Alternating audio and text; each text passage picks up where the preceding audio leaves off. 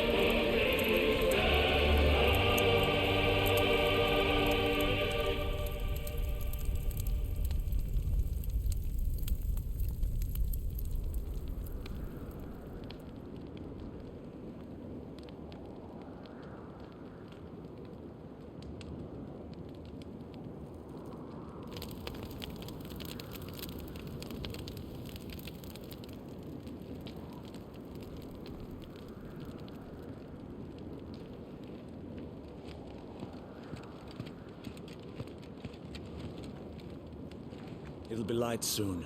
Both camps have begun to stir. You all know the target. Shiva's dominant. And only the dominant. No one else? Where's the fun in that? How do we even know the girl will be among them? Our kind do not question orders. We follow them. Try to keep that in mind.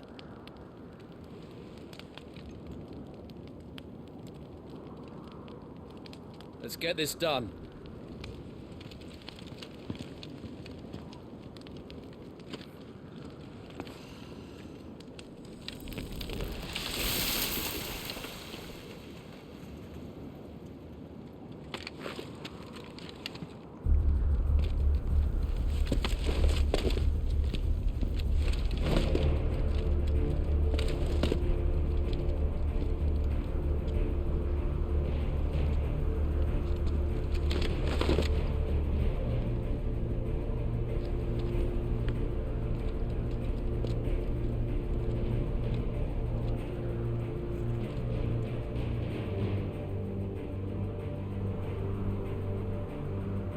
Focus, Wyvern.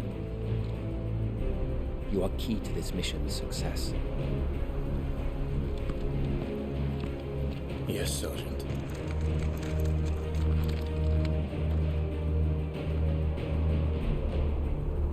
I said focus, Wyvern. We're just in time.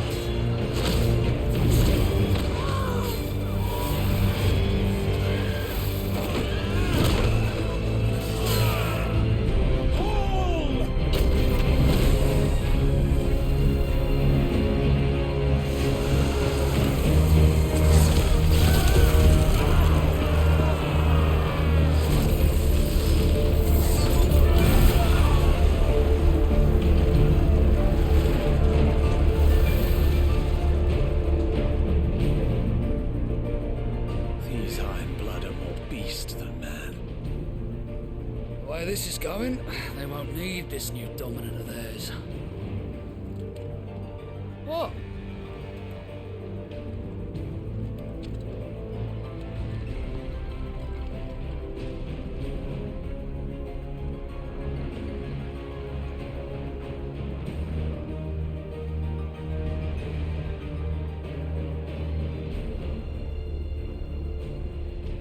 To the gates! Quickly! Move! What do you mean, you refuse? Did you not pledge your swords to our cause? Come now. Marshal, the King of Waloed is our guest.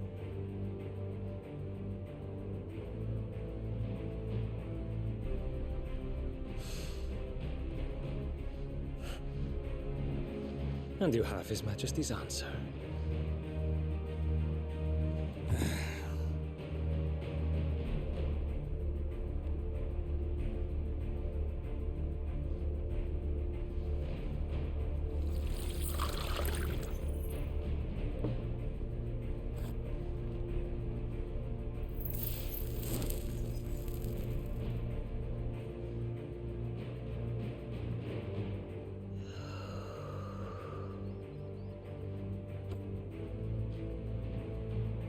I wonder that you summoned us at all.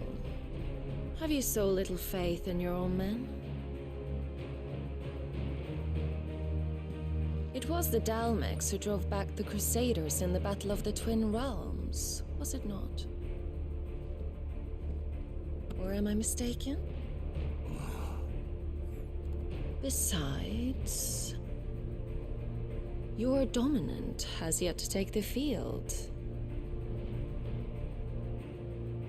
And when he does, our knights would only get in the way.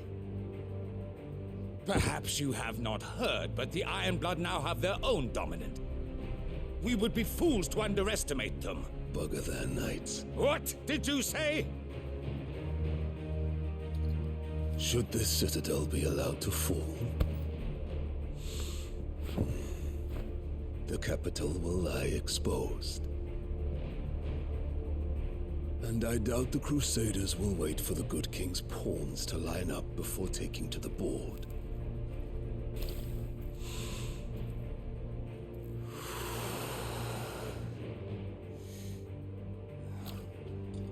Which just leaves me. Hopka!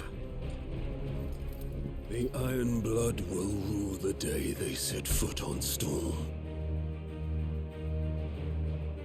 This game is over.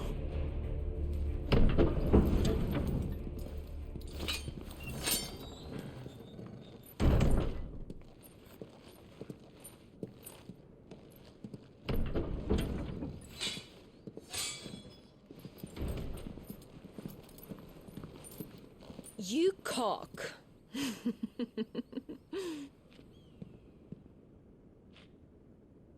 Benedictum.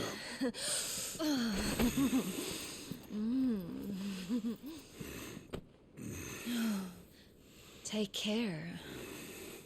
Does the lion take care when he chases the hare? Or do you think me one of the latter? No, my love. You are a lion. You're my lion. I'm not afraid of a little frost, Benedicta. But I will need someone to warm me when I come home.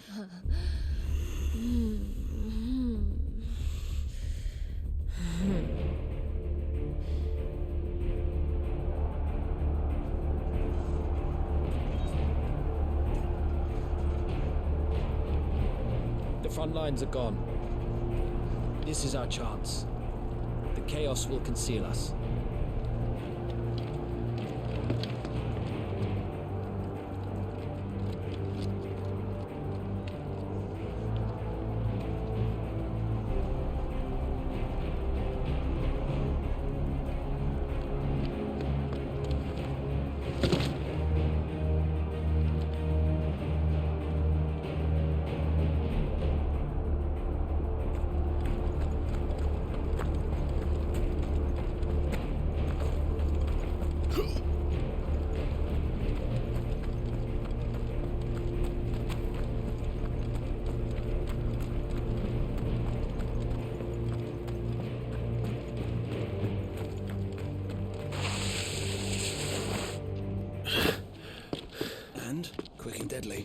As always.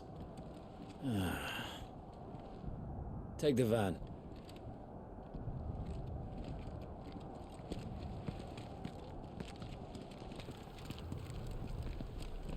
Wait.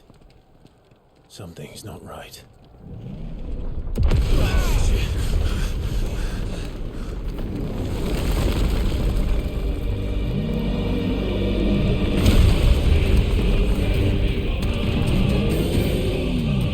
Titan. So the Darmaks finally grew tired of being slaughtered.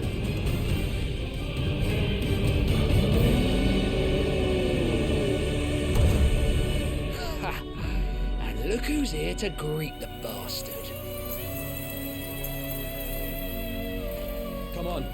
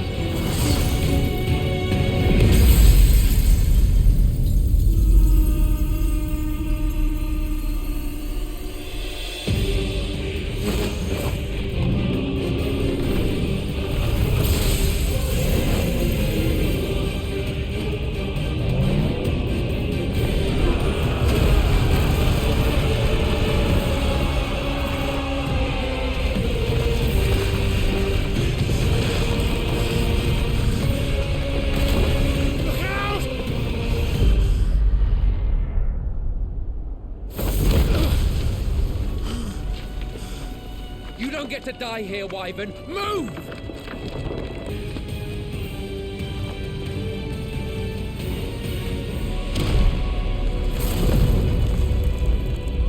Who's gonna stand there?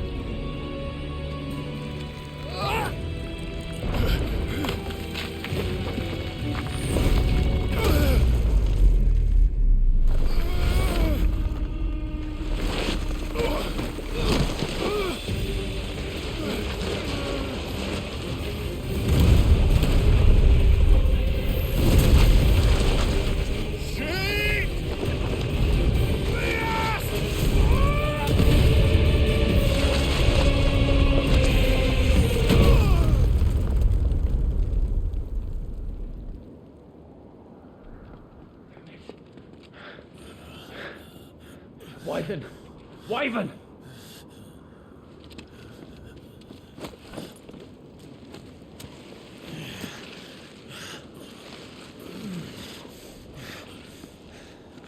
I told you before, you do not get to die here.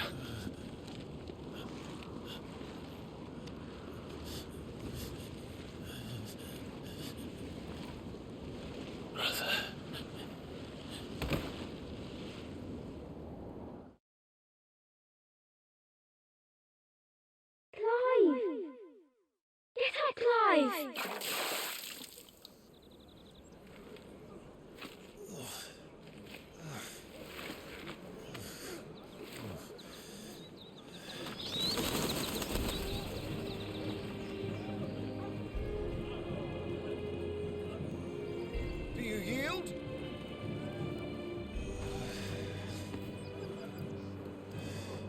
Well, if you're not cut out to be a shield, there's always work for you in the stables. Unless, of course, you think you can defend your master while sat on your arse in a puddle of pig swill. I'm sure he'd find a way. My brother always looks after me. Right? Go on. You're sure to hit him eventually. Don't give up now.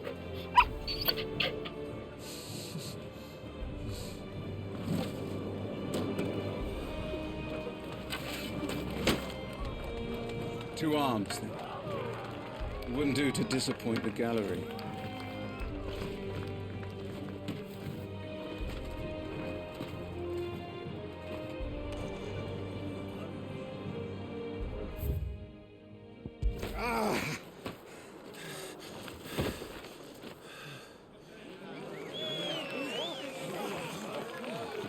He won! See? I told you he could do it! Aye.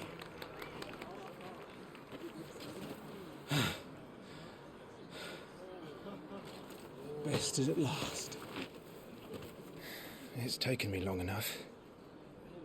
That was a display worthy of your father. You are a true shield of the flame, and let no one tell you otherwise. Including me. What are you lot gawping at? Back to your drills.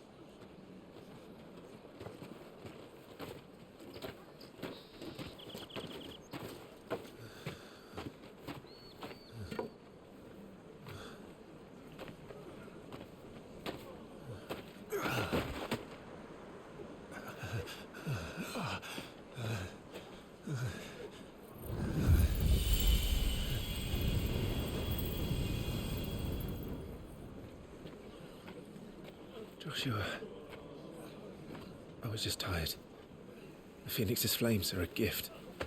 You mustn't waste them. It isn't a waste. My shields look after me. Why shouldn't I? That's why. You were coughing this morning too. You shouldn't be outdoors. I'll be fine. It's just a cold. Don't push yourself. His Grace has returned! Father's back. Hey.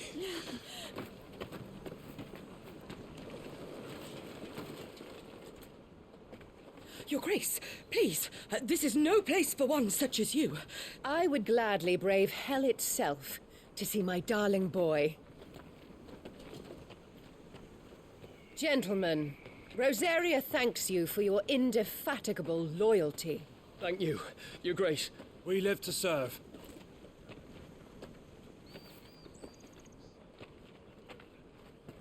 Joshua. You should not be out of doors. We have discussed this. I'm sorry. Good day to you, Mother.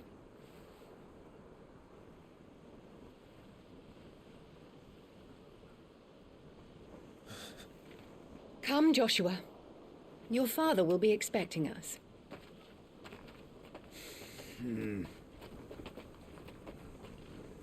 Lord Murdoch?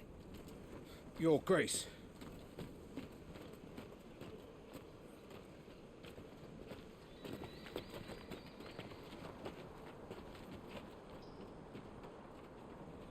What a way to treat your own flesh and blood. I know. It's not his fault. Not everyone can be born the Phoenix.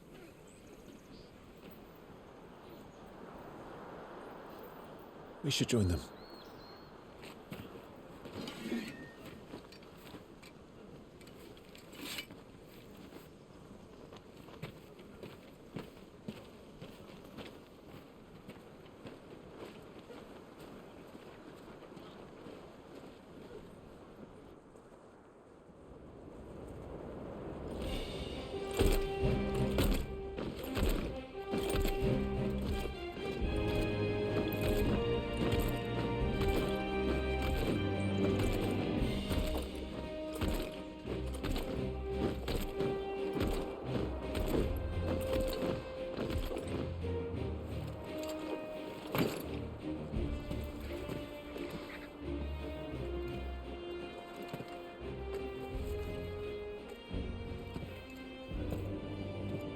Rise, my friends.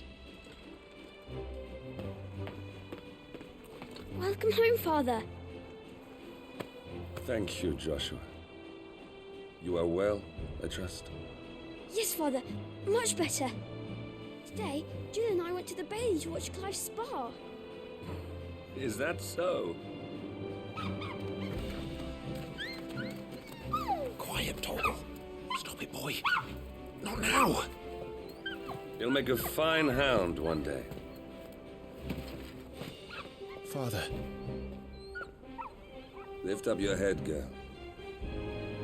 Thank you, Your Grace.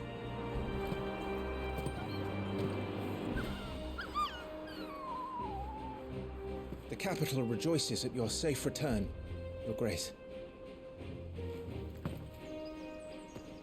War is coming, my boy. We must make ready. Is the situation truly so grave?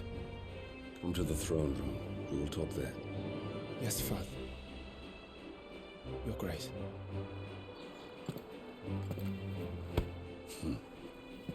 Shields dismissed!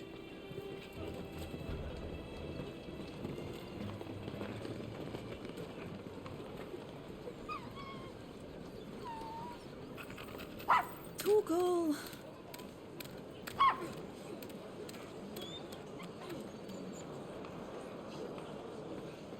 Where do you think you're going? Clive here is off to see the Archduke. Right.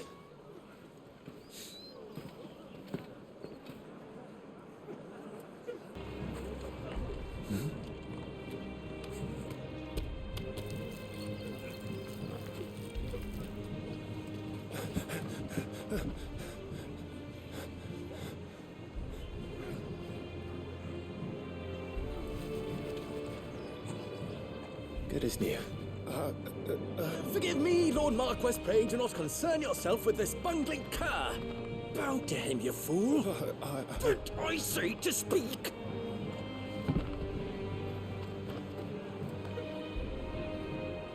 It was no trouble, really. Oh, do not indulge him. To be allowed to stand in your lordship's presence is more than his kind deserves. Why, neither the Empire nor the Republic treat their bearers half so well. He was lucky to be born in your father's dominion. Very lucky, as I remind him every day. Stand, please.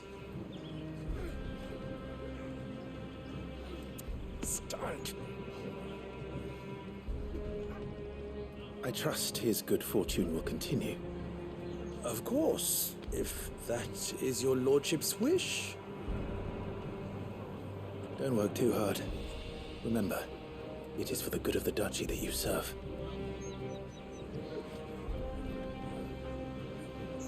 As do we all, my lord. As do we all. Come along now. Back to your duties.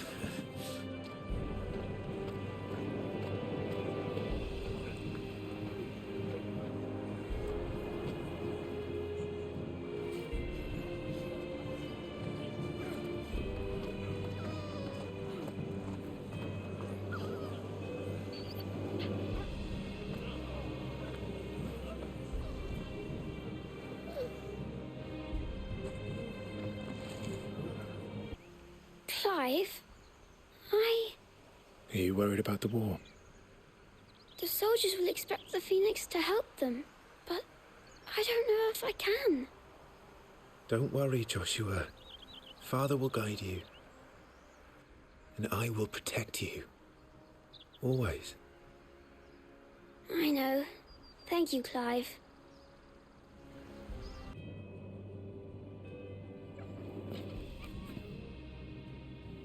Good luck.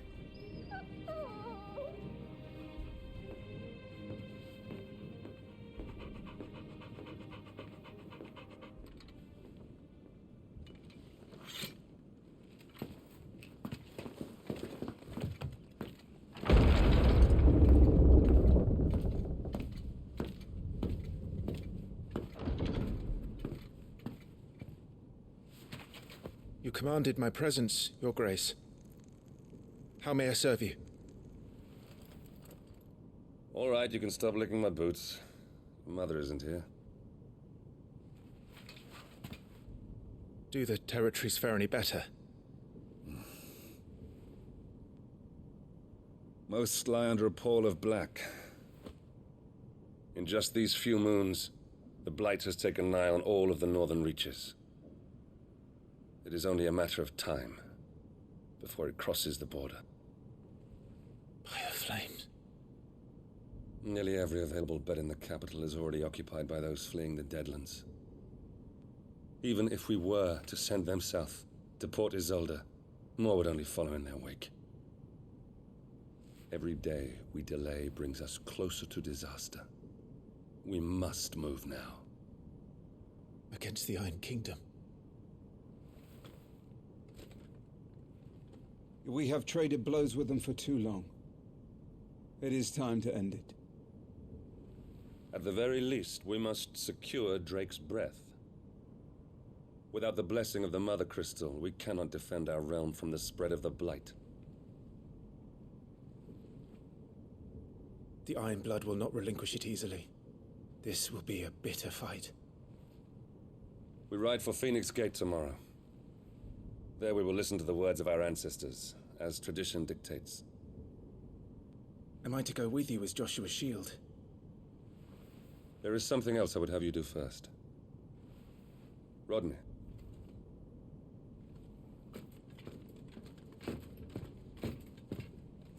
You will have heard the reports, I am sure, of beastmen from the north being sighted within our borders.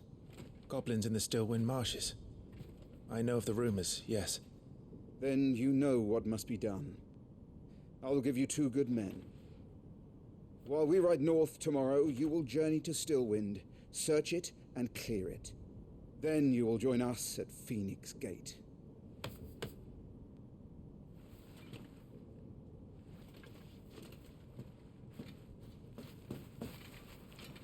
It is time to prove your strength. And shut your mother up for good.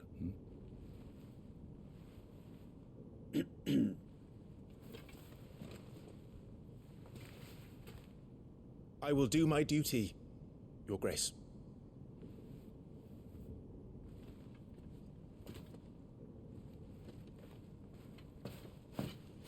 That will be all. Rest well. We ride at dawn. Yes, Your Grace.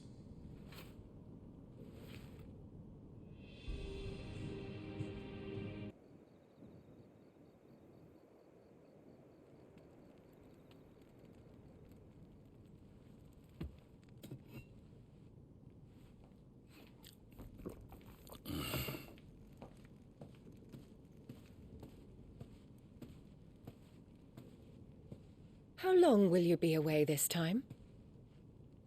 Not long. 4 days, maybe 5. And you will be taking Joshua? Well, I can't exactly leave him behind, can I? The blood of the Rosfields runs in his veins. Before going to war, we perform the rite at Phoenix Gate. It's our way. You know that. And only the dominant can enter the apothecary, so yes, I'm taking Joshua. Oh, to hell with your way! The boy is ill. You think I don't know that? But the boy is also the Phoenix. The heir to the throne. You can't keep him in swaddling clothes all of his life. Elwyn! Don't worry. Clive will watch over him. Though he is a youth of but 15 years, he's already a fine soldier.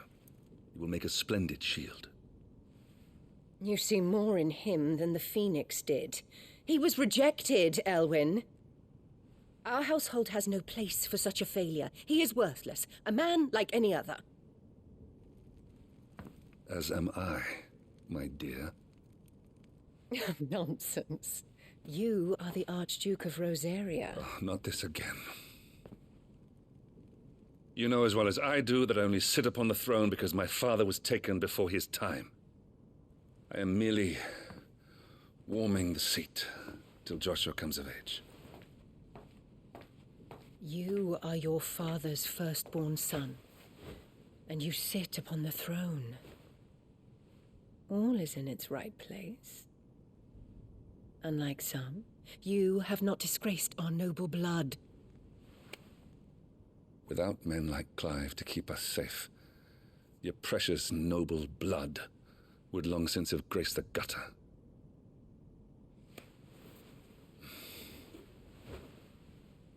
We have an early start. I'm going to sleep.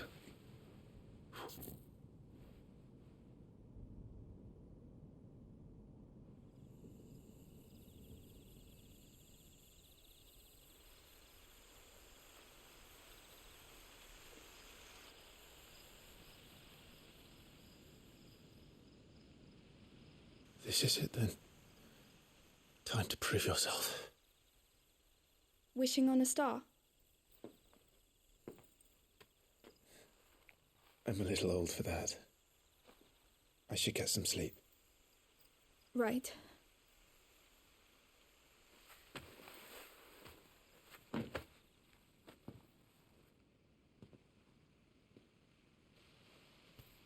You're going with them tomorrow, aren't you?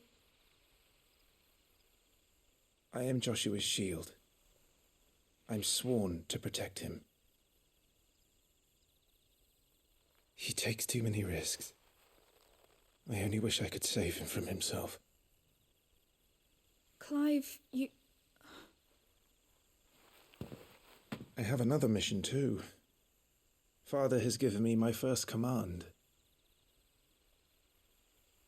Well, if you're not going to pray to Metia for your safe return, I shall just have to do it for you.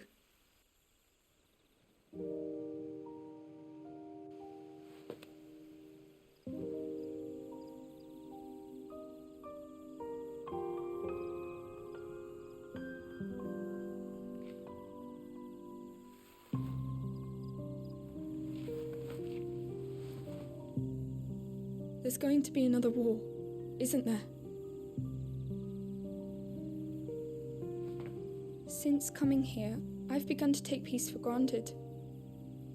I assumed the war between our nations would be the last. But it never really ends, does it? No.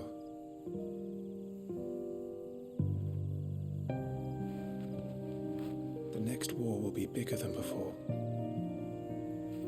But you'll be all right, won't you, Clive? You're a shield of Rosaria, after all, and blessed by the Phoenix.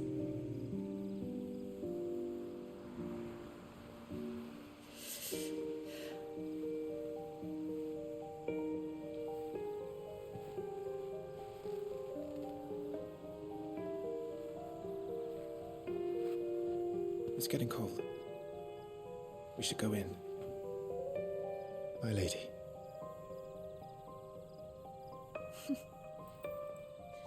Good night, Clive.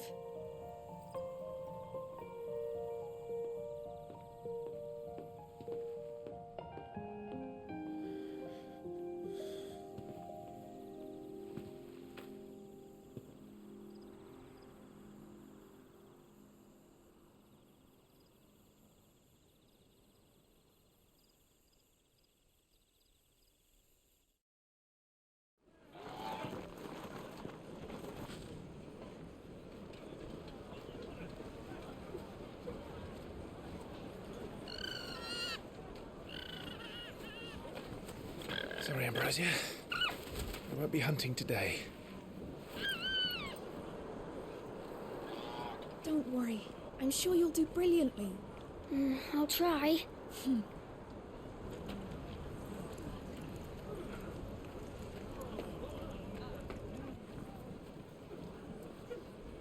Good luck.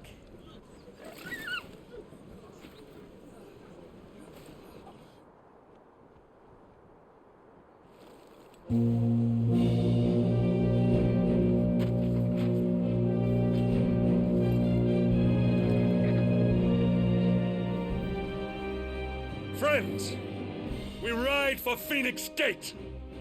May the blessing of the crystals go with us and shield the Firebird's flame forevermore! His Grace departs! Open the gates!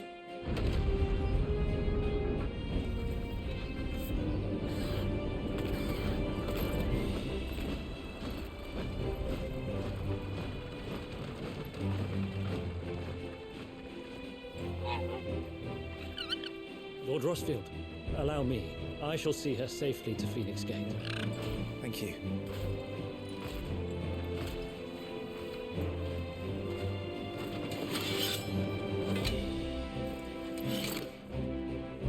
We're ready to depart, my lord. May I say what an honor it is to serve alongside you?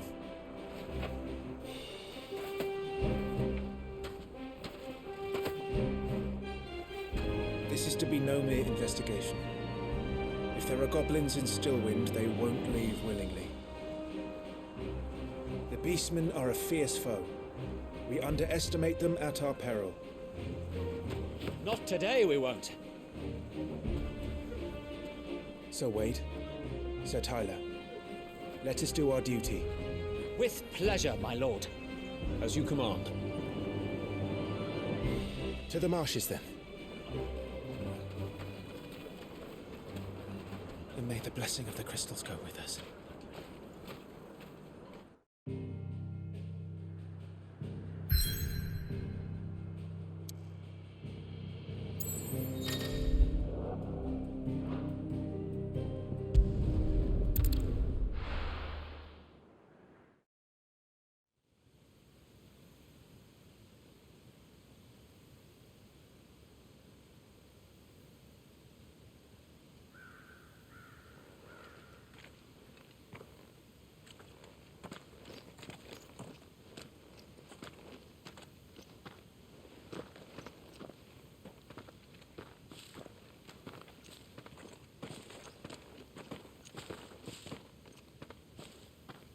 Keep your eyes open for those goblins. The reports placed them in this area. It's all swamps from here. Watch your step, my lord. And everything else.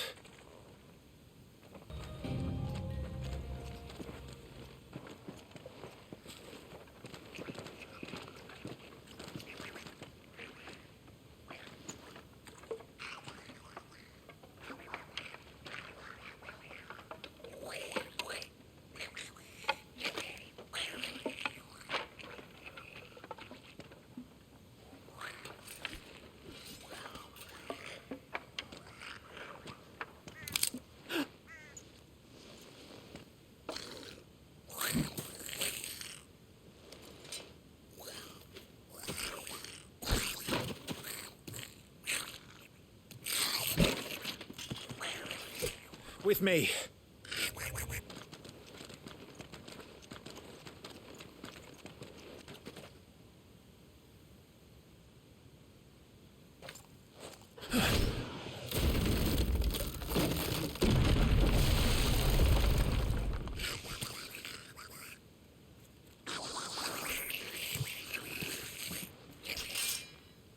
Sneaky sods. We're trapped. My lord. I'm working on it.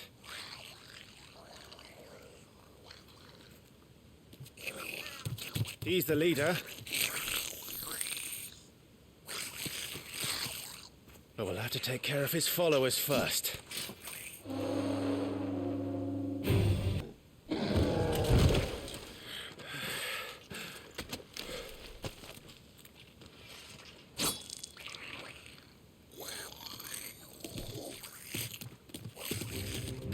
And fight, you coward! After him, before he summons the rest.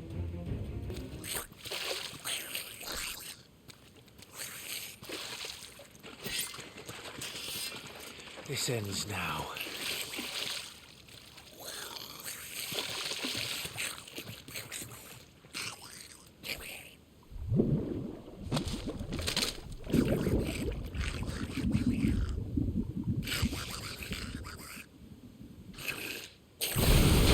What's in there?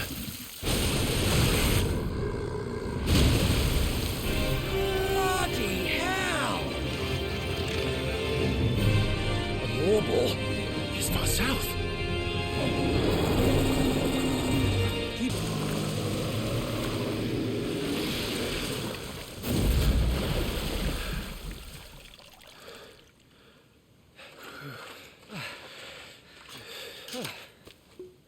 My lord. Thanks. I never thought I'd see it.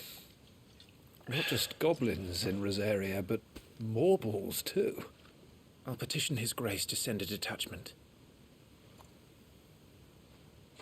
If we don't stop them here, they'll be at our gates before long. We should get moving. We don't want to be caught out here after dark. If we set off now, we can still reach Phoenix Gate before nightfall.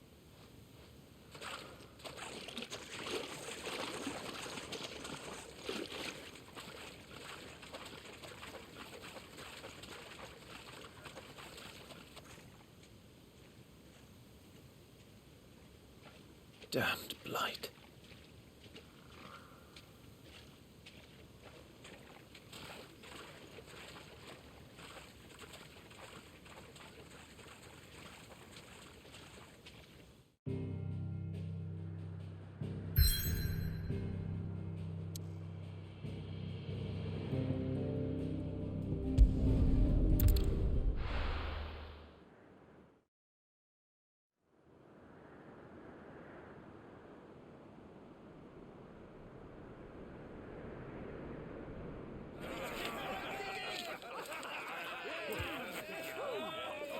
Suddenly, thousands of red eyes. No, wait till you hear this. Wait till you hear this. His lordship draws his sword. The goblin chief runs off screaming straight down a Morbal's gullet.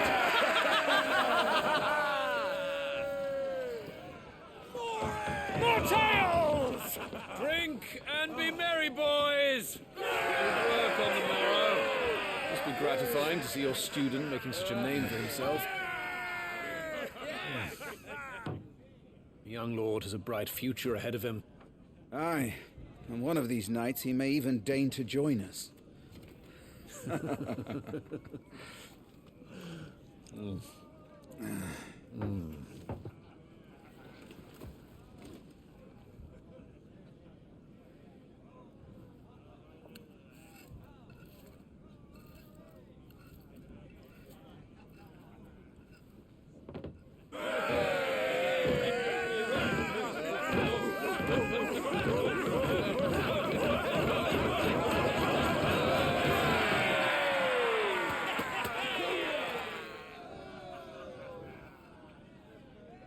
Are you unwell? No, Father. Just a little tired. Well, it has been a long day. They all like Clive, don't they? Aye. Your brother will be a fine shield. We're all very proud of him.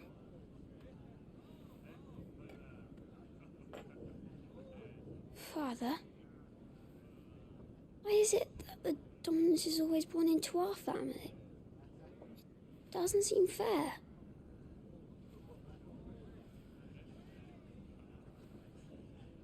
We cannot live without the blessing of the crystals. And the crystals work their magic through us. You have been blessed, Joshua. Blessed to be a dominant, to wield the power of an icon. Our family has been chosen to share that power with the people. So that is what we must do. Follow me, oil the rolling green meadows. Follow the flames and arise from the shadows. Hear the rosarian voices that ring. Fanned by the fire, birds life-giving wings. Go on the wind-borne o'er the great land of storm. Louder, my friends! Louder!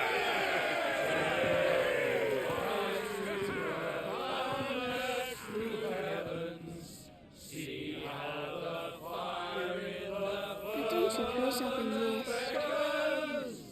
Hear the rosarian voices acclaim, stirred by the fire, birds' life-giving flames. Oh.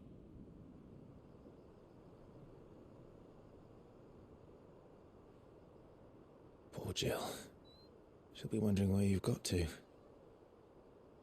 So much for you being a fine hound.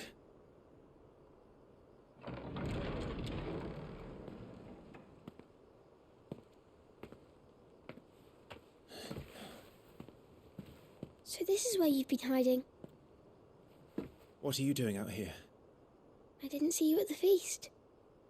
Feasts are the only time shields are allowed to take their ease, and I've never really been one for cakes and ale. It's the vegetables I don't like.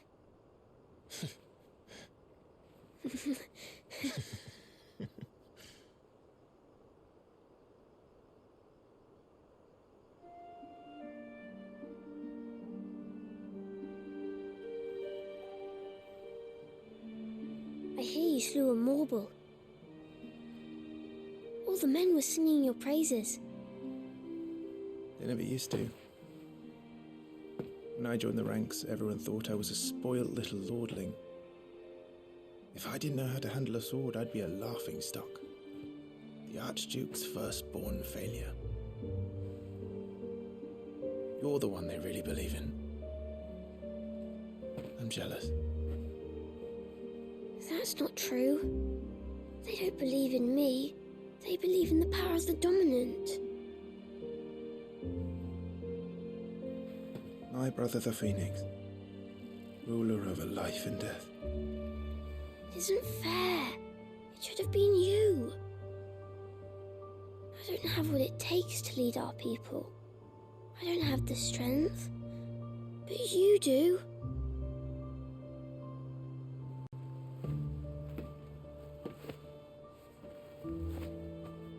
Every man has his duty. Ours was decided long ago, when our ancestors chose to instate the dominant as the Archduke of Rosaria.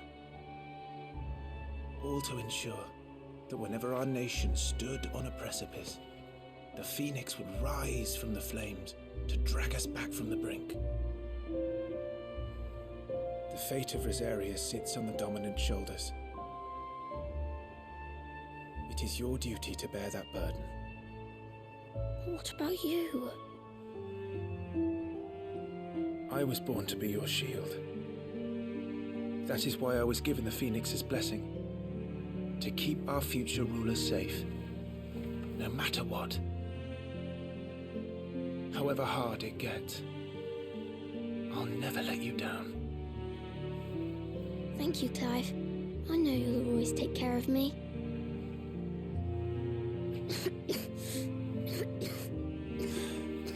Before I can do that, you need to take care of yourself.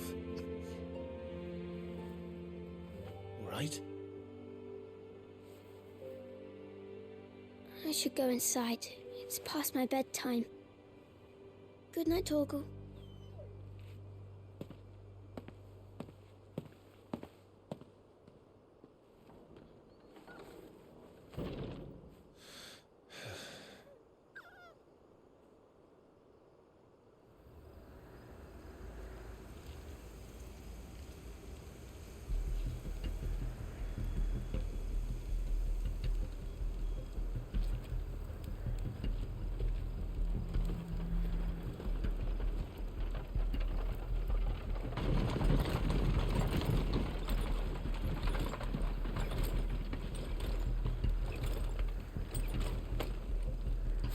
Supplies from the capital.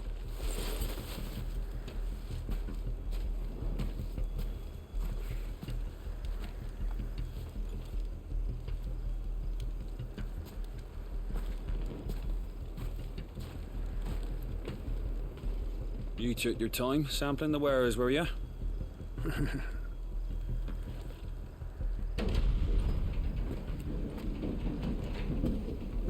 It's a good job the North is full of enterprising traders keen to keep us in wine. Spare a barrel for the boys on duty, eh?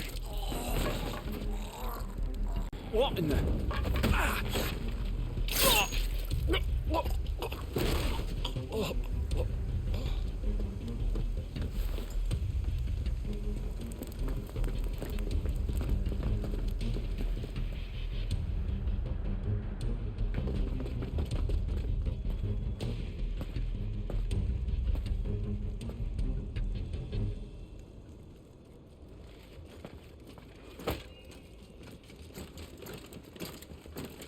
Gateway secured, Captain.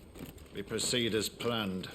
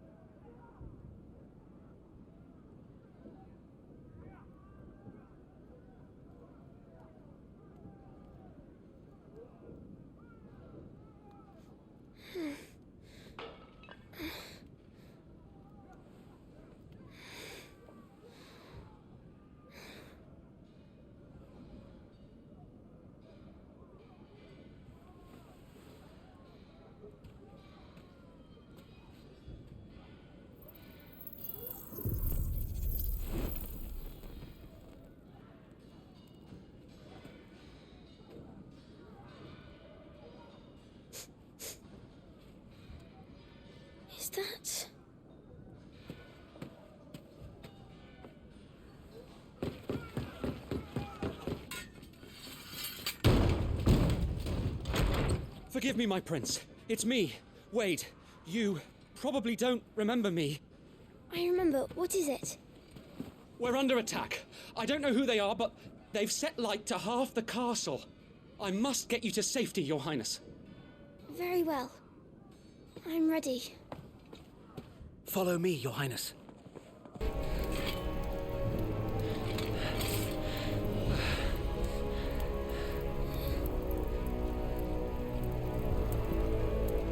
I saw them at the feast. They were laughing. This is Sambraquagab. But why would the Empire... We must find my father. Tyler!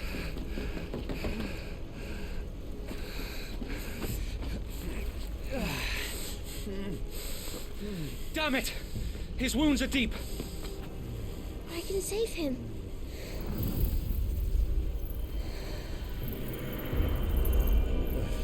Your Highness,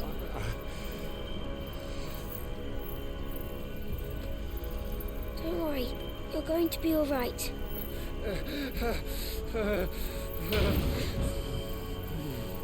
I'll hold them off.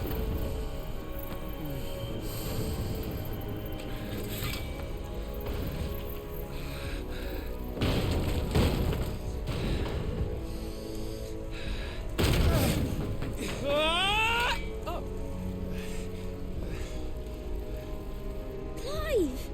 Joshua! Come here. Tyler, you're hurt. I'll survive. Thanks to His Highness. Your Grace, Lord Murdoch.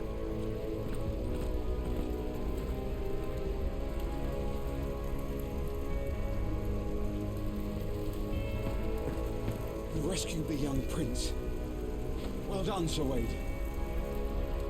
I'm in your debt, soldier. Thank you, Your Grace. We cannot stay here. We should make straight for the rear gate.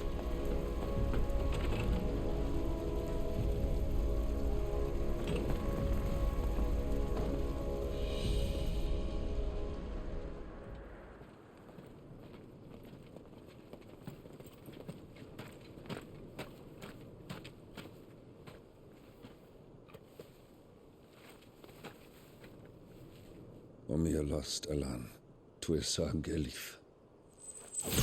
May the winds speed you to Rosalith.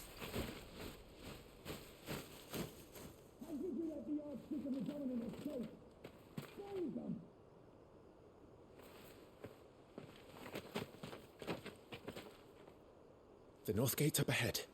There are chocobos in the stables. Father, take Joshua and get to safety. No, I'm not going without you. You're supposed to be my shield, remember? I remember, which is why I'm going to hold the enemy here while you make your escape. I will order our remaining forces to rally at the gate. Now go.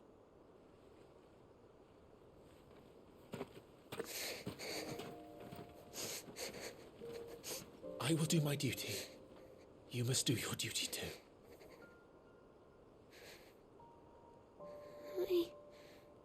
I know.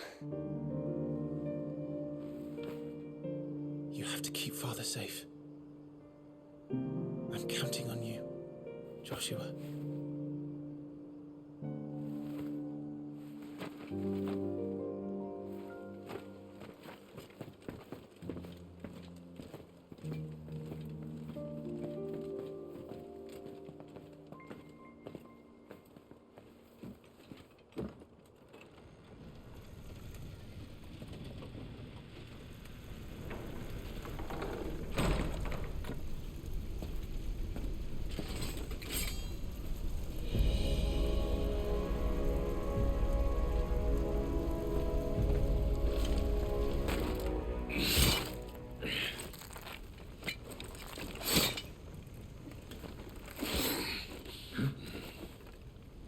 Captain!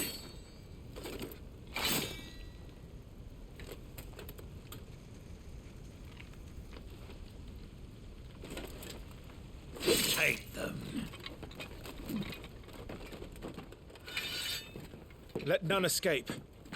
As you command.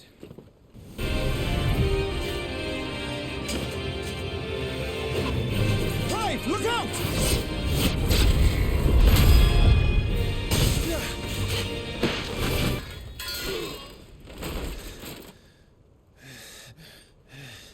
Are you hurt? I'm fine.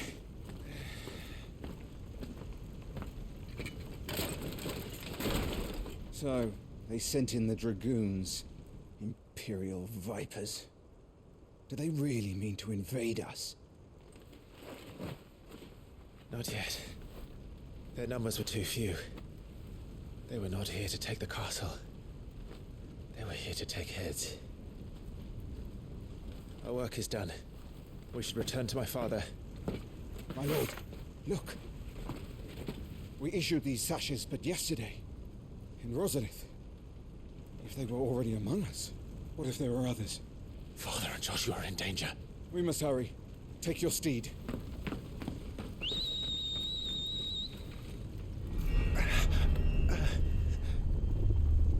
What is that?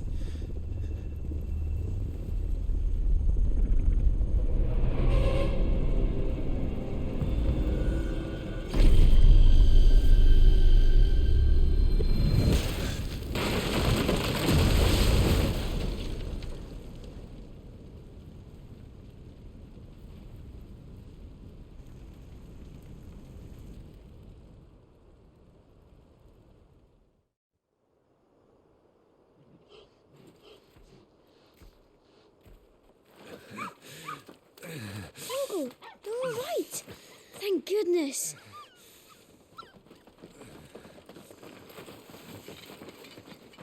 Your Grace, is everyone safe?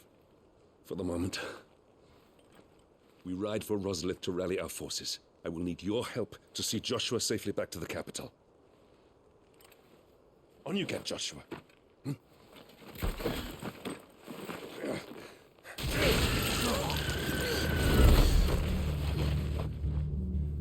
Father? I'm sorry, Your Grace, but that won't be possible.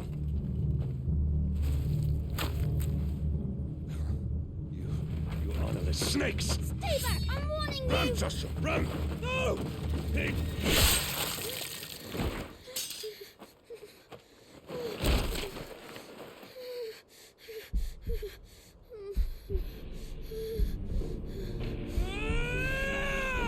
Traitors! Your Highness!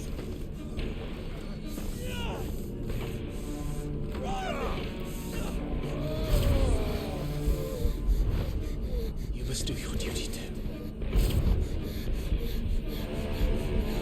You have to keep Father safe. I have to. I had to.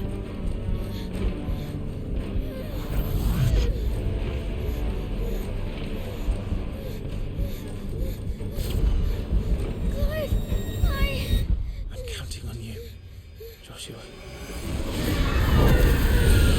Oh, fuck.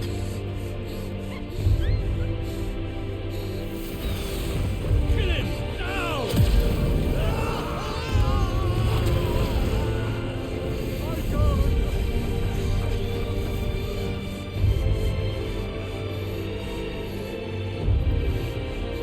Phoenix.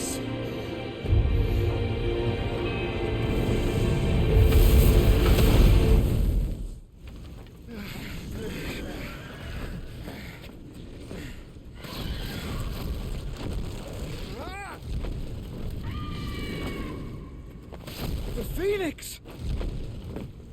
Joshua! Lord Murdoch! His Highness! Ah! Joshua! Stop this! He's lost control. I have to do something. I have to save him. No, my lord! Fall back! Climb!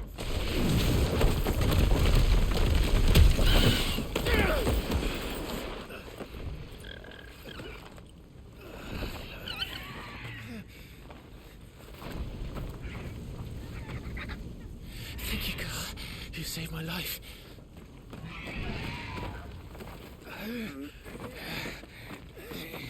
Get her on her feet and run.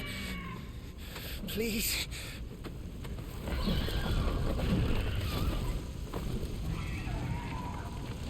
Joshua, are you in pain? Not now. Come on! You're his shield. Do your duty. Save him. My lord?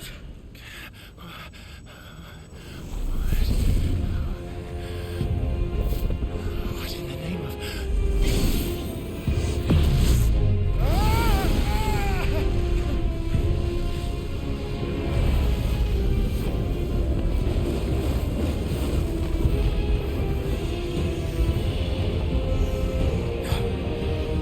Second icon of fire. But that's impossible.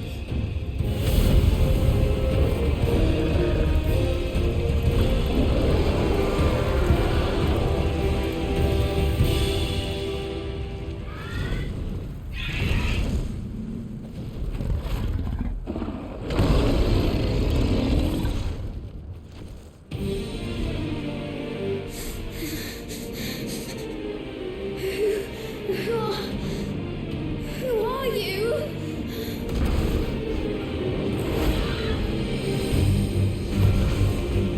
Leave me alone.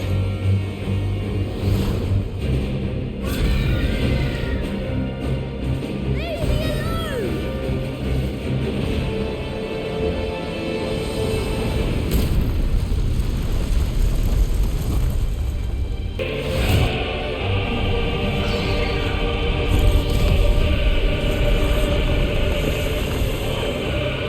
My slaves may flicker, but they shall never die.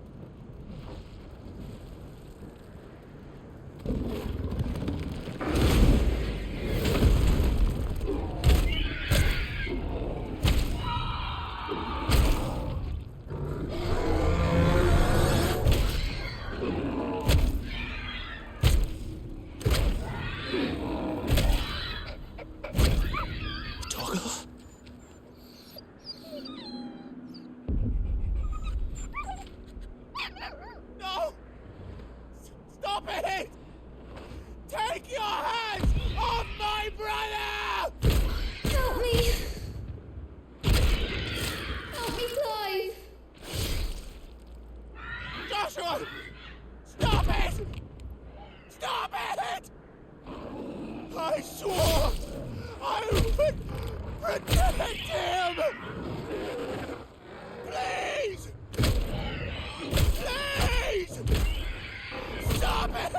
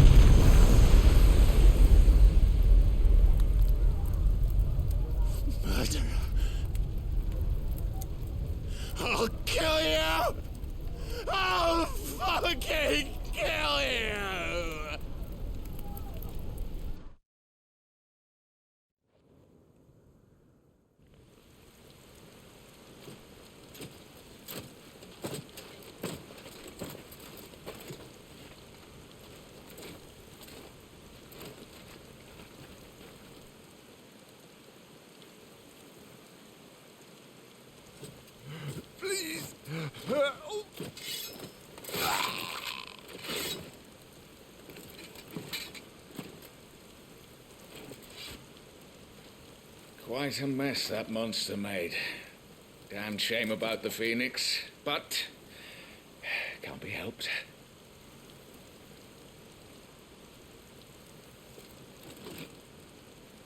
Oh, my condolences, Your Grace. Is there aught we can do? Haven't you done enough, Captain?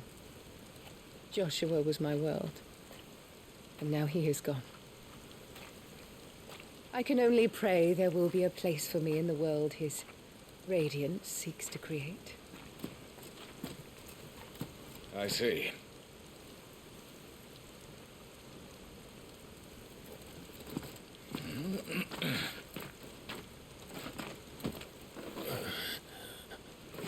Your Grace, over here.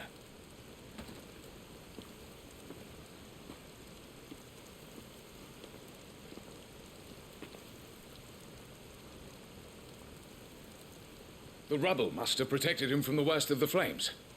Shall we take him prisoner? No need for that. Kill him. Wait. As my husband never tired of telling me, he is a fine soldier. I'm sure he would make an excellent addition to the Imperial front line. All in its right place.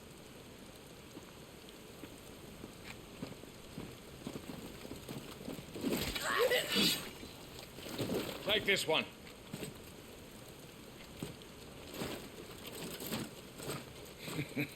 Chin up, lad. You're going to be a soldier. Joshua.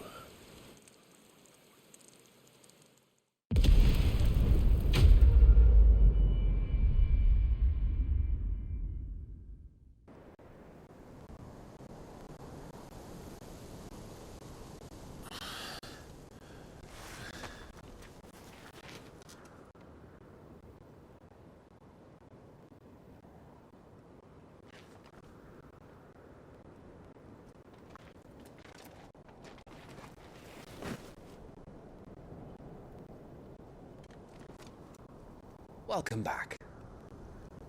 Sorry. What's our situation? Let's just say Shiva and Titan's little spat hasn't made things any easier.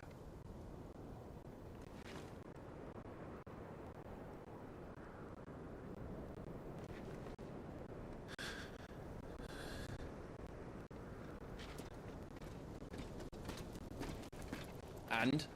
It's as you thought. The Crusaders have sounded the retreat. Then we follow. We're down a man, Sergeant. If we return without Shiva's head, our fate will be no different from Biast's. I'll take my chances with the Iron Blood. At least then I might die fighting.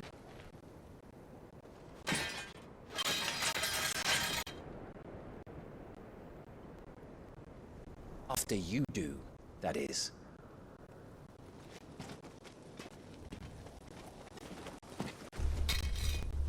I won't be dying. Not today.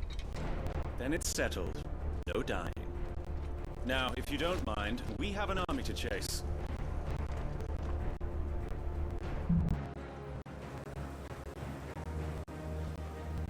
So, Titan has knocked the fight out of our Iron Blood friends. Where are the rest of them? That can't be the main host. Wait.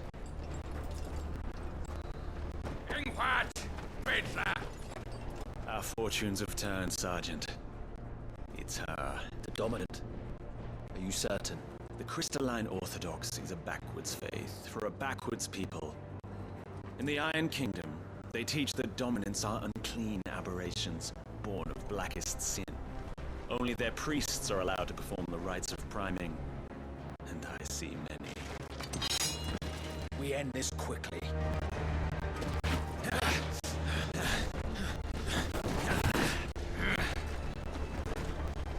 Scott! Adioninir Sagarin!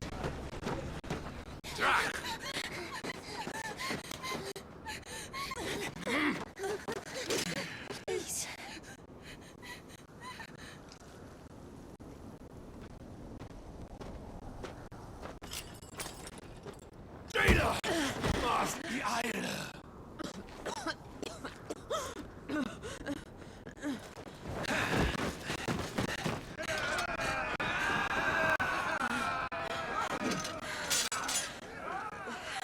What alvation naukin aladskaliast?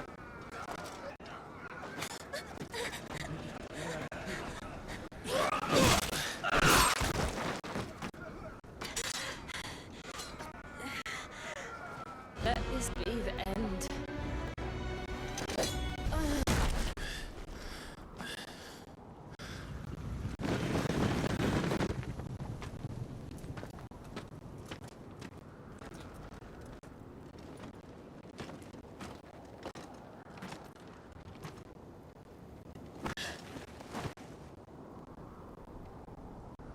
Is she dead? I don't think so. Well, what are you waiting for?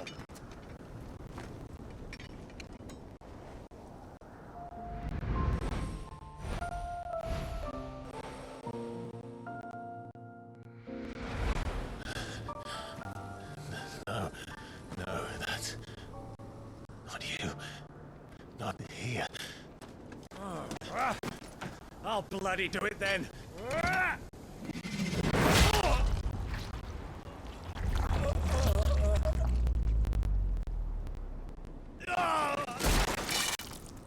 Fuck.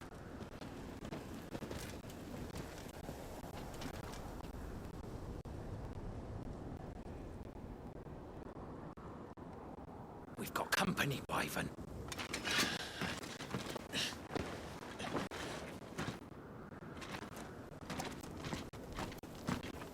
What the hell are you doing? Lord Ohida Vedra! Get your ass over here and help me with these bastards!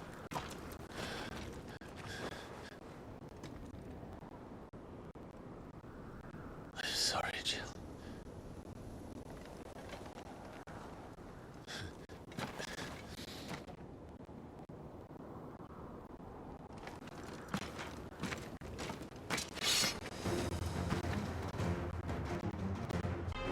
Now that that's done, I won't ask you again, Wyvern.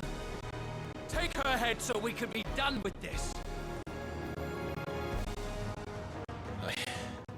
I can't.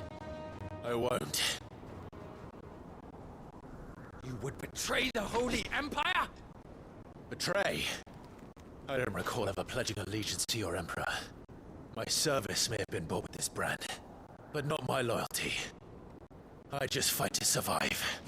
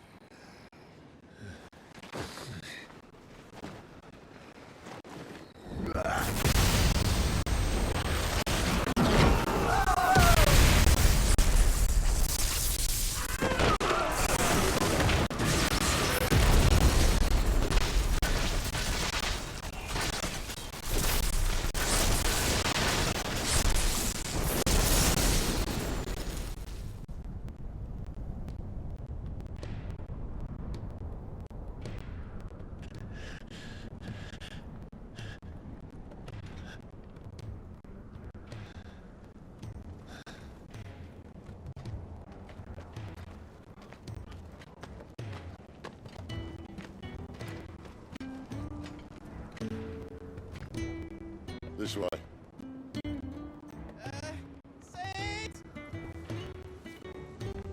Bloody wind. Well, come on then.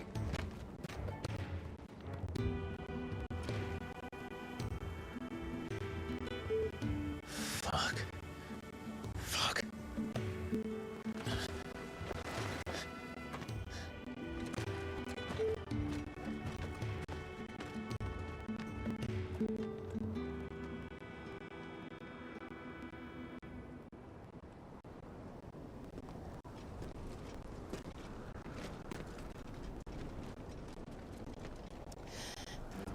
Hugo, dear. My proud desert lion. Would that you had taken care when chasing the hare. I expected more from the mighty Titan.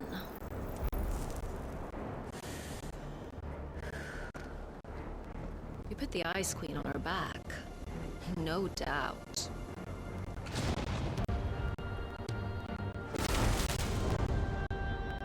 But you'll have to work harder if you're to claim this prize.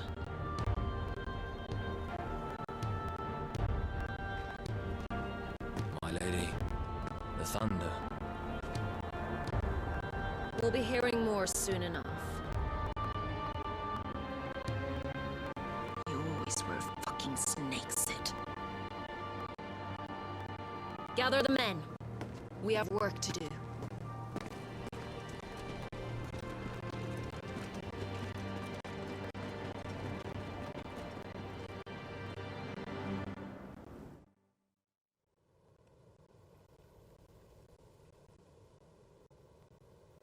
Jill, is it really you?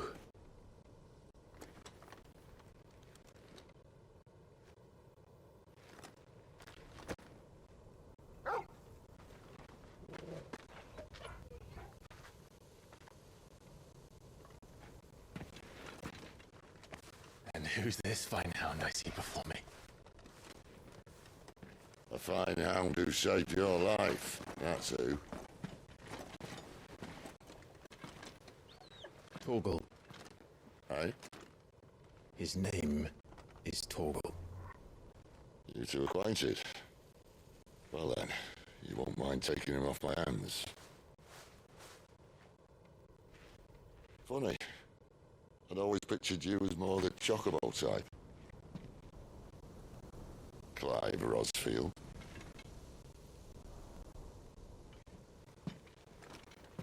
Come now. Fleet as flame, fierce as a wildfire. That there was the blessing of the Phoenix. I'd heard rumours that you'd survived, but I never paid them much heed.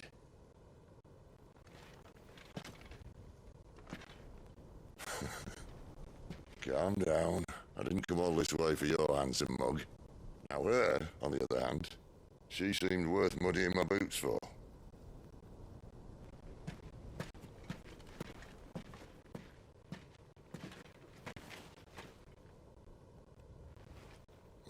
None the worse for wear. Still, might be best to get a second opinion. Back her up. No! Oh. Not another step. I mean it. Well, I'm not about to leave her here. Not one with a warm bed waiting. It's all right.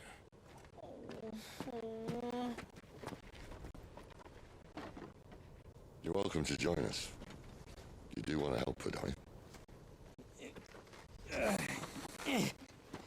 Sid, if we aren't back soon, Nan'll have our heads.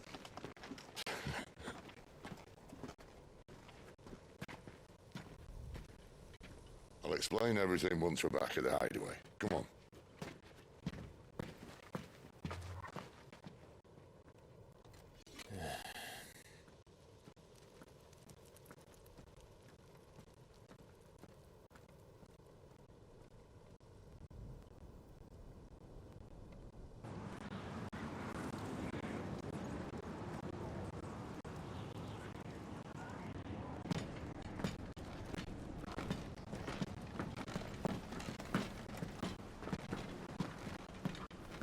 Not much further now. But we're in the middle of the Deadlands. Keen eye, you. The blight sucked this place dry. Meaning no trees, no birds, and no magic. But it also means no neighbours. The last place anyone would think to look.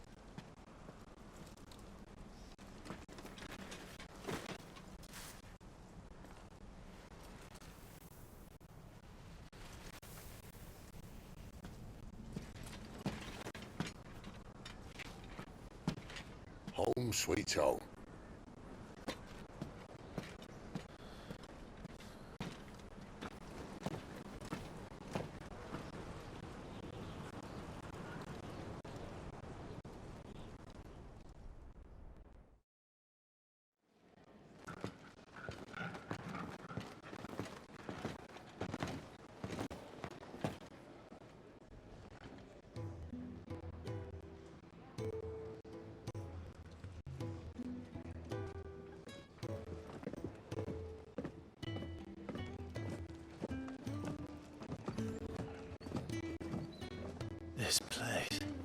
These are fallen ruins.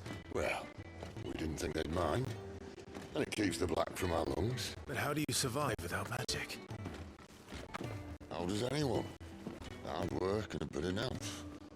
You must be starving. We grow them here, believe it or not. Suit yourself. You're back. Ah, Talia. And this is the Dominant. How cold since we found her. I was hoping you might give her a look over. All right. Goots, get her upstairs. None will... Don't fret about Karen. I've taken care of her fee. All of it? She's the best healer this side of the belt. You've nothing to worry about. Go on, have a look around. I'll be my solar.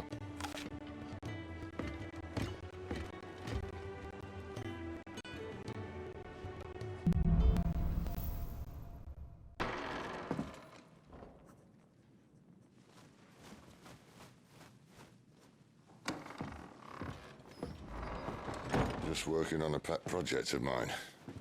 Though she's not above biting the hand that feeds her.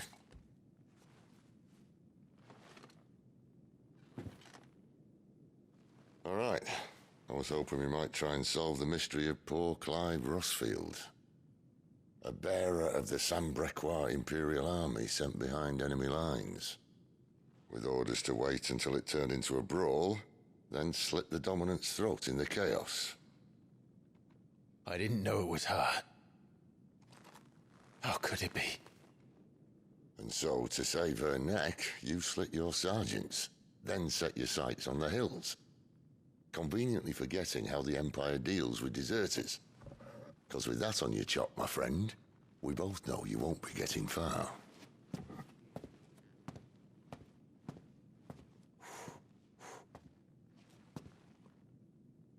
You've fallen a long way, Lord Rossfield.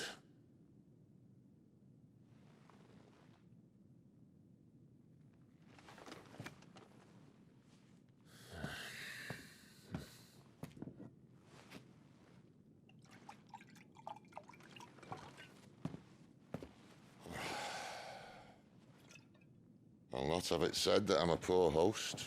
What do you mean to do with her? Do with her? Why, nothing. Her life is her own now. If I wanted to use her, do you think I'd be talking to you? All I want to do is help. Dominants like her, branded like you. Of course, the realm doesn't approve, which is why we live in a cave.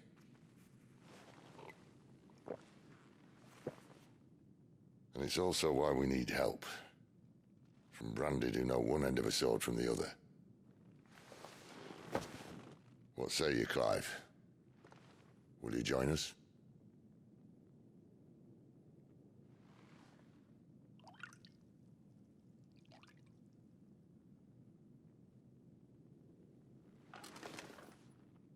Sid, was it?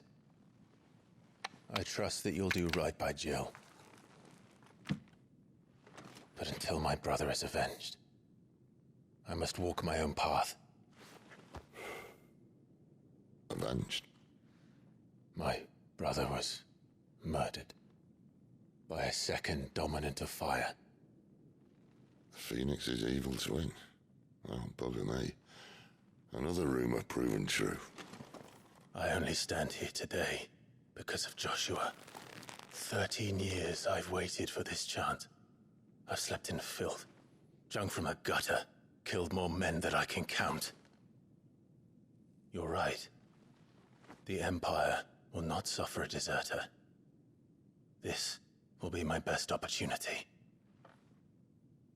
My last. Which is why you should join us. I told you I'm not interested, I know. One of my scouts sent word there's a group of branded fugitives north of here, in the Imperial village of Lostwing. Among them is one he believes to be a Dominant of Fire. Is he certain? What say we go and ask him?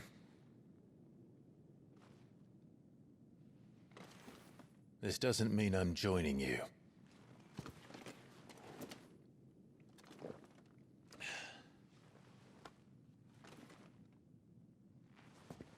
Let's make ready then.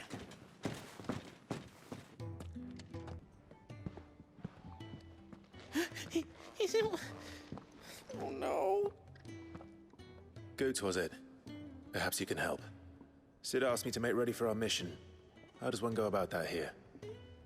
Well, there's old Nan's place. On second thoughts, you maybe want to see Blackthorn first. Blackthorn? What if I am? I've no time for idle chatter. I'm not here to talk. I'll be accompanying Sid to Lostwing, and I need you to see to my equipment.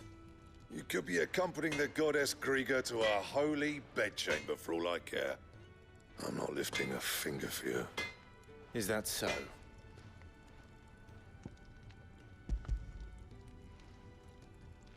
Do you want that or not?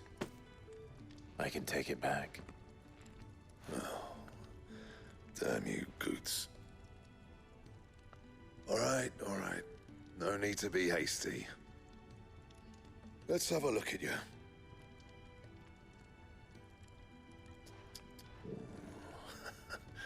I doubt that lot could stay a Moogle's fart. Bloody Imperials.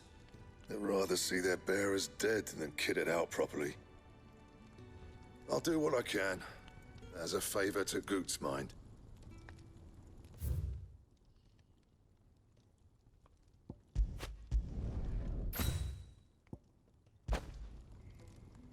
And the belt sees a square. You want anything else, you bring your own materials. I'll bear that in mind. Thank you. A word of advice. Don't let Sid decide what's best for you. I suppose I should thank Goots. The gift worked. You have my thanks. Come on, nearly there.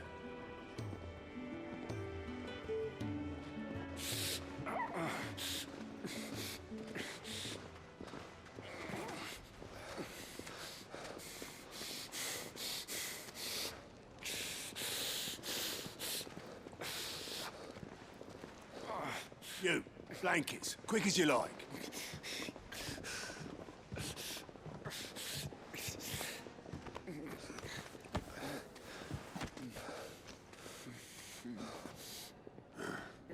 All right, we make him comfortable while the bed's made up. Well, you just gonna stand there? Someone fetch some water. I'll get the bucket. You go and see if Otto needs out, eh? Wait, me?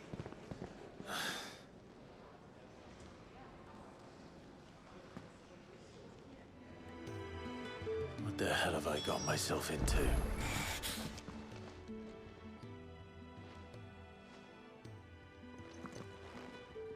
Who are they? Huh? They're freed Imperial bearers. Who the hell are you? Shit, at this rate, you won't make it through the night. Think you can find your way up them stairs to the infirmary? We need Taya. Well, go on. Shift your ass. Was Taya the one looking after Jill?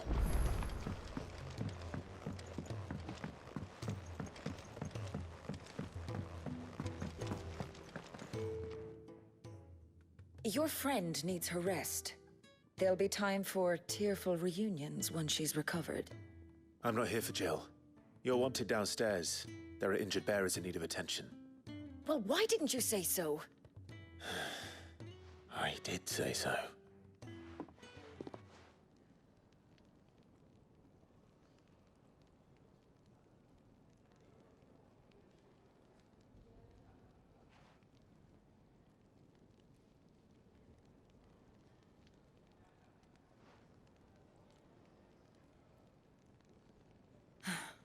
He's going to be all right.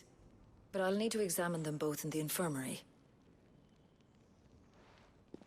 My work's just begun.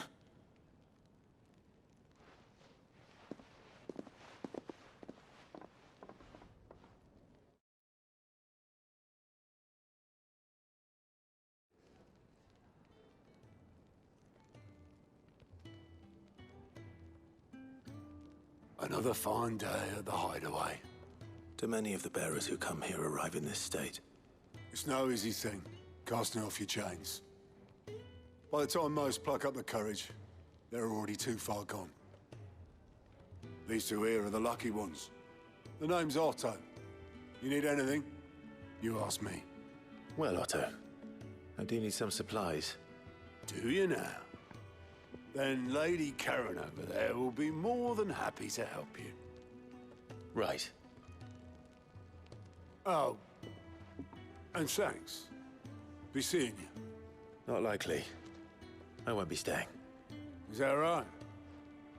Well, for as long as you are here, consider yourself welcome. You helped us today, and we won't forget it.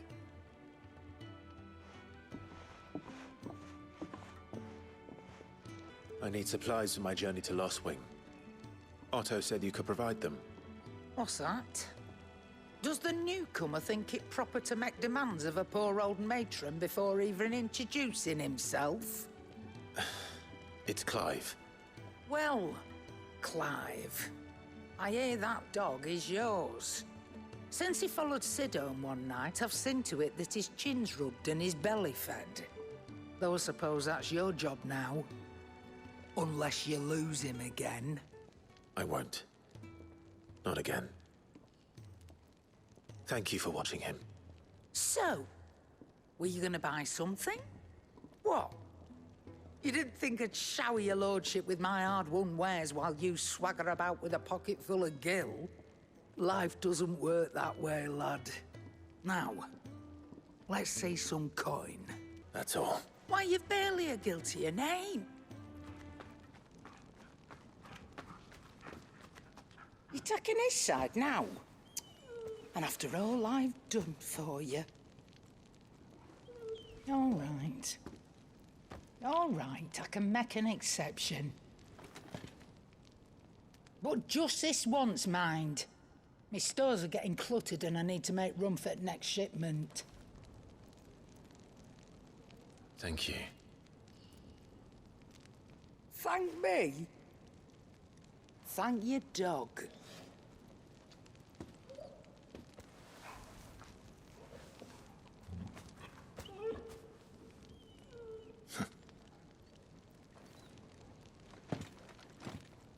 You all done?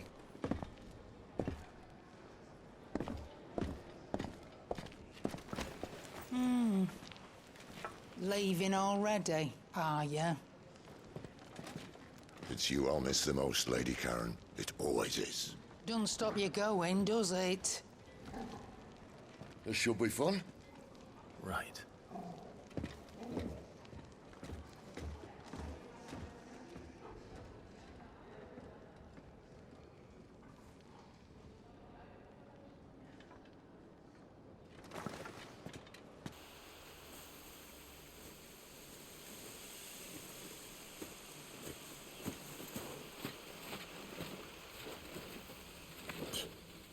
Bastard blood flies everywhere. I told you we should have taken the Crystal Road. And I told you that we're outlaws. Well, you want every bounty hunter in Storm harrying us from here to the Holy Capital?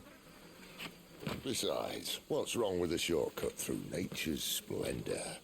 You know. The Deadlands claim more of the realm each day. That a place like this still exists is a miracle in itself. Bloodflies and all. We'll be back in Imperial land soon. You all right? Never better. Sounds like it.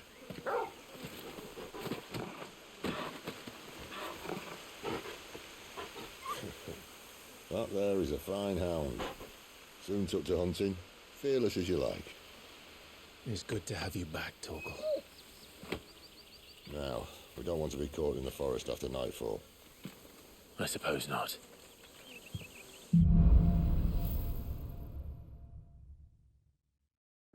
Did I mention there'd be deadly beasts?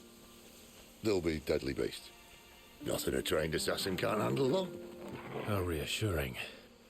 You're welcome. For that and the shortcut.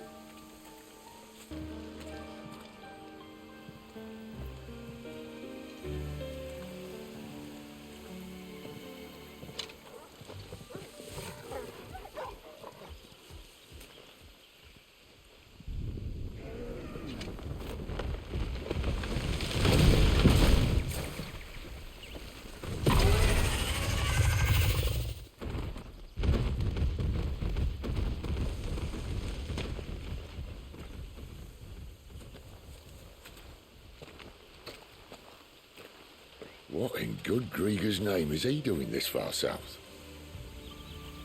Looking for food. No more wolves where he's from. The north was one of the first parts of Storm to fall to the Blight. Poor sod. I'd invite him over for a cup of tea if I didn't think he'd eat the dog.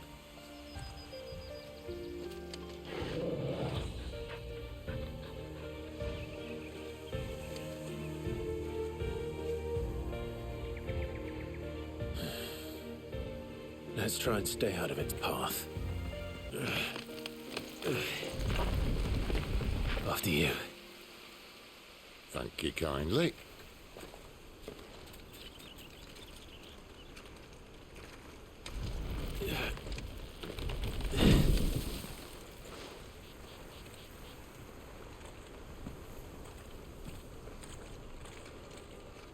The ruins.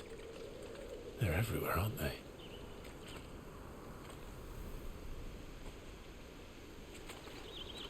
Some say there was a time they blocked out the stars.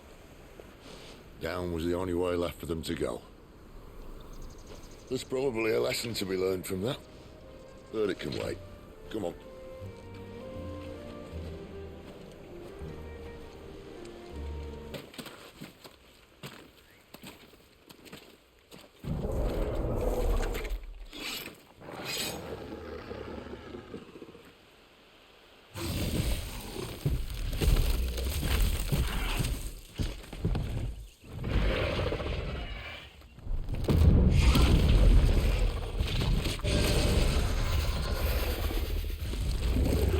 Sword sharp. You'd better hope so.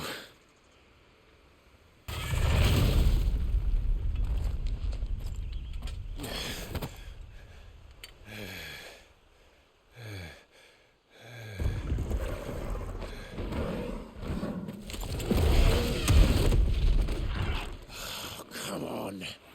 Stand back.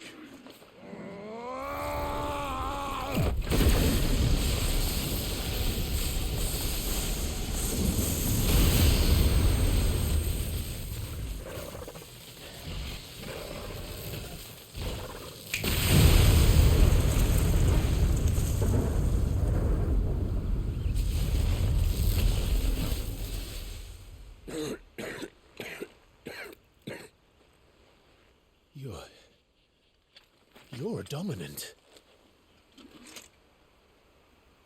I am. Aye. But not by choice, mind. Whole bloody realm of strapping young lads. And it was this sorry sack of bones Ramu saw fit to home.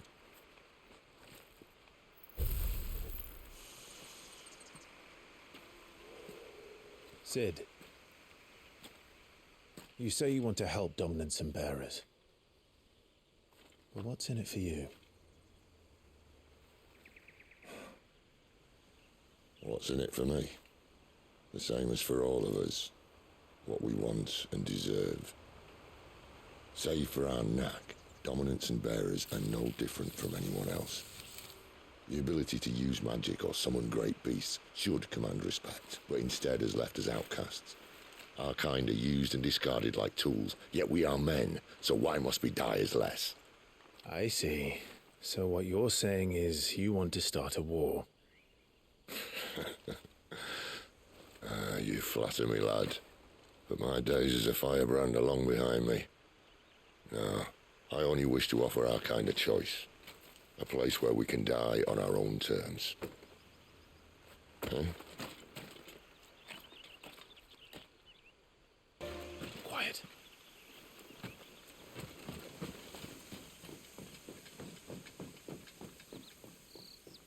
A Royal Scout. Someone's far from home. Let's follow him. Huh?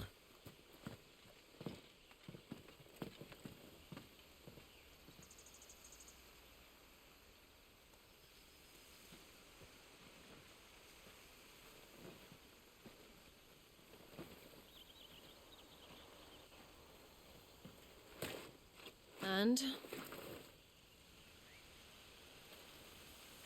They're just down that way. All of them. Grieger's my witness. Excellent.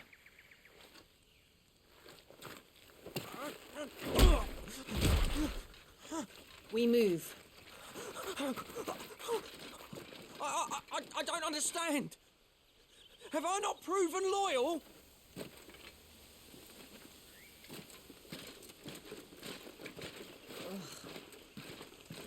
It is true my liege values loyalty above all else.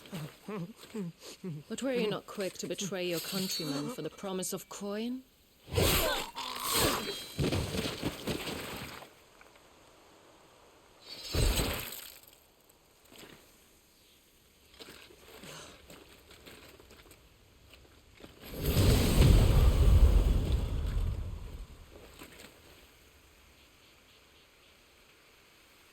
That woman. Benedicta Harmon, commander of Waloed's elite intelligences. If we can capture her... You! Weapons on the ground, Imperials!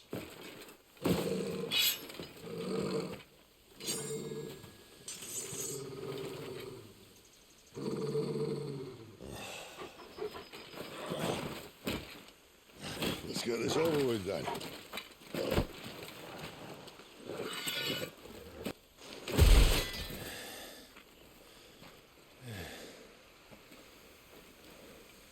They thought we were Imperials. Well, you do look the part. Though you fight like a true shield of Rosaria, and one blessed by the Phoenix at that.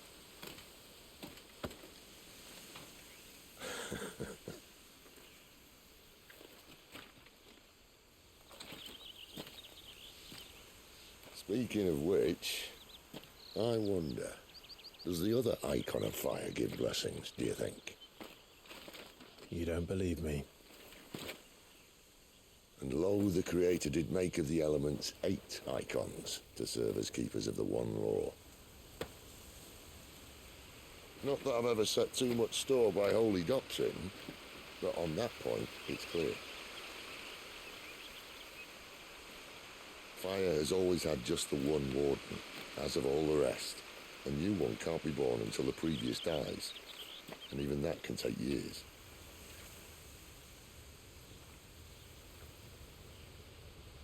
The thing is, you don't strike me as a liar. Which leaves but one person who might be able to shed some light on the matter. And they're in Lost Swing.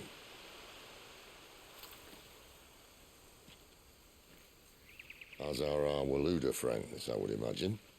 We should hurry before it gets dark. But what if someone discovers the bodies? Well, and they'll be sorely disappointed.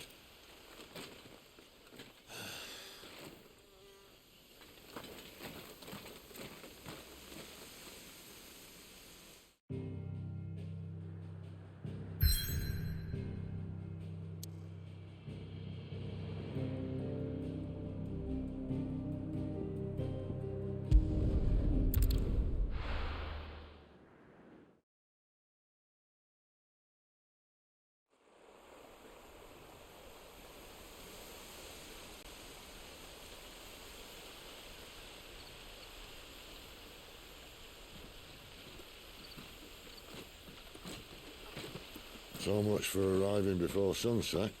Oh, I didn't realize we were this close. Any idea what that is they built the village around? The fallen ruin. I've heard some call it an airship. Though its flying days seem to be behind it. It's a shame, that. You truly think a dominant's waiting for us in that village? My scout has never given me any reason to doubt him. Which is why I think we should hurry. Come on.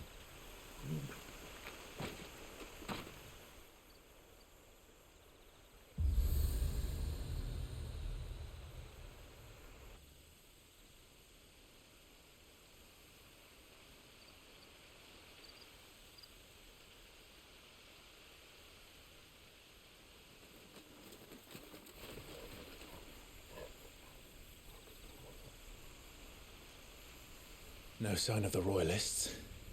Or anyone else for that matter. It's too bloody quiet. Even for this hour. What do we do now? First we look for my scouts. You start here, I'll circle round the back. How do I let you know if I find him? Good question. Shout. Subtle.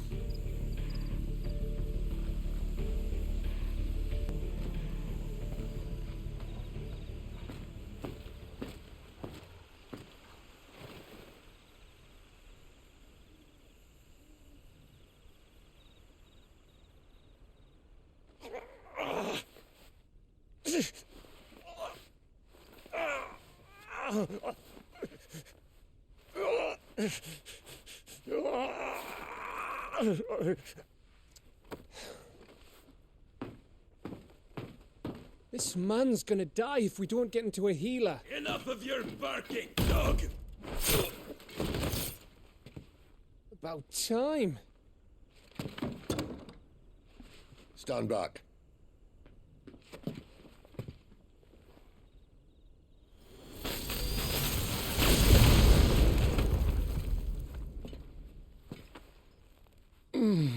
Who the hell are you? Clive! Thought you weren't coming. You still alive, Gav? Barely. Been doing what I can for the villagers, but...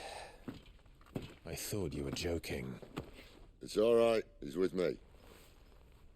Is this everyone? No, there were others. A pair of royalists came for the bearers just before you arrived. Was a dominant among them? Maybe. It's not like he was holding a sign.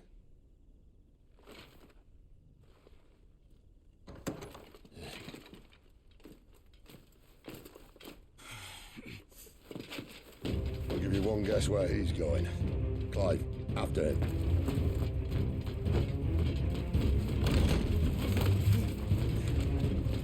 Scouts. Not yet, my lady, but we have the dominant's companion. It's only a matter of time before we seize our quarry. Very good. And what of the others? The bearers have been taken to Caer Novent. Some may still be worth keeping should the dominant elude us. All is in hand, my lady. They will not be spoiled. I give you my word. Gentlemen, a toast! Will you join me? My thanks. To Our Lady of the Wind. And the King!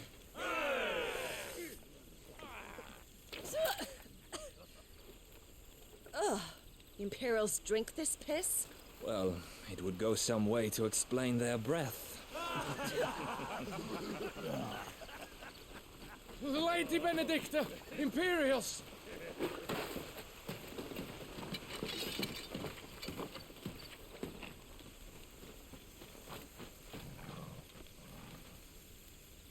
And instead of killing them, you lead the rats straight to us. Mercy!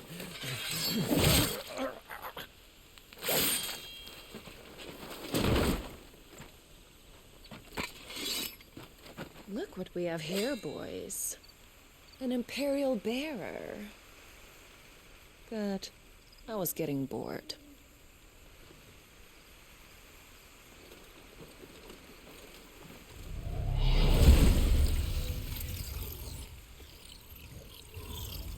Boo.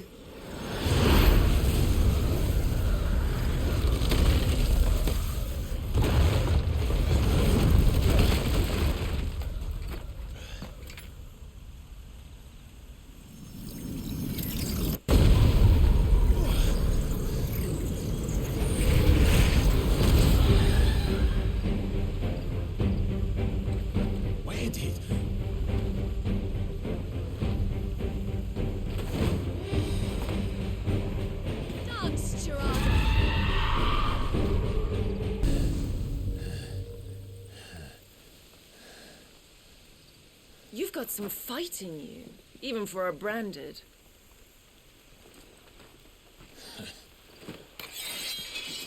Clive!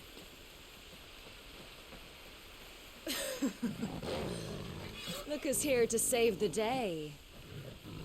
Is this how you recruit all of your charges? Don't recall you complaining, Benedicta.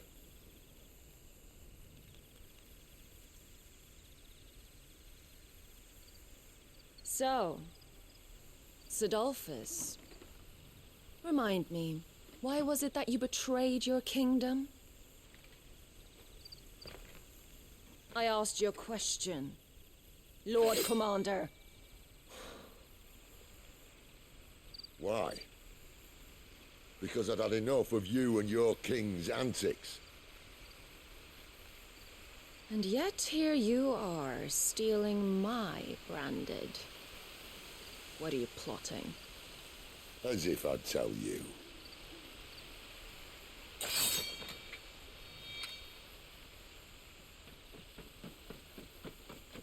Lady Benedicta, we have secured the dominant. Always something, isn't there?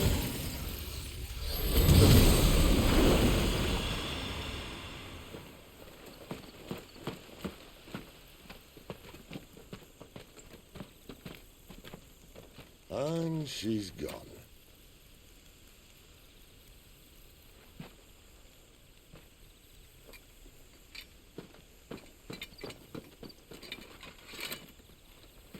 Did she say where she was going? No. Then we head back to Lost Wing. One of the villagers may have heard something. But we can't just... Which is why I sent Gab.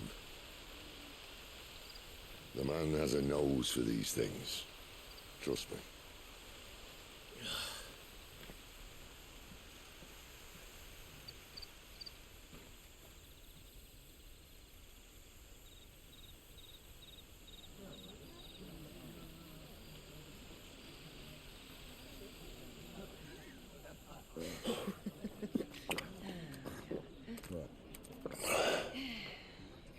So, it wasn't about bearers at all. They were looking for a dominant. Yeah, that's right. Thought we were hiding the bastard. Like any of us would keep a monster like that under our roof. Oh, no offence. When no one talked, they started rounding up everyone with a brand. And then everyone without one and all. And locked you in the cellar, hoping sooner or later someone would break.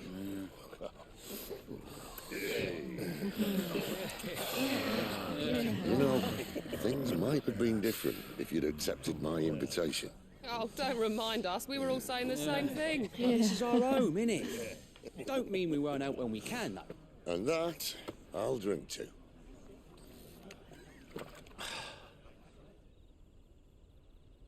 Oh, come hear the tale of Lord Dion the Bold, who's tamed worms 1,000 and slain the 10-fold. 100 full legions the young dragoon led, and watched as 1,000,000 foes turned tail and fled. His lance levels mountains, it slanders the deep.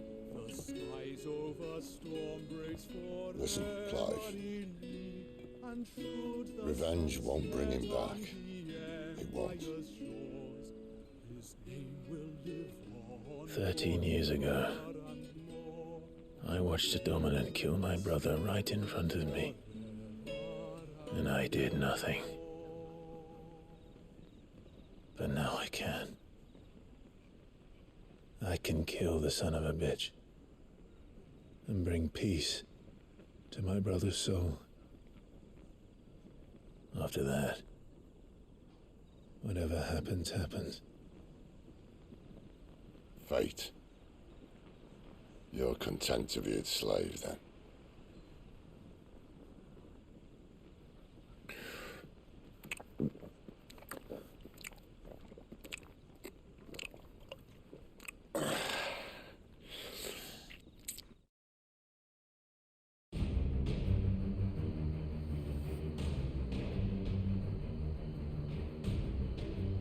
His radiance would have us believe the Imperial host invincible.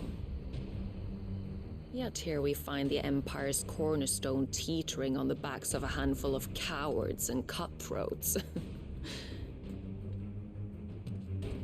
While Bahamut may lead 100 full legions, Could it be that the young prince defends a house of cards ready to topple at the slightest breeze? Tell me something. Why do you not resist? Within you lies the power to slay gods. The phoenix perished in your flames. Yet you do not fight. You do not flee. You refuse your gift.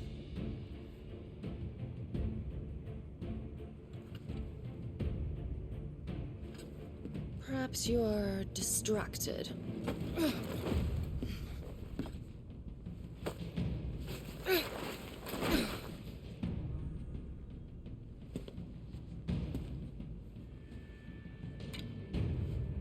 My offer still stands. Join us and you will be treated with the respect one of our kind deserves.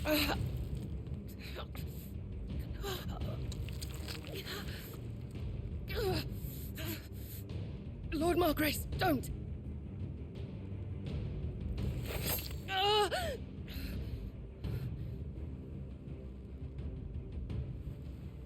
I'll give you a moment to consider your options. Do be gentle with them.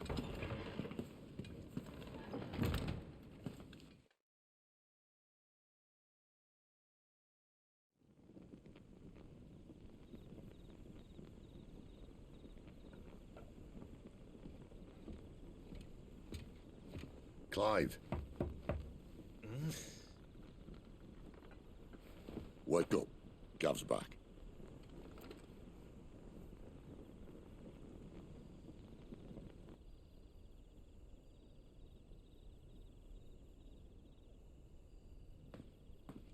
Norvent.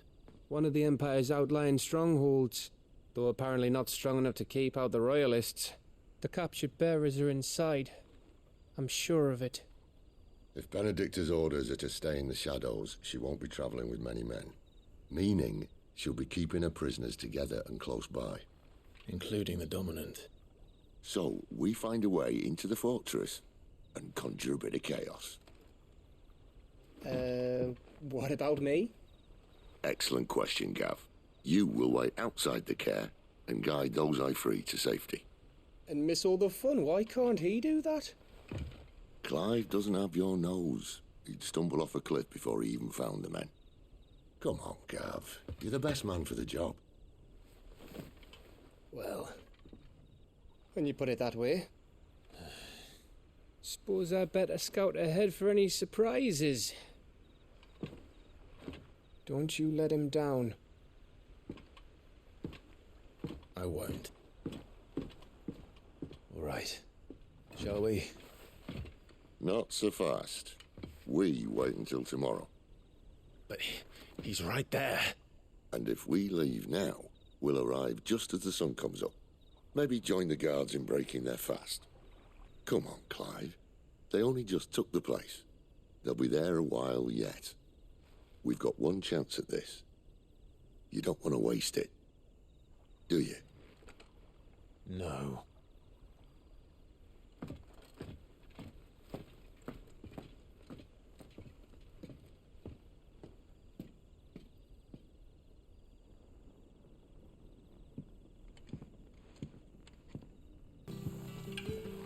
Quentin, my good man. It seems we'll be spending the night. I thought as much. Where do you find that one? What, him? You wouldn't believe me if I told you.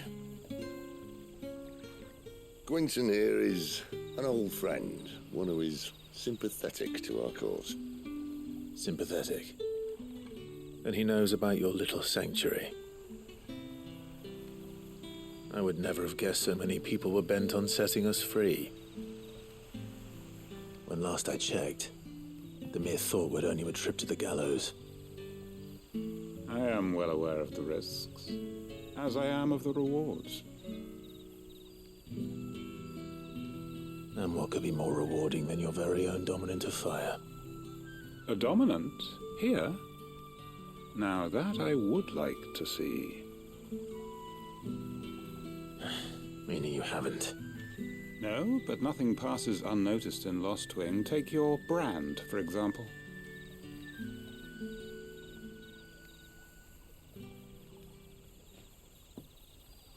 People will see that at once. And I need hardly tell you how they will greet the inquiries of a bearer. You are afraid your words will fall on deaf ears, as they have ever since the moment you were marked.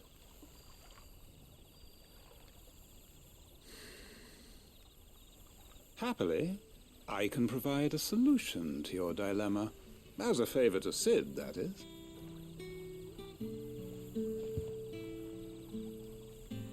Take this. You will find it has the uncanny power to loosen tongues. May the mother...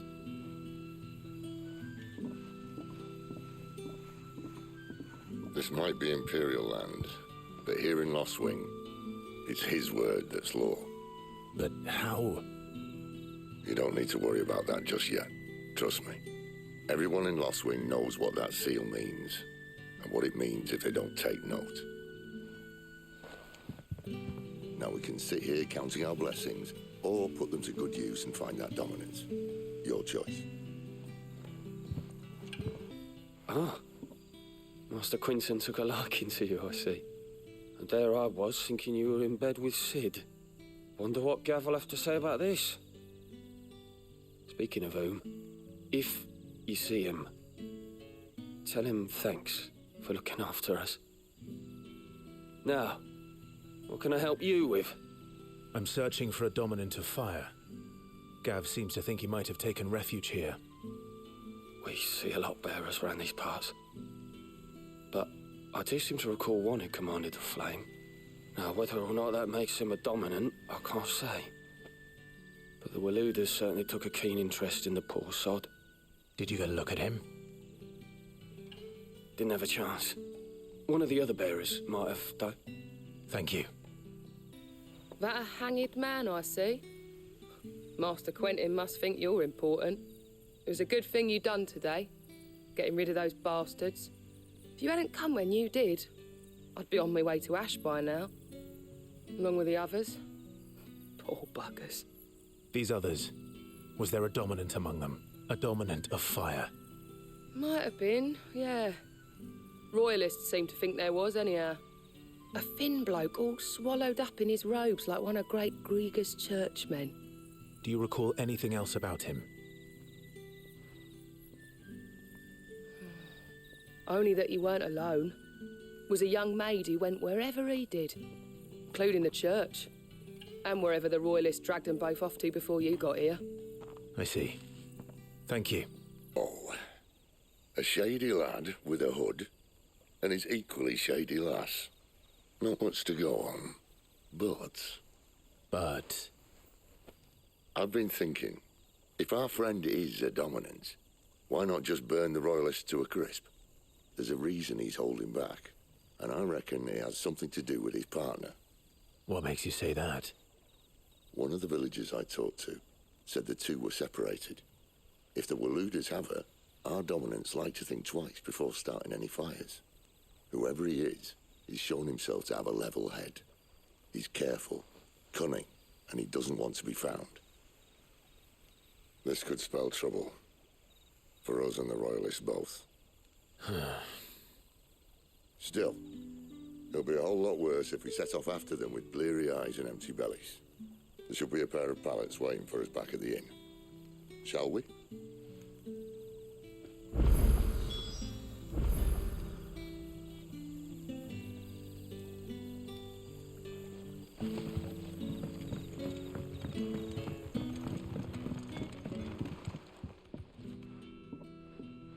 Now, about those beds.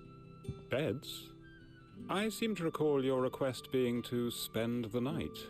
And for that, the floor will more than suffice. Better than a wet rock, I suppose. My thanks, Quinton. Next time you're at the hideaway, our floor's all yours. No need for thanks, Sid. This isn't an act of charity. You don't say. In exchange for my floor, I shall be requiring your services. The Royalists saw fit to erect a barricade across the road south when they occupied the village, and failed to remove it when they left. I expect it to be gone before you leave. As you wish.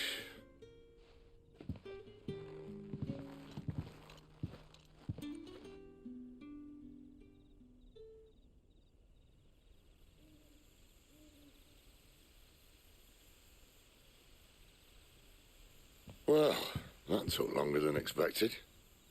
First time dismantling the barricade? It gets easier, don't worry.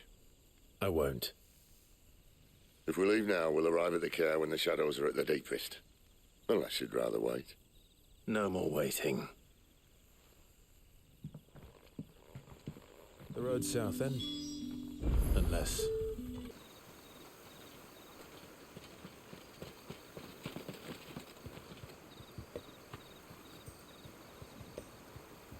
Much as I enjoy battering down the front door, I hazard this endeavour will require a bit more tact. There's an old sluice that empties under the bridge. It should see us through to the lower levels of the care. Sid. We both know why I'm here. But what is it that you want?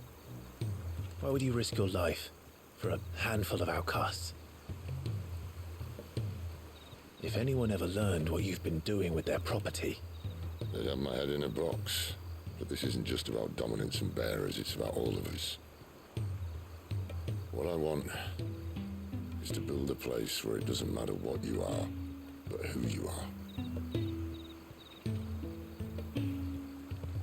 But our world isn't ready for a place like that. So, until it is, I use the power I've been given to show people there is hope.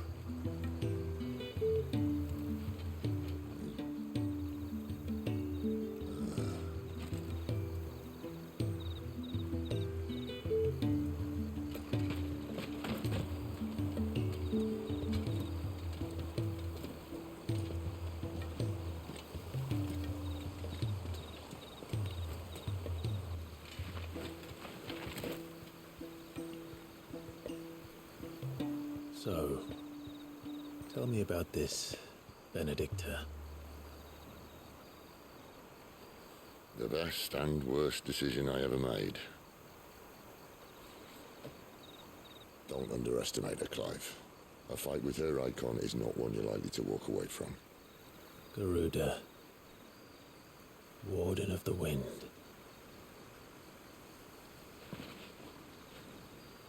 Hey? Hmm?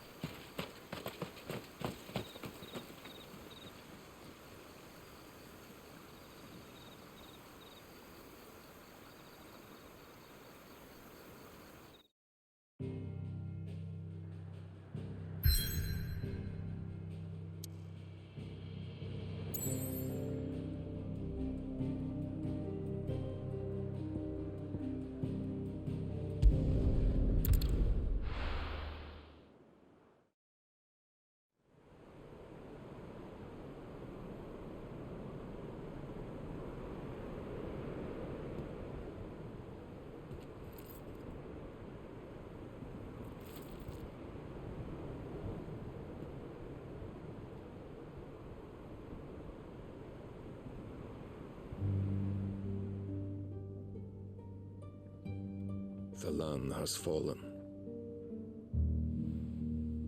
The eastern territories all but belong to the orcs. I'll have my men ready to depart by noon. Don't bother. But what of the mines? Without adamantite... The blight would have engulfed the mines ere long. Besides, you already have your orders. Yes, my liege. The dark swallows more of the realm with each passing day. The land starved of the ether that gives it life. And as the fringes fade, the people flock to the mother crystals, desperate for their blessing. The war we wage for possession of that blessing, it breaks us from within. hastening us to our own destruction. And so you do what must be done. I unite the dominants, that we may bring an end to the strife, and found a new order to see us unto tomorrow. The world must be restored, and I will see it so. You might have already had Sidolphus not betrayed us. Him again. Lust you still for his embrace? But... of course not. My liege. I serve you, and you alone.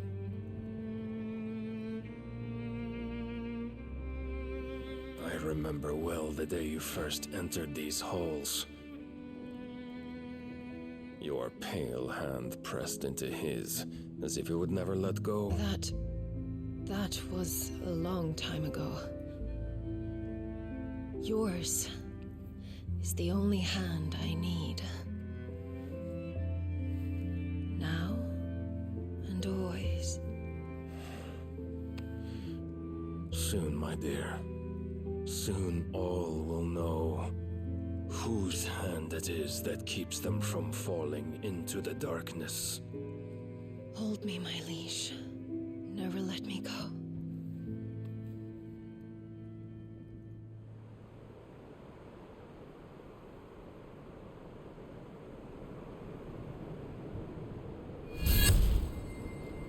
One of our sentries has failed to report, milady. Your orders? Pull the men back inside the care, Geralf. He is here, then. Have them lead Sid and his little pet to the chapel. I shall entertain them there.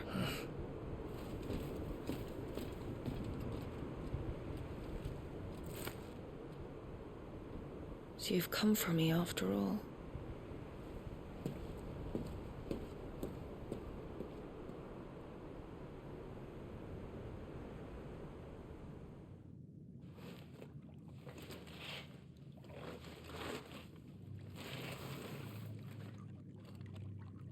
All clear.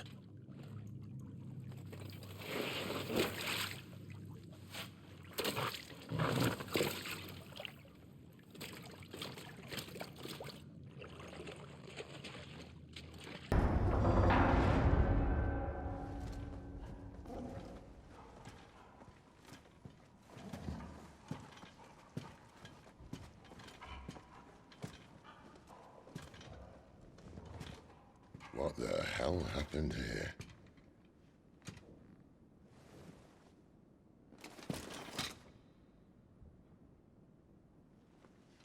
Little late for prayer, isn't it? Do I seem so desperate as to grovel at the feet of a false god? I was waiting for you. Not for too long, I hope. All this for a midnight chat. Well, let's chat then. Where are the men and women you took from Lostwing? You mean where's the dominant? Well, you shall be requiring his services indefinitely. Come back to me, Sidolphus. I need you. Think of all the things we can create together. The world that we can build. You need me? Your king needs me. I'm all for building a new world. Just not his. That bastard's dreams are as twisted as his promises are false. And I want no part of them. King Barnabas saved you, and this is how you speak of him. Have you no shred of loyalty? What? To a leader who'd use me? Like he uses you. You know nothing of me, Sidolphus. You're right.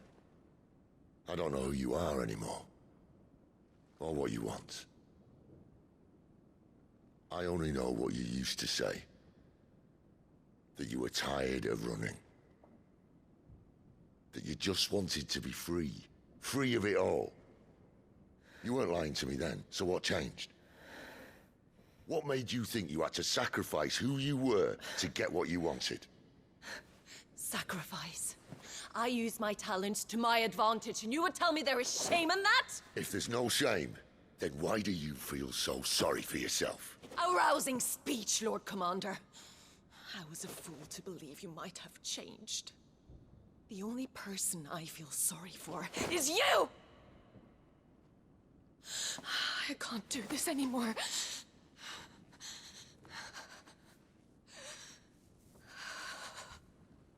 If you would stand between our liege and his dream, then you leave me no choice. Goodbye, Sidolphus.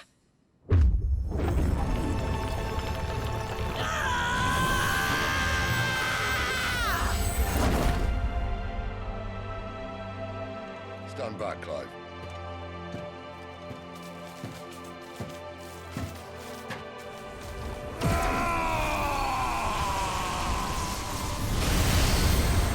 Your move.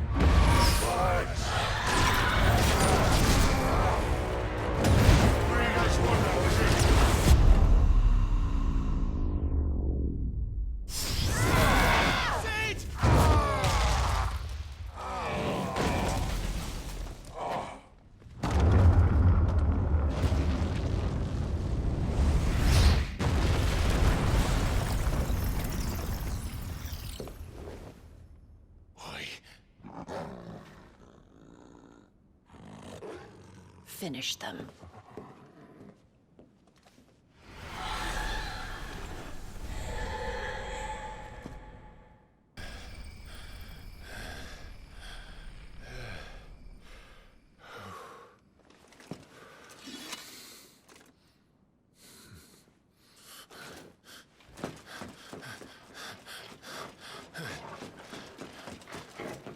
Sid, are you all right?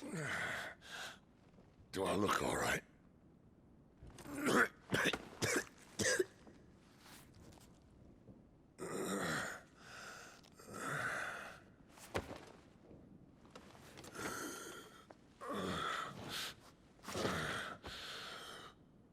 Benedicta will be on her way to collect the dominant, if she hasn't already.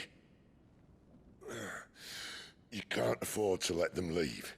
Remember, she has wings, you don't. What about you? Before or after I catch my breath?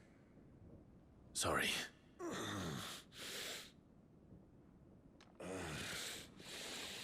Come on, Torgal.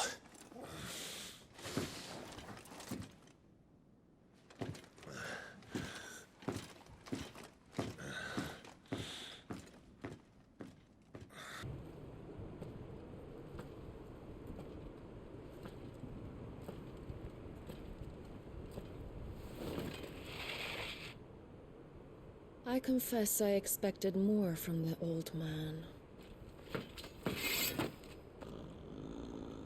And less from you. This is the second time you've bested my sisters. Men of your talents are rare indeed. Why cast your lot with such undesirables?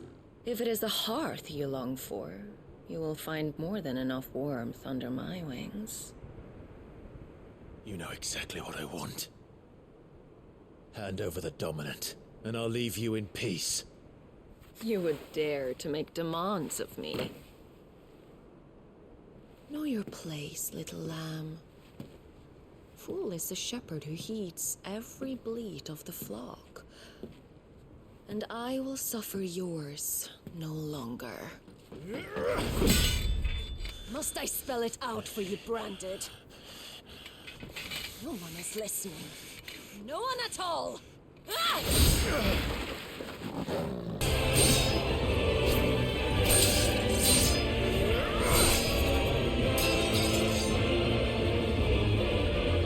Where is he? I won't ask again.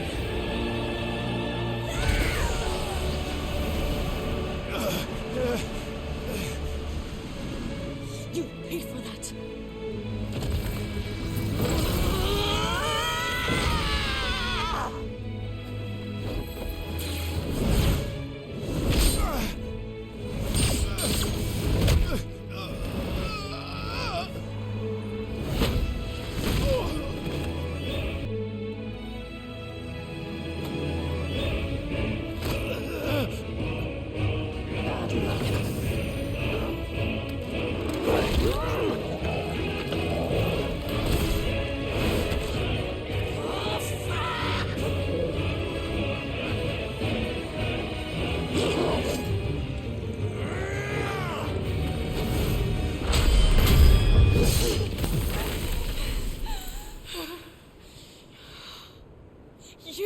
but branded! How? How did you do it? How did you even survive? How? The answer is simple, Benedicta. He was fighting for something he believed in. Shut up! Why aren't you dead? We've played your games. Now tell me where he is. Who? What are you?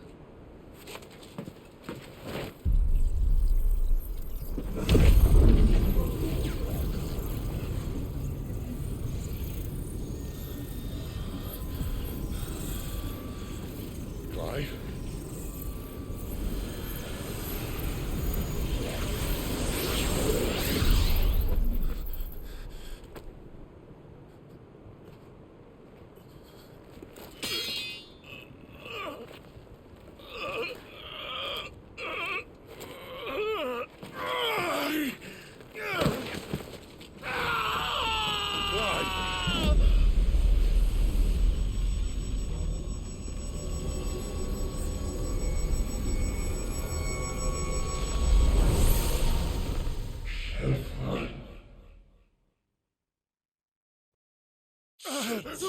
Clive!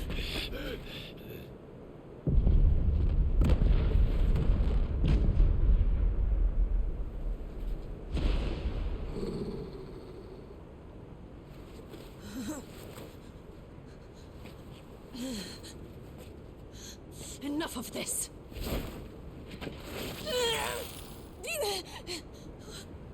What?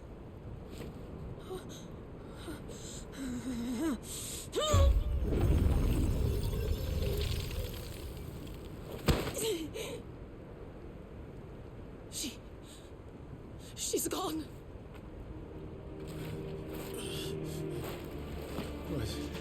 What's happening?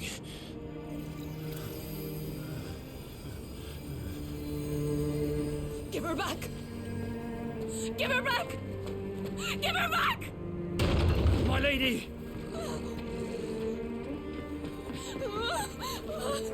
Where is she? Where is Garuda? What have you done to me? What have you done? Look at me, my lady. We need you here.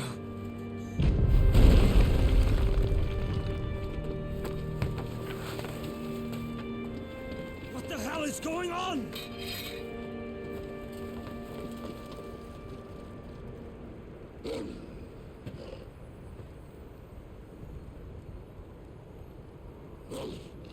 Her power, you took it from her. How'd you do that?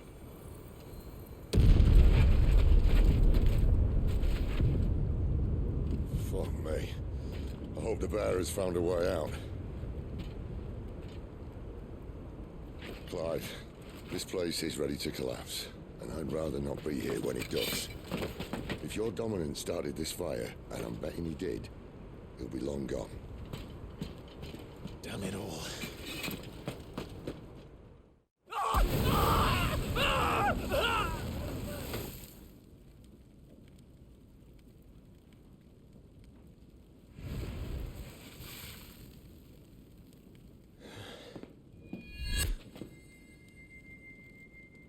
What was that?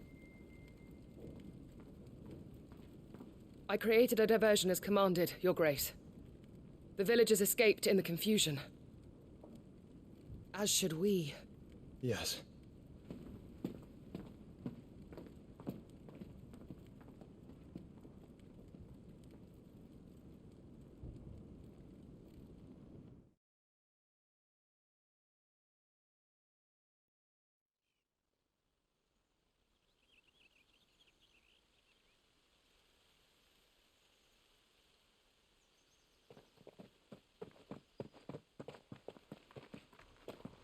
Oh, look. Morning has broken. And here come the cavalry, itching to butcher the bastards who made them miss their morning gruel. Come on.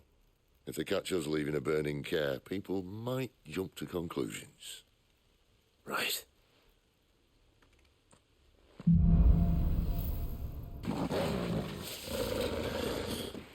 Whoa, it's only me!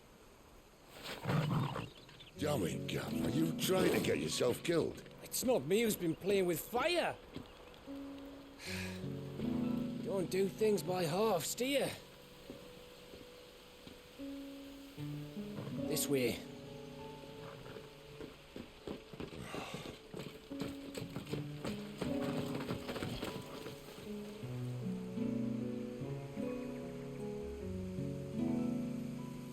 So if it wasn't you or him who freed the bearers, who was it? Good question. Someone who didn't have their hands full fighting a bloody harpy, I guess. But what matters is they're safe. Something they wouldn't be had it not been for you, Gav. Just doing me job, like. So, what about his dominant? Gone. And after we were so close. Well, I can track him. Why would you? Sid told us about your family. Lost me own to Imperial steel. Sometimes vengeance is the only thing that keeps you going. Thank you. Go safely, brothers. I reckon he likes you.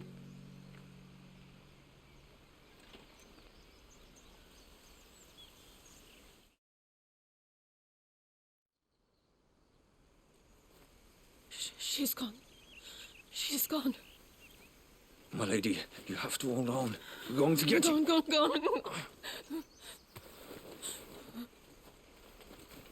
What am I going to do? Barnabas? How long to the coastal road? At this pace, we won't make it by sunset. He'll know. He'll cast me out like all the others. What am I going to do? What am I going to do? My lady.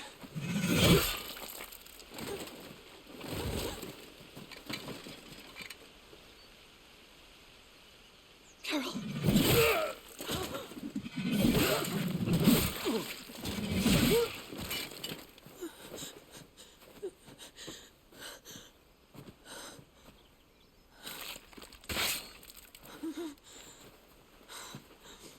What do we have here?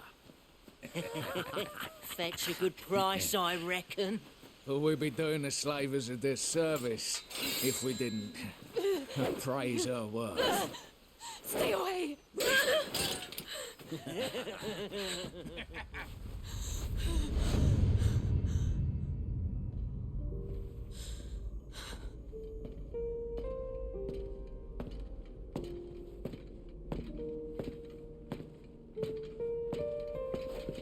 It's all right. They can't hurt you anymore.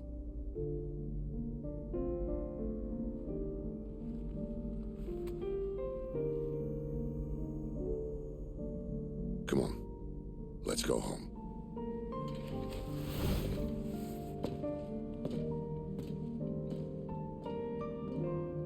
Is this it, Adolphus? My punishment for not listening to you?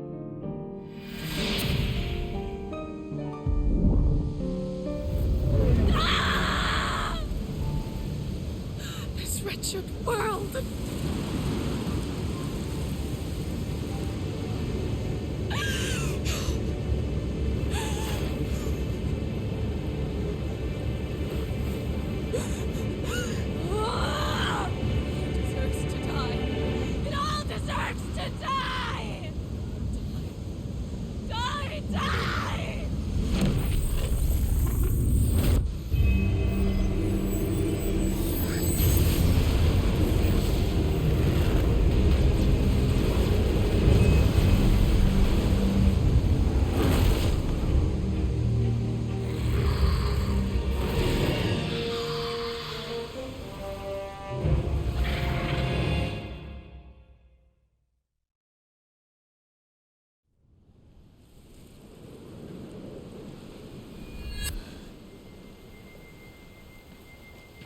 Sid.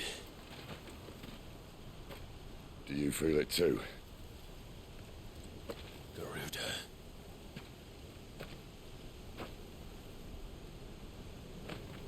By the flames.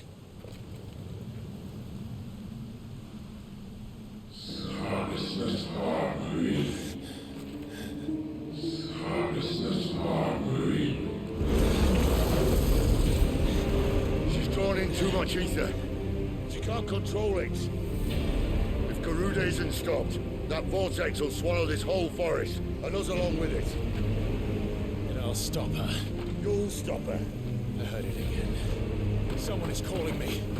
Damn it, lad. That doesn't mean you have to listen.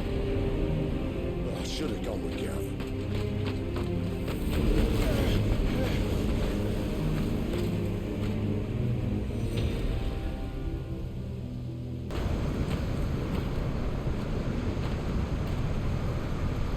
He's in there. I know it.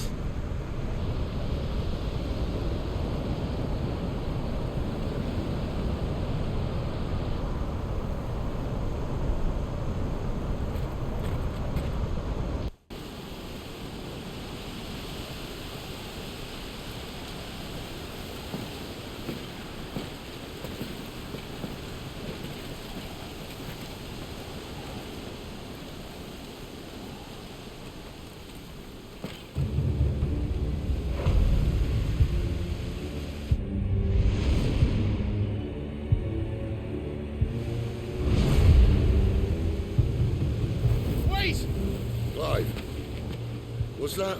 The Dominant. The man who killed my brother. Are you absolutely certain?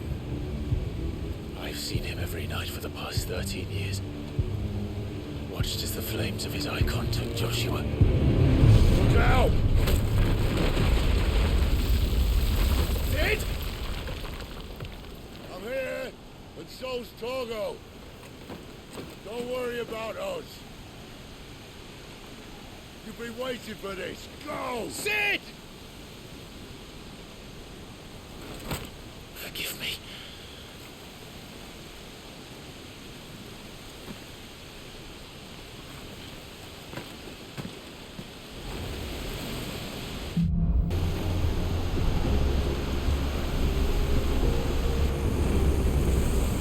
You called me!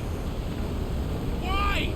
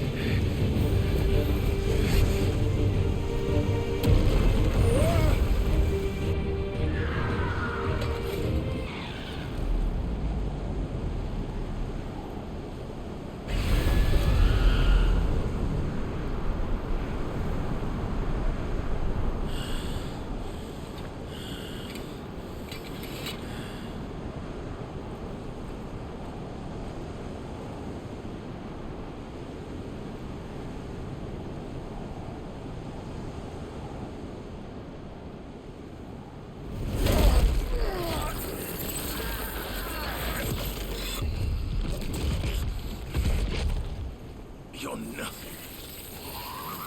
A monster. And I will not let you stand in my way!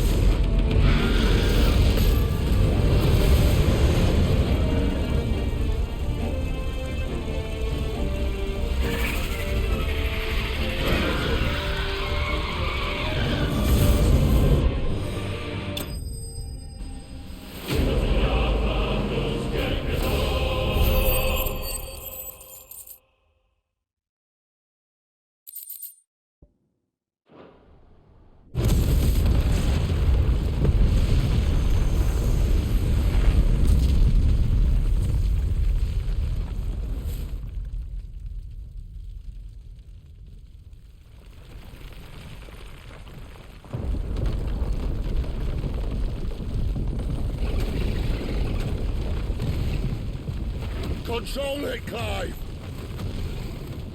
It is you, isn't it, Clive?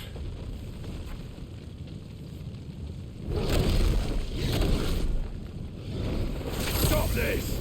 Now!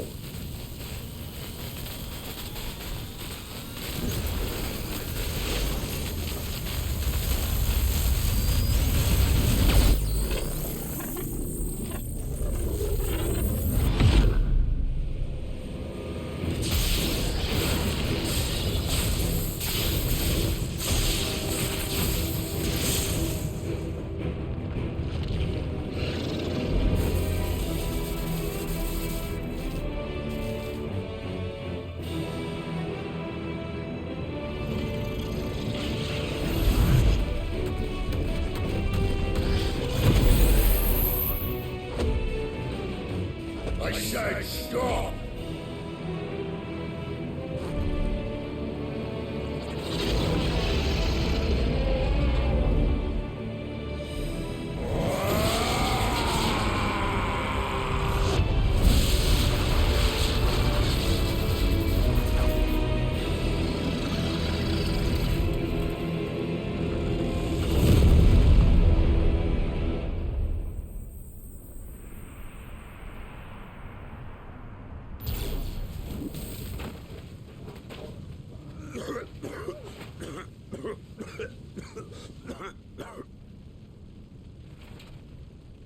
You're too nice is your problem.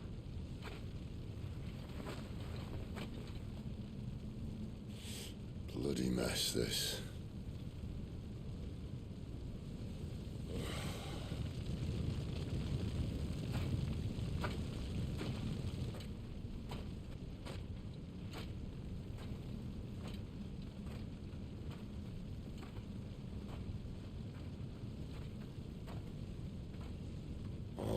Clive.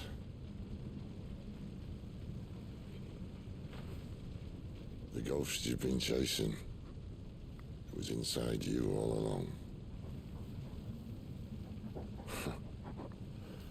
I'll be damned if I know what that means.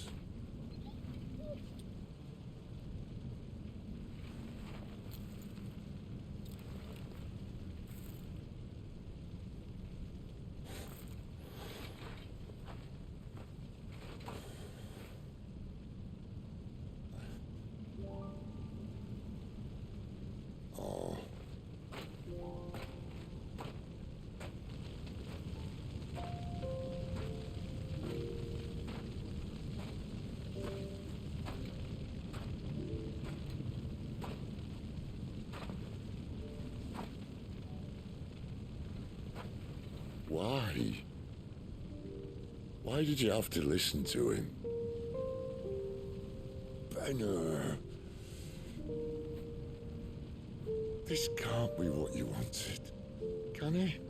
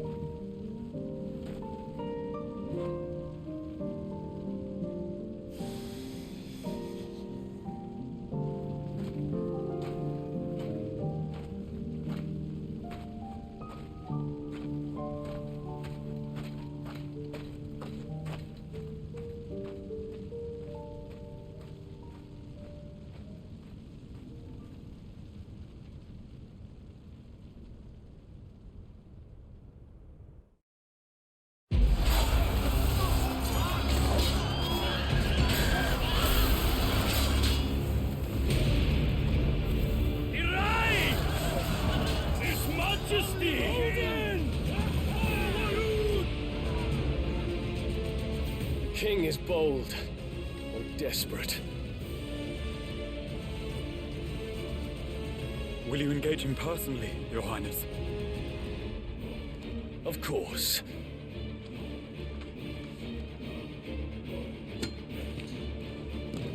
Grigor's breath fill your wings.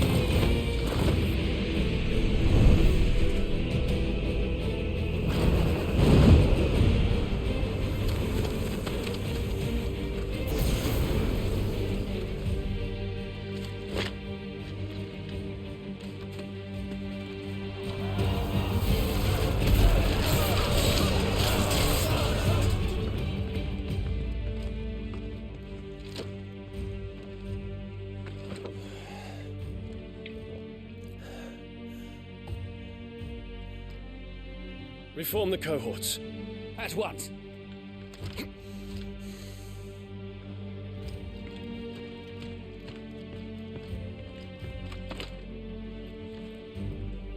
Your Highness.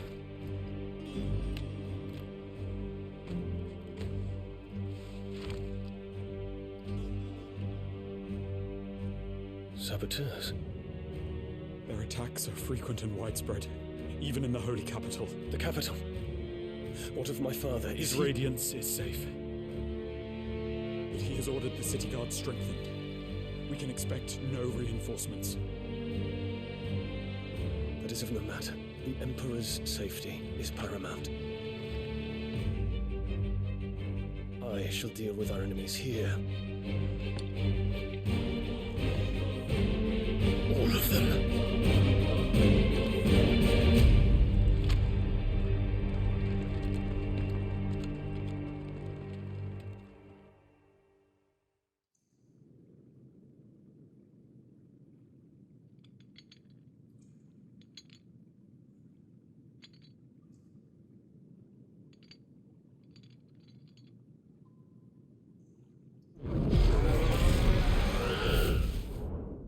It was me.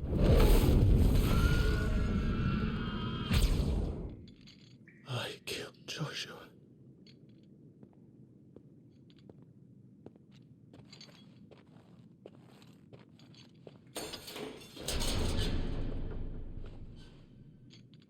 Ah, you're awake. You're just full of surprises. First that trick with Garuda, then whatever the hell that other thing was. Didn't know you had it in you. Do it. Hey? Kill me. It was me. I killed him. I killed Joshua. I killed them all. I'm a monster. And I deserve to die. So end it. End it now. Please. Please. Ah!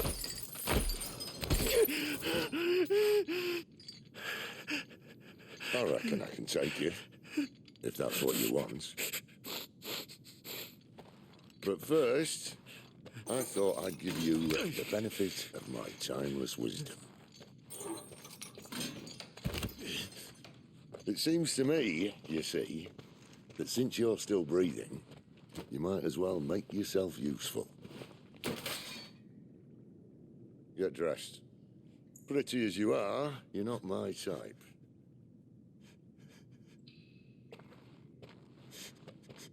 I'll, see you in the hall.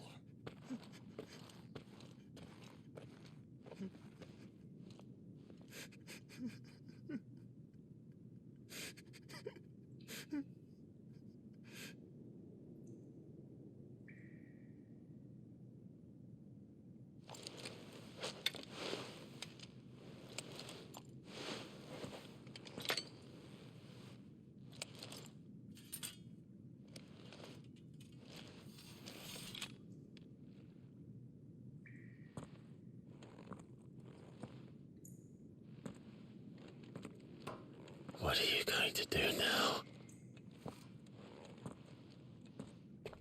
Finally crawled out of the crypt, eh? You look like it. Although I thank you for doing us the courtesy of covering up. Don't. Ah, still have a bit of fight left in you? Then listen. I've arranged a meeting with Gav. In case you've forgotten, you're the one he's been putting his nose to work for. For nothing. Just listen. While you've been relaxing in your cell, Gav's been busy sniffing out your dominance. And according to his last report, he's picked up a scent. Gav's gone to a fair bit of trouble for you. The least you can do is hear the poor bugger out. He's going to meet us at the King's Fort. Pack your stuff. We'll leave as soon as you're ready.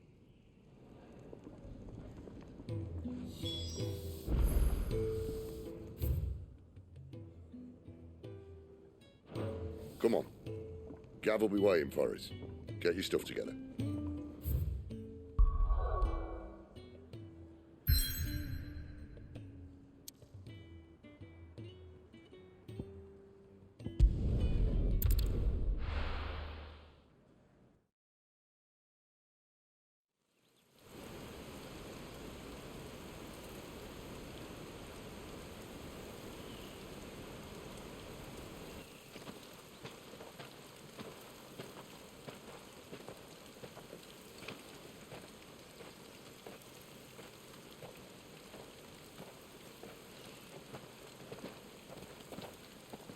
Not so long ago, this here was a thriving trade route. Then the blight came. The people left. And just like that, it was deserted. Making it the perfect little shortcut. Gab's waiting for us up ahead. Come on.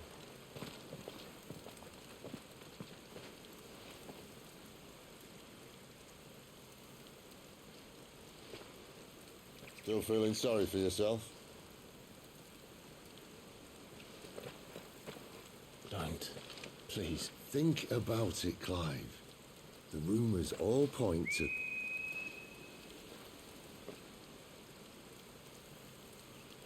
That was an Imperial signal. They shouldn't be here. The old fort's been abandoned for years. Our little chat can wait. I need to see what the bastards are up to. You go on ahead and meet up with Gab. But we both know that... No buts about it.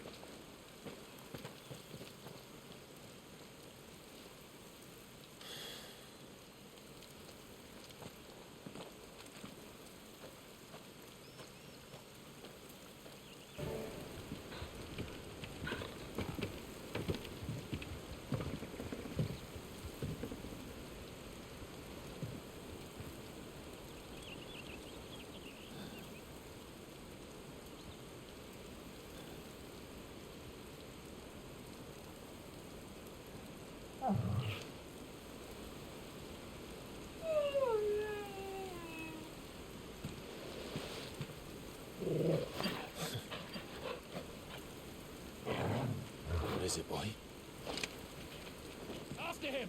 Don't let him escape! Gav!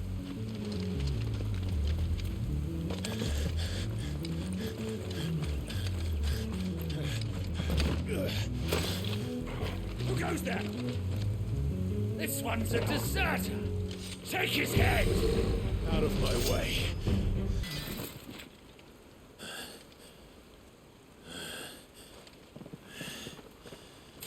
Come on.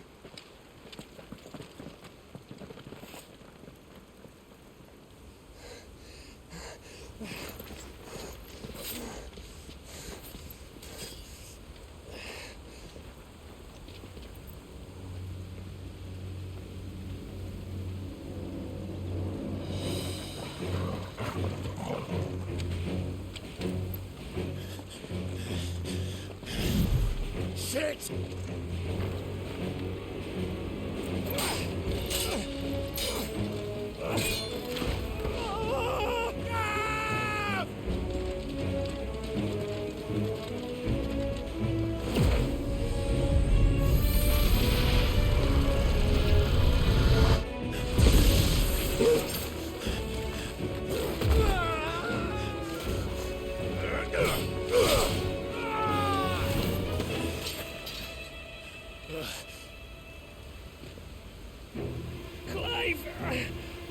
Give me your hand!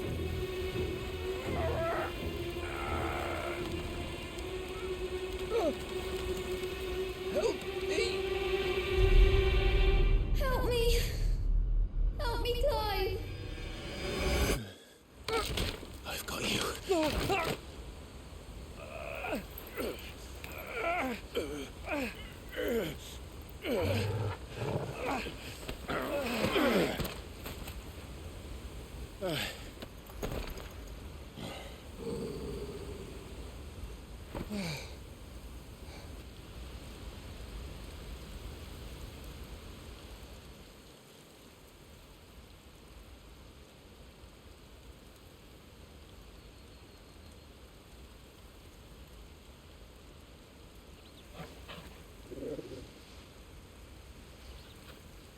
There.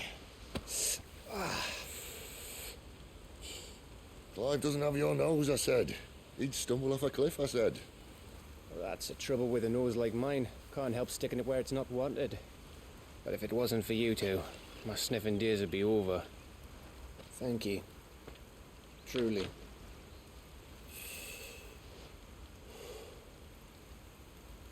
So, what news? Well, found out where your friend's heading, for one thing. Gav, Him and his mate are on their way to your old stomping ground. Rosaria. You should have seen what they did to the Imperials who tried to stop them. There's no question about it.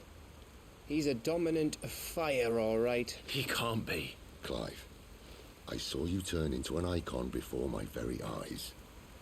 And yes, there's a good chance it was you who killed the Phoenix. But we weren't alone, were we? There was the fellow you saw enter the whirlwind. I saw him too. You didn't dream it, Clive. He's out there. But who is he? Don't ask me. I don't bloody know. But I do know one thing. You're gonna find him and find out. After all, you swore an oath. What? You swore you'd avenge your brother's death, that you'd never rest until you'd hunted down the man responsible. So, find out if this man's responsible, and kill yourself if he's not. Sid, Don't thank me. Thank Gav.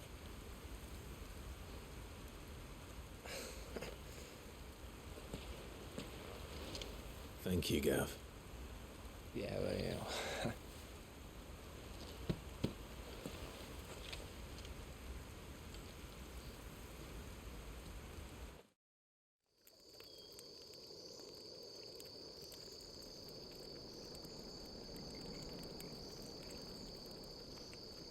No birds returning this year. The deadlands have swallowed their roosts, like as not.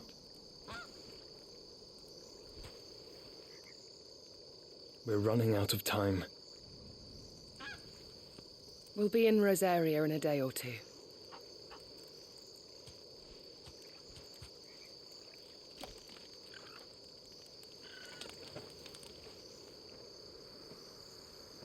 Back to where it all began.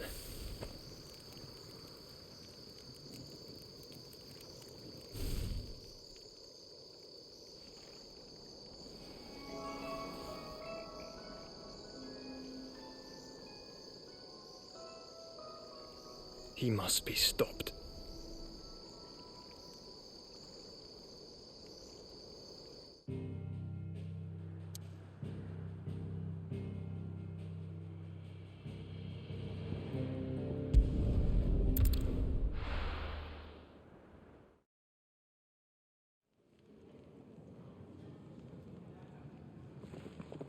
Spitting great gouts of fire he was, like a bleeding volcano. Ever seen a volcano? What? You think I'm having you on? Clive! Your friend. She's awake. Right.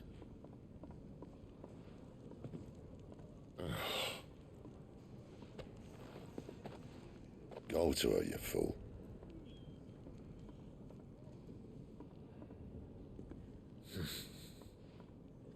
Right, you lot. Enough slacking. Goots, come with me. Gav, go and get those wounds seen to. Oh, give it to me straight. How long have I got? So? All in good time.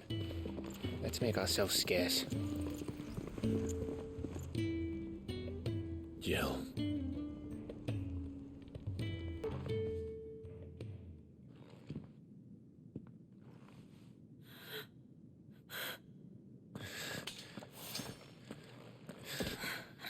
It's true then. It really is you. It is. Clive! You're alive. So are you. I still can't believe it. Are your wounds healed? Yes. Talia told me what happened. You saved my life. After nearly taking it, I had no idea. Forgive me, but how did you ever come to be there, Jill? fighting for them. The Iron Blood.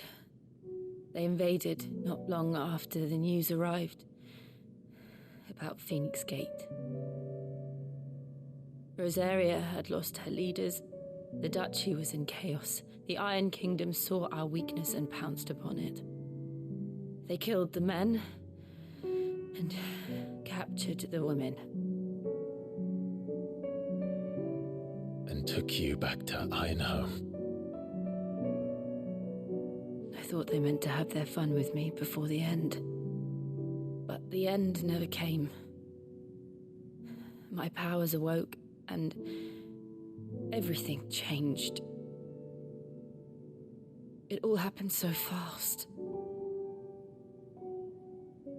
We were told that the Iron Blood had captured a dominant and planned to bring her on their latest crusade. They gave me a choice. To fight for them on the battlefield, or see my countrywomen slaughtered.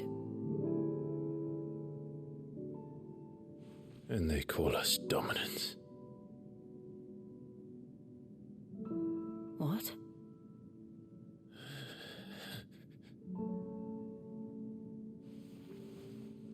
What happened to Clive? What happened at Phoenix Gate?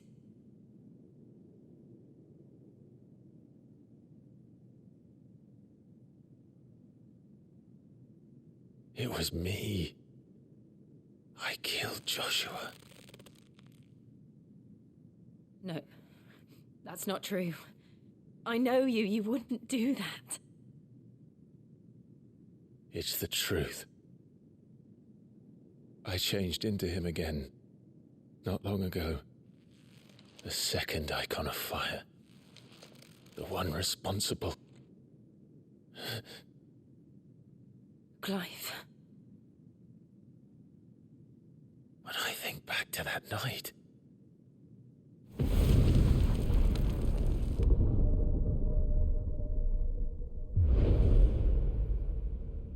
The hooded man, he spoke to me. What did he say? Psalm 6. We have found you. What did he mean? Clive, we should go back there, to Phoenix Gate. I need to know what really happened, and so do you. You need to know for certain. And if what you told me is true, and you did what you said you did, then we will face it together. Jill,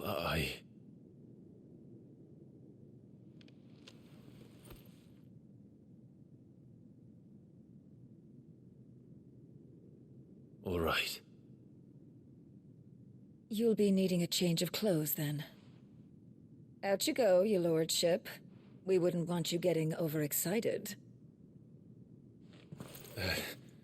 Sorry. I'll see you soon then, Clive. So your mind's made up, is it? We'll be leaving for Rosaria as soon as we're able. Back down memory lane, eh? Rosaria ain't what she used to be, Clive. Not since the Imperials moved in. First sign of trouble, you make straight for Martha's Rest and ask for the landlady. She's a friend of the cause. Tell her you're with Sid, and she'll help you out. Understood. Thank you, Gav. Yeah. I'd be lost without you. Yeah, I'm just doing my job. No need to make such a fuss. You take care, alright? Oh, I'm crap at goodbyes. Where's Sid when you need him? Give him my regards when he gets back. I will.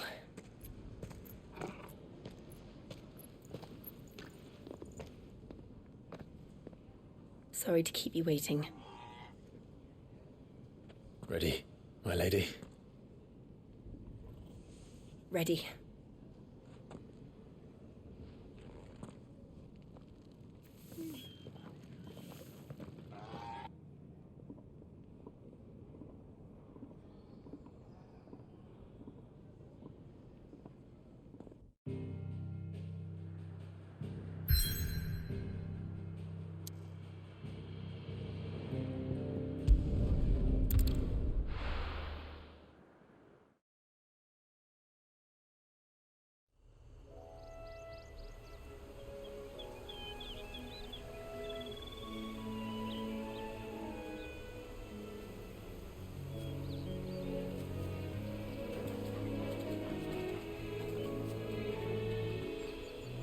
Rosaria.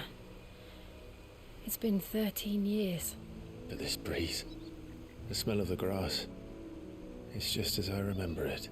You haven't been back either. I couldn't. Bran did keep a close watch on each other in the Imperial Army. You'd get beheaded just for knowing a deserter. The only way out was on a mission. I see.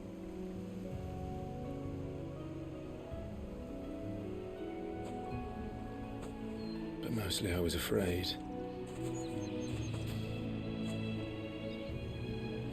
Afraid to go back.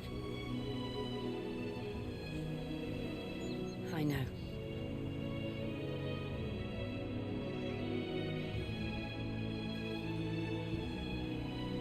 But I'm here now.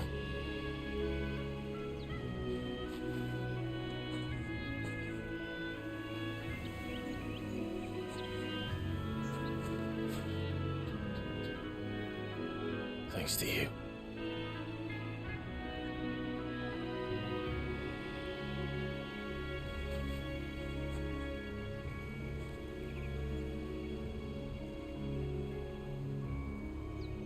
We should press on.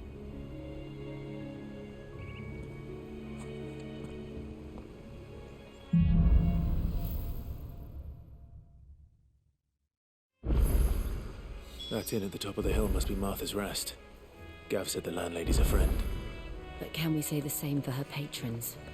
Imperials don't tend to take well to those with my mark. If anyone asks, I'm a branded soldier, sworn to protect my noble mistress. You couldn't give me an hand, could you? Typical. A bloody bearer. Just when I thought my luck had changed. Still, better a crumb of crystal than an empty hand, I suppose. Though it pains me to use another man's branded. Here, you understand me, don't you? I need your help. These blasted birds must have caught a whiff of my cargo, and now they've got me surrounded. No, it's funny, late as it was. I've got something special needs delivering before the rest, but I dare not leave my cart untended. You couldn't run it up to Martha's Rest for me, could you? Needs to get there quick, mind. Fine. That's the spirit. All right. Here. You hand that to the stable master and no one else. I'm owed a little something for it. If he gives it to you, pass it along to your master by way of thanks. Be off with you then, and don't go taking any detours on the way.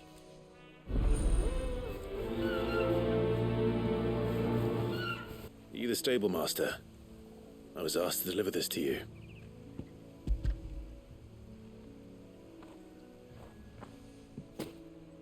This is for me, right enough. Not sure what some bearer's doing bringing it to me, though. Where's that fool of a peddler got to? He couldn't come himself. His cart's surrounded by wild chocobos. Huh. Sounds about right. He'll have it full of Gizal greens, no doubt. Crammed with him, if I know him. Gizal greens? Chocobos go mad for them, don't they? And if you forget to seal the cart up tight, the smell gets out, and birds come running from miles around. Don't get me wrong. They're a fine investment for a savvy merchant, especially around these parts. But you can't get greedy, as our mutual friend is learning the hard way. Still, I got my wares, and that's all that matters. Be sure to pass your master my regards.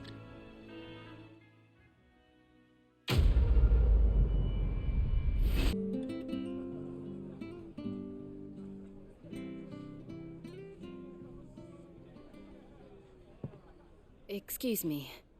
Would you happen to be the landlady? Depends who's asking, and why they have an imperial bearer with them. For protection, which hopefully won't be needed. If you can advise me on the safest route to the west. It's your friend here I'd be worried about. Bearers don't have an easy time of it in Rose area. Even a Stratton lad like him might attract the wrong kind of attention. And if he gets nabbed, it ain't likely to end well for you either. Then we'll just have to stay out of the malicious way. Gav said you might be able to help us. Follow me.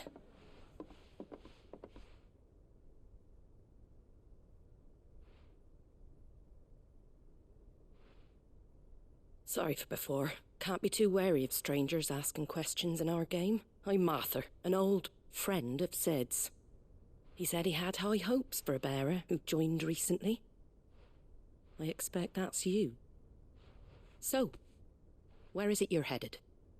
For Phoenix Gate. We have questions that need answering. Is that so? Well, if you want to avoid the garrison, the road through Eastpool's your best bet. Or it would be, if the bridge hadn't collapsed. A right bloomin' nuisance it is. We've had no trade with the village for weeks.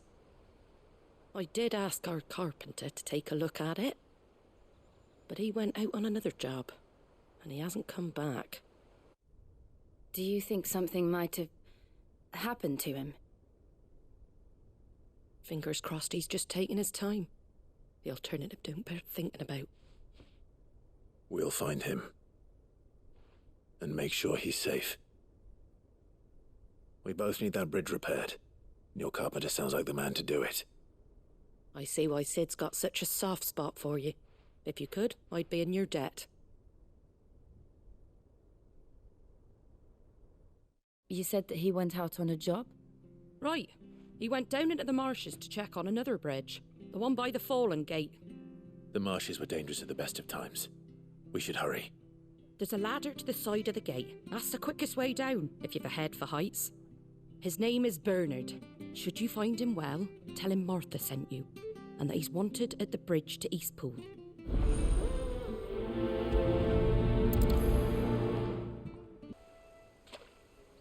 Thank you, my lady.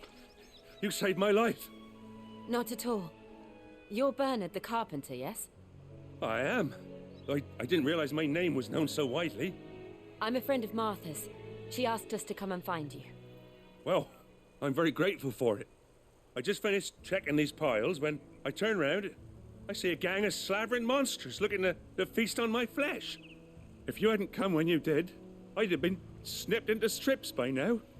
We're just glad you're safe. I best go and give my regards to the landlady then, eh? Actually, she asked that if we found you, we should beg you make haste to repair the bridge to Eastpool. Of course. I said I'd take a look at it, but it clean slipped my mind. I'll head up there straight away.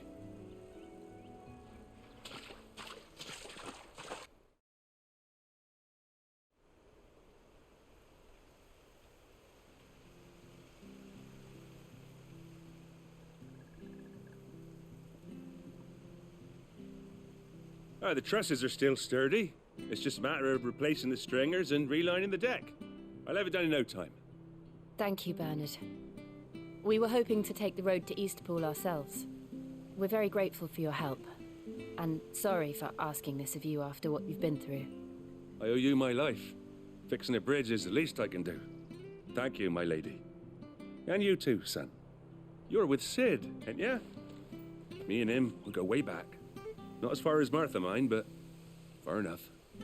I see. Well, I best get cracking then. You go and let Martha know I'm all right, and she'll have her bridge back soon enough. We will.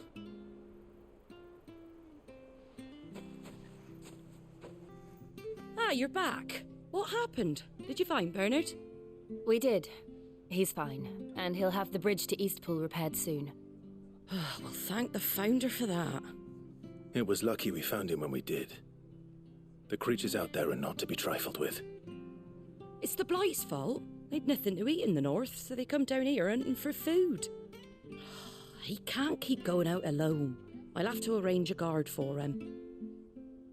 But anyway, thank you. I don't have a lot to offer in return, but you're welcome to rest here until the repairs are finished. We'd be delighted.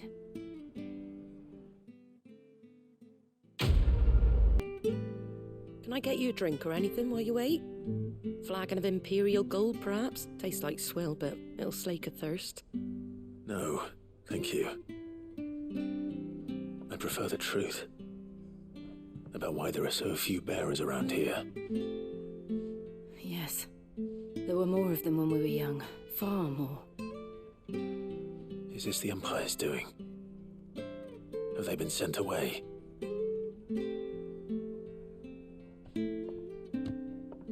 They have, aye. Either to the legions or Oriflamme. Seems the miners at Drake's Head are having a hard time keeping up with demand of late, so the bearers make up the shortfall. Time was they used to dole out crystals like sugar plums even down here in the provinces, but not anymore. Nowadays, they'll jump at any excuse to confiscate our bearers so they can be put to work elsewhere. I always knew the Empire treated their branded like shit, but after seeing it with my own eyes, well...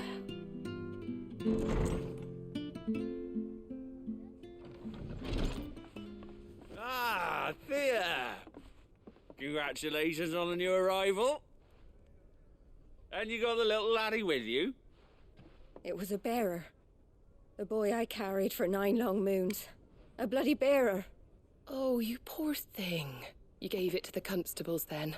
Just left it at the garrison, aye. Let them deal with it. Couldn't wait to be rid of the blasted thing. Been wanting it gone since the moment I found out. Well, it's all dealt with now. So no harm done, eh? Mum, he weren't my brother, was he? No. But you'll have one soon enough. You just have to be patient. All right? All right.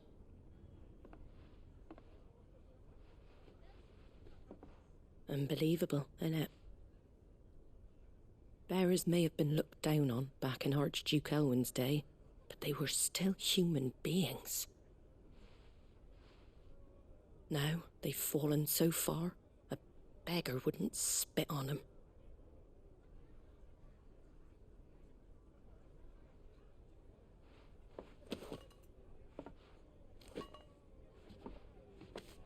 Since you're not drinking, do me a favour and take that to the Abbey. There's a darkness at the heart of this world, and I'd have you see it.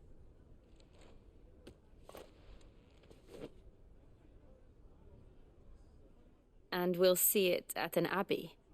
Glademond Abbey, on the shore of Sorrowise Bay. The abbot there is a friend. Tell him Martha sent you, and he'll show you what I mean. Understood.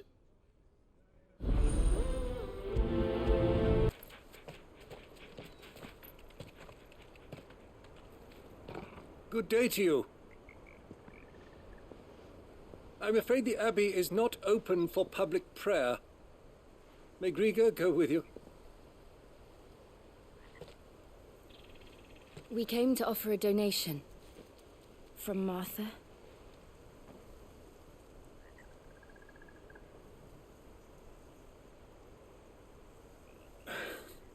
I see. Then please, follow me.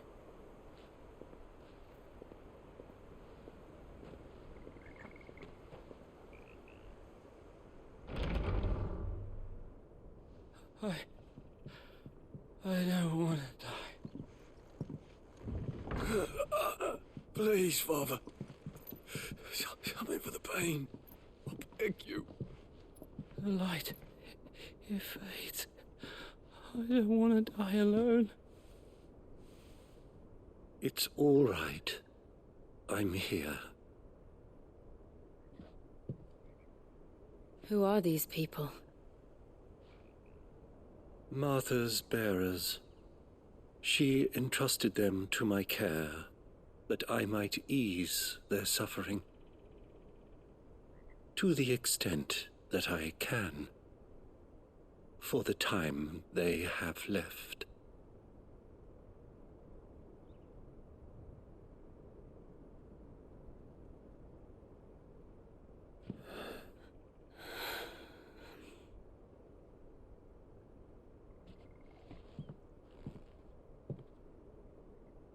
The curse has taken them. All of them. As it does every bearer forced to use their gift. With each draw on the ether, their bodies petrify, till all that remains is stone and pain, and so they are cast aside. There is nothing either Martha or I can do to change that, but we can at least strive to make their final hours a little more bearable.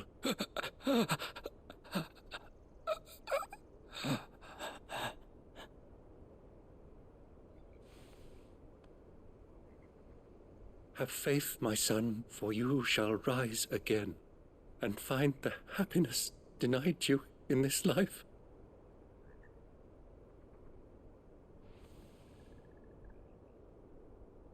Thank you, Father.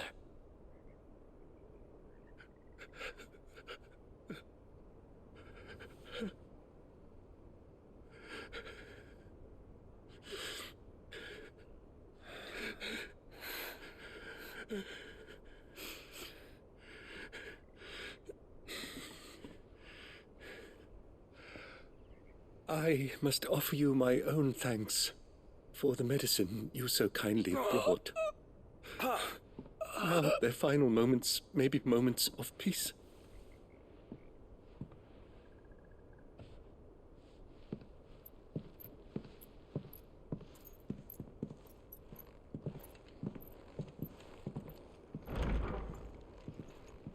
When next you see Martha, pray tell her that 2 more have succumbed.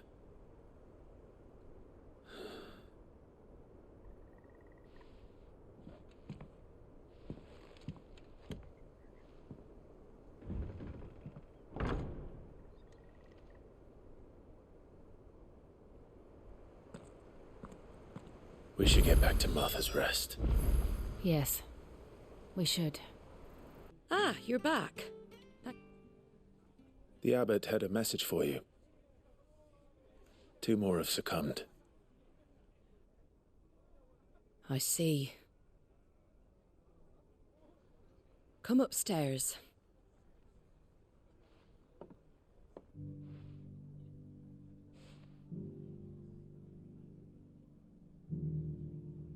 So, now you know, eh? I've seen plenty of bearers die on the battlefield. But never like that. And all because they were born different. The powers that be can't take away their gift, so they strip them of their humanity instead. Oh, there's plenty who pity a bearer's plight. But so long as we're content to sit around, weeping for those on whose broken backs we're carried, we ain't gonna change nothing. And so you lend Sid your strength? What little of it I have. Used profits from this place to buy the poor buggers. So when the abbot told us the bearers were yours... Aye, they're my property, at least by law. Any still fit to work fetch a price beyond my means. All I can do is care for those who are past mending. But it's not all doom and gloom. Bernard's finished fixing that bridge for you. You can carry on to Eastpool now. You got questions that need answering, ain't you? Well, I wish you luck. Thank you, Martha. Oh, I almost forgot. Sid and I have other friends in Rosaria. Wear this and they'll know you for one of us.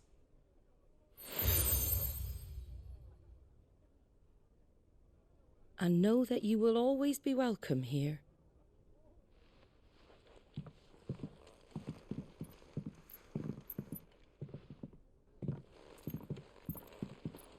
You were right, Sid. It really is them.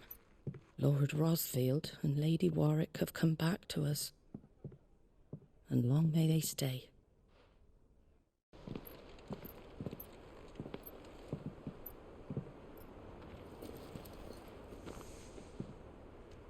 Sid. Ah, Clive. You're not where I left you. Hurt your hand. I did, aye. With 1,000 little lightning bolts. Can't fling them around the way I used to.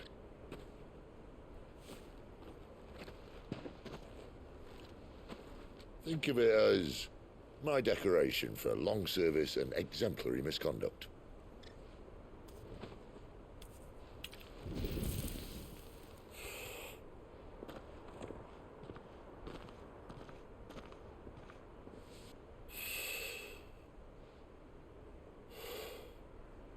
But you didn't come here to compare war wounds.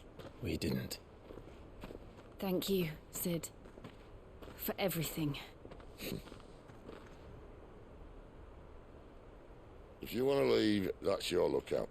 I'm sure you'll have a long and happy life together if you stay out of my way. Sid! Oh.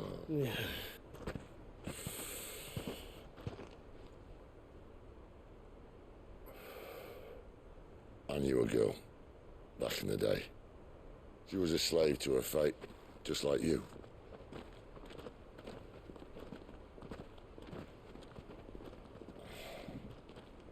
I wanted to save her. For a while, I even thought I could. But just because you think something doesn't make it true. Sid.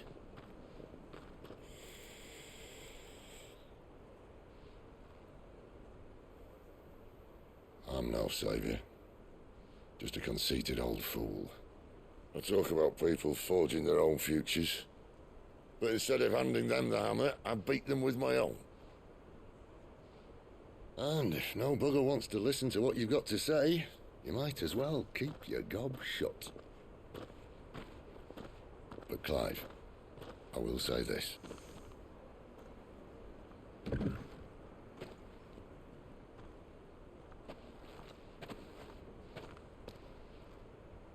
You're not a monster. You're the same man you've always been. Accept that, and you may yet escape your fate. My fate?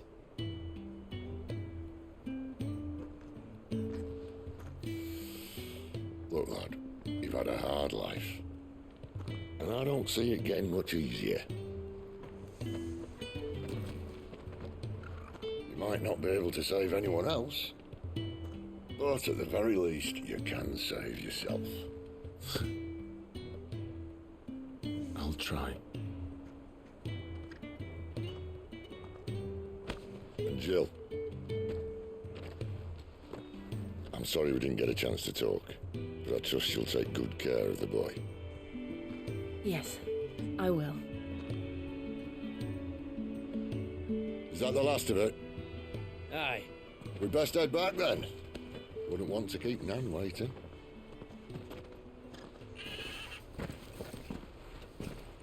Ta-ra then.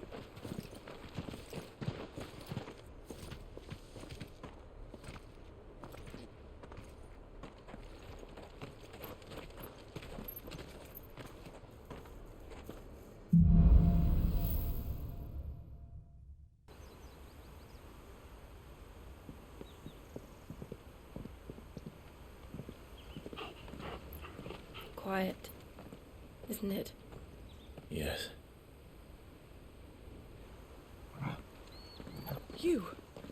You're Clive Rossfield.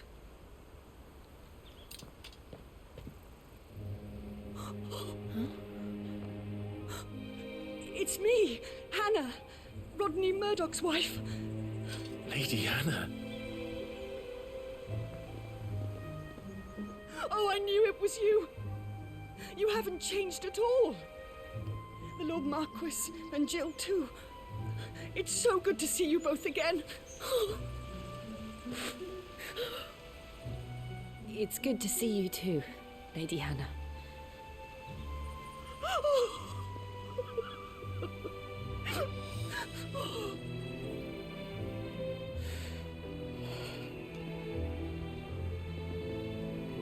If you have time, you simply must come back to the house. I haven't much to offer, but what is mine is yours.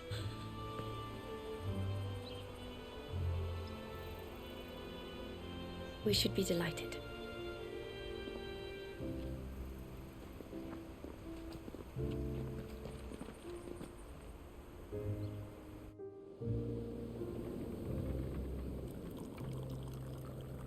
And you have been wandering the world ever since.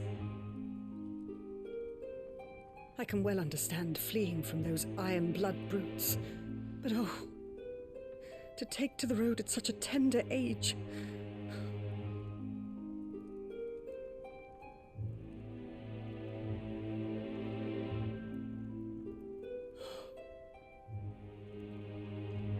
It wasn't easy, but we survived, and now we're back.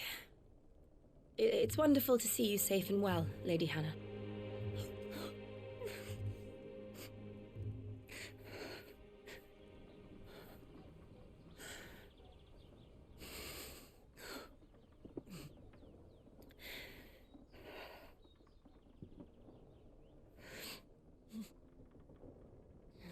Do you think you will stay here, in Eastpool? Rosalith still enjoys the Mother Crystal's blessing, does it not? You could always move. This house holds a lot of memories for me. So long as I can live here in peace, here I shall stay. Not that it matters. The capital is closed to civilians, by order of the Duchess. Or should I say, Her Imperial Majesty. Annabella's marriage to the Emperor of Sambrec heralded a great many changes here. yes, of course. Oh, forgive me. I didn't mean to... Please, there is nothing to forgive. Would my mother not make an exception for you and your husband? Surely she would not refuse the Lord Commander. Ah. You haven't heard, then. Rodney passed away on the night of the fire. He never returned from Phoenix Gate.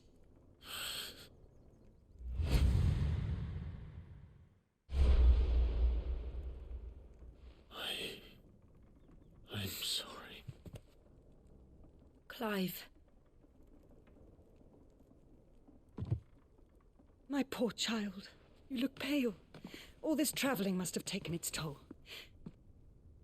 I insist you rest. We can talk later. Hmm?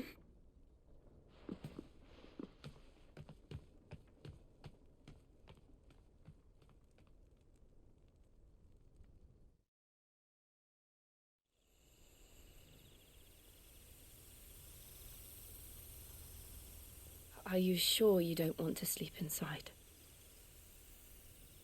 I can't. Not after what I did.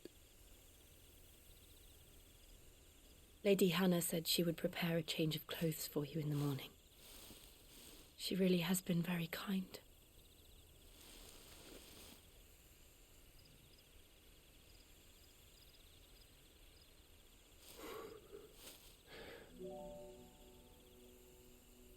"13 years of killing. 13 years without the faintest glimmer of hope.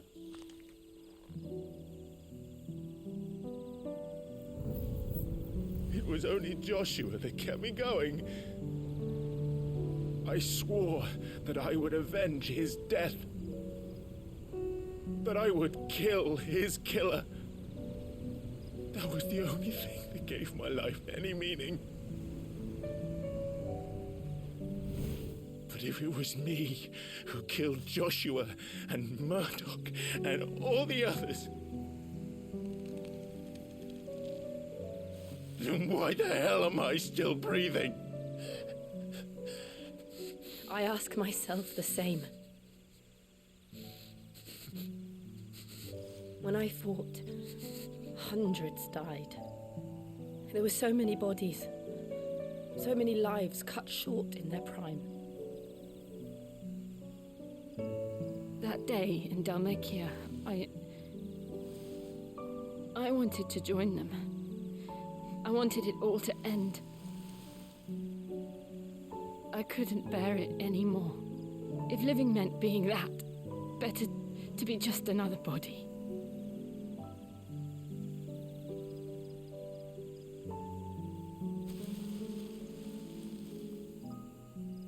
I'm sorry.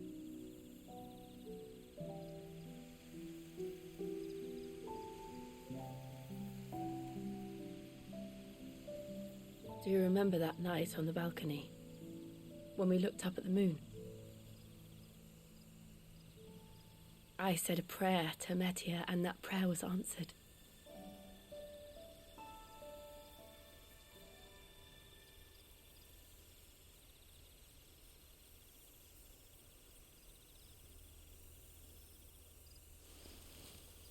You came back to me. The heavens must have a plan for us.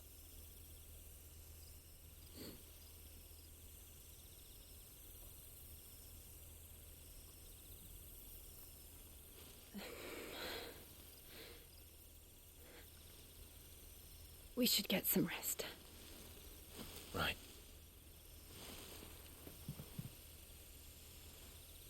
Good night, Clive. Sleep well.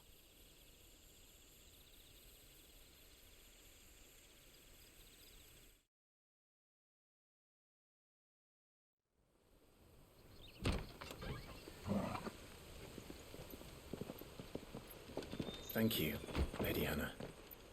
Perhaps now people will not flee at the sight of me. You look just like Elwyn did when he was your age. How did you come to have some of my father's old clothes? Oh, before Elwyn became Archduke, our families would often summer together. He and Rodney were like brothers. These clothes have been in a wardrobe for years, collecting cobwebs along with everything else. Well, I'm very grateful for them. And sorry for depriving you of your memories. Not at all. It's what your father would have wanted.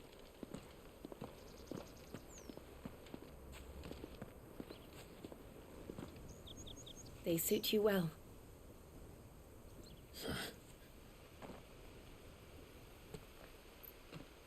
Thank you, Lady Hannah. Yes, thank you. You've been most kind. No, I should thank you. It may only have been for a short while, but seeing you again took me back to happier times.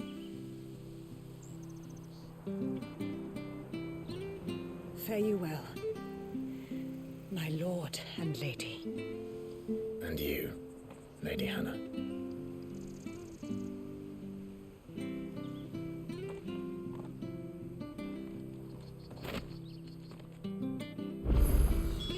If we follow the road to the north, it should take us all the way to Phoenix Gate.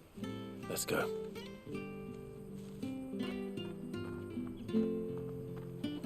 You? Those are Elwyn's.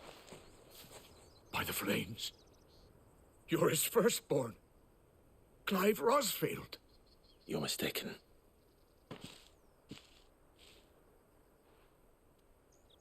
Oh, you can't fool me, my lord. You're the very image of your father. And that would be true even if you weren't wearing his clothes.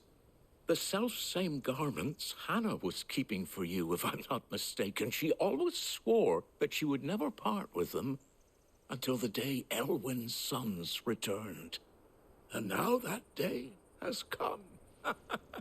Why, you'll be able to take your bearers back as well. My bearers?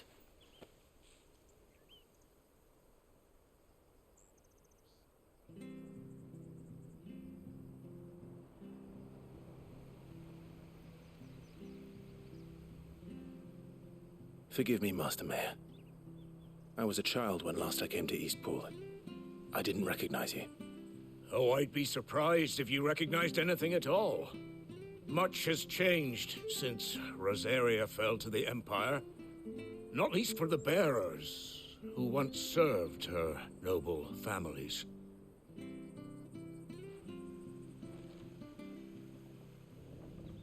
when the Ironbloods sacked Rosalith 13 years back, many who lost their masters fled here in search of sanctuary. And never returned. Aye. The plan was to send them home once we'd won back the capital. But then the Imperials arrived. Rosaria became a province of Sanbreque. The duchy was dissolved, and they no longer had any home to return to. Back in your father's day, any bearer who lost their master became a ward of the duchy. We'd hand them over to the sheriffs, and they'd be assigned a new position. But when we saw how the Empire treated their branded, we knew that wasn't an option. So they've been here ever since. And now you want to give them to me? They're yours by right, Lord Rosfield. Bequeathed you by your late father. And they'd be better off serving you than hiding here. Indeed, many of them used to serve your house, and still considered the Rosfields their masters. I'm no one's master. Not anymore. They wouldn't be safe with me. I understand. You'll forgive an old man his fanciful notions. Been daydreaming for too long. But still, I would ask a favor of you. A small mercy. If it is within my power. One of the bearers is an elderly fellow who still swears absolute loyalty to Archduke Elwyn. I don't ask that you take him into your service, only that you meet with him. Let him see that Elwyn's son still lives, and that he's as fine a man as his father ever was. It would be my honor. Thank you, my lord. He sits by the well most days, watching the people go about their business. If you could show him your face, I would be most grateful.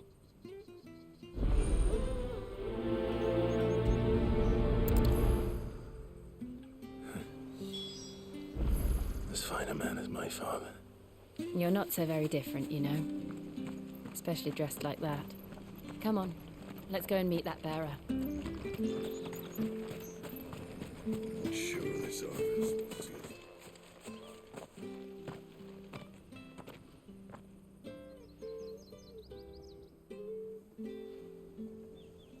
He's not here. Well, I can't leave without meeting him. I've let the mayor down once already. It would be cruel to disappoint him again. All right, let's ask around. Someone must have seen him.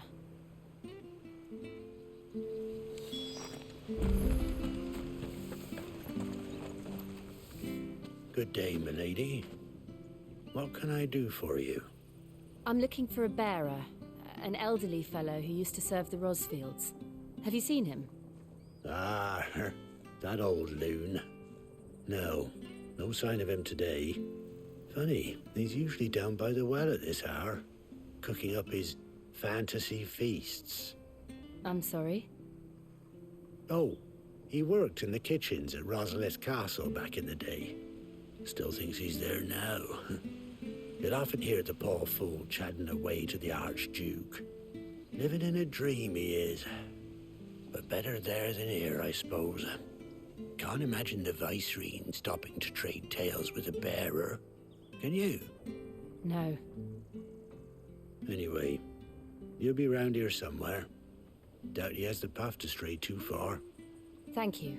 We'll keep looking.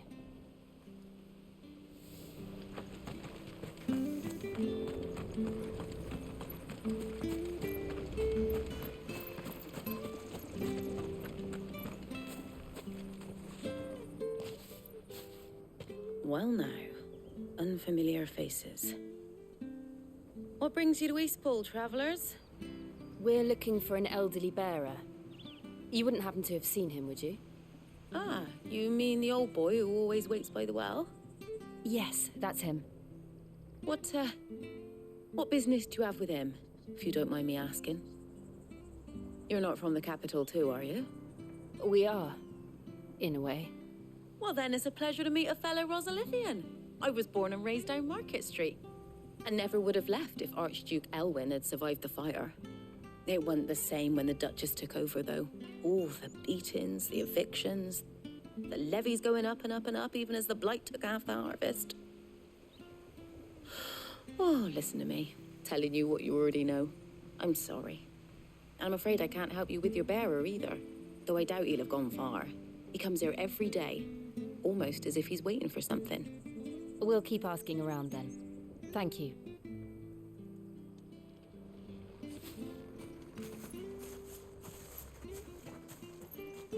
Oh, hold on a mo. Patrick the Chocobo Keeper might know where your bearer is. He's taken the old boy under his wing, so to speak. You should go and have a word with him. He'll be in the stables. Patrick the Chocobo Keeper. Thank you. We will.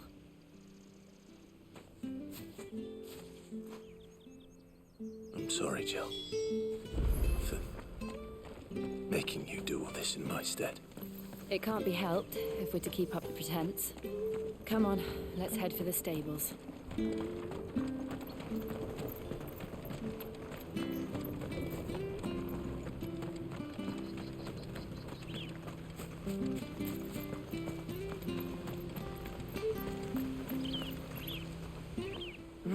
Where the bloody hell's he got to? Excuse me, but is something the matter? It's this bearer I've been minding. I take my eyes off him for 1 minute and he disappears. He's not in his usual spot by the well, nor anywhere else in the village. You must be Patrick. I am, but... And this bearer you're looking for, he's an elderly man who used to work in the Rosalith Castle kitchens, yes? That's the fella. How do you know all this? I've never seen you in Eastpool before, but you seem to know the place better than I do myself.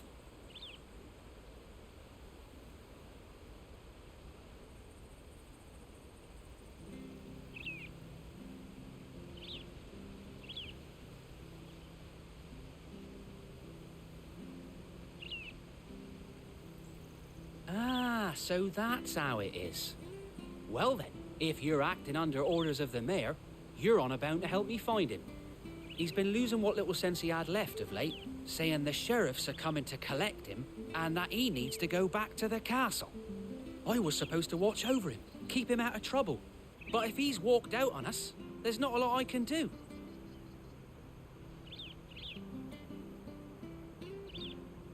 Understood. You keep searching here, we'll look for him outside. Thank you. I'm in your debt.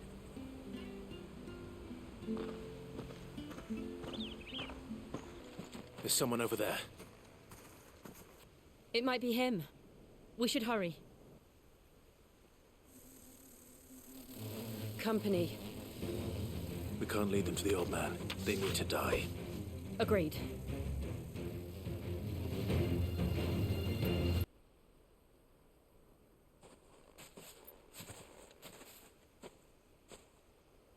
Are you all right, my friend? Come on. Let's go home. Your Grace, you came for me. I waited for you so long, but you finally came. I'm not who you think. Clive.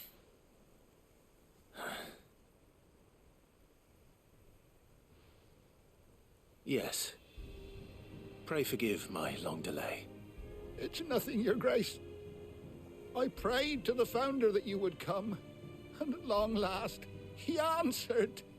Will we be returning to the castle, then? There is still a place for me in the kitchens? No, my friend. We will not be returning to the castle, not yet. I'm on a very important expedition, one which may take some time. Could you wait for me in Eastpool until my journey is complete? I will come back for you then. I promise. Of course, Your Grace. For you, I would gladly wait until my dying day.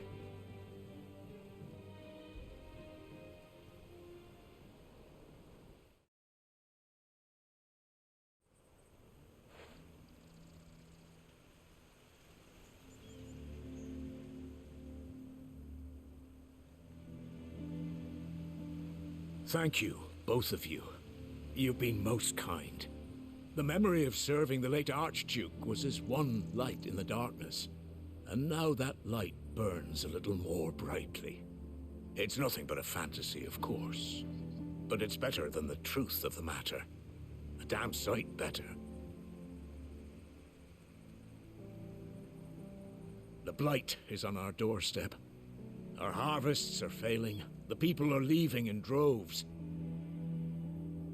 If it weren't for Lady Hannah selling half her worldly goods to provide for the few of us who stayed behind, we would long since have starved. We want to keep the bearers safe here, we really do. But unless a miracle happens, we won't be able to spare a crust of bread to share between them soon enough. Is it really that bad? So bad, I even petitioned the Imperial garrison to take them.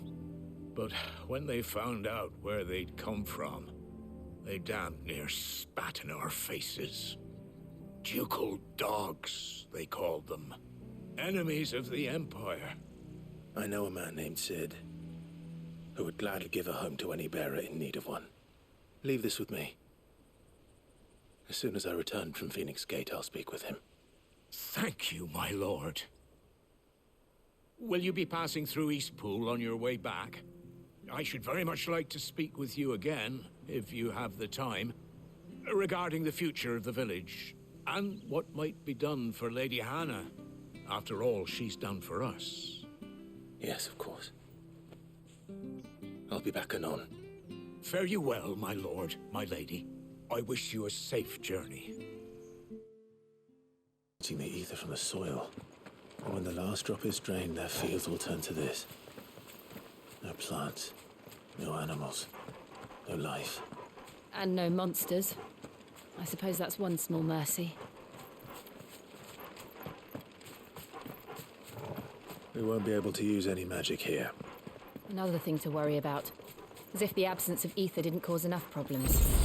Take away the lad's life force, and problems are all that's left.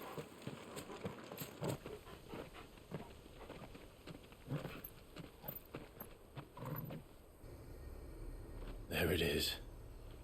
Phoenix Gate. Where it all went wrong.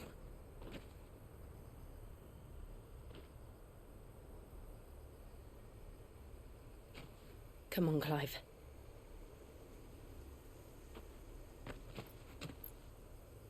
It's time to discover the truth.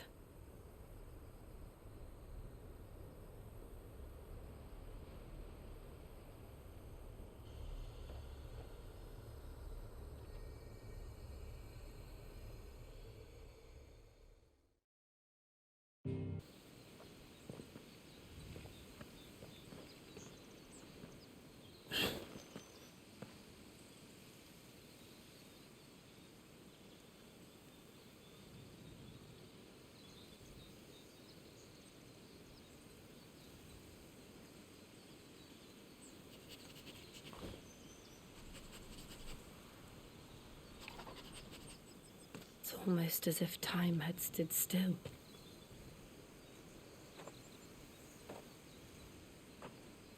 I suppose no one had any cause to return here. No. It's just as I left it.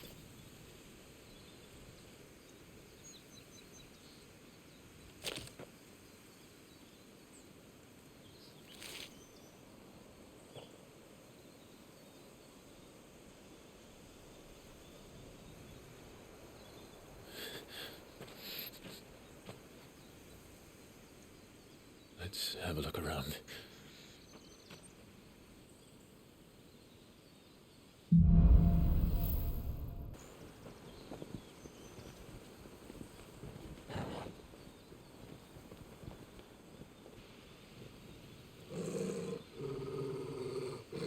What is it, Torgub?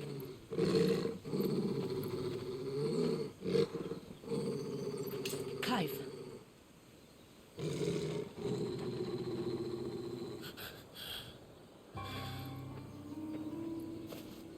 That's him. He's the only one who can tell me what happened. I have to know.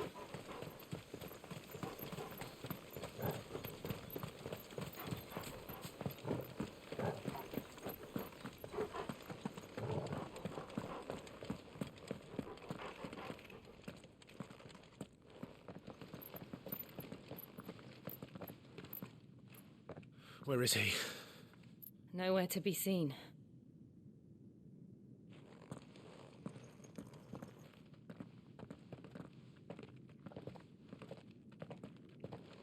Damn it!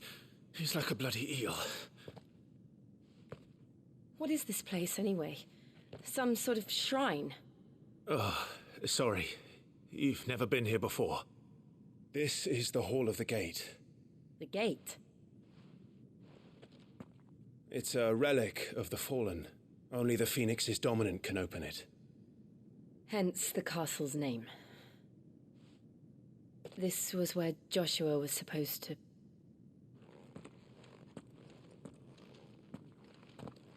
Yes. He would have stepped through this door the next morning and listened to the words of our ancestors. Would you have gone with him? No. The apodatory is holy ground. None but the dominant may enter. I and the other shields would have stood guard here and prayed for my brother's safe return. Where the hell did he go? Perhaps he went inside. He couldn't have. He'd need the power of the Phoenix.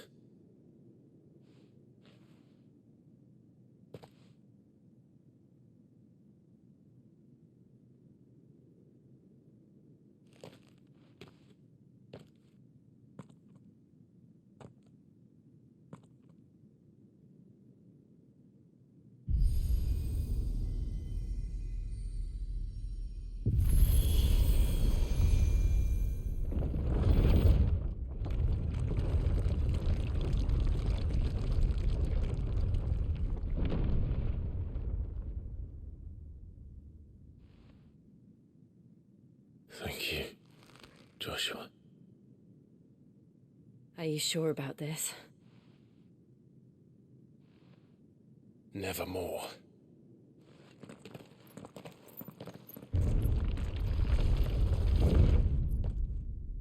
Have you ever seen anything like this?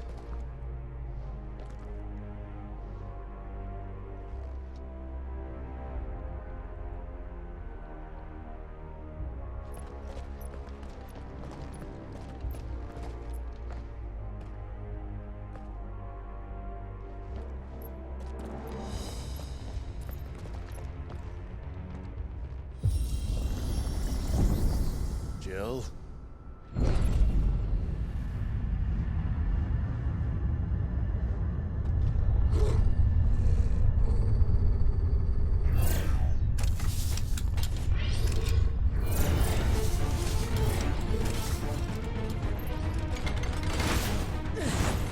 What do we do? The usual.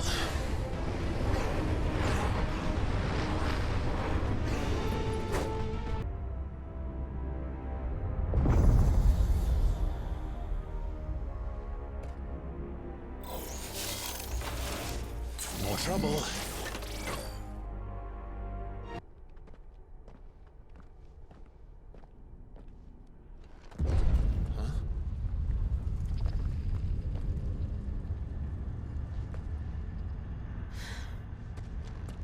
I don't like this.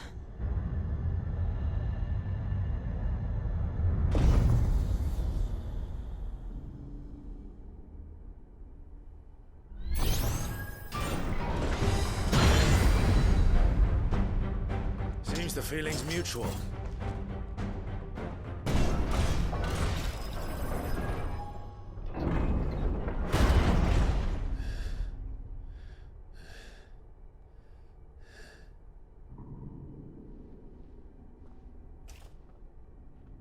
It's done.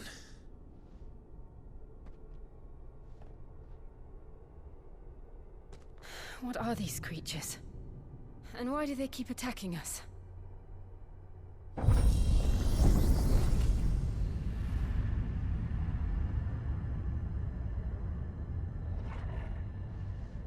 They're probably asking themselves the same thing. We're the ones trespassing here. They're just protecting their home.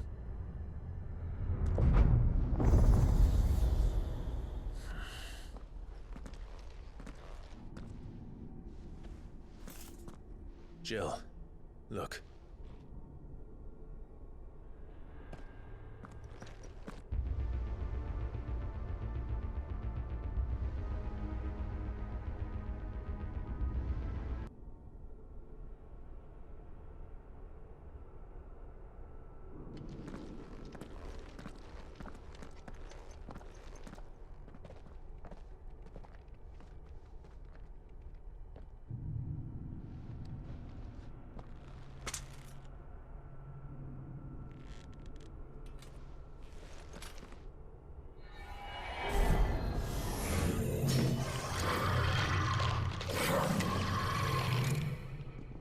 All right then.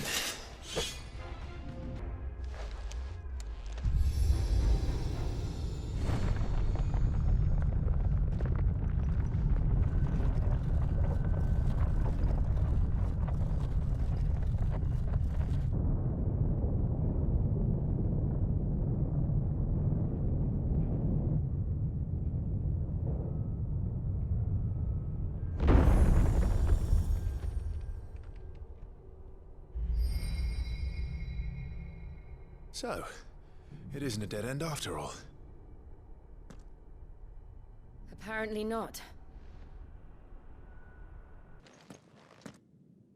How old do you suppose this is?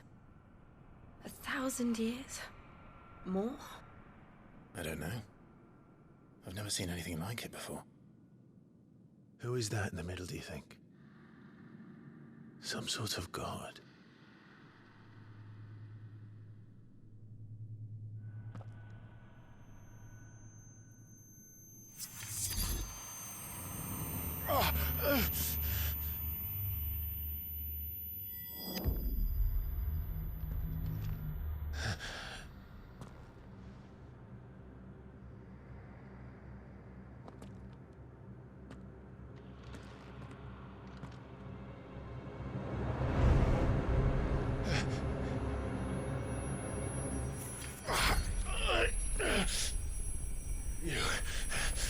You're him.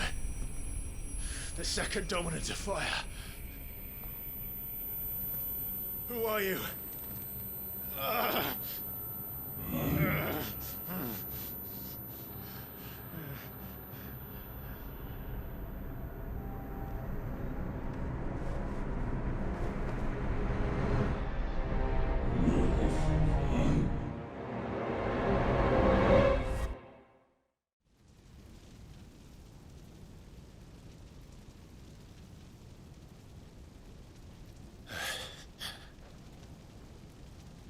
What?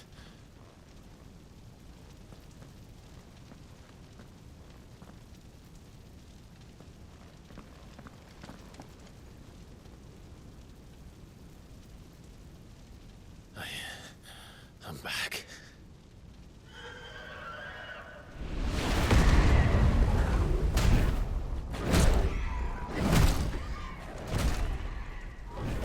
Joshua!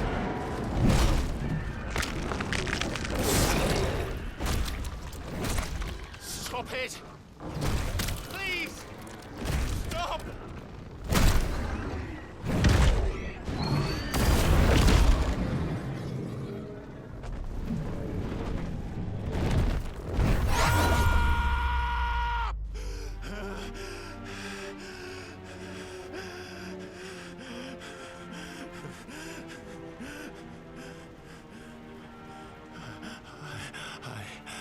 I did this.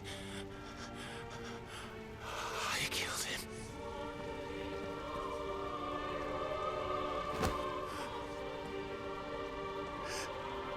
Joshua chose me to be his shield. He gave me his blessing and asked me to keep him safe. I should have protected him that day. It was my duty.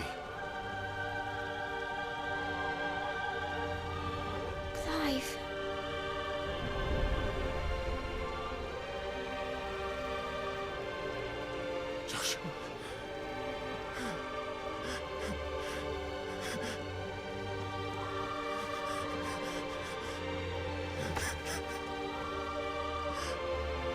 sorry.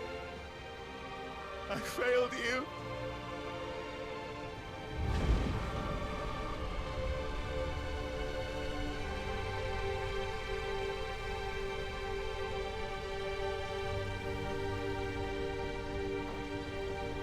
Joshua died. I killed him. And I blamed another for what I did, to spare myself the guilt. I feared that by accepting it, I would lose what little was left of me. So I ran from everything. And now? Are you ready to accept the truth? I am. I know it won't be easy, but it's what I must do. So that Joshua's soul can finally rest in peace.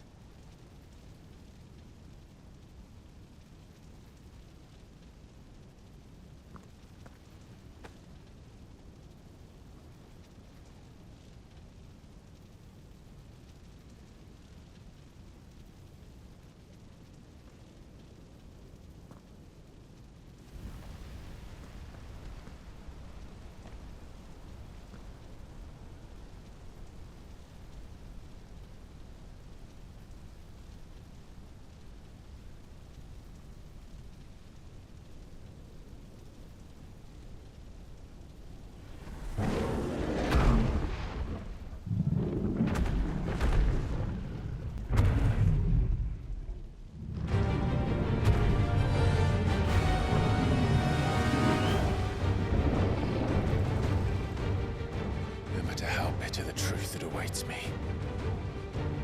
I will press on. Come, Ifrit. Show me who you truly are.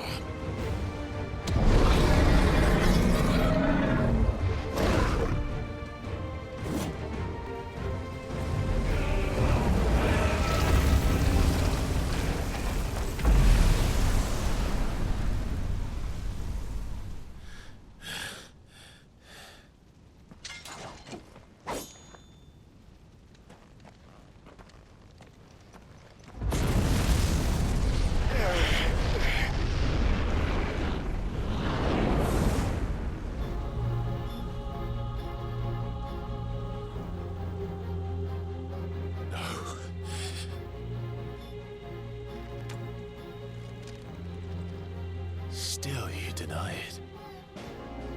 Even when the truth's staring right at you. Come on, Clive.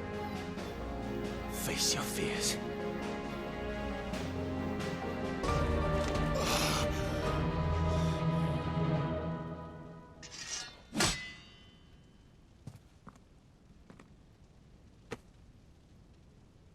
No escape, eh? It's all right. I'm done running from you.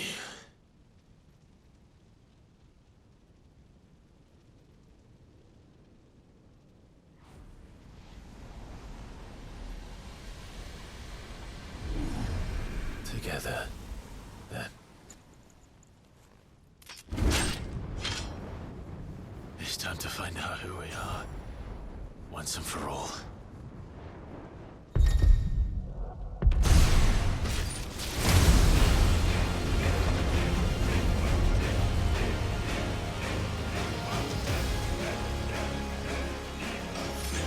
Show yourself, Ifrit.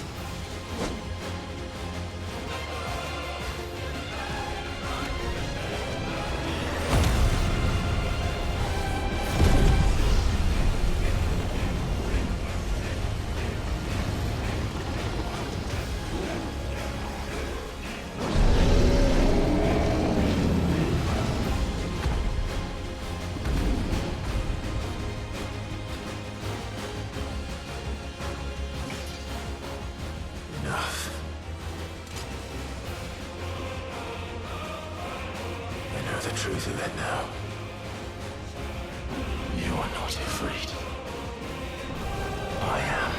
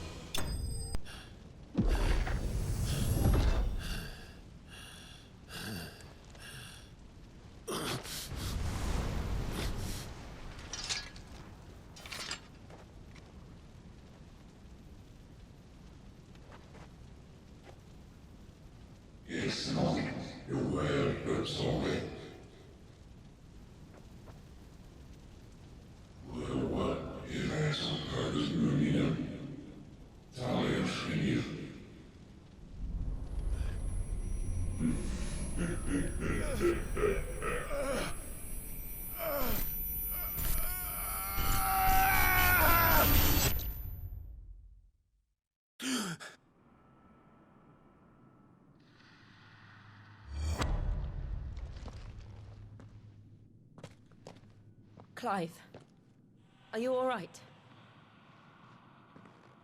Jill. It's nothing. I'll be fine.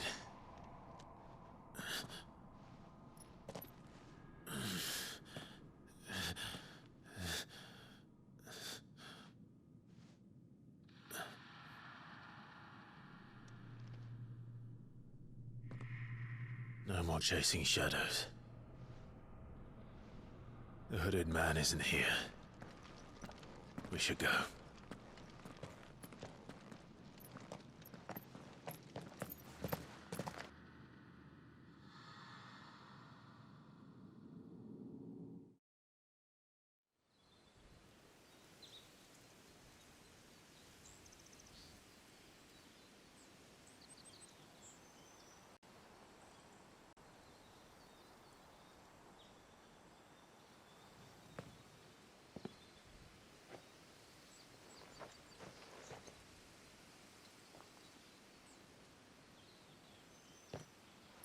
Clive, are you sure you're all right? Whatever it is, you can tell me. I had a hard enough time telling myself. I awakened as a dominant of fire, right here in this castle, and I've been running from it ever since. But now I know for certain who I really am.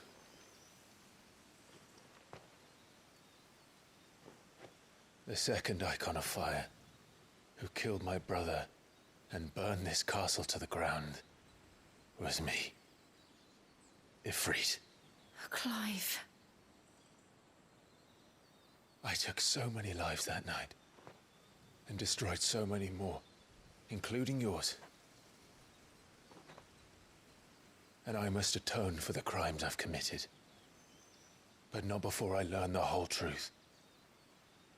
How can a second icon of fire even exist? And why was I chosen as its dominant? Who is the hooded man who brought us here? And what does he want?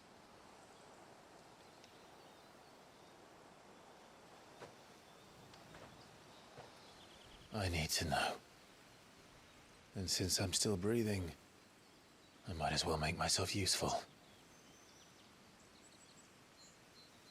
We'll find your answers together. I want to learn the truth too. There'll be time enough for atonement when we're done. I was hoping you'd say that. I don't think I could do this without you. You never were one to hide from the truth, even when we were young. And you haven't changed a bit. You're wrong. I have changed. But I don't want to be that person anymore. The things she did were unforgivable. And yet, they're what brought us back together.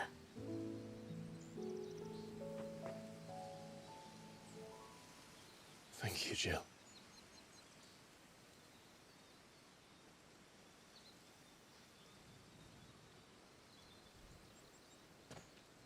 If he is here, then the disturbance I felt at the care must have been confounded. The hour is later than I thought.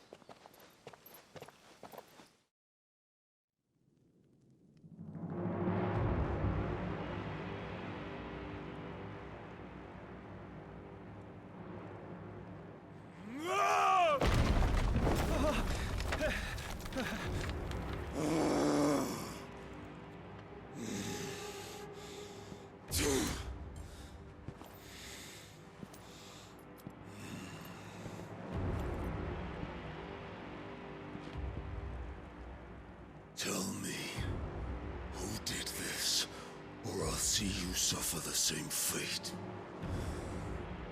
The man who delivered the coffer said... He said Sid paid him.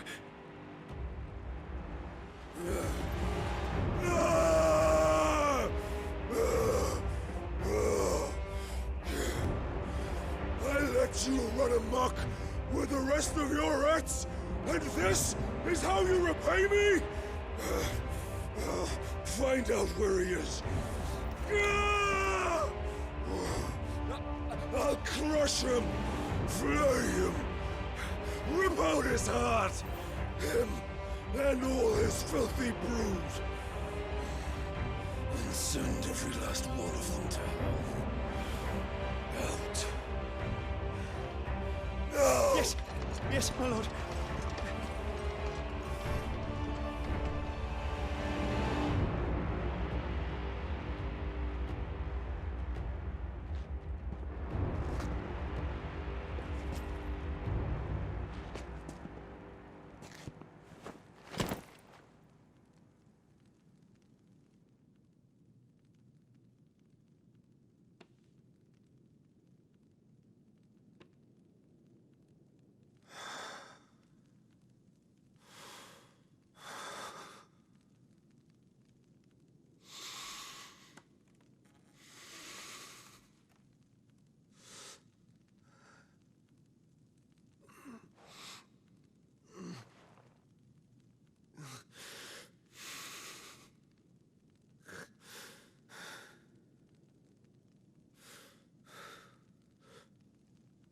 Benedicta.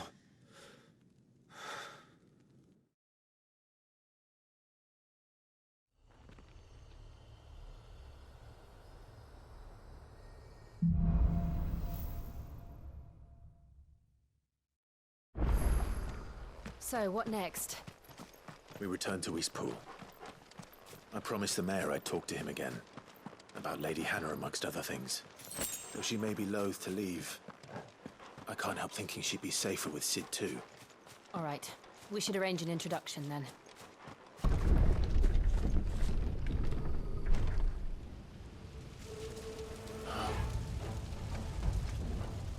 What happened here?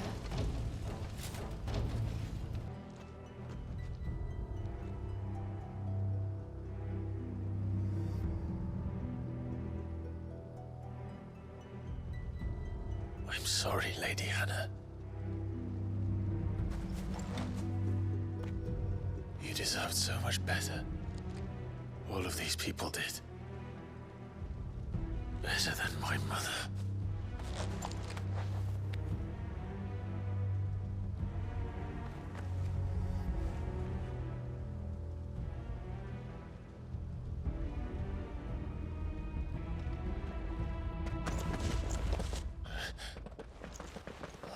Too late! Gav! Clive!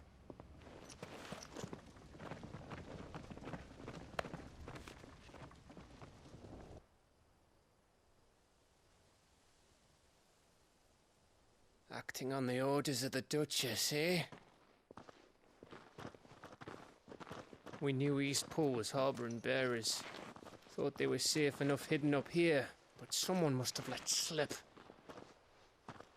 If they'd have only come to us sooner, none of this would have had to happen. Fuck!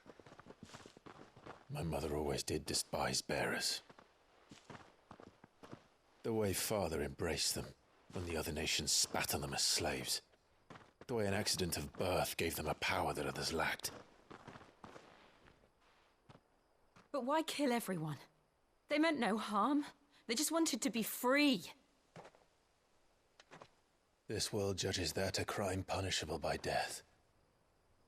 Which is why we're going to change it. Gav, we want to help. Thought you'd got your own stuff to be getting on with.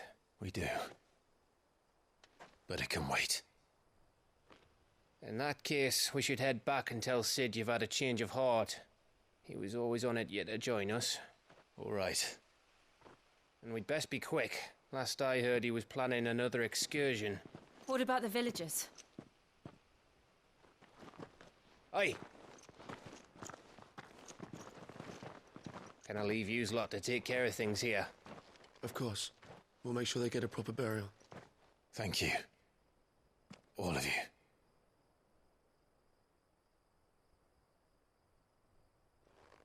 When you're ready, then.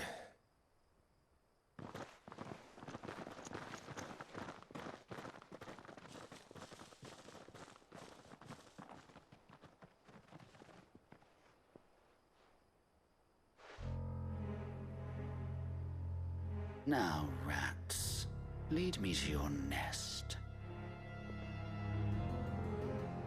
Lord Cook has a message for your leader. If only he knew where to send it.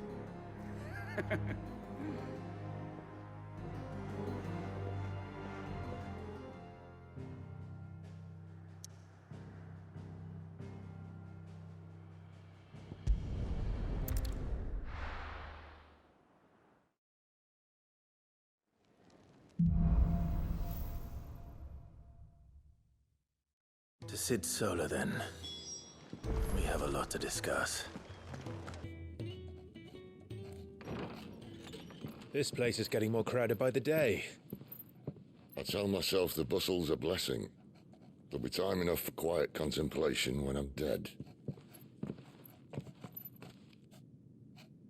So, did you find the answers you were looking for? I still don't know what to make of this gift, curse, or whatever it is I've been given. But there is one thing I can say for certain. I am a dominant, Ifrit. And there is nothing I can do to change that. It is a burden I must bear until my dying day. Spoken true. Forgiveness, and in turn salvation, can only begin with acceptance. It's a path we all must walk, no matter how colourful our histories.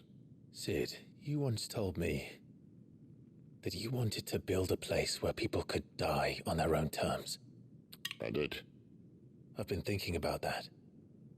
Why not a place where people can live on their own terms? For 13 years, killing was all I knew. So obsessed with death that I never stopped to consider the lives of those around me. Lives that I see now were scarcely worth living. Be they bearers or beggars, most but march blindly to their end, never realizing that they too deserve a choice. And I dare not turn a blind eye to their suffering any longer. So, atonement then, is it? That was the answer we found. The only one we need. I'll be expecting you both to pull your weight. And we will. Well then, with a sprinkle of fire and ice, this plan of mine might just work.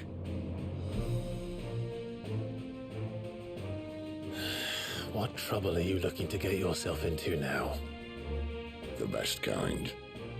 We're going to sneak into the Imperial capital and pay a visit to Mother.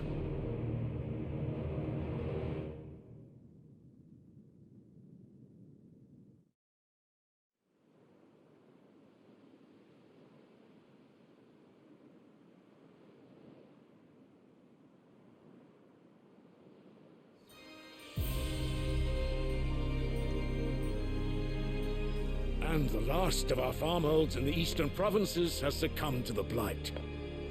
Without their yield, we will be hard-pressed to fill the capital's granaries before winter. If there is a capital by then, the black creeps closer as we speak. And yet you do naught but bawl and bluster.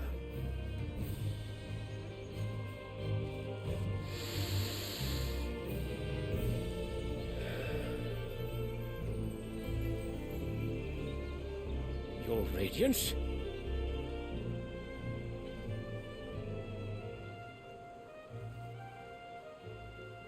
If it is fertile land the Empire requires, we need but look south. If you mean the crystalline Dominion's holdings, we are bound by mutual accord. Theirs is a neutral state whose borders we are sworn to respect. Gentlemen, did we swear to see our people starve? Well, I really do think that... I don't think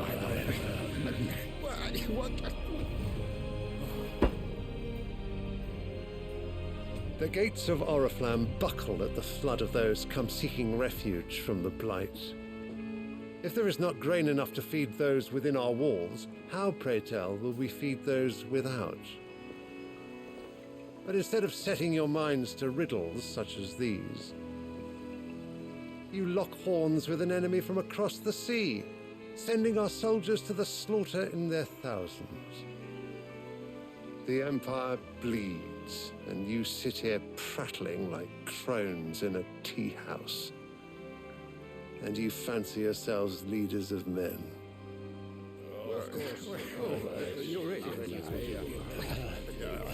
Sanbreque is naught without her citizens. We are but their servants. If their land is being wrested away, it is our duty to claim new lands for them. Your Radiance! You cannot mean a war of conquest. That is exactly what I mean. It is time we expanded our dominion. This is the will of great Grieger.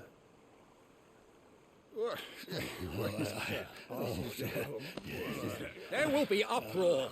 Then we must find a way to distract the citizenry. But how much will that cost? And what of our legions? Shall we raise the thirds? Well, someone will have to contend with the Dalmex. I will not keep you. You all have much to do.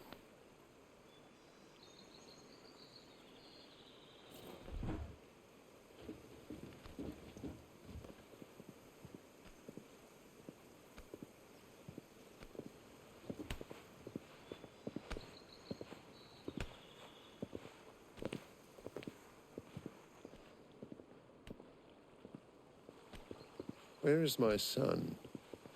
The Lord Prince is currently garrisoned at the Strait of Orther. If it please you, I can send word requesting his immediate return to the Holy Capital. That won't be necessary. Tell him instead to see to his wounds.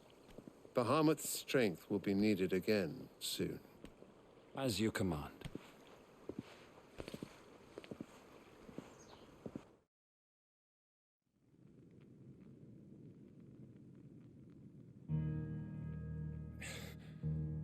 I must have misheard.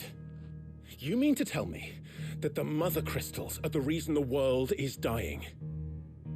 Are you mad? I have been called that on occasion, but no, not today. We've all seen it firsthand. Empty wastes where once were green meadows. Land drained so dry of its ether, not even the rats remained. But where was it all going? I spent years searching for an answer until I saw it standing right in front of me. There, in the self-same crystals we look to for their so-called blessing.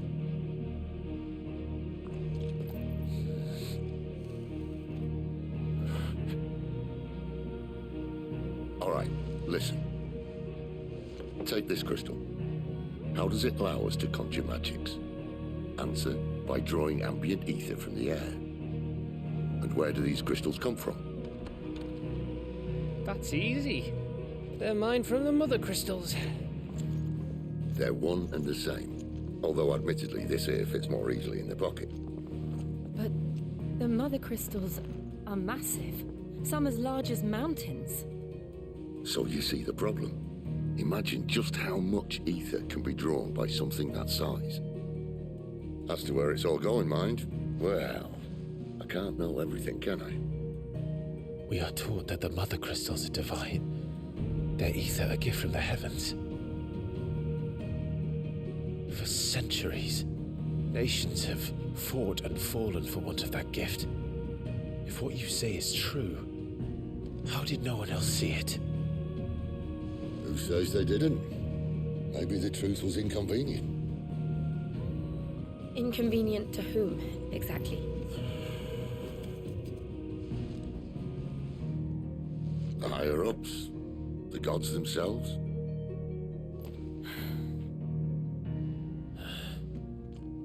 So now you want to do something about the crystals. And what? We're not helping bearers and dominants anymore. I didn't say that. I made a promise and I intend to keep it. But if we continue down this path, there's only one fate that awaits the realm. And we can't very well set our people free if they're all lying dead in a blighted ditch. Not if we want to create a place where they can live on their own terms anyway. Sort of defeats the purpose. So, if we have to bring the old world crashing down in order to build us a new one,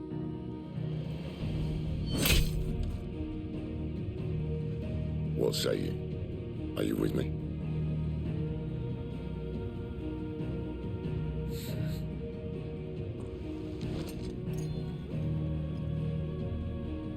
I suppose it's about time I repaid your faith.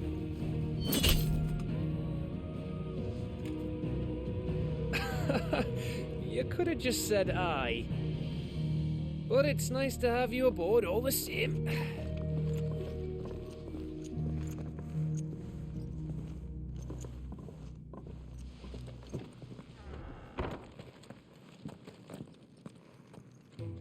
Well, someone's in a hurry.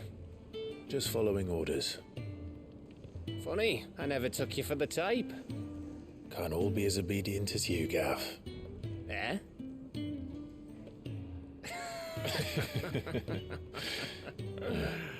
Fine day for a little mischief, wouldn't you say? Is this all of us? Actually, Gav won't be coming. Just the three of us, then? Drake's head is the keystone of the Empire. Oriflamme's in chaos, yes, but that doesn't mean we can march an army through her gates. The fewer our numbers, the better our chances of going unnoticed.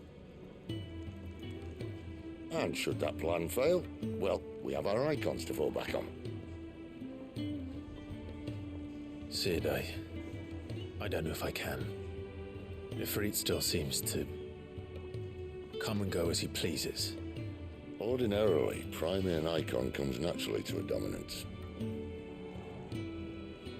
But then, you are no ordinary dominance. Well, he's still got the blessing of the Phoenix, doesn't he? Not to mention what he sucked out of Garuda. And did I ever tell you about how he was once the greatest shield in Rosaria?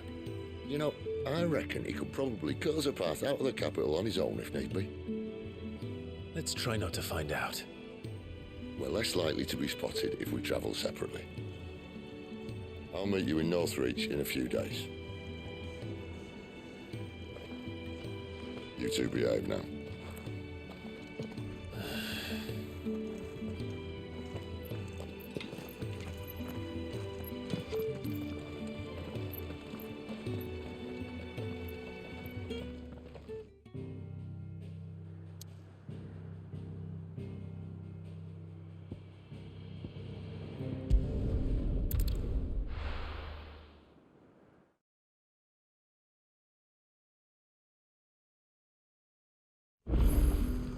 So, we're meeting in Northreach.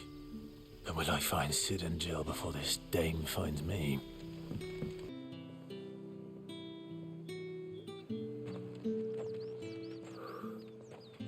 A moment, my lady.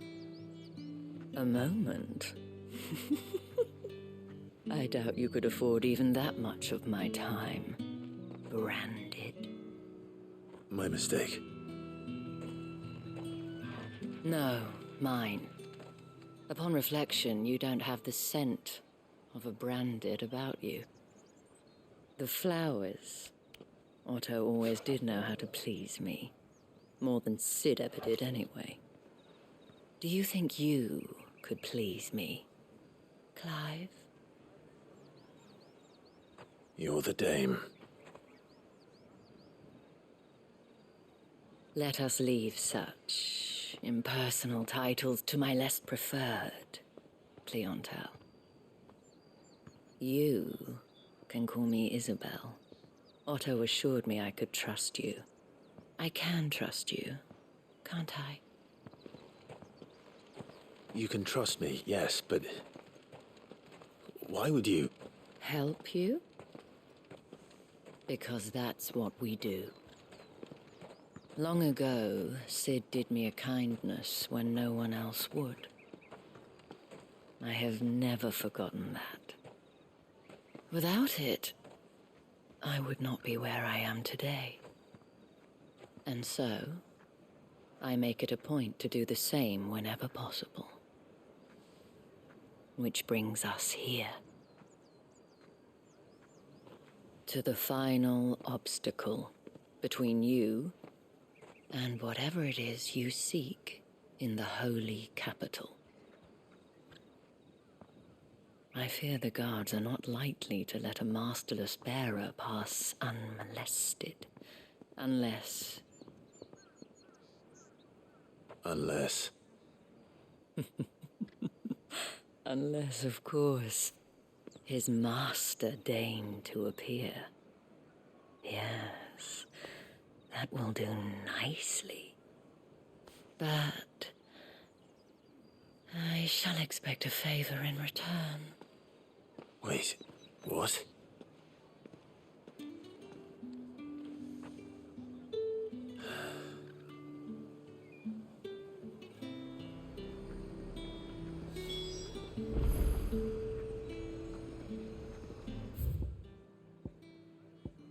You say these are all from Dalmatia? Fruit's not getting any fresher. What the hell are you doing? Tut tut. We cannot have people thinking I tolerate disobedience from my branded. The men who gave me this are no more my masters than you are. But it's not as if I can hide it. From the moment you acquired it, that brand has done naught but take. But today, it is going to give you exactly what you want. Just play along.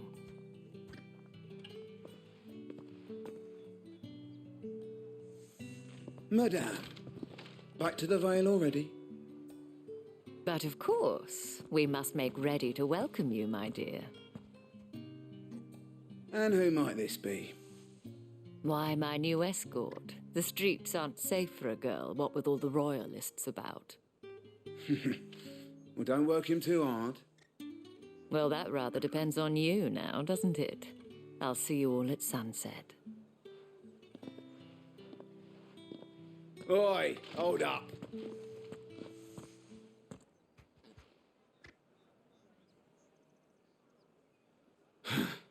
Another fucking branded. Well, you're lucky you're with the dame. Now get out of my sight, filth.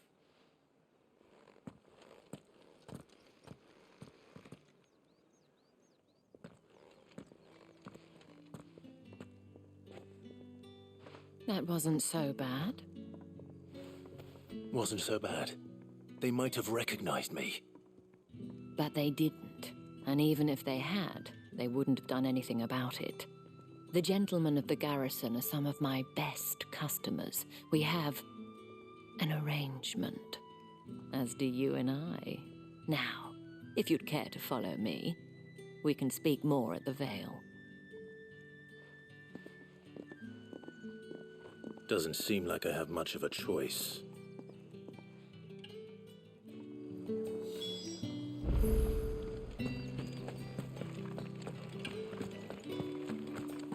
I haven't seen you around the Vale of late.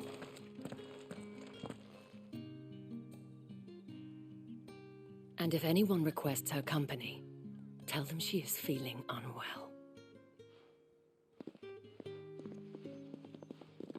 Madame, you look stunning. As do you, my dear. Shall I have one of the girls draw a bath? That won't be necessary.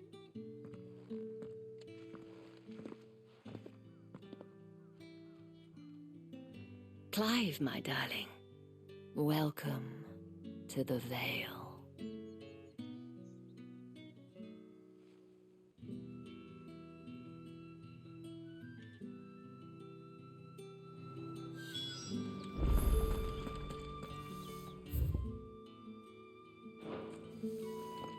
Thank you for seeing me through the gates, my lady. I am in your debt. Well, that was the whole point, wasn't it? And I told you, it's Isabel. Whatever wound you so tight, I wonder. It's certainly not Sid's influence. You, mentioned a favor. What is it you'd have me do? I don't want to keep my companions waiting. If you mean Sid and the girl, you needn't worry. They have yet to reach the checkpoint. Yes, Otto asked me to help them as well. But to answer your question, I need you to find someone for me. One of my girls. Tatienne has been gone for several days now, having left no word of explanation. And I've begun to fear the worst. I feel as if I've spent my whole life searching for people. Though I can't say I'm any good at it. I trust you'll do your best. Oh, and take this.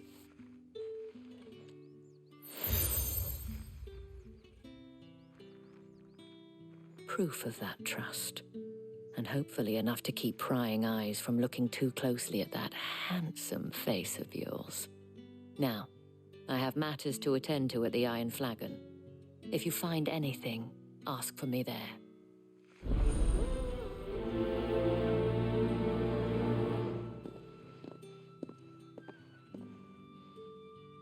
I should probably start here.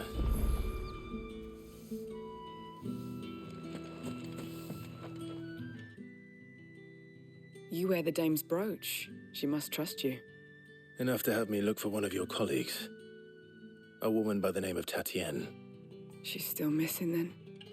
Oh, if only I'd comforted her. You saw her before she disappeared. The day before, she was in tears. She'd lost her comb, a gift from the dame. It wasn't anything fancy, but you could tell it meant the world to her. You see, Tatienne was an orphan, and she looked upon the dame as a mother, as do we all. So she was upset. And I didn't lend her my shoulder.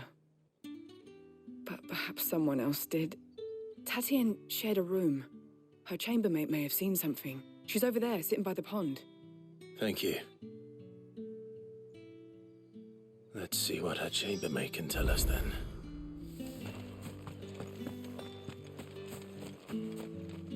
So you're the new escort the girls have been talking about. And you've already been sent off on an errand, eh? Poor boy.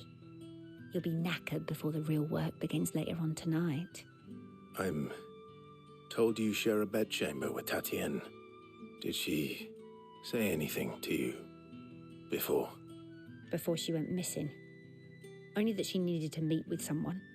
She did mention a name, but I know exactly who she meant. You do? Lad from the garrison. Annoying little shit. Spent every guil he earned on Tatienne, and picked fights with anyone else who tried to buy her time. Followed her around like a lost puppy. Tatienne was flattered at first, but it didn't take long for her to get scared. She thought about saying something. But the dame was so proud of her for how much she was bringing in, and she didn't want to let her down. This man from the garrison. Did you ever see him? Of course I did. He tried to sneak into our room enough times. Slimy sod's got a scar over one eye. Claims he got it in battle. You've been very helpful. Don't let him get away with this. Find him, and you'll find her. I'm looking for a man with a scar over his eye. Looking for a man? Does this look like a brothel, Branded? Fuck off. Hold your tongue. He wears the dame's brooch. One word from him and the Vale's doors will be barred to us for good. There's only one man in the garrison with a dodgy eye. His name's Yannick. I haven't seen him around lately, though. On account of him being in war. Yannick left a few days back. Said he had dealings with a merchant there. The dame thanks you. Oh, Tatienne, you could have told me. This Yannick. The soldiers I spoke to believe he's in the village of Moor. According to them, he claimed to have some business with a merchant there. Though that wouldn't explain his continued absence. And you plan on traveling to Moor to ascertain the truth? Isn't that what you want? Oh, it is, but I fear sending you there may cause more harm than good. The people of Moor are rather set in their ways. you'll find they have little love for bearers, and they will not hesitate to report one such as you to the constabulary. There is a man in Moor who owes me a favor. More than one, in fact. His name is Bertrand, and he works at the stables. Tell him I sent you. I shall return as soon as I find something. To search. With a little... If the people of Moor are as intolerant as Isabel says, it's no wonder the Empire never sent my unit here. Are you Bertrand? The dame sent me. Sounds about right. Only time I hear from her is when she wants something. Well, go on then. What is it? One of her courtesans has gone missing, and I need to find her. A soldier who may have information on her whereabouts is rumored to have come here to meet with a trader. Many traders stop to peddle their wares on their way to the capital, but only one's been seen quarrelling with a soldier. Is he still here? The trader? Oh, yeah. Stubborn sod stood his ground till the soldier got tired of shouting, from what I hear. If you seek him out, keep your head down. Fact is, folks round here would sooner hang a branded than help him. And that's even with the dame's brooch for protection. Understood.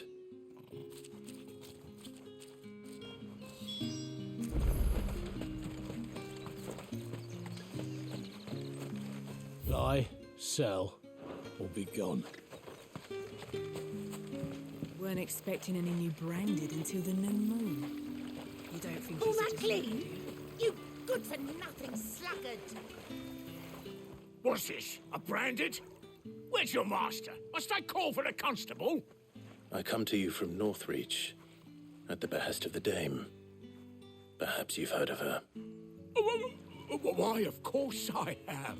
I am the good lady's servant. What is it that she requires of me? Rumor has it you were seen arguing with a soldier some few days ago. A soldier with a scar over his eye. Yes, that's right. He had a comb which he claimed was an antique. Said he wanted to trade it for a newer one. But old though it was, an antique it most certainly was not, as I told him. Nevertheless, he insisted that it was of great value and was quite vehement about my appraisal. I stood firm, however, and for all his bluster, he still purchased a new comb, albeit an inexpensive one. And do you know where he went after that? My customers aren't usually in the habit of telling me whither they are bound, but as it happens, this one did. Yonder ruins, strange as it may sound. My thanks. Not at all. I would do anything for the dame. Anything. Be sure and tell her, won't you, that I was helpful. I mean, most helpful.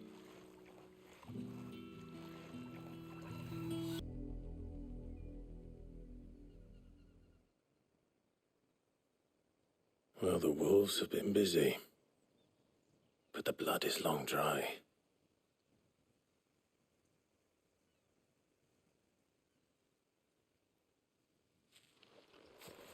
So it is you, Tatien. If that's true, then the body next to hers will be Yannick's. The girl Yannick went off to sea every night. You said her name was Tatien. You... Did you follow me? Now, why would I do that? Unless you think I'd have good reason to. But no. I was sent to find Yannick. By the looks of things, I have. We both found who we were searching for. Nah, he was a jealous sod. Couldn't stand the thought of his woman with someone else. Then one day he sees her with a new comb. Thinks she's got herself a new gallant. Tells the garrison he's going to find the man and kill him. We know it's all talk, but then he disappears off to Moor for some dealings and doesn't come back. If you mean this comb, it was a gift from the dame. If only Yannick had bothered to ask, eh? He might not be rotting on a hill. I think he meant to ask her something else. He stole the old comb and bought her a new one in the hope they'd wed. Wed? Where would they have gone? Certainly not back to Northreach with a dame waiting. And we all know what happens to deserters. Tell the dame I'm sorry for her loss. When the lads come to collect Yannick's body, I'll see that Tatienne is delivered to the Vale. Is that wise? Oh, there won't be any covering up this mess. The most we can hope for is that the dame doesn't hold it against us. Speaking of which, I saw her in Moor just now. Could you tell her what happened? Might sound better coming from you.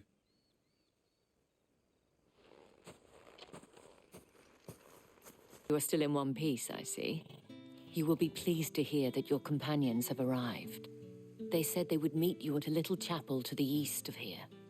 Thank you, but you needn't have come all this way just to tell me. I was on my way to see you. You found her then?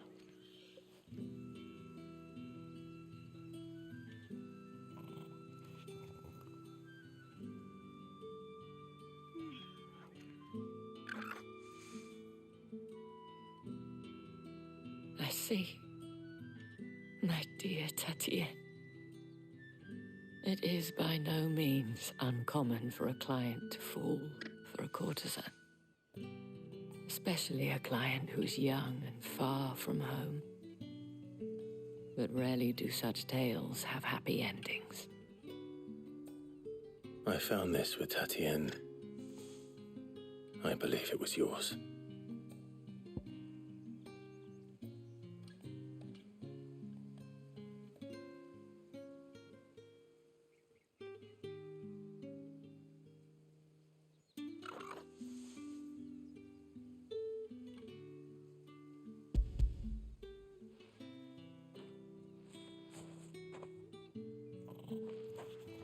Thank you for returning it.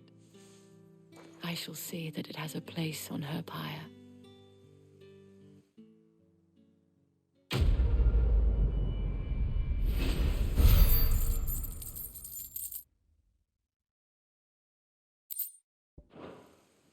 I should go. Before you do, I have one last gift. A token of my thanks. The Vale counts among its patrons several high-ranking officers of the Imperial Army. According to one of the looser-tongued gentlemen, it would appear that the legions are planning to march south. Otto mentioned the same thing. But did he mention that it was all of the legions? This is no mere skirmish. Were I to guess, I'd say the Emperor planned to abandon the capital. But that couldn't possibly be true now, could it? Take care, Clive. I will. And thank you again.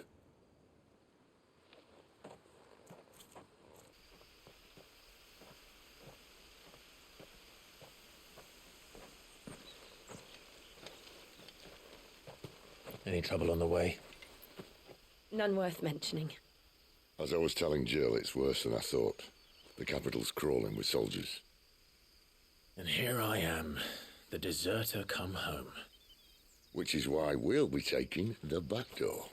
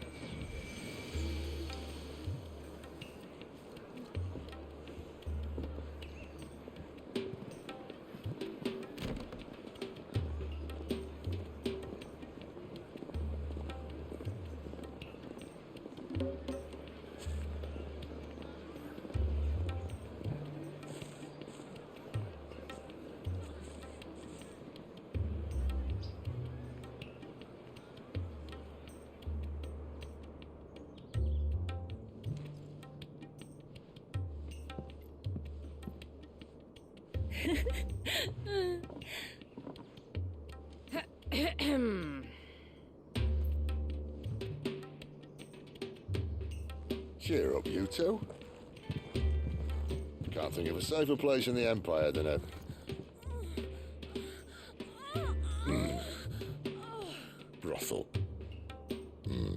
Really? Doesn't seem very private.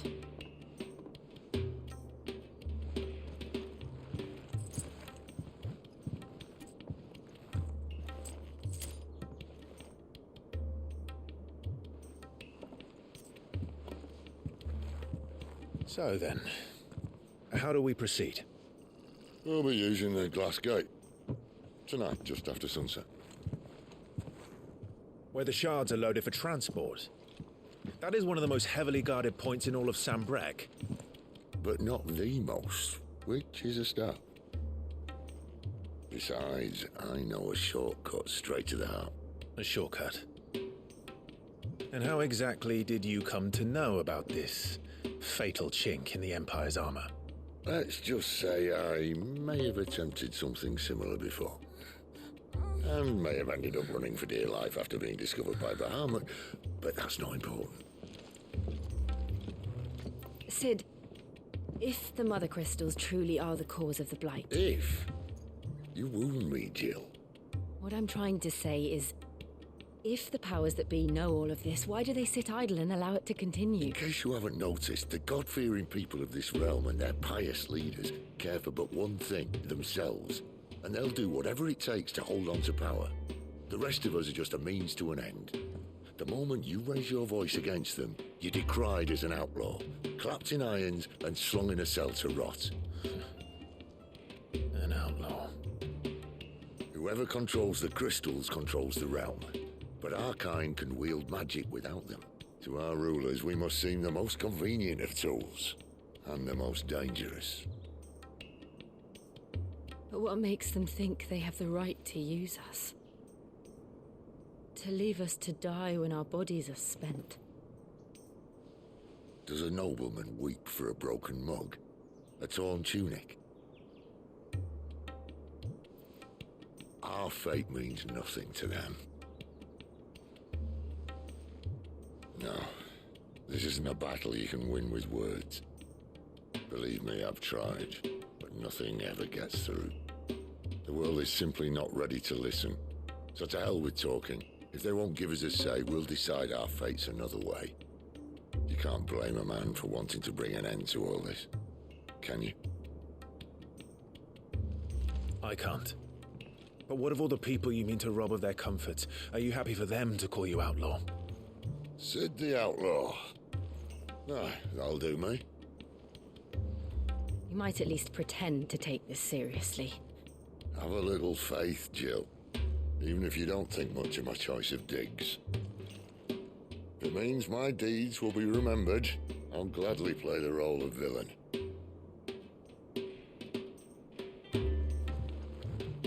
But first, we have a gate to crash. And once we're in, there'll be no turning back. So you best make ready. The world won't save itself.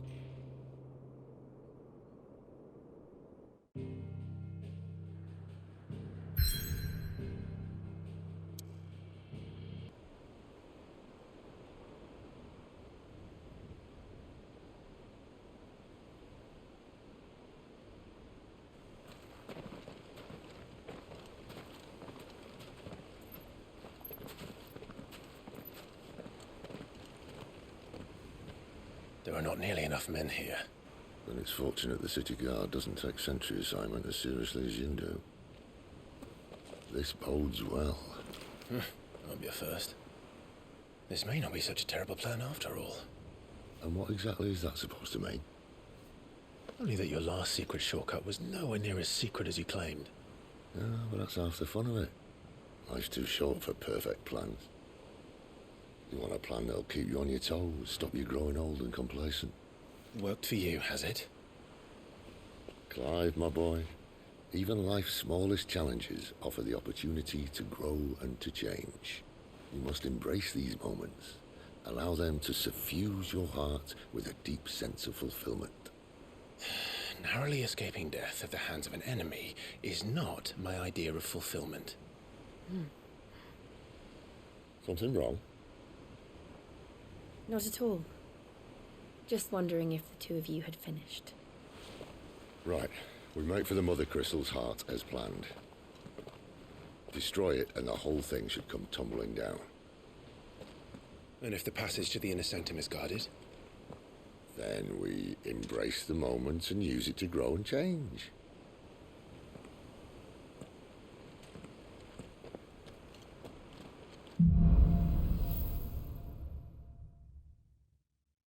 Come on. I'll never get used to that. Akashic or no, he was still a man. A man who drowned in ether. It's no way for anyone to go. Come on.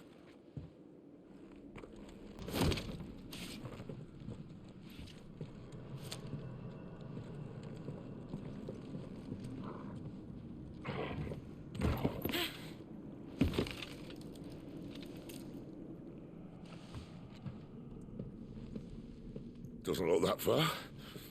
Right.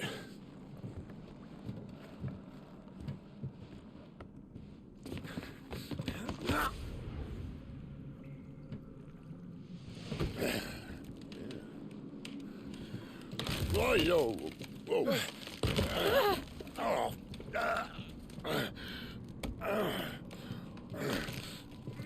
Some help. Hold on.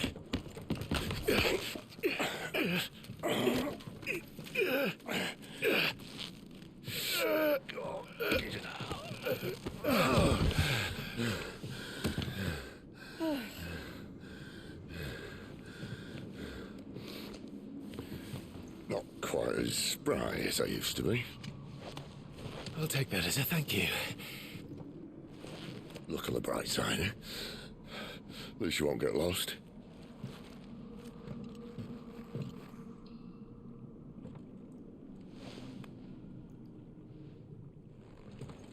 Ready? On the count of 3.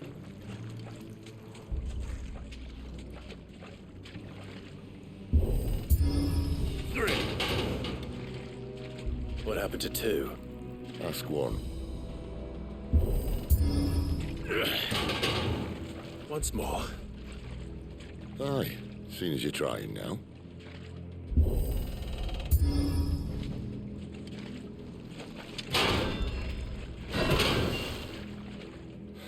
As if that was going to keep us out.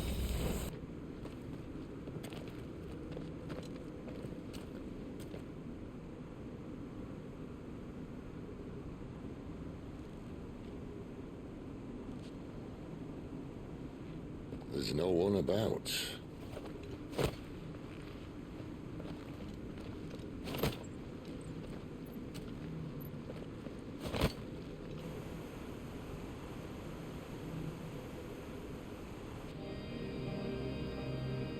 I knew it would be big.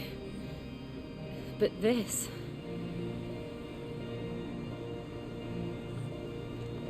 There. That's our way into the inner sanctum.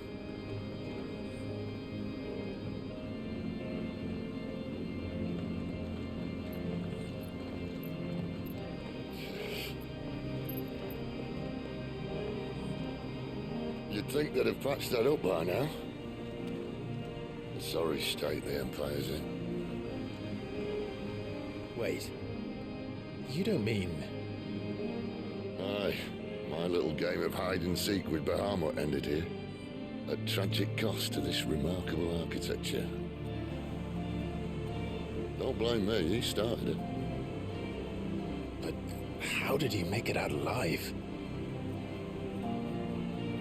I walked. You should try it.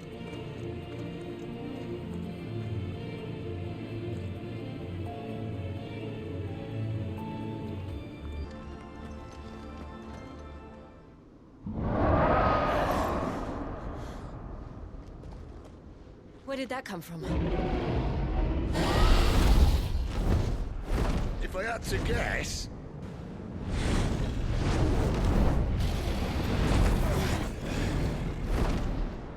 Poor beast. Another victim of the flood.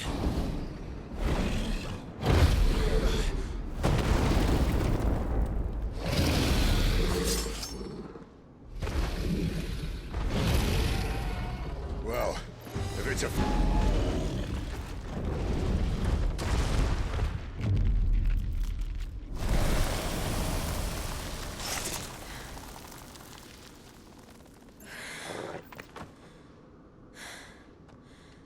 Are you all right? Fine. The inner sanctum lies just beyond. Chances are the palace guard knows we're here. We should move.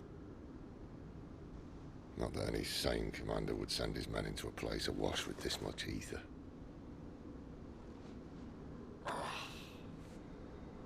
Clive. If this all works, and the blessing fades, things are likely to get worse for our kind before they get better. Being the last to wield ether will make our talents that much more sought after, by which I mean hunted. I just hope, in the end, they'll see that we didn't have any other choice, that it was the only way to get us to a better place. And here I was thinking I was the uncertain one. Luckily, 2 out of 3 of us have faith in you.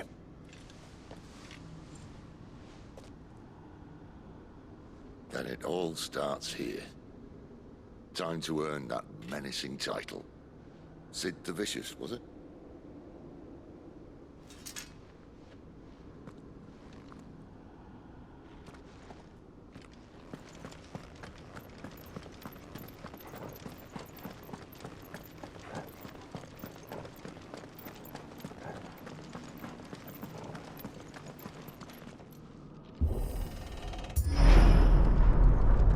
We're almost there.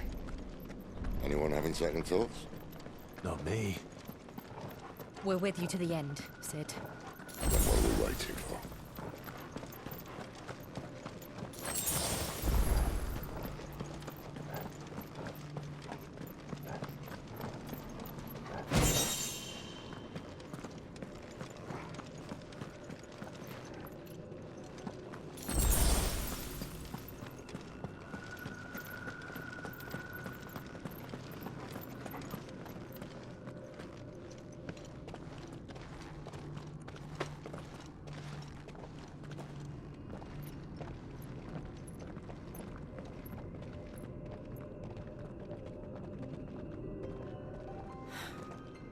Beautiful. The heart of Sambrek.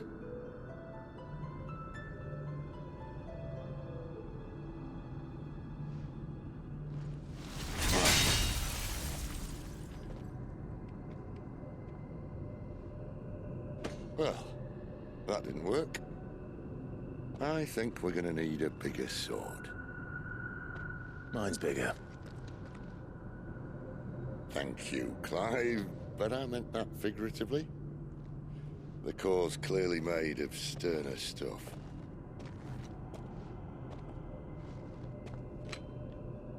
Taya's going to have a fit when she hears about this.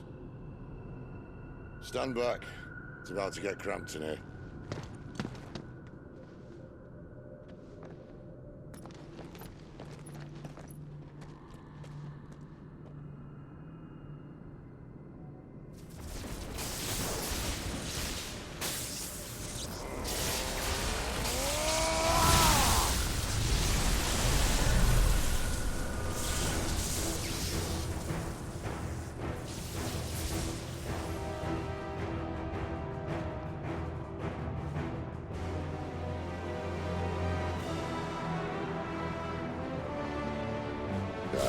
That's more like it.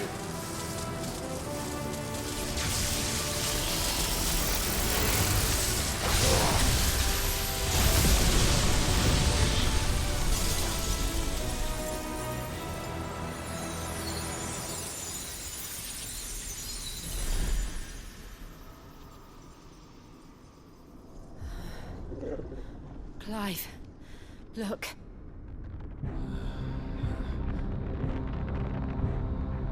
What is that?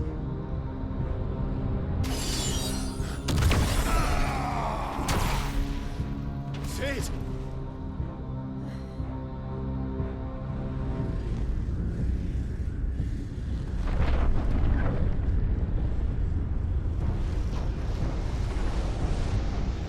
Ifrit, I need Ifrit. Come to me. I can't do this without you.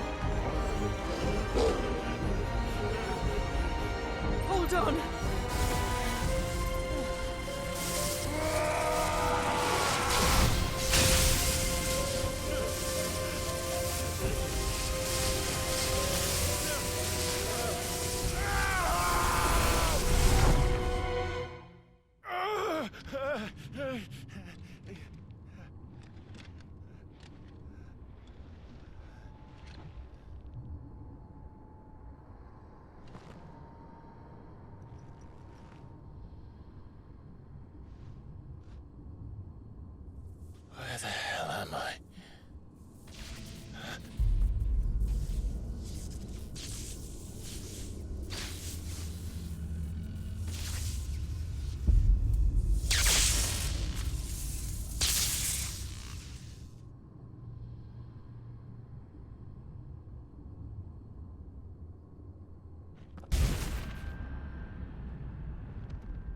Fuck. It's still alive.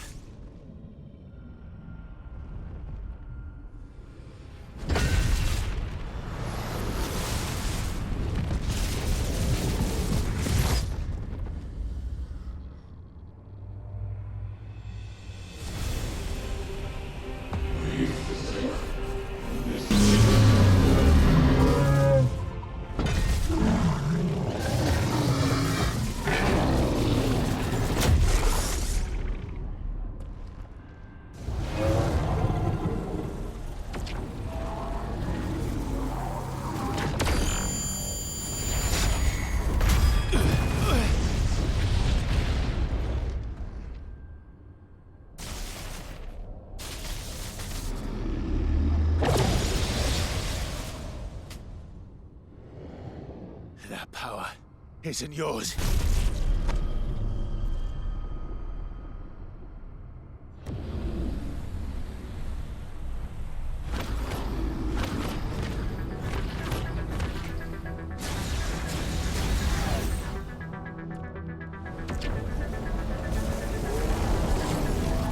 But this is mine.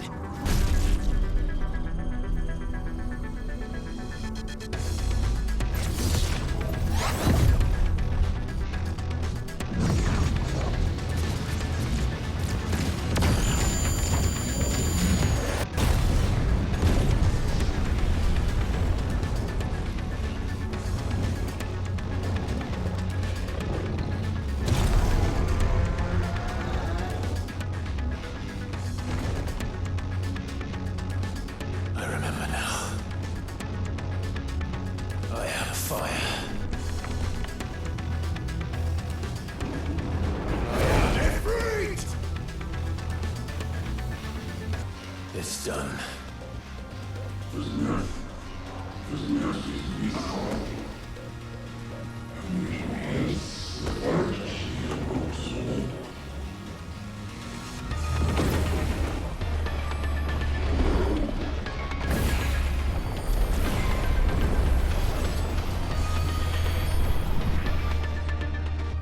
How many more could there be?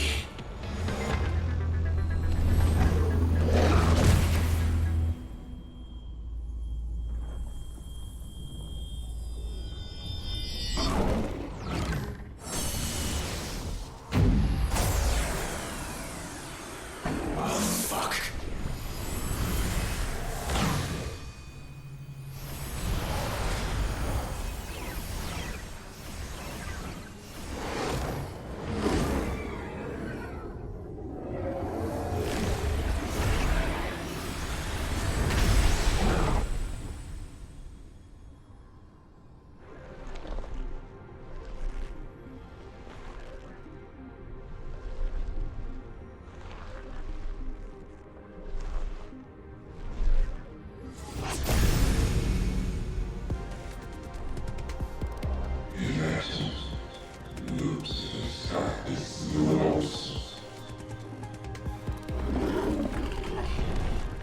As you wish.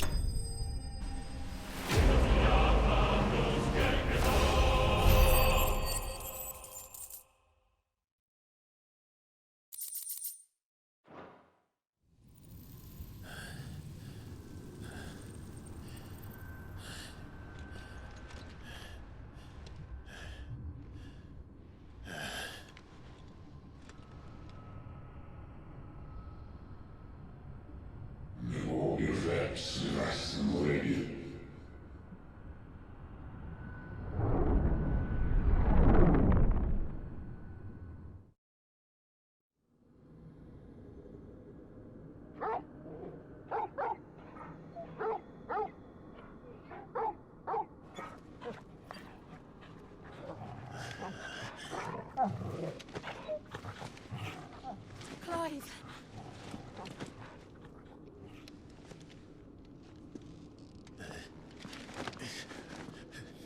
Well, enjoy your nap? You're wounded. This? It's only a scratch. All right, the hole. We'll find you a healer. Here? No, you won't.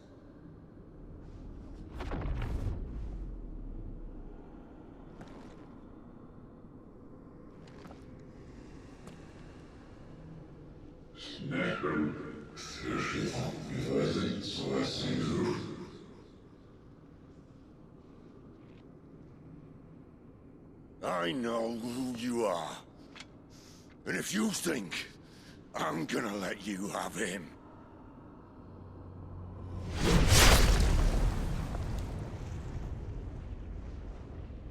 think again.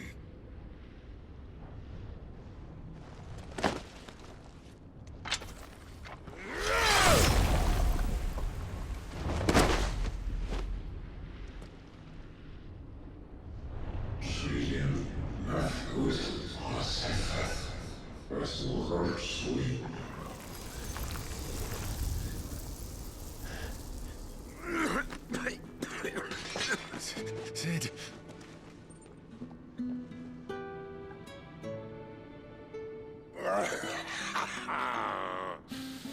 One left. That'll do me.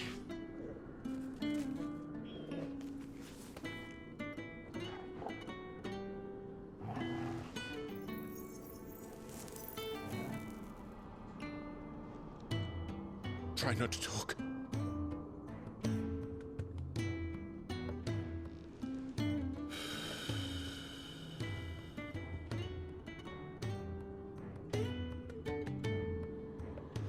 Clive. For so long, I thought I had all the answers. But then I met you. And I learned it wasn't a good death we should be fighting for, but a better life. It's all very well, a man reclaiming his fate. But if he can't choose how he meets it, what's the point?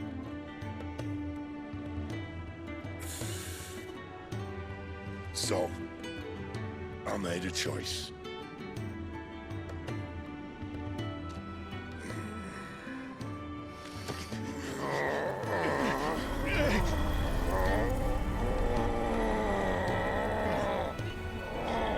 Don't do this!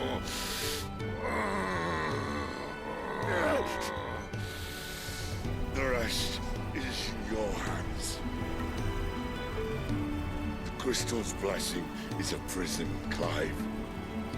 And if it's an outlaw the world needs to help it break free... Stop. Please. I can think of none better than you.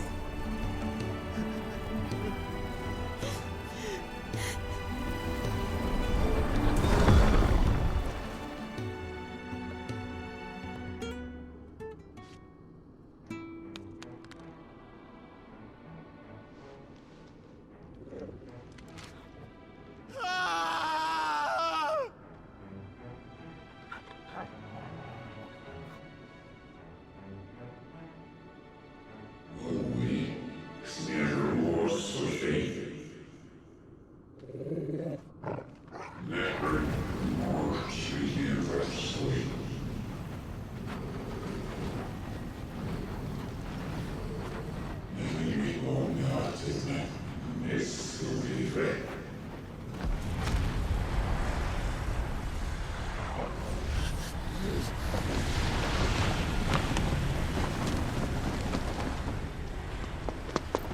In ashen grip, let ember glow, to kindle flames anew.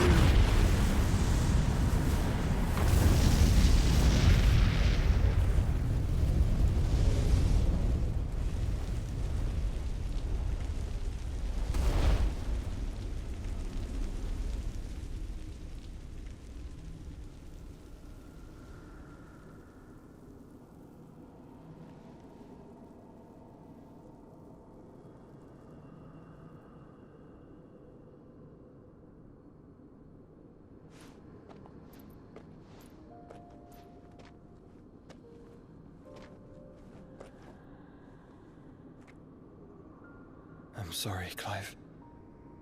Had I arrived but a moment sooner.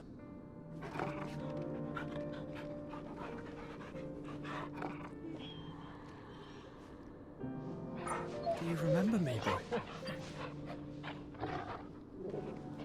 I saw you protect them. That was very brave.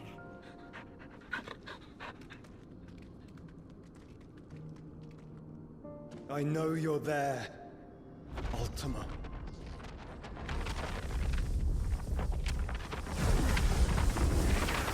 Oh. You have learned our name.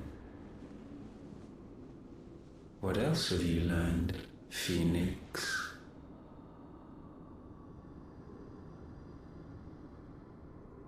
My travels have revealed much about you and your ambitions.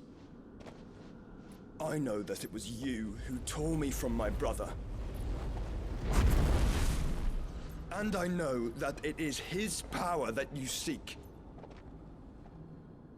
But know this. If you want him, you'll have to go through me. Very well. Breath of mine ancestors, fill these lungs that I may dispel the songs of suffering. A disturbance. We'll leave. My brother alone.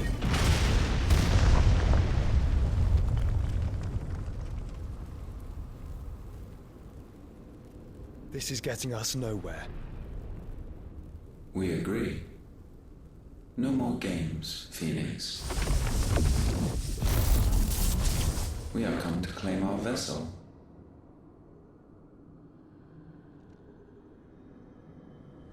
And I said no.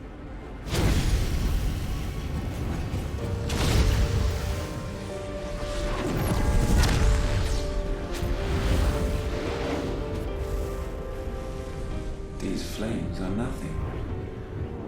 You will know what it is to burn. Yours is a fleeting form. I'm not fool enough to think I can harm you. But to protect my brother, I don't have to.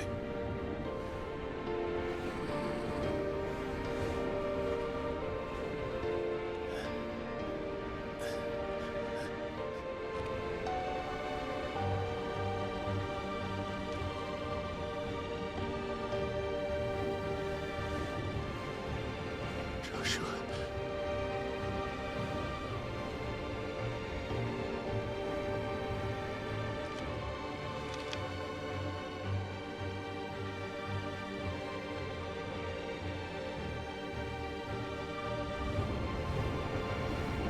These are not flames of destruction. Have you forgotten already who I am?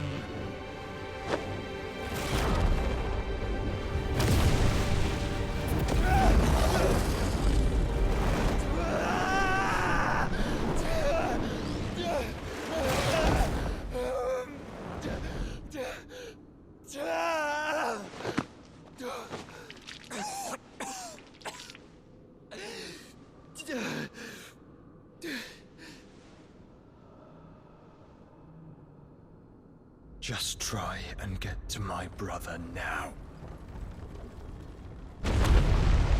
Fiend.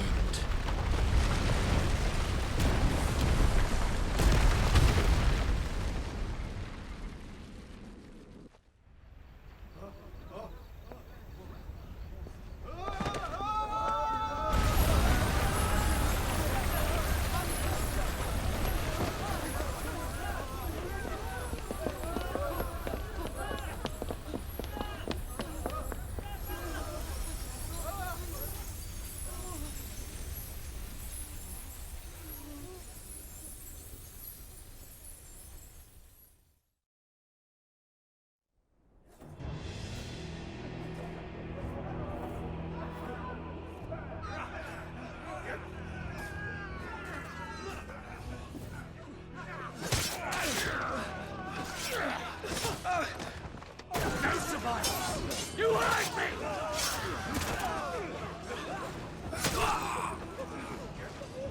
He must be here. Must! Cannot fail, Lord Cook again! Find Sid! Or we're all fucking dead! Sid, help us! Where is he? You'll do!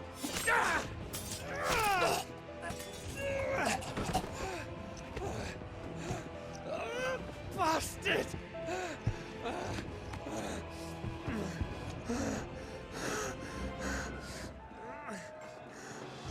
Gab, we've got to go!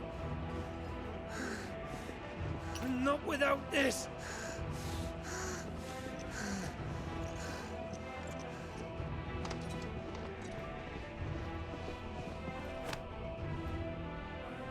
Sid is not among the dead.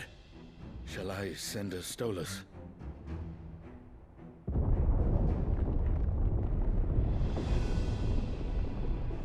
That won't be necessary.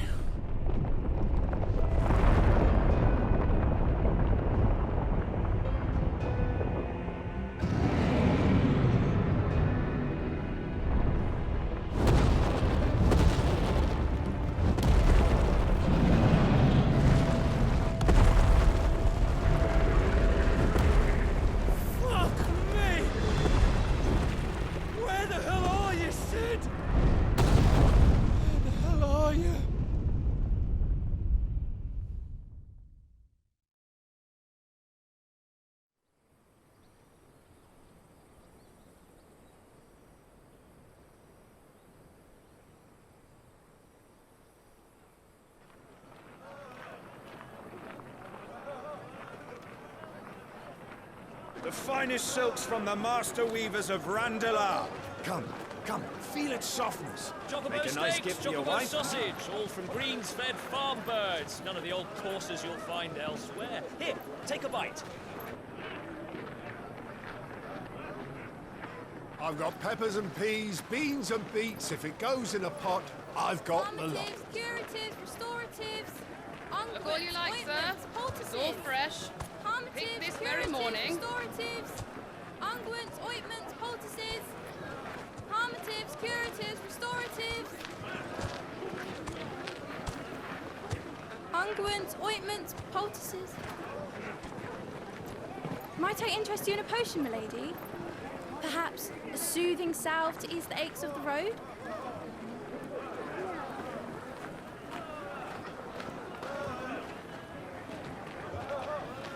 I'm sorry. I wish you well, but may the mothers guide you. Calmatives, curatives, restoratives, unguents, ointments, poultices, calmatives, curatives, restoratives.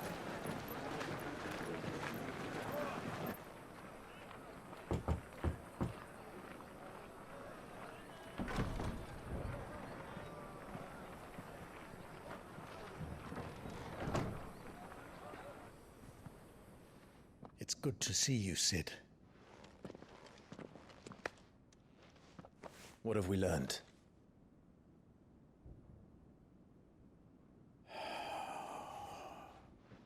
The bearers are locked up in an old courthouse on the edge of town. And I hardly need tell you who is there to make sure they stay that way. Kupka's private guard. It's a trap. And not a very good one at that. Another? What does he hope to gain from this? I'll have the captives free before nightfall. You do nothing of the sort. Our comrades didn't give their lives for you to get your throat slit in a god's-forsaken slum. So those in the courthouse should be left to suffer. That's not what I said. I simply meant it doesn't have to be you who frees them.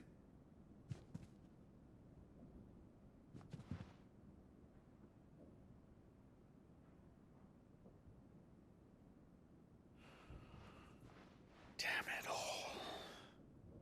You're as stubborn as the old Sid was.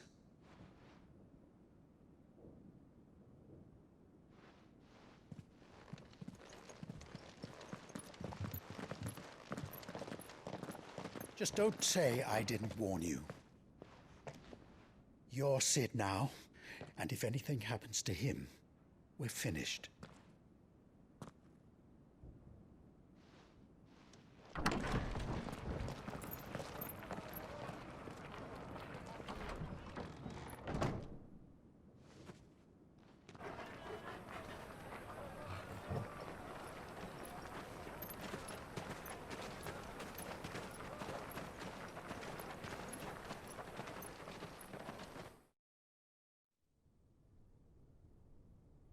Please, we don't know anything.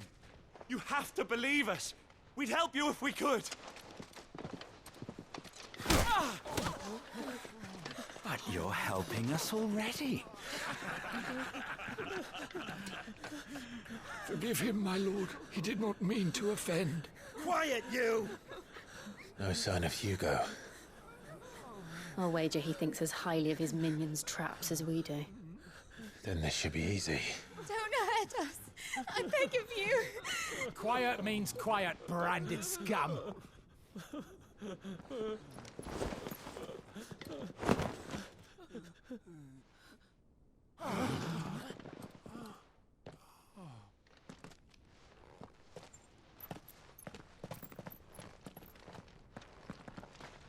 It's going to be all right.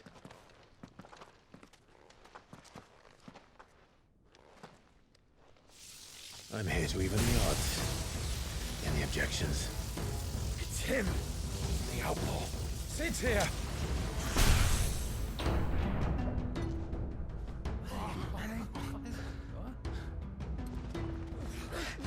Come on.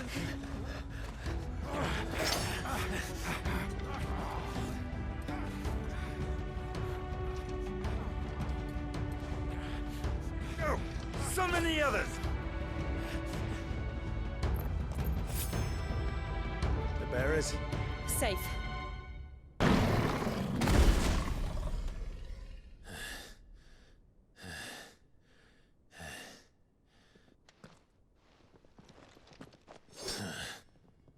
To hell with this.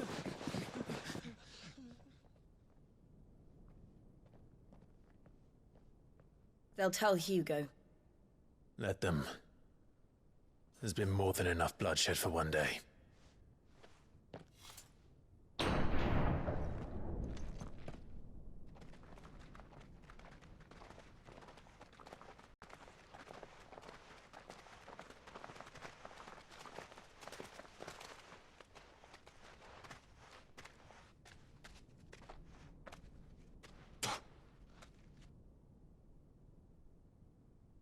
Murderer. All of our friends are dead because of you. Do you hear me? They used us as bait. Bait to lure you out of your stinking hole, all because you couldn't just let things be. What are you even doing here? We never asked to be saved. Did you think we'd thank you? They'll never forgive us. We're all marked now. For 5 years we fought to secure a better life for our kind. To see that we are treated as equals. Do you not want that? What we want is to be left alone. Every time you show your faces, it is we who suffer. It's all right. I'm sorry.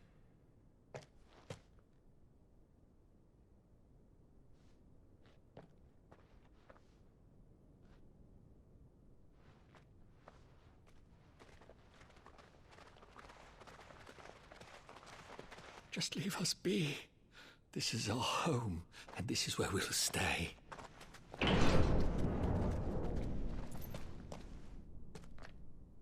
Sid told us this wouldn't be easy. They'll come round. If you say so. We should go.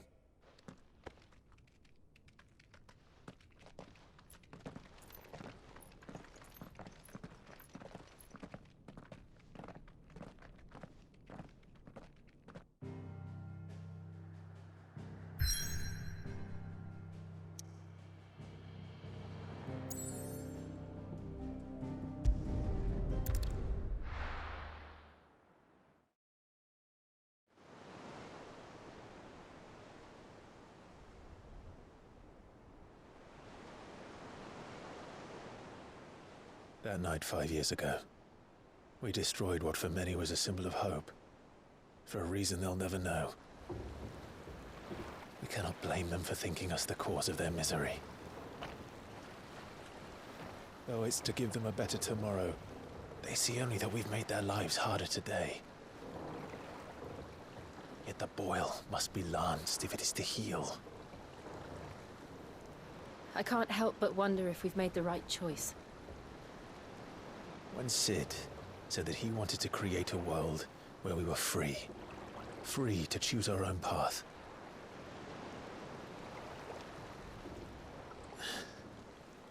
I honestly don't think it mattered to him if that choice was right or wrong.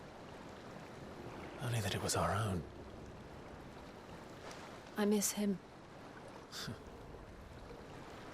A world where we can live and die as equals. That's what he wanted. What we want. And that's why I bear his name. It's why we've all chosen to bear his legacy. And I'm not going to let anything stand in our way. Rides over, lovebirds, home sweet home.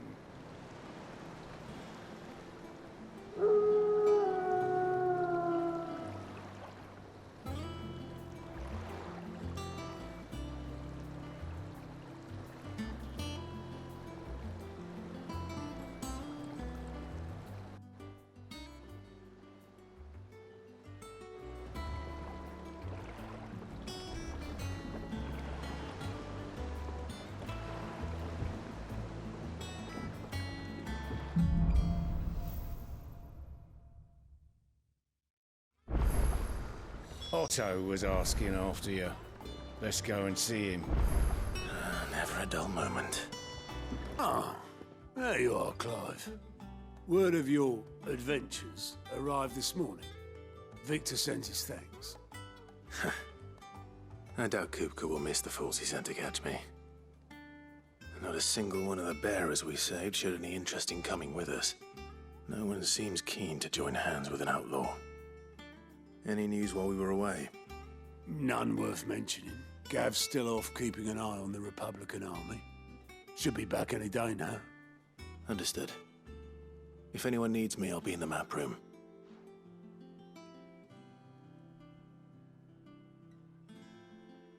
Still can't work that one out.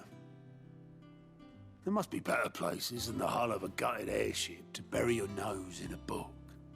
Yet this is where she's chosen to be. And I'm sure she has her reasons.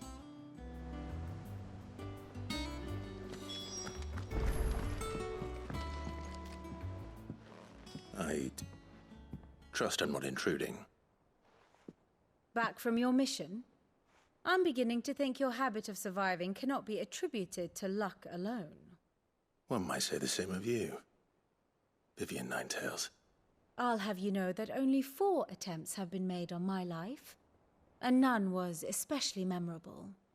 So, to what do I owe the honor? Could it be that you've come for one of my lessons? Is that so hard to believe? Very well then. Shall we start with the state of the realm?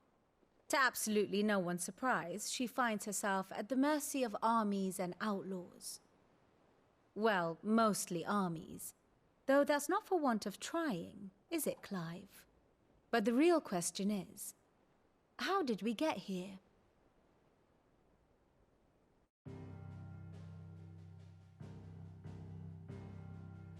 Long though Sambrek's dominion over northeastern Storm has endured, recent days have seen the Blight wrest ever more land from her grasp.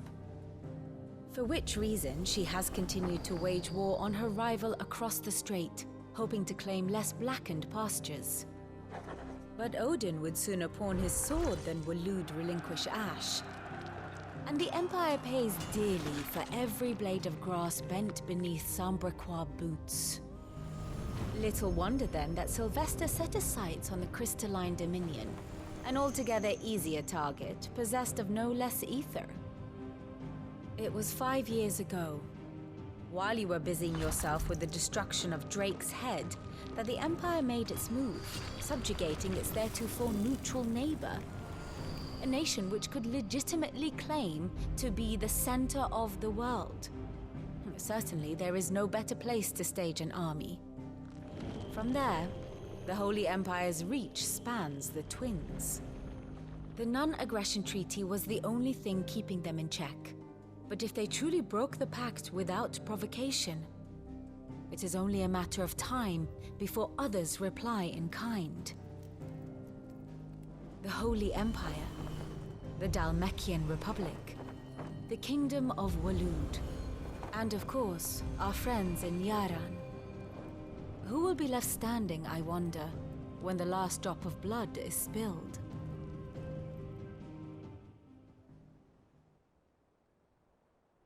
You were born in Twinside.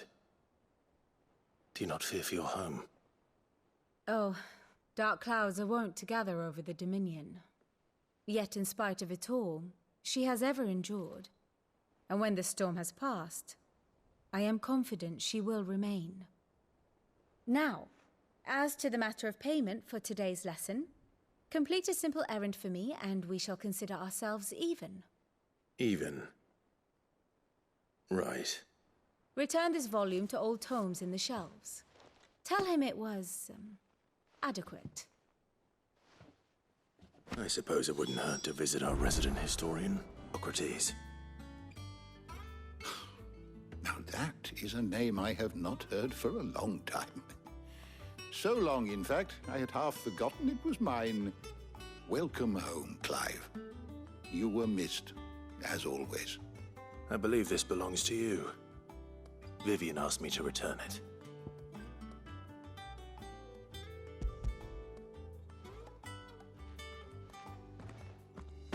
Ready? Our resident scholar devours books faster than young Tet does lemon tarts. Would that I could do the same, but alas, I no longer possess the necessary constitution for such indulgence, either in words or tarts. That said, I have continued my search for mention of the creature you encountered at Drake's Head, but without access to the great libraries of Oriflamme or the Dominion, I regret that I have been able to find little and less. I am sorry. Please, don't apologize. I'll send word to our associates. See if they can't furnish you with more books. I fear it is not more books that I require, but the right ones. Mayhap we look in the wrong places. There are still libraries to the north. I'll see what I can do. You are too kind. There are not many in this world who would indulge the whims of a tired old historian. Not too tired to go filching Kupo nuts, though. Always got a pocket for him. Nicks him off the Moogle. Hush now. We all know there's no such thing as Moogles.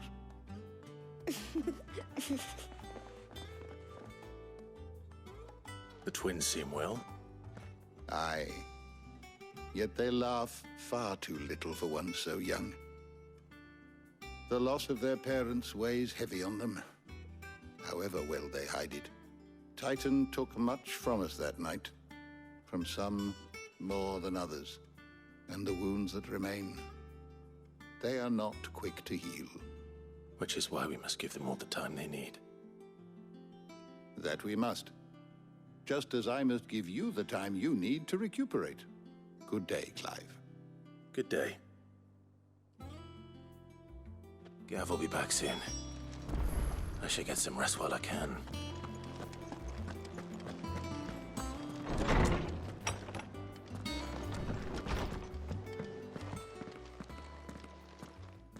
Not back a blink and you're already off solving everyone's problems. It looks good, Clive. Goes well with the scowl. I'd had that brand for so long. I'd forgotten what life was like without it. What it was like to be myself. And it's all thanks to you, Talia.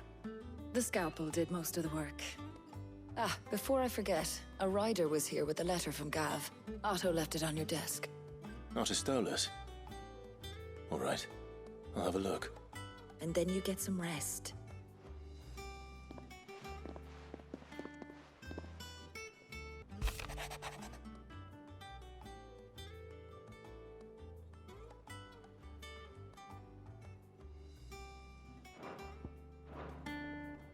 What does Gav have to say? The Republican army is on the march, leaving Randalar in Hugo Kuka's charge. With him and his men occupied with the defense of the capital, they're less likely to trouble us. Good news, then. It's more than that. This is our chance. The one we've been waiting for.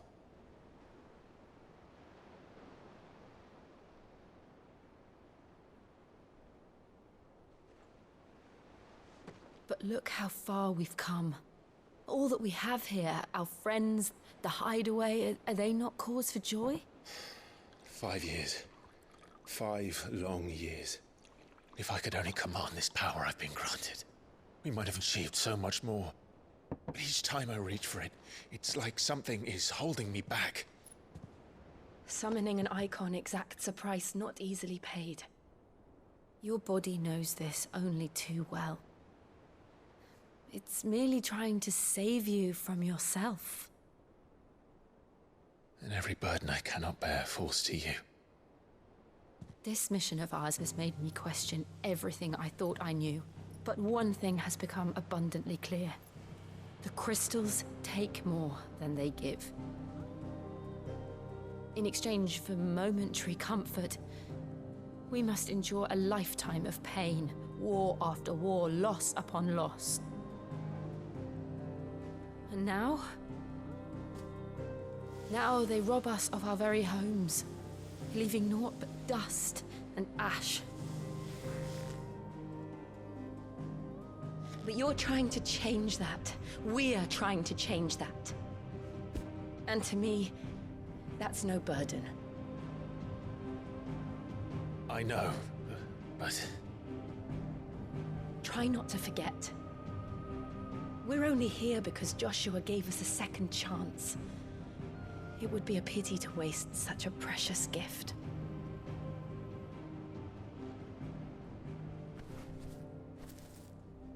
He did. He was there. It wasn't an illusion. I heard him call out to Ultima.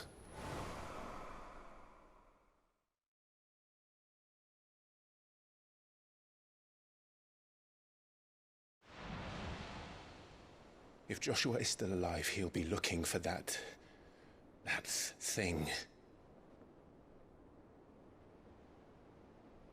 Do you think he will ever come back? I know he will. And we must be ready when he does.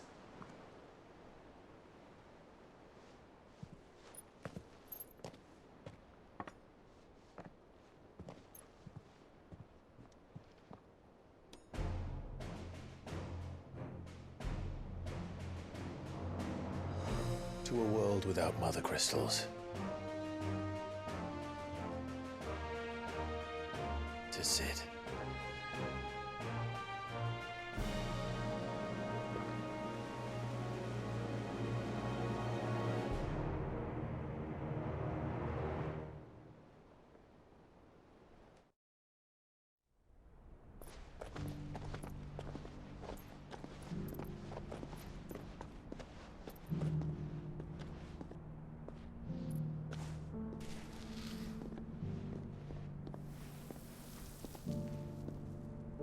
And so the North is lost. I knew that the Blight spread ever more swiftly, Your Grace. But this is far, far worse than any could have imagined. It is only a matter of time before the twins are no more.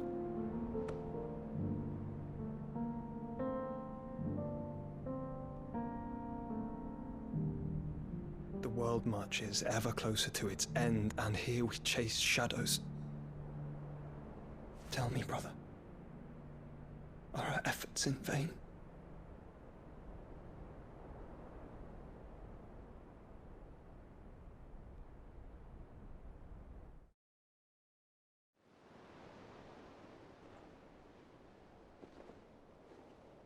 Master Clive, a moment, if you...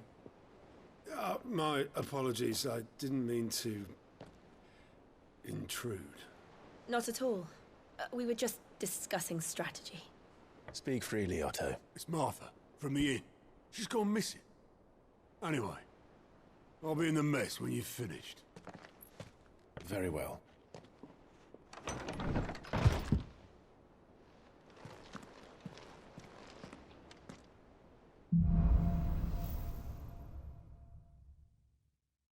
What would make Martha leave the rest? Otto. Some lads from the Imperial garrison in Rosaria started a fight over at Martha's Rest. Blood was spilled, bones were broken. The usual. But somewhere in the middle of it all, Martha vanished without a word to anyone. And that ain't like her, Clive. Something's not right. You think this was planned? Of course it bloody was. Ever since Eastpool, the Empire's been tightening its grip round the Duchy's balls. They've strung up everyone who's ever set eyes on a runaway, claiming they're traitors to the Holy Throne, conspiring to restore the House of Rosfield to power. And now it sounds like the bastards have turned their attentions to the pallbearers meek enough to stay put. Naturally, old Martha could see the way the wind was blowing, complained that it was getting harder and harder to take bearers in. And now she's missing. If she's fallen into the hands of the Empire, we could be next. Couple of curse breakers are already on their way to the inn. They should help speed up the search. But if this is as bad as I think it is, you might end up having to save their asses and all. Don't worry, Otto. I'll make sure everyone gets home safe.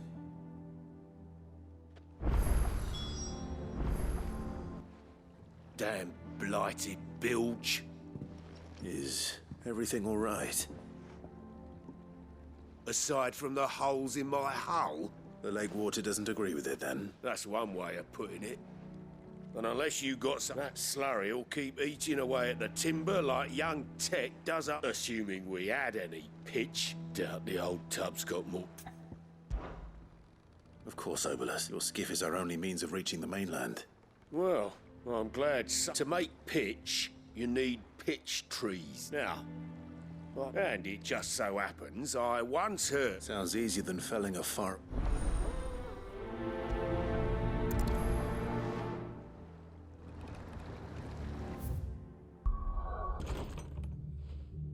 Sid? What said you'd be coming? I trust you don't mind. Also thought you might need some help. And it appears he was right. You, could say that, yes. They're saying the Imperials ascended like a storm. No one was spared their fury. Martha tried to step in and calm things down, but all our efforts got her were a pair of iron shackles and a hard march. Any idea where? Judging by their tracks, they headed towards Sorrowwise Bay. To the Abbey sheltering Martha's bearers. The bastards. Jill and I will go after them. You take care of the people here. We will. But, before you go, one of the locals heard something. He said the soldiers were talking about a culling. I don't know how big this is, but it doesn't sound good. Be careful out there, Sid. You do the same.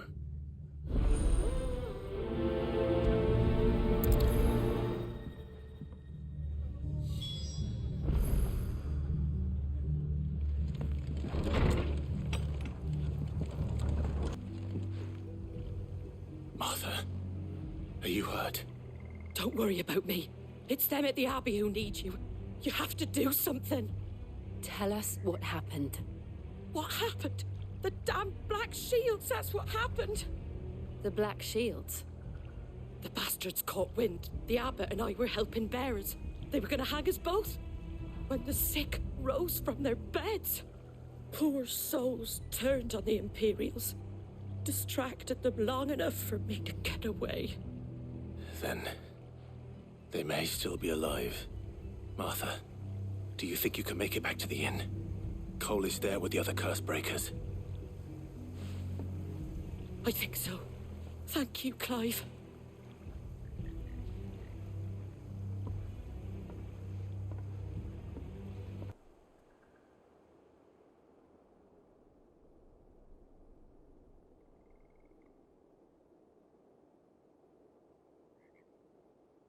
No. Damn it. I thought you lot were all spent. Murderers. They drove the bearers to this. Wait. These two aren't turned. That bitch of an innkeeper must have sent them. Colluding with the enemies of the Empire is a serious offence. And for their crimes shall they be punished. Such is the law. To dwell in darkness that we may purge the night and welcome lasting dawn. On these our swords we swear. How dare you speak those words? Have you no honor? Clive. This won't take long. Is that all of them? I think so.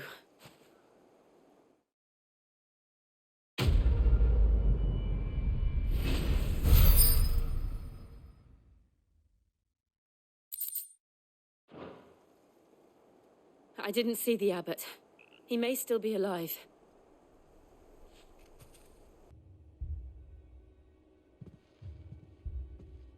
The abbot.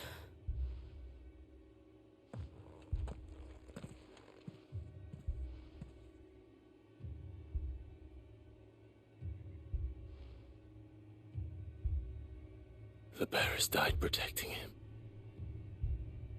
Calling upon what little magic they had left in their bodies. Clive. He's breathing.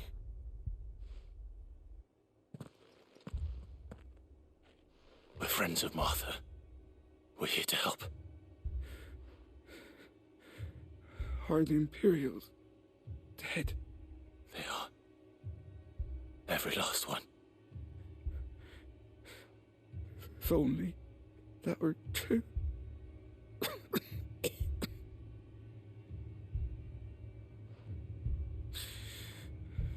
The Black Shields will return.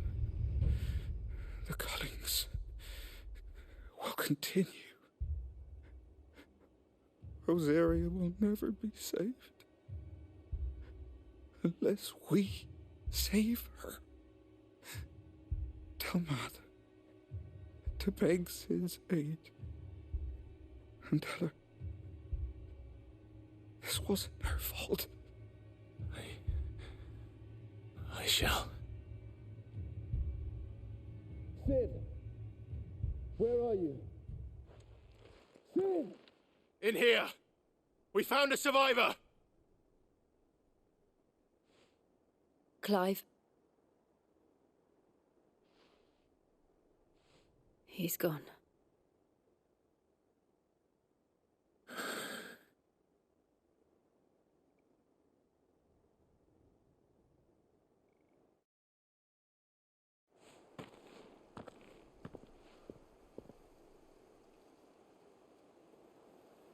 We've laid the abbot to rest, but the bearers, they didn't need to die like this.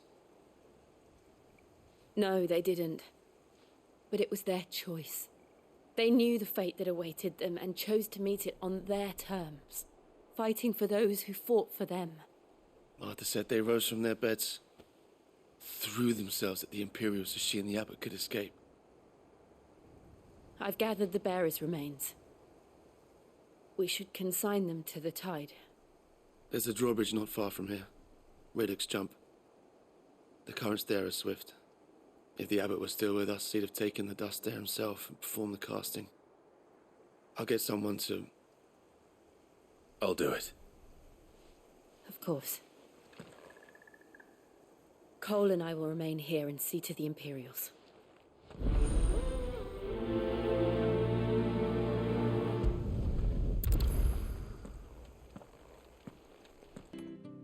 No one survived then? I'm sorry. Before he passed, one of them bade me tell you not to blame yourself. Doesn't mean I won't. Doesn't mean their blood's not on my hands. Cole said you cast their remains. That was good of you. But it should have been me. This was all my fault. How? You couldn't have known. But I did. and I turned a deaf ear to the warnings like the fool I am. The rumours started moons ago, of black-clad devils descending on villages in the dead of night to slit the throats of sleeping bearers. But I assumed it was all just nonsense concocted by the Empire. Nothing but a ghost story meant to make folk think twice about lending a hand to a fugitive bearer. And in ordinary times you would have been right. What these black shields are doing is unthinkable. Which begs the question, why do it at all? My mother obviously has a hand in this. I cannot make sense of her actions. And picking what goes on in that woman's head is a job for someone with more time on their hands. Right now, I need swords and men to wield them, preferably big ones. If those Imperials think they can come in here again and threaten my people, they're in for a rude awakening. Oh, before I forget, a Stolas from Otto landed just before you arrived. He asked me to tell you that Gav has returned. Then we must as well. Will you be all right here, Martha? We can stay longer if you wish. No need. I'll be ready should the Imperials come calling. Though I wouldn't turn my nose up if you were to lend me a pair of them strapping young curse-breakers. You handy with that sword of yours? Of course you are. Bet you're a bloody mob. Now, question is, are you willing to use it or not? Chocobos. You heard me right. And not just any chocobo. Whiteheart and her flock are the bravest... Chocobos. It's true. Why, they saved me from a gang of footpads only yesterday. Oh, go on, then. There's a good... Where can I find these? I saw him cut across the way over yonder. The rotten scoundrels were driving the poor... You save Whiteheart and her flock, you hear me? There ain't a pluckier bird in all the world. She's a hero to us locals. And don't worry, you'll know her when you see her right enough. I'm sure I will. And good luck to you. And give those no-good bastards a hiding from me.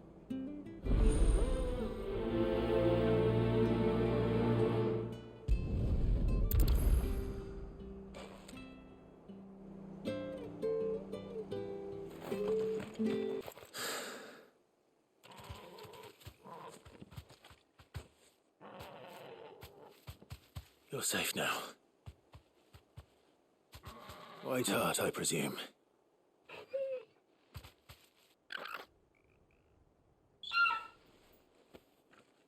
Do you know her, boy?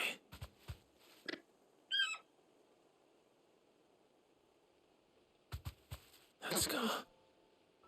It couldn't be.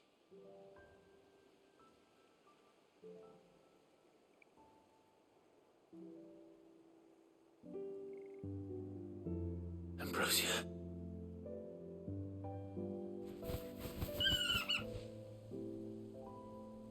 It is you.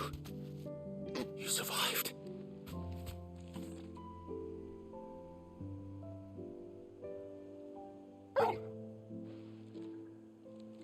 And you found yourself a flock.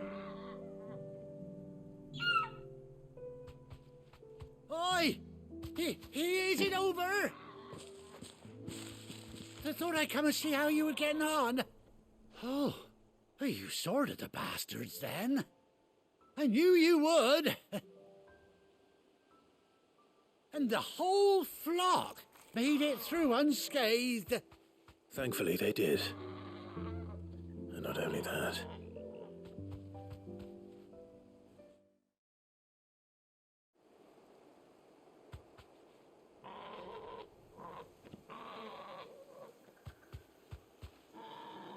Well, I'll be. I never stopped to think our hero here might once have been someone's mound. Though I dare say she'd suit a fine fellow like yourself. Reckon our feathered friend must have learned a thing or two from her master. Kind-hearted warrior that you are. Bird like her would have cost a princely sum. You born a lord or something? Well, Oh, no, sorry. I didn't mean to pry. Don't matter who you are. You done right by me. What is it, girl? She wants her master back, I reckon.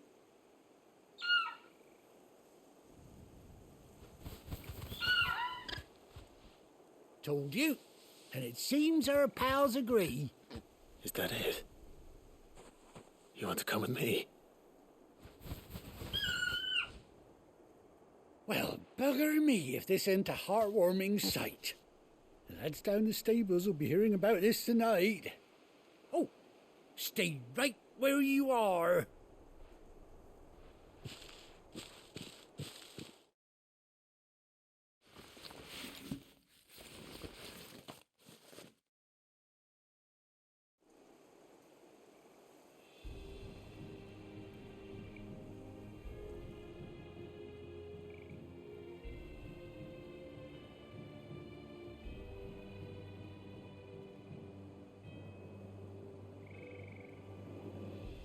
Doesn't she cut an handsome figure, eh? She does indeed. How much do I owe you? Ah, a few scraps of leather's the very least I owe old Whiteheart. Oh, I'll be sad to see her go, of course. But she's earned her right to happiness and more besides. Don't you worry, we'll get along just fine without her. You hear that, Whiteheart? You've earned yourself some time off. You have fun traveling with your master now.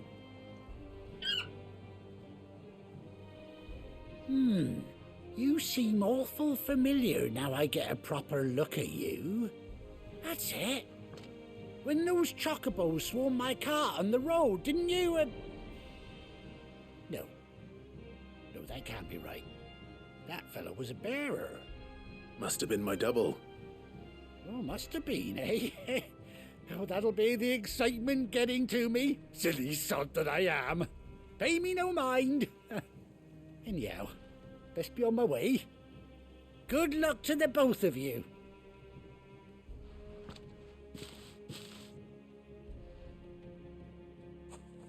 You take care of your flock for now. I'll call you when I need you.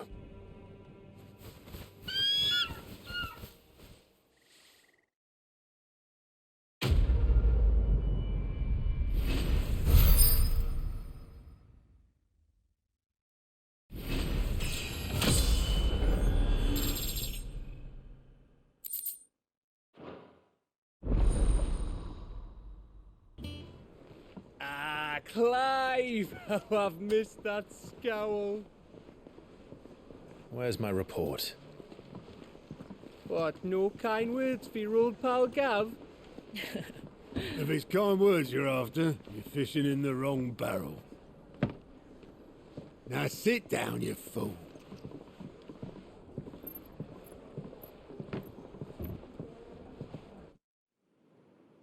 So, you remember how quick the Empire was to occupy the Dominion after the fall of Drake's head? And how pissed off all the other nations were that they didn't think to do it first? Half a century of independence gone at the whim of a madman. So much for their bloody treaty. Clearly, the promise of unblighted land and the world's supply of crystals was too much for his radiance to resist. And now the Republic's finally decided to follow suit, using liberation as an excuse to declare war on Sambrek. Lined up right outside the Dominion's gates as we speak, looking to starve the Imperials into submission. And now all eyes are on the Strait of Author. Well, the two nations beat their shields. The rest sharpen their daggers, ready to set upon the war-weary victor. They'll never see us coming. It's time we moved on the mother crystals.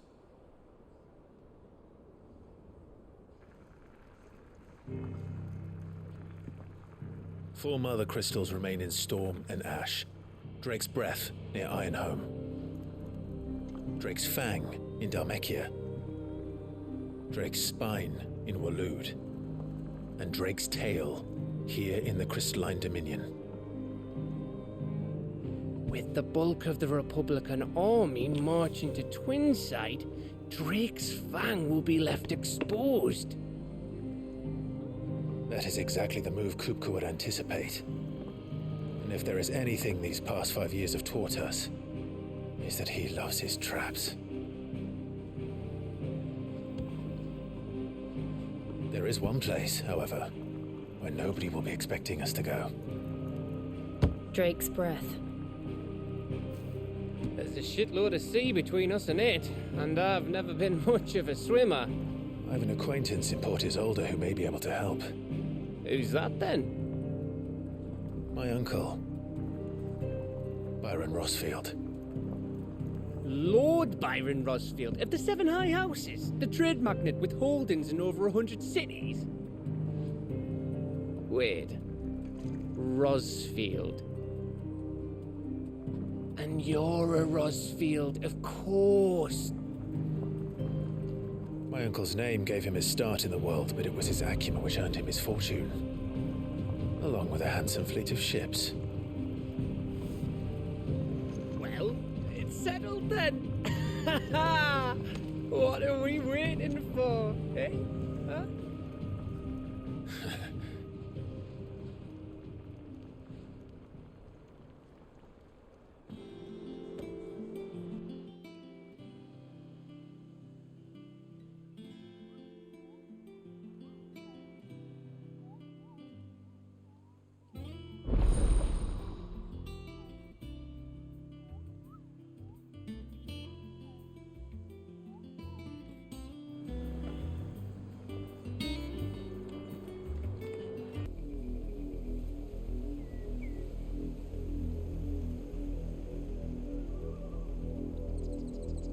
Do you think it was wise to leave, Gav? He didn't seem pleased. I needed his eyes and nose in Dhalmekia. I'm not about to let Kupka take us unawares. Besides, he has a knack for that sort of thing. That he does.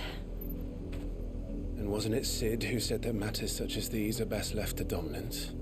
Especially should one of his beloved opportunities to grow and change present itself.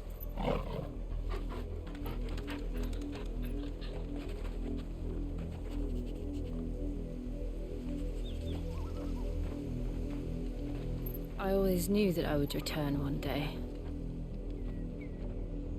Return to Ironhome. For what?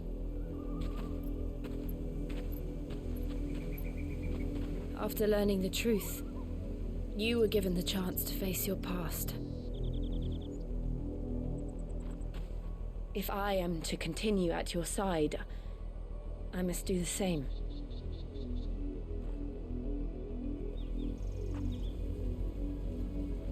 We will face it together then. To the end.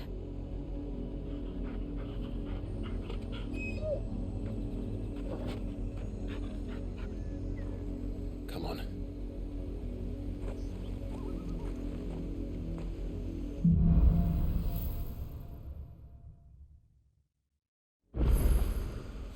How far do you think your mother's reach extends? Will we find the same tragedy in the south as we did at Martha's Rest? More than likely. Which is why we should hurry. There are still many settlements between here and Port Isolde. We visit as many as we can and hear their stories. Starting with the village of Amber. Mockery of justice is what it is. Lord Elwyn would never have stood for this. Quiet, you! I think we're loyalists. Jill, look.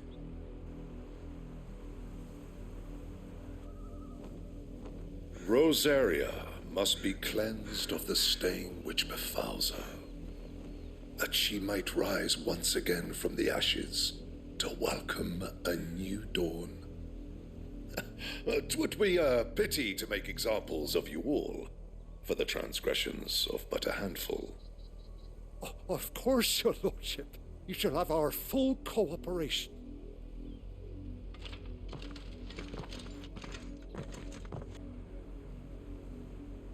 What business could the Black Shields have in a village this small? There's barely room to hide a bearer. Then they must be here for something else. fancy dancing a gallows jig like the miller's son? All right, I heard you the first time.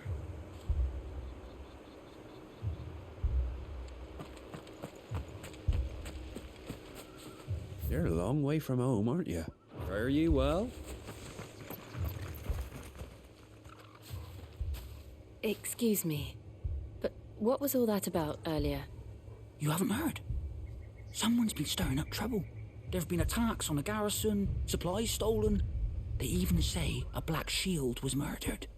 The Empire wants answers, and what the Empire wants, the Empire gets. Don't they just?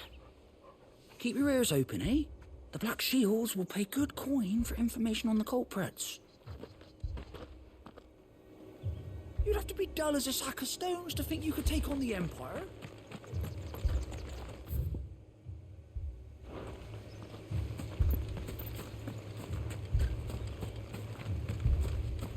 We're going hunting for outlaws.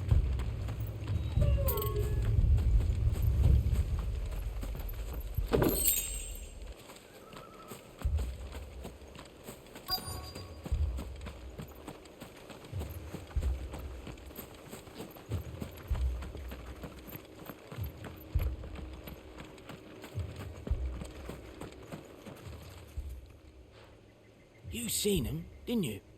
I'm sorry. The Black Shields. Just now. You seen them, didn't you? At least I think there was a Black Shields. Can't say I ever saw one before. Was this the first time they visited the village? What do you think? Amber's the arse end of nowhere. And they thought we might be harbouring firebrands. Huh. If only we were. I might have turned them in and become a Black Shield myself. You don't think these firebrands the Empire is looking for could be us, do you? I don't know. But we need to find out.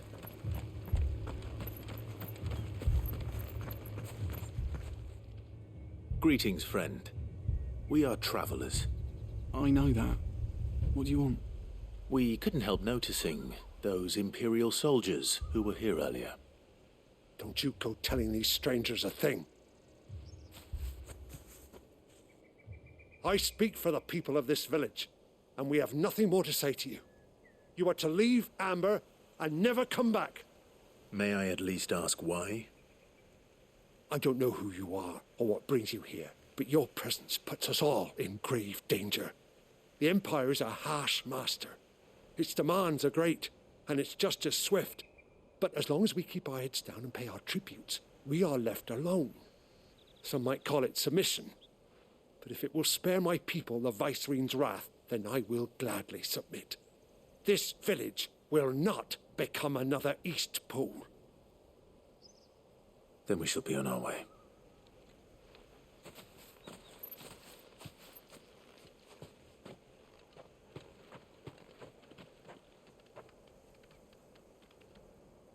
These people live with a knife to their throats. In the mistaken belief that if they cooperate, my mother will show them mercy. Obedience bought with fear. Are you all right? Sorry, It's nothing. We still don't know who the Black Shields are looking for. Well, whoever they are, the Imperials deem them worth pursuing to the back of beyond. But other than Martha, who else in Rosari would have the courage to stand against the Empire? A new ally would certainly be welcome. Can we find them before the Imperials do? Perhaps the next village will yield more answers. Perhaps. Blood, Clive. And still wet.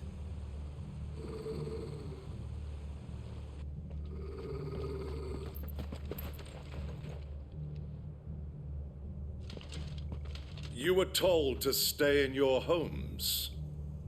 The Black Shields. You know who we are, and still, you would bear your steel. Why then, we owe you our thanks. You have saved us the trouble of an interrogation. To dwell in darkness, that we may purge the night and welcome lasting doors. On these, our swords we swear. Say that again.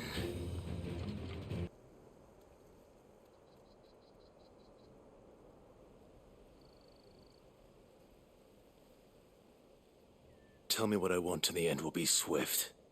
Who are you looking for? Why, you. We come bearing a message. Your friends have been found. The branded you freed from our camps. They await you in Ordeal. Guardians of the Flame.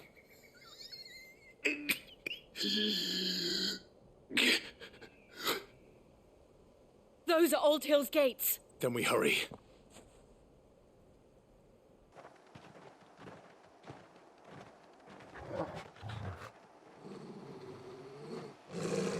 Find something, boy.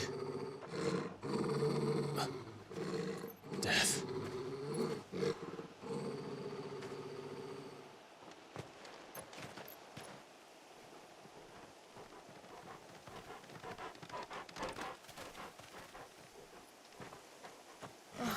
Found her.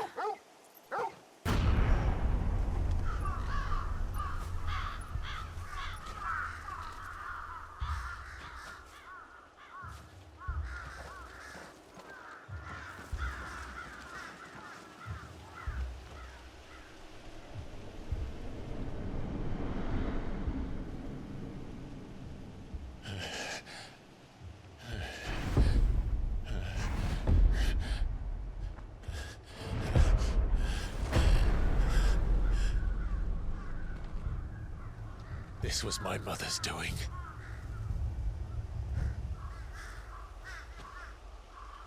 But why? Why would anyone... I don't know. I never truly understood her. But this... Oh, Clive.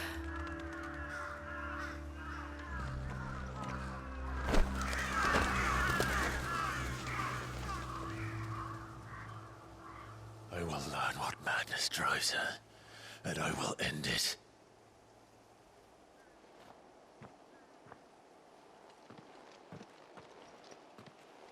We should go. Yes.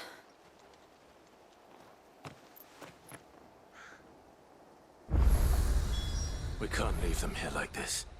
We won't.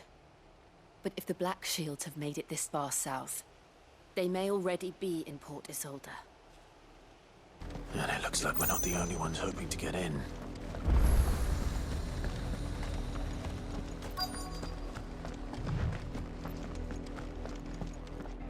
Let us pass!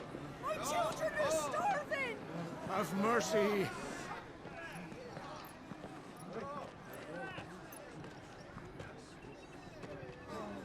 Voice-rinsed dogs they are! You can't ignore us forever! Let us in, or we'll die on your doorstep! Better out there than in here! More than enough for everything! Fuck off! Find the chinless bastards! Those crystals belong to us all! I said, where were you, filth? Back to your sties! Cut you down where you stand! Destroy it! No chance of slipping through unnoticed. We'll need to find another way in.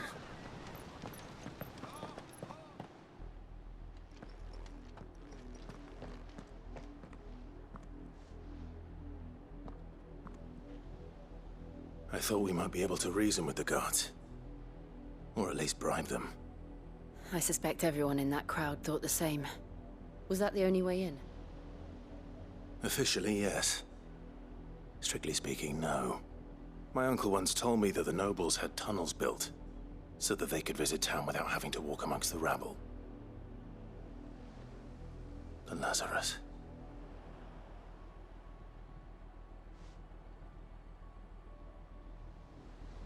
We'll find our way into the city there. If you're sure. The entire place looked abandoned. Do you think it's safe? As long as it is abandoned.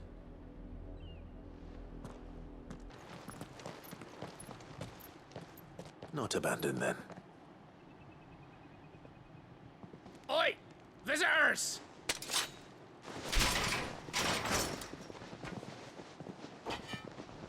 Apologies. We'll show ourselves out.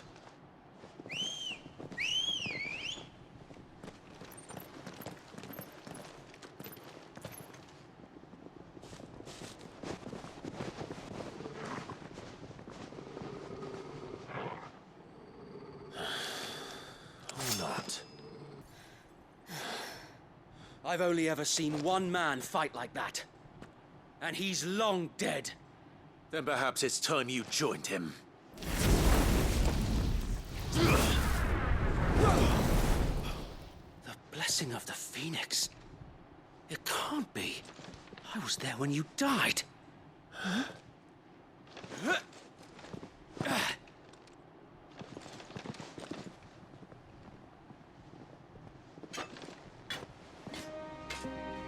Forgive me, my lord. I knew not whom I addressed. You have naught to fear from us. Founder, it really is you. It is. So wait.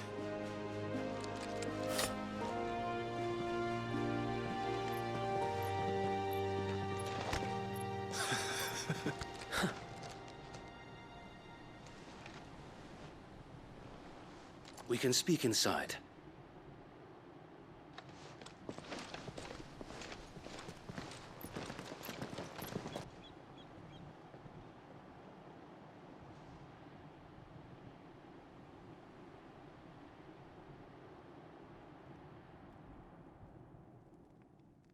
And those who wouldn't bend the knee? We left before the Empire could make examples of us, though we didn't go far. And we banded together to form the Guardians of the Flame soon after. Alas, there is only so much a handful of aging shields can do against the might of an empire. But we've seen to it that their stay has been anything but pleasant. Of late, though, we've had our hands full just trying to keep the Duchy's few remaining bearers out of the Imperial's clutches. The Cullings. We saw what happened in Old Hill. Aye. The foul work of the Black Shields and their mistress. You mean my mother? But it doesn't make sense. Even knowing what I know about her. Her hatred for bearers was no secret, but she wouldn't have been ignorant of their value to the realm. No offense, my lord, but in case you haven't noticed, the Lady Annabella couldn't care less about the realm. She barely even cares for her own home. That much has been plain since the slaughter at Eastpool. And, since granting the Holy Emperor a new heir, her obsession with bearers only seems to have grown. As to why, I don't know. Maybe she can't bear the thought of anyone having the power to challenge her beloved son. Her son. Sir Wade, the Black Shields have broken camp. They march in full force for Buick Bridge. Then so do we. Make ready.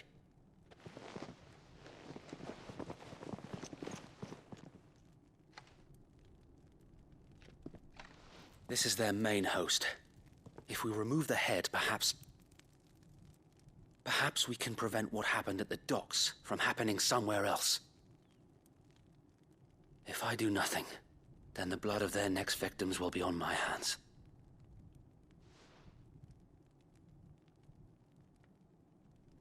Yours and ours. We too have witnessed the crimes these men who dare call themselves shields have committed in my mother's name. It cannot be allowed to continue. We must put a stop to this madness. We must. So let us go with you. For the good of Rosaria. I was hoping you'd say that. Very well. If that is your wish, I would be honored to serve at your side. And we at yours. So, Wade, let us do our duty. With pleasure, my lord.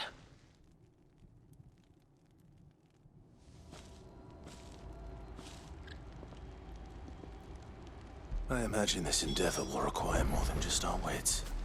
Then let's hope Sir Wade has a good quartermaster. Tell us then, Sir Wade. What is your plan? Nothing fancy. You, Lady Jill and I make for Buett Bridge, and provoke the main host at their encampment. Sensing an opportunity to end the Guardians, the Black Shields will call for reinforcements, who will be met from the rear by parties of my brothers hidden throughout the surrounding hills. This will allow us to wage battle on the bridge without fear of being overwhelmed. While the Black Shields have an advantage in numbers, you see, they prefer to fight in small units, which we can use to our advantage. How small exactly? Small enough, now that I have you and Lady Jill for company. I doubt I could have done this on my own. But until we arrived, that was your plan. You haven't changed a bit. So Wade, the bearers from Alder have been laid to rest. Very good. Now make ready for battle. As you command.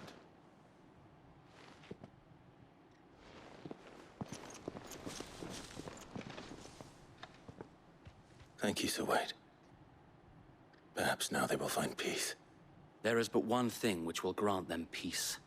Putting an end to the Black Shields. And so we shall.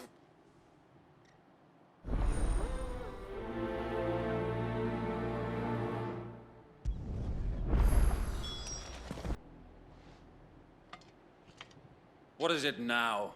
I told you! We bear a message for the Vicereine. From the Guardians of the Flame. Ha!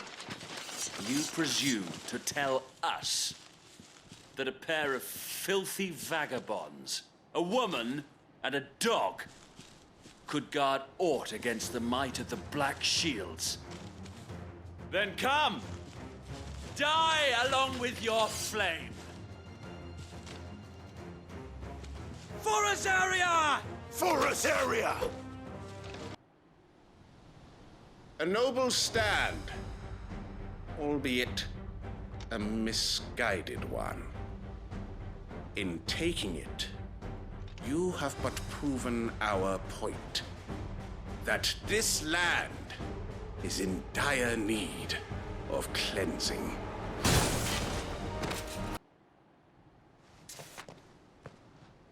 I don't see any more. Nor do I. The plan worked. It did. It bloody worked.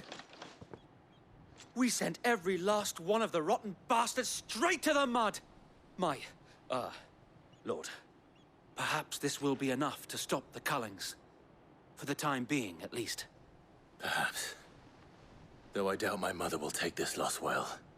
She'll move swiftly to see her minions' ranks replenished. And then it will all begin again. I often wonder if the nation we once knew is gone for good. Her fields rot. Her people starve. We battled to preserve the flame that was, but for every foe we fell, another springs up in its place. Yet be that as it may, it is still our home, and we must fight for it. As we always have, and always will. For as long as the Firebird's flame burns in our hearts, the Duchy cannot die. And her loyal subjects may dream of a day when the Rosarian standard flies over Rosalith once more. So wait, Think we should fall back to Porter's Alder before the garrison sends reinforcements? A sound strategy, my lord.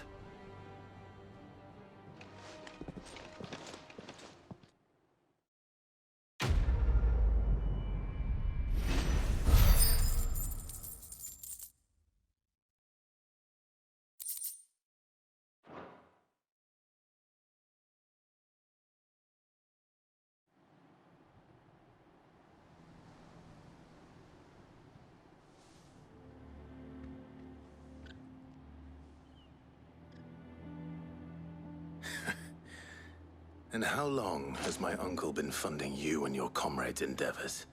Since the beginning. Lord Byron was the first person I turned to after forming the Guardians. And had I known of this tunnel back then, I wouldn't almost have been hanged by the city guard for trying to sneak over the wall. I suppose a formal request for an audience would have appeared suspicious. And appearances must be maintained. Were the Vice-Regency to catch wind of Lord Byron's involvement in our movement, they'd seize his estate and send him to the gallows, where he would be of no use to anyone. And so, though it sickens him to the soul, he plays the part of the loyal lord, knowing that one wrong move might prove his downfall. It is why he remains ever vigilant.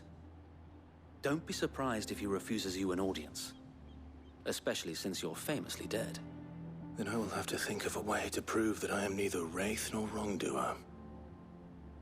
I might have something which could help with the latter. It's the mark of the Guardians. Display it, and those who love Rosaria will know where your loyalties lie.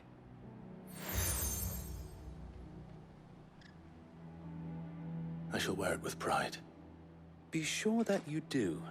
I don't want my men attacking you again. Unless you deserve it. If only Sir Tyler could have been here to see you. Or the Lord Commander. Thank you, Sir Wade. If there is ever anything you need. I know. Go on now, my lord.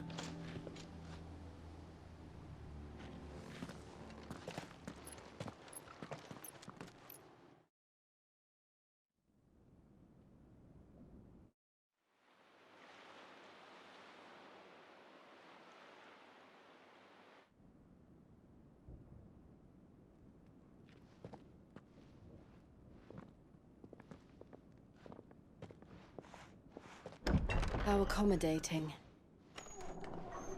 Do you really think they believe we are who we say we are? Not a chance.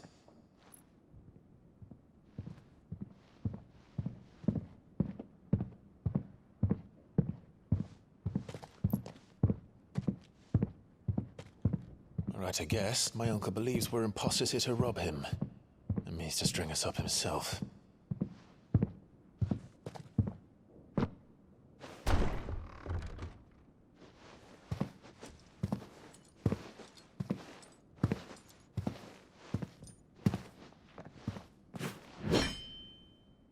Imagine my surprise when I was told my nephew had come to visit.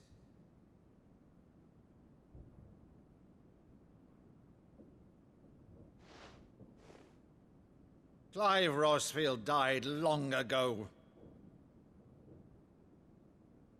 And for uttering his name here, you shall pay with your tongue!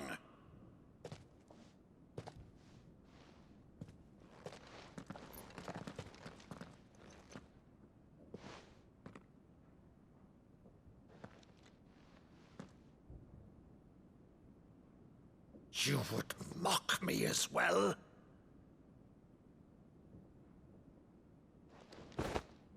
It is I, Sir Crandall of Camelot, loyal servant to Her Serene Holiness, Saint Sybil the Unshod. Meadow, thou vile sorcerer, for thy crimes against church and crown, I shall have thy head.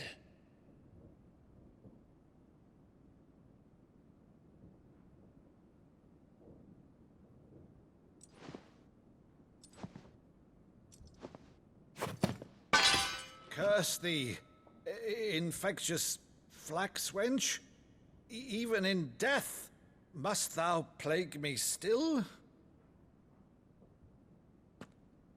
Very well. I shall open the gates of hell, that thou might see thy charge once more.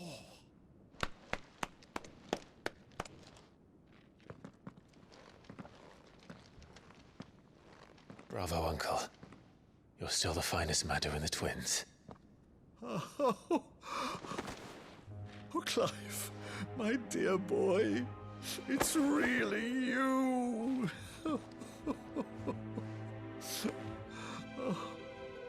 You always were fond of that scene from The Saint and the Sanctuary.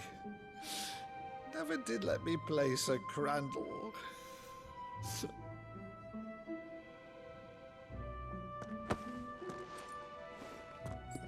I have a favor to ask, Uncle Byron. Rutherford, inform the kitchens. There'll be guests. We dine immediately. But, Uncle... You can't very well regale me with the tale of your miraculous preservation on an empty stomach. Go on, sit.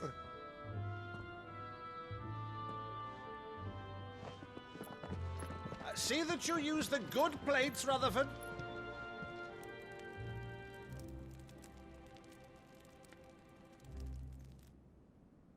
So you arrived late to one of her cullings, did you? Since becoming Vicereine, Annabella has been a constant thorn in Rosaria's side, but these atrocities are a new low. Something has changed. Quite what, I don't know, but the woman we knew is gone, and a monster sits in her place. A monster. For better or worse, I've been charged with governing this town, and thus must maintain the illusion of obedience. That's all I can do to aid Wade and his merry band of revolutionaries. So he's told us. You have risked much for Rosaria. Our nation will be forever in your debt.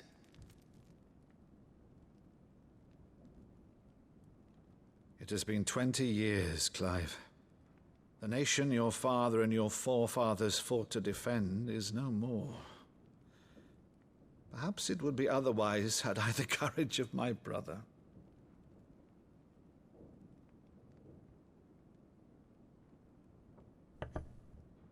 All right, if it's a ship you require, a ship you shall have.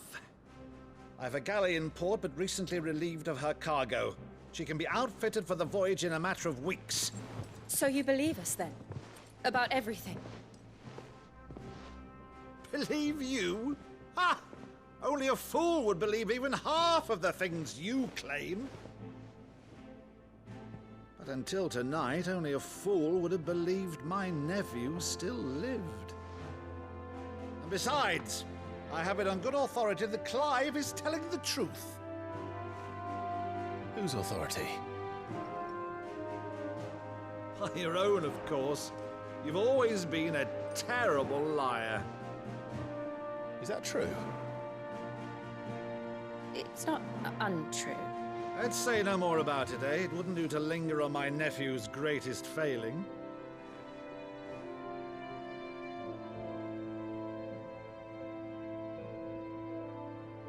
The one thing I cannot believe, though, is all this about you being Sid.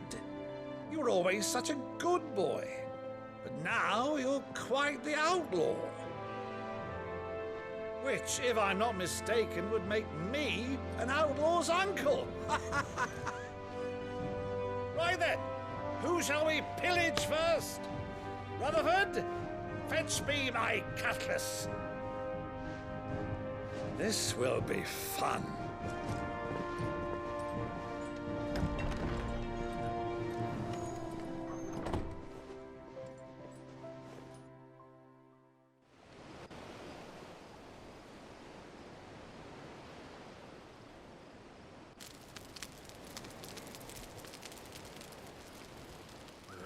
Over there. Go on. She's a fine ship, isn't she? Once outfitted, she'll bear us across the boiling sea to Drustinus in the space of 3 days.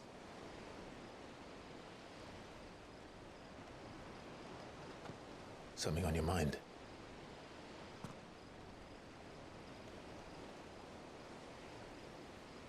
Monsters. When I served the Iron Kingdom, I did so because I saw no other choice. Because once they learned that the lash would not move me, they turned it on those who could.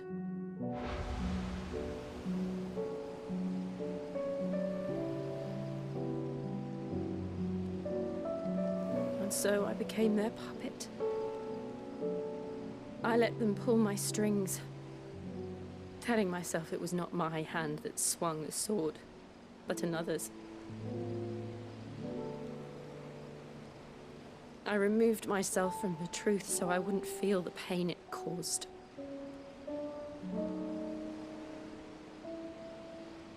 And before I knew it, I no longer felt anything. Anything at all.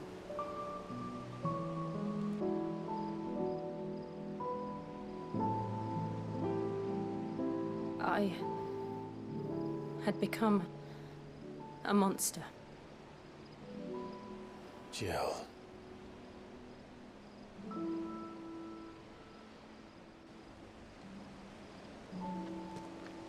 I don't want to be a monster, Clive. Do you understand? I want to choose a different path, a better path. To live on my own terms. But before I can do that, I need to come to terms with my past.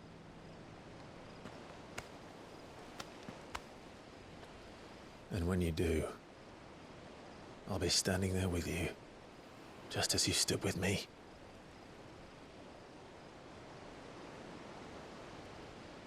Thank you, Clive. I must atone for my sins. Only then, when it's done, will the monster cease to be. Just promise me that you won't die with it.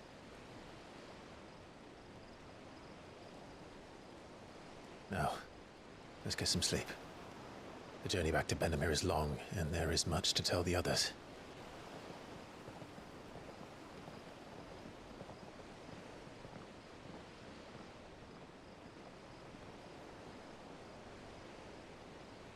Back again, Lord Rosfield. I'm touched that you should find me such good company. It is not your company, but your counsel that I seek on this occasion. Ever the charmer. What will it be today, then? The Iron Kingdom. I need to know what to expect. You'll soon be setting sail for Drake's Breath, then, I take it. The mother crystal that rises from the boiling sea. There was a time when a true-blooded Rosarian had only to brave the waves to visit it. But then the Ironblood made their move.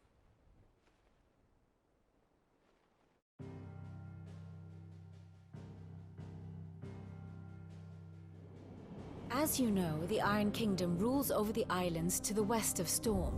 Or rather, its church does. But this is not the pragmatic approach to state religion employed by the Holy Empire to manipulate the masses. No, the Iron Kingdom is the literal embodiment of the crystalline orthodoxy. And so, if one is to understand it, one must start there. As the name implies, the orthodoxy holds the Mother Crystals sacred. And they do not take kindly to heathens plundering the objects of their worship for the means to fill washtubs and light lamps with frivolous feats of magic. Indeed, the faithful consider ether a sinful thing, a poison no less. And to them, a dominant is an instrument of evil, albeit one they have proven only too happy to turn against their enemies. Some 80 years ago in Northern Storm, Drake's eye collapsed. Soon after, in pursuit of ether and with the blight at their backs, the Northern Territories descended upon the Grand Duchy of Rosaria. And when the Shields of the Flame marched north to meet them, the Iron Kingdom spied an opportunity.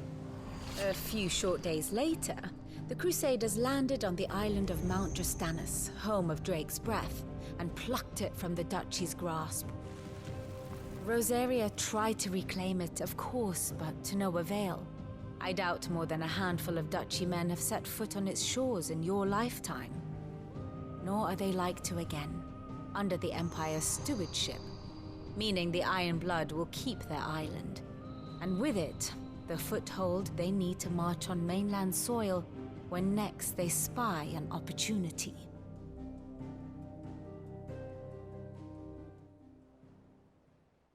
The Mother Crystal is both the object of the Iron Blood's worship and their gateway to the continent, making Drostanus the holiest of holy grounds, from which the Orthodox Crusade shall one day sail forth to claim the remaining Mother Crystals, or die trying. My father and my grandfather both traded blows with the Iron Blood for control of Drek's breath. Had things unfolded differently at Phoenix Gate, we would have sent our entire fleet against them. But instead, they sent their fleet against Rosaria, sacked the capital, killed the men, and captured the women, including Jill. I'd say you'd be forgiven for wanting a little revenge, Clive. My only aim is to destroy the Mother Crystal. But thank you all the same. Not much else to do here. You ready? I think so. Jill, when you told me you had to come to terms with your past, you weren't talking about destroying Drek's breath, were you? No. I spoke of Imran, the leader of the Crystalline Orthodox. The man who made me do all those unspeakable things. I'm going to kill him. It's what I need to do to put the past behind me. What I need to move forward. And I know that I can do it. If you're there beside me. Always. And I'll be beside you, too. We'll bring down the Mother Crystal together. All while Sid looks on. We'll make him proud.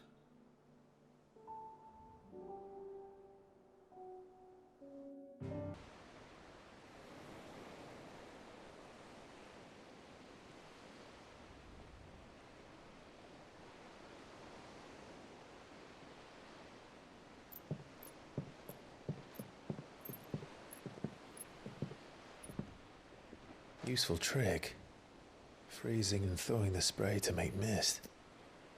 How did you learn to use your powers like this? The Masters made me do it. When the Crusaders took to the seas, to keep the fleet's movements from prying eyes. I'm fine. No, you're not.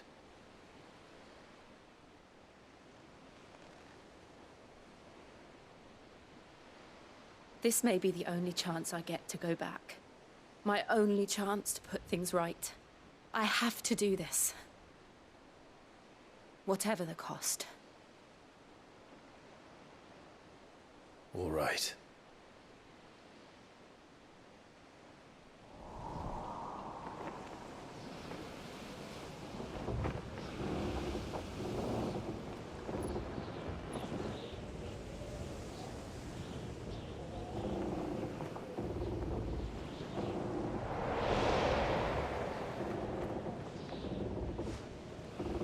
There she is.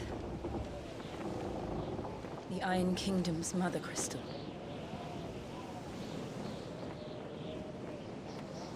Drake's breath.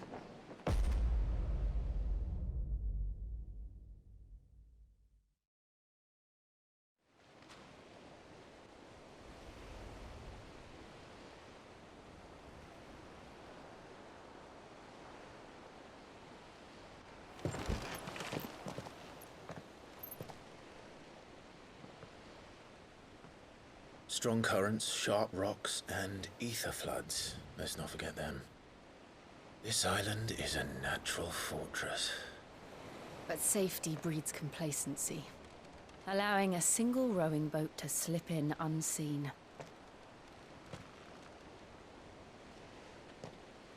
The sanctuary is inside the mountain. If we follow the old trail, we should be able to enter by the back gate. All right. Let's go.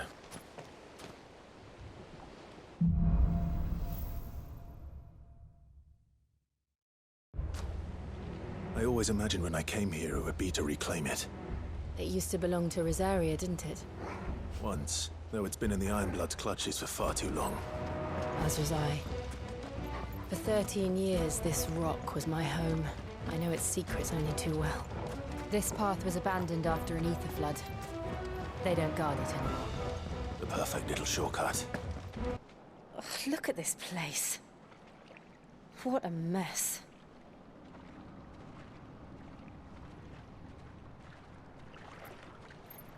Wait.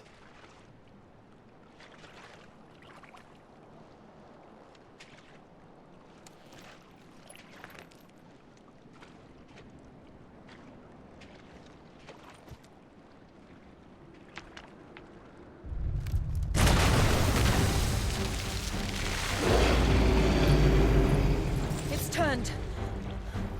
Nothing a shield of Rosaria can't handle.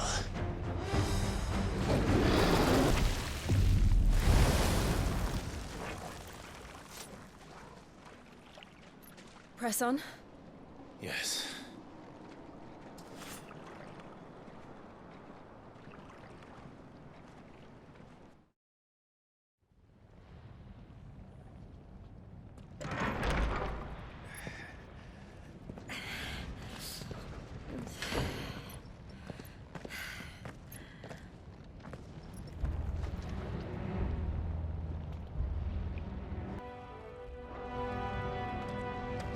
It's like a furnace in here. We're inside the volcano. You get used to the heat, though I don't remember it being quite this hot.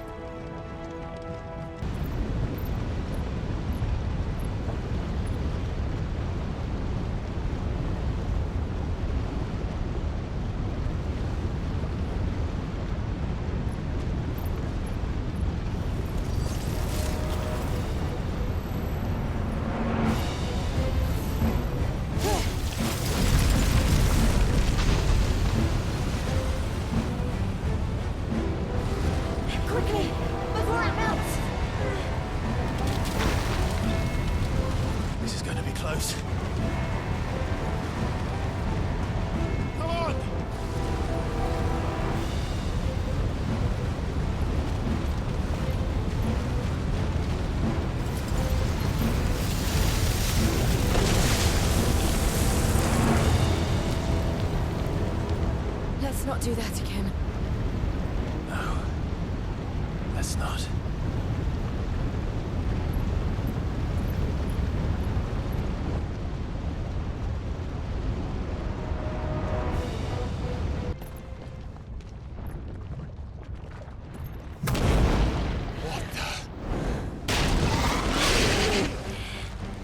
One of the demons. But they never leave the lava. If I didn't know better, I think this volcano was about to erupt.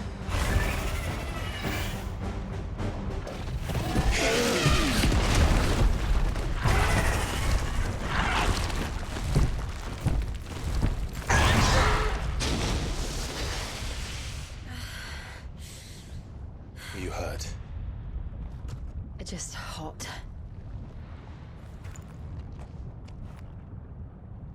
Thank you. Quite a commotion our friend made. Let's hope the guards didn't hear it. The gate to the inner chambers is just up there. Then we make for the sanctuary. I need to finish this. Before the heat finishes me. Hear, hear.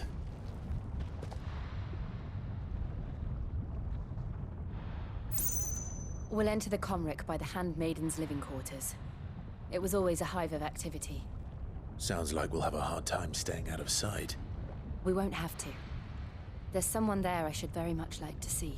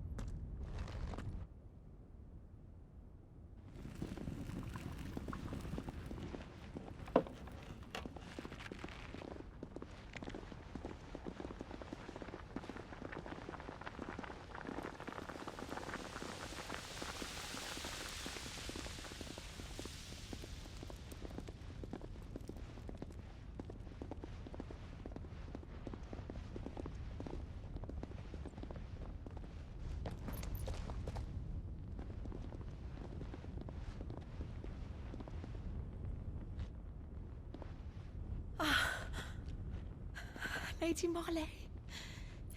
It's me. By some mother. Jill, it can't be. It is, my lady. We cannot talk here. Come with me.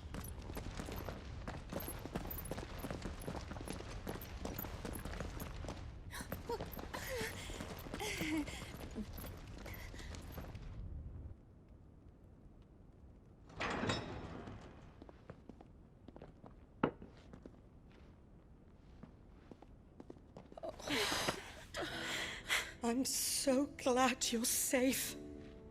And I you.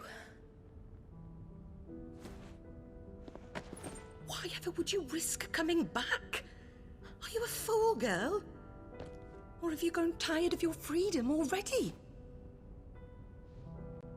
Forgive me, my lady, but I had to come back. There are things I left undone. Tell me, where is the Patriarch?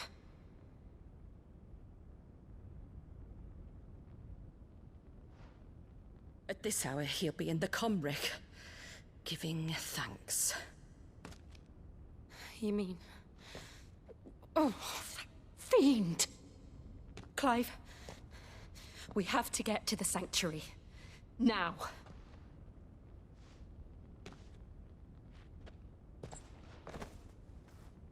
Lady Marley, you must flee this place, gather your things, and go.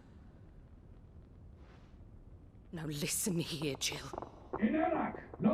We have company.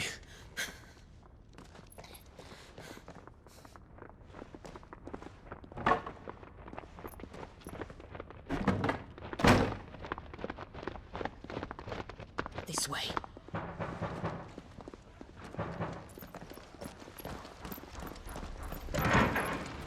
Follow this passage. It leads straight to the Comric. Go on, stop dawdling. Thank you. You were always so kind to me. My light in the darkness. Take care, my lady, please. You deserve better than this. A long and happy life, promise me.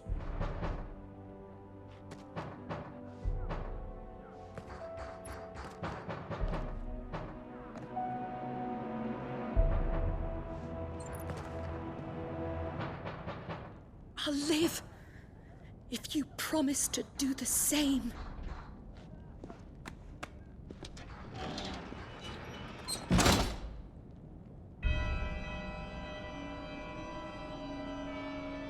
Come on, Clive. Mathen Sanov, Glanen du non credeth. O Mathen Sanov, Glanen du non credeth. O Mathen Sanov, Glanen du non credeth. O Mathen Sanov, Glanen du non credeth. O Mathen Sanov, Glanen du non credeth.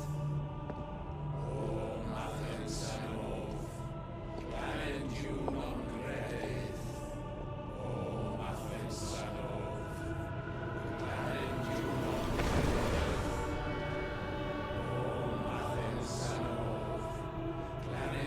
non credeth.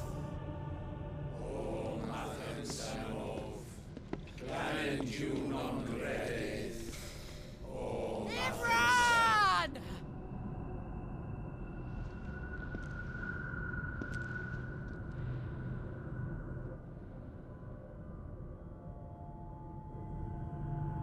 Shiva's dominant. Come to beg forgiveness for your failure.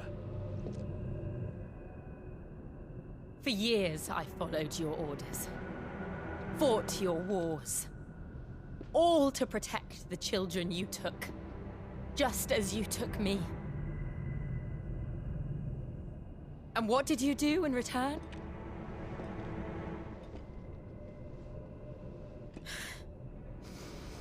You put them in chains and you slit their throats!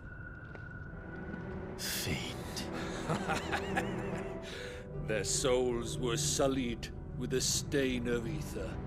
I merely cleansed them of their corruption. A penance paid, just as the Holy Mother wills it! Repent, abomination! For a monster like you to set foot in the Holy Cymric is in itself a crime deserving of death. You're right. I am a monster. And my soul is stained black. Though not by ether. But by the evil of men like you, who made me close my heart and drown in darkness when I should have raged against it. This is my penance. I will be your monster no more. Nor will I suffer you to create another.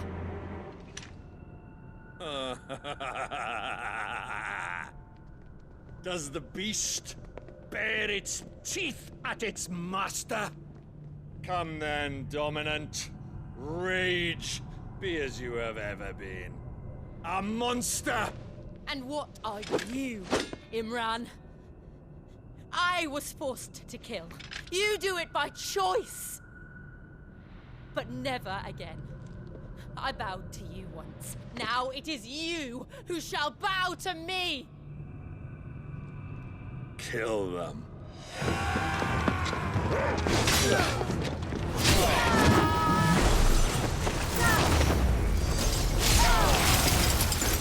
Now! Right!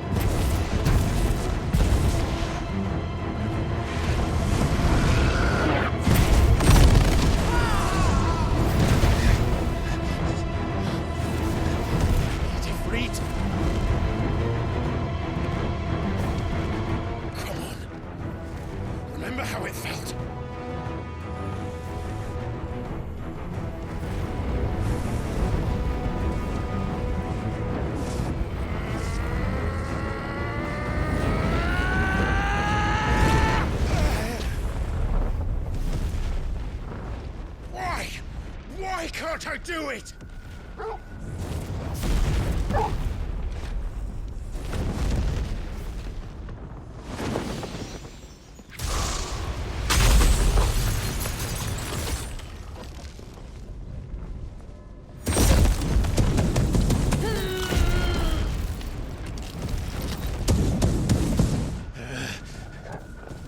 Please, just once.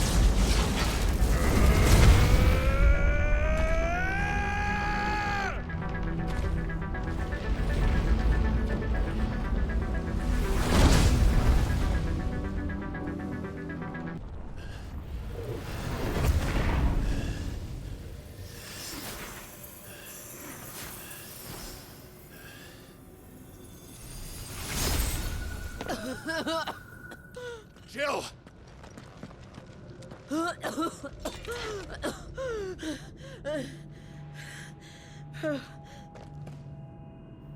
I'm going to finish this, Clive.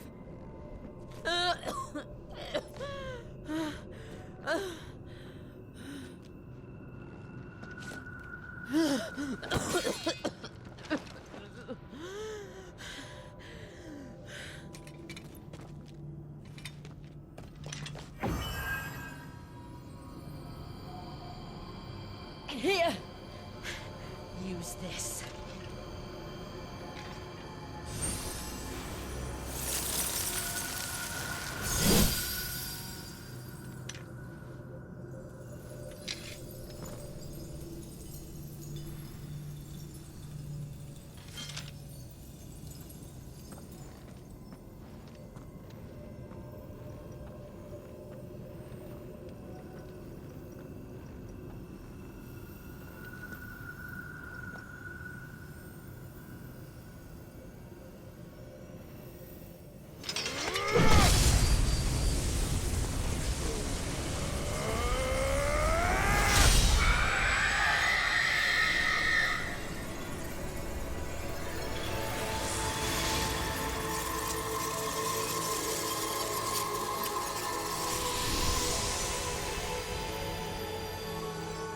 Watching, Sid.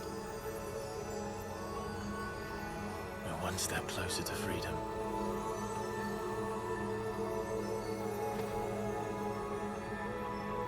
The crystal. What did you do to it? Oh. We destroyed it. What? But... Monster! Monster! Do you have any idea what you have done? I do, Father. I have killed the monster and become an outlaw. May the blessing of the crystals go with you.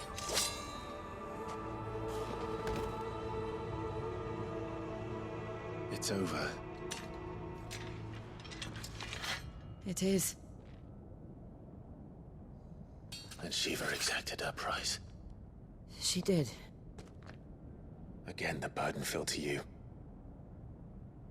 And I bore it willingly. This was a sin for which I had to atone. Now I can continue at your side with my head held high.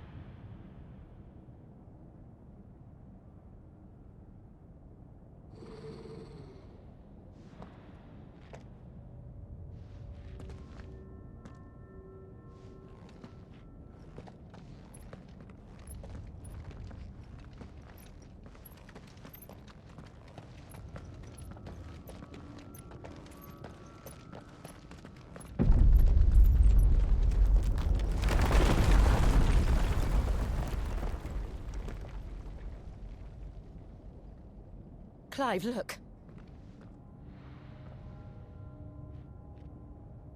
It's just like the one at Phoenix Gate.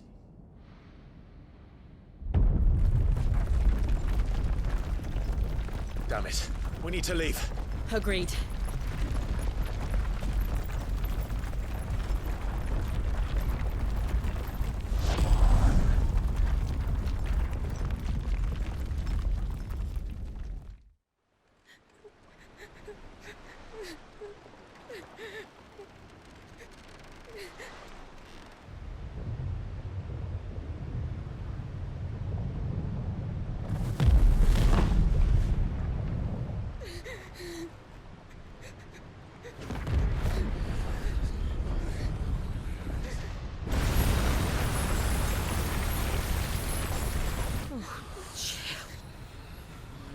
I kept my promise, and now you keep yours.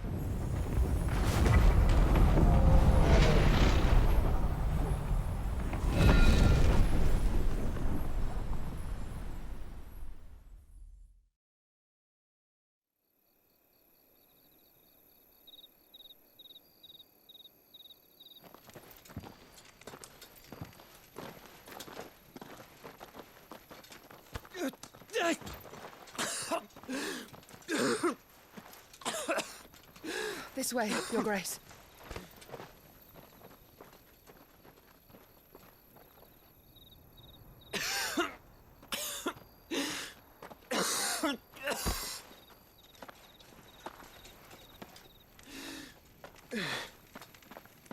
You're bleeding.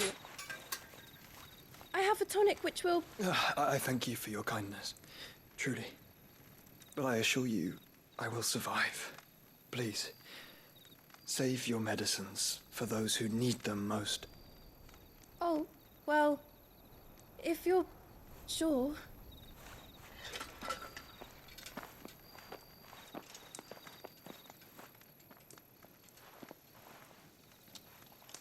For a moment there, I felt my brother's presence. You did? I fear he is in Ultima's thoughts again. But why now, after 5 years of silence? I cannot keep him sealed away much longer. Your Grace.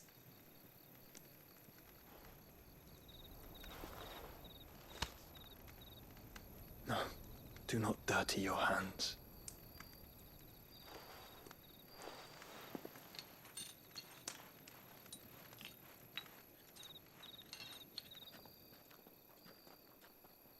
Look at them all. Like a river flowing to the sea. Or moths to a flame, perhaps. The crystalline dominion, their light in the darkness. More and more lose their homes to the blight and set out in search of sanctuary, while others lose their fortunes to the Dalmekian levies and leave to find new livelihoods. What is it that you seek in the Dominion, Your Grace? Oh, Dion Lesage. You mean the Crown Prince of Sanbrec? He has many titles. Dion the Bold, Prince of Dragoons, Odin's Nemesis, or simply Bahamut. I met him once, when we were children. He was a chivalrous soul even then, and has served his empire indefatigably ever since. And you are confident that he will listen to what you have to say? Our world lurches ever closer to the abyss, and a hidden hand ushers us onward. Ultima's influence extends to every nation, Sanbrec included. If His Highness is the man I believe him to be, and I pray that he is, this truth will not have escaped his notice.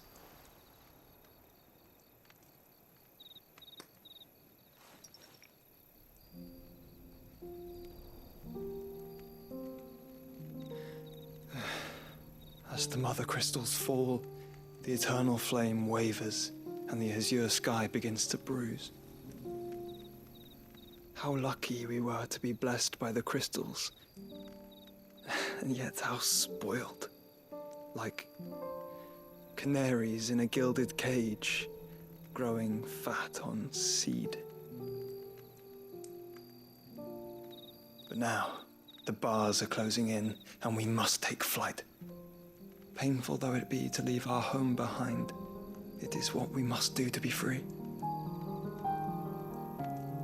Which is it that men cannot live without? A blessing that leads to damnation, or a freedom that leads to deprivation? I do not yet know the answer to that question. Do you, Clive? Your Grace, let us find a place to rest a while. We can return by the Dalmekian trail once you have recovered your strength. I realize your duty is pressing, but if your health should fail... I know.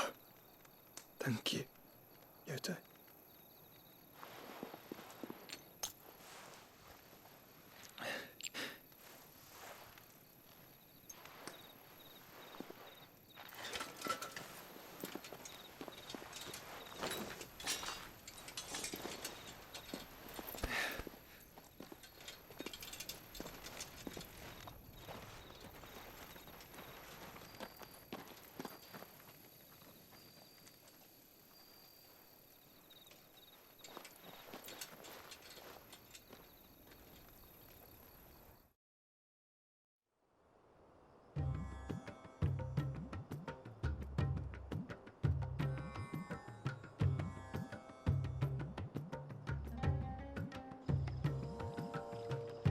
army's attempt to breach the Empire's defenses and gain the Isles of Ark has failed yet again. Only because your fleet has proved as impotent as a eunuch on laying night. Would you rather we simply fell back to the capital? Enough, both of you. All here agree that the Empire cannot be allowed to maintain its illegitimate claim on the Dominion. However, our casualties mount with each passing day.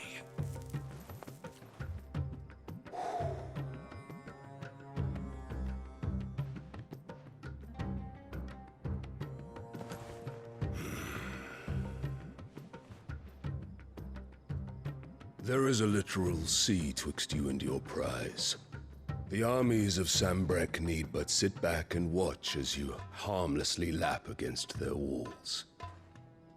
They are dug in like ticks and seek to draw out this siege, knowing the capital's stores are nigh bottomless. And what of our wise rulers? Goaded into war without any thought as to what chaos it might reap.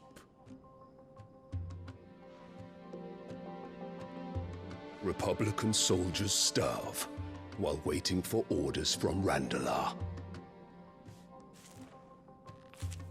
If you would but take the field, their bellies would be full by nightfall. If I take the field, so too will Bahamut, and our duel will shake the island to its foundations. Instead of liberating the Dominion, you would doom it to destruction. Unless that is what you desire. If our learned advisor has a solution to propose, we should be glad to consider it.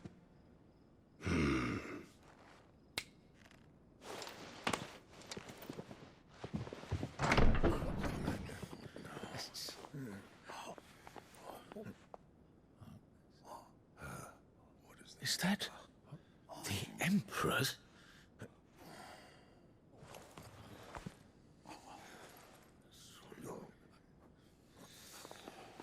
What is the meaning of this, Lord Kupka? What it means is that I am disinclined to advise you any longer.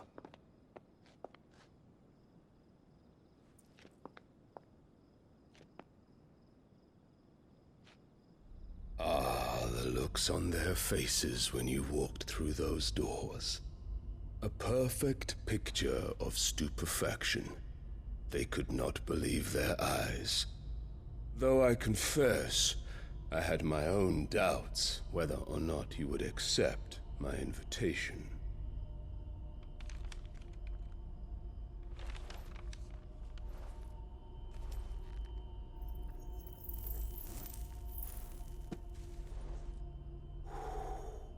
Such shocking news. Sid isn't a son of a whore. He's the son of an empress. Your own dear Clive. Absurd. Who fed you these lies? I have never spent a moment among criminals, save at the gallows. I came here with my son, not to entertain your baseless accusations, but to put an end to the senseless hostilities between our nations. Very well. You need only agree to the terms I set out. Sid took the life of someone dear to me, a woman by the name of Benedicta. I swore to take his in turn. This would not be disagreeable to you, I take it. You would finally be rid of the stain on your noble name. In return, I will leave Sanbreque in your capable hands. Your Imperial Majesty.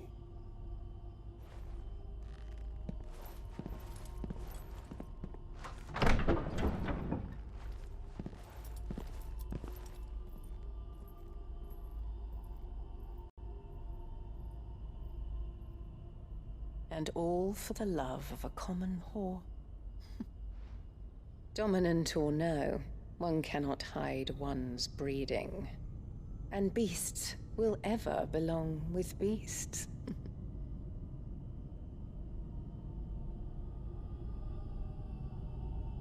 There are greater things in store for you, my darling Olivier. Soon enough, you shall be the crown prince of Sambrec. And when your father goes to meet great Grieger, you shall be emperor of all you survey. The old order shall come tumbling down, and you will rebuild the world in your glorious image. Soon.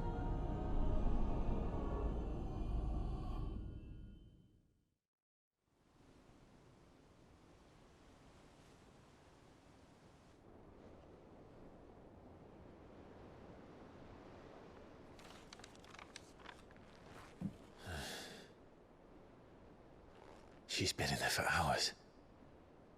Something must be wrong.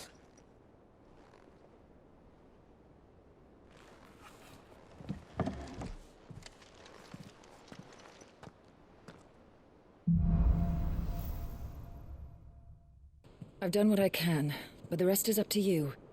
You need to start taking better care of yourself.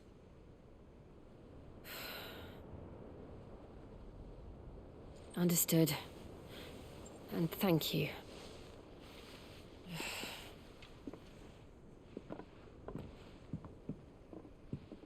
The curse has spread. Make sure she rests.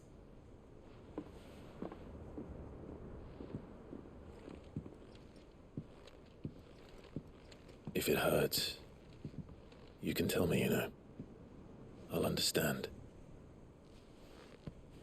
I can bear it.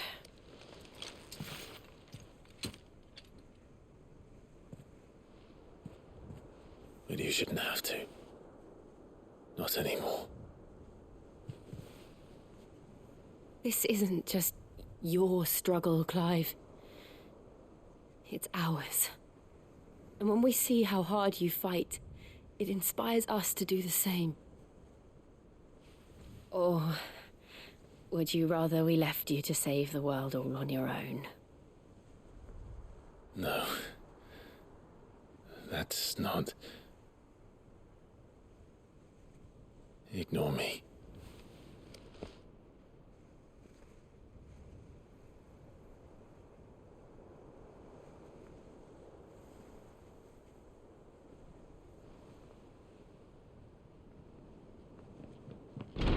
Clive, where are you?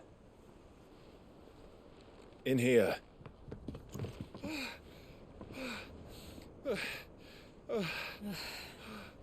What's wrong? Rosaria's under attack. What?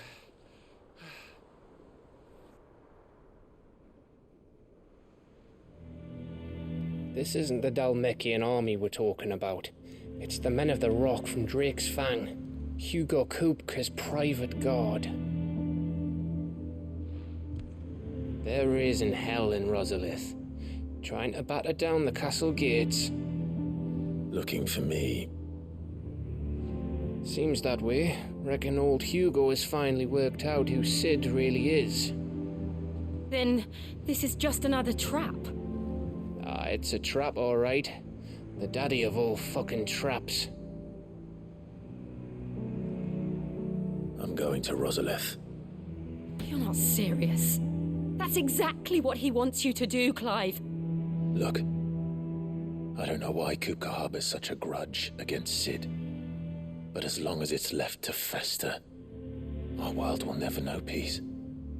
He has dragged the rest of Storm into this pointless war just to find me.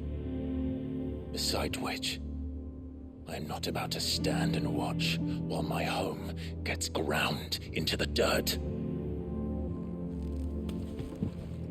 Hugo Kupka must die. I've lost enough friends to that man already. I don't want to lose any more. So let's go and kill the bastard. I'm coming too. After all, we're in this together. All right.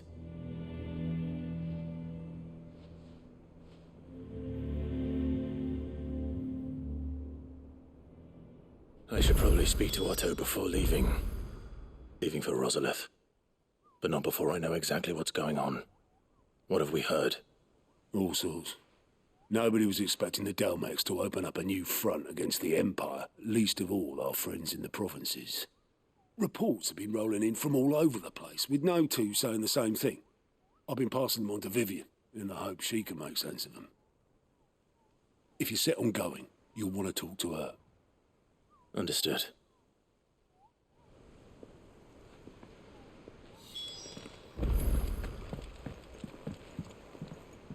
Ah, if it isn't my favorite pupil. Let's see now, where did we leave?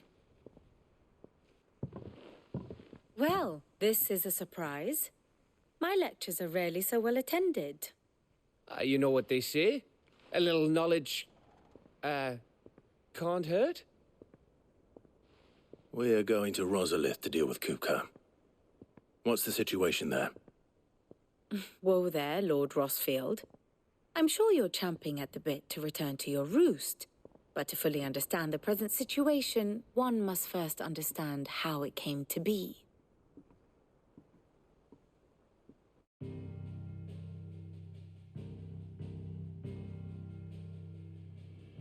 Let us begin with the story of Hugo Kupka, or the permanent economic advisor to the Dalmekian government, to give him his formal title. In a republic founded on commerce, there could hardly be a more influential position. It has granted him both extraordinary wealth and extraordinary power. Not that he ever wanted for the latter. Being Titan's dominant, he is also Dalmekia's last line of defense, a fact he has used to his considerable advantage. Why, he was even able to pry Drake's Fang, one of the pillars of the Republic, from Parliament's grip. And he was quick to buy the loyalty of the Fang's protectors. Today they are his faithful creatures, a private army in all but name. The self-same army that marches upon Rosarian soil as we speak. By which I mean imperial soil, not that you need reminding of the fact. Suffice it to say, the Empire's attentions are elsewhere at present, deadlocked as it is with Dalmekia over its occupation of the Crystalline Dominion, where its legions are now gathered. Scarcely a handful of garrisons remain to secure its western provinces, and half of them left after the fall of Drake's Breath. With the threat of the Ironblood thus diminished, they had little cause to fear a maritime invasion. And so today, only a token force guards the former duchy's shores, as Kupka was quick to descry. He landed his troops on the Rosarian coast without encountering so much as a single ship. All for you, Clive. He wants your head. And so he and his men advance upon Rosalith, not to capture the province, but to draw you out.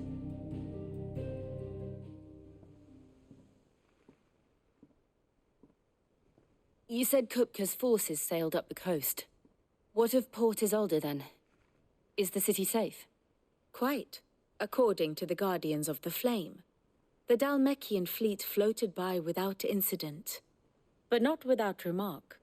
When they learned Kupka's forces were making for Rosalith, our friends were quick to begin arranging the exodus of her citizens.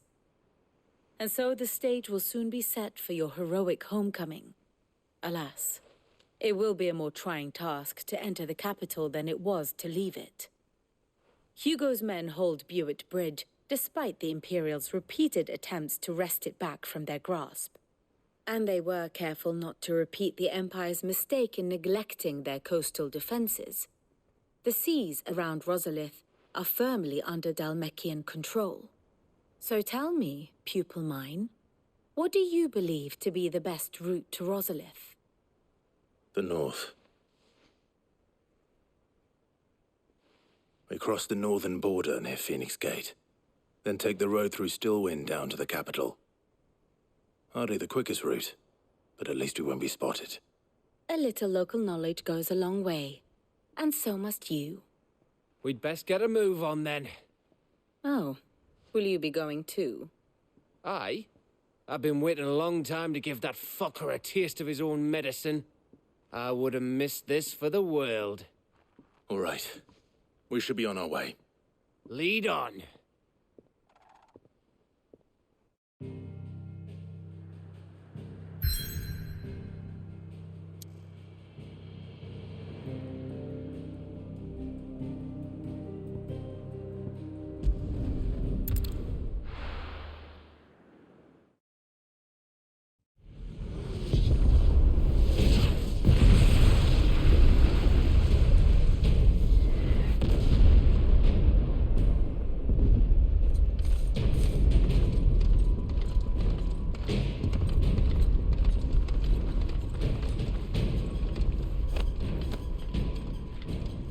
Fortify the castle gates, at once.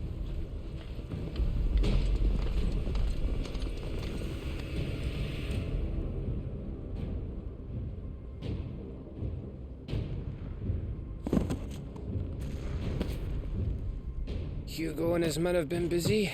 They've already breached the castle's outer wall. The Imperials are holding the ground for now, but it's only a matter of time before the keep falls. Those fuckers really went to town on this place. Almost like they want to wipe it off the map. Just a means to an end.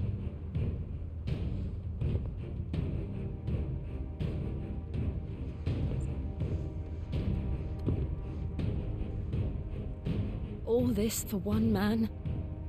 They didn't have to go so far. If you keep your wits about you, I reckon you can make it up to the castle without raising the alarm. I'll sniff out any townsfolk who haven't escaped yet and send them on their way. Be careful. Likewise. Don't do anything I wouldn't do.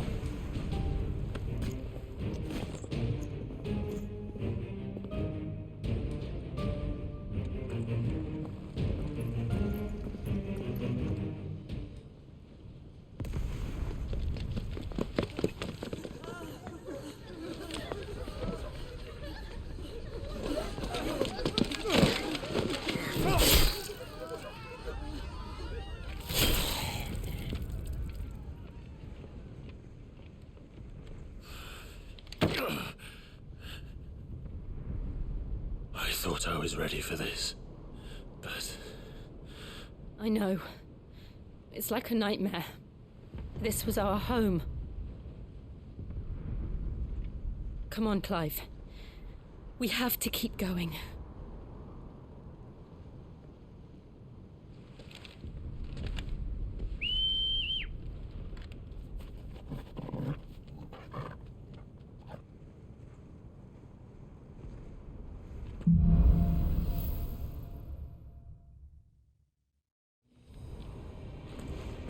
This isn't an invasion. It's a massacre. He'll stop at nothing, Clive. Nothing. I yield! I yield!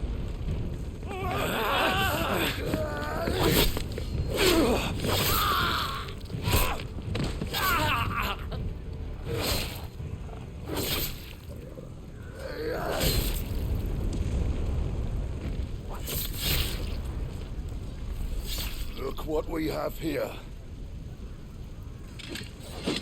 Gentlemen!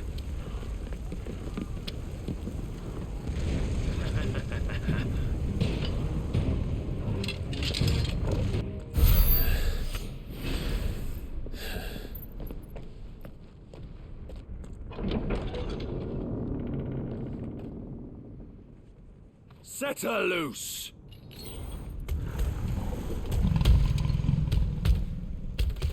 They have a curl.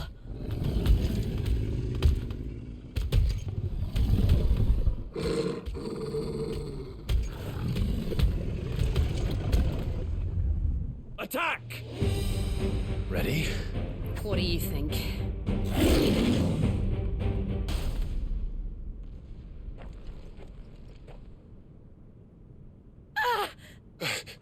Jill! We meet at last, Sid. Or should I say, Lord Rosfield? I've been looking for you for a very long time. Let her go, Kuka. I'm so glad you accepted my invitation. I went to some trouble with the decorations. Do you like what I've done with the place? Bastard! Such a pity your predecessor couldn't join us. But I am sure you will prove compelling company.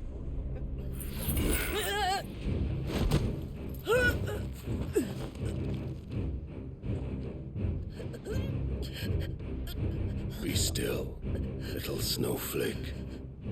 I would not have you melt before your starring moment.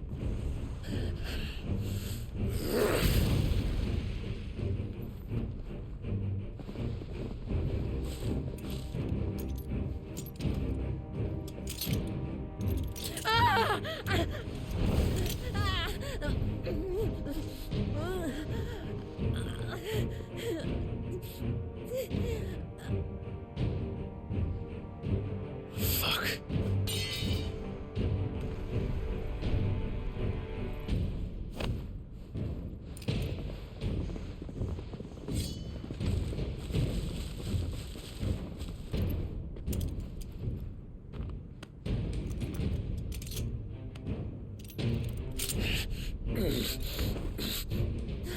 Now, on to the festivities.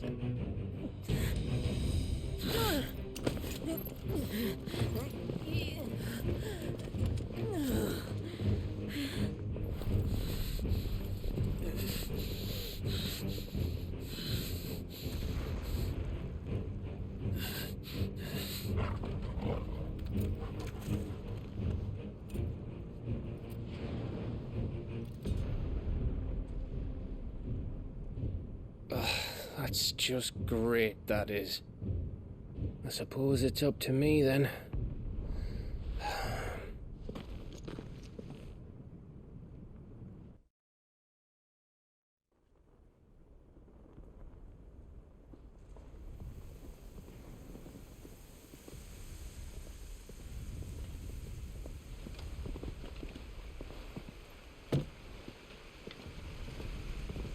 Headsman!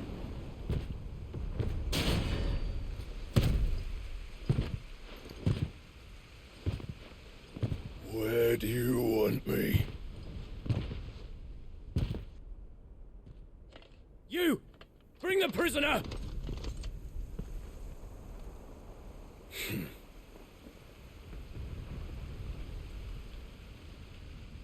Yes, no more than she deserves for getting into bed with an outlaw. We should get into mine. Lord Kupka commands your presence. You're to bear witness to the girl's execution. Such a waste.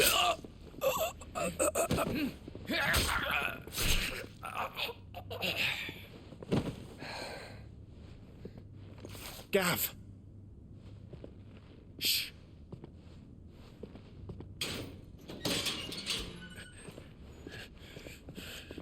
Crystal fetters are a bastard to open, just so you know.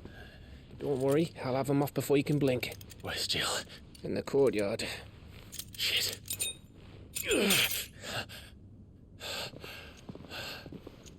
We have to hurry. The Imperials have sounded the retreat and cleared out of the castle, but the place is still swarming with Kupka's men. Leave them to me. I'll make my way up top and circle round the back. Quick as you like, eh?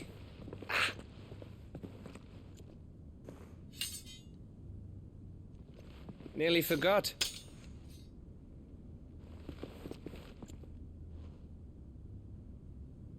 Hold on, Jill. I'm coming.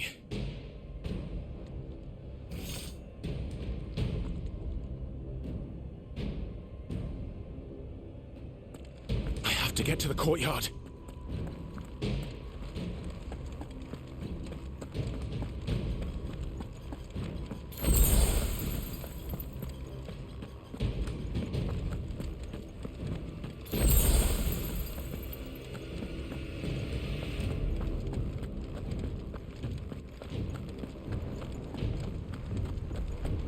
Don't you let her die.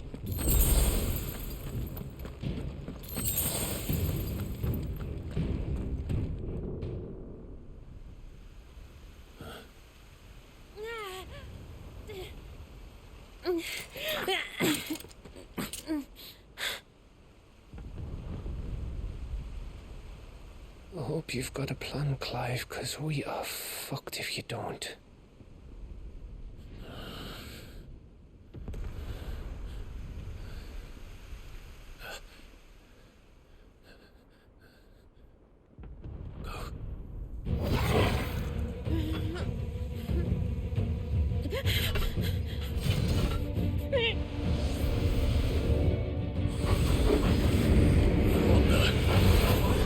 It's a bloody wolf!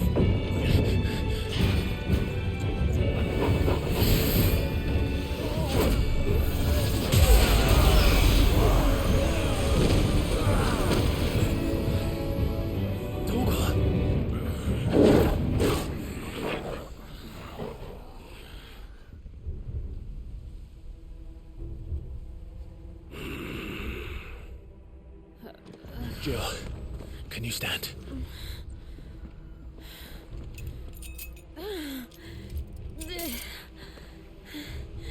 Come, Lord Rosfield. Don't tell me you tire of my entertainment. Enough! Yes. Perhaps it is time we served the main repast. I trust you are hungry! Need this? Much obliged. Stay close. We're getting out of here. And Toggle, thank you. Still breathing, are you? Excellent. Then Lord Kupka's reward shall be ours. It's over. For now. But I bet that wasn't the last of them. And they won't stop hunting us until Kupka's dead. So you get in there and finish the job, eh? Go on. If they come again, we'll hold them back. All right. But be careful.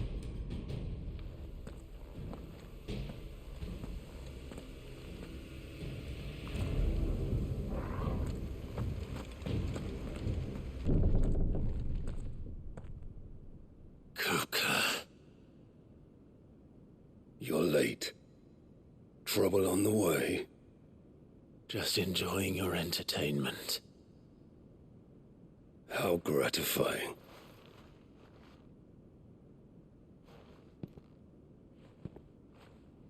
Have you come to defend your father's throne, Lord Rosfield? The Grand Duchy of Rosaria. A realm without a ruler, an army, even a people. A veritable kingdom of dust.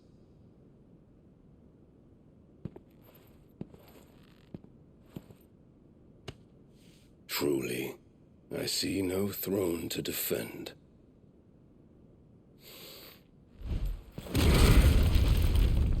No!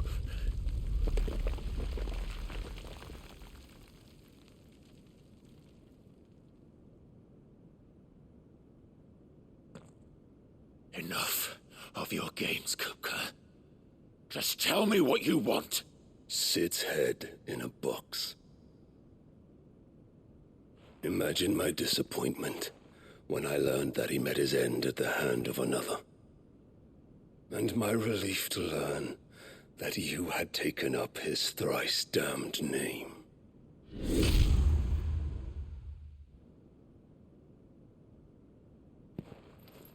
Your master slew Benedicta Harmon and defiled her body. If you choose to bear that murderer's name, then you shall answer for his crimes. The only crimes I shall answer for are my own. Sid did everything in his power to save that woman, though she was long past saving. And so I did what he couldn't. It was me all along, Hugo. It was you.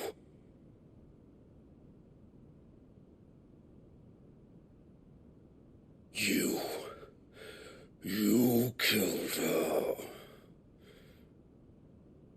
did.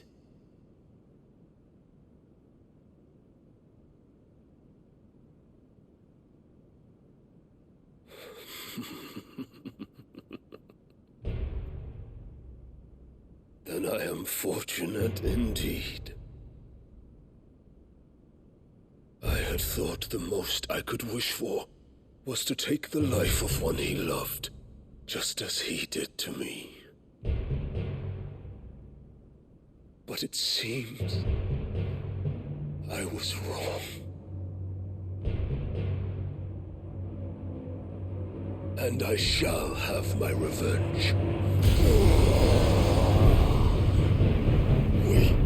We shared a dream. I would be the king of the world. She would be my queen. And together, we would rule like the gods we are. But you crushed that dream, ground it into dust. Hear me, Rosefield! You will pay for what you've done. I'll tear you apart with my hands! And what of you? How many people have you killed? How many dreams have you crushed? You're not the only one who's seen their world fall apart around them. You'll get no pity from me, Kuka. No pity. And no mercy. Now die!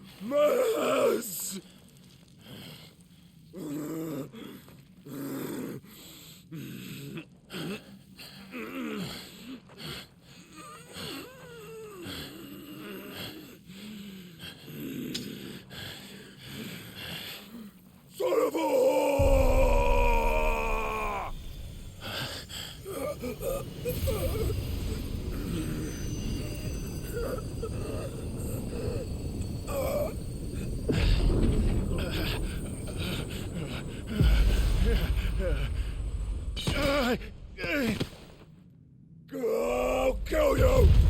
I'll kill you! I'll kill you!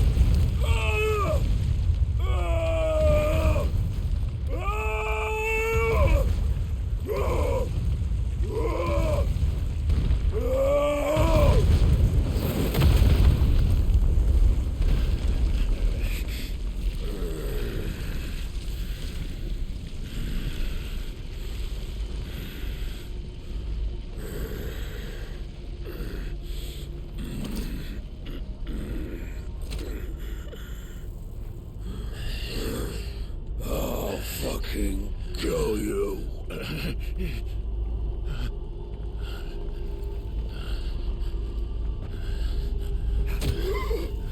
There. You mustn't get yourself worked up. Wait! Another time, Mythos.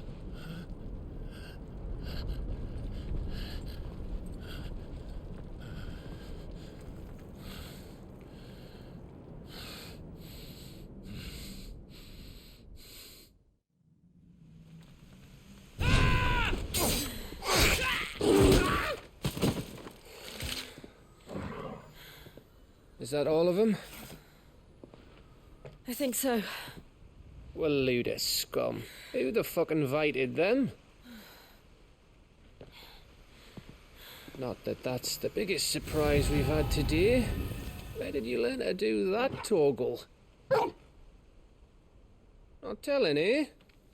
Suit yourself. Gav, we have to find Clive. Right, sorry.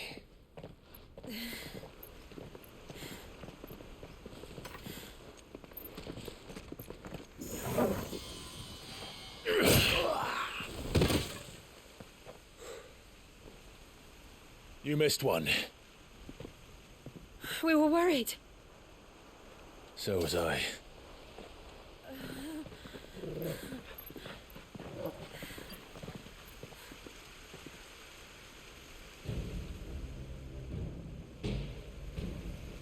I was so close.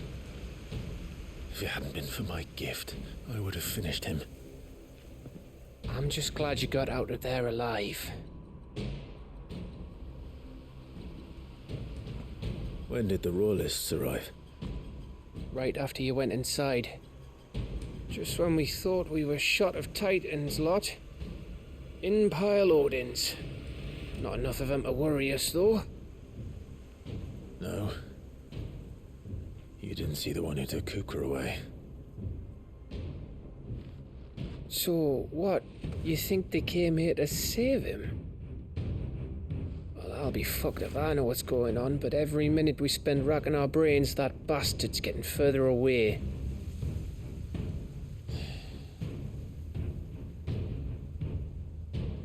So what do we do?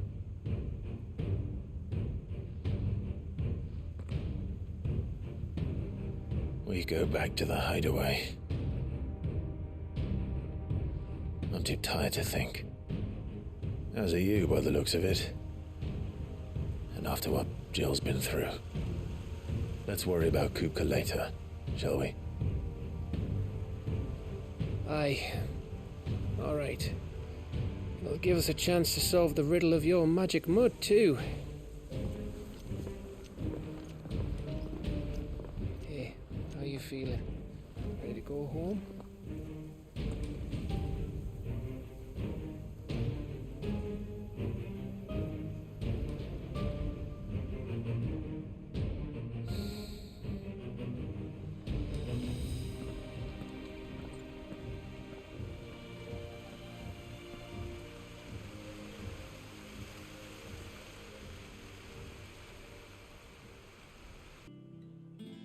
Just look at the state of you.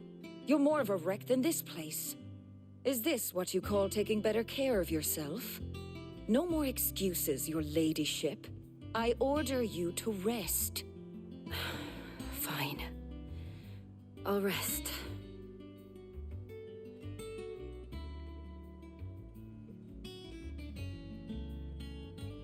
Don't worry, Gav.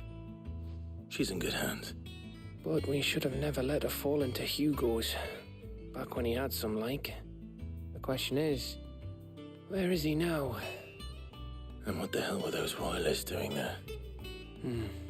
I was wondering about that all the way home. Otto may have heard something. I'll talk to him. And I'll talk to Tomes. The lawsman. About what? About your faithful hound for a start. If any four-legged friend's ever done that before, I'm betting Tomes will have read about it.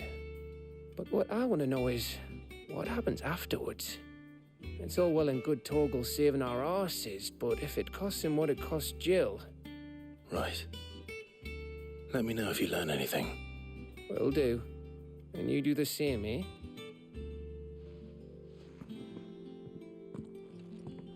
Jill. Listen to Taya. I will. Thank you.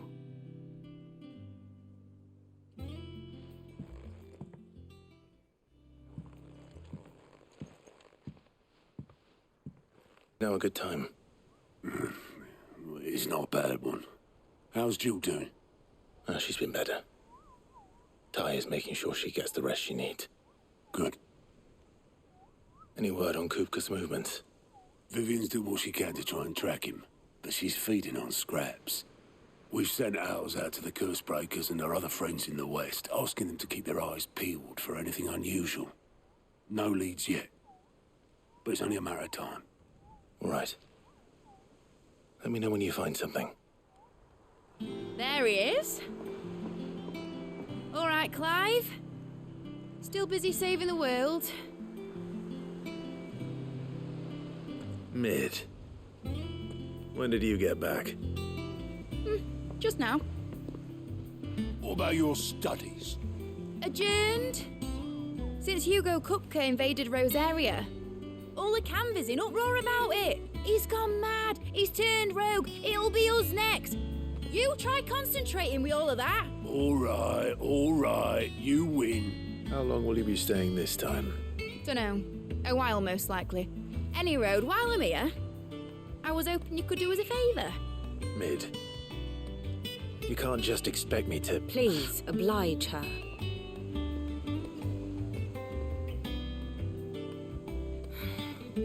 While we are busy tracking down Kupka, you should have a little time to spare. Professor! Now there's a face I haven't seen in a while. Shouldn't you have it buried in a dusty old tome?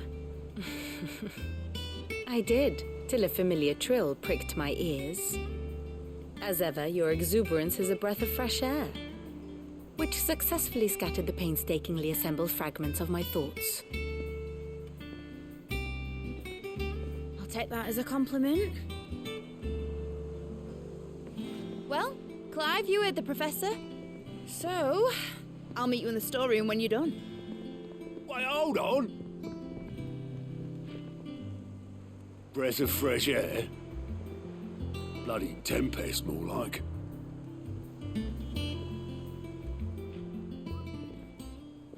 Oi, Otto, you got my gill? Huh? What are you on about? My fee for bringing Mid across. She said you were paying. That little...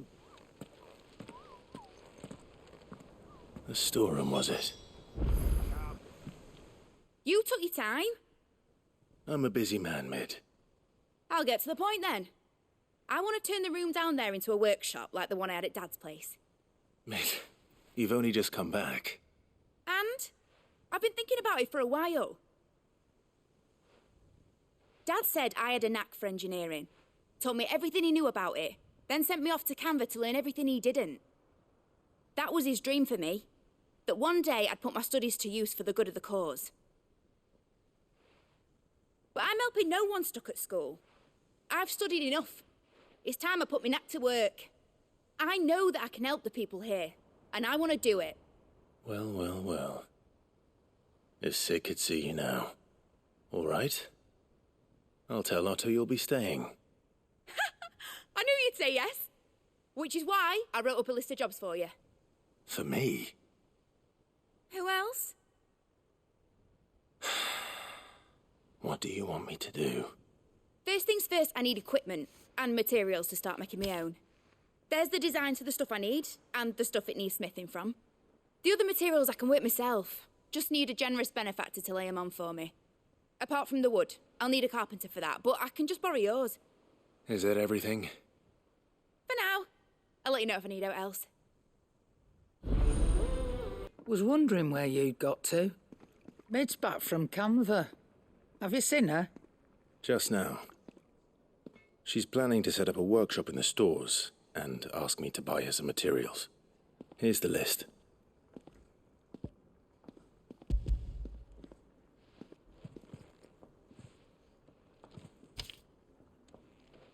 Think you can find everything on there? This lot. Wouldn't be much of a trader if I couldn't. Excellent. As for payment... It's paid. 100 times over by what that girl's done for us. If it weren't for her filters, we'd have naught to drink but blight water, and that would have drained the life out of us long ago. Indeed it would. I'll send the stuff on to Mid when it comes in. Thank you, Karen.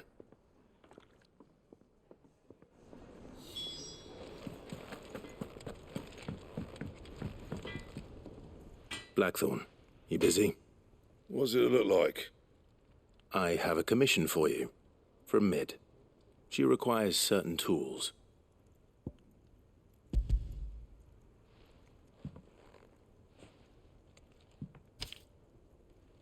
Do you think you can make them?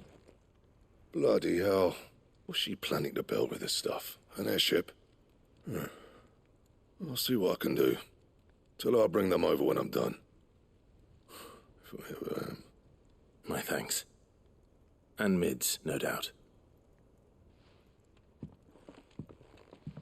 That just leaves the carpenter. How do, Master Sid? Bardolph. Mid's looking to build a workshop in the storeroom, and she needs the aid of a skilled carpenter. So naturally I thought of you.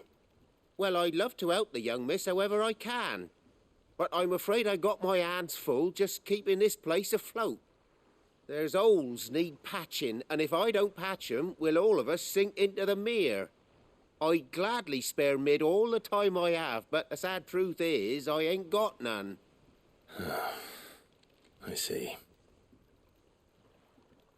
It don't have to be me, though, does it? What about that other feller? You know, the one over at Martha's Rest. Bernard, was it? That's right. And he is a friend of the cause. I'll ask Martha if she can spare him. Thank you, Bardolph. Least I could do.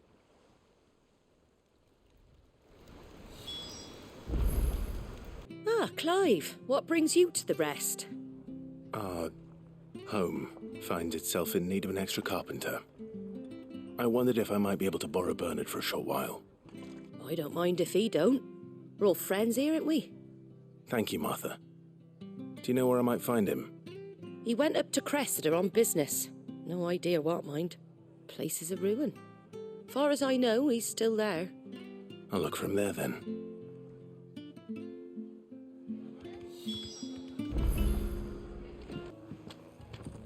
Hi. If it ain't the lad who saved my life. What brings you to a place like this? You do, Bernard. Martha said I might find you here. I have a proposition for you. Oh, do you now?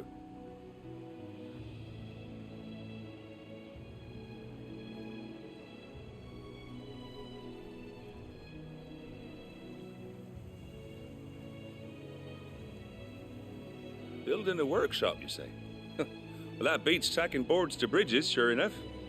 And if Martha didn't mind me being gone a while, then neither do I. You just tell me where you want me. That's the spirit. I couldn't ask a favor, though, could I? Before we go? Of course.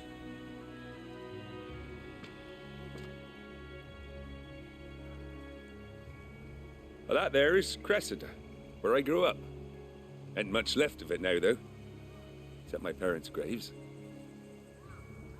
But I came up here hoping to visit them. I even patched up the bridge to get across. Only to find the place crawling with fiends. But you're a dab hand when it comes to dealing with beasts and bogles, ain't you? Any chance you could, It's the least I can do. Well, thank you kindly. And take care. That should do it. You made short work of that lot. Thank you, son. Now my folks can rest in peace once more. How long is it since the village was abandoned? Oh, people started packing their things after the duchy fell. Between the Blight and the Imperials, you just couldn't make ends meet. Must be nigh on a decade since the last wagon left. Though it may as well have been a century, looking at the place. This isn't the Cressida I remember. I'm sorry.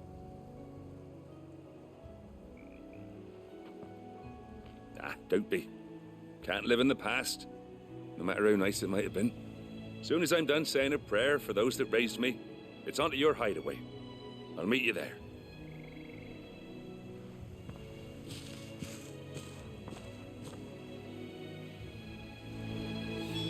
That should take care of Mid's little list. Better head back before she thinks of anything else. All right, Clive. You've all done then? I am. I've placed your various orders, and a carpenter by the name of Bernard is on his way from Martha's Rest.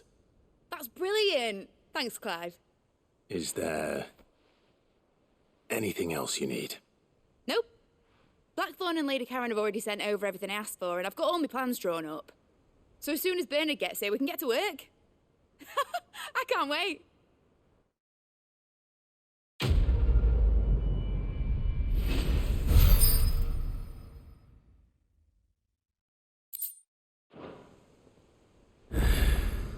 That's my good deed for the day done. Let's see how Jill's faring. Ah, Clive. Talia, how's Jill? Recovering, but she still needs her rest. Of course. Take good care of her, won't you? I'll do my best. Oh, Gav was looking for you. He said he had something to show you in the shelves. The shelves? Oh, that's right. He went to ask Harpocrates about Torgor. He must have found something.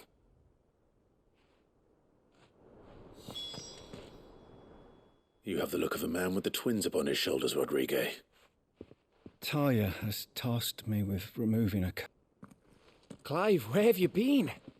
I've been wanting to ask you something about Torgal. Where did you get him, like, in the first place? My father brought him back from one of his expeditions into the Northern Territories. They were crossing a snowfield when they heard his cries, and, seeing no sign of his pack, they took him in. What do you reckon, Torms? It certainly adds weight to the theory. Clive, I believe that Torgal may be no mere hound, but a rare frostwolf, an animal native to the far northern reaches of Valisthea. In one of our oldest bestiaries, I found reference to a frostwolf who served as guardian to an ancient queen of the north. Such was his mastery over ether, he could cast magics on command. His name was Fenrir. Fenrir the Frostwolf. Now, the annals do not state it explicitly, but I have reason to believe this queen was a dominant of Shiva, a girl from the Northern Territories and her faithful hound. One awakens as the dominant of Shiva, and the other... You're saying that Jill granted Torgal his powers? What? Just like Fenrir. People called him my hound, but Torgal and Jill were inseparable.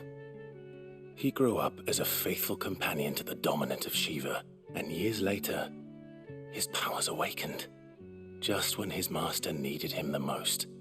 You're right. If it weren't for Torgal blasting those bastards to Kingdom Come, Jill would have been for it. Quite. Though Torgal's power is his own, his latent birthright as a frostwolf, it had only to be unlocked. Oh, get you, Torgal!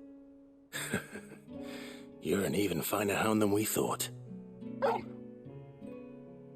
And regarding your original concern, you need not fear for Torgal's health. Why, the beast has the appetite of a behemoth. Just this very morn, I found him with his nose buried in my nuts.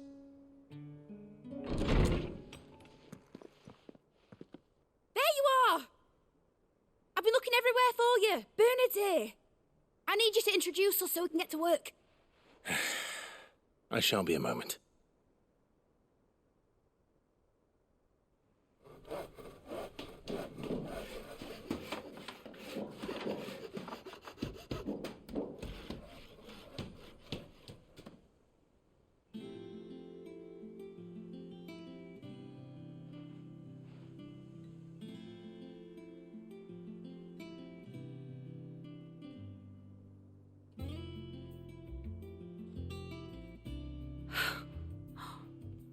Isn't it brilliant?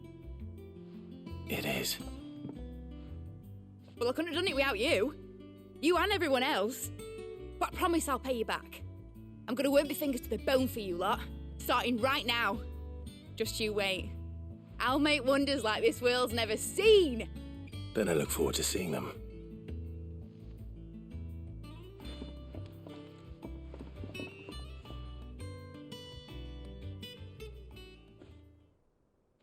Now that that's settled, I wonder if Vivian's made any progress tracking down Kupka.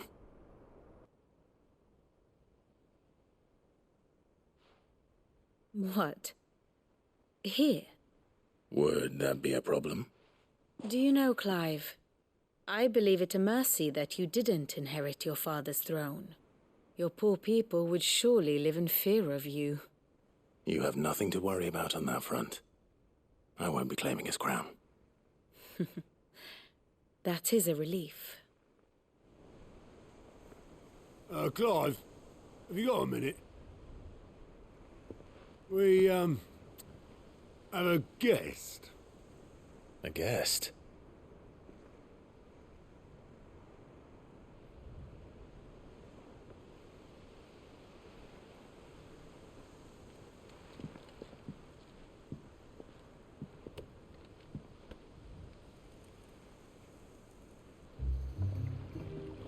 For your trouble. It was a pleasure, in hindsight. Uncle Byron?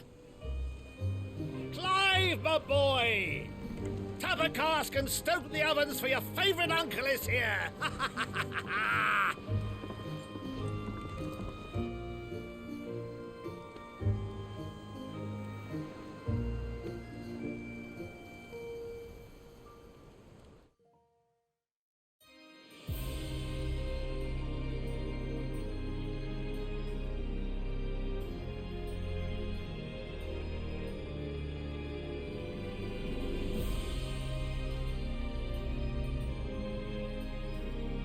The Dalmekian government sues for peace.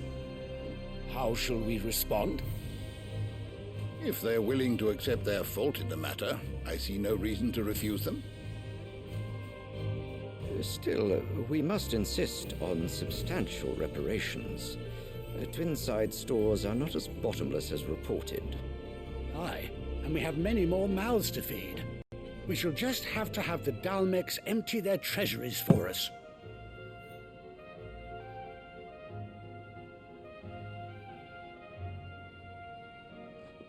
Of course, none of this would have been possible without your timely intervention, Prince Olivier. Indeed, I doubt any of us would have had the courage to trade words with the mighty Titan, nor less the wit to win him over. The Empire owes you a great debt. May the blessing of the crystals go with you, Your Highness. May the blessing of the crystals go with you. Very good.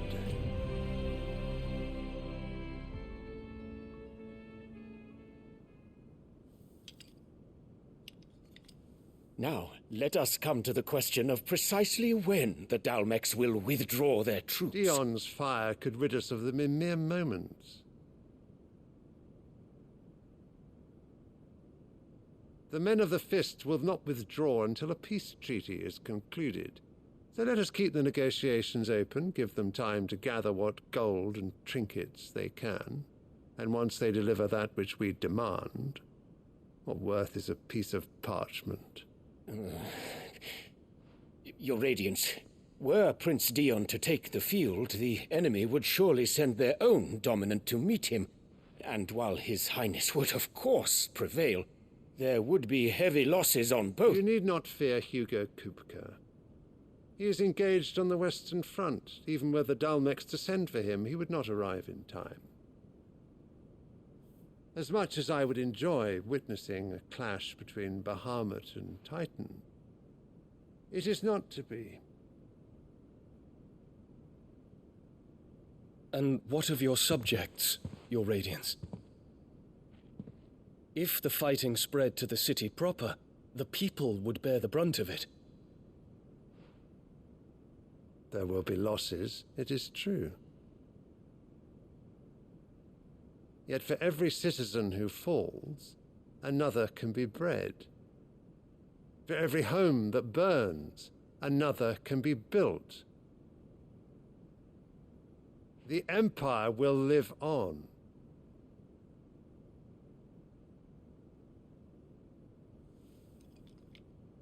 Dion? Yes, sire.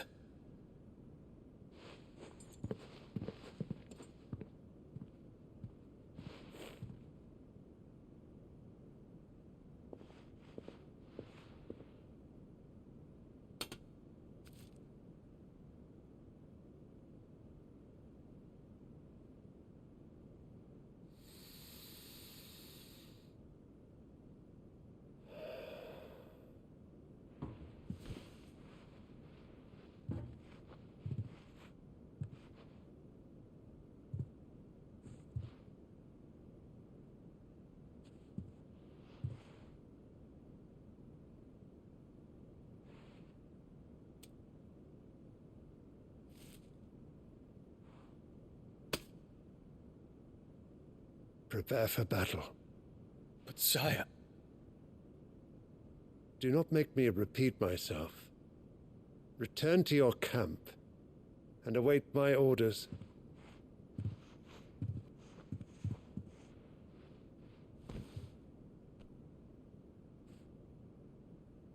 If that is your wish, Your Radiance, I shall depart at once.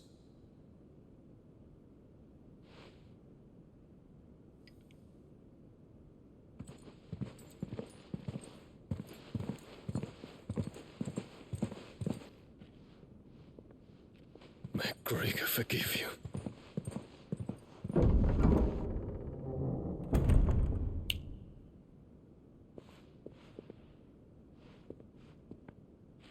What do the astrologers augur? The stars are in agreement, Your Radiance. The shadow of treachery hangs over Prince Dion.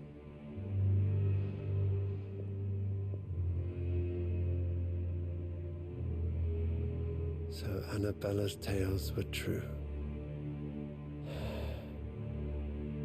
You disappoint me, Dion.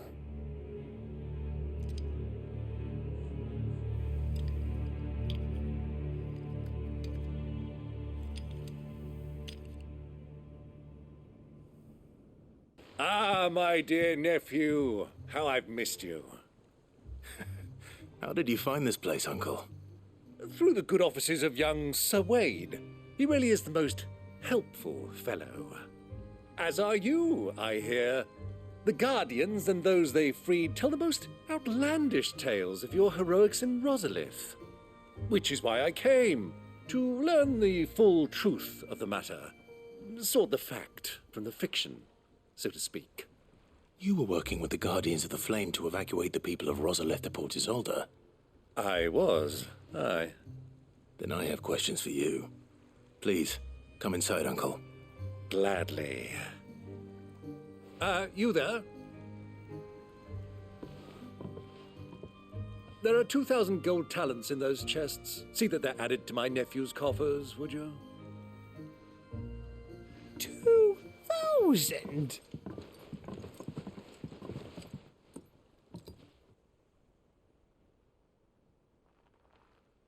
And I'm afraid that is all I know.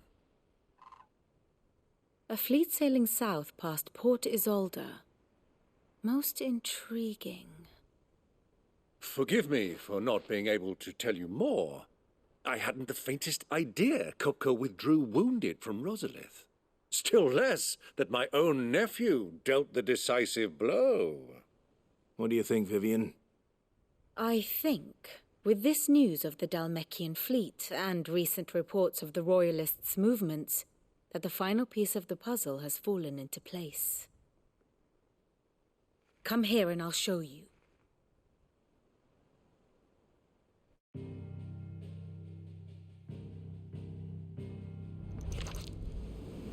It is known that Kupka's forces entered Rosaria via its unguarded coast. So can the same be said of your visitors from Waloed? Certainly her Royal Navy is famed for the efficiency with which it bears her knights from one battlefield to the next. And in the Einherjar, or Black Galleon, she boasts a vessel nigh as swift and every bit as feared as the kingdom's legendary cavalry. A fitting flagship for a land apart, her naval presence being crucial to her ambitions beyond Ash. Yes, it seems safe to assume that the Royalists did indeed enter Rosaria from the sea. So then, had you a vested interest in Titan's survival, whither would you take him? Why, home to Drake's Fang, a place rich enough in ether to conjure the magics needed to mend his hurts. But would that not entail an arduous voyage around the southern cape? Let us say that the Royalists did put ashore with a mind to spirit Kupka away from under your very nose. Could that truly have been their plan for him? To load him aboard one of the ships flying Republican colors sighted off the coast near Port Isolde. To spend weeks at sea, being tossed hither and yon by unforgiving waves, his life hanging in the balance. No. The journey would mean Titan's death, and Kupka's faithful creatures would not allow it. So what then was the plan of our Waluda friends? Reports suggest they made not for the coast, but for the desert. And by cutting through the Velcroy, a party traveling light would have tightened back in his bed days before a galley could lurch into port. To wit, it was the royalists, not the Republicans, who effected Hugo Kupka's safe retreat. I would stake your life on it.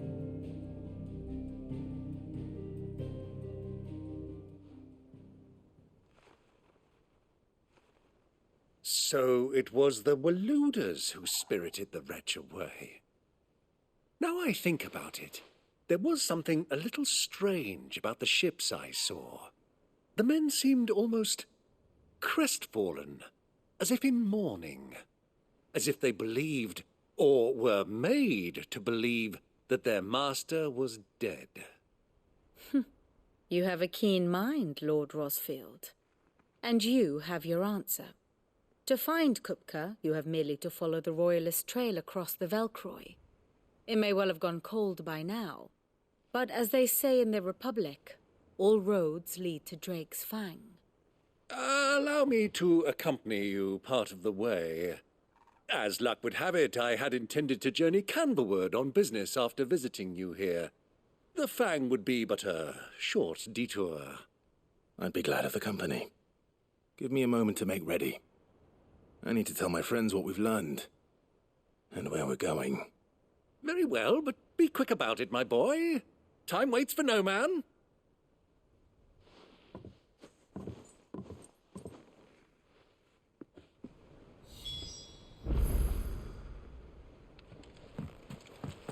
Mid's finished outfitting her little workshop, I hear.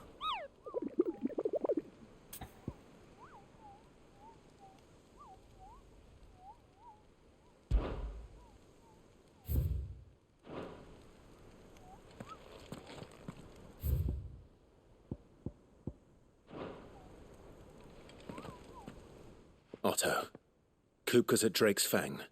I'll be leaving before sunset. You're not going in there alone, are you? Don't worry. I'm not going there to destroy the Mother Crystal. All I'm after is Kupka's head. I won't risk any more than I have to. I promise. The Lanza and the Fang are all Kupka's personal fiefdom. You have any trouble on the way, you ask for Rosina Dalamil. Some call her the Desert Hare. Who is she? An old associate of Sid's, and only Sid's. All I know is the name, and that they used to meet at the Dalamil Inn. We've heard nothing from her since he died. But I'm thinking maybe the new Sid might be able to bring her back into the fold. Thanks. I'll keep that in mind. So, what about your uncle? I mean, he's welcome to stay, but... Don't look so worried. He'll be coming with me. Thank fuck for that. Gav, Otto, I'm leaving you two in charge. You can count on us.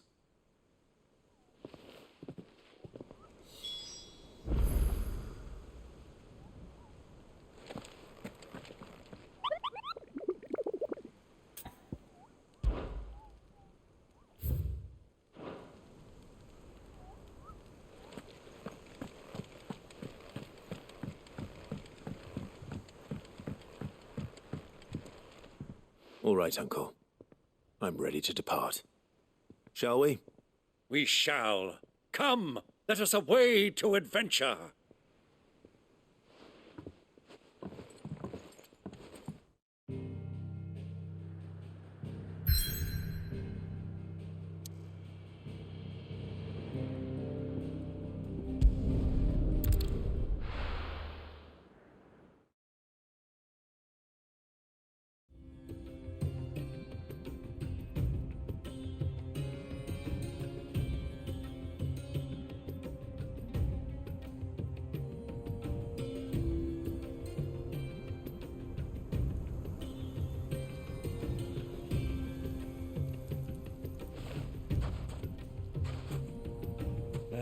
I was a young man when last I walked this path.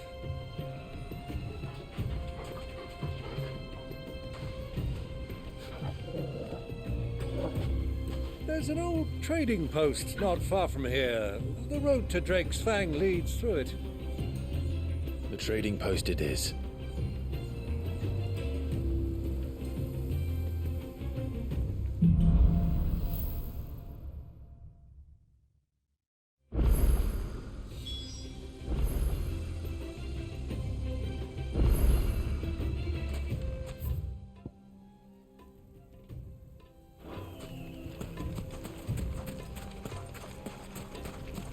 Our destination lies over that dune, beyond the ruins. Mark 'em well, Clive. It's all too easy to lose one's bearings in the sands.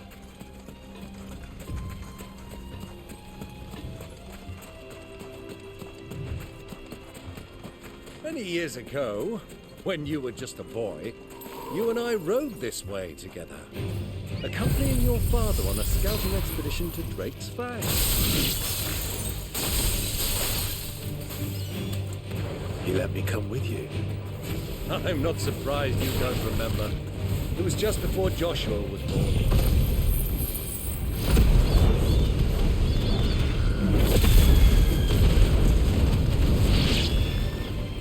You were so eager to be there when your brother arrived that you whipped your chocobo too hard on the journey home and fell from the saddle.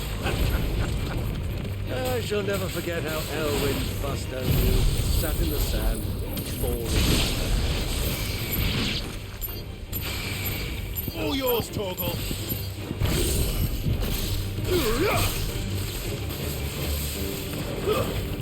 Now, Torgal! Torgal, kill!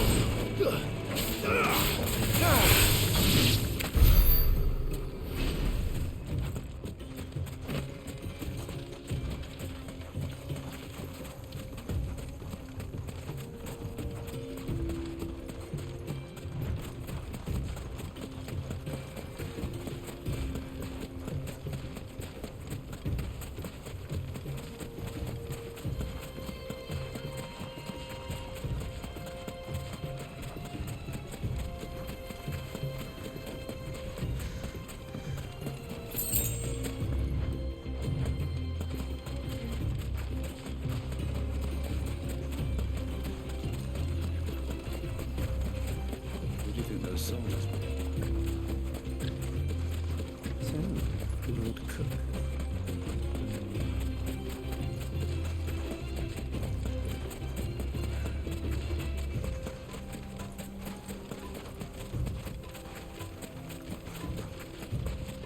Ah, there she is. The good old Dalamil Inn. Do you know, this heat has given me quite a thirst. Quick drink before we press on?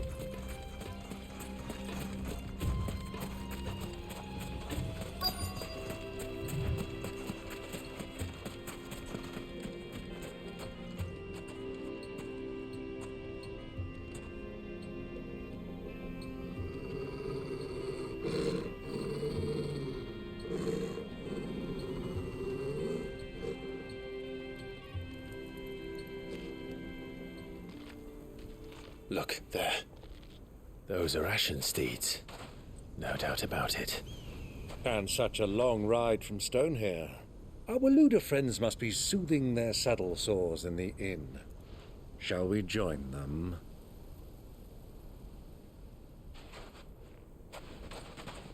Run along and play now, Torgal. Dogs aren't allowed inside.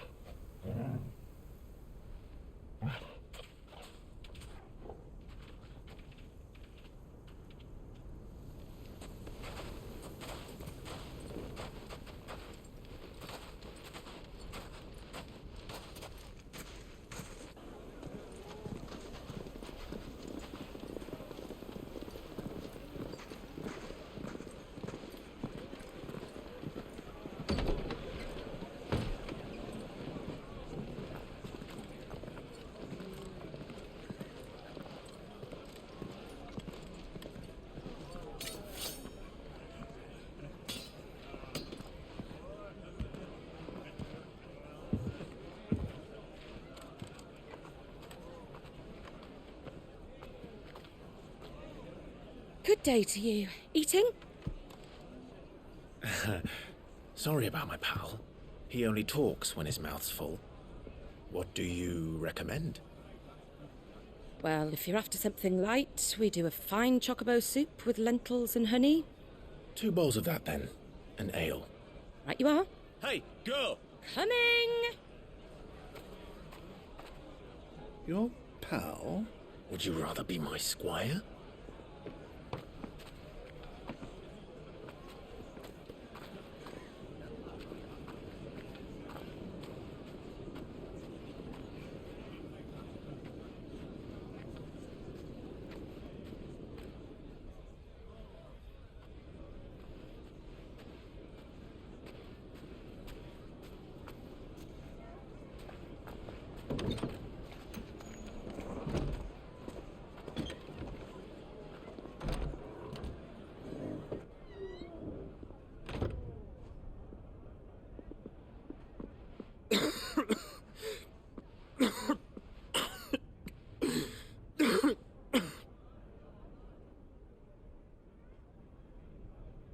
Your Grace, it is plain you are not yet well enough to travel. If you would only let me take you to someone who can better attend to your ills. No, we must press on. Prince Dion has returned to his camp and will soon depart for the front. I must speak with him at all costs. Miss this chance and I may never get another. You do understand that? Yes, Your Grace. But you must at least agree to take your medicine. I'll fetch you some water.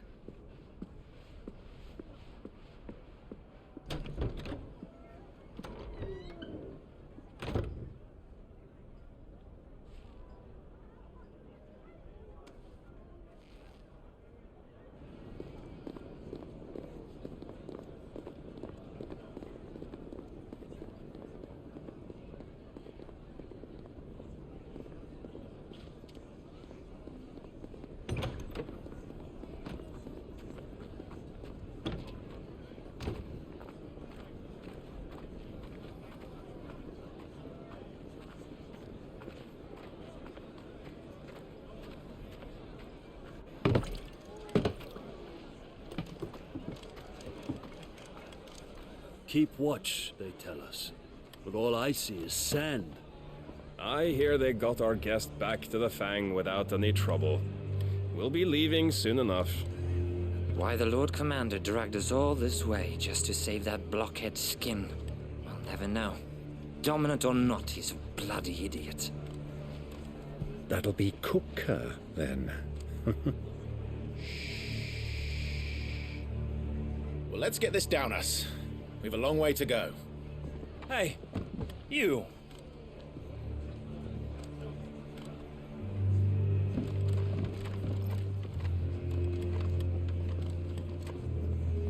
Uncle?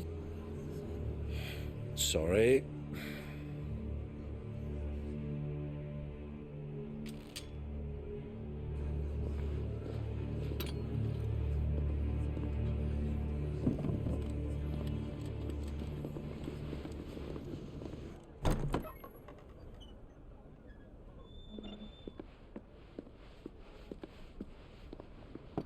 Can you walk, Your Grace?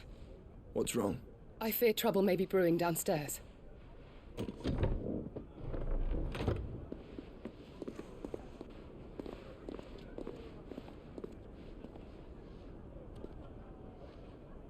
You two are travelers, are you not? Me and my companions are strangers here. Perhaps you'd be good enough to accompany us a while. Help us find our way. Sorry, lads, but we've got business in camera that can't wait. Ah, I'm sure you could spare us an hour or two. Come on.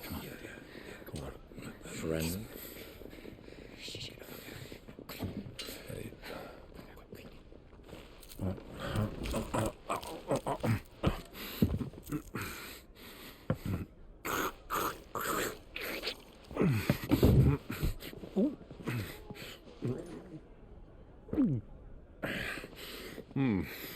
I'm afraid we don't have a moment to lose.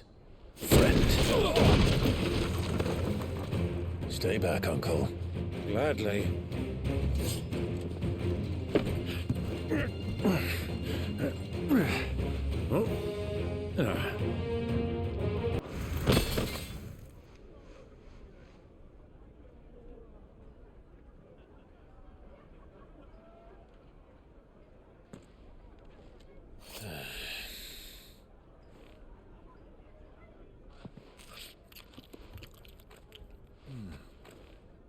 For your trouble.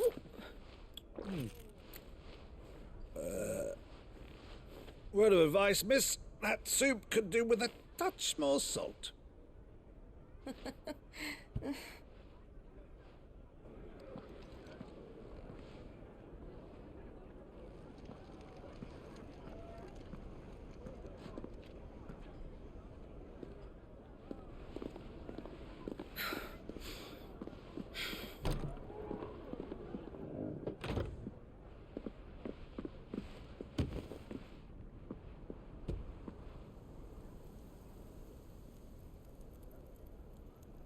Now's our chance.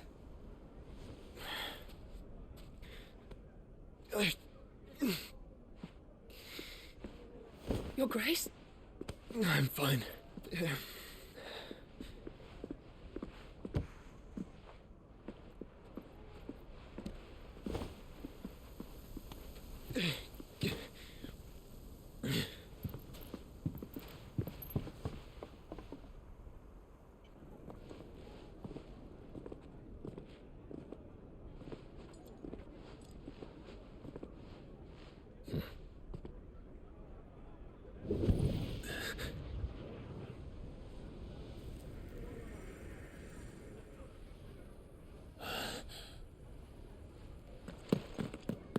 Clive?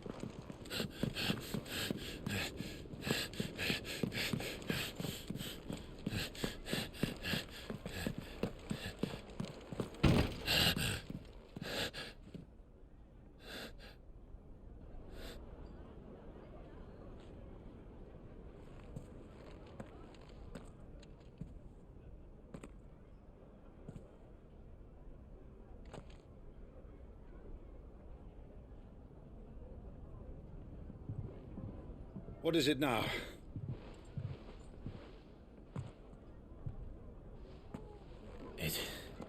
It's nothing. Let's go.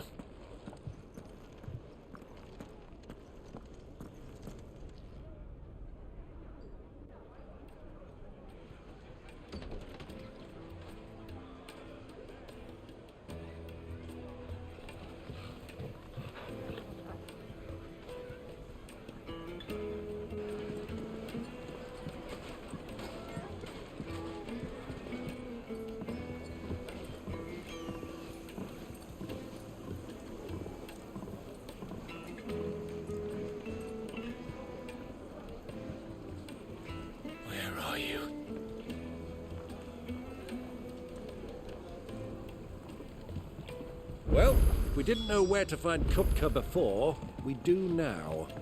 The royalists said it themselves. Their guest is in the Fang. We should press on.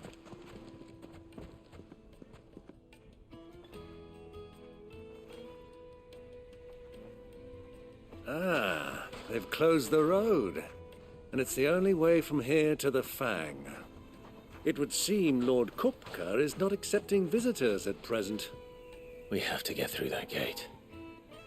Not by force, I trust.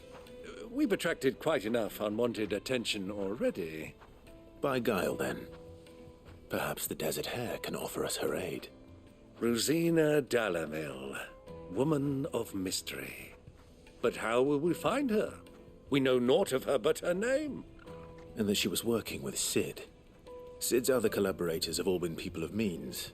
The wealthiest and most successful members of their communities. I'll wager this Rosina Dalamil is the same. That would certainly help to narrow the search.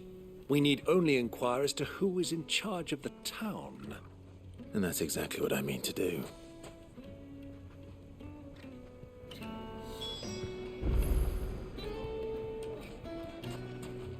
With travelers?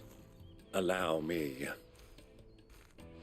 My good man, we represent one of the oldest and greatest trading houses of Port Isolde. We're seeking to expand our business in the region and would very much like to make the acquaintance of Dalamil's leading entrepreneurs. If only we knew where to find them. Well, we're best known for our baths, our markets, and our smithies. I suppose you could do worse than start your search at one of those. Thank you. You've been most helpful. Oh, you wouldn't happen to know a lady by the name of Rosina Dalamil, would you? No, I can't say I do. Well, thank you all the same. What do you want? Can't you see I'm busy? I won't keep you long. I'm looking for someone. A woman by the name of Rosina Dalamil. Do you know her? Never heard of her. Is that all? One more question. If I wanted to find the richest trader in town, where would you recommend that I look? Oh, that's easy. The Briar's Kiss. Won't find a finer smithy this side of the strait. The owner's only a young sprig, but he's got all the right ideas. The Briar's Kiss, you say? Thank you.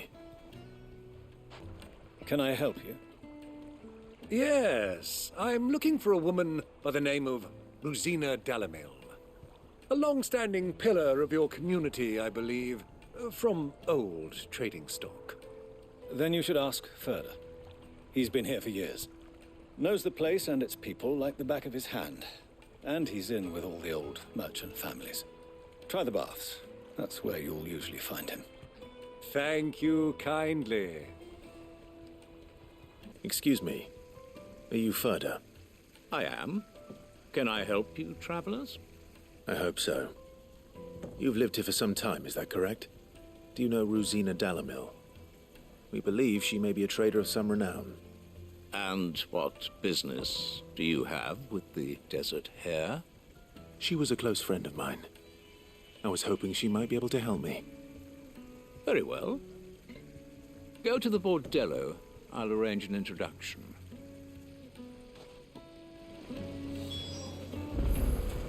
Silver, do you think we can trust him? Only as far as I think.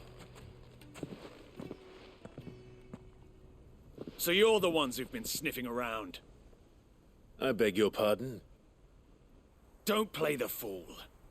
Stick your nose in our business and you're likely to lose it.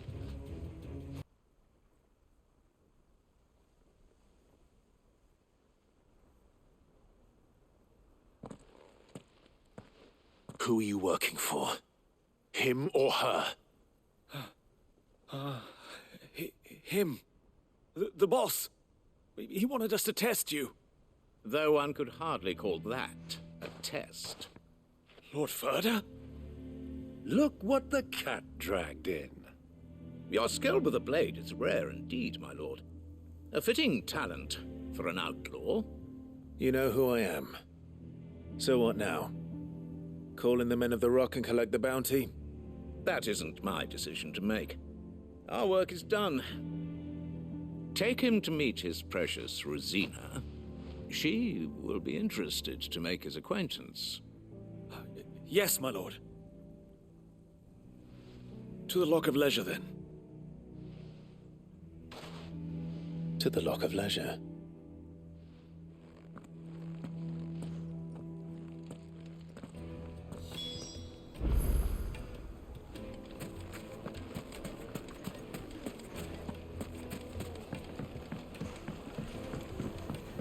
Fresh bread, warm from the oven. Take a sniff, good sir. My carpets have...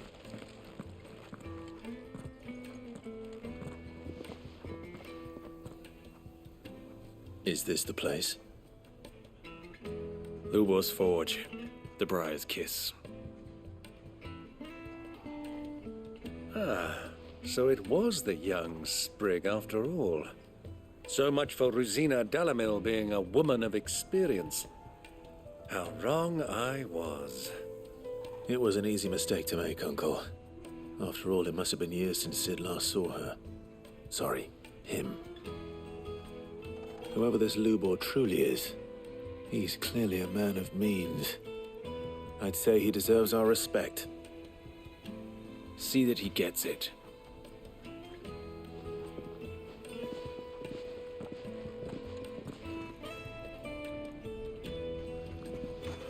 Lubor, Lord Furder told me to bring them to you.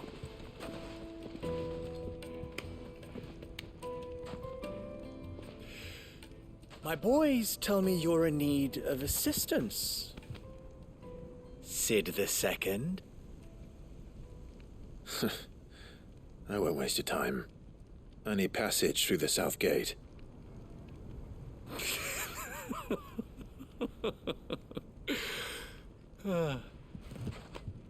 Tell me, what do you think is a merchant's most important commodity?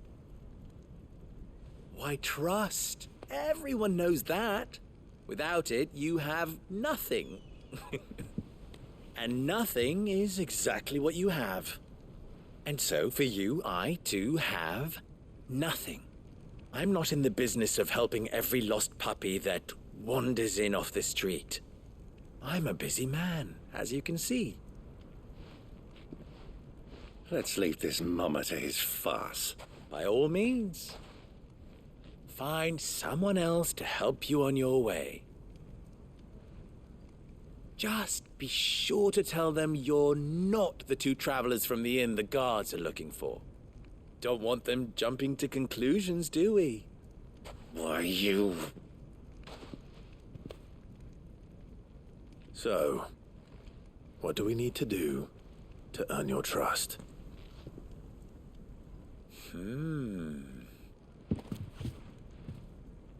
I like this one. Willing to do whatever it takes to get what he wants. Ha! Men like you have a special place in my heart. Why, you ask? Because they get me what I want. Always. Fine. So what do you want? Don't tell me you're going to listen to this swaggering scruff! We might as well hear him out. It's only natural that an ally of Sid's would seek assurances of strangers. Assuming he is an ally, of course. 5 years ago, he would have still been a boy.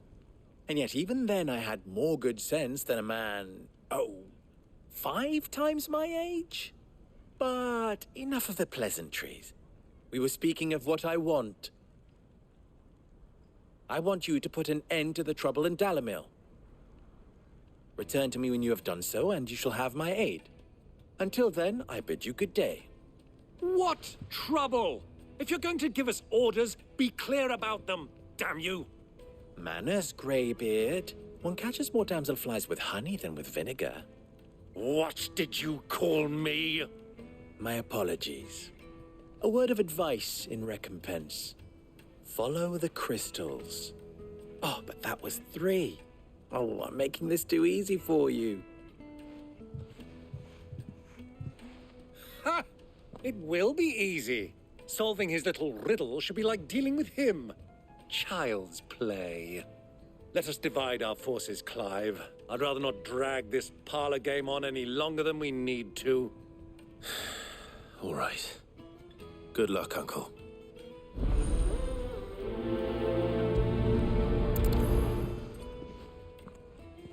I thought we were the only ones causing trouble in Dalamil. Do you have a moment? Depends what for. Just a question. Dalamil seems to be thriving compared to the other villages I came through on the way. Is there a reason for that? Well, we're a stone's throw from Drake's Fang, for one. The soldiers guarding the Mother Crystal and the shipments need a place to spend their hard-earned gil. The men of the Rock throw their money about like there's no tomorrow. Is that so? Well, thank you. Don't let me keep you from your work any longer. Excuse me. Is it true there's been trouble with crystals of late? You've heard, then? I've heard rumors. Damn thieves. Pilfering the crystals that were meant to fill our cups and light our stoves. Us common folk have hardly had a shard to share between us these last few moons. And it isn't as if we can buy them on the black market either. Whoever's taking them, they aren't sharing. What can I do for you, soldier? Need that sword polishing? I'm not a soldier. Ugh, then be off with you. I serve the men of the rock and the men of the rock only. You have an agreement with them? Don't be stupid. I just know which side my bread is buttered. Don't want to be stuck under some pauper when they come knocking, with pockets deeper than Zemeckis and an urge to empty them. No, just leave, will you? Before you scare them off. I think I'm starting to get an idea of what's been going on. I wonder if Uncle... It's you, the one who broke all our furniture. What do you want? Haven't you caused enough trouble already? I'm looking for my pal. Have you seen him? The gentleman who was with you? Yes, he's upstairs, but...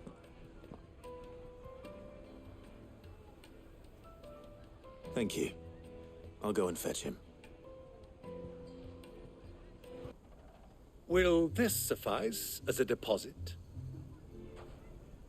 By the sands. That's a black pearl. One of the many treasures in my collection that I would be only too happy to part with, should you give me reason to do so. All right. I'm sure that we can come to an agreement, but not here. What are you doing, Uncle?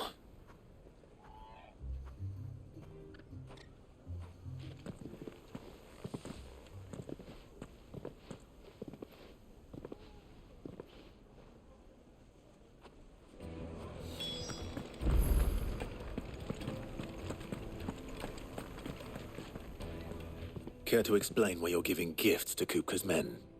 Bait, my boy. One cannot catch one's prey without it. And I do believe I've snagged us quite the quarry. I started by asking around the markets as to where I might purchase crystals. I had no luck, of course. It's forbidden to trade in such things. But my uncharacteristic indiscretion just happened to attract the attention of those uniformed ruffians.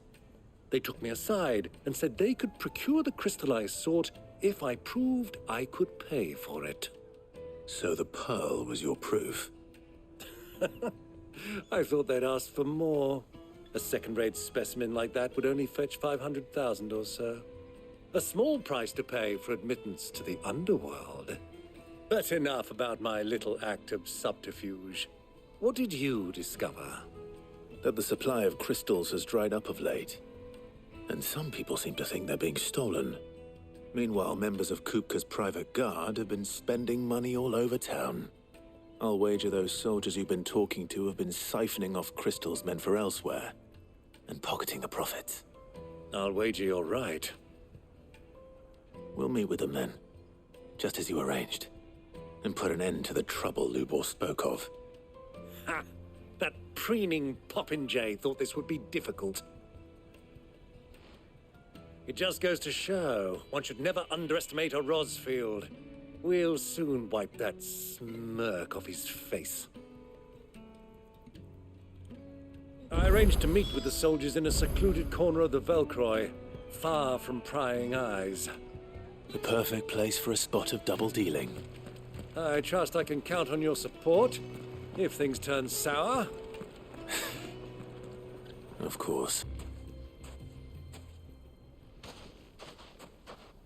I'll take it from here.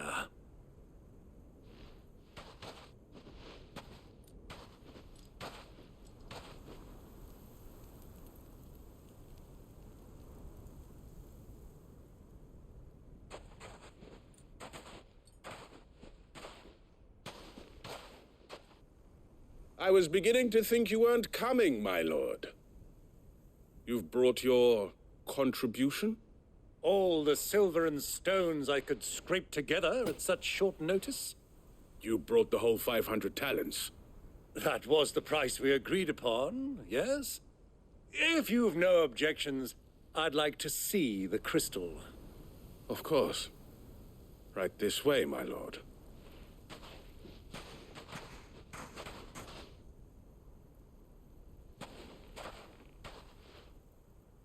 Not bad at all. You weren't lying about the clarity. But what of security?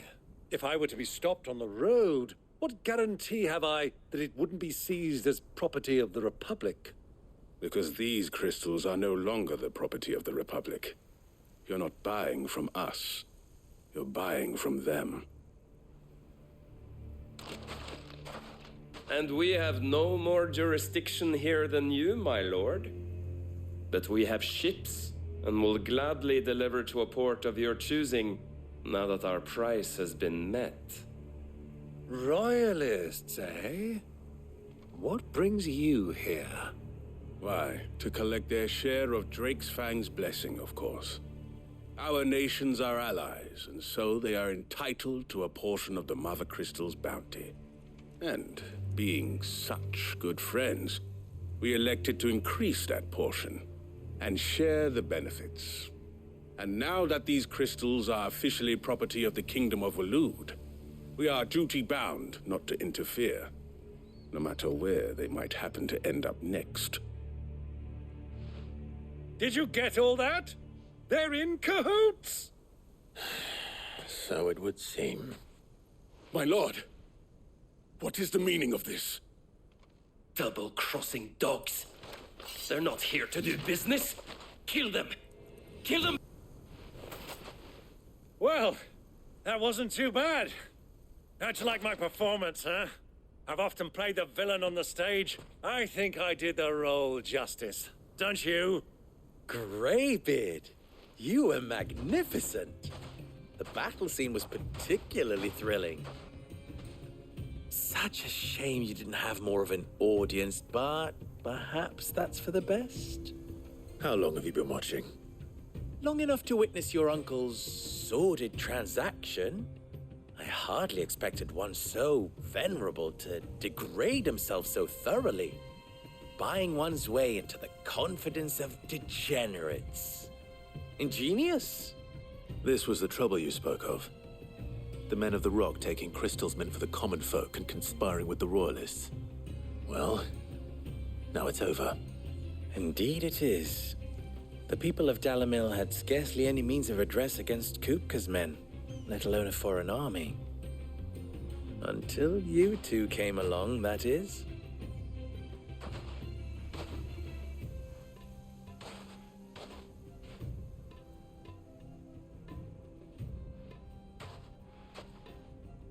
Well, we'd better get these crystals back to town. You won't mind waiting with them while I fetch a wagon.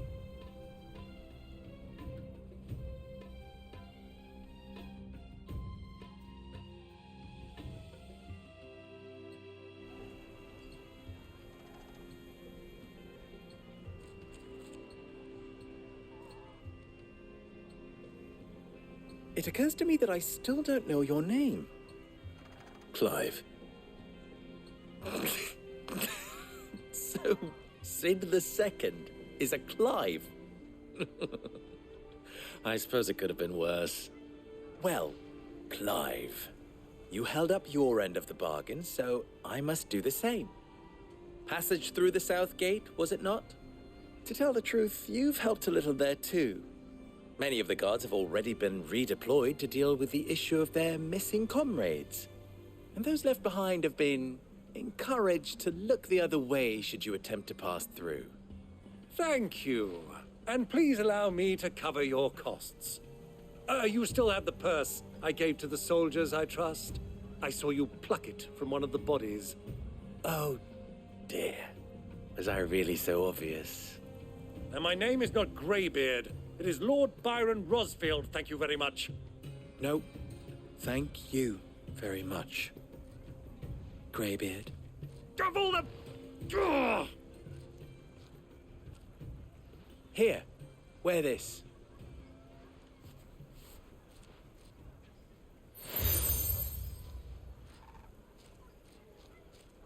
Any friend of mine who sees you with it shall be a friend of yours. Thank you, Lubor. And please, feel free to send one of my Stoluses back to your people. Tell them that Rosina Dalamil is back in bed with Sid.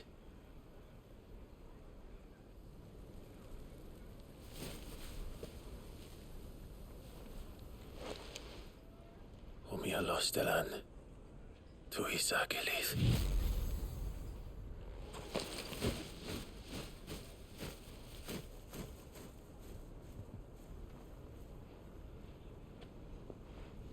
I'm trusting you, Cid.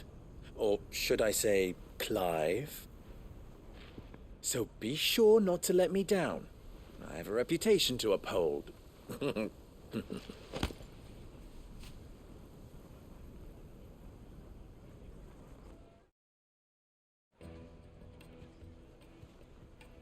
Well then, I wish you a safe journey south. Thank you. Not at all. It was my pleasure. Come on, Uncle. Let's go.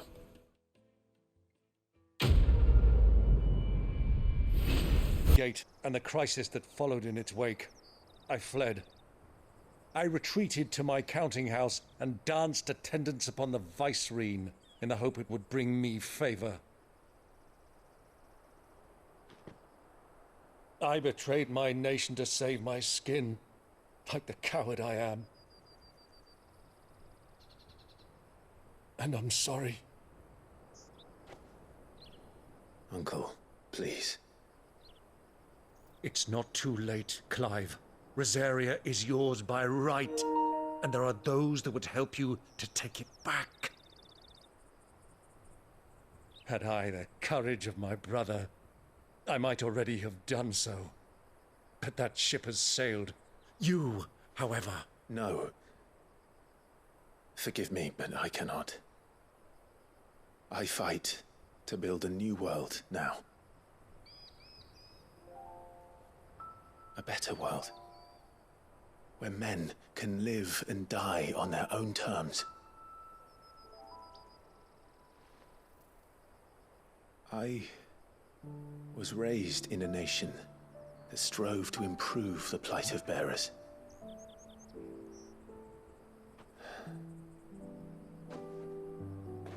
Only later did I realize that spark of freedom did not arise by chance, but was kindled by my father. You would see me follow in his footsteps. And that is exactly what I mean to do. Not by ruling Rosaria, but by extending his ideals to the whole of the twins. Though every soul in the realm may judge my actions heresy, I am certain my cause is just. You really are just like him, you know?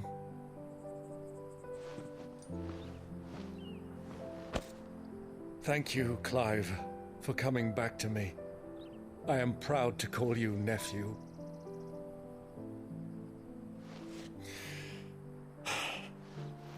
Well then, this is where we must part ways. Wish me luck in convincing my Canvarian friend to share his considerable talents.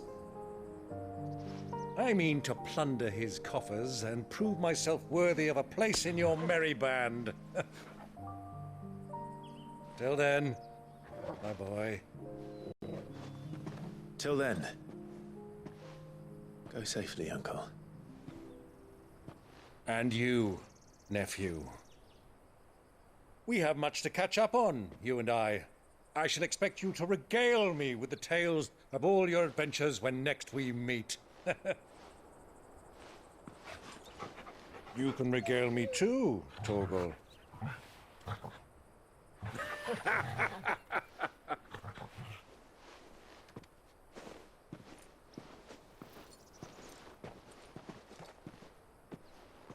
I'm coming for you, Kupka.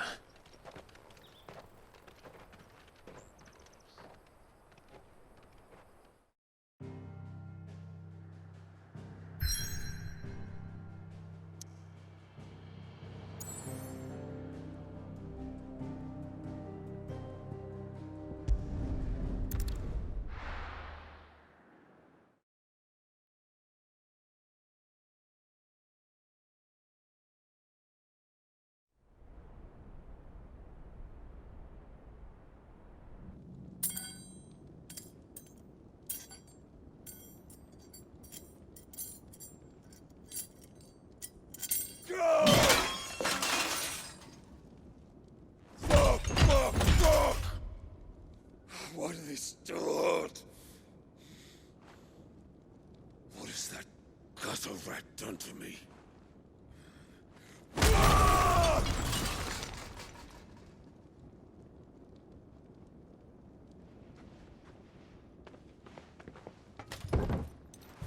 Out of my sight, wench! I'll kill you, Rossfield! I'll rip out your heart! I'll tear you limb from limb! Peace, Hugo. The table shan't hurt you any longer. He sought to humiliate me. Me! If you hadn't interfered, he would be dead! You truly believe you would have triumphed had the battle continued? Titan would have ground him into dust! And how would he have done that without his head? Shut up! You weren't strong enough, and you call yourself a dominant. Or rather, you did. You mock me, Harbert.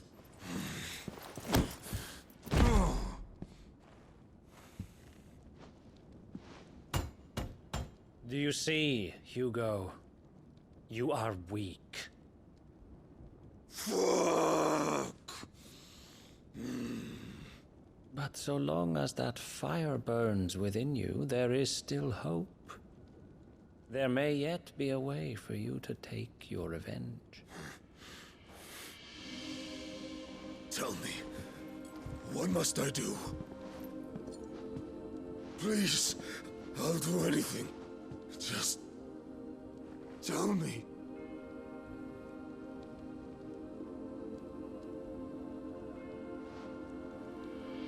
The heart. What of it? A Mother Crystal's heart is the most concentrated source of ether in all creation. Perhaps you could take advantage of that. Of course, the crystal would not yield her blessing to any ordinary man. But then, you are no ordinary man, are you, Hugo? Clive Rossfield stole your power, but others have suffered a similar fate, and still managed to find the strength to conjure their icon.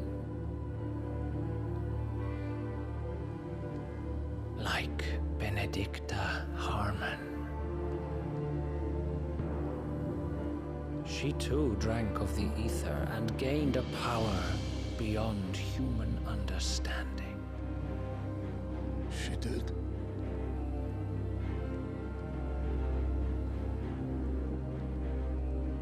Benedicta. Benedict.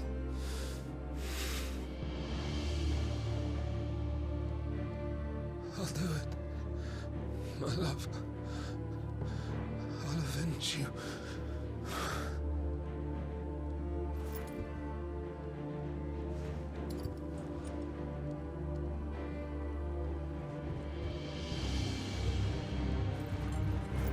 Run along now, Hugo. You need only follow the light.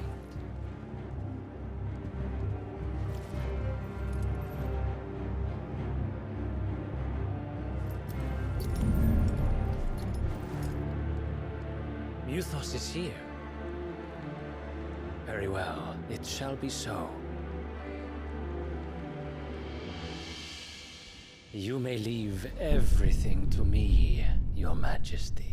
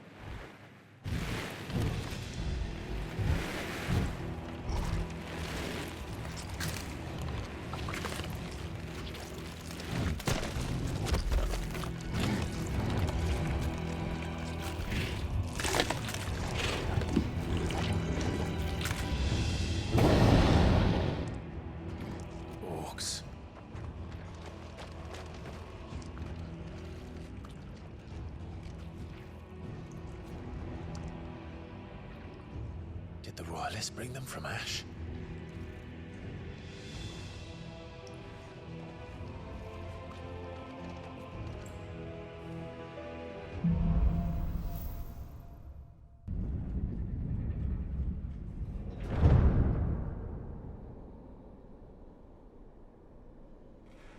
By the flames. Come on, Togo.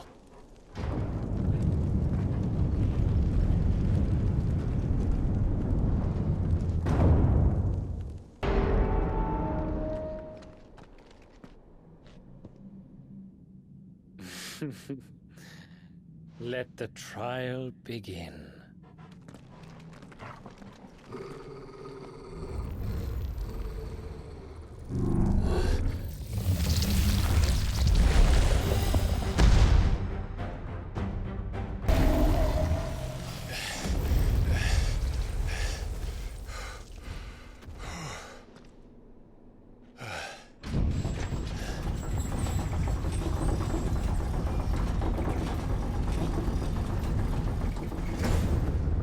Seems we're expected.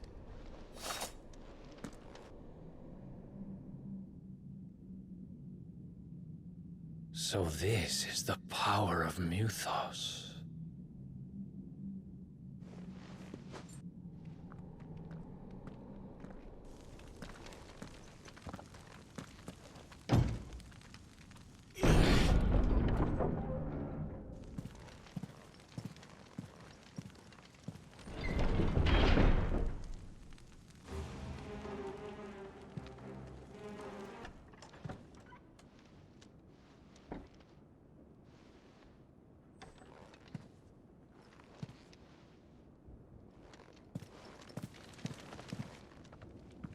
You've been busy, Kupka.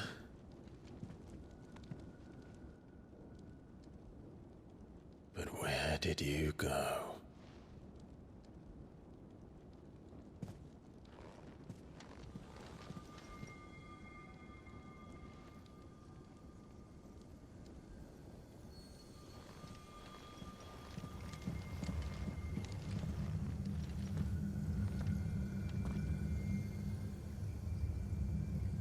The heart.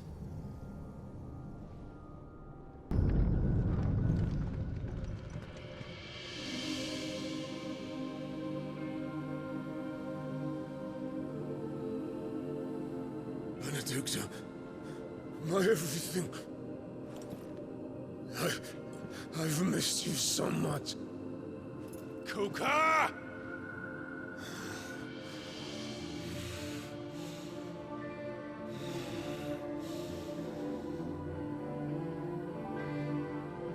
I swear to you, my love, we will never be parted again. What's wrong with him?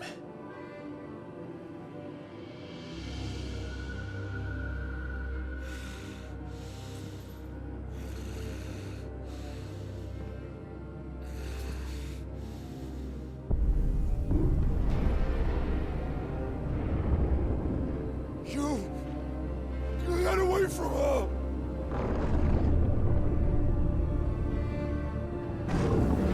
Benedicta!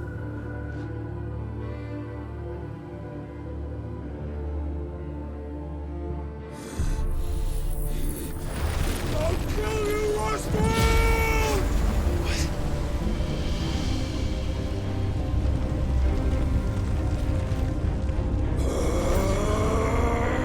Oh shit, he's priming.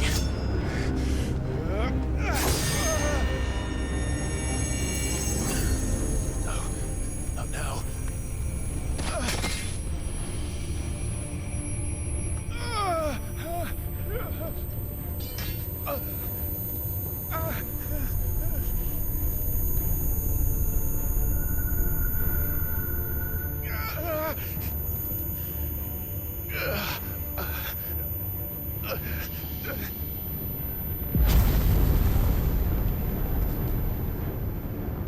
Come on.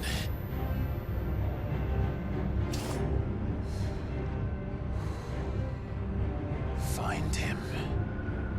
You've done this before. You can do it again. Let the flames burn within you.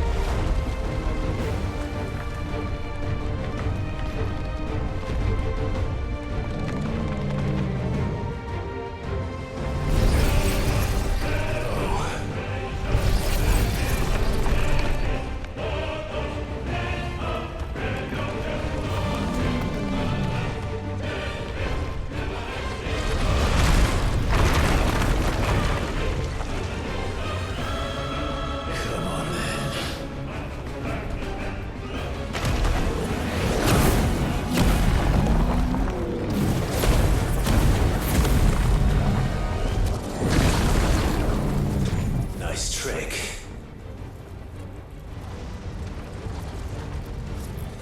But if you can do it, then so could I!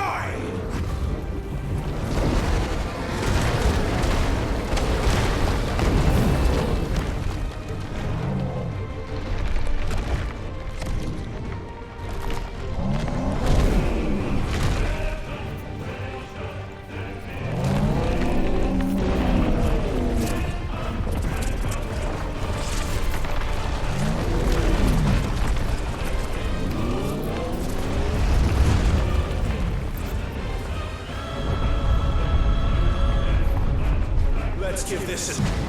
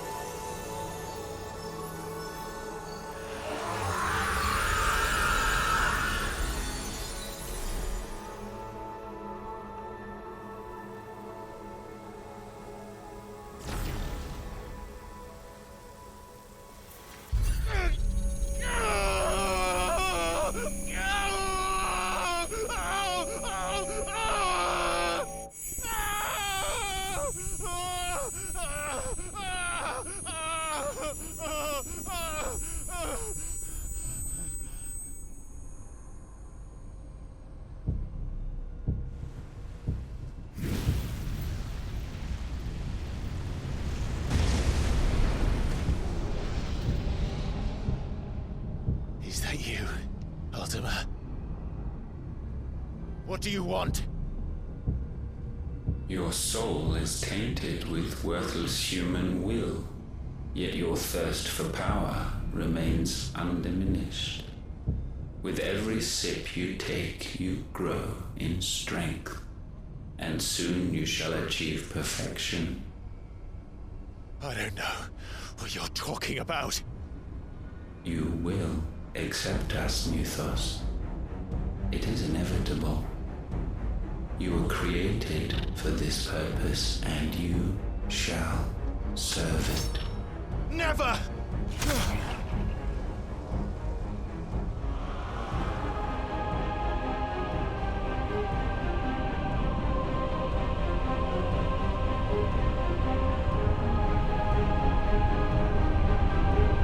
Fight it, Clive! Don't let him in! Consciousness. We see now. Human will is so insubstantial it cannot exist in isolation. You mitigate its weakness by interweaving it with your consciousness. We believed we had merely to purge you of your will to claim our vessel. It appears we first have to sever every thread of the consciousness that supports it. No matter. The time to build a new world is not yet upon us. We will contemplate.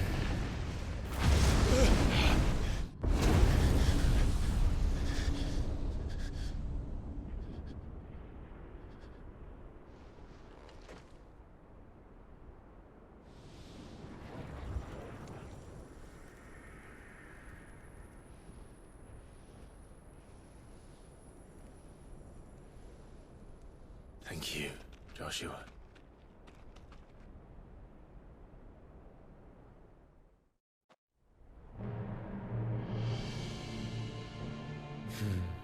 One can no more command the power of ether by drowning in its flood than one can constrain the tides by standing in the sea. I had thought Hugo wiser than this, but it seems his head was full of rocks after all. Titan was strong. Your Majesty. But Mythos is stronger. For 5 years, that man lived only for revenge. Clinging fast to a fiction, even as it swept him into the abyss.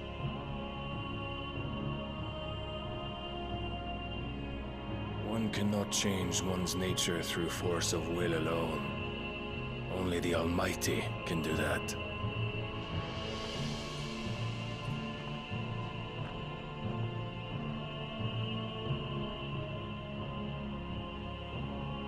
Hugo Kupka, the man who gave his life for a woman's head.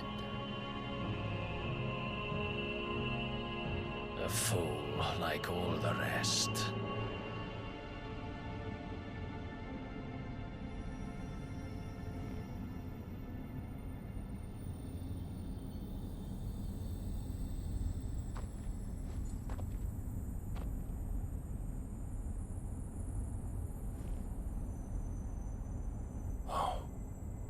That the death of a mother crystal should be so beautiful.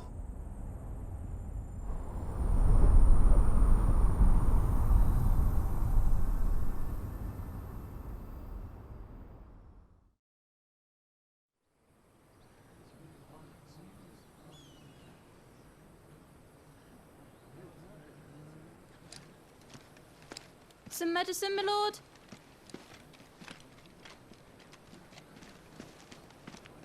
I have salves, potions, anything you need. Stop bothering me, urchin, or you'll feel the back of my hand.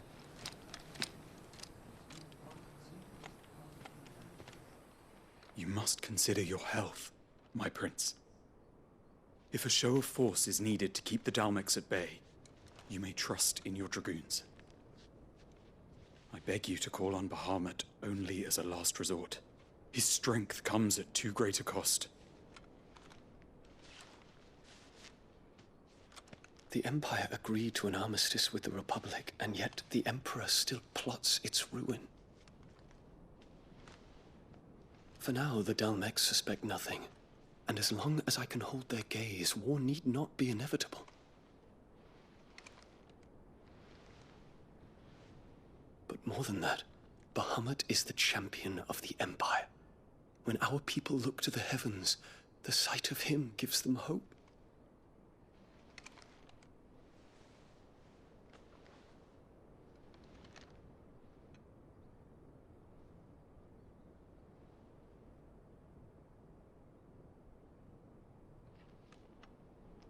Forgive me, Terence. Would that you were my master. But alas.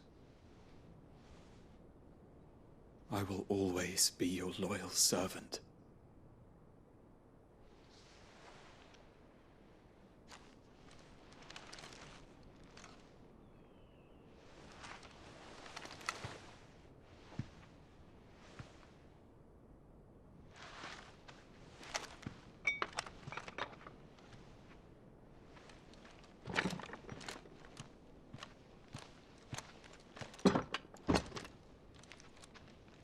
Should the Council's brazen maneuvering prompt the Republic to tear up their own treaty and launch a new assault, our soldiers would advance to meet them, cutting across the Central Isles, but not in time to prevent their forces from breaching the southern defenses and storming Twinside. And so the capital would become a battlefield. Thousands of innocents would die. I cannot allow that to happen. There is one small mercy, at least. You will not be forced to do battle with Titan.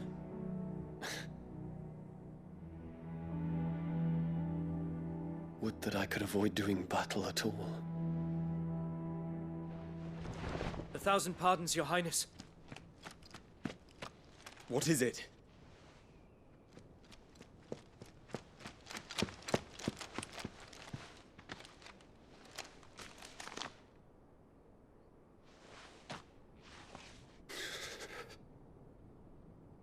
Olivier has been made Emperor. What is the meaning of this? My father's orders. What were they? Quickly! Yes, Your Highness. His Radiance requests that Your Highness maintain position here and... Ah!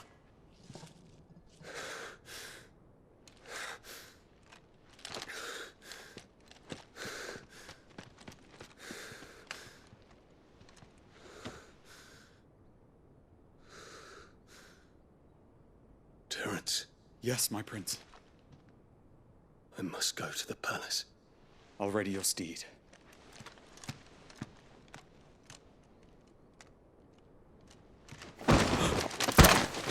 What is it now?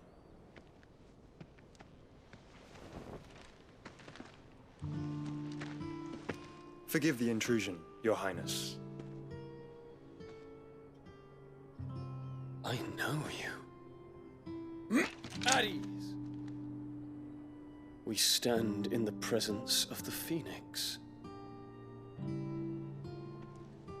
You wouldn't want to get your fingers burned.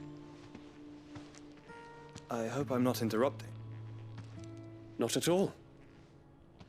Though I admit, I did not expect such a distinguished guest. How many years has it been since the Remembrance ceremony? 20? I thought you long dead. Do I address a ghost? Many have told me that I look like one. But no. I'm alive. Just. Prince Dion of the House Lesage, I have a tale to tell you.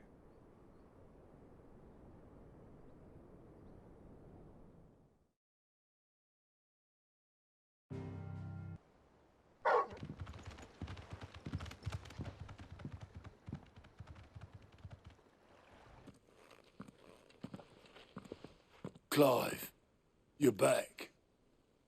I am. And with glad tidings for once. Hugo Kupka is no more. Well, I'll be.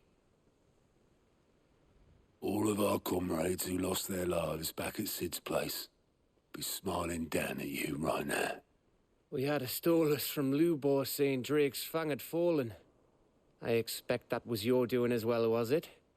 It's a long story. One for the history books, I'll bet. Welcome home, Clive. It's good to be back. You look better. I feel it. Which means I'm coming on your next little adventure. You're not leaving me behind again. Wouldn't dream of it. Otto. Any word on the royalist movements since I've been away? Shouldn't you be putting your feet up? If you really want to know, go and have a word with Vivian. Thank you. I will.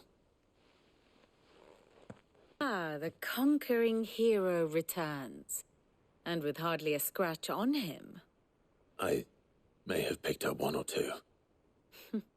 Well, the fact that you came straight to me instead of visiting our resident physiker suggests that you picked up something more important. A scent. The scent of Waludas. The very same. But whatever plans Kupka was hatching with the royalists, he took them to his grave. As did his men. Slaughtered by the orcs who'd taken over the Fang. Orcs, Vivian. I've never seen such creatures in Storm before. The Waludas must have ferried them over from Ash, but why? Why work to rescue Kupka only to invade his home, the mother crystal of an allied nation, and let both fall? It makes no sense. Do you know the tale of the blind men and the adamantus? One can often be led astray by focusing too closely on individual details. One must instead see the bigger picture. And what bigger picture is there than my map?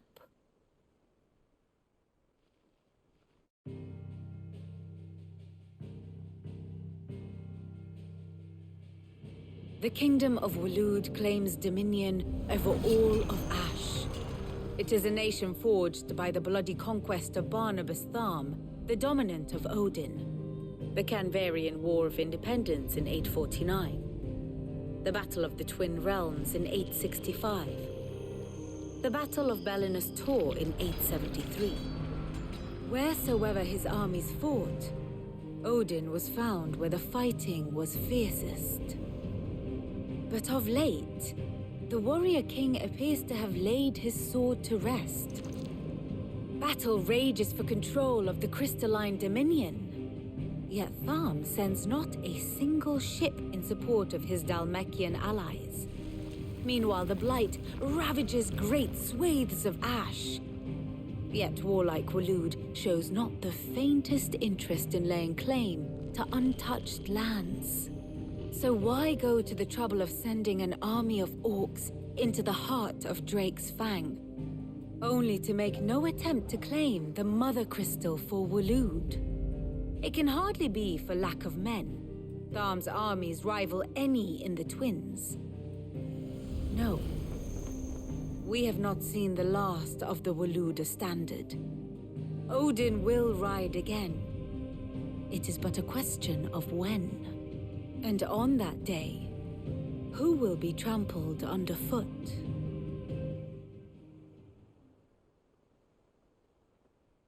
In summary, I know not to what end the royalists betrayed Kupka. I know only that it is part of some broader scheme. A scheme tied to the ambitions of one man. King Barnabas. But there is no need to wallow in confusion. If one is to cure a sickness, one must first identify the symptoms. And your Lord Uncle has volunteered to do just that by keeping an eye on the royalists' movements. He's really throwing himself into this. Indeed he is. Which means all that remains for us to do is await his reports. Well, not quite all in your case. The people of the Hideaway must hear the news. Justice has been done. Hugo Kupka is dead. The wounds he left that night are still raw, especially for those who lived with Sid the longest. Tell them that those wounds might finally begin to heal. Consider it the price of today's instruction. I've never known you to be sentimental. What can I say? I am only human.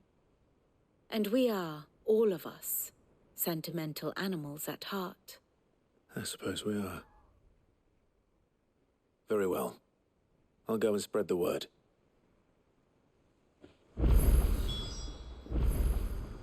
Come seeking the gift of knowledge? No. To share mine, actually. Hugo Kupka is dead. Oh my. Can it really be true? Look, he's crying. He is. The big baby. And with good reason, children. These are tears of joy. We must offer up a prayer to your parents that the heavens might weep with us. There shall be no lessons today, only thanksgiving and merrymaking. Go, put away your things. All right. Brilliant.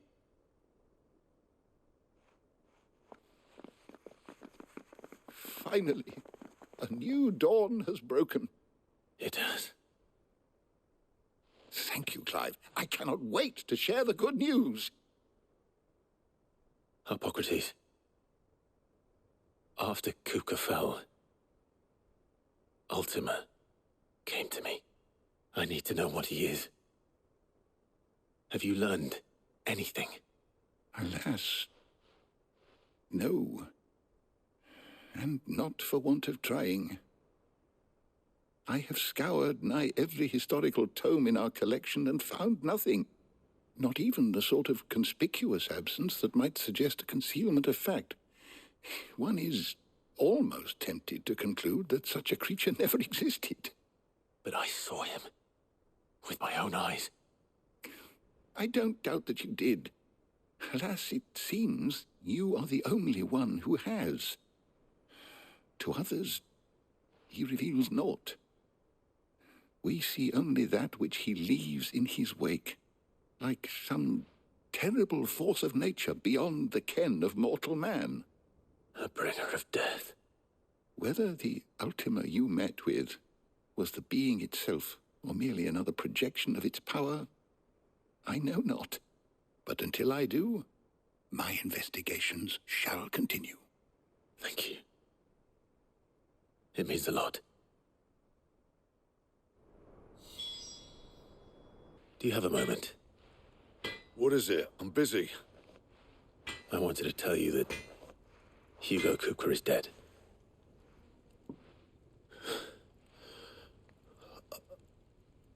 I can't tell you how long I've been waiting to hear those words. This is it then. A new beginning under a new Sid. I'll try to live up to the name.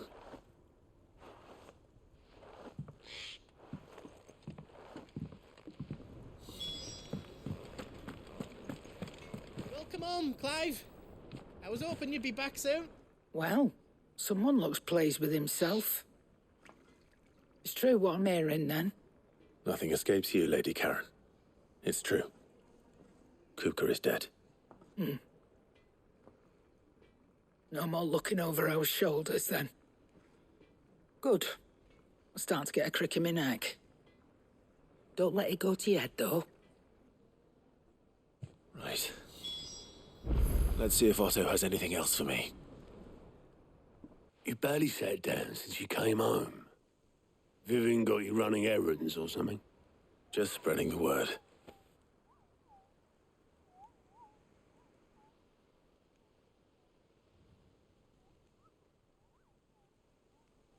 So, the Professor's got a soft side, has she? I'd never have guessed. No. She was right, though. Everyone was glad to hear the news. Ah, but you ain't told everyone. I can think of plenty of friends back at the old hideaway who'd sleep more peacefully for knowing. Not least of all Sid. You should tell him. You're right. I should. And I will. Well, when you do, be sure to take Mid with you. She's been going at it hammer and tong down in that workshop of hers, trying to do her father proud. But I can't remember the last time she visited the old sod's grave. Very well. I'll suggest it. Clive?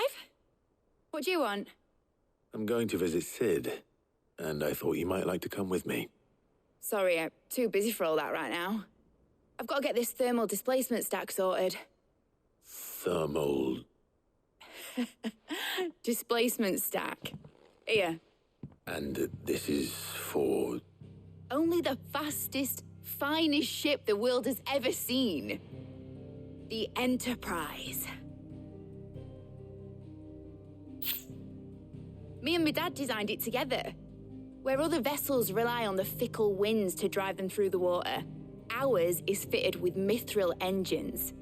And those things have got more push than a behemoth in a bad mood, and more heat than all the hells put together. Which is where the stack comes in. I may have already talked some tight-lipped shipwrights into putting the hull together for me in a little dockyard in Canva. But the stack's a bit more involved, so I'm building it here. Thing is, it's so involved that I'm running behind and it's starting to hold things up over at the shipyard. I'll come and see my dad, though, when I'm done. Whenever that is. Is there anything I can do to help? Good old Clive. I were hoping you'd say that. First things first, I need some parts meching. The stack will be made up of 3 major components. There's the plating, here, that channels hot vapors away from the engine. The helm over the top, that disperses all that heat into the air. And the shielding around the sides. That stops the rest of the ship from going up in flames. A full suit of armor, then. Probably best to take it one piece at a time. Then you'll need to start with the plating. Everything else fits onto it. I've got the designs and the list of materials here. Show these to Blackthorn. He'll know what to do.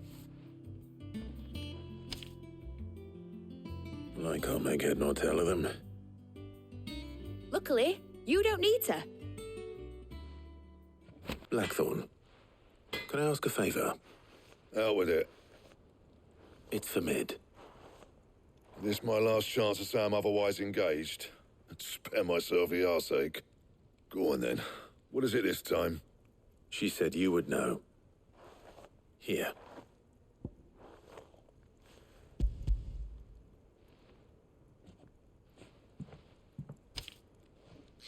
Krieger's Tates. Well, I don't know what the hell you'd want this for, but I can make it. Won't be easy, though. And I'll need help. Get Gavinotto in here, will you? All right.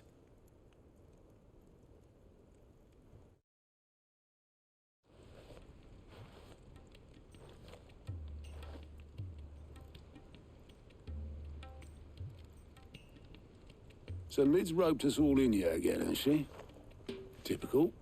Still, if that's what it takes to get her to visit Sid's grave, I'll do what I can.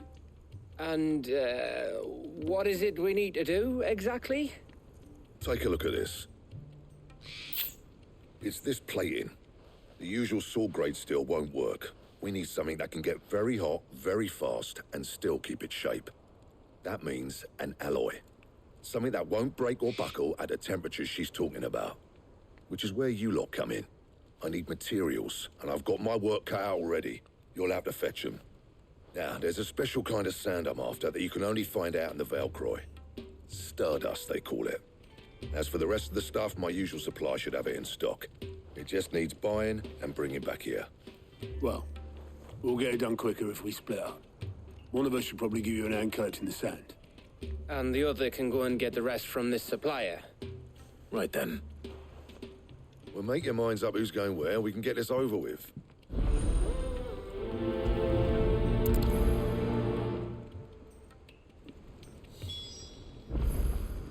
Up to you who you tow to the desert. I mean, Gav's good in a fight, but he don't have my winning personality. Ah, don't listen to him.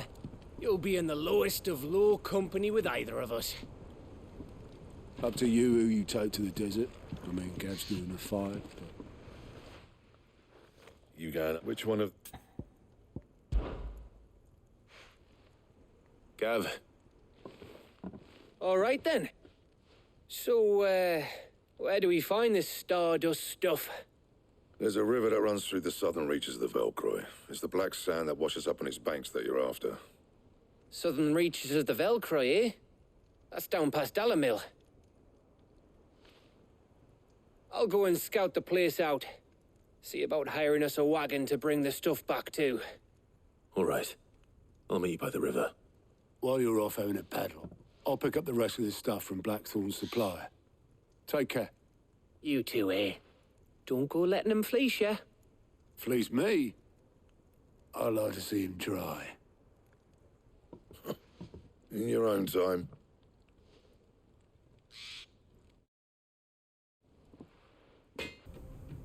Sorry to keep you, Gav. Better late than never. I've had a quick scout about, and I reckon round here's our best bet if we want to grab as much of this stardust stuff as we can. Don't know what Blackthorn's planning to do with it, though.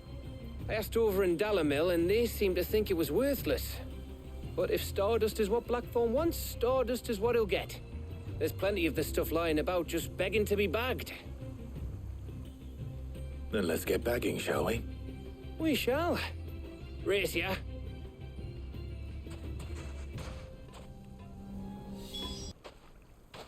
You finished? How much did you get? Enough. I hope.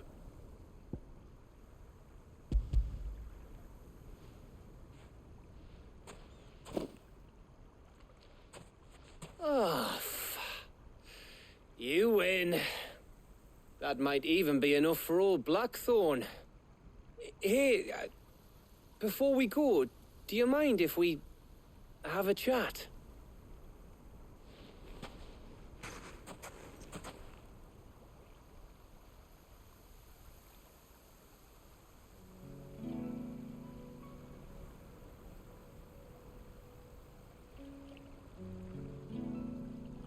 Feels like ages since we had the chance to talk. You know, man to man like. It does, doesn't it? Back when you first took Sid's name, we were talking all the time. Working out what to do in that. There was a lot to work out. And there still is. Those shoulders of yours starting to feel the strain. Hardly ever see you around the hideaway nowadays. Always on some errand or other. You can take a day off, you know. Says the man who spends most of his time behind enemy lines. Only 'cause you keep sending me there. I know I can count on you, Gav. Likewise.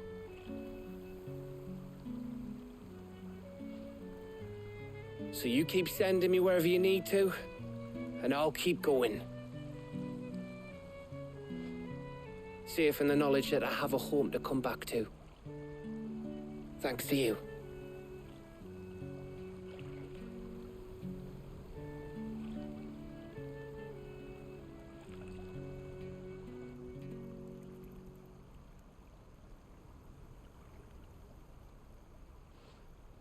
Right. That's enough soppy shite for one day. We'd better get this lot back to Blackthorn before he slings his hammer at someone.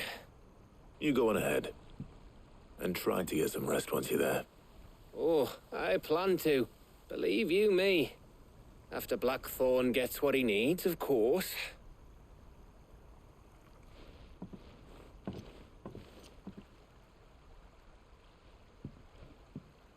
Right. Ready to go home, boy?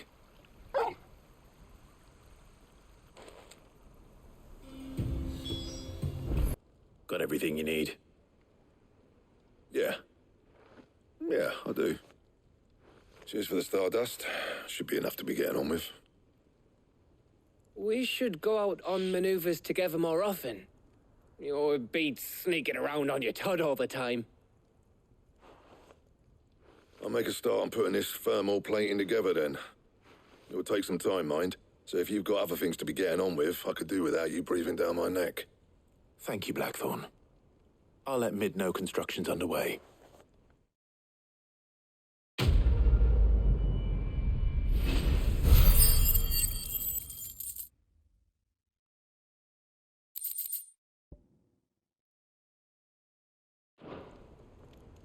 Suppose we'd better be getting back to work too. Give us a shout if you need anything.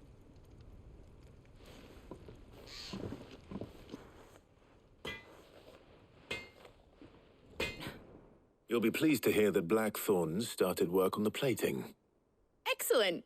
1 down, 2 to go. So, what's next? The helm, of course. For this, we'll be repurposing fallen scrap. Salvage from the ruins? I thought that material was all but impossible to work. Ah, but we don't have to. I'm sorry? Just so happens there's one particular ruin that's broken into exactly the right shape and size pieces for what we need. What's the name back there? I'll give you all the details. What's her name? Right. Oh, Sid, is this about the helm? Yes. Mid said I should speak with you. I'll show you the plans then. Here you see the mithril engine, in which mithril is burned to generate heat. That heat is then harnessed to produce motive force. Excess heat is dealt with by means of the thermal displacement stack, which disperses it into the surrounding air. Now, were we to rely on thermal plating alone to achieve this effect, the rate of excess heat buildup would far exceed the displacement coefficient of the plating. In other words, the reactor would overheat and eventually explode. This is where the helm comes in.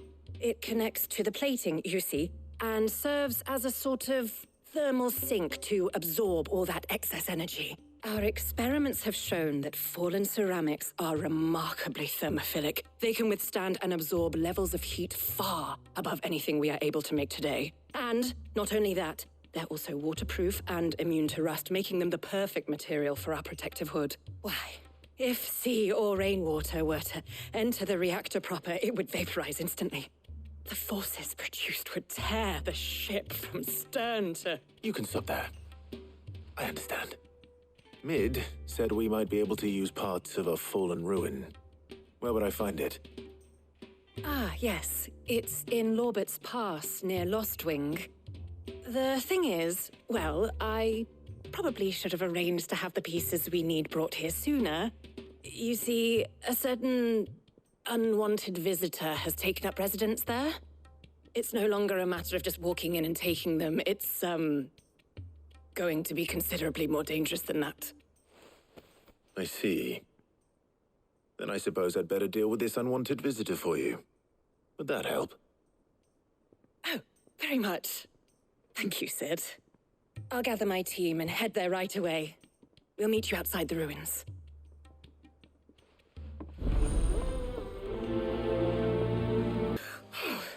Thank goodness you're safe.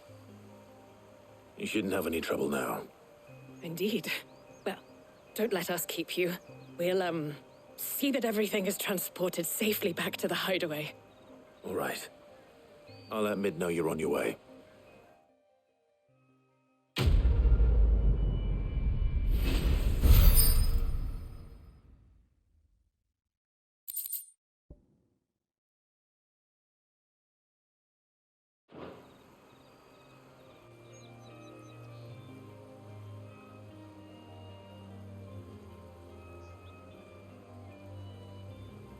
Soon.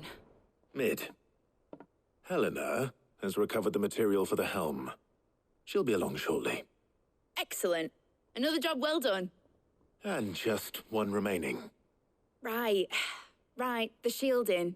This one's a bit of a bugger. How so? The plating's enough to stop the engines going pop, but those things will still be spitting out enough fire to set the rest of the ship ablaze. Which is why you need proper shielding. A prison for the dragon's breath that's blazing away inside. I thought a triple thick layer of tempered steel might do it. Or more of the stuff that the Fallen use, but they'd both be too heavy. The helm and the plating are bulky enough as it is. Add any more weight and the whole ship would be at the bottom of the briny before we'd even started. I need something light. But I've racked my brains and I just can't think what to do it.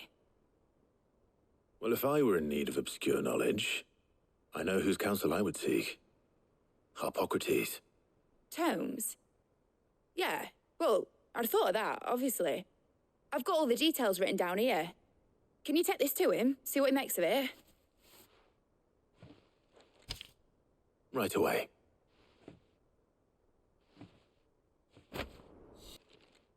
Harpocrates, do you have a moment? For you, Clive? Always. Well, actually, it's for mid this time. Could you take a look at this?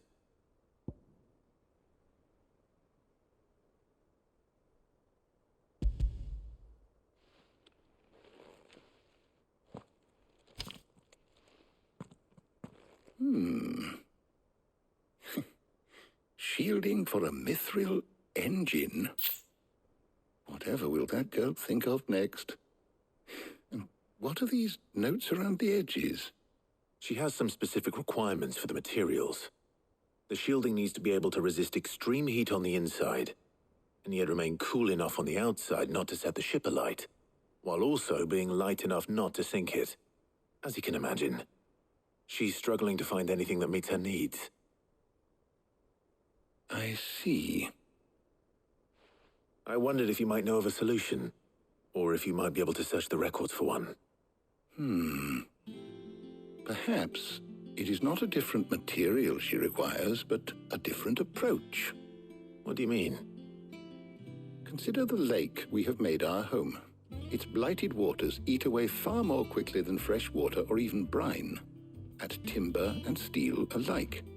And yet, we have made a home here from those very materials nonetheless. We have. But Bardolph must varnish every board twice over to keep it from rotting. And Obelus complains that without a constant supply of pitch. I see.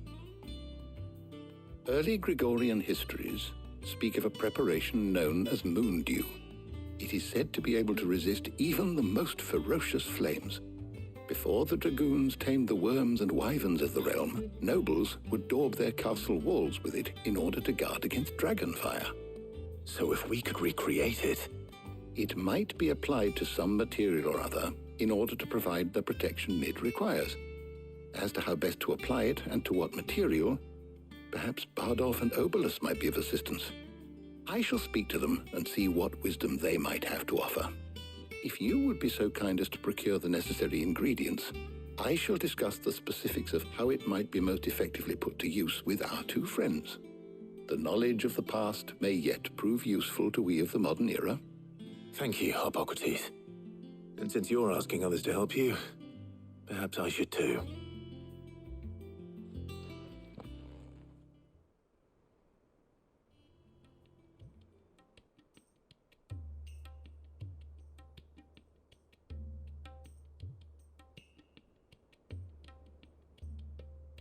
So you need a hand, do you? We do. I'll be heading to market for the ingredients we need. I could do with some help. And some company, too. The other can assist me in researching how best to prepare the shielding itself. Can we count on your aid? Always. Well, if Jill's game. Thank you. I am sure either of these fine young minds would prove indispensable in my research. I leave the decision as to who will go with whom in your capable hands, Clive.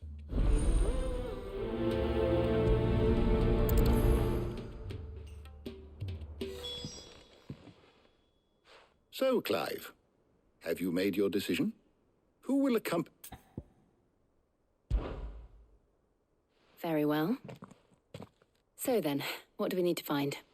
I have taken the liberty of preparing a list. Here. White chocobo eggs. Pepio nuts. Are you sure this list is right? Everything on here seems very edible. I would have thought the ingredients would be a little more exotic. Though these items may seem mundane, They have potent effects that are rarely exploited, effects for which they were once highly prized. So much so, in fact, that they were harvested almost to extinction, hence moon dews having fallen from favor. Now, of course, they can be obtained with ease. You should be able to find everything you need at the market in Northreach. Is that so?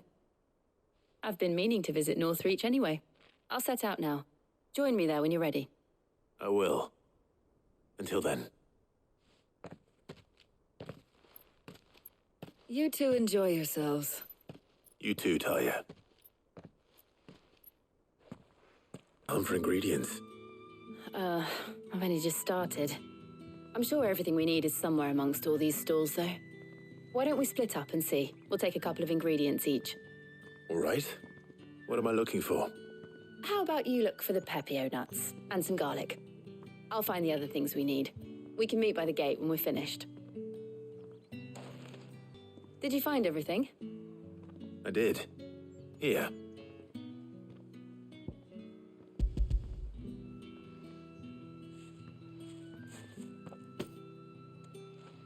Garlic and pepio nuts. Perfect. Now all that remains is for Harpocrates to somehow turn all this into what Mid needs to keep her engine cool.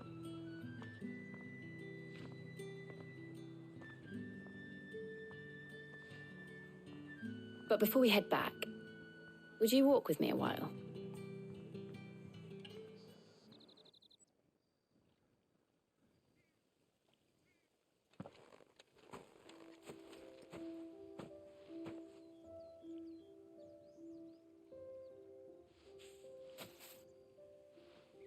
Thank you for asking me to help you today. It makes a nice change. It does. It's good to get away from all the battle and bloodshed for once. Just being here reminds me of when we were children. Do you remember? Walking down Market Street in Rosalith, taking in the sights and smells. How could I forget? What with Torgal's antics. Remember how his nose would prick up at the scent of sausages? He'd go racing away and we'd have to go running after him. We wouldn't catch you now, would we, boy? Was there anything you wanted to buy for yourself while we're here? There was, yes. Well, sort of. Molly in the kitchens told me about a place that sells particularly good pies. Thought you might like to share one with me. I would. Thank you. And I saw some bread.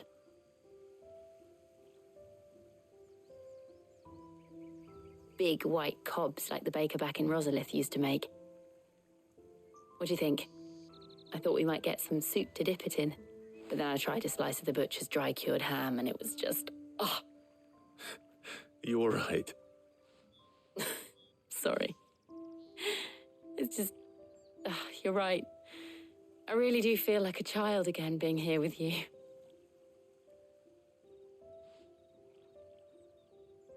Clive. Is it wrong of me to enjoy this? No, Jill. This is how life should be. And it's how our lives will be when our work is finally done. When we can live on our own terms. I hope so. Thank you, Clive.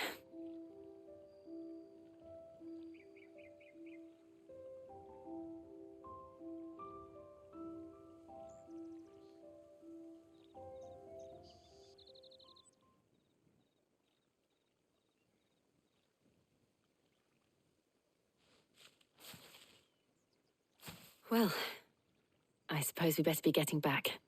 I need to give these ingredients to Harpocrates and Talia. I'll see you at the hideaway. Take care. I will. You too.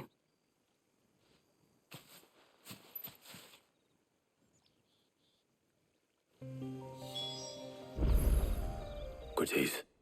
Well, very well indeed. And thanks in no small part to your kind assistance. I was just explaining to Talia how we might best go about preparing the moon dew. And now that we have all the ingredients, we may begin. You can count on me. I've mixed more than a few mysterious concoctions in my time. I'm sure you have. What about the shielding itself? Work is underway, under the watchful eyes of Bardolph and Obolus. Apparently, it'll be ready soon. Thank you. All of you. Right then. Jill, would you join me in the infirmary? Many hands make light work and all that. Of course.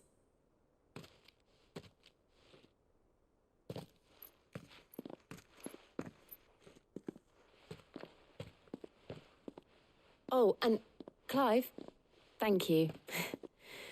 It was nice just being with you.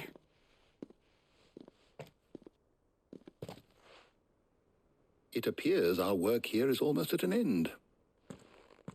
A shame. I was enjoying playing the man of action for once. When both the shielding and the moondew are ready, it will merely be a matter of applying the one to the other. Followed by a rigorous process of testing and retesting, of course. Perhaps someone ought to warn young Mid of that. Leave it to me. Thank you, Hippocrates.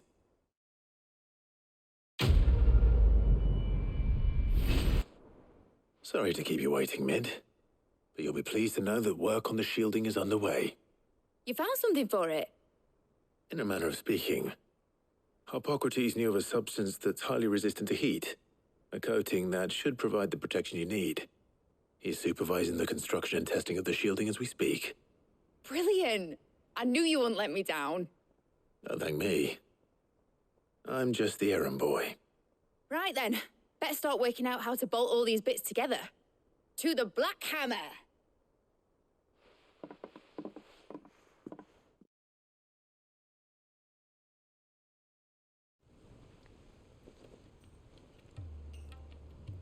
You know, when I got into the smithing game, I thought I'd be making swords and shields, not thermal bleeding didgeridoo-dahs. Displacement stacks. Same difference. Whatever you call it, I ain't putting it together in here. It's cramped enough as it is. Let's take this outside. Mid, you get all the parts lined up on the deck. I'll take care of the rest. On my way! Oh, and bring me the biggest hammer you can find. This is gonna require some precision walloping.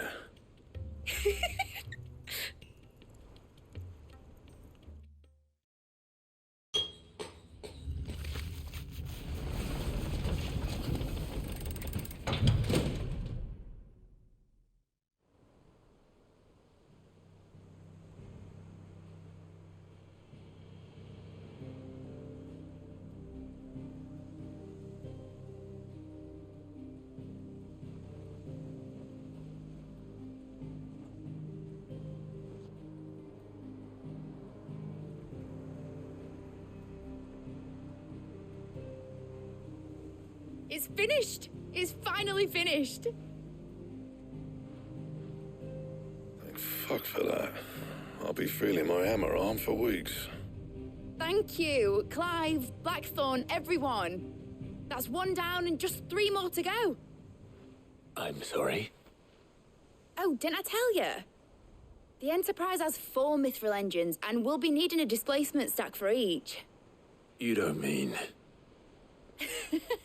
Don't worry. Now they've got a finished one to work off, my gang in Canva can build the rest.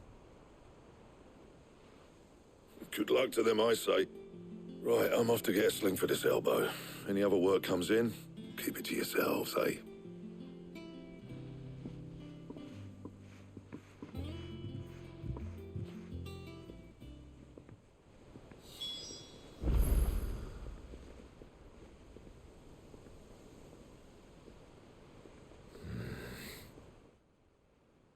What's the matter?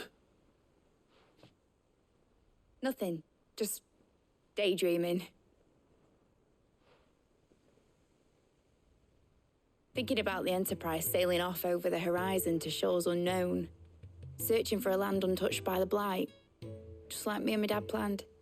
So if the worst came to the worst and every scrap of soil in the Twins turned black, we might still have a chance. That's what she was meant to be. You see, one last chance just in case we needed it. But now she's so close to being finished, I've realized I don't want her to be that. I don't want her to be just a lifeboat for us to cling to if things get desperate. I want people to sail aboard her by choice, not from the lack of it. In a world where we're not just trying to survive, but where we can actually live. I'm working on that. And I'll do everything I can to get you what you want. Don't you always? All right. My mind's made up. As soon as the Enterprise is fit to sail, I'm putting her under your command. Sod our plans, I'm trusting in yours. Are you sure about this? Something tells me it's what my dad would have wanted. He'd be proud of you. You were gonna visit his grave, weren't you? I was. And you can come too now that your little project is finished. Right. There's just one thing I need to finish up first. Won't be a mo. All right. I'll let Otto know you're coming. Meet us in the mess when you're ready. Aye, aye, Captain.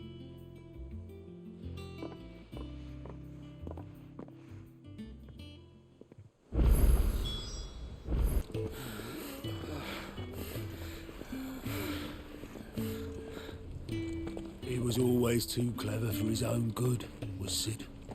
Saw the world for what it really was, while the rest of us were content to go along with the lie we were shown. And it can't have been easy, bearing that burden alone.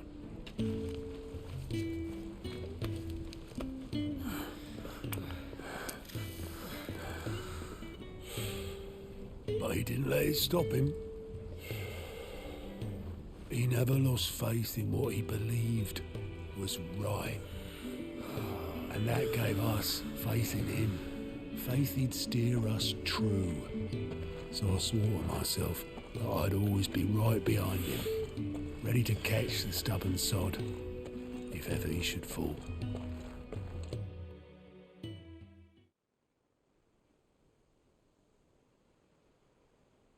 But I couldn't even do that.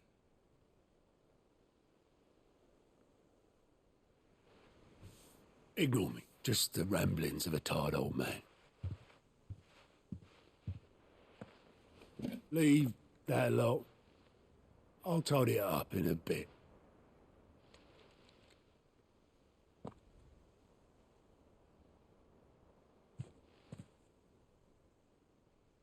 This is Sid's handwriting.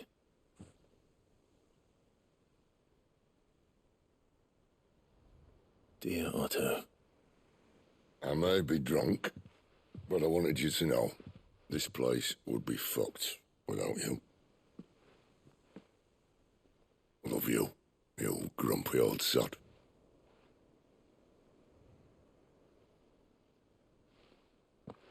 This note.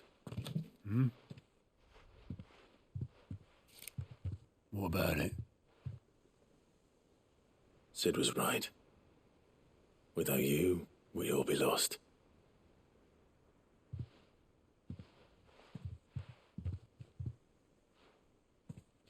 He should have bloody well said so then. Just once. Before he went. But then, why would he? Him, or anyone? I'd only have told him to piss off.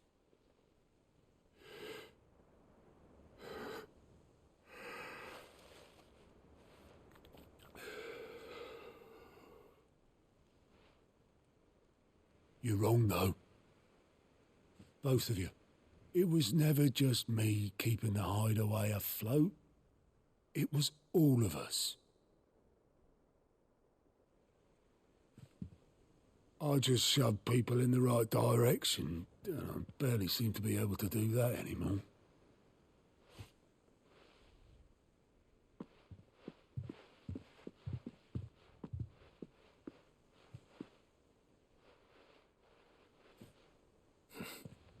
Would you rather go at the helm? Well, maybe I've got a few more years left in me. I'm going to hold you to that, Otto. Before you go, Sid would have wanted you to have this. But that's... This'll do me just fine.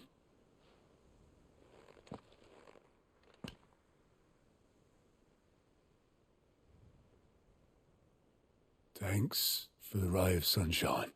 I'll see if I can't pay you back. Already have. All right, Clive. Asterix. We'd finished sending half the hideaway traipsing across the twins, has she? I swear, that girl'd do anything to put off visiting her old dad's grave. No excuses now, though, eh? Not quite.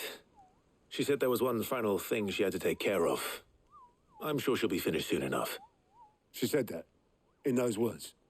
She did, yes. Clive? Were you born yesterday or something? There is no thing. She'll probably be halfway to Canva by now. Mid. I might still be able to catch her.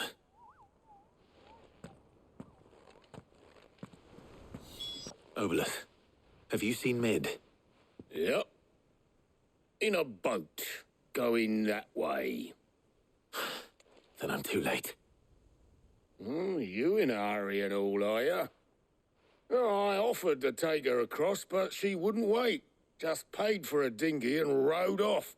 Oars going like the clappers. Got some life in her, ain't she?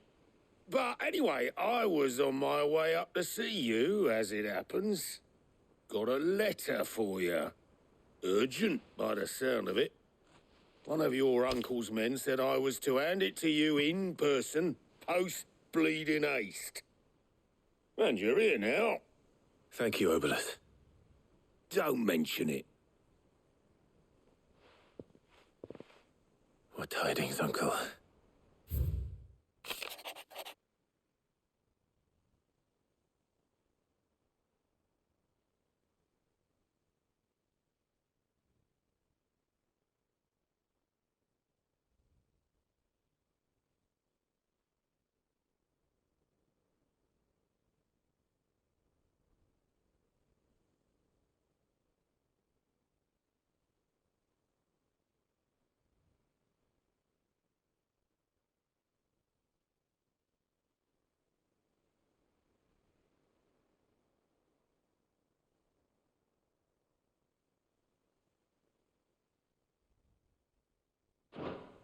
Trouble in Canva.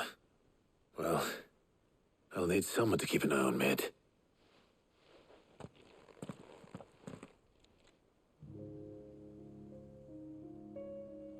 So what? Mid got us to do all the dirty work and then just sailed off into the sunset? It, seems that way. Well, nothing we can do about it now. But next time you plan on visiting Sid, you might want to tie her to something before you suggest it. Ah, don't be so hard on her. Got to admit, the dirty work was kind of fun. Everyone pitching in, all that bollocks. Just like when we built this place. You're right. Anyway, we all set to head to the old hideaway. I could do with getting to Canva pretty sharpish. Wouldn't do to keep Lord Rosfield of the Seven High Houses waiting now, would it? Not after he asked for me personally. Gav will be leaving with me. Will you mind the place while we're gone? You can count on me. Just be sure to give Sid and the others my regards. All right. Oh, by the way, Jill will be joining us too. She's got some things to take care of, but she'll meet us there. I hope she's telling the truth at least.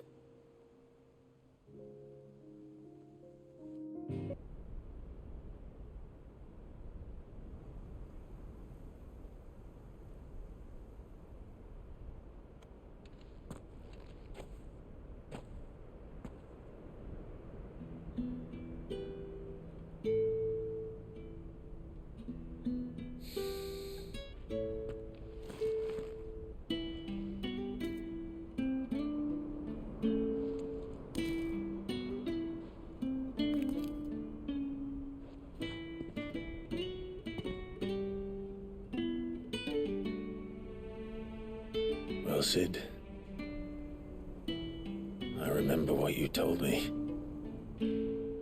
The But if no one is listening to what you have to say, you may as well not say it.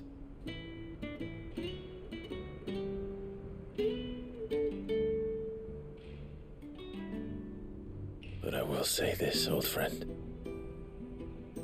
Hugo Kuka is gone. His shadow looms over us no longer.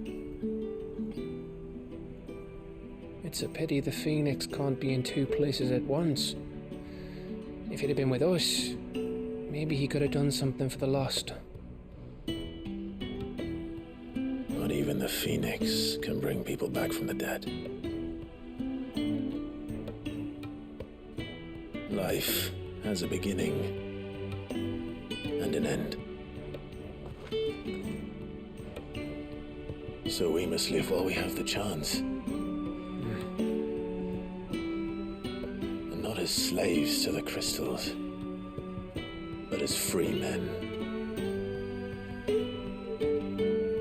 May we join you?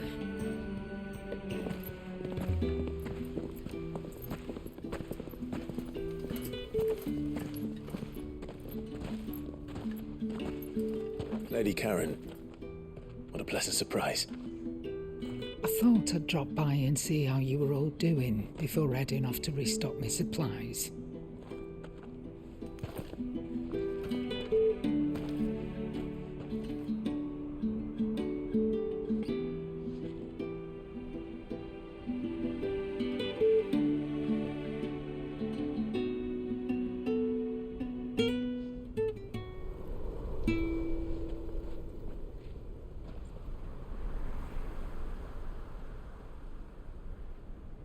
It wasn't the most scenic view back then, but it were never as bad as this.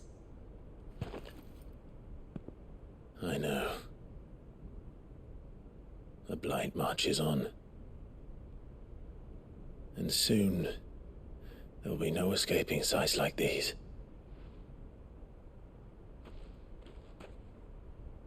So our mission remains unchanged.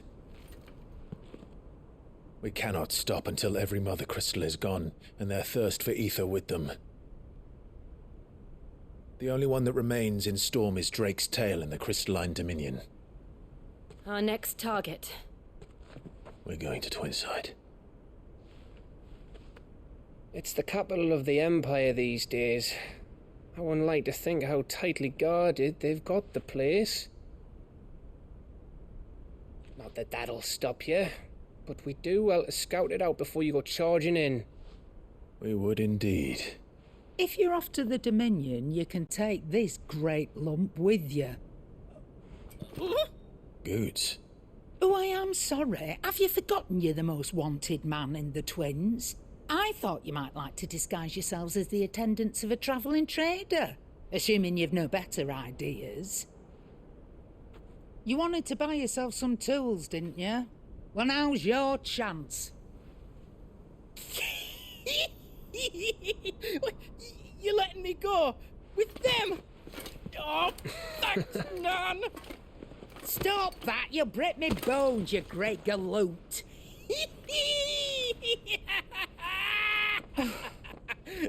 There's a caravan that runs back and forth between the Dominion and the Bocklad markets. It's managed by the Merchants Guild. Just show them Goots' traders pass and you'll be on your way. It'll be a damn sight less risky than footing it the length of the Crystal Road. That's for sure. Thank you, Karen. And glad to have you with us, Goots. Okay then. I'll get me things and I'll meet yous there. See yous down in Bocklad. Get off! Me poor fingers! Jill, you're with me. Understood. And Gav? Already on my way, Captain. Be careful. Aren't I always?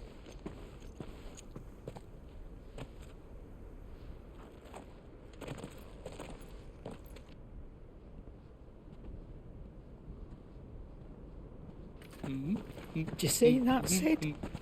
Your protege's making a proper little outlaw of himself.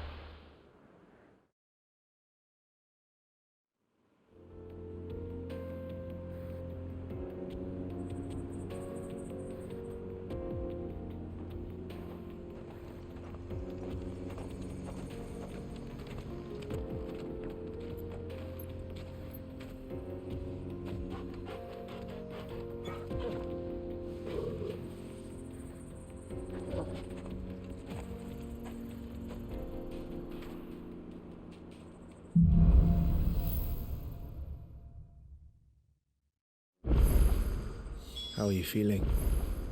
Better. Thanks to Taya. I'm glad to hear it. And Torgal helped too.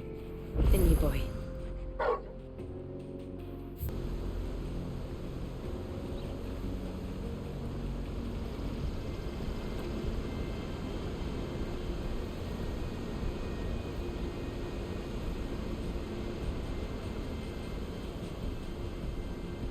So this is Zemeckis. The land of the gods. It's even more impressive than I imagined. I remember being captivated by the story as a child. Long, long ago, man was overcome by avarice and challenged the gods in a bid to win their power. The final battle took place here, at these falls. Or so the legend goes. If anyone ever manages to plumb those depths, perhaps we'll learn if there's any truth to the tale. That the gods emerged victorious and punished man for his defiance by visiting upon him 2 curses. Dominants and bearers. To tell the truth, I always thought it strange that the dominant and their icons were deemed a curse. Back home, the dominant inherited the throne. They were admired and exalted, not spurned. Whenever I got to that part of the story, I always assumed there must be something I'd misunderstood. You had a lot of storybooks, didn't you? In your room, I mean. When we were young. The old legends were always my favorites. Epic battles between gods and men. Father encouraged me to read as much as I could. He thought it good for my education.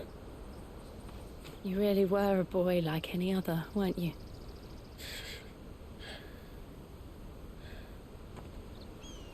Just look at this place.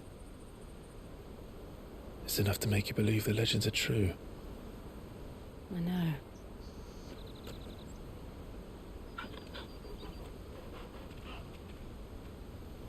We're not far from Boklad. The road will be busier up ahead. Then we'll have to keep our wits about us.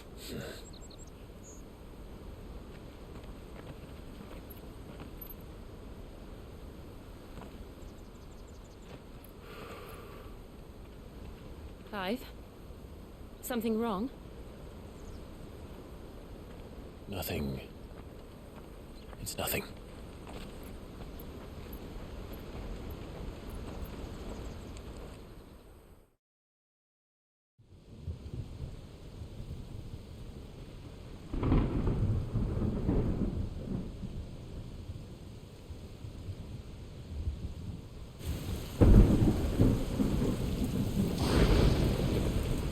I see the reports are true, Father.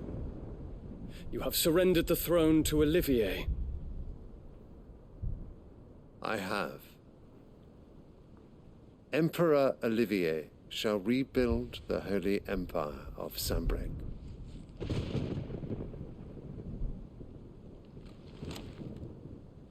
How is he to rule an empire? He is but a boy. I shall advise him until he comes of age. Father, please. Or for as long as I am able. The empire we seek to build needs young blood to rule it, and I can think of none better suited to the task.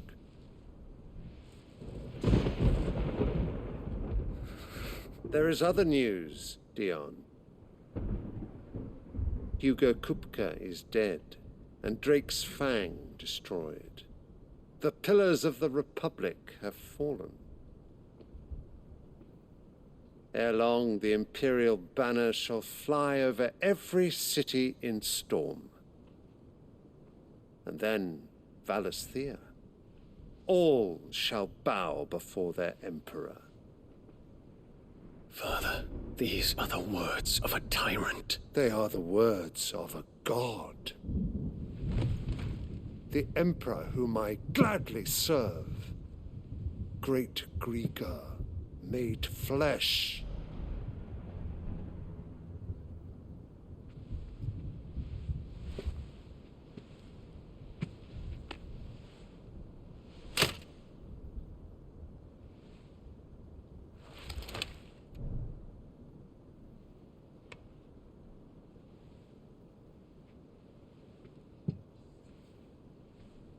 Return to your camp, Dion, and ready your forces.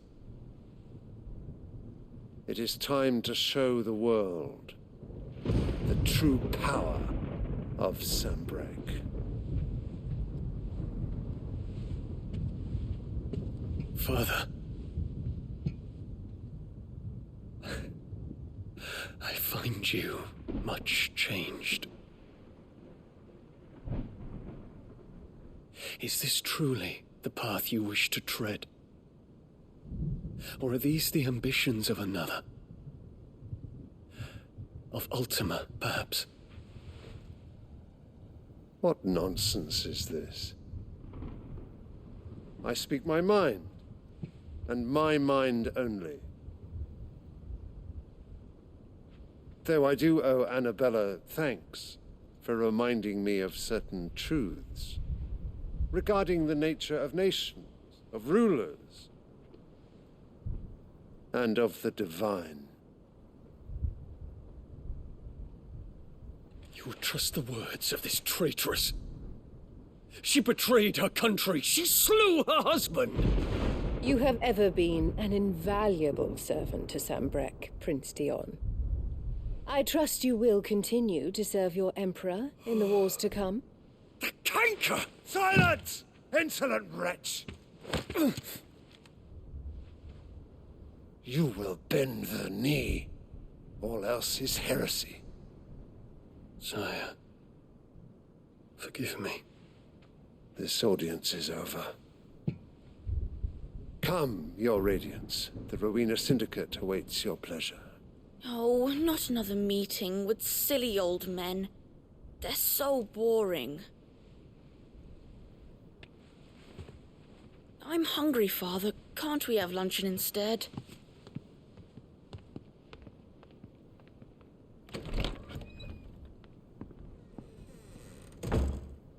Does it pain you that you will not inherit your father's throne? I have suffered worse.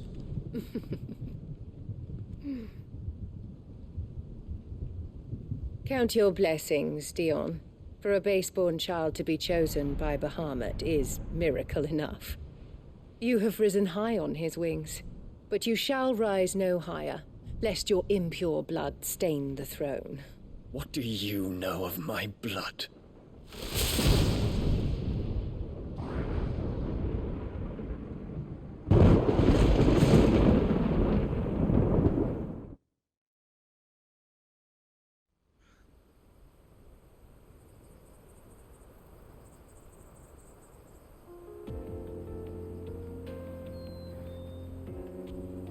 The Boklab markets are to the north.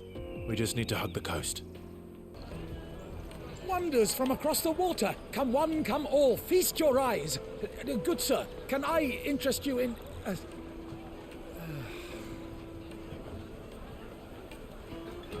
How much? For a measly crust of bread? You won't find any cheaper. Not nowadays. But you're more than welcome to look.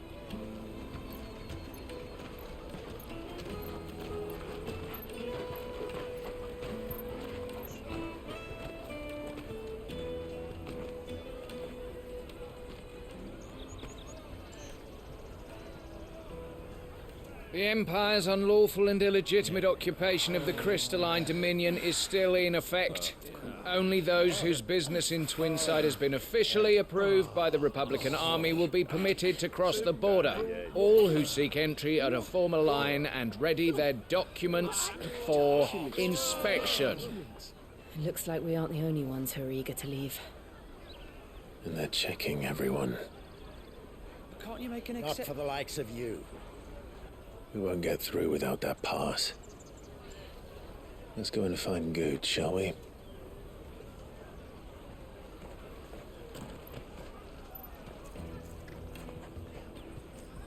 He must be around here somewhere. Come, taste my peaches. They're sweet as nectar. I'll take the large one. Ah, good. There you are. Clive, I'm so sorry. Don't tell Nan, will you? Slow down, Goots. Just tell us what happened. It's me trader's pass. It's gone. We cannot ride the caravan without it. We won't even be able to get through the flipping checkpoint. Do you remember when you last saw it? It was in my pocket a minute ago. Then a bairn bumped into me and... Here. You don't think that they might have nicked it, do you? It wouldn't surprise me. A busy market like this is prime territory for pickpockets. So, to get the pass back, we need to find this child. Where would we even start? I know where! I've got a pal in Bock lad who might be able to help us. No one knows more about what goes on round here than she does. Where do we find her? She's the owner of the Crimson Caravans, up that way. Sign's got a red chocobo on it. No time like the present. You two go on ahead. I'm gonna check the rest of my stuff, make sure no one else is missing. All right. We'll meet you there. Looking to hire a coach? It's 10 million for a two-birder to the Crystalline Dominion. Take it or leave it. Oh, we're not here for that. Then I bid you good day. Oh, wait! Don't go, El. He's me mate. As I live and breathe. Goots, what are you doing back in Bock, lad?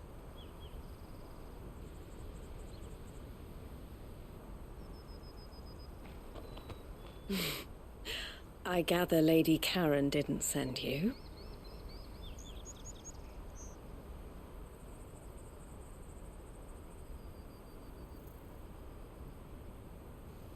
So what trouble have you got yourself into this time? It's me trader's pass. It got stolen. By a little bairn. Of all the... You're the size of a marble. Honestly. Ugh. Goots told us that you know the markets well. Might you have an idea which little bairn could have done this? We don't intend to punish them. We just need our pass back. Then, we can be on our way. I see. So neither of you has a trader's pass either. Not that anyone would take you for traders, but I suppose that's why you came to me, correct? Now, I can't say for sure who took your pass, but I suspect I know why they did it. Let me explain.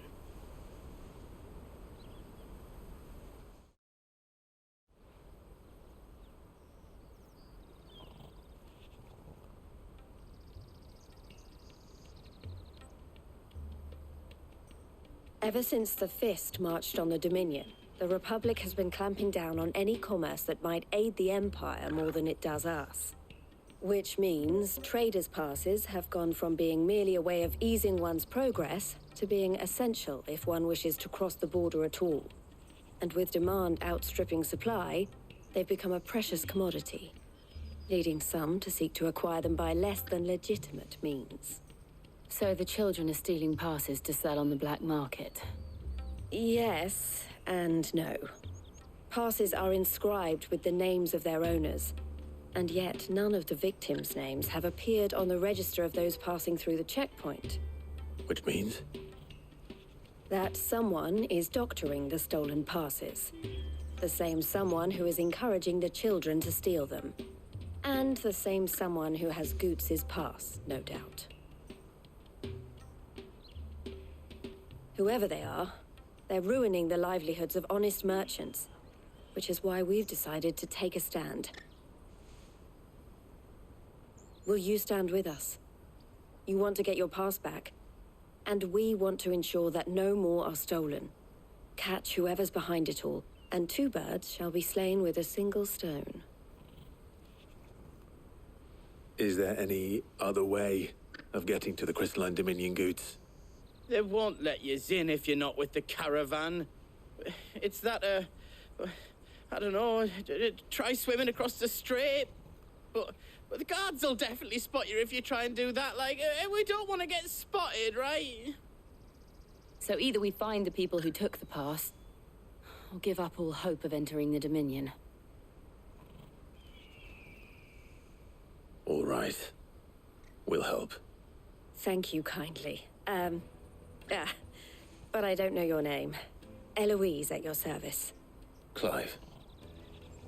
A pleasure doing business with you, Clive.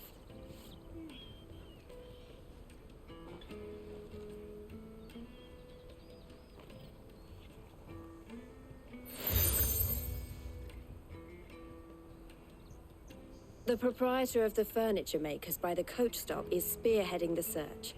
Wear that, and he will know you for a friend. I suggest that you speak with him first. The furniture makers. Understood.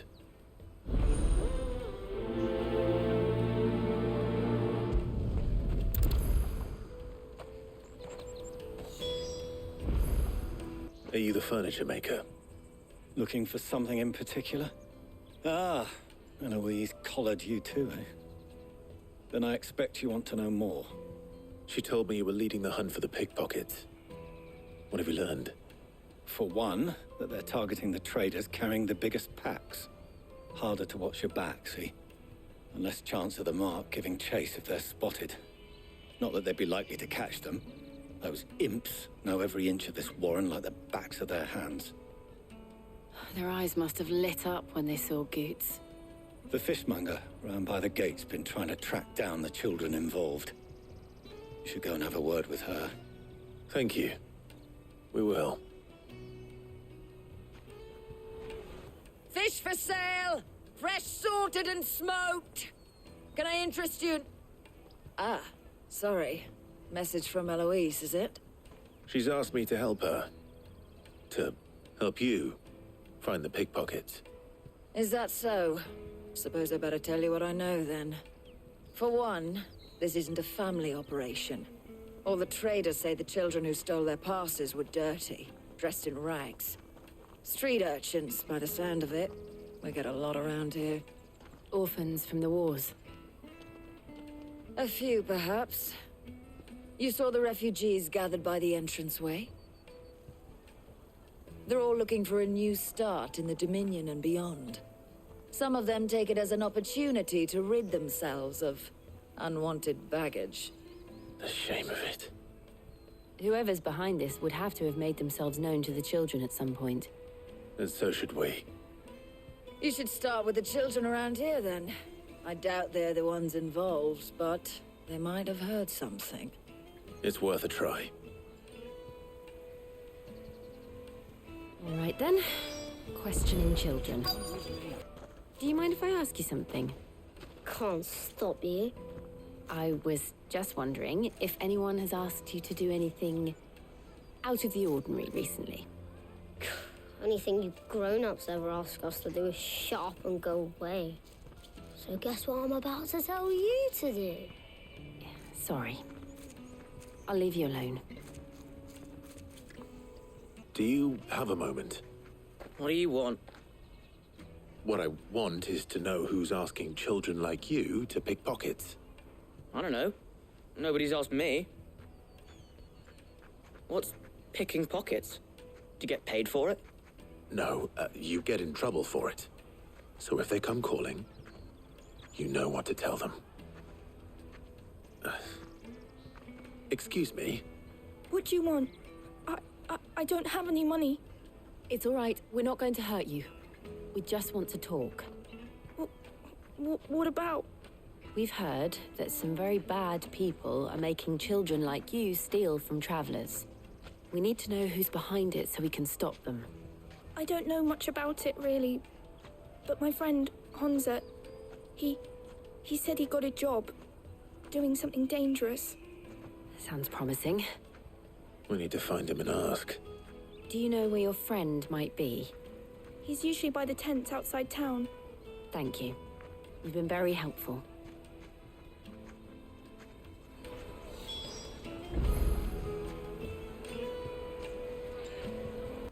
That big fat donkey was easy pickings. He wouldn't have noticed if we'd robbed his boots off him. Yeah. Wish we hadn't handed over the pass, though. Could use one of those things to get out of this dump. Chance would be a fine thing. The moment they found out, they'd string us up by our guts. Would they now? Perhaps you'd like to introduce us to these charming characters. Shit, we're in trouble now. What do we do? You two get caught if you want. I'm off. Hunter, where are you going?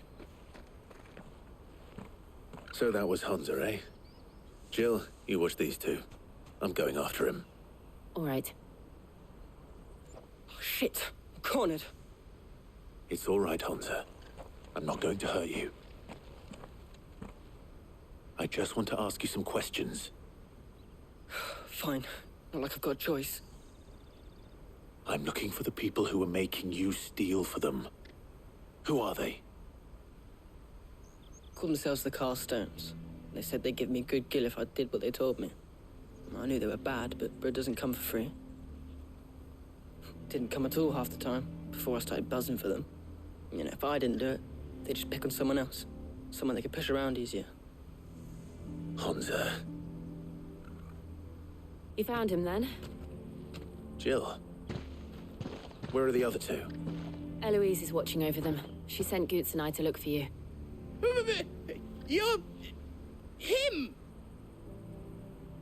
I haven't got your pass anymore, if that's what you're after. I gave it to the Carstones. Whatever you do to me, I can't get it back. Not that I go against them anyway. If it weren't for their gill, me and my mates would have starved.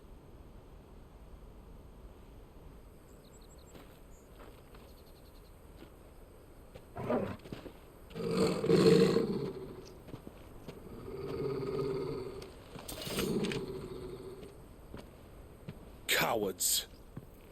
You will not force another child to do your bidding. Wait, we're not... Don't hurt him.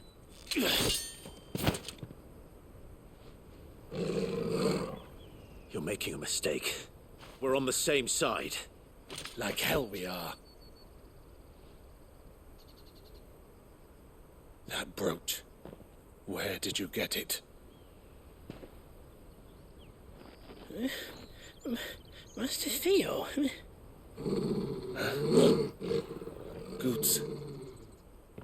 What are you doing with these people? Unless you're the ones my sister was talking about. Your sister?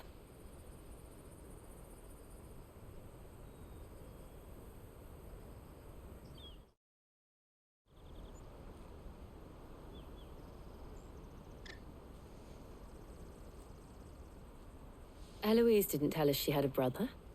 And why would she? I'm just her back and a blade. Theodore, at your service. Sorry about before. Theodore, what do you know of the cast stones? Vultures who have made Boklad their hunting ground. They prey on the desperate, stealing from those with gill and bullying those without it into joining their flock. I'd been looking into their activities in hope of sparing the refugees any further hardship. But it seems they've already stooped even lower than I'd feared. Hansa's a good lad. Don't blame him for what they've made him do. If he and his friends hadn't agreed to work for the stones, some other poor souls would have. On pain of death, most likely. Clive, was it? And my sisters asked you to help put an end to the pickpocketing. Then we all want the same thing.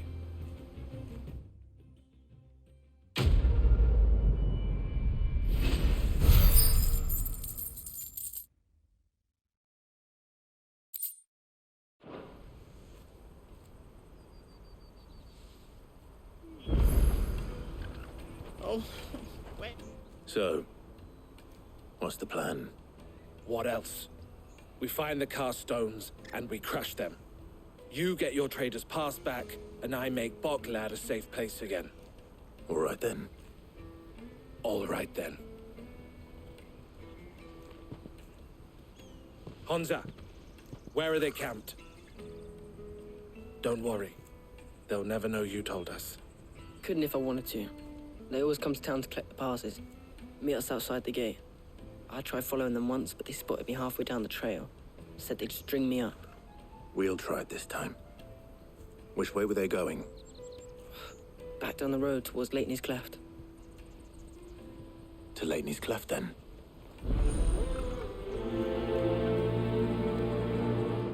Lateney's Cleft is to the south, past the camp.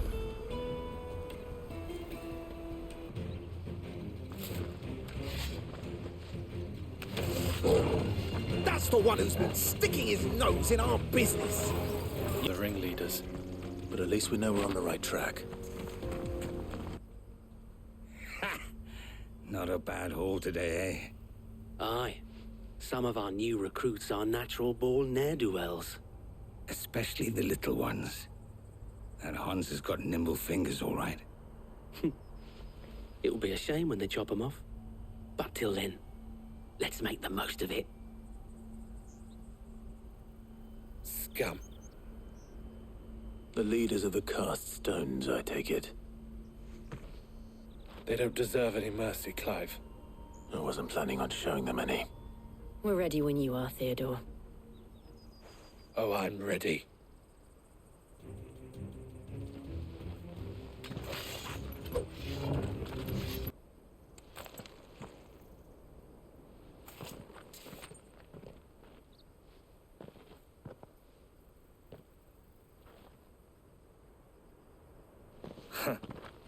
And they say crime doesn't pay.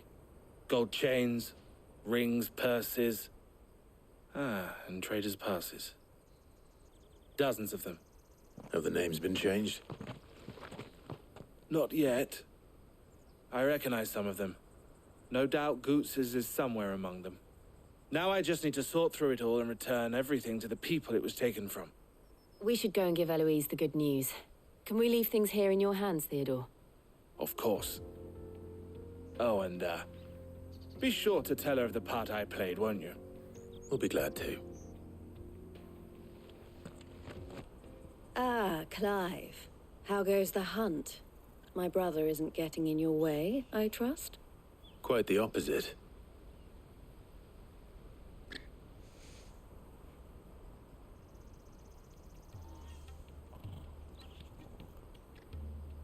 So it was the cast stones who were behind it all.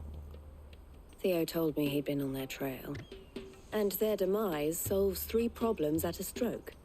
That of the pickpockets, the bandits pulling their strings, and the passes they were stealing. I only hope yours is among the items you recovered. Only time and Theo's return will tell. Speaking of whom, welcome home, dear brother. You are too kind, Eloise. Here, Clive. Goots's pass. Ask him to keep a closer eye on it from now on, would you? I will. Thank you. El, I've asked our boys to carry the rest of the goods back. Can I count on your help in sorting through it all? Of course. I'll make some space in the storeroom. I expect you'll soon be on your way then. But it wouldn't do to leave without introducing yourself properly. Would it now? Sid. Don't look so shocked. We're on the same side. I don't understand.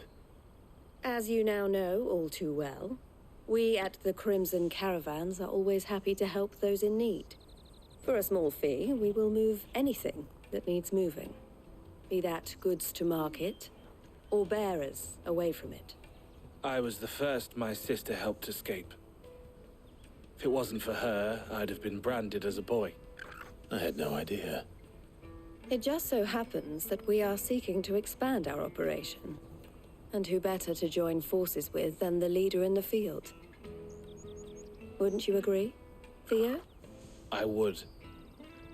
It seems our purpose is the same in more ways than one. So what would you say to working together again? It would be our pleasure. And our honor. The honor is ours. Here, Clive. This is for you.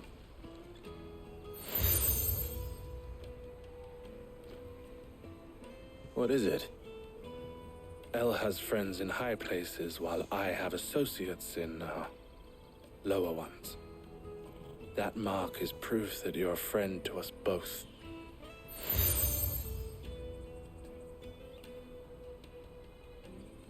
I shall bear it with pride. Well, all that remains is to wish you a safe onward journey. Goots's pass should secure you a place on the caravan, but if you encounter any difficulties, we would be delighted to provide you with a coach of our own. For a discounted price, of course. Say, 9 million? We'll try the caravan.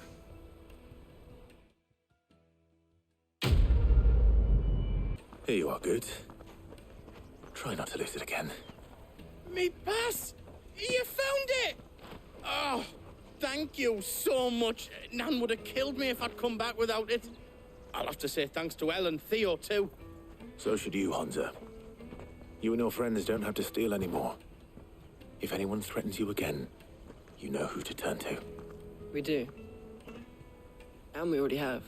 Miss Elle's given us a job shifting the chocobo shit out the stables. It's hard work, and the pay isn't half what we got from the stones. But if we stick at it, we'll keep ourselves fit. You stick at it, then. And Goots, I'm sorry for stealing your pass. That's all right. I've got it back now. And all's well that ends well, eh? You said you're trained to be a blacksmith, right? Well, I'm gonna be your first customer. I'm gonna save up all my gil and get you to make me a massive sword. I'll do me best. Till then, eh?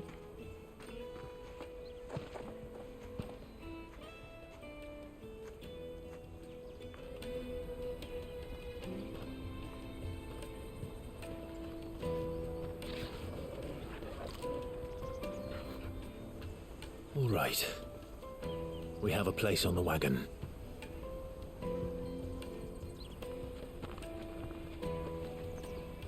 Remember, Goots, we're mercenaries. You hired us to protect you. Mercenaries. And you remember the plan? You're to ride all the way to Twinside. Jill and I will go with you as far as the outskirts, then find our own way in. I'll buy that stuff I need. Right. And we'll scout out the Imperial's defenses. There's a square with a big bell tower right in the middle of town. If you get lost, or out goes wrong, we can meet up there. All right. Let's go.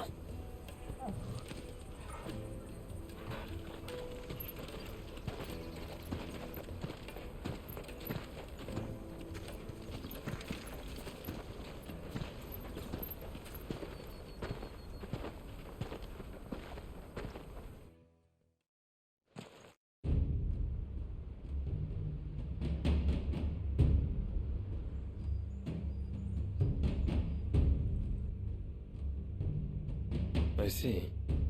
And you're quite certain your father has no knowledge of Ultima? I am. I have no difficulty believing a sinister force has come to exert an influence on Sanbreque. But be that as it may, it is yet to claim my father. For better or worse, his radiance speaks his own mind. Then the fiend works from the shadows. I confess, when first you told me of this fiend, I had my doubts. And more than a few at that. A beast that labors to plunge Valisthea into turmoil, all in pursuit of your brother. But that wound is proof enough that evil is afoot. Then I have your answer, Your Highness. You will join me in my fight. I cannot. Not yet. Your Highness, please. As you are aware, the Dhalmekian army is at our gates. They have lost their mother crystal, and with it all hope of a negotiated withdrawal. It is but a matter of time before they invade. If Bahamut is not here to meet them, my people will be slaughtered. though not by Hugo Kupka, thanks to Ultima's machinations. I know the fate of your people weighs heavy on your conscience, but if we do not put an end to Ultima's plans, they shall face a far darker fate. The chaos he would wreak would sweep all of Valisthea into the abyss. The lives of every man, woman, and child in the Twins are at stake. I believe what you say, Phoenix. But I have duties of my own, and I must discharge them.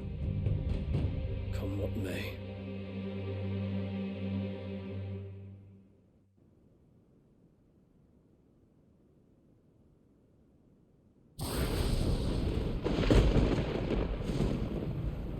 What do you know of my blood?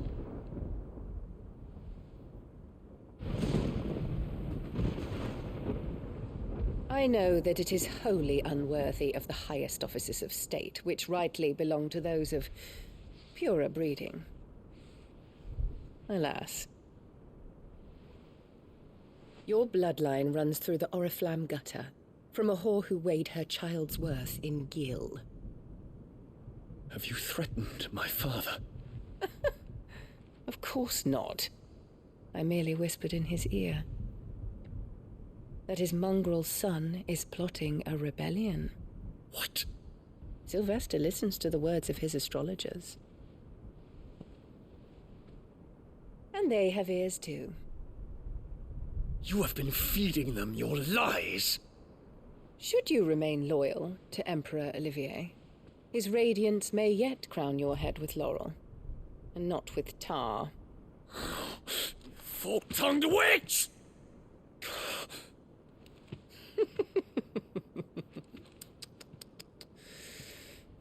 In consideration of your long years of service to the Empire, I shall forgive this uncharacteristic rudeness. Now hurry and make ready, Your Imperial Highness. Emperor Olivier expects much of you, Dion. Or should I say, of Bahamut. May your fire reduce his enemies to ash, till all of Valisthea bows to its rightful ruler.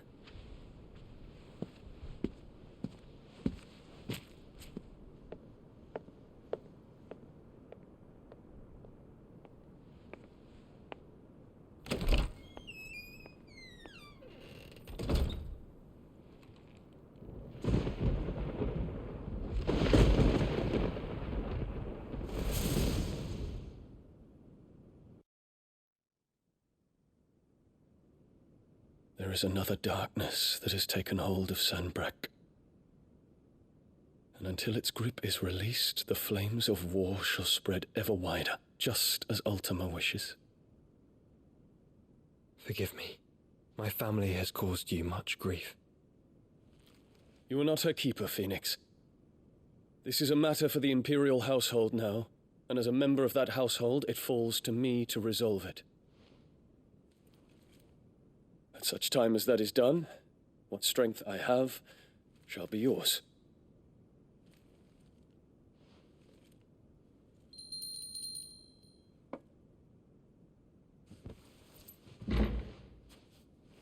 Thank you, Your Highness.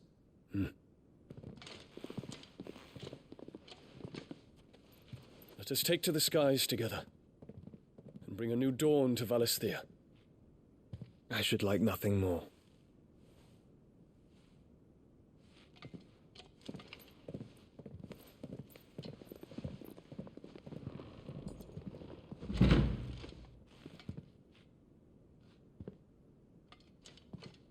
Terence. My prince. Tell me true. Do you believe what I'm about to do is wrong? We dragoons have but one leader, Your Highness. And we shall follow him unto the very end. Thank you. And this is my decree. For their crimes against the crown, the traitorous Annabella and her usurping son shall be put to death and the Empire restored.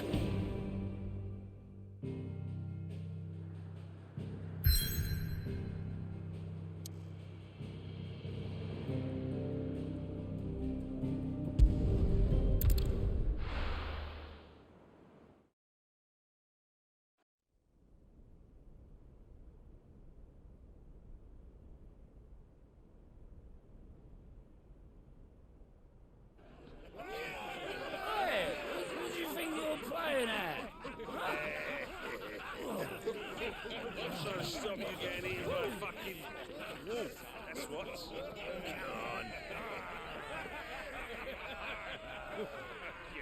One would never guess that these people stood on the brink of war.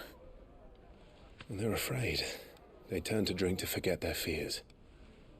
Anything you want to forget?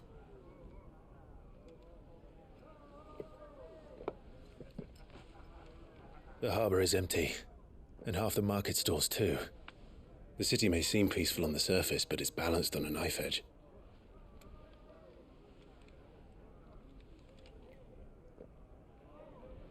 Were we to give it a nudge, it might be just the distraction we need to reach the Mother Crystal. I thought you might say that. We should send for Gav. We'll need someone to keep the fires we start from going out. And we can busy ourselves scheming until he gets here. I'll send a Stolas then.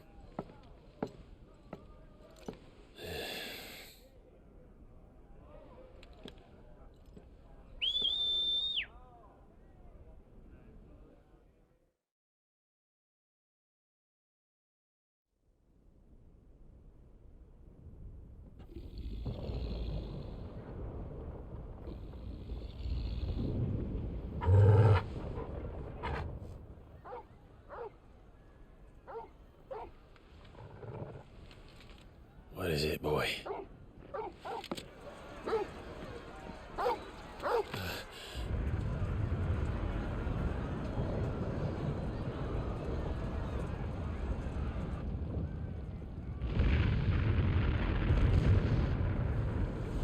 Quickly, run!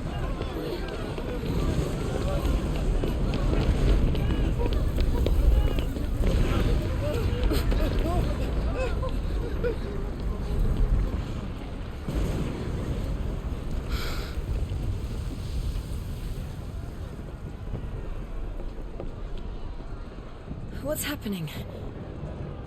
I don't know. Torgal!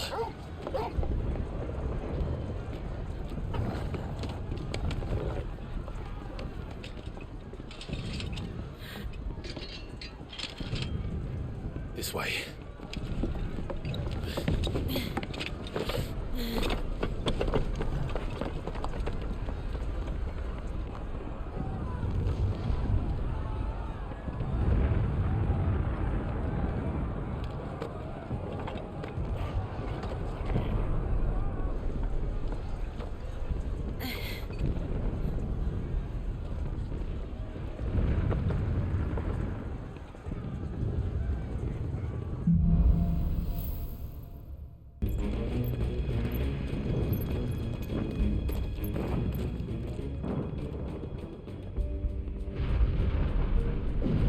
What in the hell is going on?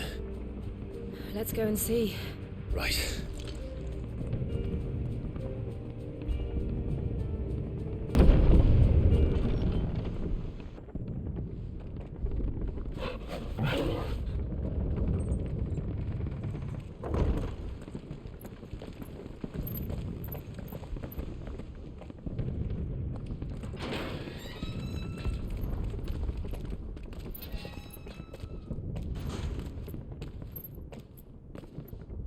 Can you see him anywhere?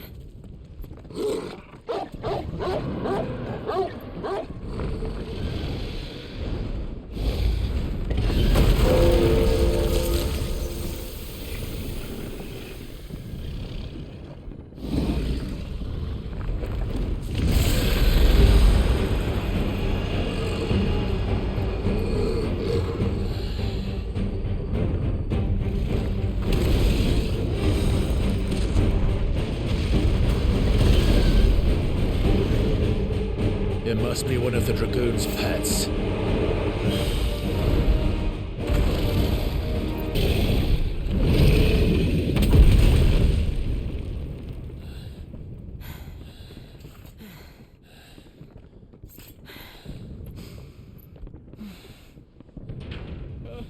Over here, Clive!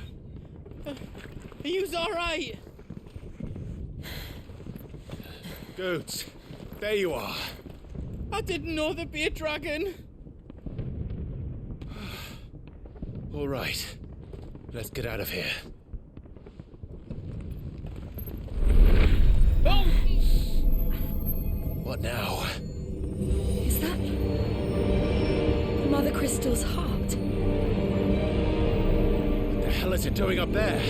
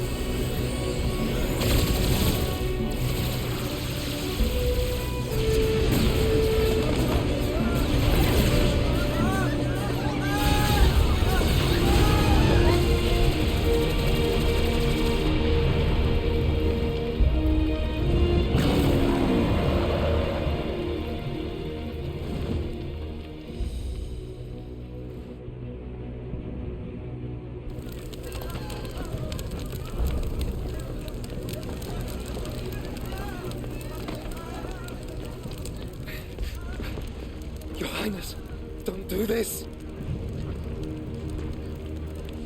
We must leave. Now, Your Grace. I beg of you. This is not what he wanted. Something's happened. Forgive me, Yut, but I must put a stop to this. Your Grace!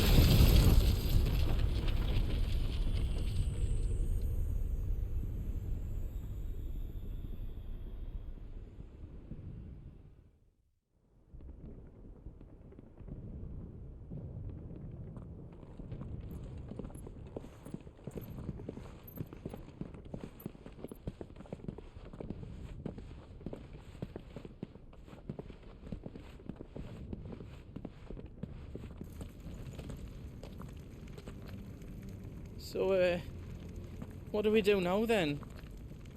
We destroy the heart. We might come back!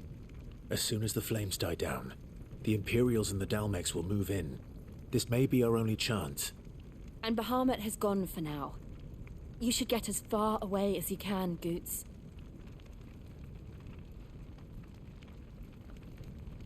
What? And leave you lot in the lurch? I can't do that. If you're staying, then so am I.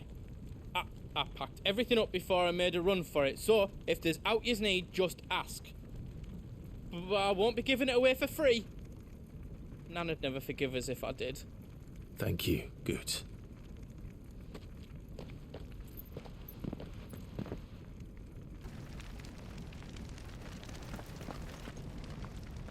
Drake's tail is right there, Clive. It's time to free Storm from the Crystal's curse. Oh, it's past time. But remember, Bahamut is still out there. And I dare say we'll be seeing him again before the night is done.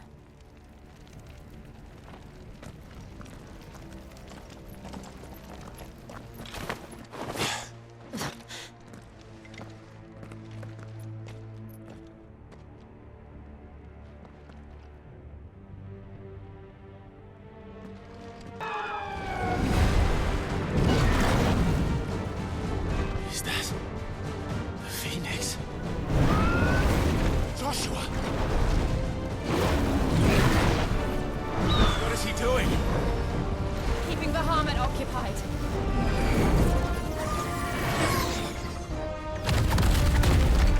Joshua! Joshua!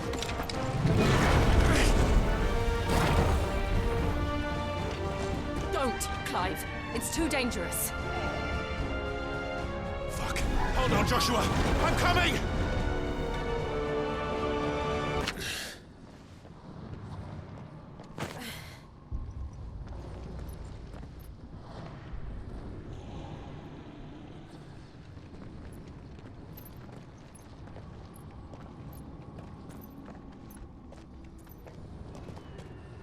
He'll be all right, Clive.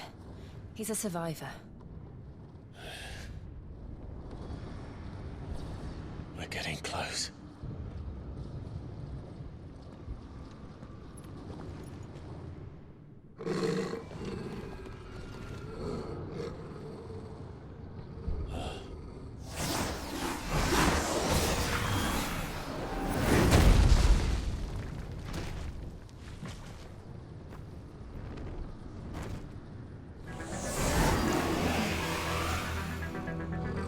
Looks like somebody doesn't want us getting any closer. I don't care what it wants. Neither do I.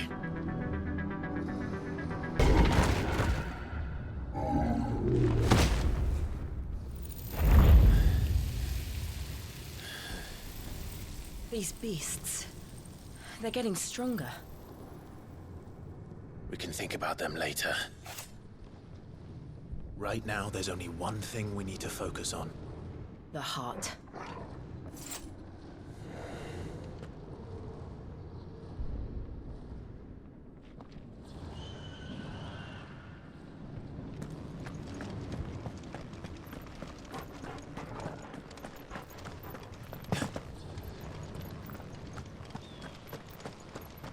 We might be able to get up through the building. It's worth a try.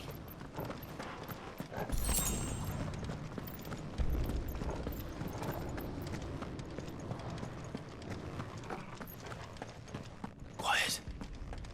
There's someone up there. Is someone there? Mother. It's you. What happened here? He tried to take him from me. Oh, my boy. My darling boy. Is this the child you made with the Emperor? Why, Mother? Why did you betray us all? You have no right!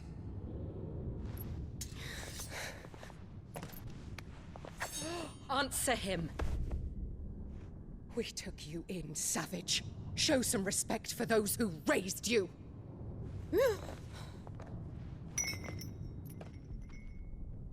Honorable Elwyn, always thinking of his precious homeland. But what worth is a homeland in a world beset by the Blight? Father did not seek to protect his country. He sought to protect his people. A leader's duty is not to protect his people. It is to protect the source of his sovereignty. The noble blood that runs in his family's veins. So long as this bloodline remains unbroken, what does it matter if a nation falls? One can always found another. Unlike him, I did my duty. I preserved my line. I bore a son of the noblest blood, to whom the whole world might kneel. That is why I gave Rosaria to Sambrek, that I might join my line with the Lesages and birth a savior of this benighted land, blessed by both Bahamut and the Phoenix! You sold your country for a child. Why did he need another? You had Joshua. I had nothing. You were always your father's son, so very strong and bold and daring, and yet you failed to awaken. Would that Joshua had been granted 1/10 of your strength. Oh! How the nobles laughed that Elwyn's firstborn was surely the son of a concubine, and my own, not long for this world. The shame of it! The shame of being slandered by one's inferiors! How could you ever know how that feels? It should have been you! Why didn't the Phoenix choose you? Joshua's every waking moment was spent trying to shoulder the burden that you and the Phoenix and the Duchy foisted on him. That's why I became his shield. to help bear the weight. But what did you do? You betrayed your own blood and surrendered your son to his fate! Joshua, my darling boy. I never meant to hurt him. The soldiers' orders were clear. He was to be spared. Why did you survive when the only one I truly cared for died? What? Have you not looked out of the window? Joshua is here! The Phoenix lives on! He's battling Bahamut as we speak!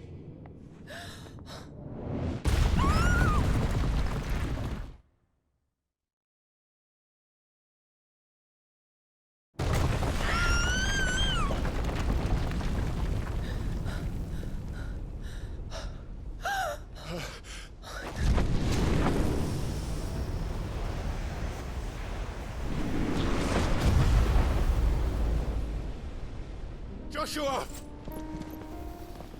Wake up!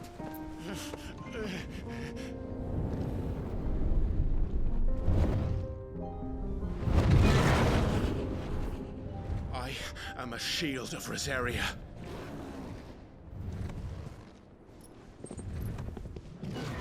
And I will do my duty. What are you...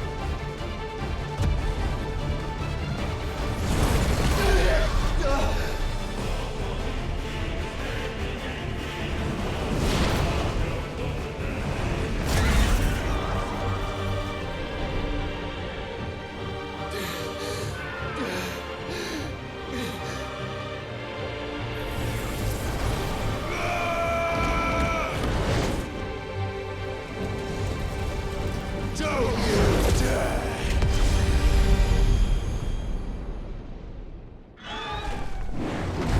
Clive!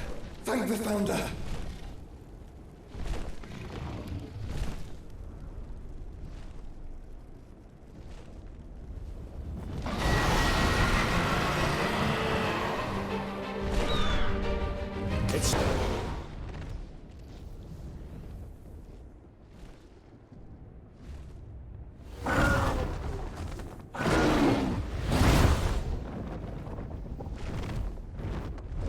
What now?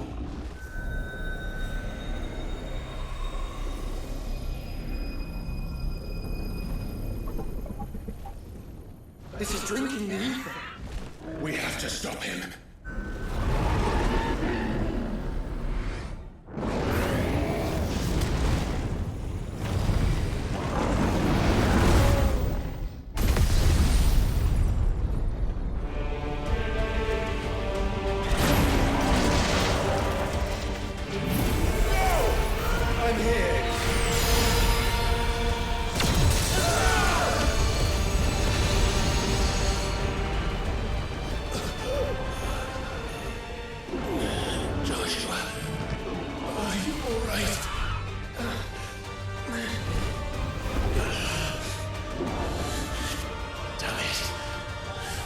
Stronger than this.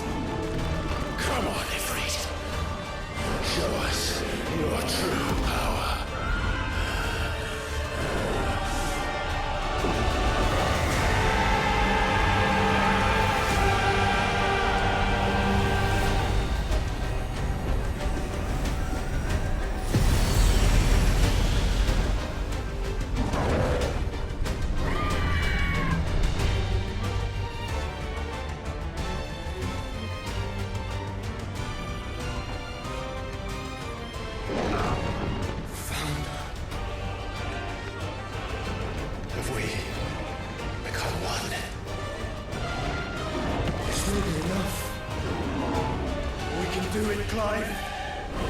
We can, and we will, together.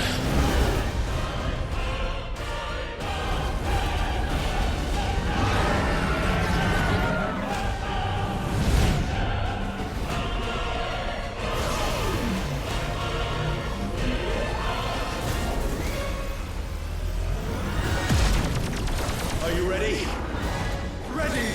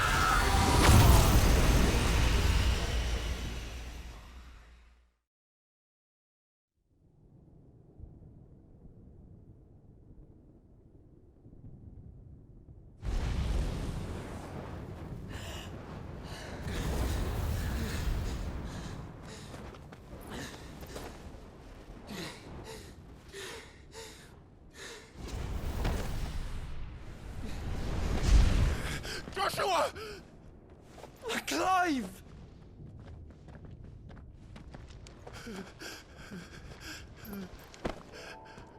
My brother. I'm sorry. I'm so sorry. You're alive. We both are. Nothing else matters.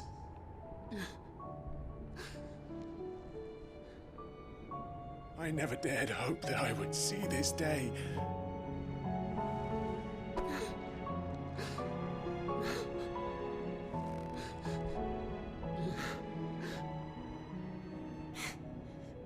Reunited at last.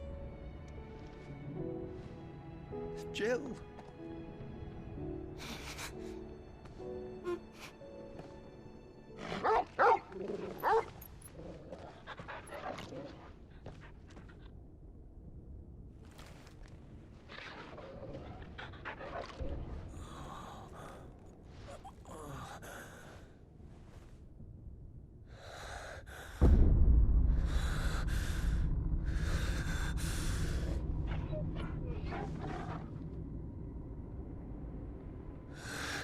This is for my father!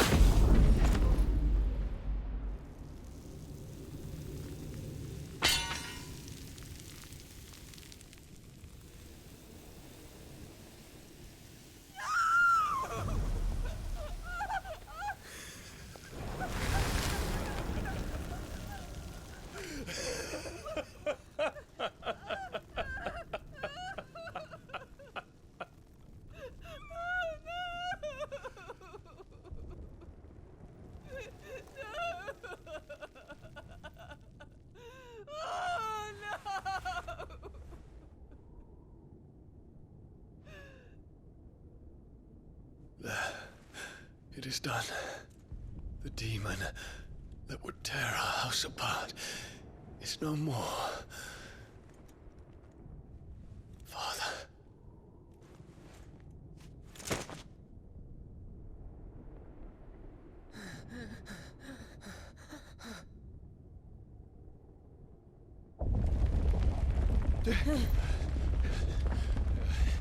The Mother Crystal. It's collapsing. Right. We need to leave. No. Wait.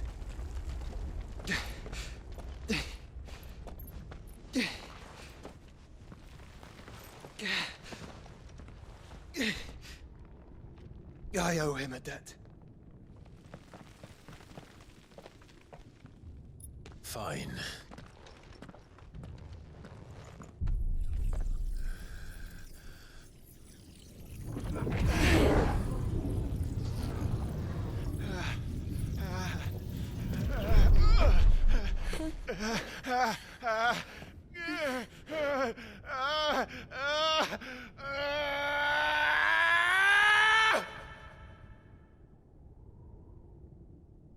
You there. Tell me what section. Don't reinforce will be found. This is our situation. Report, Captain. Can nothing be done to call them off? I regret not, Your Radiance. The Dragoons answer to none but His Imperial Highness. The Council is powerless to intervene. We're hearing reports of rebel Madness is this, Theon. throughout the neighboring districts. Focus all efforts on extinguishing the fires around the capital. The city can wait. Don't be dally, man. Go! Your Radiance. And I want you to find out if our next move. By the light! Dion, have you taken leave of your senses? Call off the Dragoons at once! Fear not. The populace will come to no harm at their hands.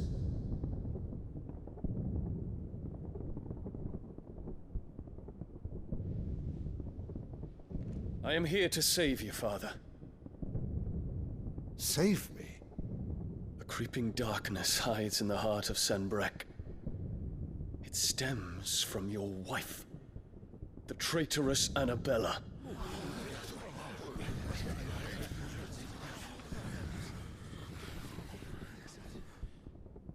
Not another word, Dion. Father, though you may not see it, the darkness has taken hold of you. It has made you forget yourself. But I bid you remember, there was a time when you ruled not with cruelty, but with compassion. Why now do you turn your back on your people? Why now do you seek to stoke the fires of war? You too have borne witness to this change, your eminences. And you know, as well as I, who is responsible for it. A puppet now sits upon the throne, but cut his strings, and the master loses the power! What? Dion, you bear steel before your emperor? Guards! Take him!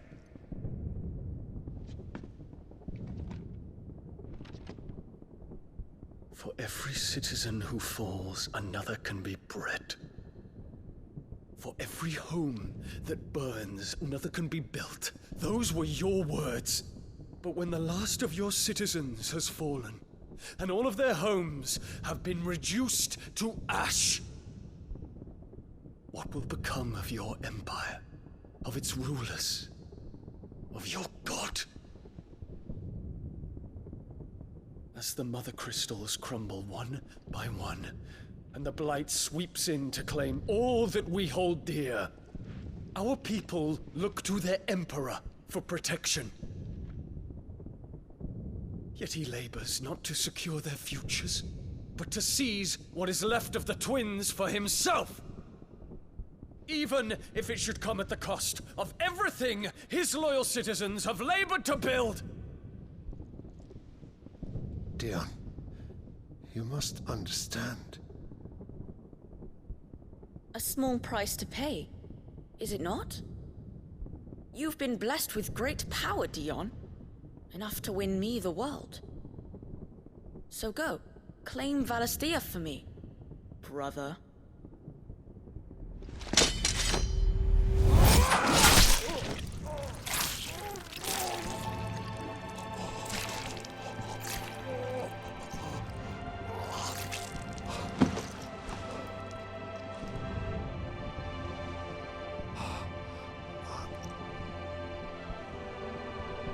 Dion.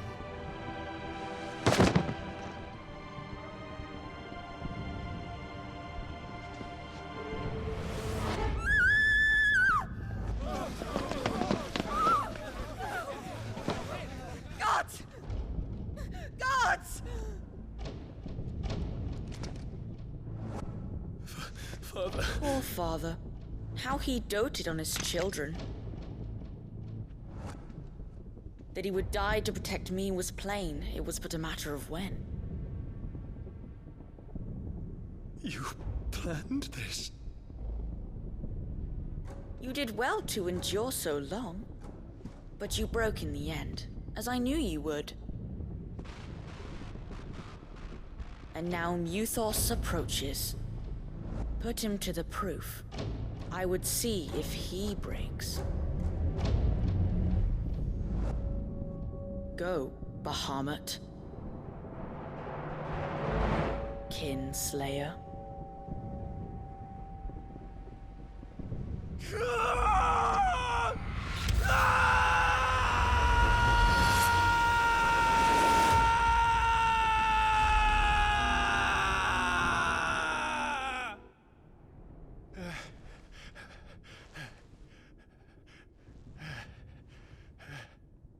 Not again. Brother? It's a long story.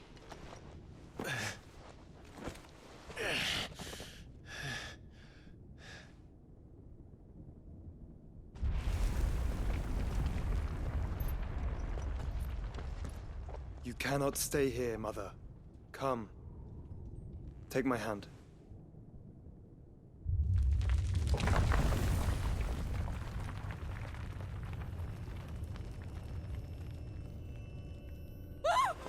Get away from me!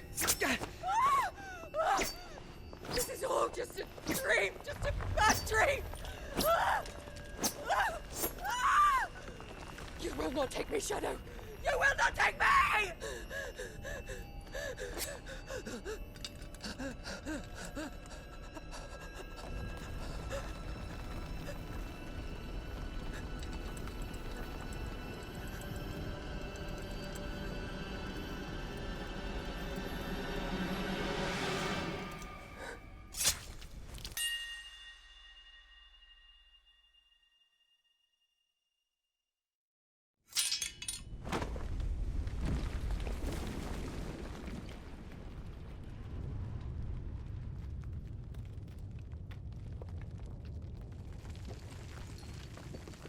Mother.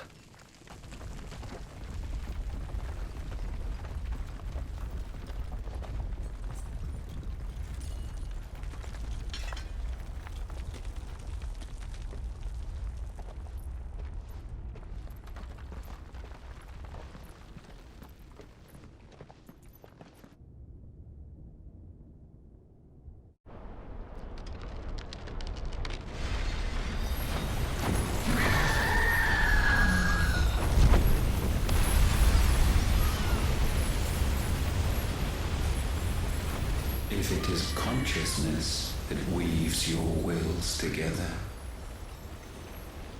consciousness that blurs the boundary between your own will and that of others, then we shall set you apart once more. The ties that bind you shall be severed, and humanity return to its proper place.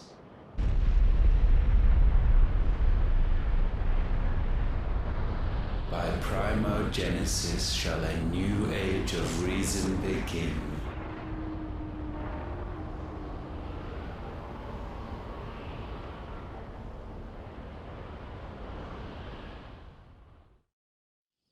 Relax, Your Majesty.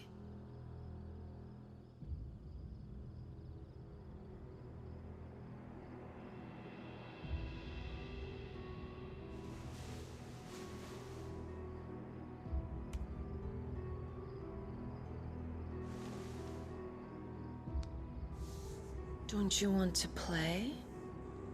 It's been a long time. If that is your wish. Men, you are as meek as all the others.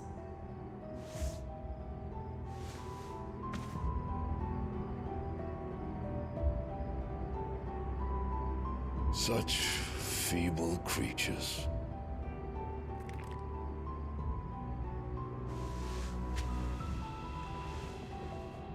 Gifted the power of icons, yet slaves to fickle emotions which usher you to your doom. And so you bind your fragile wills with strands of consciousness. The wretched handiwork of a wretched people. The sons of fire were united at last, and for but a moment their flame burned bright. Soon, Mythos shall become our perfect vessel. And then shall the world be remade. Not before the bonds are severed, of trust, of respect, of love. Only when every strand of consciousness is cut away, may Mythos return to our side. By primogenesis shall all be undone. Mankind shall be rid of his wretchedness, and Mythos of his will. But while he yet clings to it, he has the power to forge bonds anew. And so we bid you, find Mythos, and sever every one. To destroy that which has no physical form, you ask the impossible. There is nothing your black blade cannot cut, Odin. We shall unite with Mythos, and bring forth a new world. So long as our vessel remains unclaimed by humanity. It shall be done, Master. My will is yours.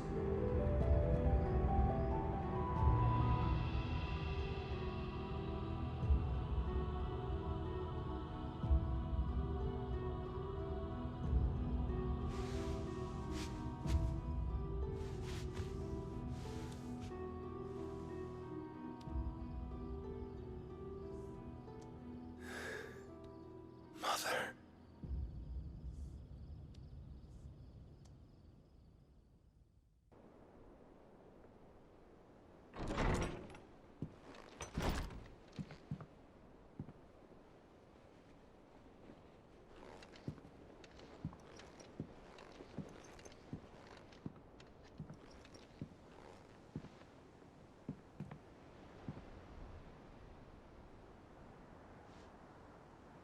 How is your brother?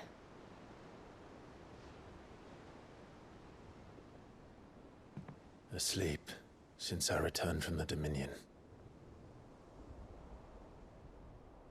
Taya says he should be back on his feet soon enough. For a while, at least. She discovered something on his chest. A swelling, circled in stone.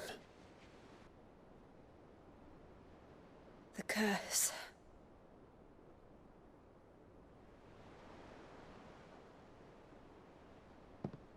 For every mountain we climb, another rises up to greet us, doesn't it?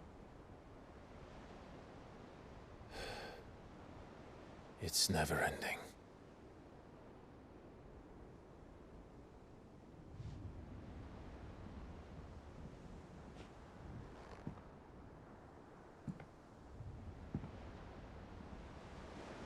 Even the sky seems to have grown tired of it all.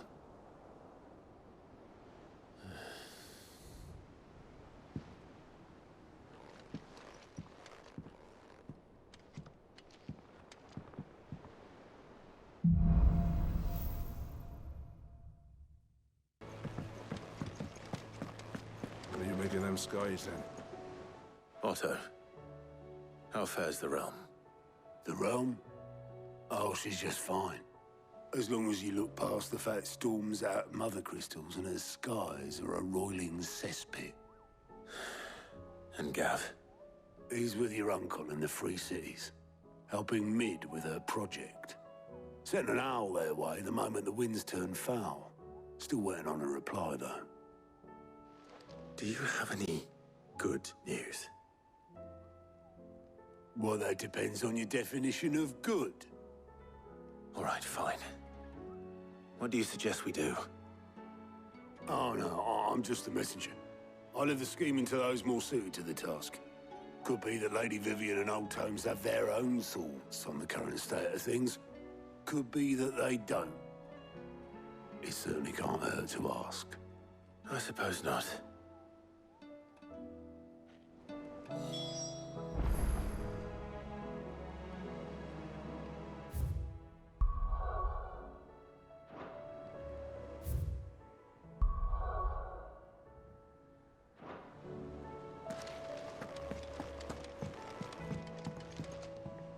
How is it that every one of your little excursions presages some inexplicable catastrophe? Not that you are to blame for the Dominion's fate. No one could have predicted the actions of the Crown Prince. I'm sorry I couldn't save your home. My countrymen are stronger than you think. A few toppled clock towers won't break their spirits. They'll be back on their feet in no time. I hope so. Look at us. Bluer than a pair of bog crabs. Tempting though it may be, sulking will not help us find a solution to this mess. You believe there's one to be found? I don't know. But I am certain we're more likely to find it if we first examine the facts.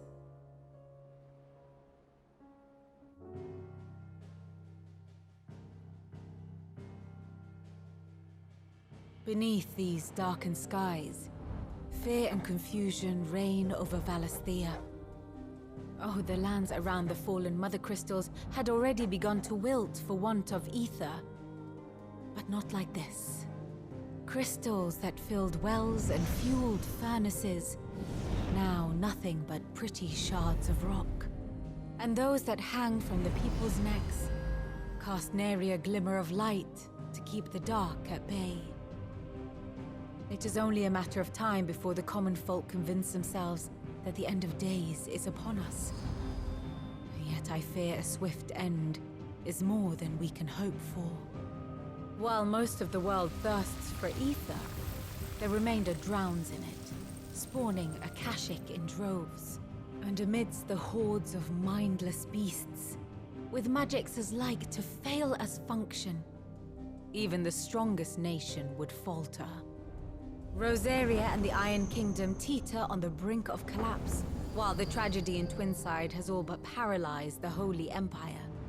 Dhalmekia fares little better, Rumor has it the ministers fled the capital after the fall of Drake's Fang, leaving their beloved republic to crumble. Waloed, meanwhile, moves in earnest. The Einherjar has been sighted off storm. The world, in short, is in chaos.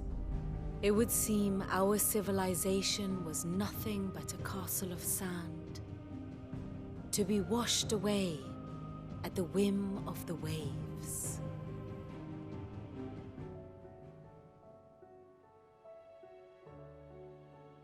A castle of sand. Not my best flourish, but it seemed fitting. The reports I've received are considerably more blunt in their appraisal. Without the protection of their nations, it will fall to the people to defend themselves against those who would take what is theirs. Which is only ever going to end one way. Defending a farmhouse against a band of chocobo thieves is one thing, but pitchforks and palisades will do little to stall an army's advance. Should the King of Waloed deign to invade, there would be none to stop him. None but us. Let me guess. You're here about the skies. Is there anything you don't know, Lawsman? It doesn't take a court astrologer to augur the obvious. As for what has disturbed the heavens, that, I believe, is a question the Fallen might be better placed to answer than I. And on the 6th day did the gods tear the sun from the firmament, visiting darkness upon their prideful sons and daughters. But I dare say you remember your childhood lessons on the sins of Zemeckis only too well. You think they're connected? That Ultima was one of the gods responsible? Well, he has certainly exhibited powers that we mortals would associate with the divine. There is nothing divine about him. But he wouldn't be the first god of whom that could be said, now would he? Yet for all the fairy tales that tell of the sins, there is almost nothing in the way of actual historical accounts. Had I the Journal of Moss the Chronicler, I may have been able to tell you more, but alas, I fear all remaining copies have been lost to time. You will forgive me, I hope? Certainly not. Because there is nothing to forgive. Even without this journal, you've provided us ample wisdom. And we will always be grateful for it. Perhaps Otto will be more inclined to share his thoughts when he hears what the others had to say. Clive, we have a problem. Only one. That would be a first. It would. Actually, there are 3. We had as many owls arrive while you were at the shelves. Martha's got a Kashik out her gates, and talk of monsters roaming the hills outside of Northreach has put the wind up Isabel and her lot. And don't forget Dalimil. Lubor says the village was raided by bandits. When it rains... It fucking pours. The curse breakers are spread thin, taking stock of the damage in the Dominion. And even if I could get word to all of them, I doubt they'd get here in time to make any real difference. Which means... there's only 2 people who can. Jill and I. Let them know we're on our way.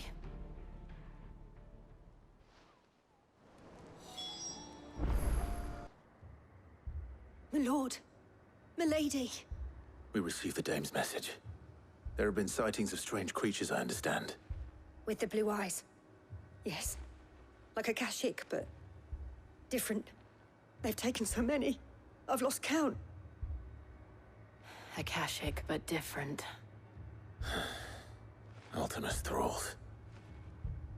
And what of your mistress? Is she here? Oh, no. She went to the garrison to ask what they were planning on doing about all this. Then we'll look for her there. Bees! Half the garrison's been slaughtered by those things. We lost the captain this very morning.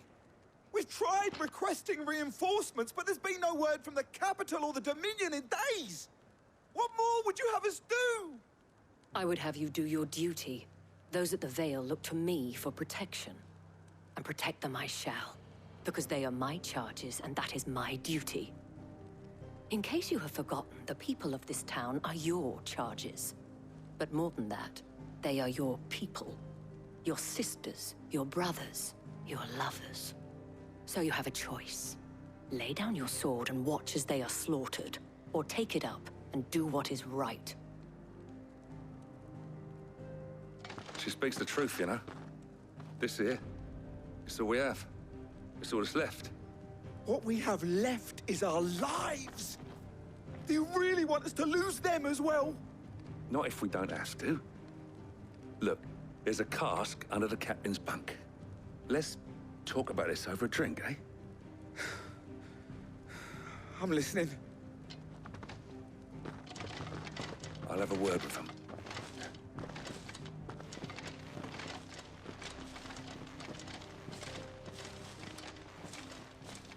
Ah, Clive. I didn't expect help to arrive so quickly. And sought to take matters into my own hands. It was a noble effort, but I thought you might still need some support. I'd like you to consider my needs. What we need to consider is where the creatures came from. The way the survivors speak of them, one would think they appeared out of thin air. And perhaps they did. It's hard to know what to believe these days. We'll talk to the survivors.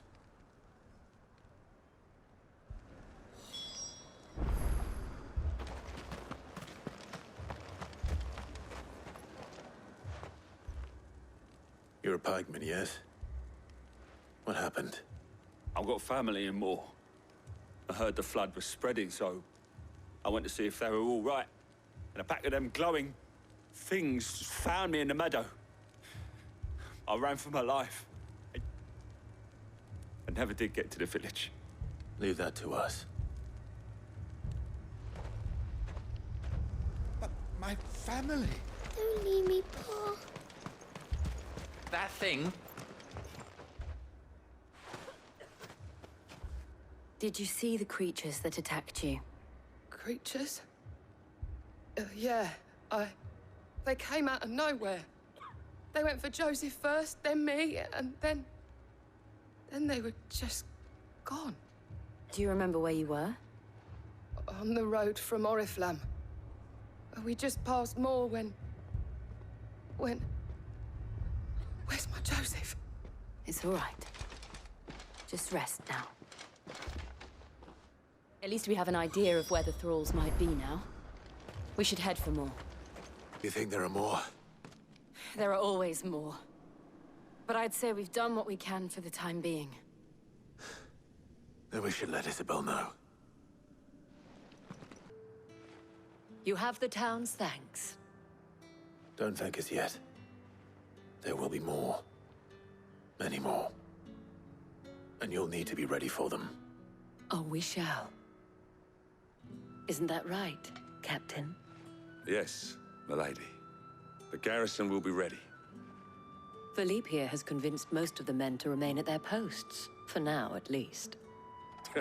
Hearing that the Dane would look kindly on any man who committed himself to the task certainly didn't hurt. It's not the most selfless of motives, I'll admit. But whatever it takes, eh? Now me, I never needed convincing. I became a soldier to protect the people I love. And the people I love include the one standing before me. Handsome and chivalrous. Now, if you don't mind, I have sentries to post. Milady.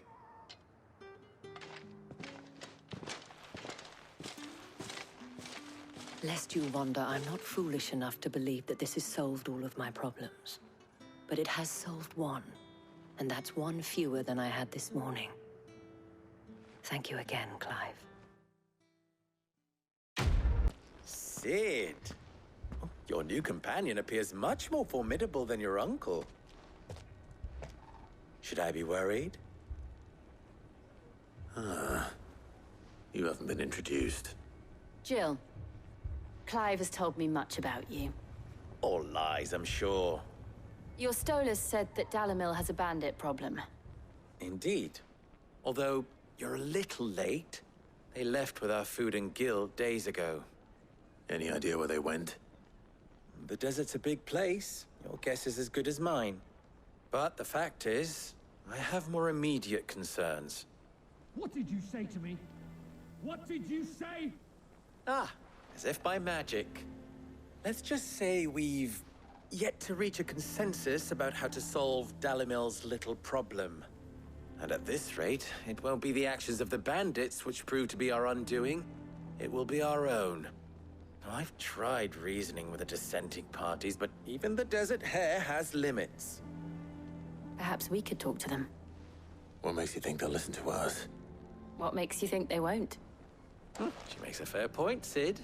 And you won't have wasted much of your precious time if you fail. They're just across the courtyard.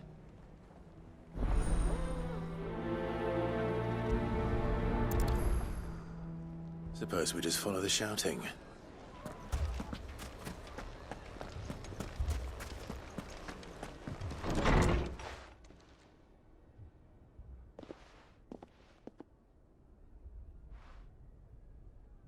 You wouldn't talk like that if it had been your men whose throats were slit. Blood for blood, it's the only way. We hire mercenaries and have them mount the bandits' heads on our walls as a lesson to the rest. And what happens when those mercenaries are slaughtered like your men? Are you going to hire more? We're better off using that coin to buy food and supplies. If we hire mercenaries, the only thing we're buying is the bandits' ire. And you cannot fill empty bellies with that. Do you hear me? But what happens when they come back? Maybe it'll be your throat that's slit. That's enough. Both of you. Any more of this and I'll throw you out myself. Come back when you're ready to talk like adults.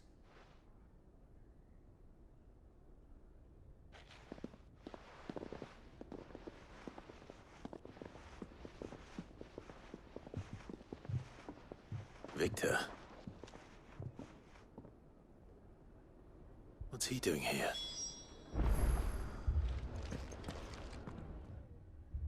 Cid. And Lady Jill. What brings you here? I was about to ask you the same thing. Costness is in chaos, and the markets have all but ceased to operate. The Briar's Kiss here in Dalimil is the only place I can reliably obtain supplies. I was here to do just that when Master Lubor told me of his troubles. He thought I might be able to talk some sense into these fools. But if you're here, I suppose his patience must be waning. Who are those people? Those were the thorns in Lubor's side. And the reason this place might be headed the same way as Costness. It's these accursed skies.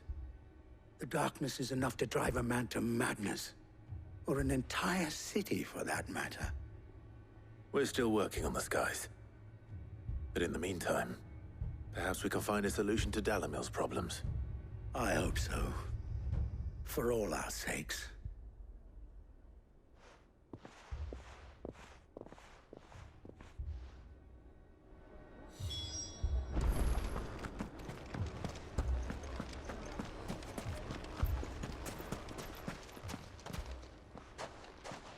So, you see my predicament?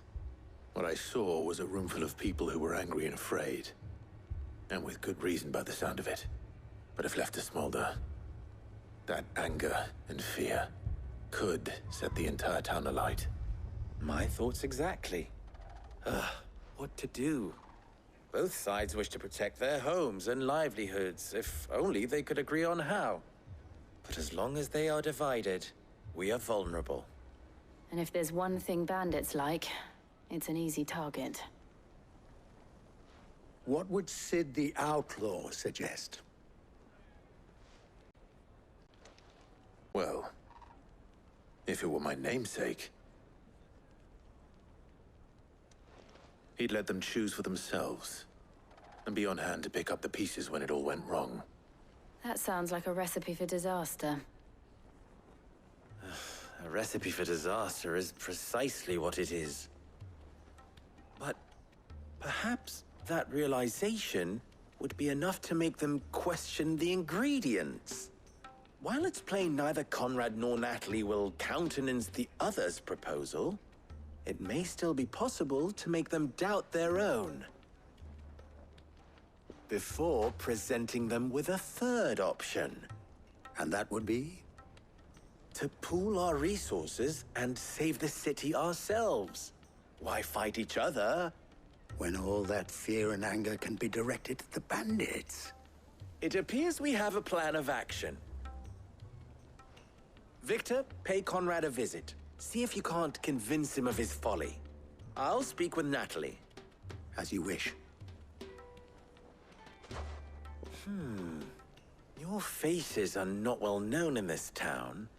That may prove useful. Don't worry, Victor and I will do most of the talking. You need only play along. Play along? What he means to say is yes.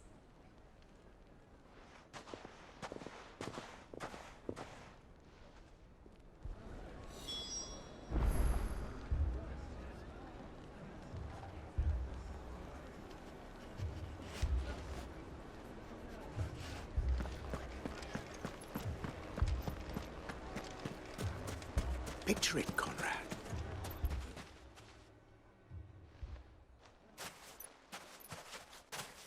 Ah, here she is. The Lady of the Spear herself. Conrad, may I introduce you to Jane, commander of the Red Wings, the oldest mercenary guild in the Free Cities. A pleasure, my lady. The pleasure is all mine. As I told you, I summoned the commander here from Canver to inquire about a contract. Victor says you told him no. That there aren't any men left to hire. Is that true? True as the crystals cracked. Nobles came and claimed every last one worth his salt. And not just from us Red Wings. You know of the 7 high houses. There must be 200 swords assigned each one. Granted, we have a few boys left. If it's boys you're looking for. Well, Conrad, are you saying that Dalamil's finest cannot defend this town better than a gaggle of unblooded striplings? That a band of beardless youths could better avenge the deaths of your brave men than you yourselves? Absolutely not. We'll show those bastards who they're dealing with.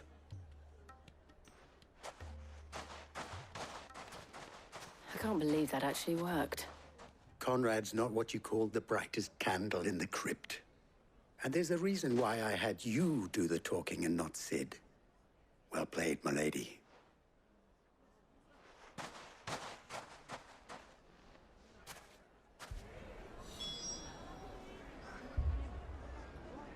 Then let us band together and show these brutes that Dalamil is not to be...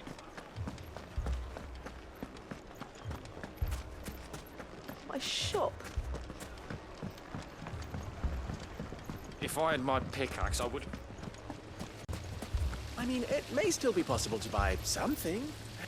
Ah, here he is now. Natalie, allow me to introduce Lord Underhill of Randalar's prestigious League of Merchants. Lord Underhill. At your service. Underhill? I was just telling the good lady of our conversation, my lord, and how you were lamenting the state of the capital's stores. Lubor says that not only are the granaries almost empty, but that war and the Blight mean this season's harvest won't be enough to fill them for winter. Indeed, certainly that is the case. The nobles in the capital are buying up the city's stocks of barley and wine, driving the prices higher than most commoners can afford. Time for the peasants' revolt. It is worse than I thought. If what Lord Underhill says is true, I fear we have little hope of supplementing our stores, meager though they regrettably are. And while I applaud your endeavors to dissuade our more bellicose citizens from seeking vengeance, I sense Conrad is not wrong in his assessment of the bandits' likely return. Which means that now, more than ever, we will need to secure what little we still have. Food, weapons, herbs, everything. If our humble town is to endure not only this hardship, but those that are certain to follow. We must stand united. All right. If it will help to protect my home, I'll do it. But you needn't have gone through this charade.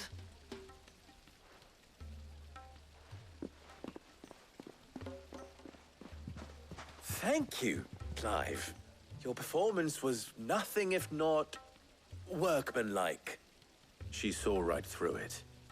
I didn't say it was good, merely that it produced the desired effect. Now, my scouts should be returning shortly. Meet me back at the Briar's Kiss, and we shall see what we face.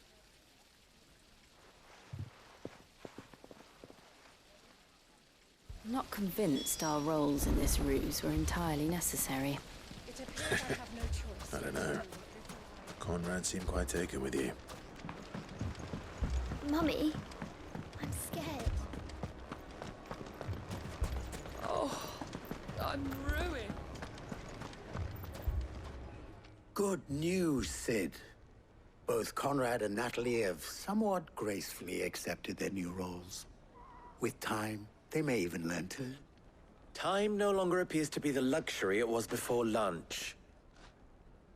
I take it your scouts found the bandits. Technically, it would be the bandits who found my scouts. It appears they march for Dalimil as we speak. All of them. You're not serious. They don't just want food, they want the whole damn town.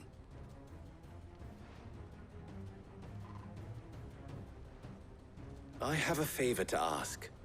I'm told the bandits march in two groups, one from the south and one from the desert, in a move doubtless intended to stretch our already gossamer-thin defenses. Very well. Jill and I will meet those from the desert. But what of the rest? The rest, my friend, the city shall fight. Together. The stakes, I concede, are high. But if this does not unite Dalimil, nothing will. That is a lot of faith to put into those who had their hands around each other's throats but a moment ago. Then it will be for us to see that their hands are kept occupied. And I do mean us. I thought you might say that. We'll hold them off for as long as we can. And we will do the same.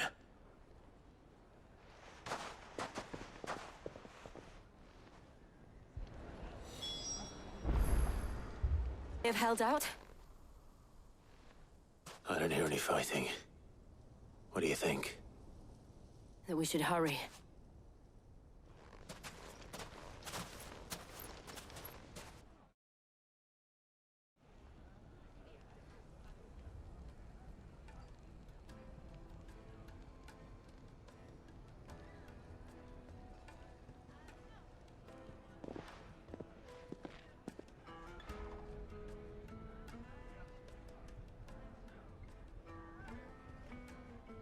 Natalie, I owe you an apology.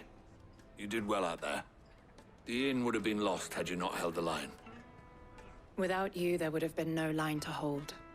You saved us, Conrad. You saved Dalimil. We all saved Dalimil.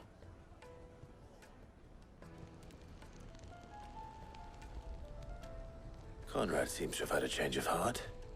I'd say they both have. I take it from your presence that our visitors from the desert won't be joining us either. Pity. The plan worked, Sid. Granted, it only took an army of bloodthirsty bandits at our gate. Come now, Victor. Why quibble over the details? We are united, and that is all that matters. As for you, Sid, you fight considerably better than you act. I'll take that as a compliment.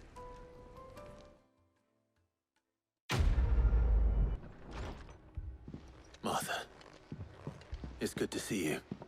And you, Clive. Jill? Otto said you'd been attacked by a Kashik. What exactly happened here? Those skies are what happened. Not long after they fell dark, we had our first visit. There were hundreds of them. Tried to storm the hill. Only a handful made it up here, but that was more than enough. The rest are still down there now. And while we have a few willing fighters holding them back, they're sorely outnumbered. What do you think, Clive? That we join the fight. I thought you'd never offer. Now, where I need you is the Fallen Gate. That's where the fighting is fiercest. Let the men know you've come to help. Something tells me they'll be pleased to see you. We're on our way.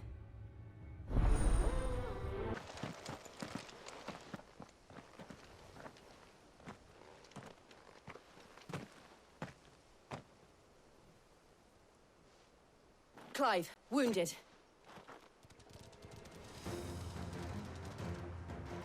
We deal with the Akashic first. These men don't have the look of hired swords.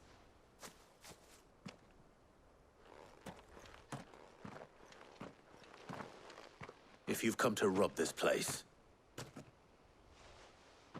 You are mistaken, my Lord Rosfield. We're here by Madame Martha's leave. How do you know my name? Forgive me, my lord. There wasn't time for introductions. We're with the Guardians of the Flame. Wade's men? But how did you come to be here? Where is your commander? Sir Wade left earlier with a scouting party to find out where the Akashic were coming from. Did he? Take your wounded back to the inn. Martha will see you're looked after. We'll join you anon.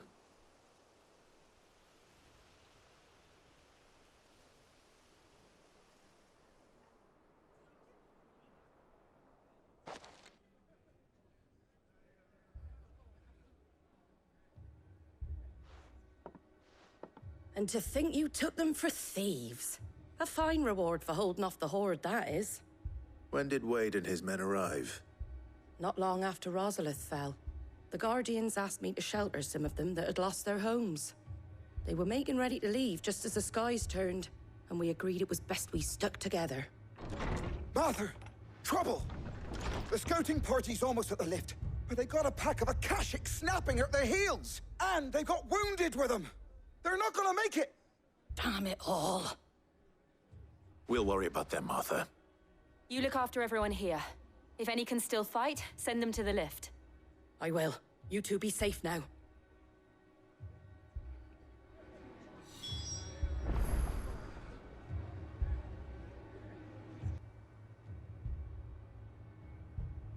Squire, I need you to get those who can still walk up the lift to Martha's. But what about... I didn't ask, Oscar. Sir. Sir Wade. Lord Rosfield. If you aren't a sight for sore eyes. Martha seemed to think you might need some help. And by the looks of it... We thought we could sneak by them. But we didn't know there would be so many. How could we have? Behind you!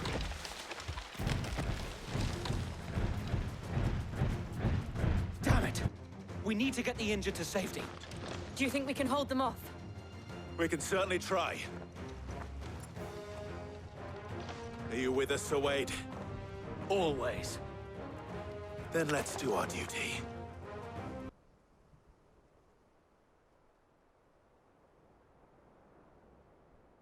Is anyone hurt? I don't think so. And yet again, you've pulled me from the flames. It's just a pity I keep walking into them. You've never been one to shy away from danger, Sir Wade. Like any shield worthy of the name. I see you're all in one piece. Martha! Is something wrong? The lookout saw smoke coming from down Eastpool way. Too thick to be a hearth. A second horde. Feel like finishing the job. Always. Jill and I will make for Eastpool. You'll need to move the injured without us. Don't you worry about them.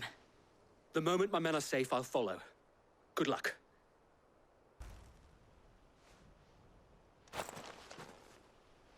Do you see any more? No. I think that was the last of them. But it won't be long before the next lot arrive. Then we make for Martha's while we can.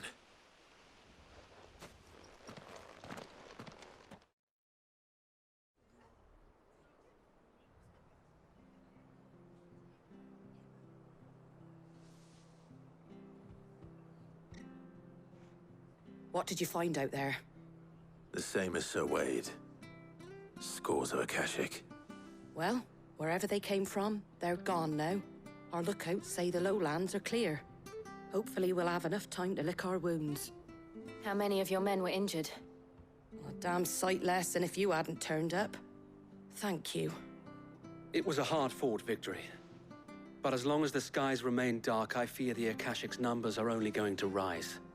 It's not a matter of if the Horde will be back, but when. And whether that's sooner or later, we'll need to be ready. The inn here affords a good view of the land, and is easily defendable. I'd like to make this one of our outposts. What do you say, Martha? You'd have more men to guard the rest. Well, when you put it like that, of course they can stay.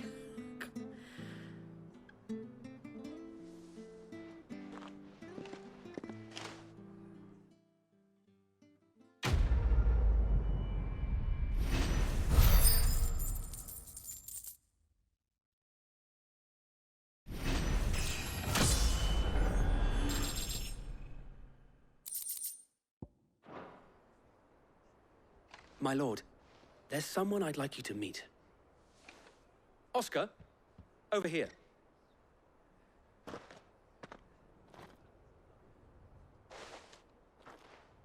It is an honor to make your acquaintance, Lord Rossfield. I am Oscar. Oscar of House Murdoch.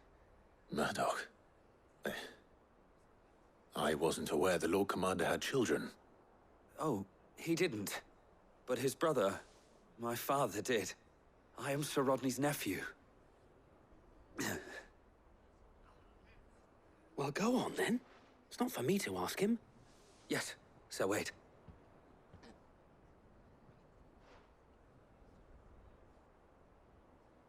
If it please you, my Lord Marquis, might you take me as your squire? I would learn the duties of a shield from the finest.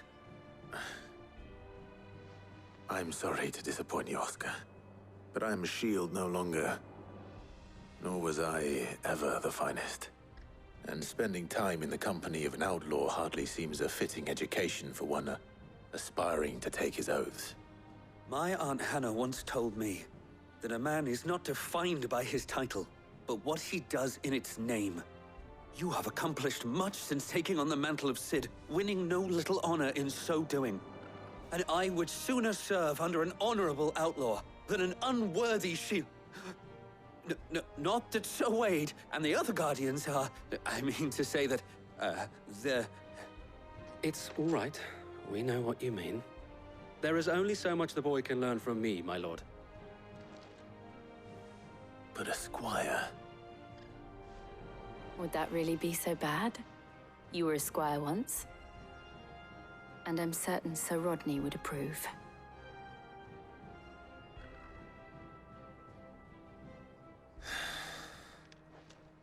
Know that I'll show you as much leniency as your uncle showed me. I would not have it any other way. Our friends seem to have things under control. For now, at least. Let's go and put Otto's mind at rest. Was wondering when you turn up. Hellos from all our friends thanking you for your timely intervention. How is it you always manage to arrive at just the right moment? Luck, I suppose. Any word on the rest of the realm? Let's see. Storm's still crying out for Mother Crystals. The nations are still in chaos.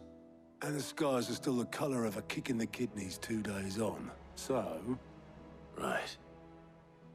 Clive, we knew this was going to happen.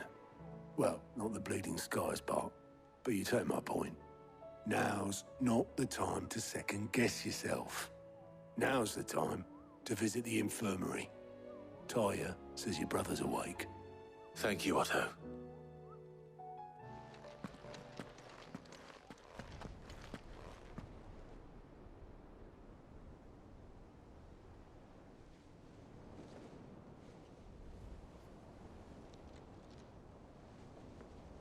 So it was not Sylvester, but Olivier who served as Ultima's puppet. And when Dion learned of this, he sought to slay the fiend.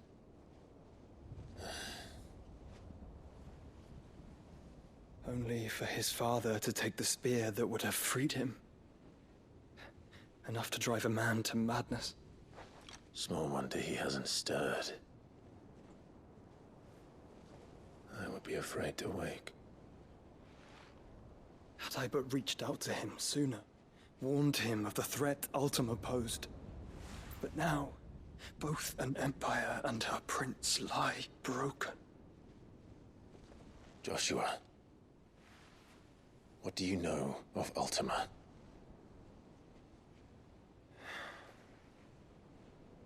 Very little, I'm afraid.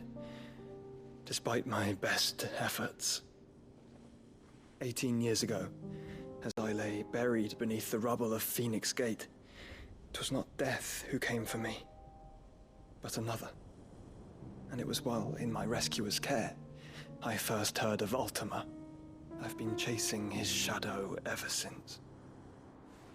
Ultima is driven by some deep, dark purpose, and for whatever reason, it would seem you are crucial to his designs. He will stop at nothing to have you, even if that means toppling an empire. But why me? What possible use could I be to such a creature? That is one of many answers that have eluded me. Yet, I am certain of this. It is not mere chance. You were chosen for a reason. All dominants carry within them the might of an icon.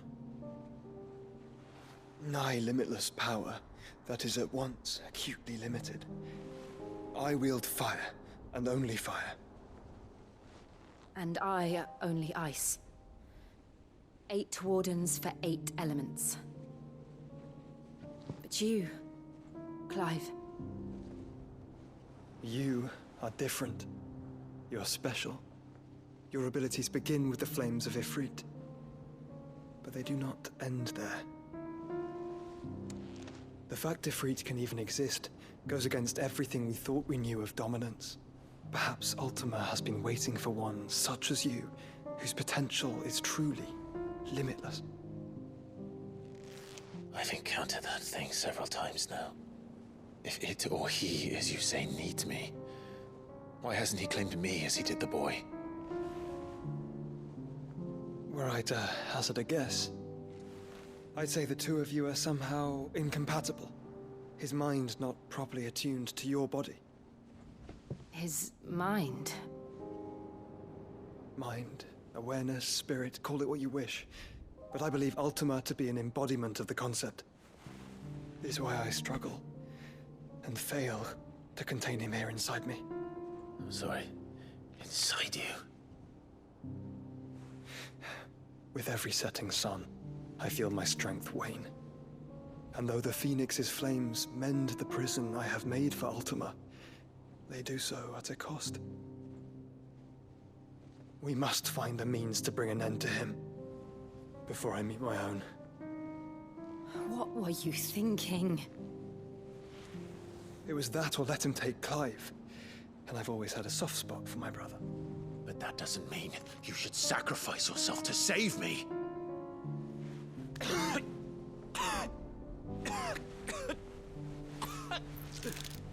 Joshua! Clive! It's Gav! There's an army of Akashic at the gates of Canver.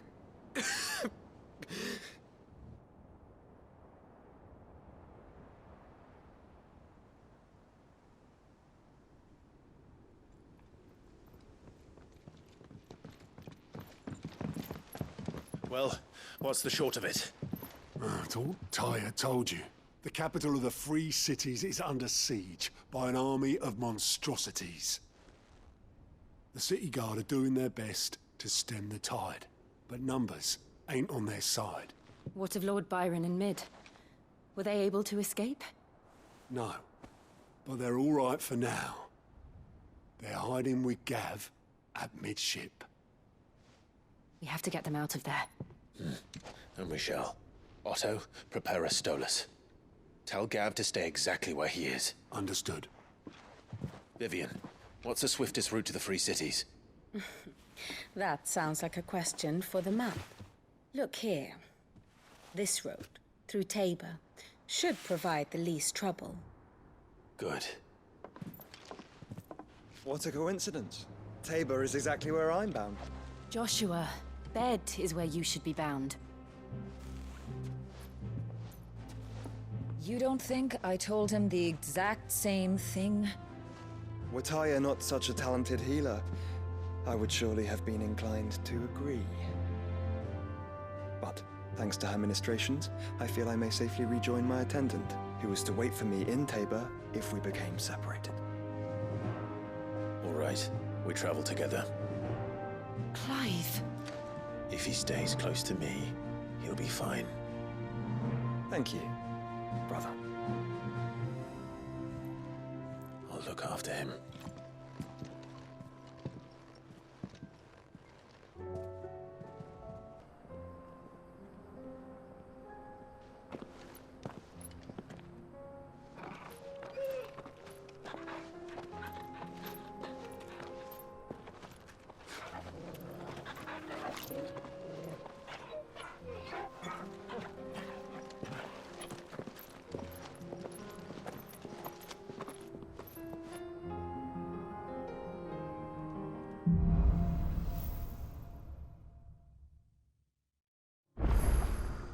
It's like a dream. The four of us out walking like we used to. Enjoying this, are you? Gav and the others could be in danger as we speak. You're right. I'm sorry. Yote is a fine scout. If Canva was attacked, she will already have begun gathering information. Tabor isn't far. We should pick up the pace.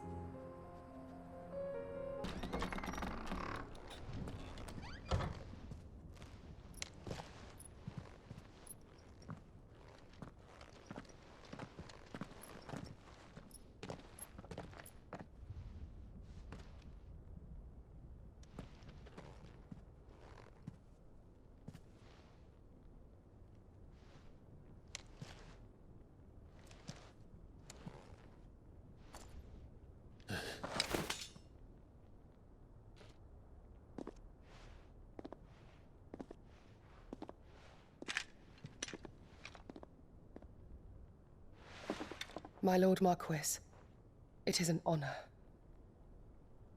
I am Yote, Knight of the Undying, charged with the protection of His Grace Joshua Rosfield, Keeper of the Flame of the Phoenix. Of course. It all makes sense now. Would you care to elaborate? The Undying are loyal servants to the ducal throne. Or more specifically, to its heir. They have served our family for generations, albeit from the shadows. Since their inception, they have been tasked with the preservation and enactment of the rites of ancestral communion. After the events at Phoenix Gate, it was the Undying who delivered me to safety. And since the day I left Rosaria, Yote has been my constant companion and protector. Without her sword, I would not have survived my journey across the realm. Rise, Lady Yote.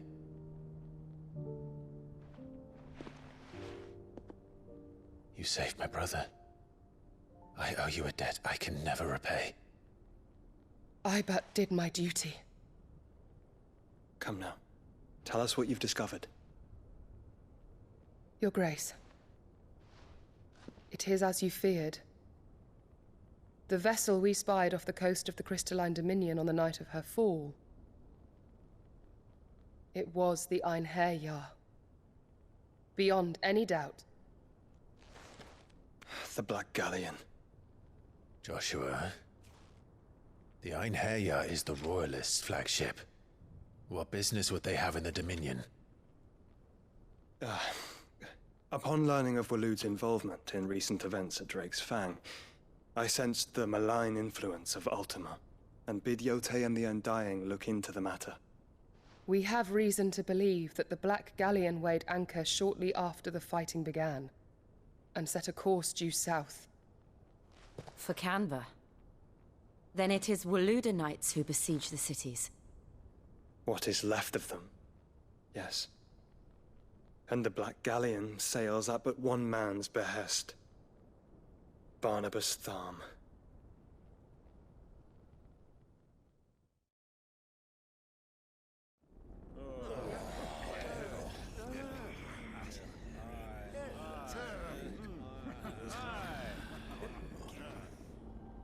But are we truly safe here in the Agora? The city guard have been paid, if that's what you're implying. All the more reason for them to run. Well, you are free to leave, Lord Minister. Markets abandoned, warehouses aflame, blackened hulls choking every port in the capital. Canva is ruined. The realm teeters on the brink of chaos, and all you can think about is commerce! Forgive us. We were not aware Dhalmekia now subsisted on charity. How dare you!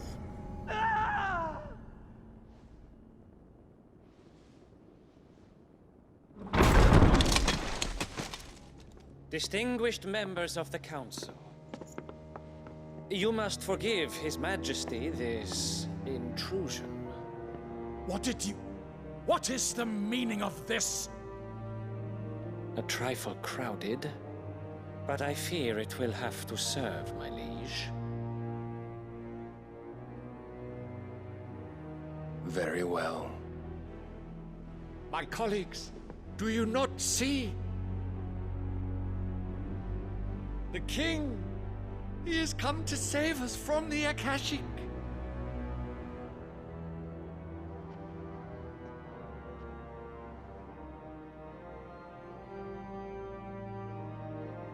He is a gift from the heavens, divine intervention, our very salvation. And of course, if it is compensation he requires, we would be most willing to negotiate a fair price for services rendered. Fools! Your ignorance unbecomes you. Your Majesty, correct me if I'm wrong, but I would swear that the fiends washing the cobbles of Canva with the blood of her citizens wear the colors of Waloed. Ha! So you do not deny it. Guards, fetter them, and see our guests to the dungeons!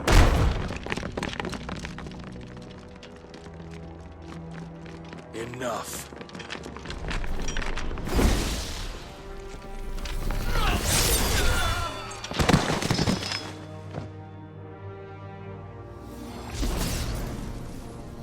Pathetic creatures.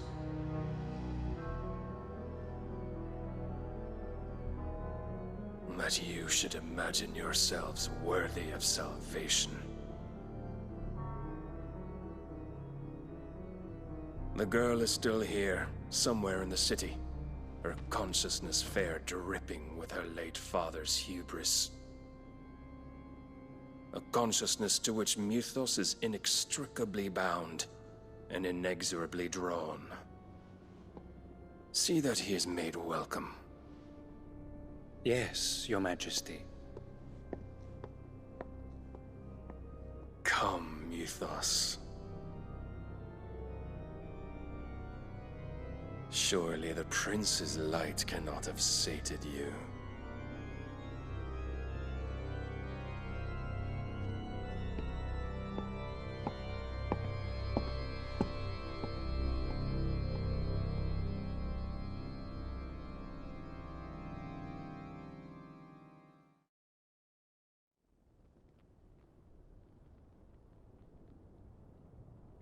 So then, how long has Waloed been under Ultima's control? How long indeed? Based on what we know of Barnabas's actions, I would guess some few years, mayhap more. But to what end? What does Ultima want? The tapestry. Show them.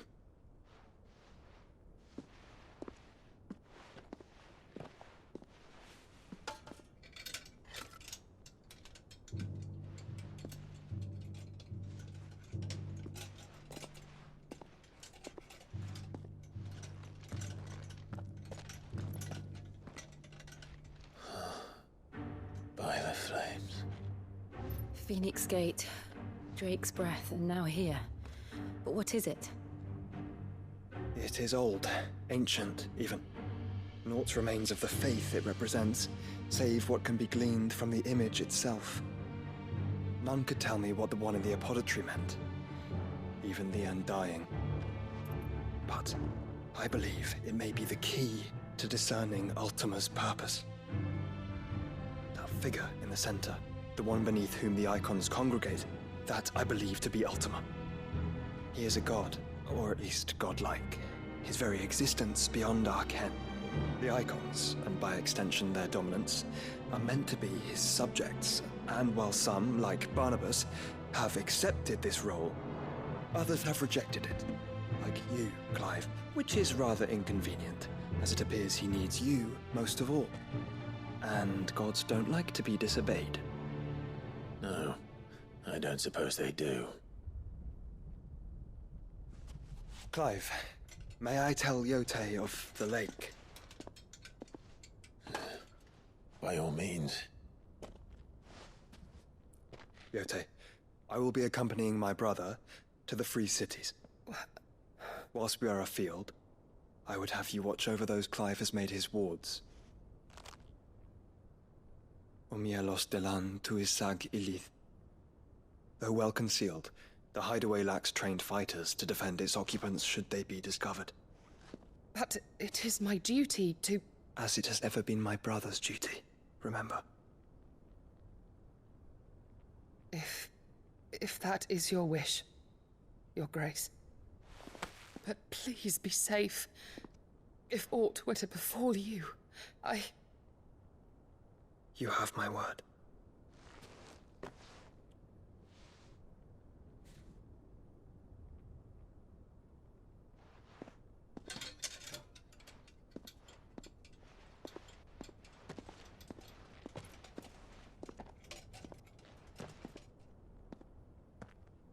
Farewell, my lord, my lady.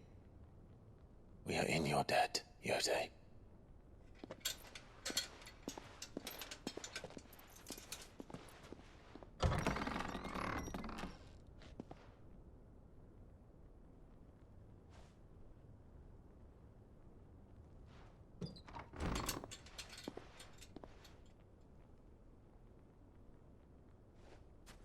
Let's find our friends.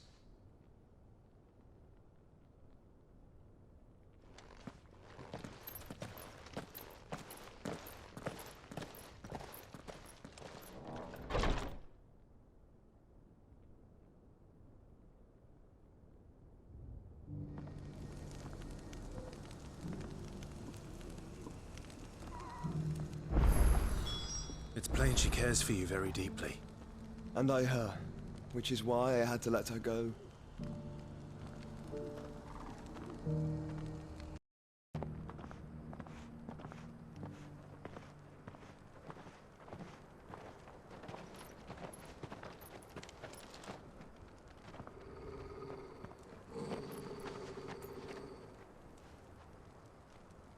Cyril.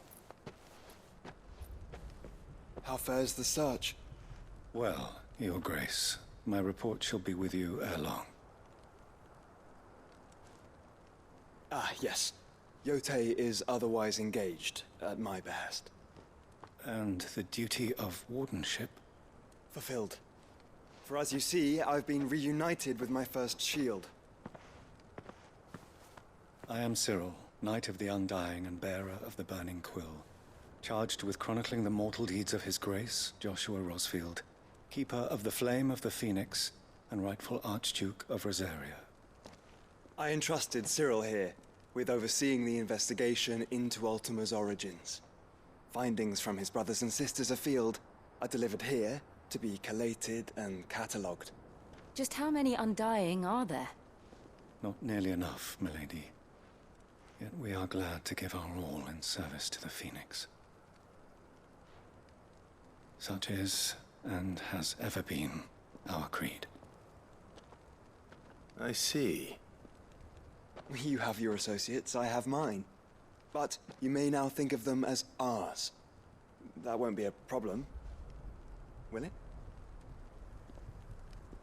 The Phoenix is our sun, and we but the shadows that quicken in his radiance. It is from the darkness that we serve, both him and now you.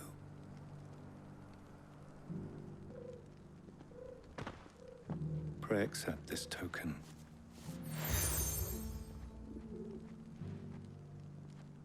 For as long as you bear it, members of our order will reveal themselves unto you. If there is nothing further. No. You are dismissed. Your Grace.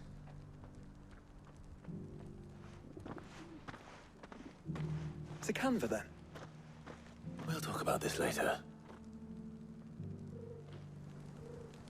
Cyril seemed very, You certainly keep strange bedfellows, Joshua.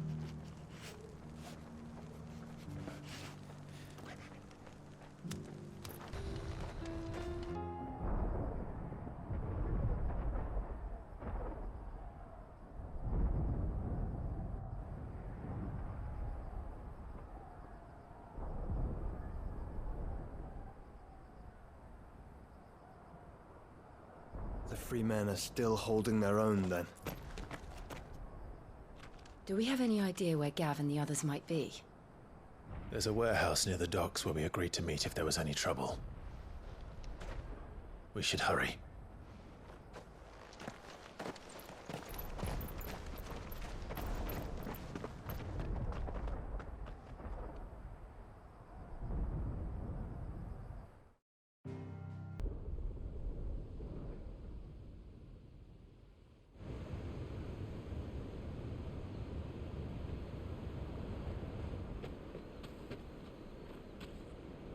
Sounds like thunder.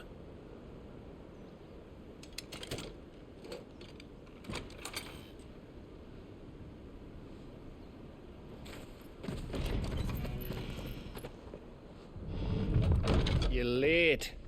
We're starting to think you'd stumbled off a cliff. I seem to recall that was you, Gav. Good to see you. Any trouble on the road? Nothing we couldn't handle. I knew you'd come. Is that who I think it is? Yes. Allow me to introduce my brother, Joshua. Clive's told me all about you. Or even listening most of the time. Name's Midadol, but everyone calls me Mid. My lady. Eh?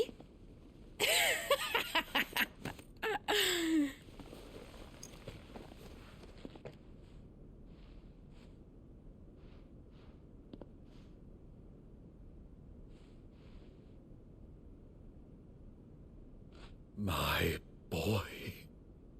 Uncle Byron.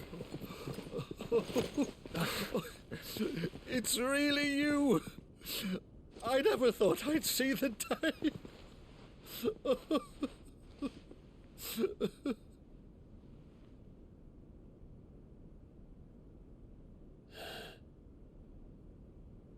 So these Akashic are being controlled?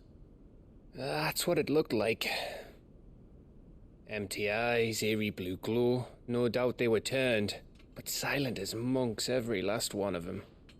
Your man here speaks true, Clive. We saw more than a few in the city. They moved in ranks with a purpose, and not of their own. Ultima's doing. Perhaps. What of the city? The people? Dead, mostly. Mostly, but not all. A handful managed to lock themselves in their villas before the horde arrived. Some in the merchants' district to the west, and a few others on the far bank. If the Akashic stumble across either hiding place, a few bolted doors won't hold them for long. We need to find them. And quickly. What do you propose? We split into two parties. I will make for the merchants' district, while you look to those across the river. Mind keeping an eye on my brother? Not at all. We find the villa and try the servants' entrance. Understood. And what of us? Mid, is she fit to sail? The ship, the mithril engine could probably do with a few more tweaks. Then you better work fast. Even if we do reach the survivors in time, they'll never make it to the hideaway on foot. You leave that to me. See that Mid doesn't get herself into trouble, would you? Think I can manage that? I'll keep him safe. Looks like you're stuck with me, Byron. That's Lord Rossfield, you little gutter snipe!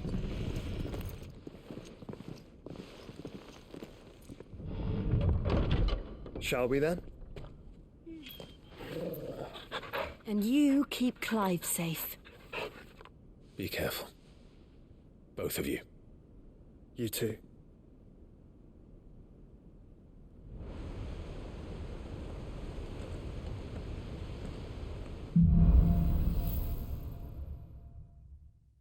They don't stand a chance against those things.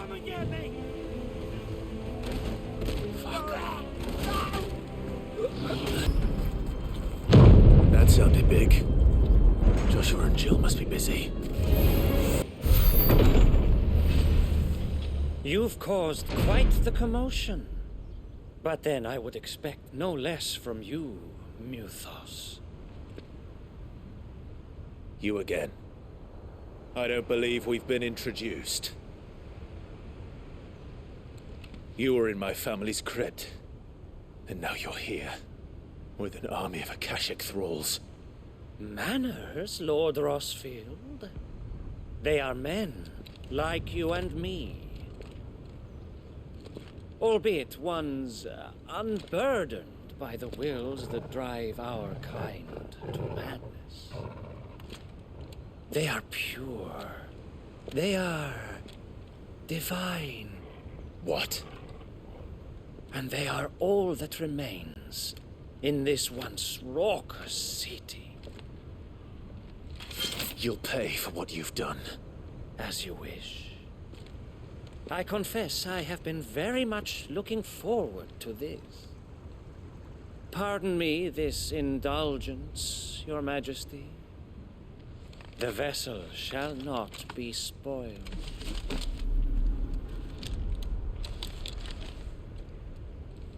I am Sleipnir of House Harvard, and you will yield. You will forgive me if my performance seems uninspired. It is just that I expected so much more from our chosen one. Perhaps this will kindle your flame? What now? A gift from my liege lord's armory. Gungnir. Watch closely, Mythos.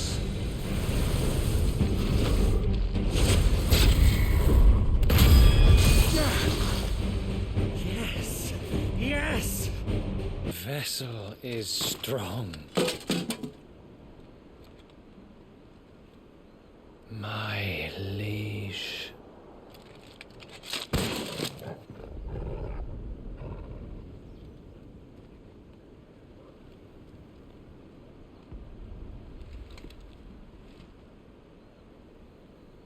Clive! You're all right. As are you, I see. We are, yes. I'm sorry, but we couldn't save them. It was over before we arrived. Well, you did what you could. I fear we were all too late. What's wrong? Nothing. I hope.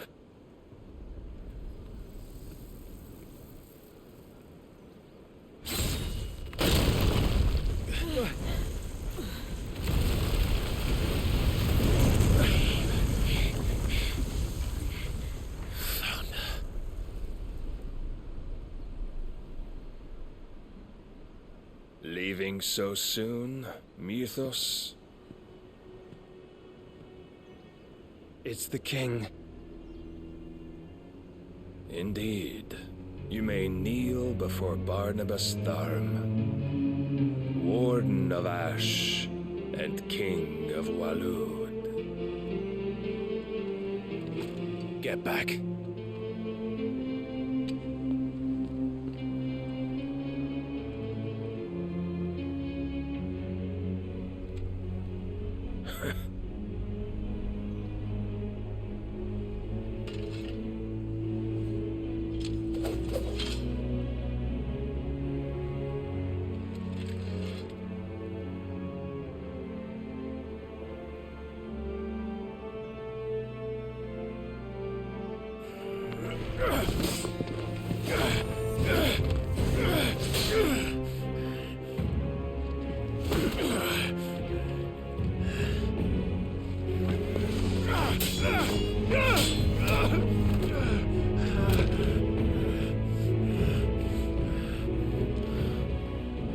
Wild and impetuous. I expected more of the boy who bested my Lord Commander. Yet I see why my master covets you so. The power within you, Mythos. The potential.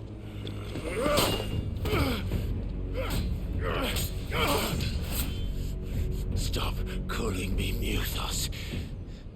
But Mythos is everything. The cornerstone of all creation. The Lord's vessel. Your purpose. My purpose? To surrender my mind and body to that thing.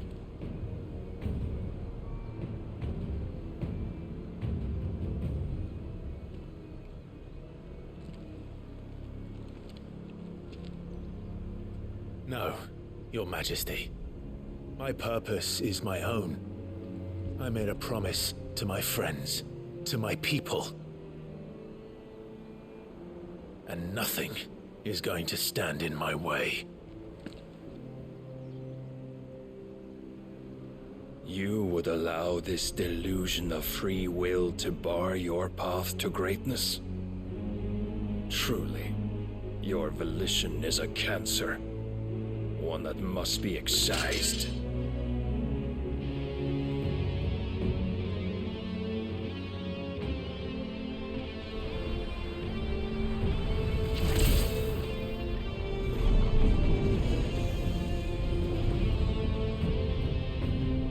Try it.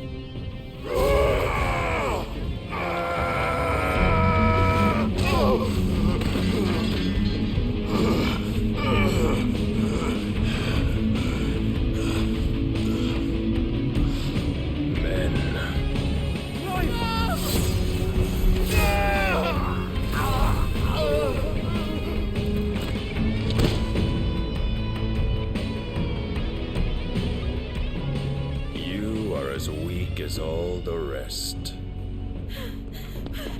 Joshua!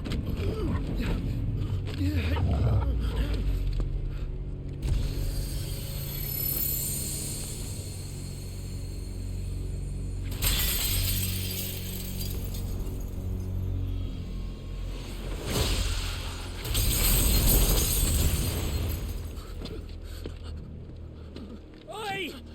Oi! This way! Hurry!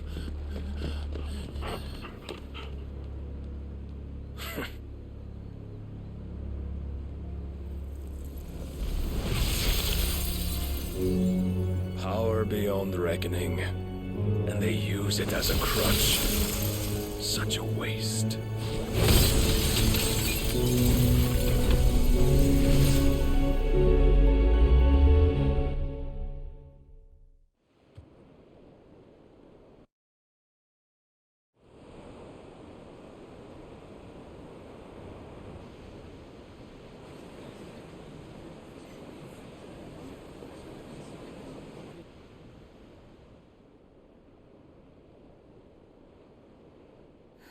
Will he be all right? The phoenix can mend flesh, but the spirit must recover on its own. I'm afraid the rest is up to him. This place is remarkable. Outfitting it must have been no small feat. But why go to such trouble? That beauty's belly's filled with wonders the world ain't ready for. If the guilds caught wind of what we were up to, they'd all want a piece. All right. And how is he? Do not blame yourself. He was barely breathing when you brought him here. We would have lost him if it were not for you. No. Barnabas may have severed nigh every sinew in my brother's body. But he made certain the wounds were not fatal. Nigh every sinew? Allow me, your lordship. Don't know what I was thinking, putting you to the trouble like that. 'Tis no trouble carrying comestibles to my ailing nephew. I know, but you've already done so much for us. Pouring your gale into the hideaway and now the ship. I don't want to take the piss. You risked your life. And for what? Some girl you hardly know. Why'd you do it? You not mad or something? I wouldn't go that far. Clive! You're awake, my boy. Oh. All I want to do is help. And the world won't save itself. It was Sid. Your father, who taught me that. Sounds like him. Don't you dare do that again. What of the royalists? Fucked off, the lot of them, along with the galleon. With the king on board, no doubt. Behind here, I wouldn't sail without him. Clive. Jill didn't come back. What do you mean? She kept the king busy while the others dragged you out. It's all right, Mid. Jill is fine. The ether of her icon endures. And as long as it does, we can be certain she is alive.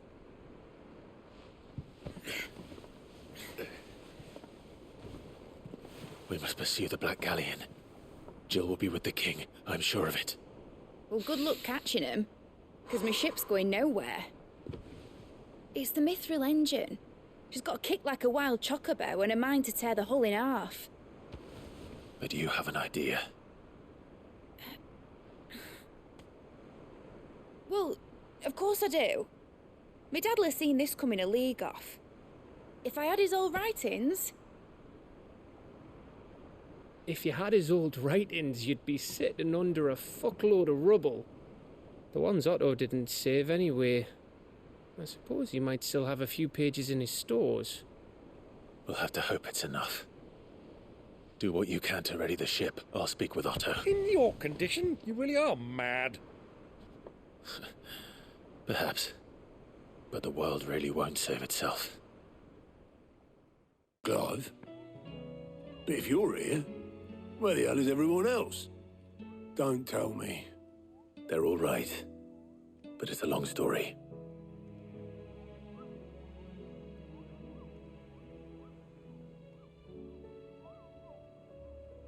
You lot don't do things by halves, do you? Well, at least everyone's still breathing. Now, as for these writings, I'm sorry to say, Clive, but if you had those, you'd be... Sitting under a pile of rubble, I know. But we were able to save a few bits and pieces from the ruins, most of which ended up being used to build this place. The more personal items we gave to the next of kin. In the case of Sid's things, that would have been Mid. Then I'll check the workshop.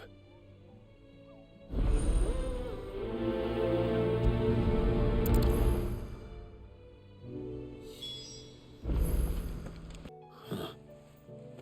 What's this tucked inside it?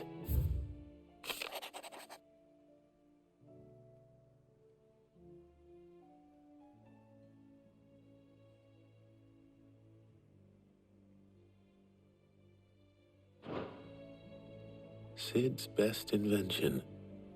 That sounds promising. So Sid hid something in Mid's first opus.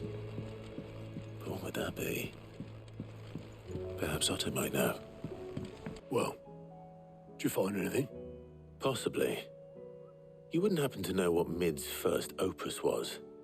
Opus? That girl's as tone deaf as a banshee. Unless you mean the orchestrion. She couldn't have been more than, what, 11, 12 when she cobbled that thing together? It surprised us all. Not least her dad. You should have seen how proud he was of the little scamp. What's that battered old box have to do with anything? I think Sid may have hidden something inside it. Wouldn't surprise me. Those two and their bloody treasure hunts. Half the things in the hideaway were hidden one time or another. Break it? Well, I didn't break it. What didn't you break? Nothing. We didn't break nothing. We definitely didn't break the orchestrion. What's wrong with it? It's broken. Except when it isn't.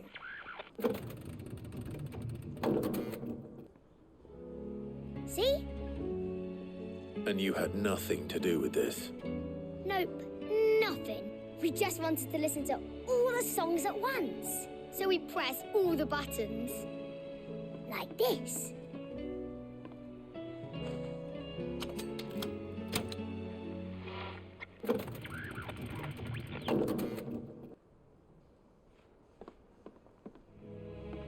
See? All too well. All right, out of the way.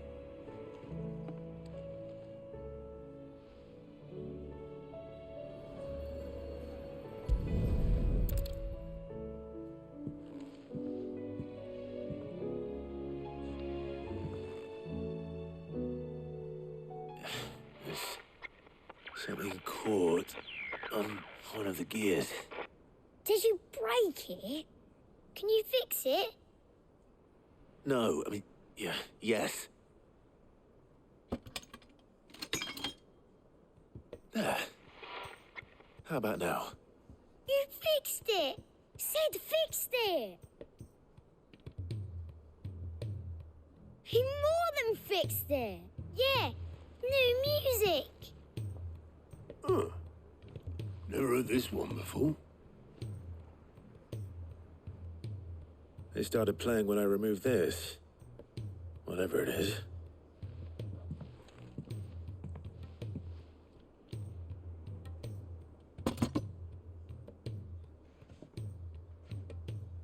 Well, don't look at me. I can tell you it's important, though. Sid showed it to me once and said as much. Said it was the stuff dreams were made of. Let's just hope it's the stuff ships are made of as well. Indeed. Let's see if we can make some dreams come true.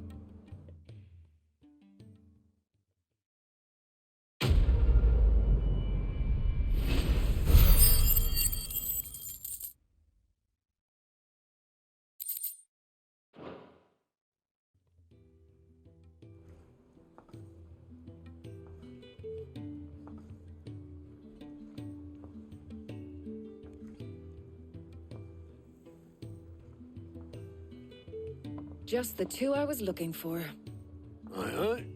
Who's a patient? Actually, yes. The Crown Prince just left. Dion left? Unless you've another word for stood up and walked off. Yes, left. He did have the decency to leave a message with Obelisk before commandeering one of his dinghies. Should we go after him? No. We're not the Prince's keepers. He's free to do as he sees fit. I'd rather he did so in bed. His wounds are nowhere near healed. Much like yours, I suspect. Otto told me what happened in Canver. What is it with this realm's princes and their aversion to rest? Ask me when I get back. Though I may be sometime. Then at least try to stay safe. And if that fails, try to stay alive, eh?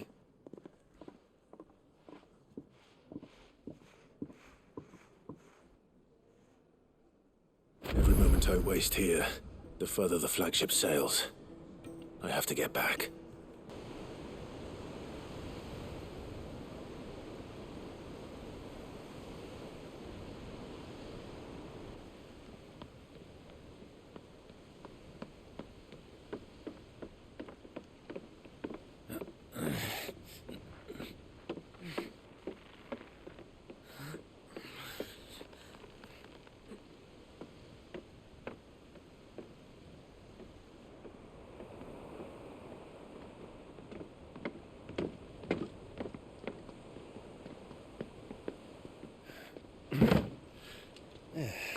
Clive.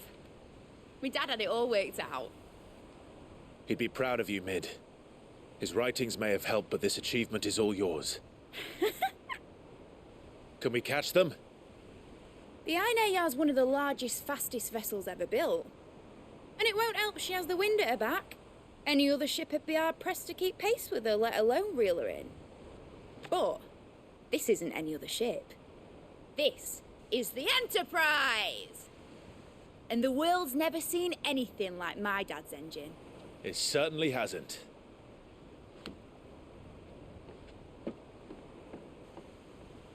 Clive, what do you know of Barnabas Tharm? Only what the bards sing. That he sailed to Ash from southern lands. That it was his mastery of the blade which won him the throne. And that his sword, Odin's sword, can sever the very threads of creation.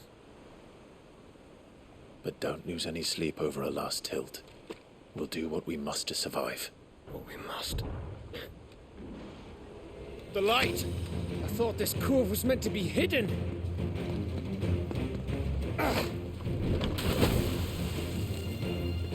Mid! Company! Eh? We'll hold them off until the ship is ready. But hurry! Bollocks! All hands! Man your stations!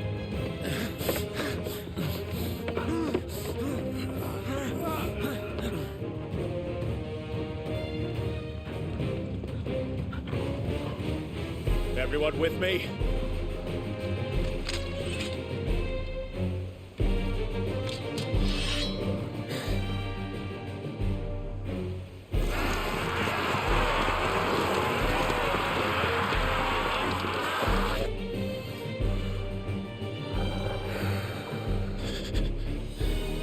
Here they come.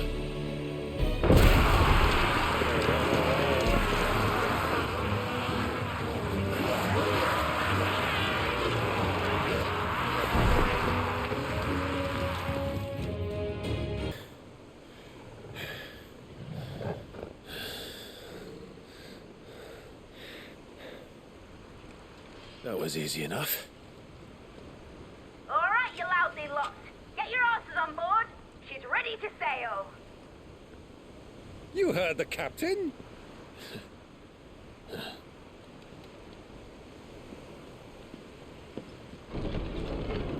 Clive?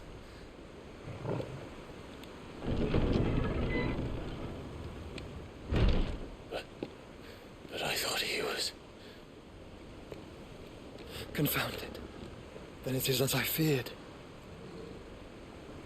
Sleipnir is no man, but a creation of Odin.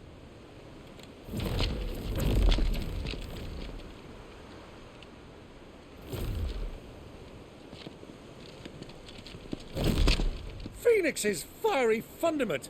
Have you no normal enemies?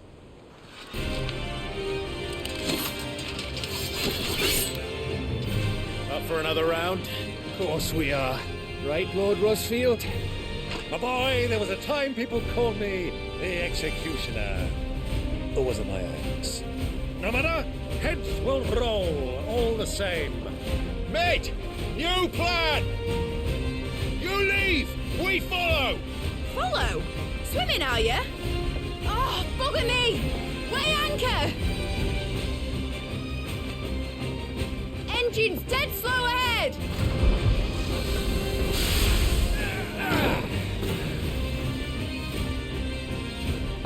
In your own time, Clive!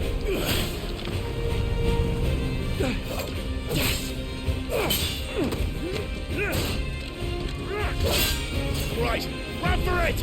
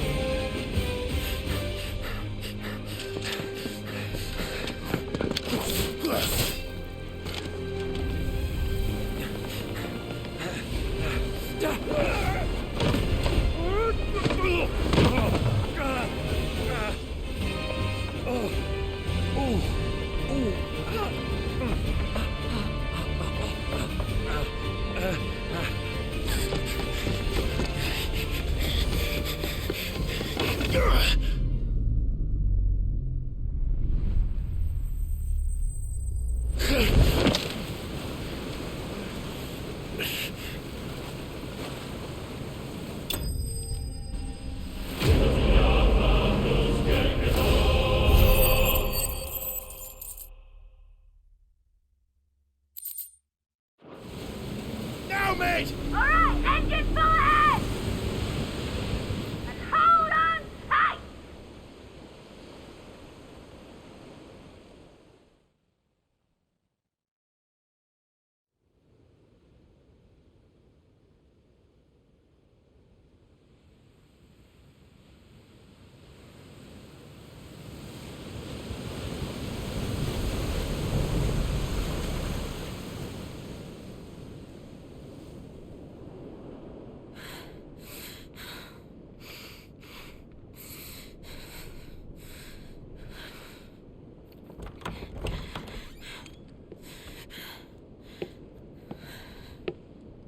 What do you want?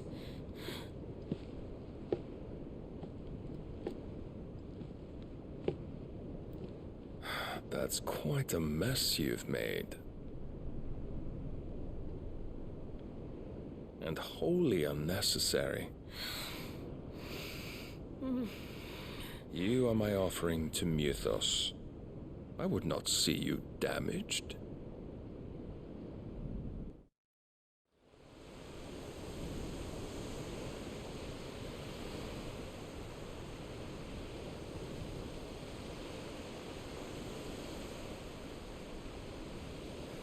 Now back to your stations! Every bell spent treading water puts another league between us and the galleon.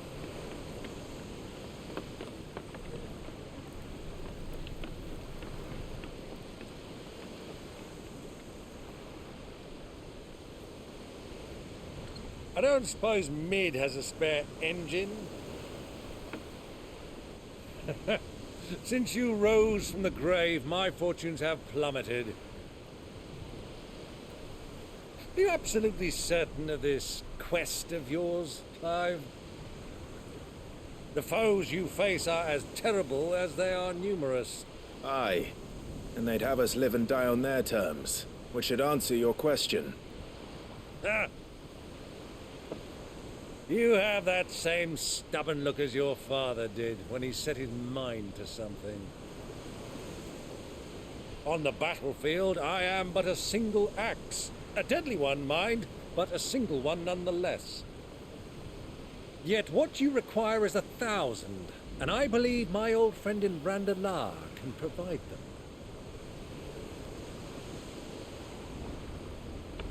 Take care, Clive.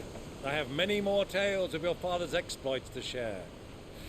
And I cannot very well do that if you're dead. Again. Good luck, Uncle. And may fair winds attend you. As for you, Joshua, take care. I shall do my best, Uncle. Farewell, my nephews. When next you see me, it shall be with an army at my back.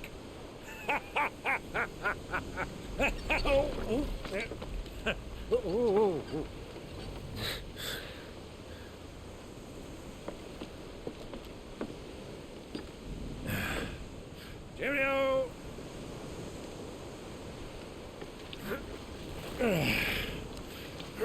Oh, yeah. Do keep up, my boy.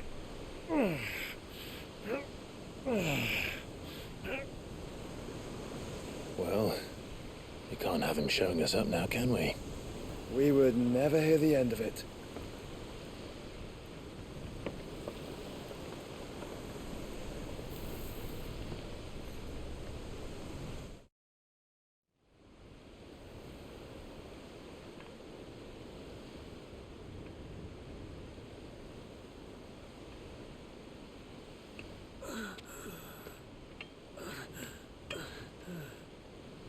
Riegan of mercy.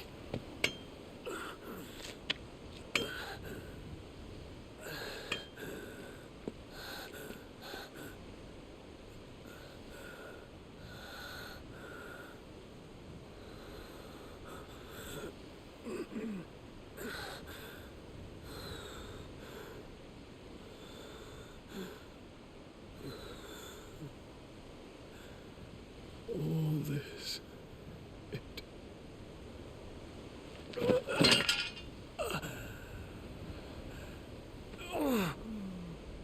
What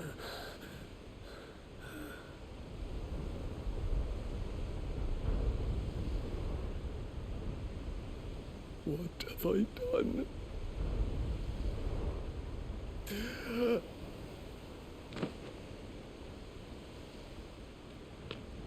My lord.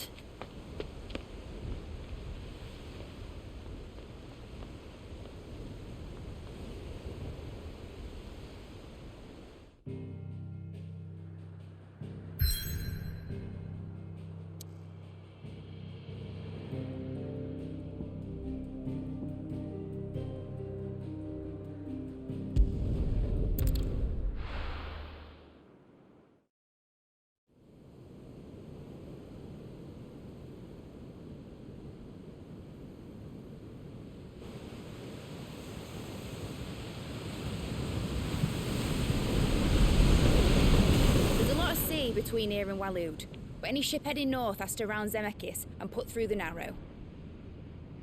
Maintain our current bearing north-northeast, and we'll catch the Black Galleon before she vanishes again.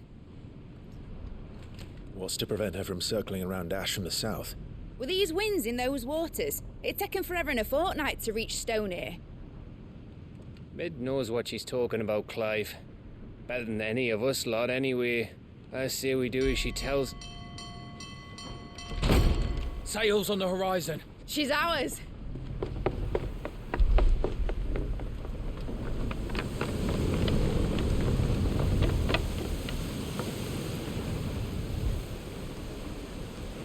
Look alive, boys! Full ahead! And keep those furnaces fed! Aye, aye! Do you feel that? Jill. All hands! Battle stations!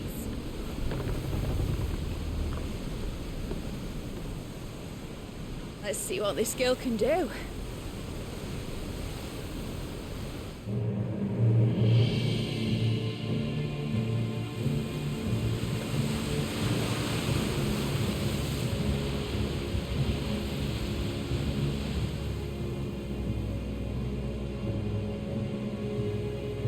Where one leads, so does the other follow. The bond of consciousness which joins them condemning both to the same fate. Yet my every attempt to strike it from their hearts serves only to tighten its hold.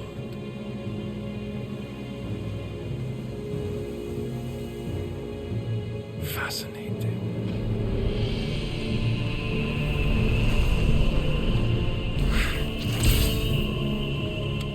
But then, there is naught my blade cannot sever.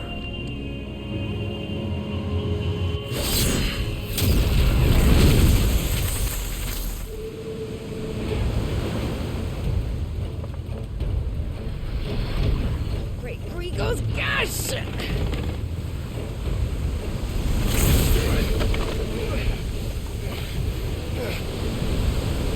Barnabas. Brace for impact!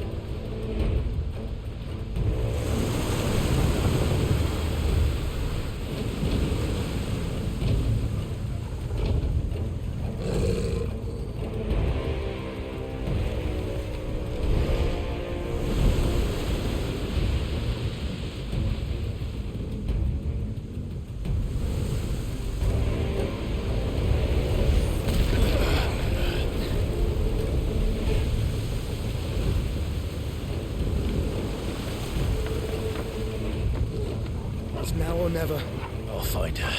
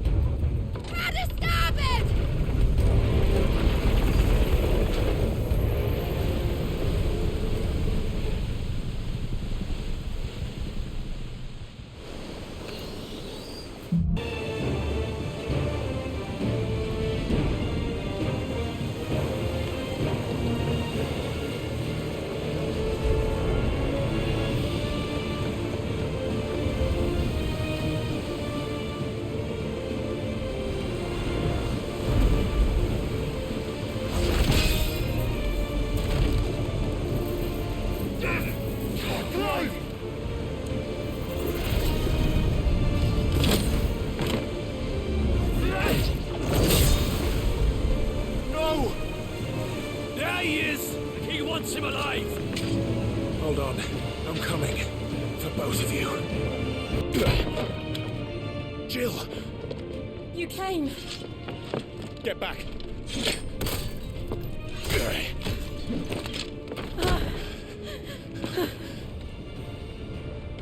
Clive, how did you... I'll explain later. Hands.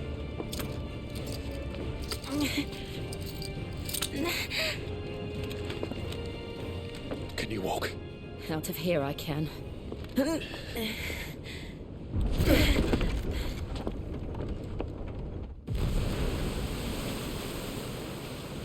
Stand still! Phoenix, are you not the dominant of fire? I see naught before me but a guttering flame.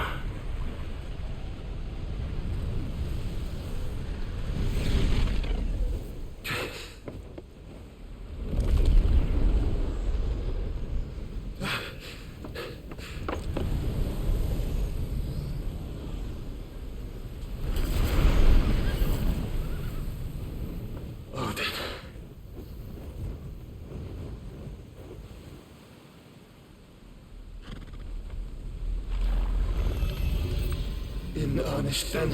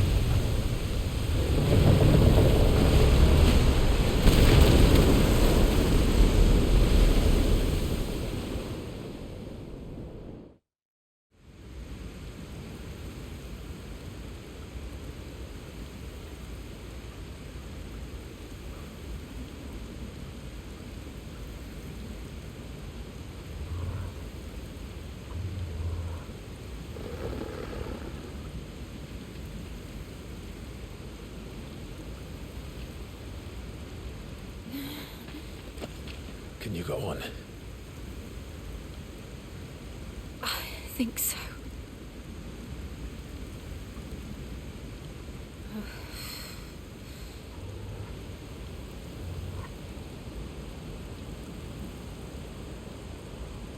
But to where?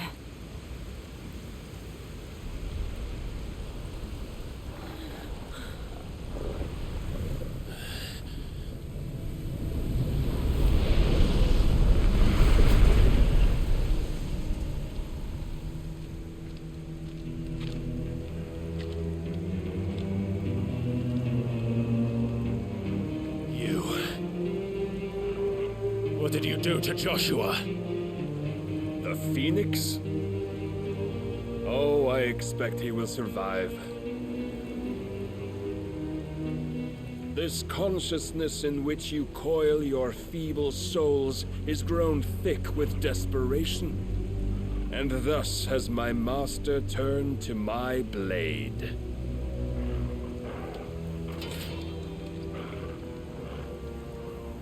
The world will soon be painted in black, and all that live shall gather in death's autumn wake.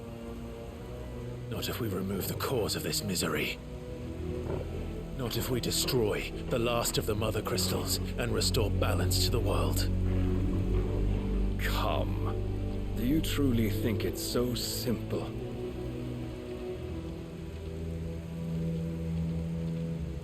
The blight is inevitable.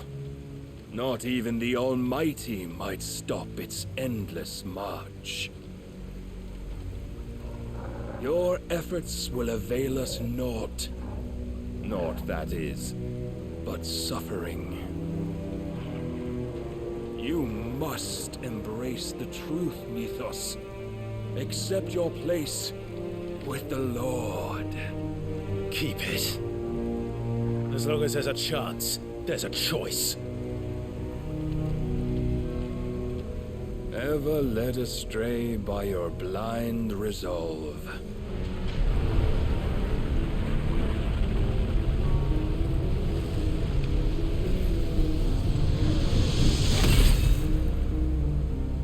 Now, it is time you learn the inevitability of your divine fate, however much it may hurt. Get as far away as you can. Clive, no. Trust me, Jill.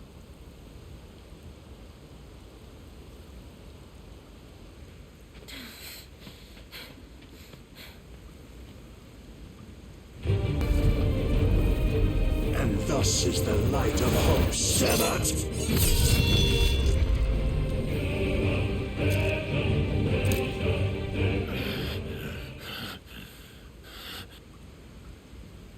You would yield so soon. Never. Clive!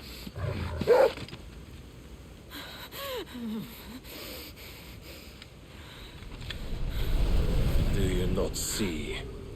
Your iron will weighs you down, dragging you ever further from your purpose. And what is my purpose? Mythos. Who are we? What are the dominants? The breath of the Creator still warm on our lips. We carry his light that we might guide the masses in his name. We are but mighty acts of God. We are more than that. You would be nothing without what he has granted you. The power we wield is his. And yet, every time we draw upon it, it wears away at our very being. It breaks us. It unmakes us, that its immaculate aspect might reveal itself. The icon. It is too much for even his chosen few. Apart from you, Mythos, you wield the might of many, yet your body does not answer for its avarice. What are you saying? What I am saying is that we dominants are a means to an end. We were created for you, that you might drink deep of our strength and thereby fulfill your divine purpose. Which is? To feed. As you would know, could you only look beyond the walls of your prison of self-regard. As long as you choose to ignore this, you shall never penetrate my defenses. Still, you may take solace in the fact that you are not alone in your plight. The chains of volition shackle all of mankind, but there is yet cause to rejoice. For the Lord, in his mercy, has taken pity on his flawed creations, and shall see them restored to their proper forms. And what exactly would that be? Why, loyal servants to God. No. Manners, Lord Rossfield? They are men, like you and me. Albeit one's unburdened by the wills that drive our kind to madness. They are pure. They are divine. You mean to turn everyone Akashic? Not turn, Mythos. Turn back. For too long has mankind been led astray by their clamorous wills. It is time they return to a world of quiet equality, where they might once more know salvation. Salvation! And abandon everything we hold dear! We don't need your salvation. We'll save ourselves, and we'll do it on our own terms. Not yours, and not your gods. With every defiant expression of your will, the tighter the chains of consciousness become. But perhaps that fact may be put to use.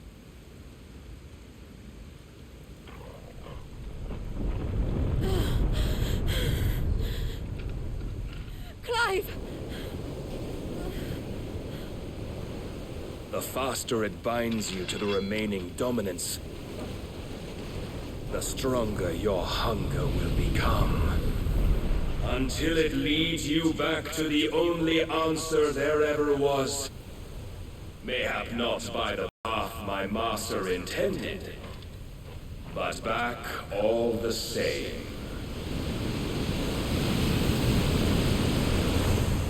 Ash is not far. I could freeze a path.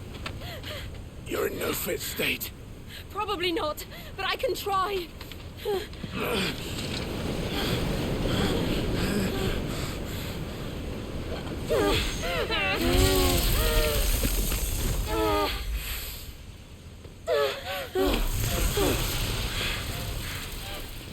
Don't look back!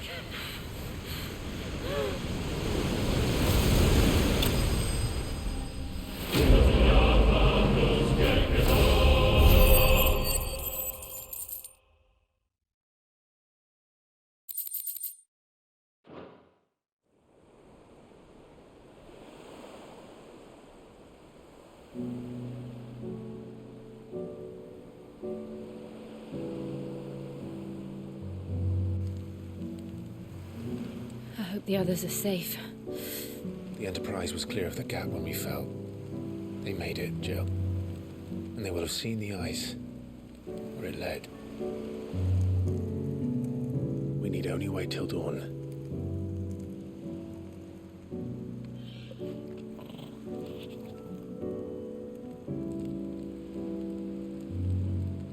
This is the second time Barnabas has bested me. I'm powerless against him. Then maybe there really is nothing else for it but to give yourself to his master.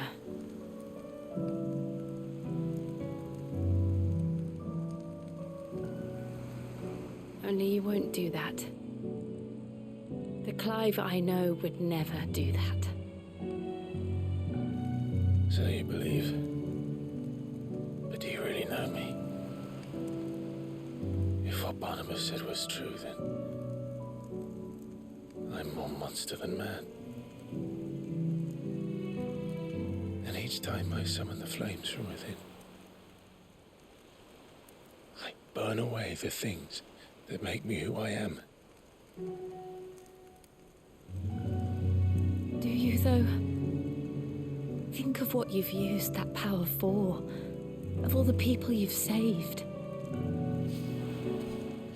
It doesn't matter how or by whom it was granted, only how you choose to use it.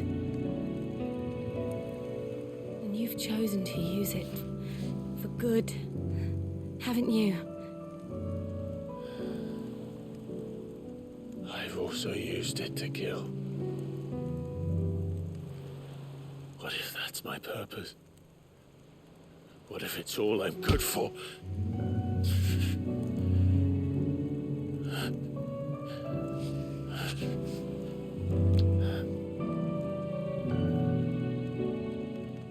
You're still that same boy I grew up with.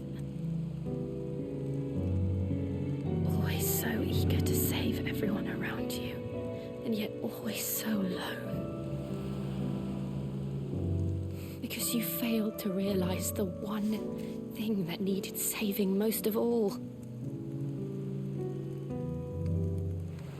You, Clive. You. You never once took the time to save yourself.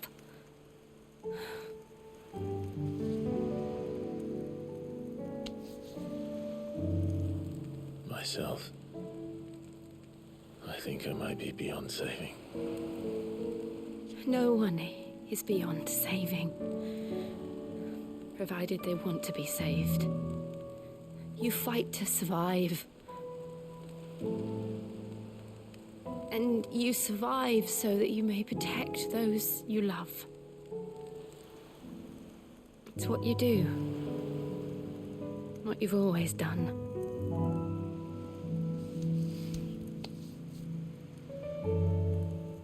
And I know you're not about to change. So I'm going to help you. To give you what you need to protect us all.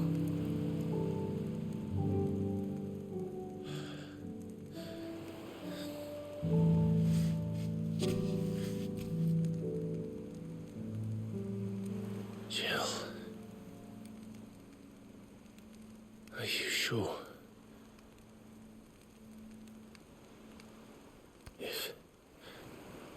If this is what you want, then...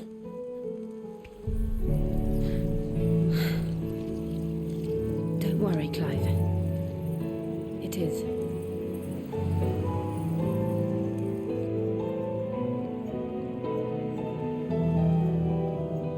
This burden, I'll give you the strength to bear it alone. But I'm not alone. These burdens I carry, my sins, my pain, my sorrow, I see now that they are all a part of me.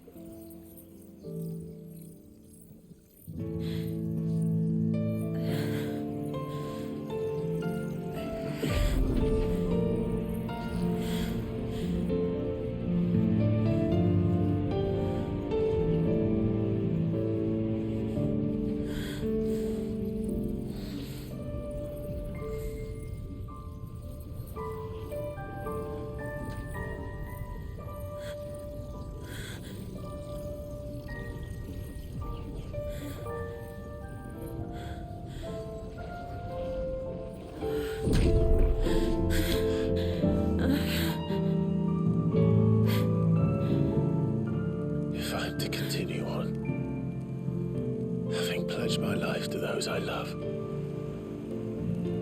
then I will gladly bear your burdens too, until my last breath.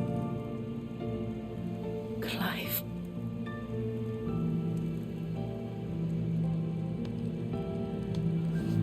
I promise you, Jill,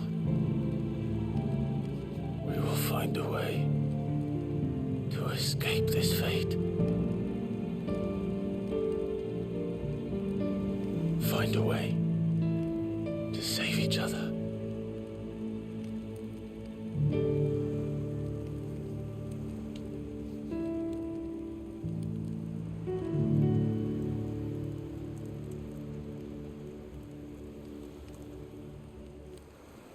That we might one day look upon the moon again, together.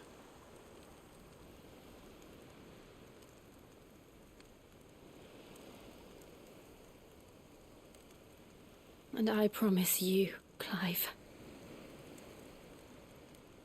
that I will be there, no matter what you must become. I know.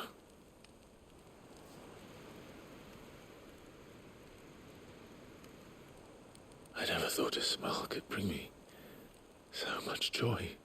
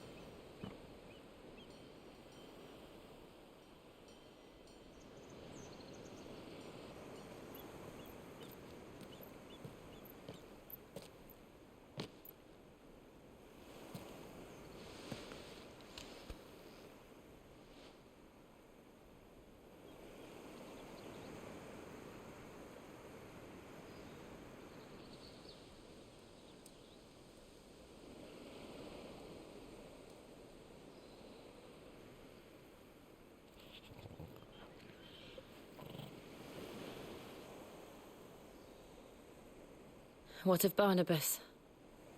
Do we pursue him? No. Our paths will cross again soon enough. Whether we like it or not.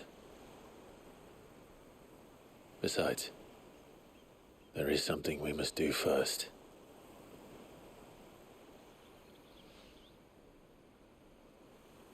Of course. Drake's spine. The last mother crystal. The Einherja is at the bottom of the sea. Waloed won't dare move on storm without her. But they know we're coming now. We'll need a plan. And a damn good one at that. Then let's go home and find one. Ash will have to wait.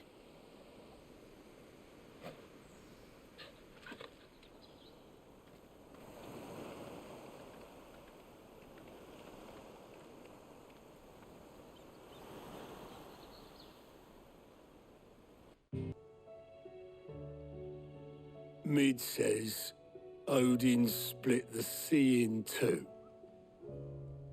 She's always been partial to a tall tale. But there's tall, and then there's tall. I struggle to believe it myself. I see your uncle isn't with you. He stayed with the Enterprise. After our brush with the Einherja, she was in urgent need of repair. And my uncle knows a shipwright in Randalar. We're to join him there when we're ready to sail for Ash. You sure that's wise? Last I heard, the place was still overrun with Akashic. Show me a city where that isn't true. Ultima's plague is spreading. We're running out of time, aren't we? We've done our best to shore up that hideaway. But I doubt a few planks will stop what's coming. Still, we'll keep at it. Every little helps, I suppose. Let's hope so.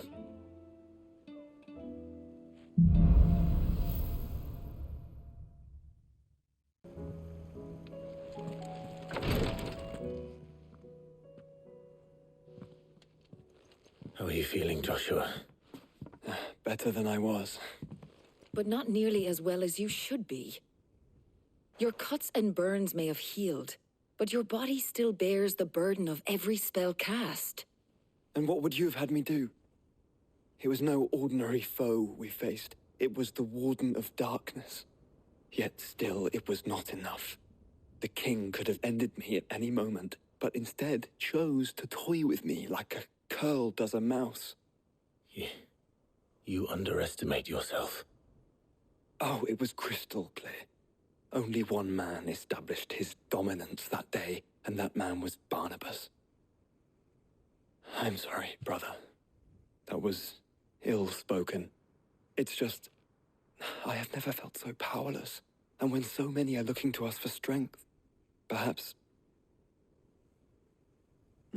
the prince feels the same.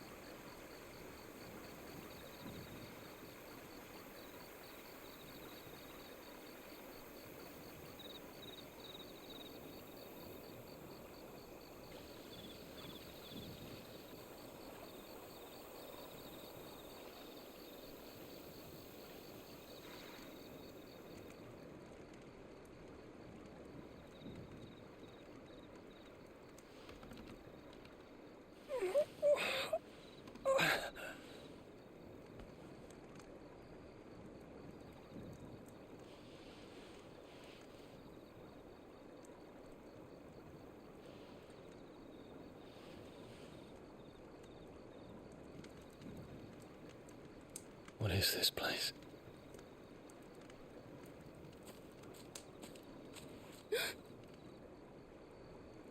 Don't move.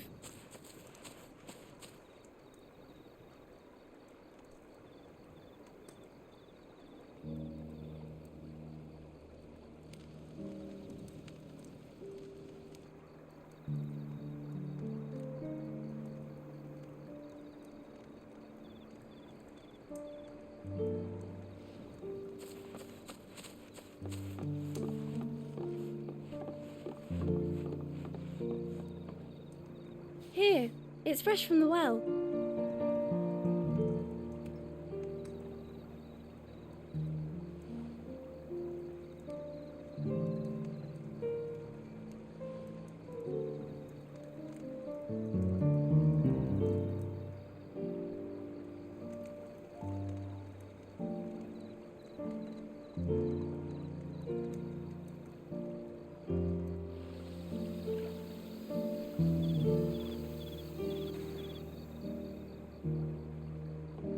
Grandmother told me spirits sometimes get lost, and that the lanterns guide them to their proper place.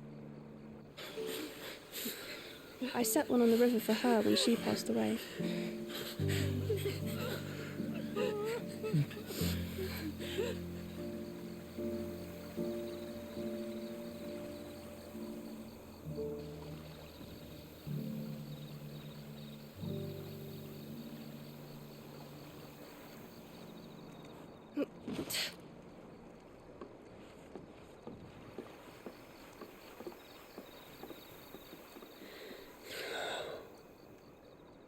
The fiend works from the shadows. Was it you who guided my hand then, Ultima? No, not you. This is my doing, my fault, my sin to bear. And for it, I must atone. Your hurts are healing nicely. It was my poultices that saw you well. You make them? And sell them, or try to. Earns me enough for bread, most days. Forgive me.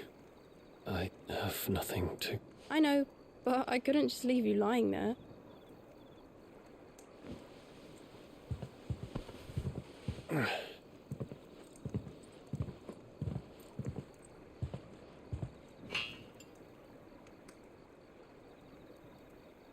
You're going then? Of course. I'm healed. Thanks to you and your poultices. Will you promise to come back and visit?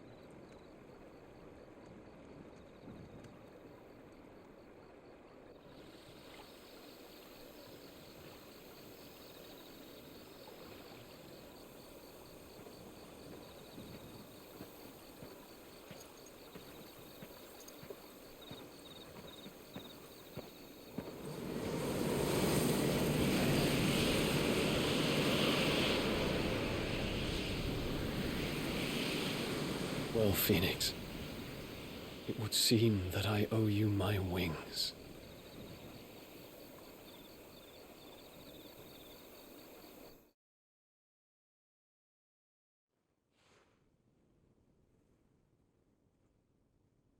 Perhaps he can find an answer.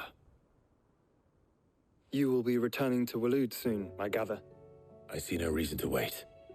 Then neither do I. I can think of a few, but I doubt they'll stop you. You will take your medicine. Of course, Lady Daya. Set on leaving already, are ya? How long will it take us to get back to Ash? Dunno, about the same amount of time it took us to get here. Maybe less, if your uncle can find someone trustworthy to patch up the Enterprise. All depends on where we're putting into port, mind. Yes. It's not as if we can put ashore wherever we choose. We have to assume that the whole of Ash is hostile, and that we'll be attacked on sight. Then we must find a place they won't think to look. And I have an idea who might know of one. The Professor! I'll go and tell you coming! While you're plotting our course, I'll be in the shelves with your lawsman. I wish to pick his brains about Ultima. Then I'll talk to Karen about supplies for the journey. They may not be easy to come by in Ash.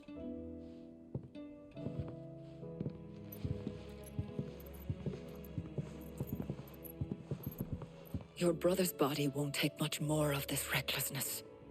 You know that, don't you? I do. Ah, Clive. I was wondering when you'd arrive. Please tell me you've come to take our young prodigy here off my hands. I'm not here for Mid. I need information on Ash. Then why not ask Molly if you can look in one of her ovens? Go on. As soon as the Enterprise is ready, we'll be setting out for Drake's Spine. And we're going to need a safe place to land. Preferably one that won't see my ship blown to shit and splinters. If it were that easy, do you think Waloed would have resisted invasion for so long? Very little is known of Ash, and the information we do have is spotty and outdated. We have the good King Barnabas to thank for that. Waloed's borders have been closed to outsiders since the day he seized the throne. If there is anywhere safe to land, you won't find it on my map. Then tell us what we will find. I'm sure you know better than we do. But no splinters. All right, if it will get you out of my hair. But interrupt me, and it's over. Understood?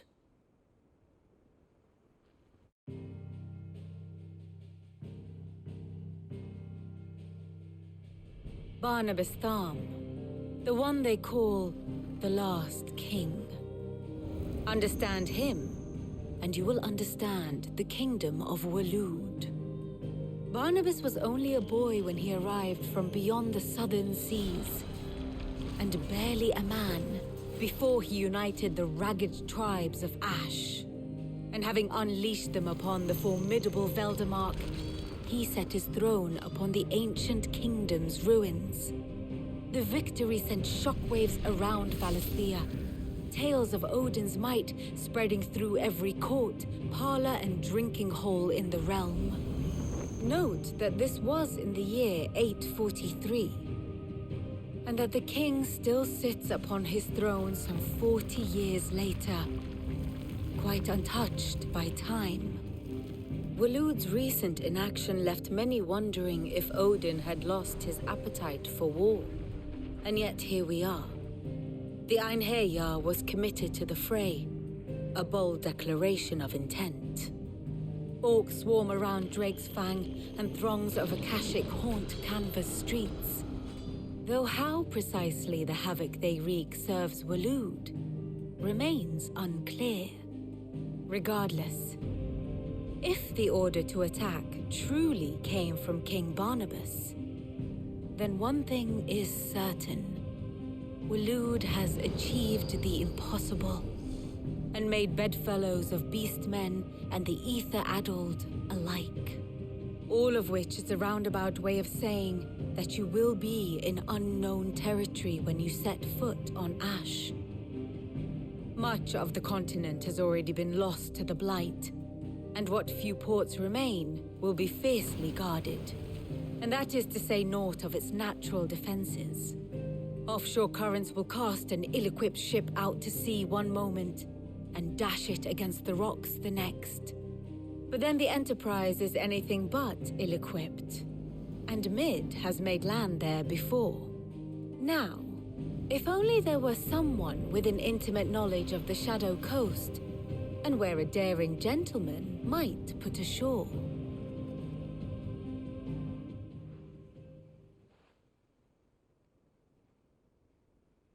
You see, Clive, you had the answer all along. Do you think you can get us back to that beach, Mid? Picked you up from it, didn't I?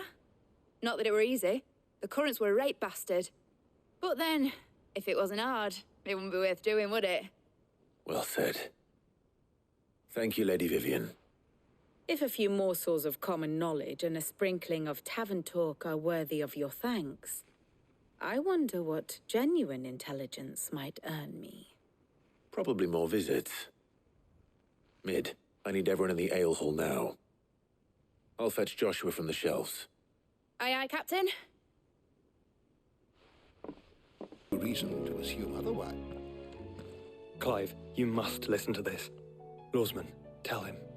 Do you recall when we spoke before on the divinity of Ultima? Well, it inspired me to delve deeper into the subject. And what I discovered appears to agree with the findings of His Grace. You will recall that my quest to uncover Ultima's origins began with the mural at Phoenix Gate. But while I've always known it to be important, its secrets have heretofore eluded me.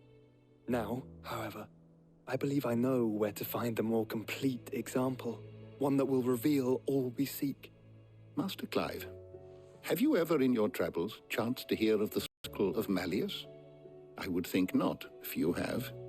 But there was once a time when the faith flourished, the oldest known religion in the Twins, and though its popularity eventually waned on Storm, hints of its dogma remain embedded in more modern faiths such as the Crystalline Orthodox. Wait, you said it waned on Storm. What of Ash? Religious monuments are often torn down or repurposed when new faiths rise to prominence. But if no new faith arose, then perhaps the ancient temples might still stand. And so, you see now why I must accompany you to Waloed. It would appear the past still has much to teach us, though in this case, it would not have been possible without the musings of Moss. To think that you carried a copy of my old mentor's chronicles all along. I am relieved to discover it in good hands. I shall guard it with my life. Joshua, if you're finished here, join me in the ale hall. I need to speak to everyone before we leave. Right away.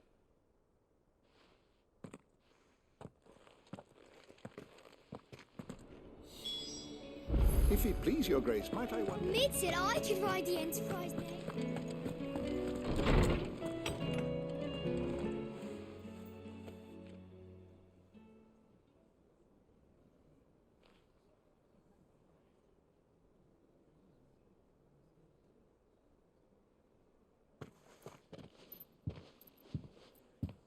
My apologies. By now you've all heard where we're going and why. So I won't bother you with the boring details, only the important ones. If we attempt to approach Stone here by sea, there's a good chance we'll be sighted and fall prey to the capital's artillery. So instead, we'll disembark on the southwest coast and make for Drake's Spine on foot. I say we, but it's highly likely the entirety of Ash is under the rule of Ultima. A large party would only attract unwanted attention, as well as slow our march and require supplies which may be difficult to obtain. Only Joshua and I will be going. And a scout. Preferably a good one. Gav, do you know of any? You bet your ass I do. Might still borrow some of Lady Vivian's maps, though. Just in case, like. Once you've dropped us off at the Shadow Coast, you need to retreat into neutral waters, fly merchant colors, and stay inconspicuous. If you sense any danger at all, you leave us behind and return to Storm. Inconspicuous is my middle name. But like hell am I leaving anyone behind. The ship ain't going nowhere till your scurvy mugs are smiling on deck. Jill, the Enterprise will appear a tempting target for royalists and pirates alike. You're to stop anyone boarding. Don't worry. I'll keep the ship and her crew safe. You'll be needing passage home, after all. But... very well. If there are no questions, I'll see you all at the docks.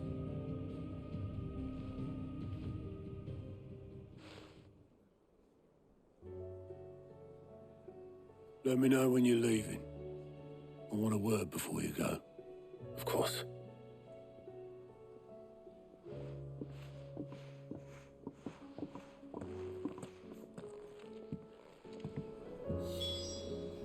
Is something wrong? Not at all. Honestly. Can't a man wish his friend farewell? Just wanted to let you know that I'll keep things in order while you're off saving the world. I'll hold you to that.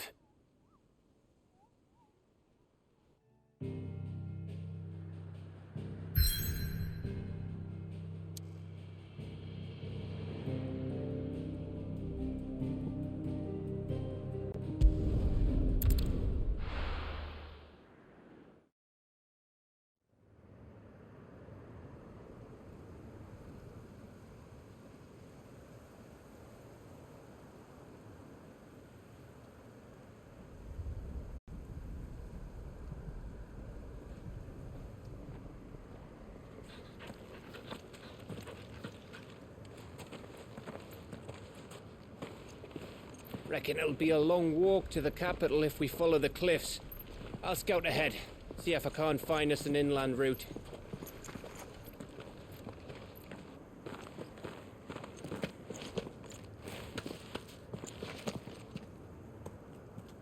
Clive.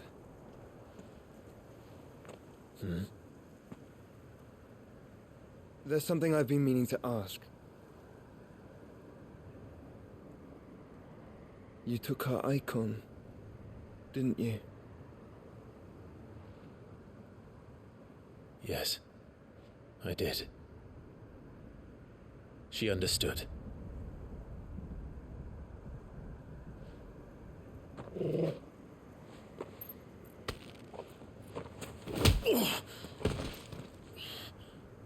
Oh, she understood.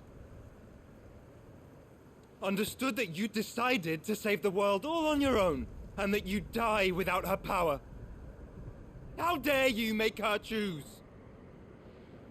You knew damn well she'd never refuse you. But I will. You can't keep pushing us away, Clive. The world is ours to save, not yours.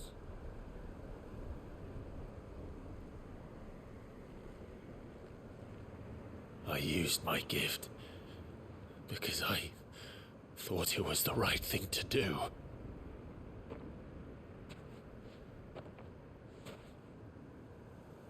And you truly believe this will save you? Will save us all? I do.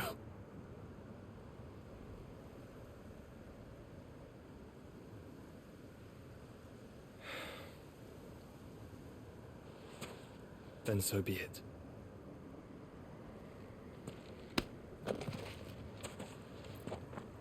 Just don't forget, you're not alone.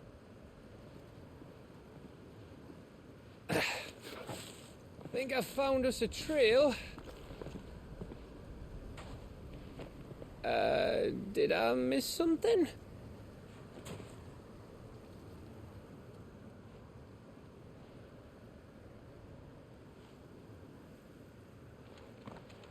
Only that Joshua didn't. I don't get it.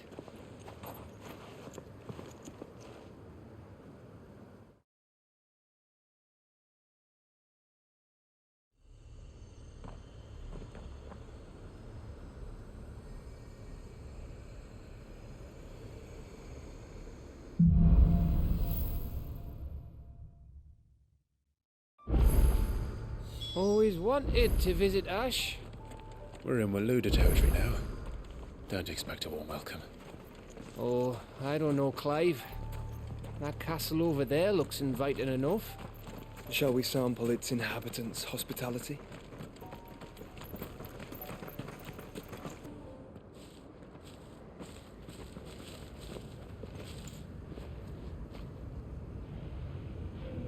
Aye, aye.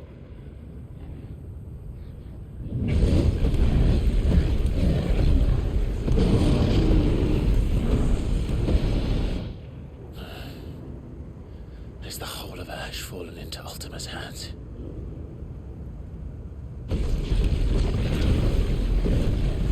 That's no peace delegation. We should send a warning to the others. No. My uncle will have an eye on the coast. I trust he'll find a way to entertain any uninvited guests. Our mark is Drake's Spine, and there's a lot of road between us and it. We press on to Stone here. Aye, you never know. It might not be a nest of slabbering monsters.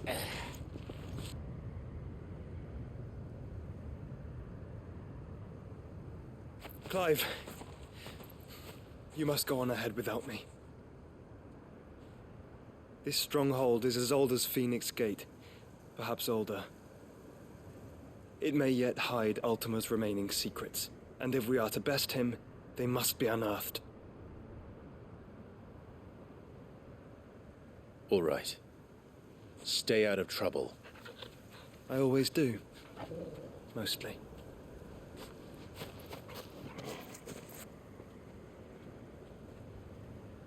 You sure about this? About leaving my brother on his own. Of course. Mostly.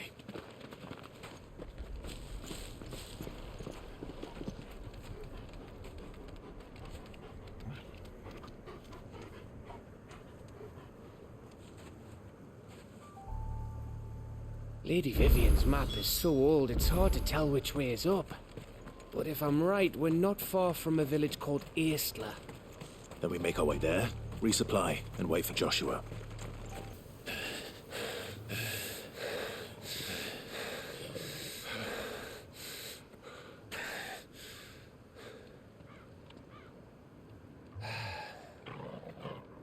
Gav.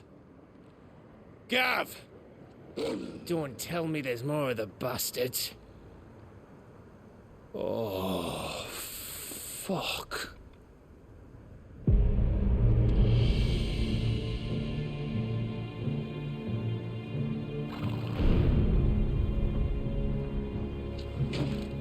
Have you come to watch, Odin? Bound for stone here. Good. My master awaits you in the capital, though I cannot allow you to attend him in your present state. And how are you going to stop us? Why, with this!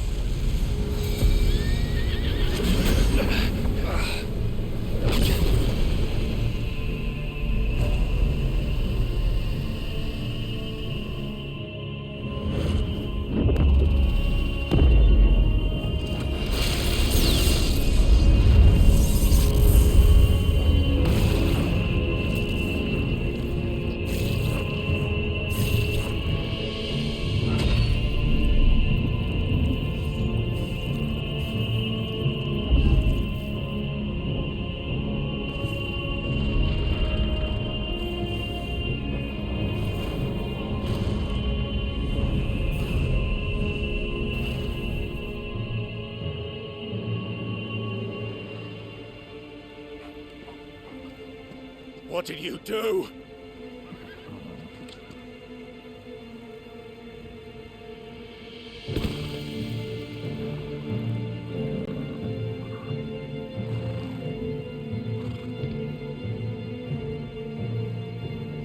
If the vessel would see the path opened, it has but to ask. I shall see that my master's prize is made presentable.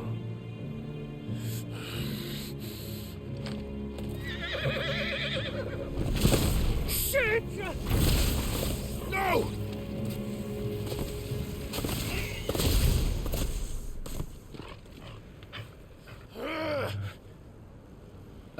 Clive, would you mind telling me what the fuck just happened?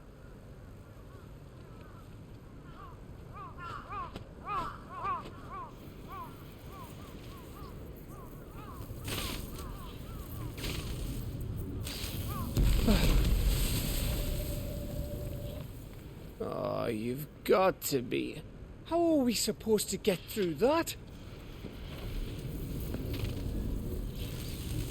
We seek an audience with the king. If His Majesty wants me to come and ask him, then that is exactly what I'll do. Before you go practicing your petition, we don't even know where the fucker went. How about we cool our heads and think this through, eh?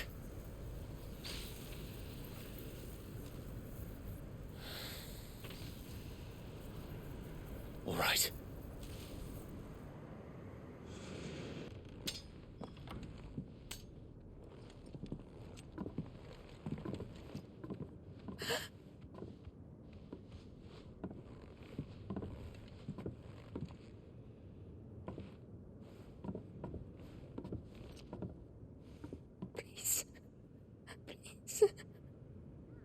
Please, no.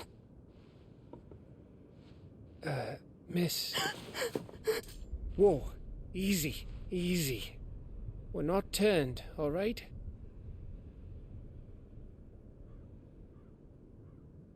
Who?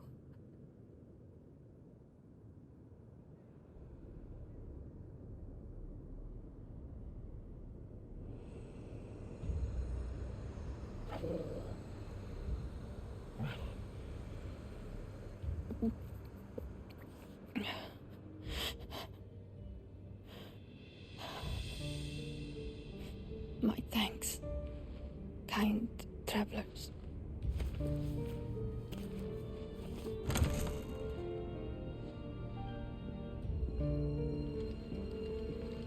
Edda, forgive me for asking, but what went on here?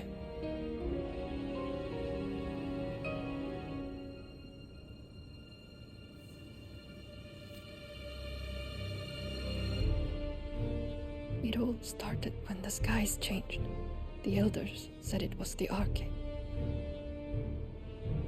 One by one, people went mad, minds taken by the ether, till only I remained. By then, I was too far along to run, and then the nights came, and I didn't know what to do.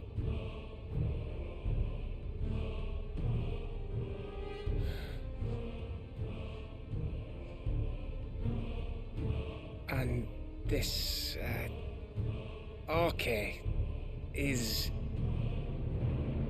Just a story. Something our grandparents told us when we misbehaved. About how the heavens would grow dark before the land took her last breath. The end of the world. You said the others went mad. But where did they go?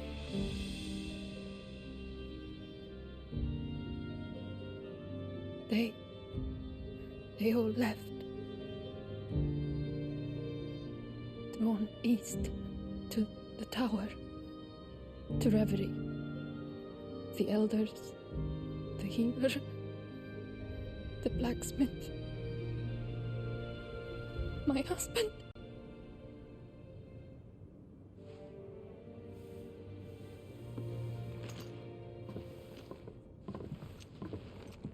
You thinking he did this? Of course. Who else could it be? You were in Canva. You saw what he did to the people. But then what about her? How come her nut hasn't cracked? The baby, perhaps? Could be protecting her from the ether. I can't think of any other explanation. You mean... it's a bearer? It won't matter what it is once Ultima's magic takes hold. Time's running out.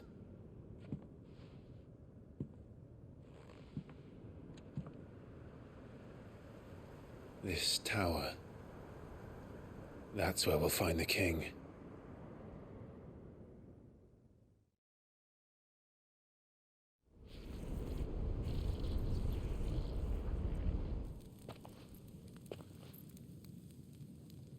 I knew it. It's the same as Phoenix Gate.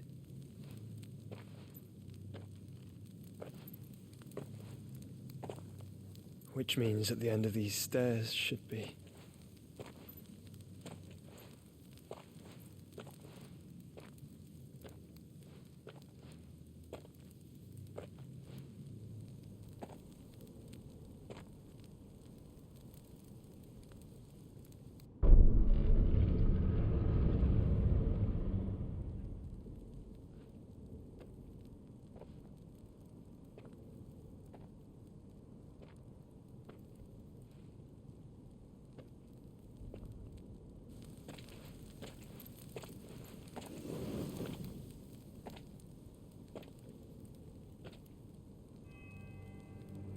The mural is complete.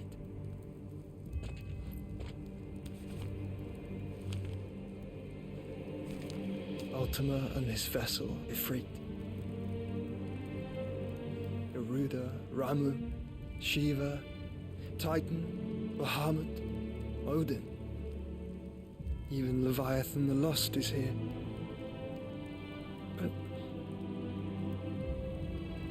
Where is the phoenix?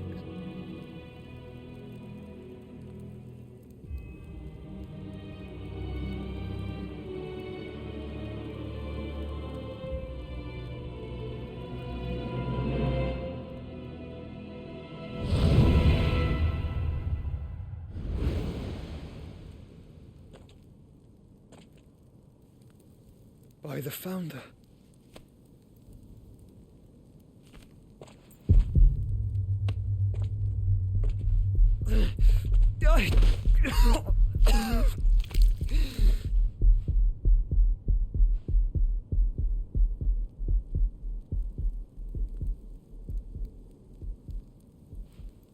So that's what you want, isn't it, Ultima?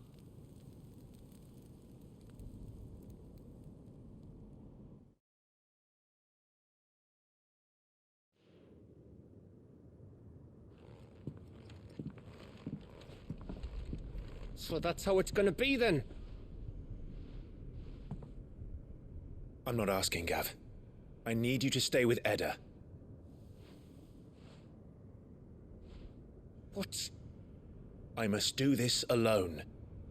If I don't return, you're to find Joshua and make for the Enterprise. Understood? Aye.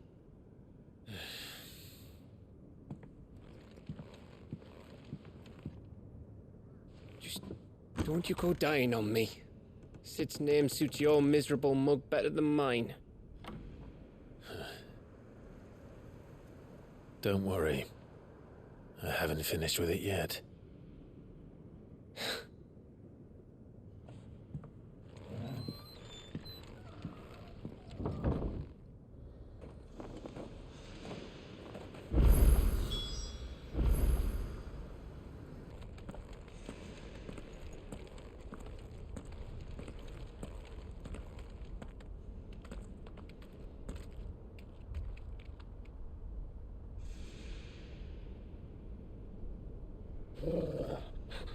This is it, boy.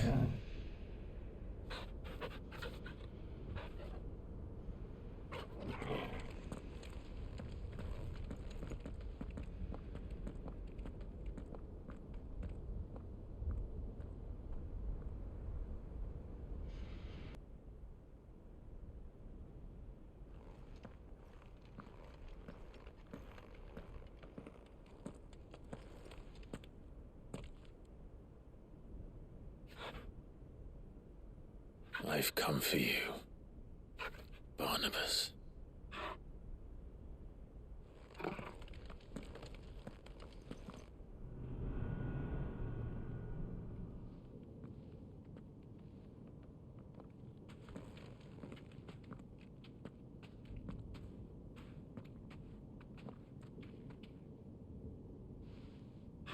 Stay close, Torgal.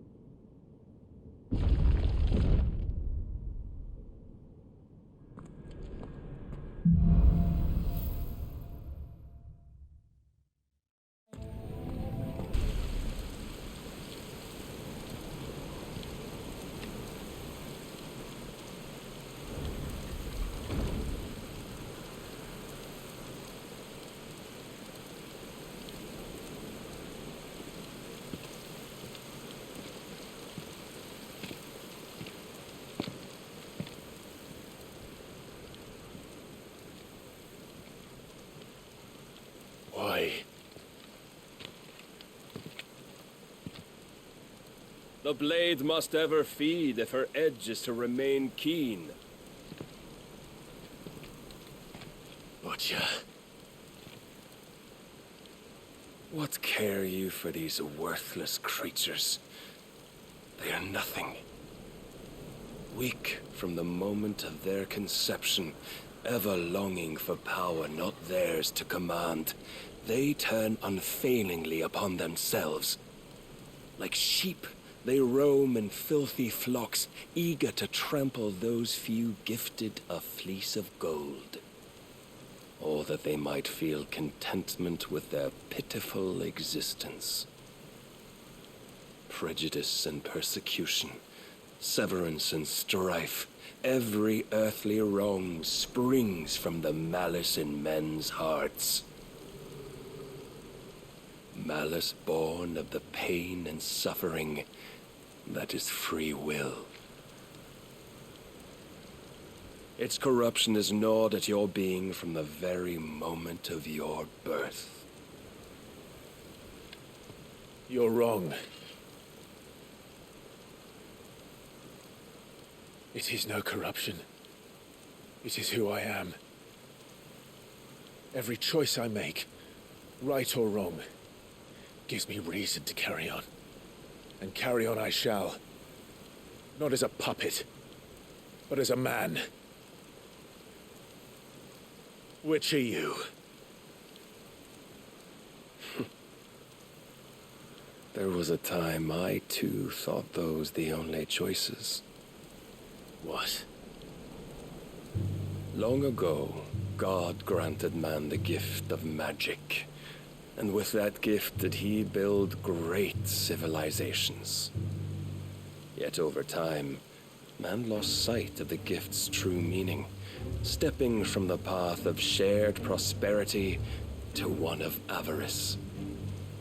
He abandoned his creator for sword and flame, and through his folly, beckoned the blight. Yet, there were those few who refused to turn their eyes from the heavens, and they prayed to God that he might lead them back to righteousness. And the Lord, he did answer. Before the worthy shall the gates of paradise open. And so did I spread my arms to the ether, and cast my soul upon its gentle waters. I gave myself unto him.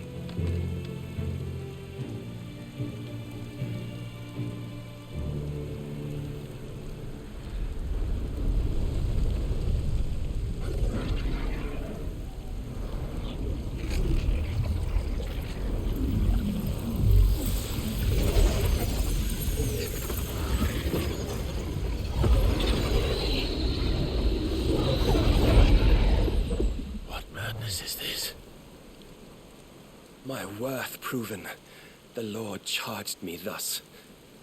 If your kind are to find salvation, they must be made to serve. You see, paradise lies but a single step away.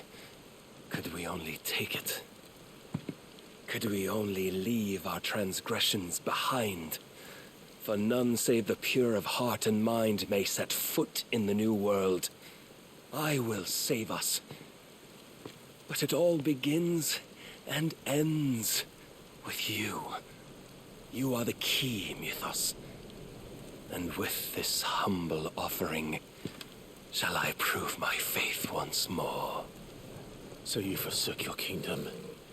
You forsook yourself to serve. Tell me, how is that living?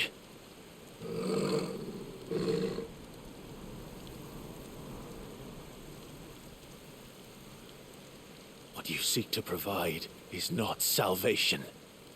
It's anything but. Life is about always having a choice. Take that away, and we might as well be dead.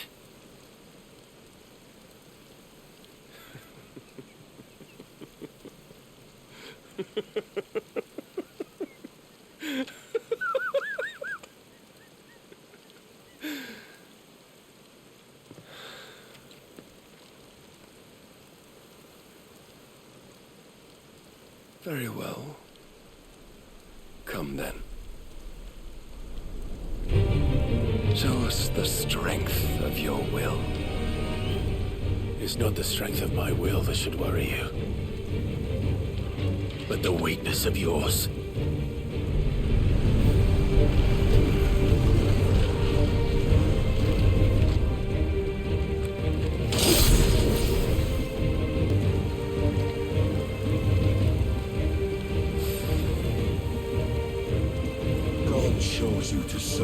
his vessel, and you cling to this foolish notion of hope when there is none.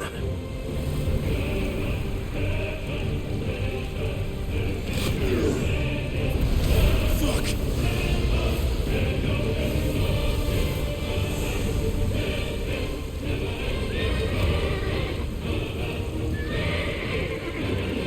Desperate, are we?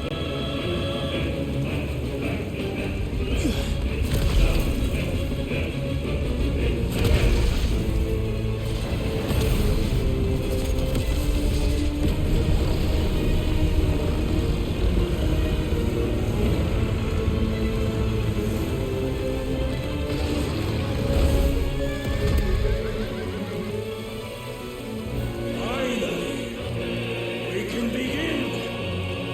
Yeah!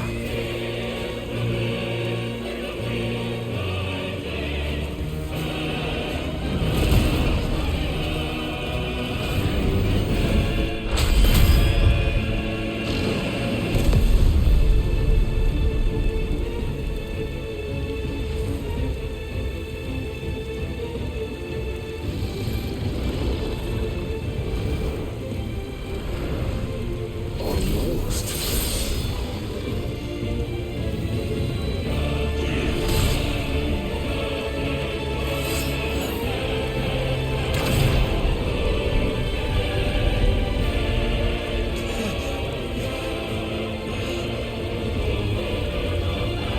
You have been shown the path. Now you must follow it. Free yourself, Mythos. You will not defeat me otherwise. We'll see. But it cannot be. Defeated? You admitted defeat the moment you turned your back on us. When you turned your back on the truth, Barnabas. We are not as weak as your God believes.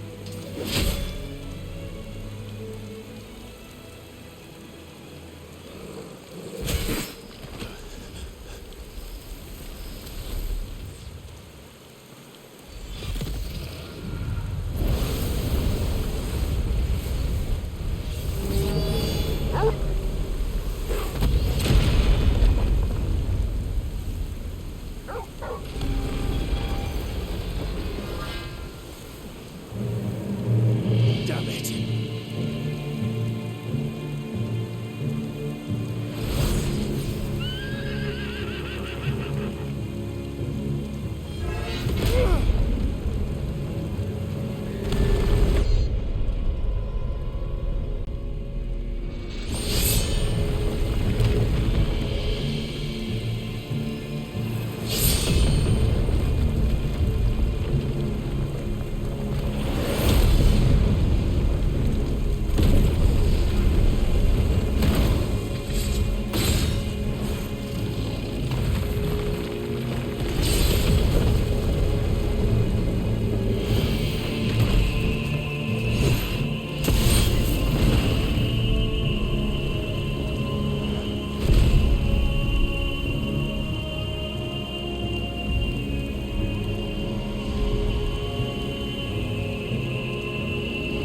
What are you waiting for?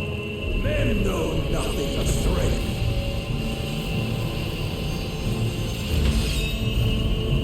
But you will. Yeah!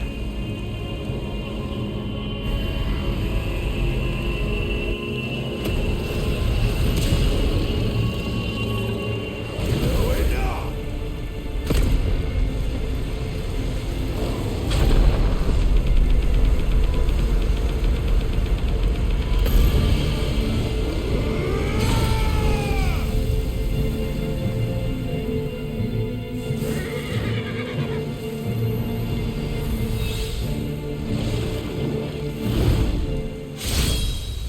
You dare!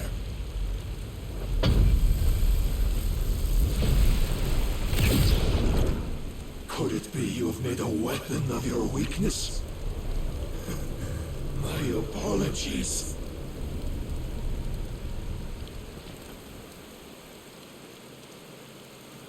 You are not the fool I took you for. And so it ends. No!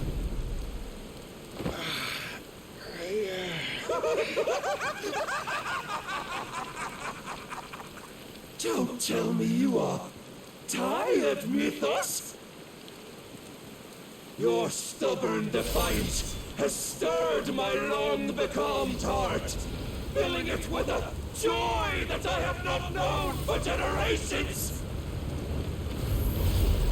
I had thought the tantalizing kiss of self-indulgence a dream forever out of reach. And now that its sweet ruin courses through my veins, I shall not be quick to relinquish it. Show me your work, Mythos, that I might revel in it!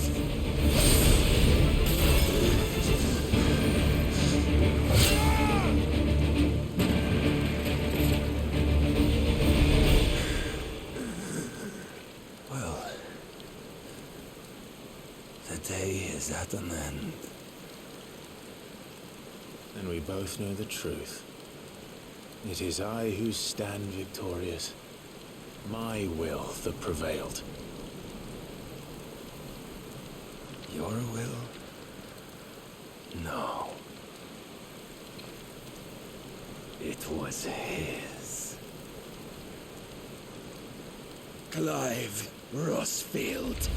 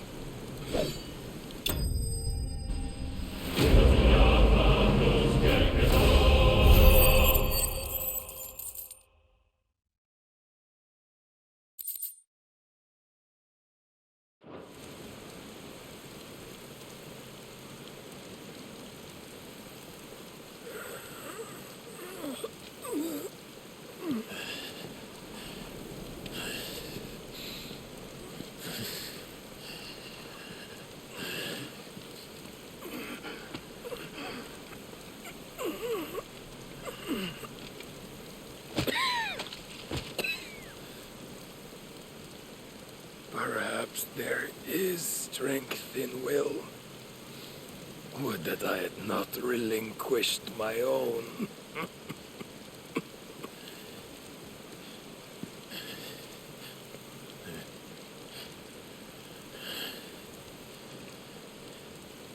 You relinquished nothing. What was it, if not will, that made you strive for a new world? Strive to win your master's approval?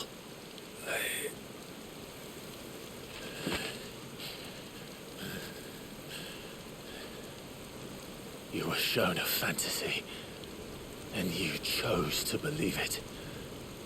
But you were wrong. There is no world, but the one we live in. And that world is worth saving, even if it means killing a god.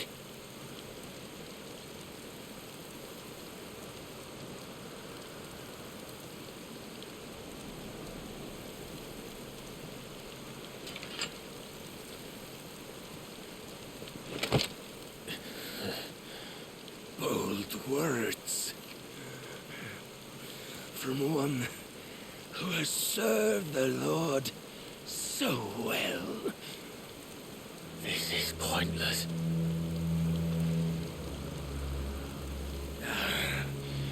But I almost forgot.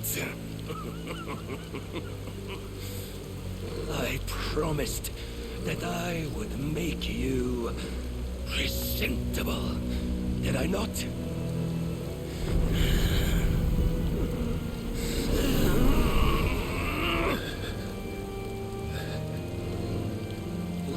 shall fulfill our destinies. Just as the Lord's mother crystals have fulfilled theirs. Come, Clive Rossfield. Take what is rightfully yours. Become one with God. No.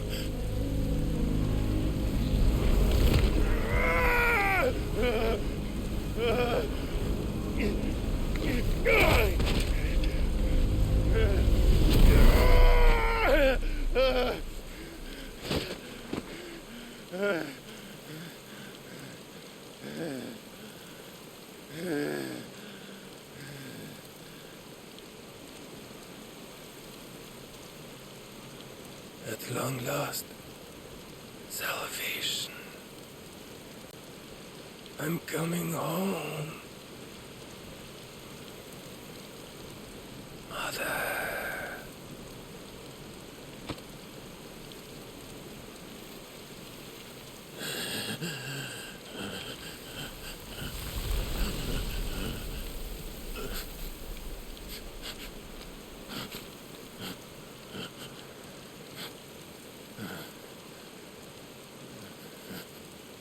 Tell me, how does it feel? Show yourself! Face me! How does it feel to consume your rival's strength, to gorge yourself on their beam, to edge step by trembling step ever closer to the divine? With or without a will, you are still but a vessel, our vessel. Behold, how your body shudders in anticipation of its fate.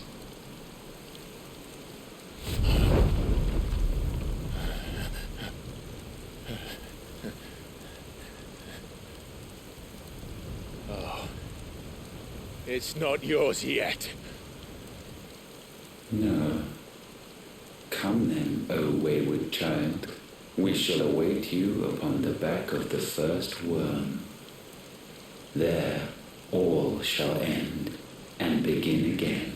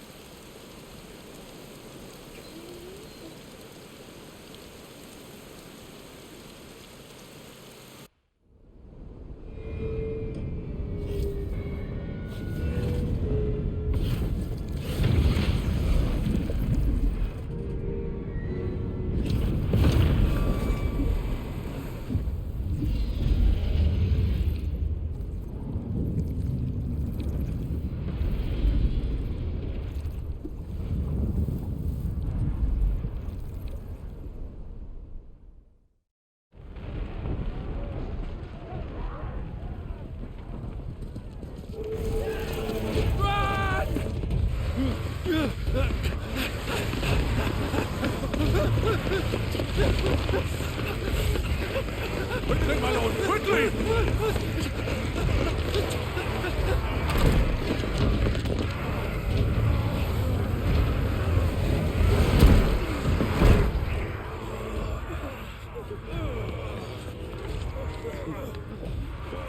Why the hell is my city crawling with the captain? Don't ask me, ask them! Since when was Eugen Havel one to hide when there was a fight to be had? Since they stripped me of my rank and banished me from the battlefield. Now I'm stuck wiping the backsides of this lot while the city burns and my wife tails off with a man half my age! And then you turn up! What the hell are you doing here anyway?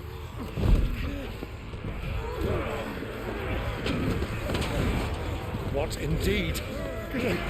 The enemy numbers 200,000 or more, counting yours. There are simply not enough soldiers garrisoning the capital capital to repel an army of that size.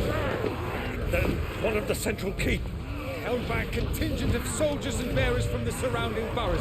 They are the sole reason it still stands. And all it took was an army on their doorstep to bring them together. The prospect of death does put things into perspective. Perspective. Perhaps it's what we've lacked all along.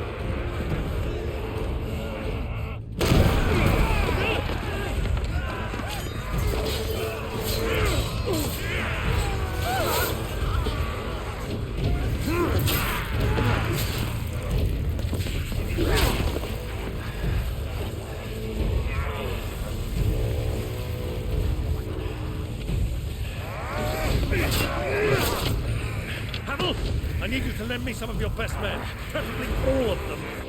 My best men?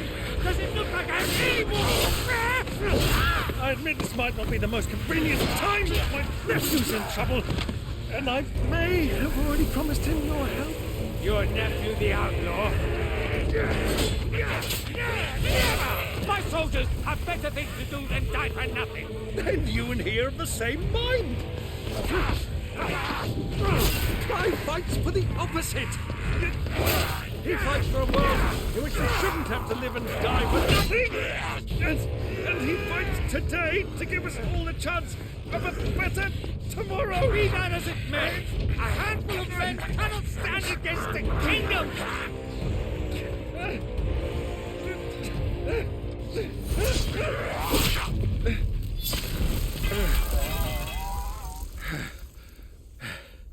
Then mayhap they are the wrong men.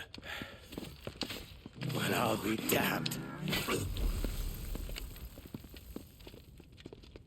Our numbers are few, but I shall rally as many of my dragoons as I'm able. You, apprise the Lord Strategist of the state of the city's defenses. Yes, Your Radiance. And you would fight alongside us? I owe the Phoenix a debt.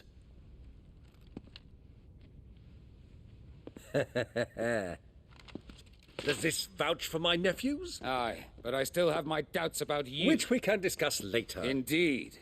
You said you had men garrisoned in the keep. Captain, do you know how many yet remain? Allow me to confirm. Commander? Whatever their number, Randalar will be needing Gather the them bodies all. and build a pyre in the courtyard.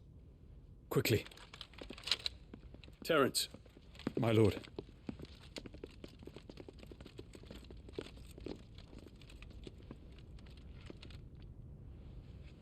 You will find a girl there.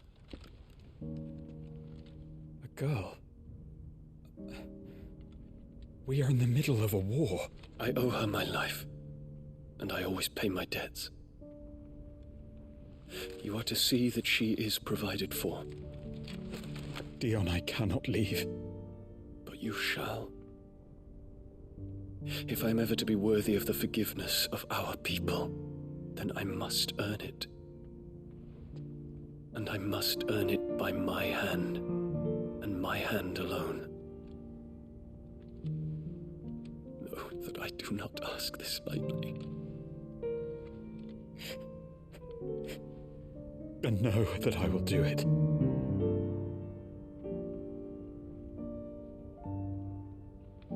Farewell, Terence.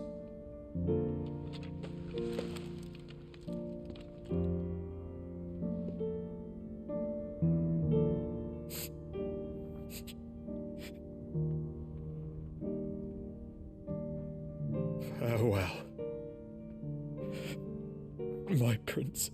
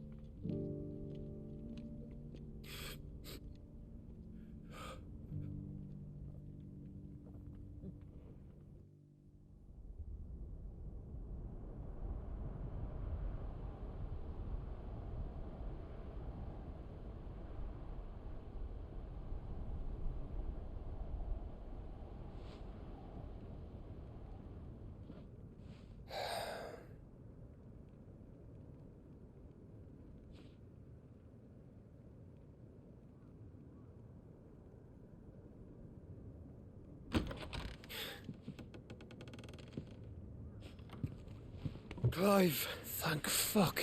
You alright? I am.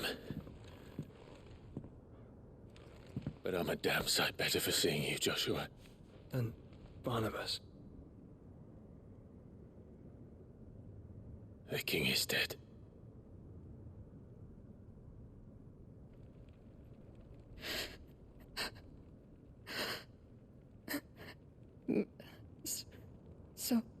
So they're all...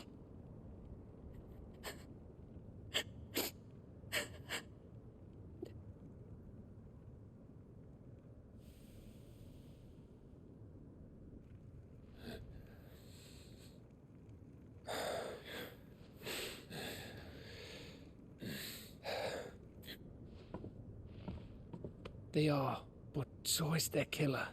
He can't hurt anyone anymore. You're safe.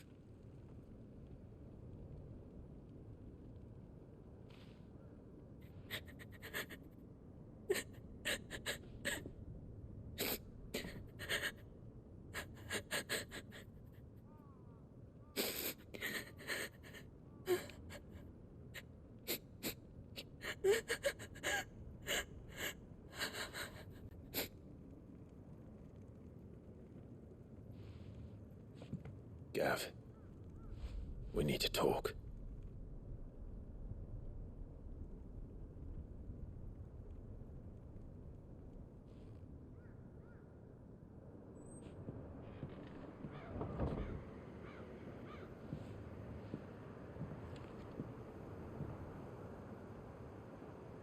I'm sorry, Clive. You know I want nothing more than to go with you. I do. But I'm glad you're heading back to the Enterprise nonetheless. And not just for Etter's sake. Our people need to know what happened here. You can count on me. As can she, I hope. Thank you, me lords.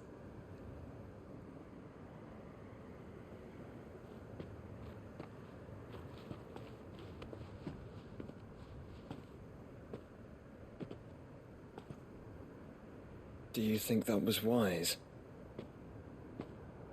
Wiser than leaving a woman with child alone in the Deadlands. They'll be safer at the hideaway. For now, at least.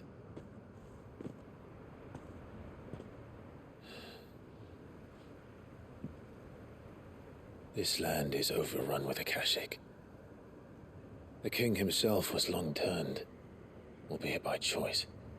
All to serve Ultima, in his damnable quest to forge the perfect vessel. The chaos Barnabas wreaked upon nation after nation. How many were killed for this? He didn't consider it killing. Or a mercy of sorts. A way to end their suffering. He truly wanted to save mankind, and ultimately use that. As he uses us. But why us? What are we? What are we? We are dominance. That is our fate. But that doesn't mean we have to accept it, which is why we fight. For the right to deny it. Is that not so? It is. For our sins.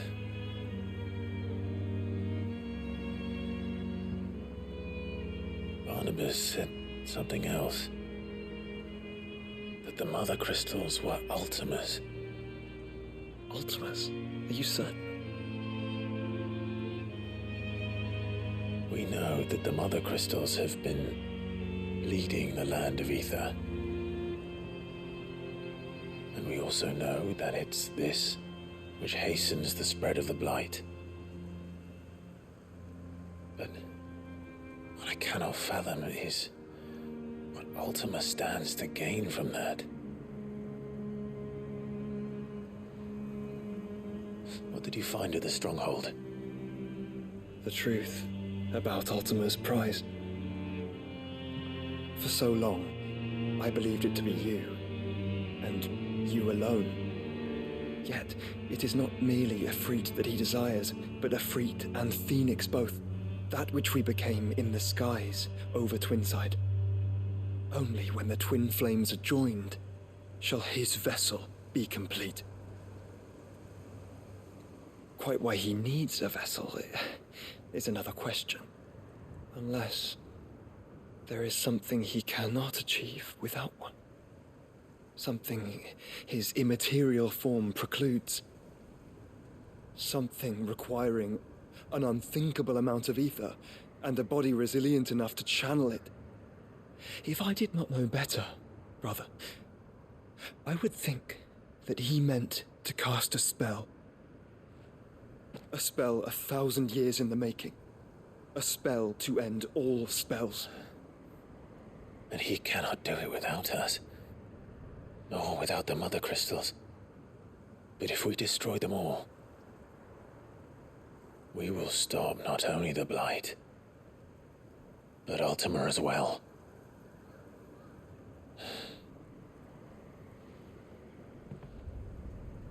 We stick to the plan then. Only this time, we face him together. Well, it's a long walk to Stone here. Let's not keep Ultima waiting.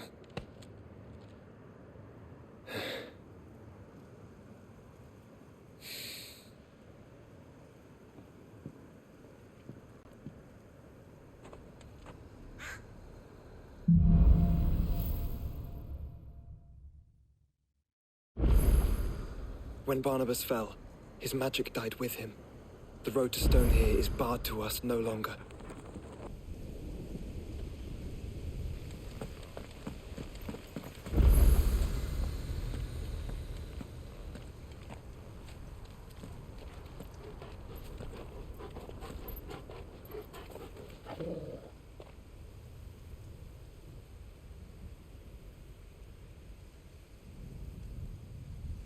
The calm before the storm. There's only one way into that city. Across the bridge. Through the main gate.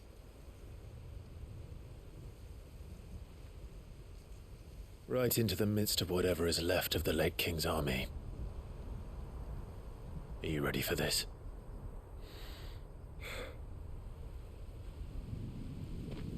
As ready as I'll ever be.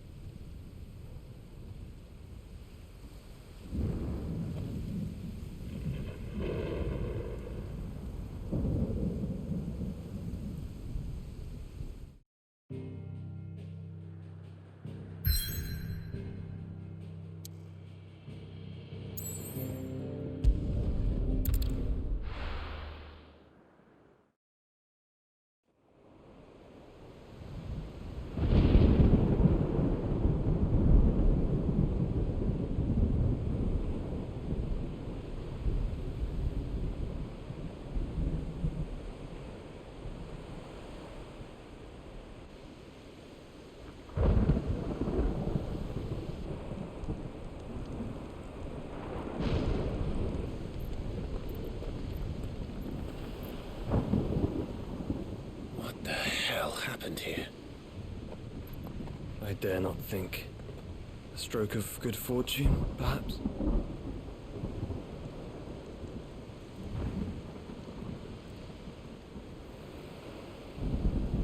I hope you're right. So do I.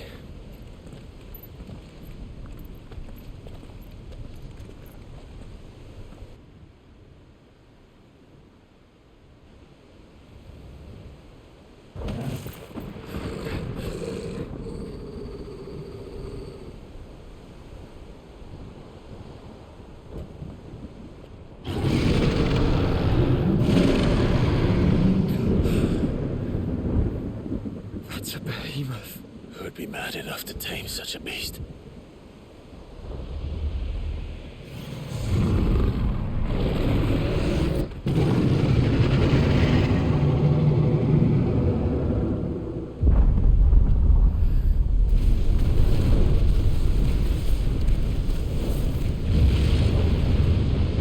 Stand back.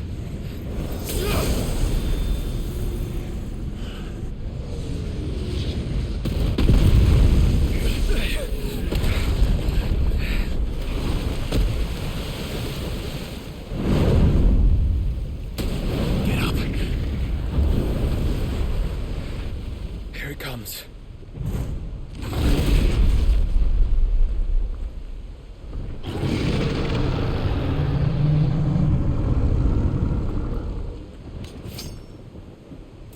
Well, what are we waiting for? No! Stand back! I'll conjure a ward!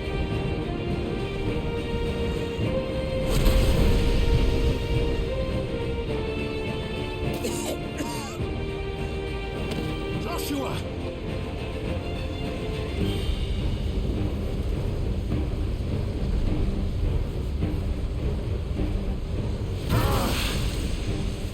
Desperate times. Clive, no! Trust me. And your shield, remember?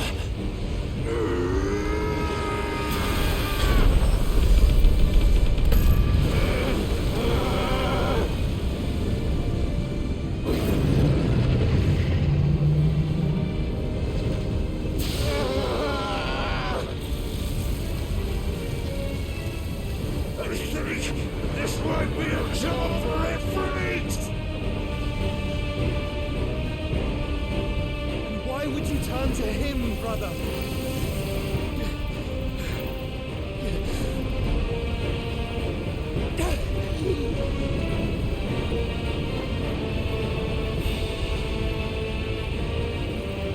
When we fight together.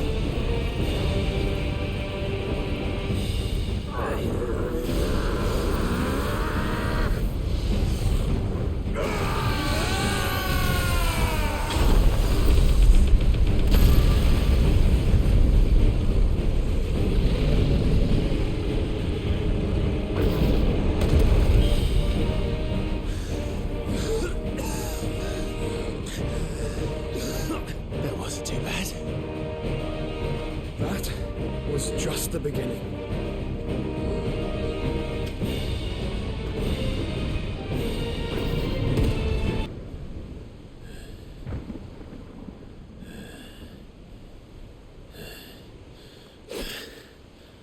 Quickly, before we're cut off for good.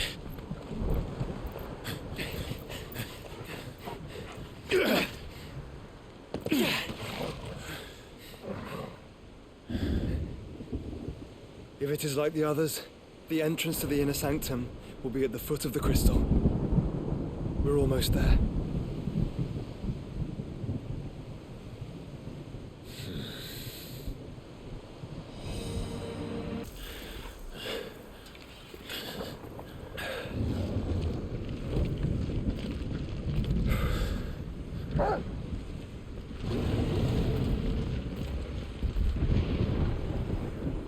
There's no end to them. The whole bloody army's here. Stand back, Joshua. I'm summoning Ifrit. Stop, Clive! You mustn't. We still have a long way to go. If you tap your strength here, you'll have none left to destroy the heart. Then you'd rather die?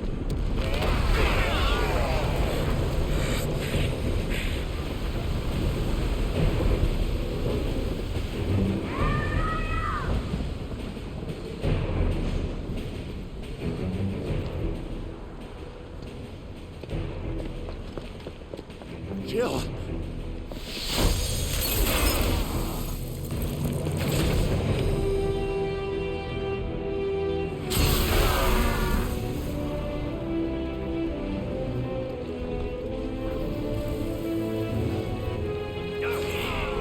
She's not alone.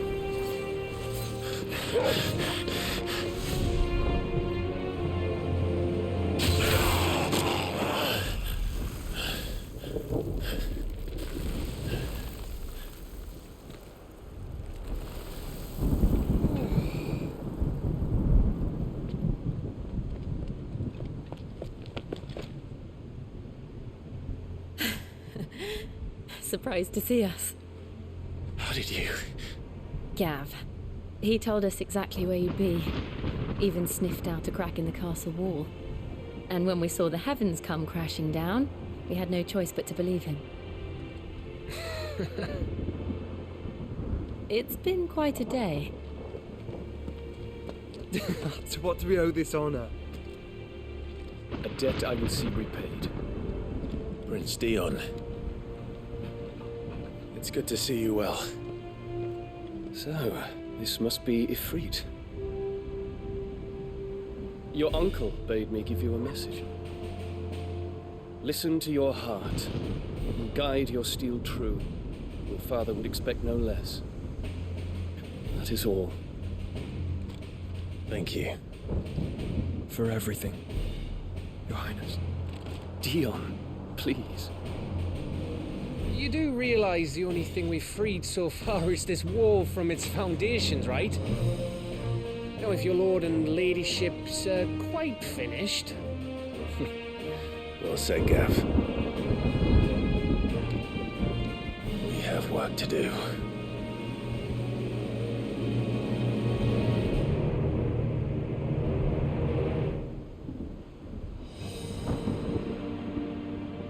You see, Clive, we're not alone. If we are to win the day, we must all play our part. And ours. Ours lies beyond those doors. We fought long and hard for this moment. Sid's dream, our dream, is within our grasp. We need only endure this final trial, and we shall. Together.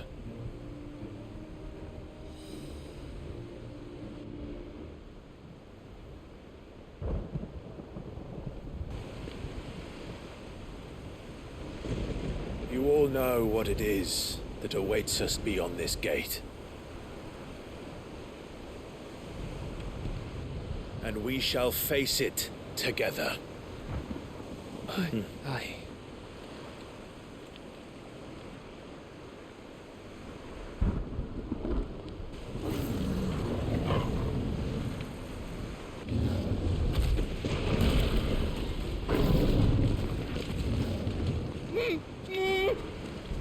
It seems our hosts would rather we remain.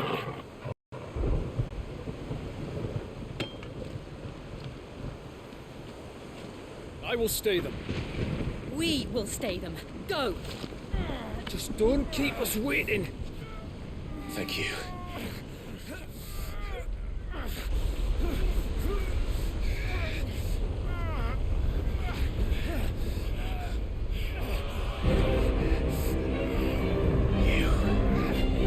Welcome, sons of fire.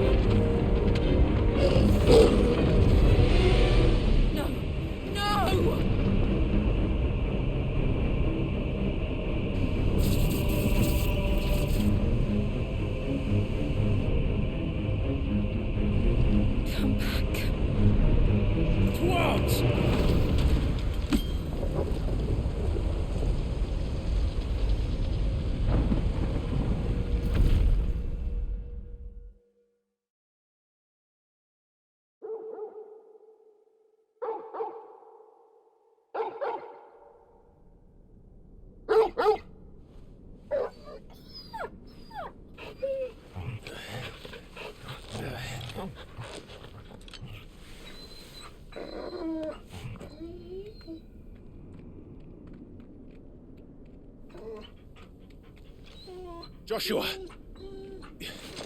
Joshua! Wake up! Clive, is that you?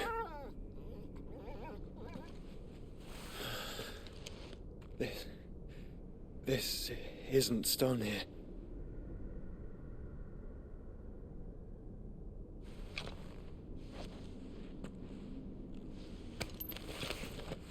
Welcome to our darkness. A rift between worlds wherein your kind might reflect. Show yourself! Grave and many are the sins of man. And we would have you know them. them. As fate has seen fit to deliver you home, consider this our welcoming gift.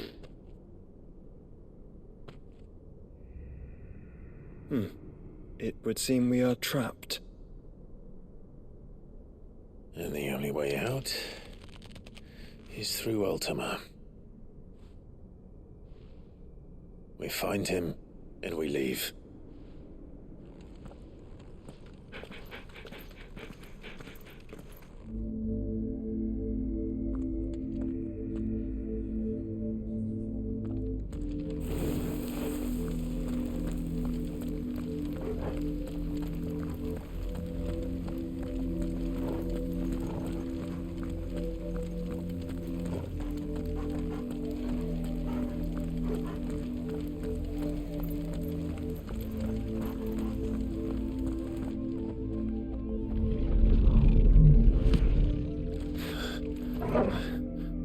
If you are to comprehend the full extent of your transgressions, we must go back to the beginning.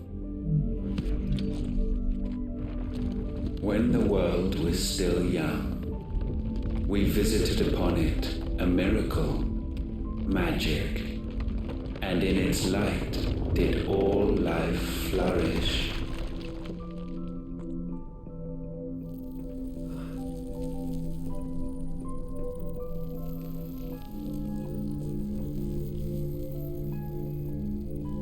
Yet the price for this boon would prove heavy.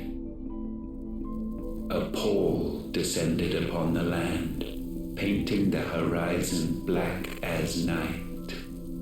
Though we labored to forestall its spread, in this one endeavor we stood powerless. And so we fled, that we might endure, that we might discover a means of salvation.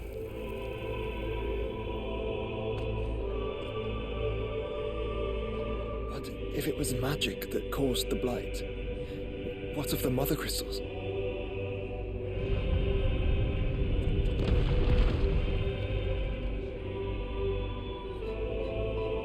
I expect he'll tell us soon enough.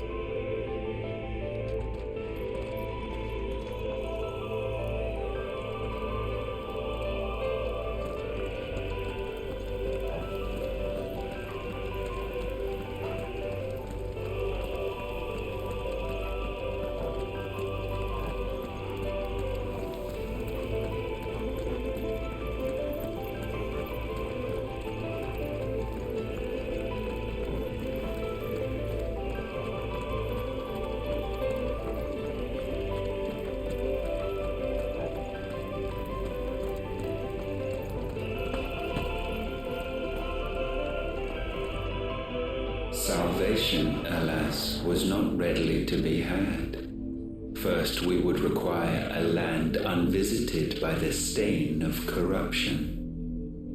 An unprecedented journey lay before us, one beyond the limits of our fleshly bodies, and so we cast them off.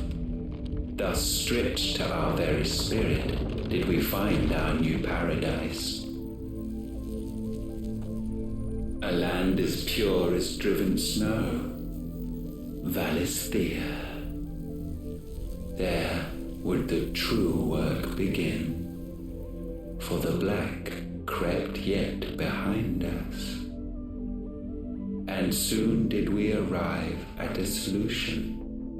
The illness having spread to every organ, there was but one escape from this fate: to start afresh. With a new world. The one for which Barnabas labored. A paradise free from the blight where his God awaits. And where, if we only forfeit our wills and abandon everything we hold dear, humanity can join him. So, Ultima would have us follow in the footsteps of the king. And follow we shall. For now.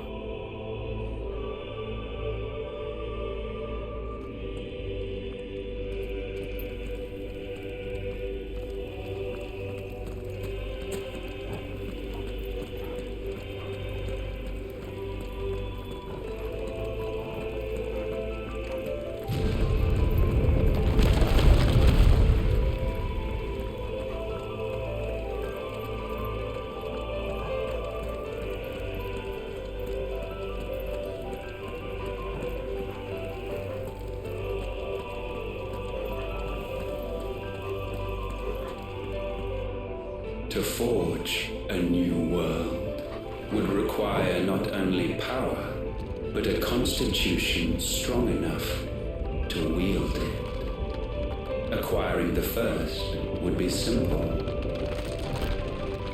Untouched by the blight, Valisthea was replete with ether, and we had only to place jewels in her crown to claim it.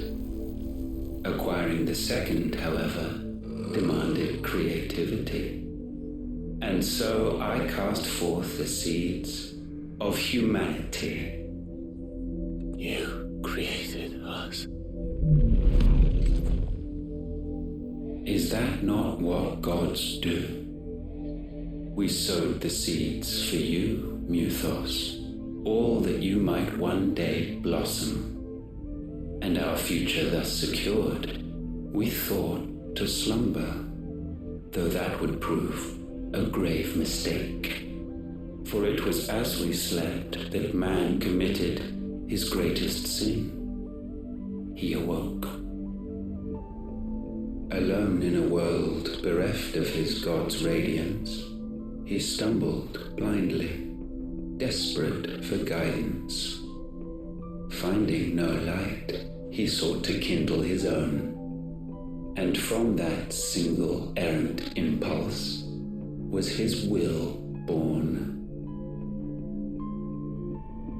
Having discovered himself at last, man turned his eyes inward and found he desired evermore that which only magic might afford.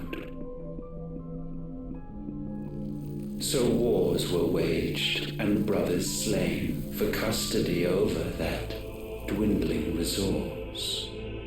And the land, she wept tears of black.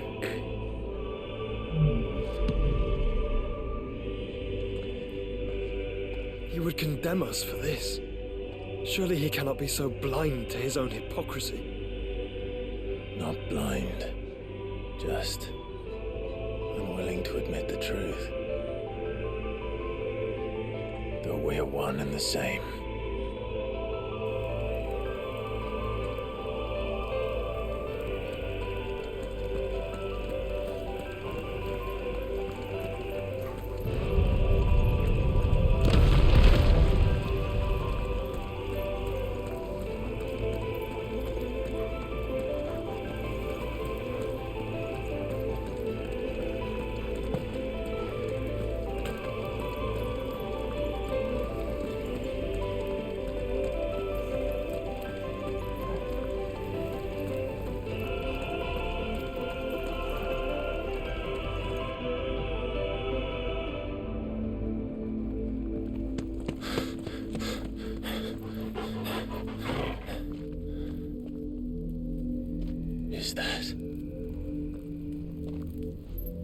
Ifrit, or what's left of him. Long have our ashes lain cold for want of a spark. Cast your eyes upon them and see what you must become.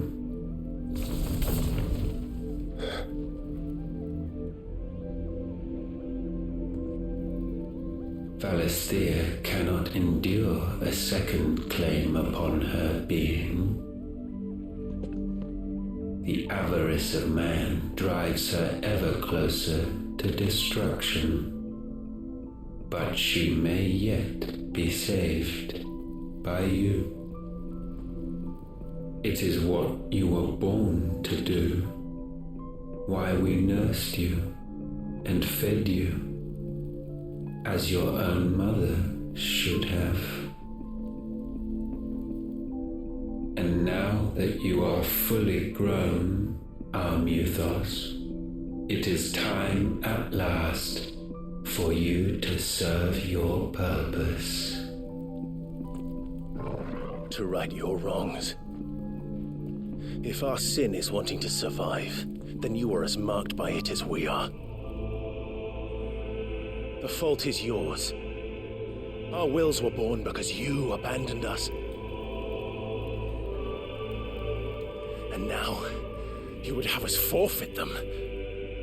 All for a place in your new paradise. Do you imagine yourselves worthy of one? Mankind has no place in our world. Is this truly so difficult to comprehend? We only ever require you, Mythos, when the time comes to bid this wretched realm farewell. None shall follow, none shall remain. What do you mean, none? This is our world. Once the land's rebirth is complete, humanity will have served its purpose. Why would we continue to suffer that which has caused us so much vexation? Because the land doesn't belong to you. It belongs to us all!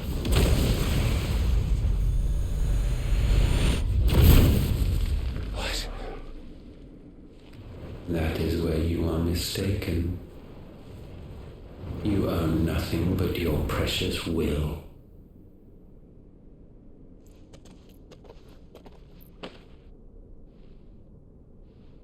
Brother.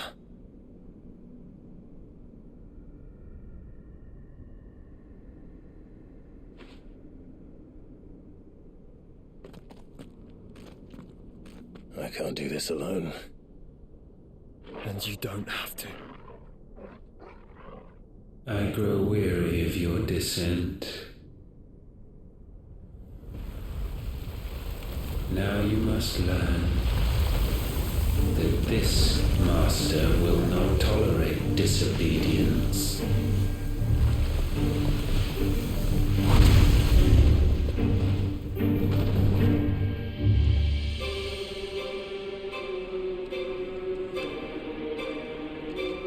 My friends, my family. We have all suffered, all fought to survive. This world may be flawed. It may be broken. But it's all we have.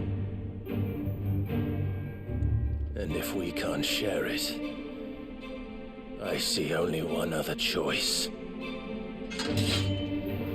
You have to go.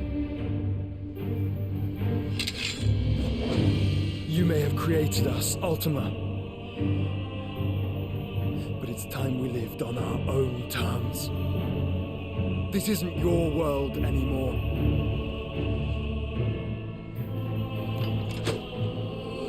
It's ours.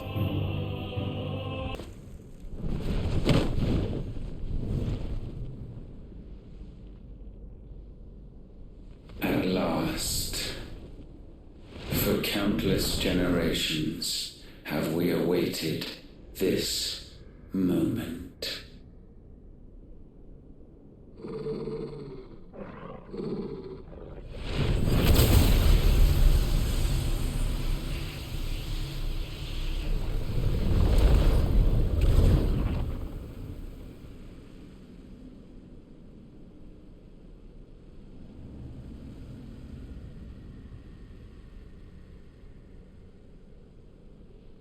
Your struggles have made you strong, yet your soul remains heavy with sin.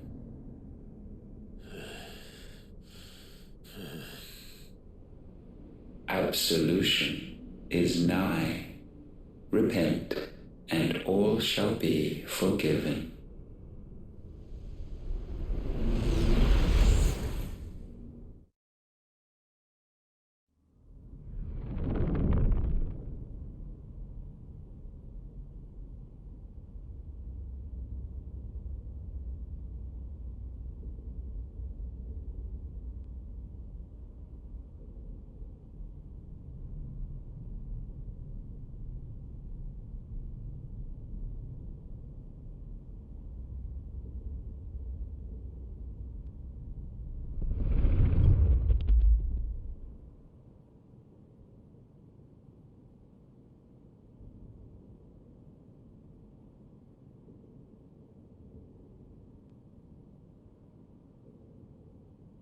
Tell me, Clive, how many lives have you saved since taking my name?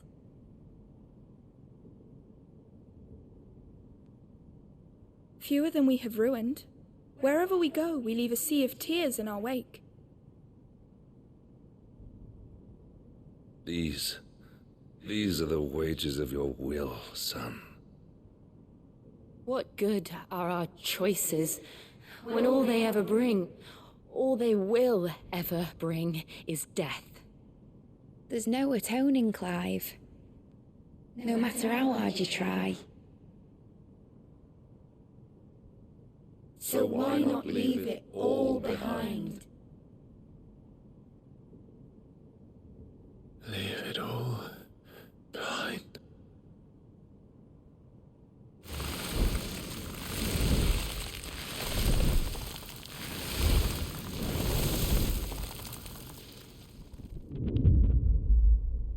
Clive!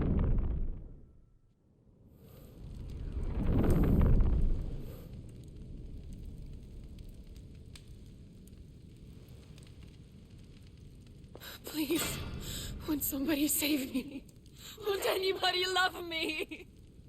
I yearn, yet still she is not mine. Have I not given enough?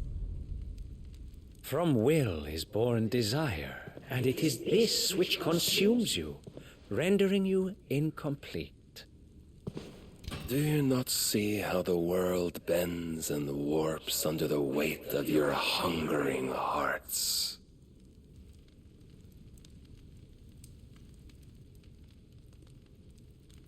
What if it could all just go away?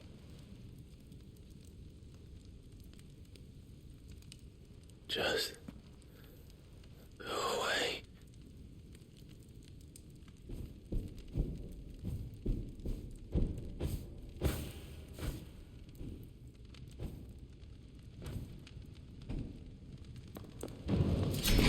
Clive! Clive!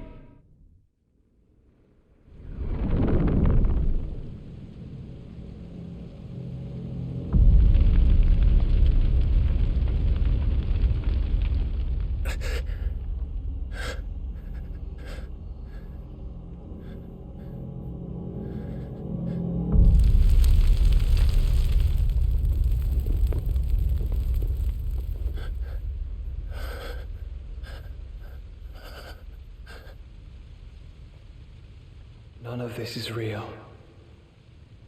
Wake up. It's time to go home, Clive.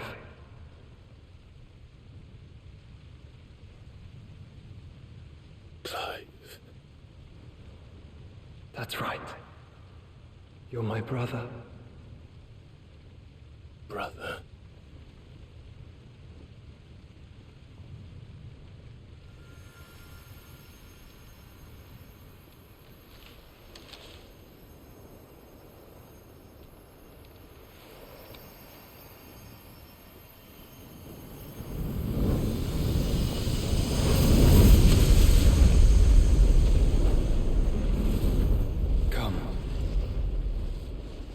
Remember who you are. Clive.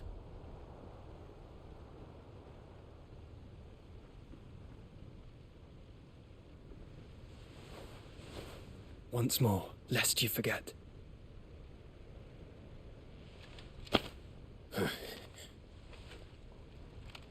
My name is Clive. Clive Rossfield. Look, Ultima.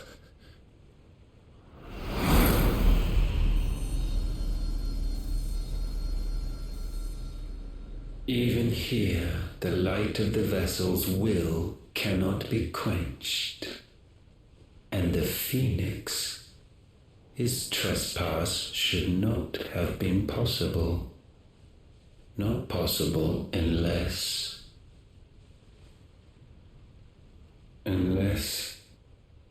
he has been with Mythos all along.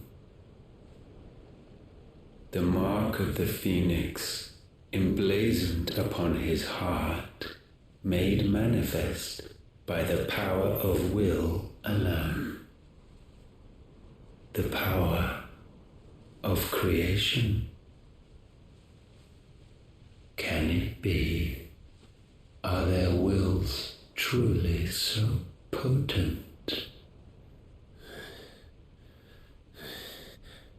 Are you still talking?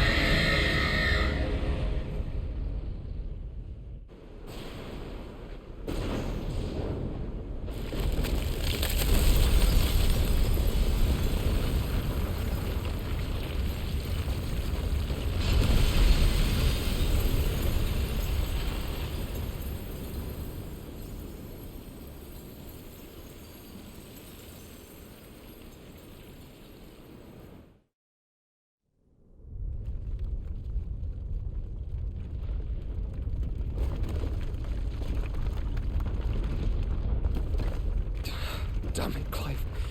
Wake up.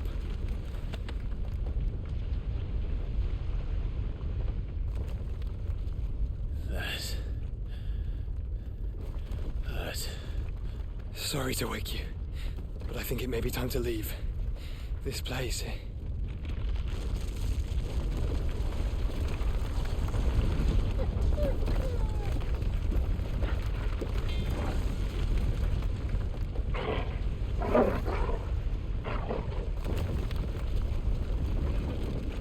Once again does my creation stray from the path laid before it. Steeped in conceit, you fancy yourself a god. You embrace Logos. But we will put an end to this hubris. What are you talking about? In the halls of origin does our true power quicken. And there shall you be made complete.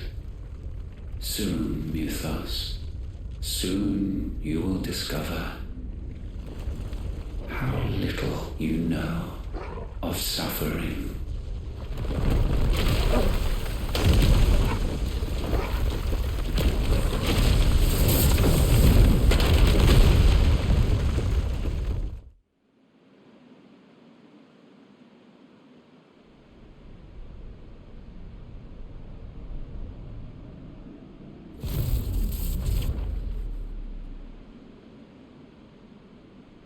And so the crystals are no more, yet in their silence a new song rings.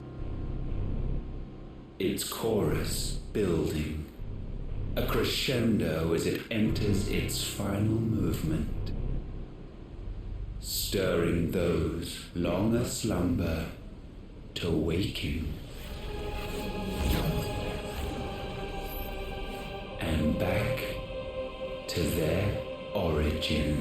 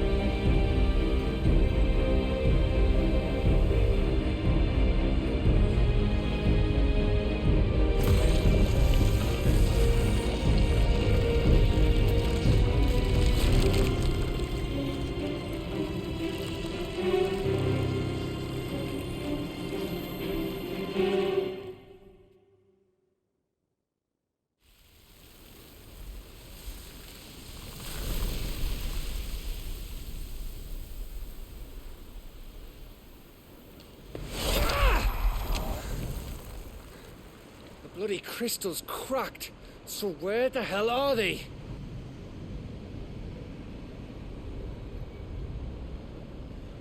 Oh, fuck me.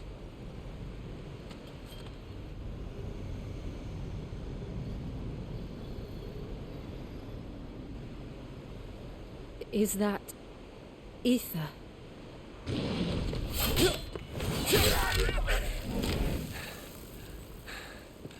What in good Grieger's name is going on? This is wrong.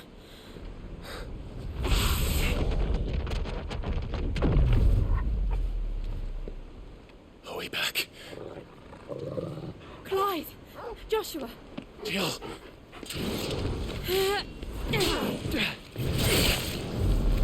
Is everyone all right?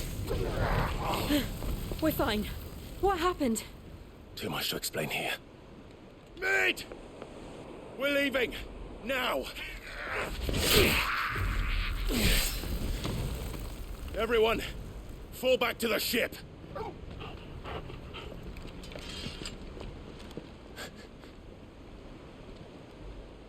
I will be with you anon. Thank you.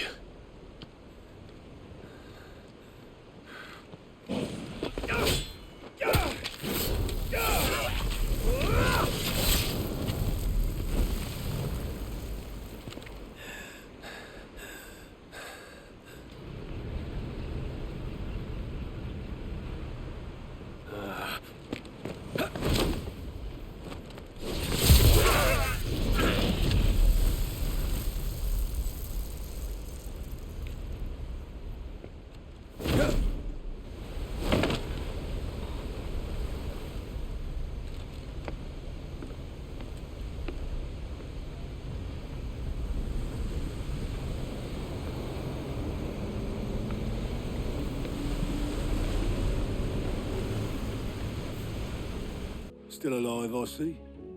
Something tells me that I saw on the horizon is your doing. How'd you manage that? It's a long story.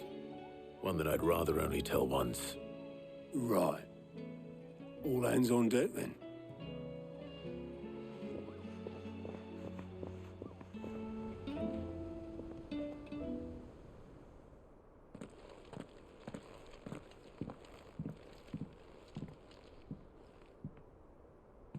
Is this everyone?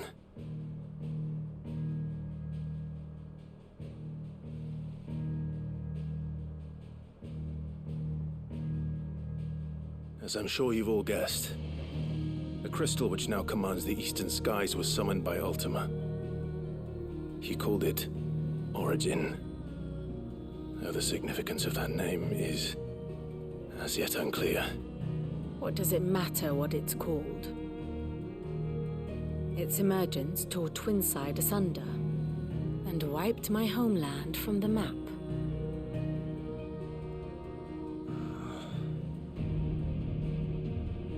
Mention of the Dominion spires can be found in the oldest of Valisthian records. But to the best of my knowledge, none provide any hint as to their true nature, that they would prove the horns of some slumbering demon. Well, the Dominion's demise was at least quick. Elsewhere, the Republican army cannot hope to contain the chaos engulfing Randalar. Canva is in flames, and the Empire. Our allies are crying out for answers. I've sent the curse breakers to give them what assurances we can, but right now that amounts to fuck all. They wouldn't be able to stop what the skies have started in any case. People here and across the realm grow sicker with every passing day. Could it be that this new mother crystal is like the others? That it draws upon the land's ether? It certainly looked that way from stone here. If that were true, it would explain the hastening spread of the blight since the crystal's appearance. Would it not? And as the land's ether slowly rises to the surface, it pools, corrupting all who cannot channel its energies. Arche above, ether floods below, and in the middle, here we languish, hopelessly entrapped.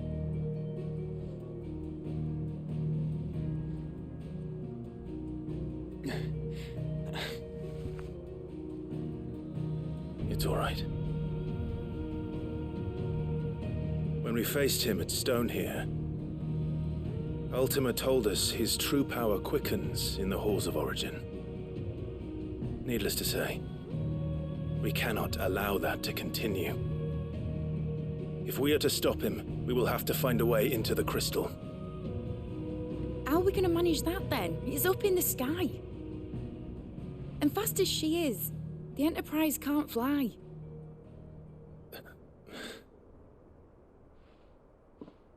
It's a lot to take in, and I reckon we'd all benefit from some time to clear our heads. The answer will come to us. Don't you worry. Ain't that right, Clive? Right. That's right. Well, go on then. Bugger off.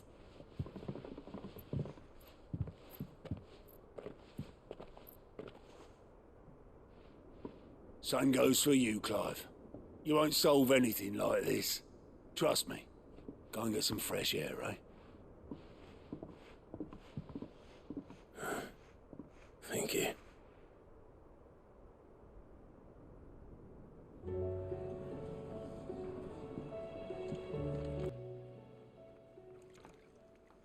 Let me tell you a story. All right. Them rumours wet legs were spreading. Might be they weren't just tales plucked. You see, there were a time when I weren't too particular about it. Someone, but then one day, said it'd give me access to a realm-wide community of like-minded individuals in constant need of steel. Was that the first time you met Sid? Aye. And I fell right into his damn trap. He was true to his word, so I ended up being true to mine. And I soon started making the best profits I've seen since taking up the trade. And all without aiding or abetting any outlaws. Except Sid himself, that is. Told me about his plan to topple the mother crystals, you know.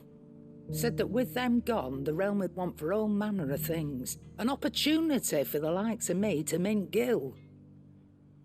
Why, I reckon an enterprising individual could find himself the richest dam in the Twins. And that's when he had me. I emptied my stores that day and moved into the Hideaway proper. And the rest, as they say, is ancient bloody history. A dozen years on, and I'm still not the richest dam. Not for lack of trying, mind. But I can say that I have never been happier. You've all shown me there are some things more precious than gil. That there are. So don't you go messing it all up, or you'll have me to answer to.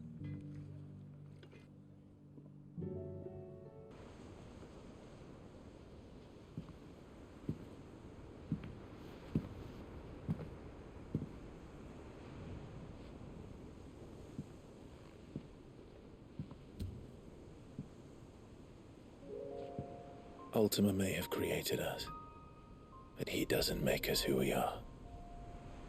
Only we can do that. And if he would have us fight for our survival, so be it. It's what we've been doing all along. Much like Ultima himself, it would seem. His new world being naught but a means to survive. And so, we must contend to decide which of us shall inherit the land. Should Ultima prevail, it will mean death for us all. Of that, we can be certain. But even should he fail, what world awaits us? A withered, godless place, where our newfound freedom will most like prove a chain in itself. Well, that may be. But a chain can always be broken. As long as one has the will to break it, it won't be easy. It may take generations, centuries of suffering. And that is, if Everyone plays their part. But it will happen. And when it does, it will be on our terms. That is the world that awaits us. Indeed. And what better world could one wish for?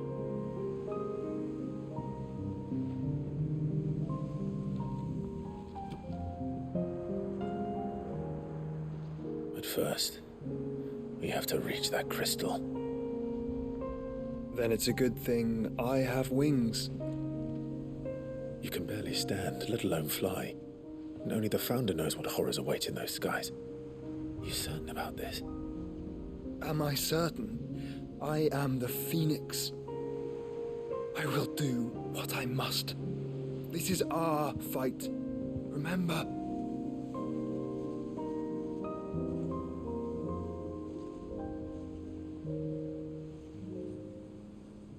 All right.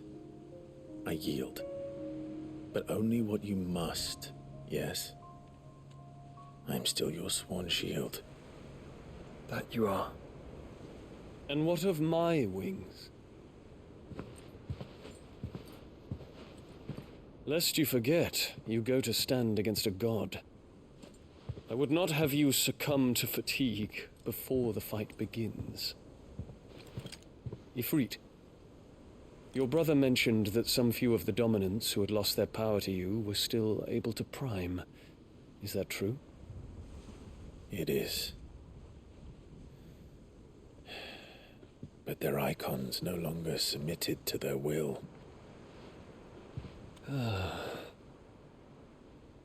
Then mine will have to be stronger. That you both might save your strength for the battle to come. You don't have to do this. If you do, there's a chance you might lose all you have left. And what have I but regret? My life ended in the Dominion. I fear death no more. Besides, I would have words with Ultima. He has much to answer for.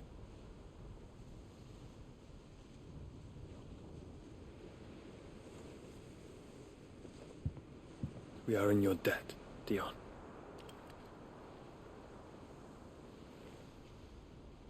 We can speak of debts when this is over.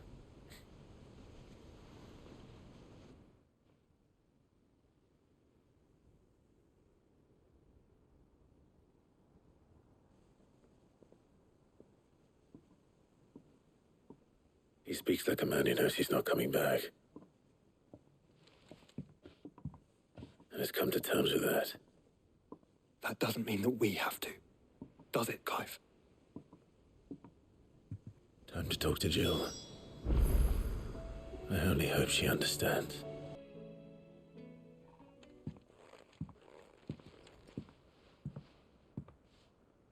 Come to wish on a star. That might not be such a bad idea. This is it, Jill. You know what I have to do. Why I have to do it. There's no turning back now. This is where our journey was leading us. Where it will end, for better or worse. I could pray to Metia for you. But you'll be all right, won't you, Clive? You always are.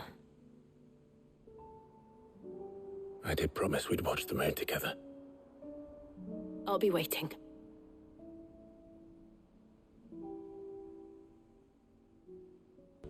Joshua, what's wrong? And don't say nothing. It's not nothing. I've received word from Cyril. The Undying have found Father's will, or something akin to it. His will? How and where? In the crypt beneath Rosalith Castle. After Kupka was kind enough to drive out the Imperials, the Undying took the opportunity to recover what relics of the Duchy yet remained. And in the process of doing so, they found a letter from Father. I'm surprised anything survived down there. Cyril asked that I join him in Tabor at my convenience. I have been meaning to go, but would you join me? Of course. I want to know what's in that letter as much as you do. Very well. I am ready to leave when you are.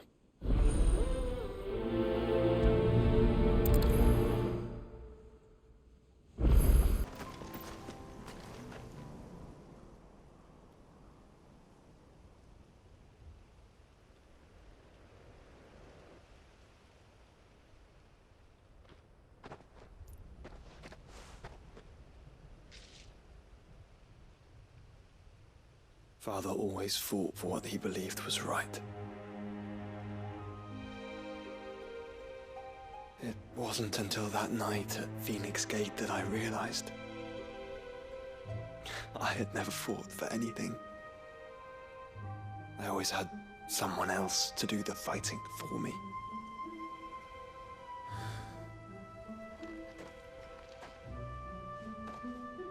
No matter how fate conspired against him, he never lost heart, never looked back, never stopped fighting. To me, he was the greatest of men. And I've been trying to live up to his ideals ever since.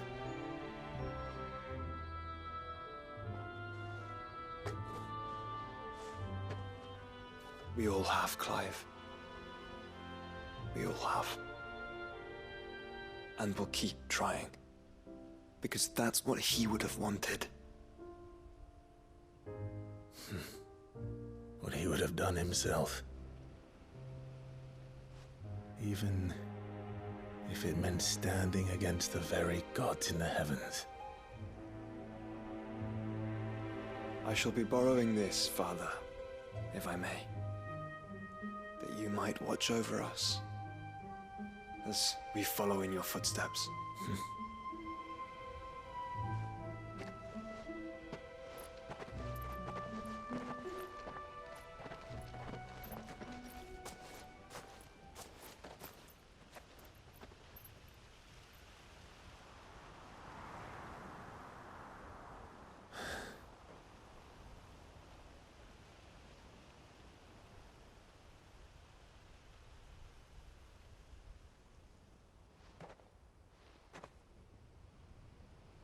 We won't lay you down.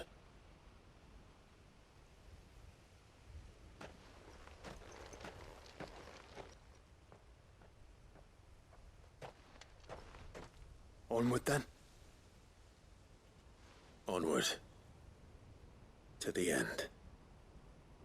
And to a new beginning.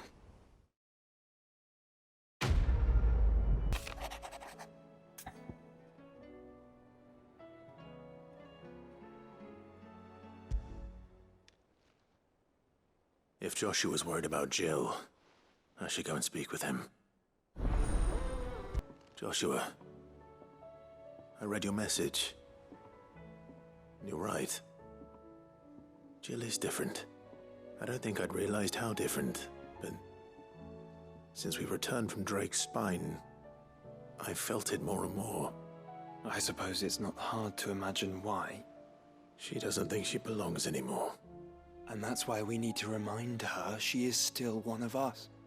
To let her know that we still need her, now more than ever. That you still need her. But how to do that? When last we were truly close, we were but children. Of course. Do you remember the time we accompanied Father on his annual tour of the Duchy? And Jill and I broke from the procession to ride up Man's Hill? To see the snow daisies, I remember. It was the first time Father had allowed us to join him. And when he realized you were missing, he had the entire retinue down to the pot boys combing the countryside. In the rain. A thunderstorm forced us to take refuge in a grove of oaks before we'd even made it halfway there. It was the Lord Commander who finally found us, and needless to say, he was none too pleased. Then it seems you and Jill have unfinished business. What do you say? Man's Hill. It's not that far. Oh, true. Though I suspect it is also much changed. Little in southern Rosaria remains as it was when we were children. You're saying I should go and scout the area for bandits?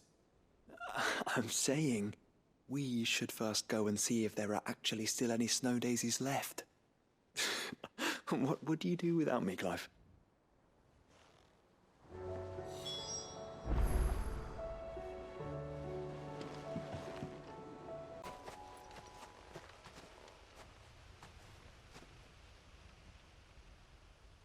This is the place, but... I'm sorry, Clive.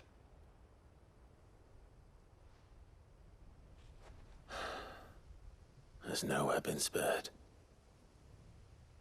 What do we do now? We keep looking. Man's Hill cannot be the only place where snow daisies grow. Perhaps, but it's the only place I know of. Knew of. Then why not ask someone who might know of another? Someone at the backyard? To the hideaway, then. That was harder than I expected.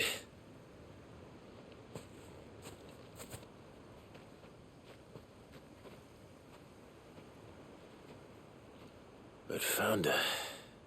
It was worth it. They're beautiful. Do you think Jill will like them? She'll love them. Come on. Let's go.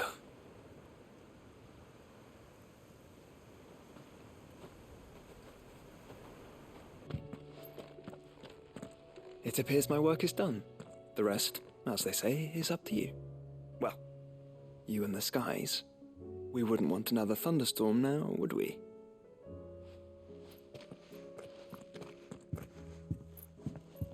Jill, there's something I'd like to show you.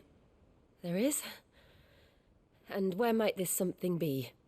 It's, not here. Now, I know this is sudden, but how would you fancy a trip to Oriflamme?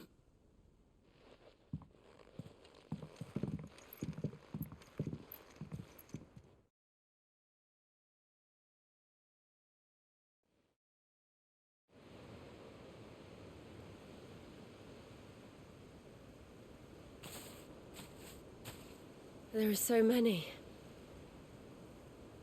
This is what you wanted to show me.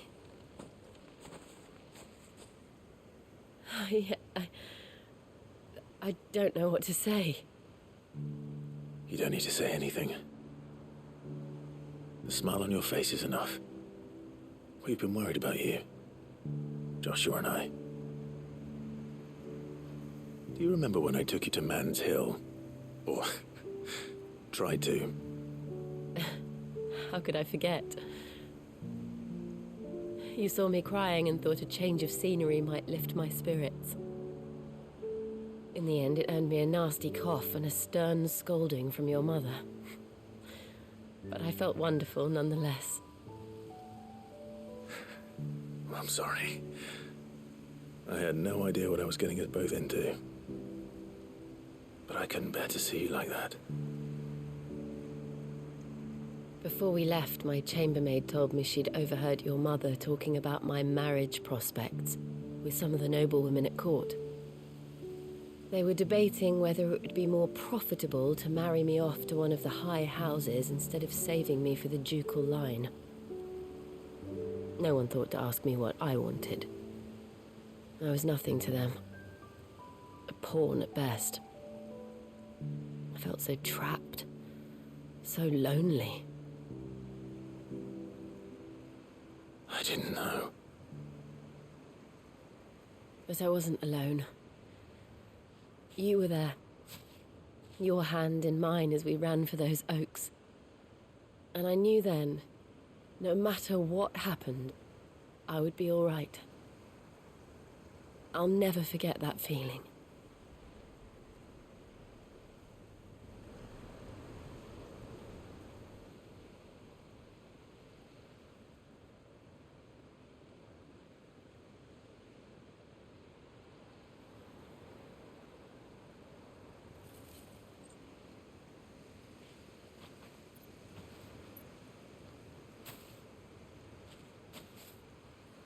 Before we broke camp, the morning after the storm,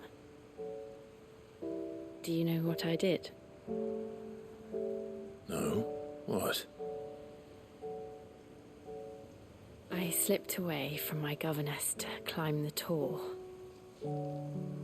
And from there I saw a sea of petals, all reaching for the sun. And I realized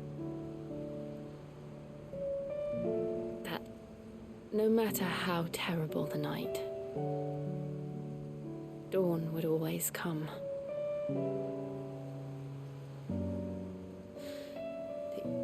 That you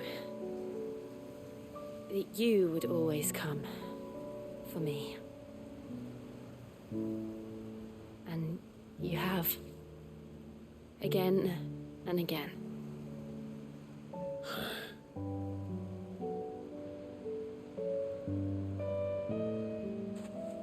Where do you see us? When all this is over?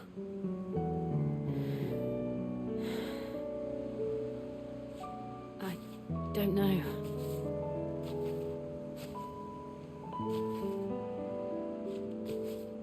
Not here, though. I think I've outgrown the twins. After everything we've been through, the realm just seems so small. I'll need some space to spread my wings. Then that's what you'll have. And I'll stop at nothing to see that you do.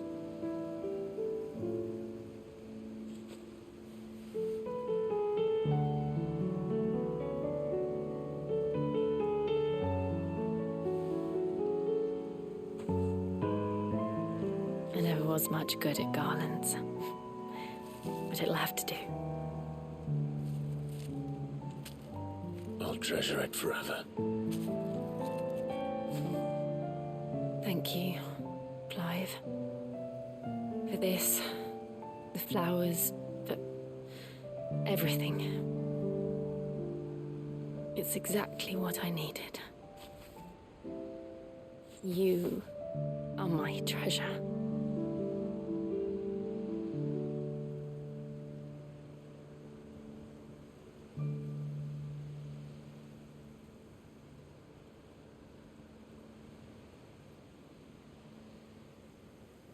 We should probably be getting back.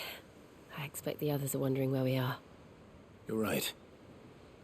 There's still much to do. And we'll do it together.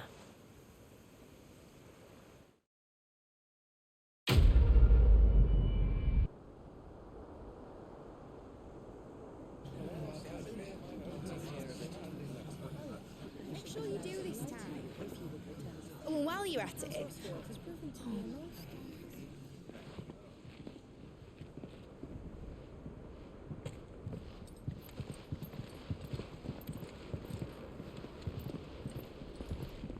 Clive, if you see me dad up there, tell him we were right to leave his legacy with you. Tell him he'll be in the front row. There's no way he'd miss this. Well, behave yourself, Mid. We'll see.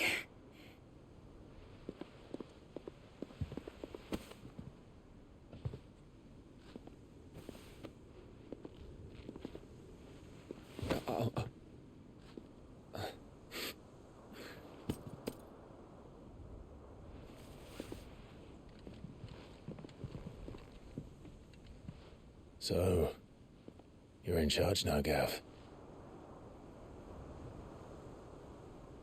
And what does Tyre have to say about that? Come back before she finds out, eh?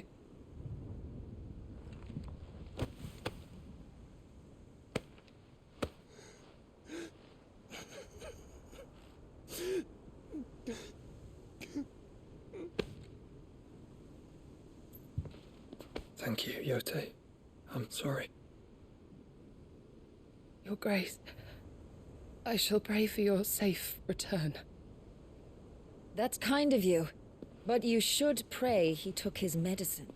I didn't spend all night grinding herbs for his lordship to leave them on his nightstand. Again. You needn't fear, Lady Daya. And thank you. See that your brother comes back in one piece. Or, at most, two. Any more and you can heal him yourself. I'll keep that in mind.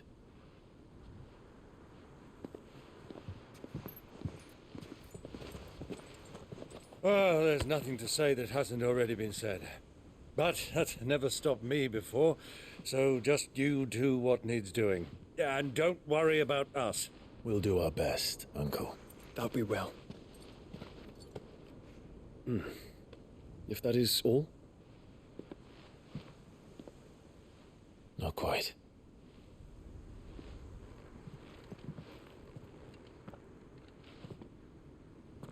Jill.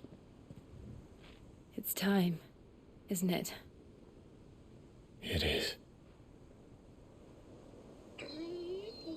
Take care of him.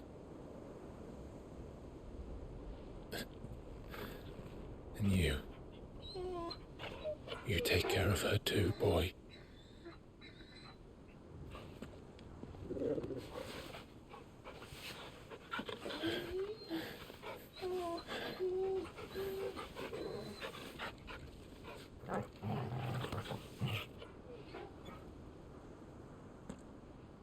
Don't forget, Clive. We all choose our own path. Believe in yours. I do.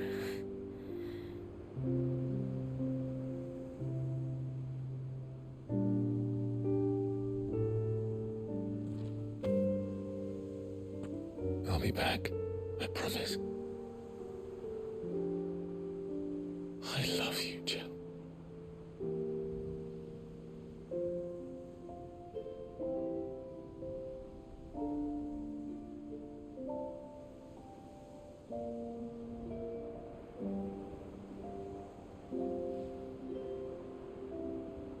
I know. I love you too.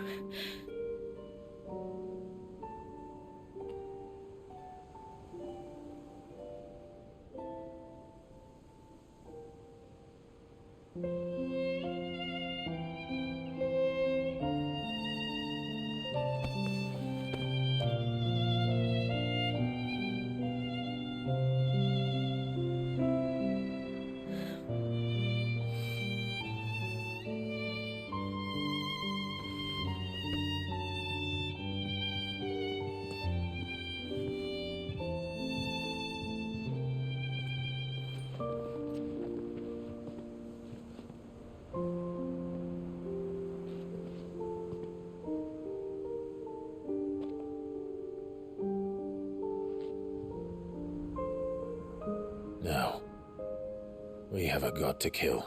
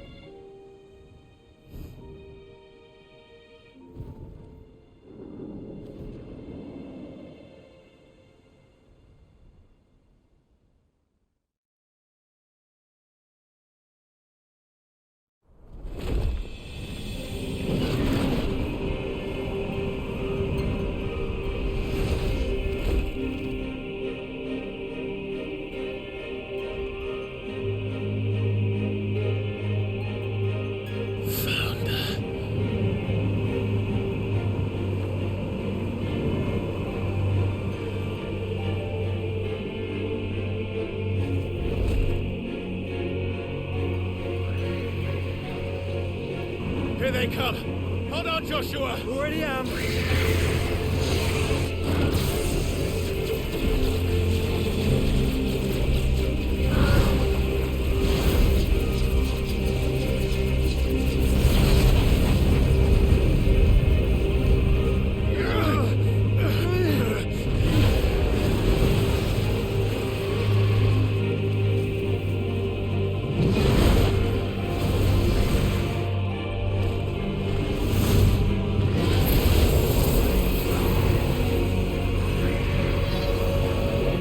To make us a way in.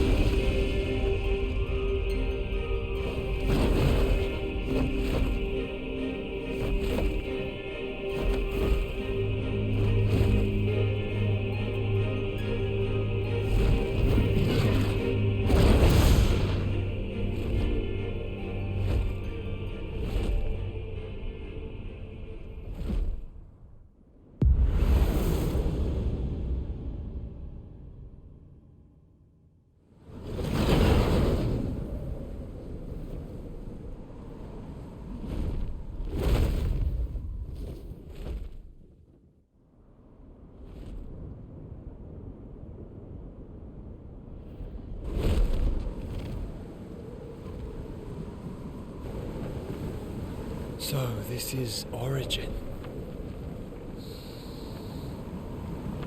A far cry from heaven.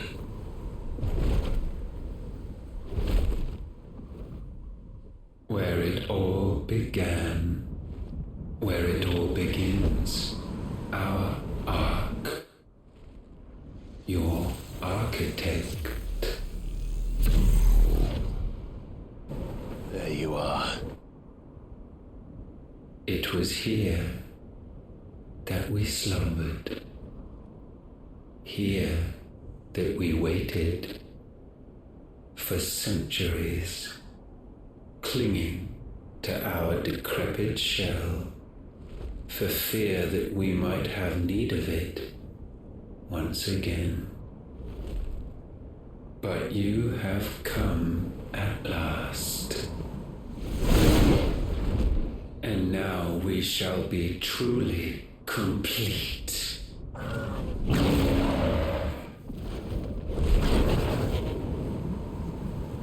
Well? There's 3 of us, and 1 of him. Let's make it count.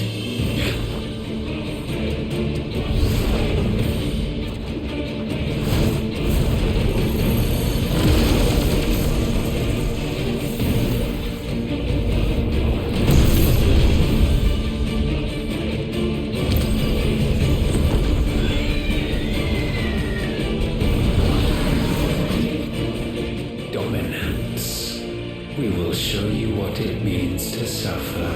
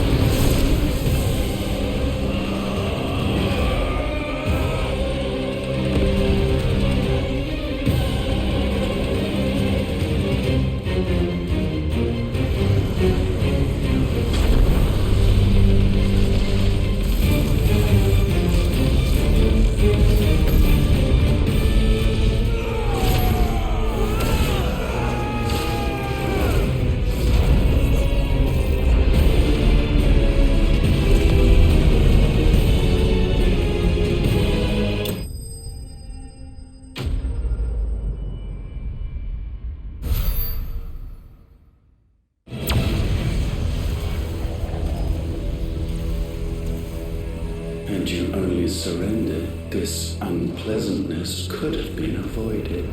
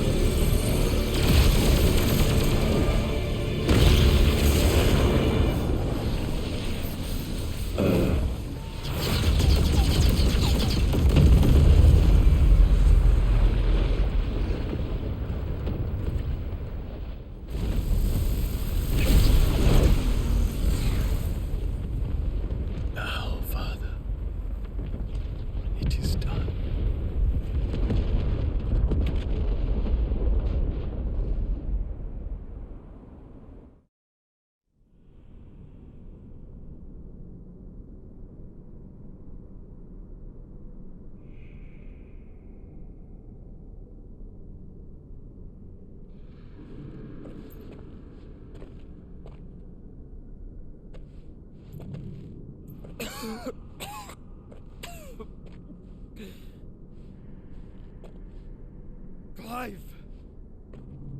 Clive!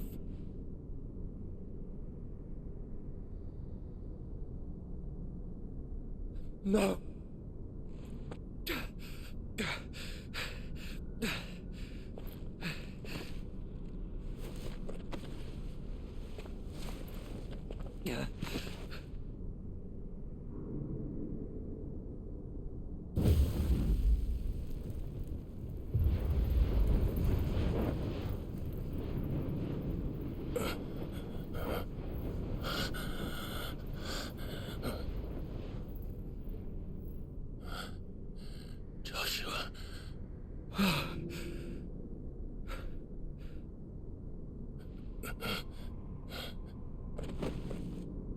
Thank the Founder.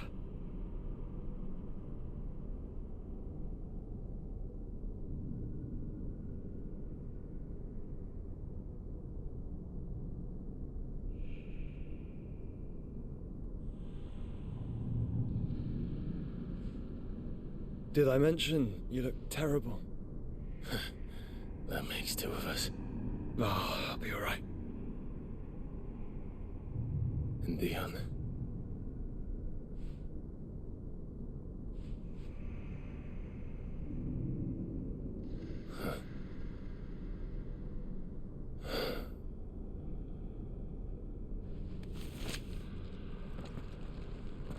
Take my hand.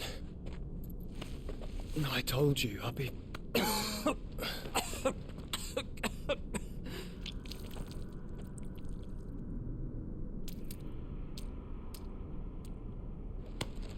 Come on. Thank you.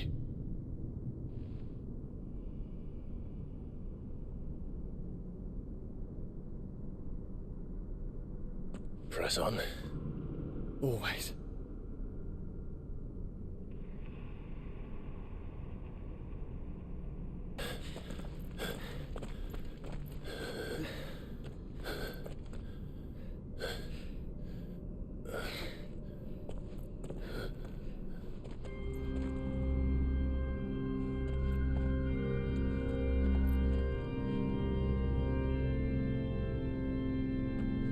Clive.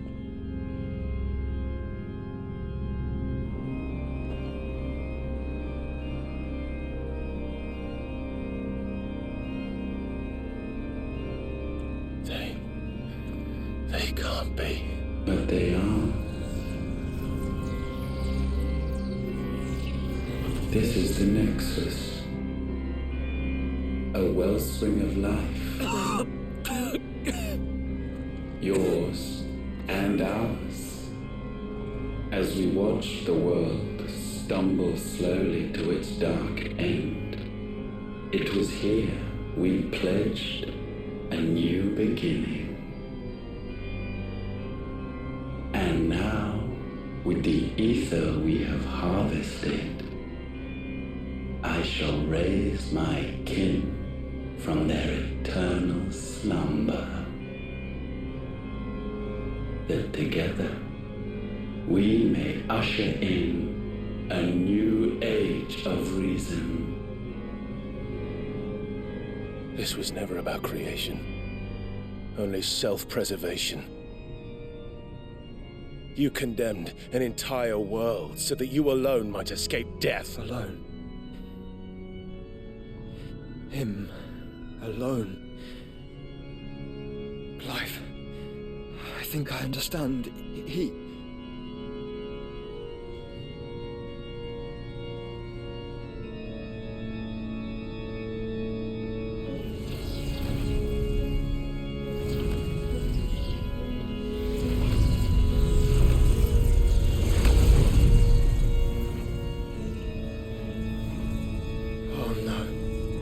They sacrificed their flesh to become beating hearts of crystal that pumped the land's lifeblood from the depths of the earth unto this very chamber. And thus would they labor still, long after their work was done, had you not set them free. You meant for us to destroy the mother crystals. It's what you wanted all along. You have our gratitude, Mythos. In this you have served us well. You have both served us well. Welcome home, brother.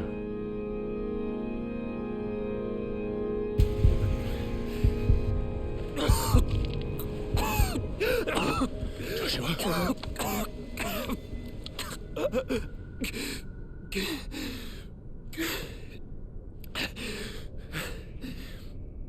I thought it was me, but it wasn't my grasp that grew weaker.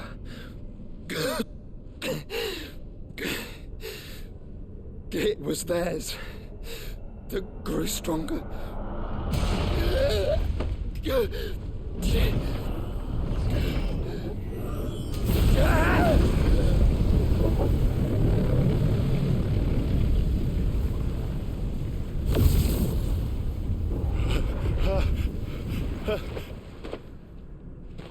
Joshua! No!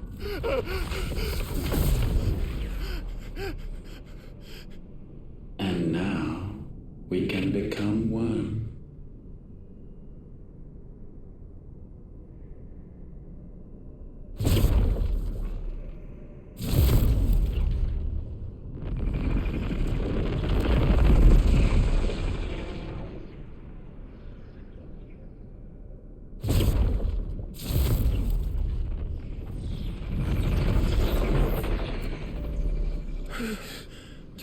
Clive. Don't speak. Shh. The one possessed of the destructive flames of Ifrit, and the healing flames of the Phoenix. This, I once believed, would be Ultima's true form. But I was wrong.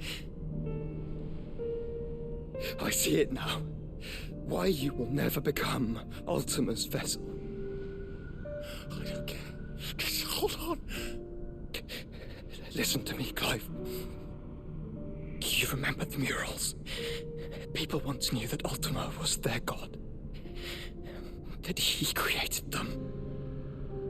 And they worshipped him, prayed to him, looked to him for guidance.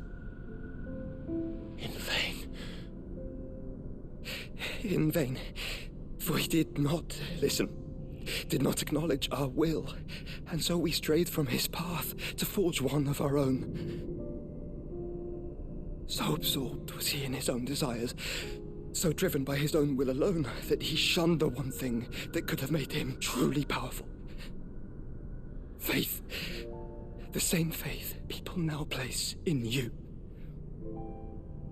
Faith that you will fulfill their dream, Sid's dream, of creating a better world for us. Faith that you will follow in Father's footsteps and save those who need saving most. Faith that you will answer Jill's plea to save yourself. The difference is, Clive, that you chose to listen, and that is what has steeled our bonds. Bonds that helped you stand firm when Ultima's pull was at its strongest. His power may be absolute, but so is ours. And so will yours be. With my light in your heart, not even a god might stop us. Joshua!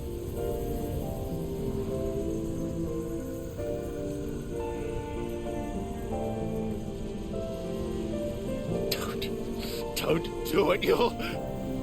Enough, Clive. My body is too far gone.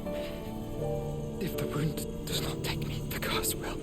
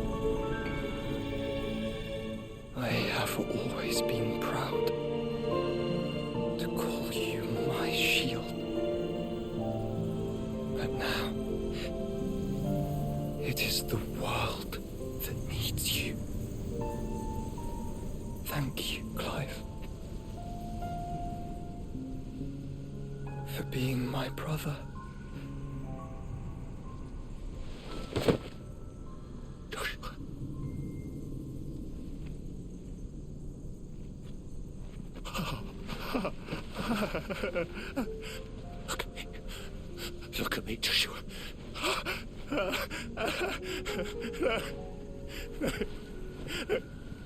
Open your eyes!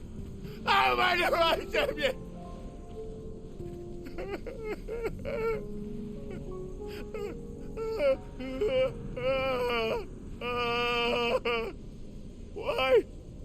Why did you do this?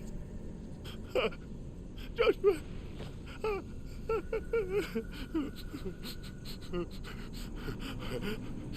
Joshua!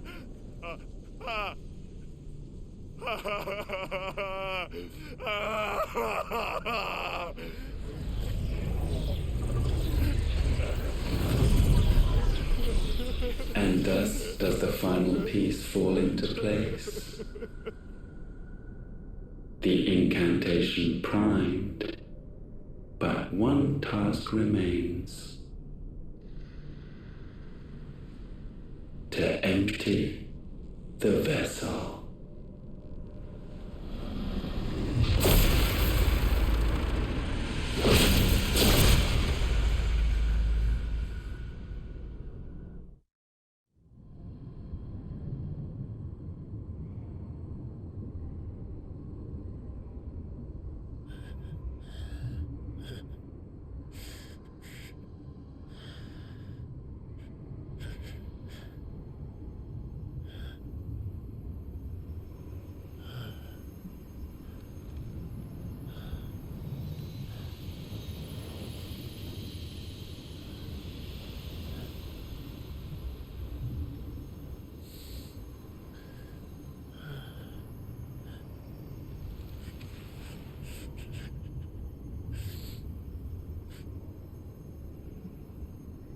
still here.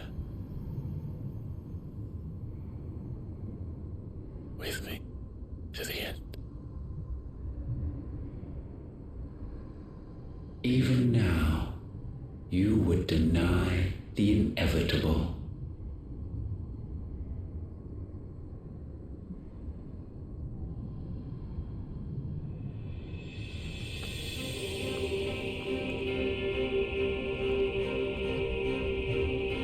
As we always have,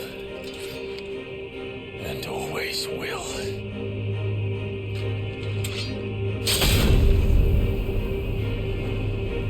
On this, my sword, I swear, to shield the Firebird's flame forevermore.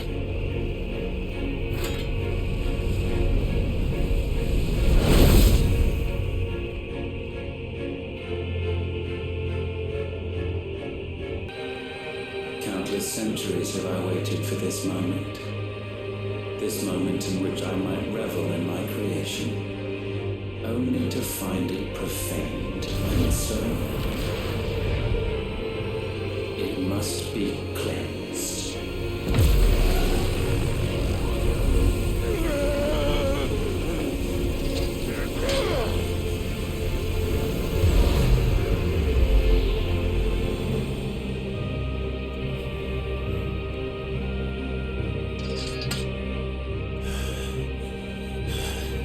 Unexpected. How is it that your will yet endures?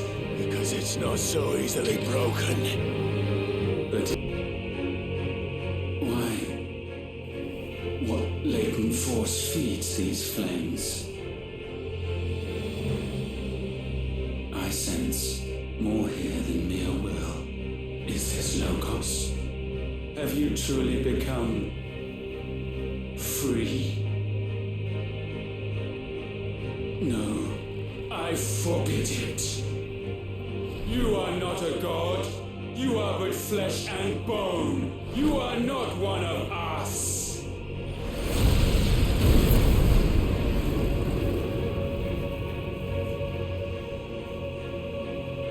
I created you, all of you.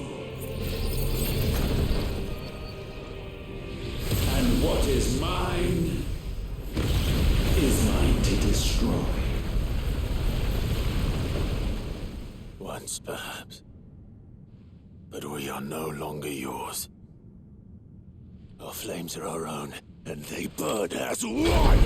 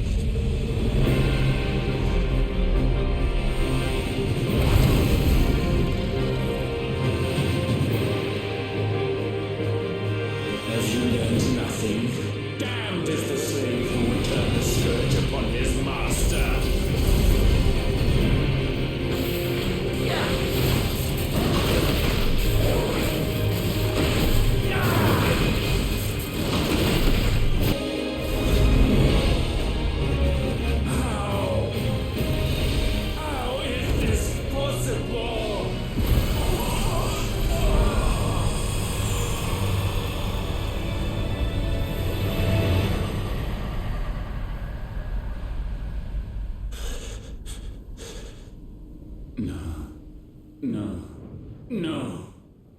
My will is inviolable. Something is wrong. You're afraid.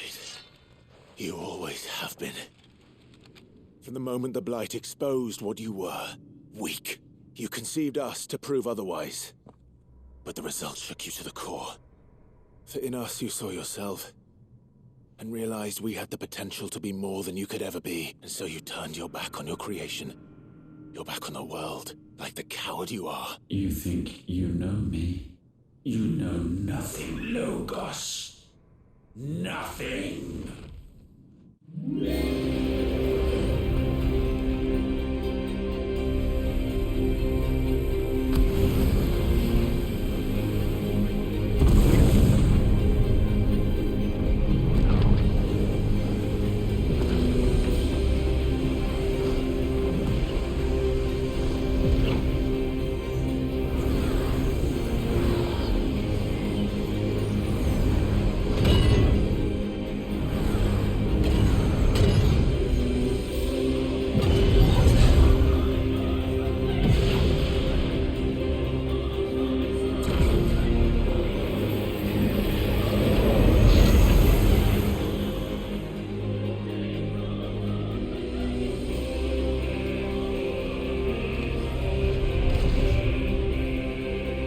Bathed in light, I stand above you, my rebirth complete.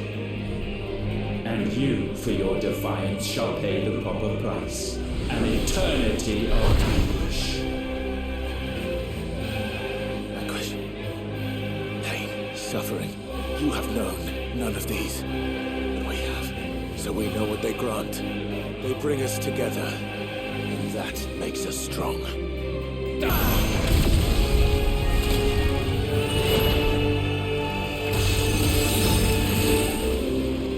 Ice, I'm feeling. Shiva! Together!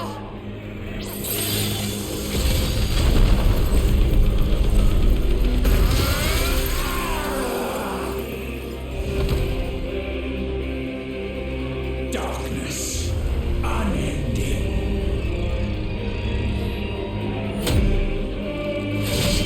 Odin.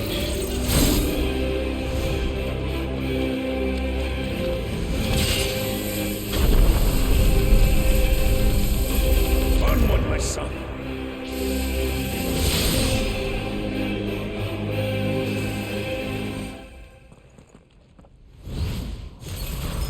No, mine is the altar at which you pray.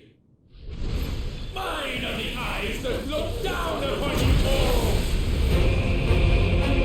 And yet still you cannot see. You are no better than us. We are one and the same.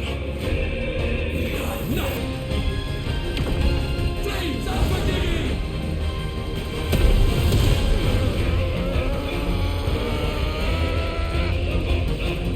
With me, Phoenix.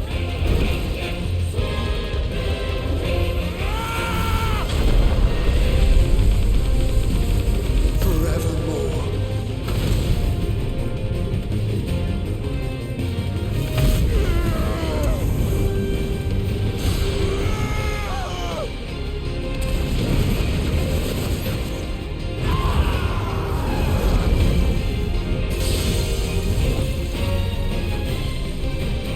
So sure of your place atop the world, you refuse to acknowledge those below. You chose to remain alone. And so you shunned the one thing that could have made you stronger. Pushed away the hands that could have raised you higher. I do not need you. You or anyone. And that is where we are different. I could not have made it here on my own. I carry with me the hopes and dreams of my brothers, my sisters. And it is they who will give me the strength to end your reign.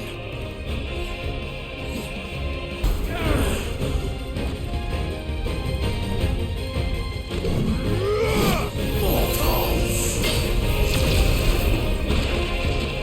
The world you seek is but a fantasy! The only fantasy here is yours. And we shall be its final witness.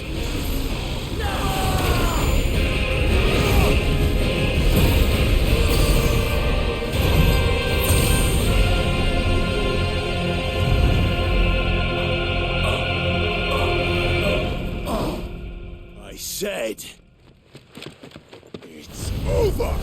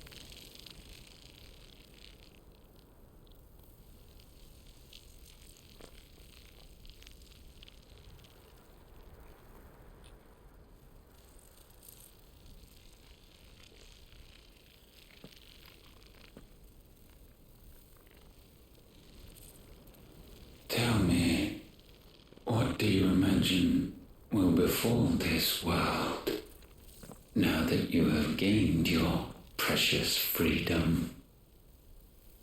I honestly don't know. But I doubt it will be pretty. A sorry tale of sin and suffering, hardship and pain. And it was for this that you fought so fiercely? Why? It's who we are. We fight. We survive. We endure. We don't need a reason. We are imperfect creatures. When we stumble, we reach for a shoulder to lean on. When we fall, we stand back up.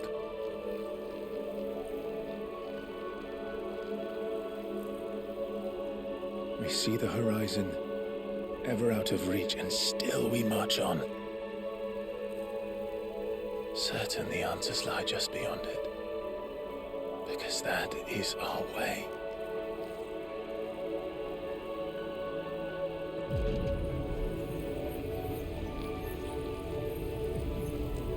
My congratulations. Relish this victory, knowing that you have but delayed the inevitable. Your world is already dead. May you enjoy an eternity on its blackened husk.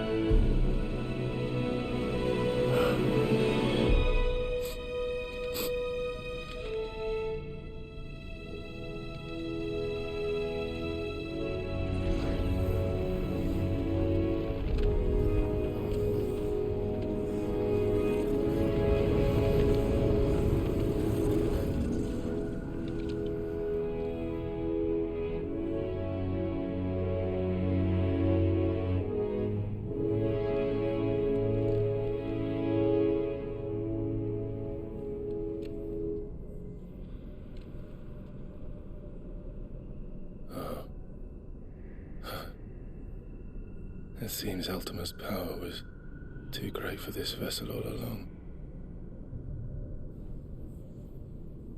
But while I have it, perhaps I can use it to set things right. And see Ultima's legacy.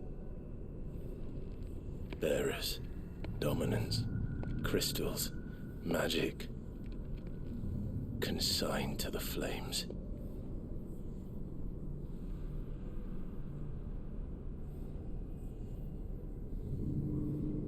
Even if it means the end of me.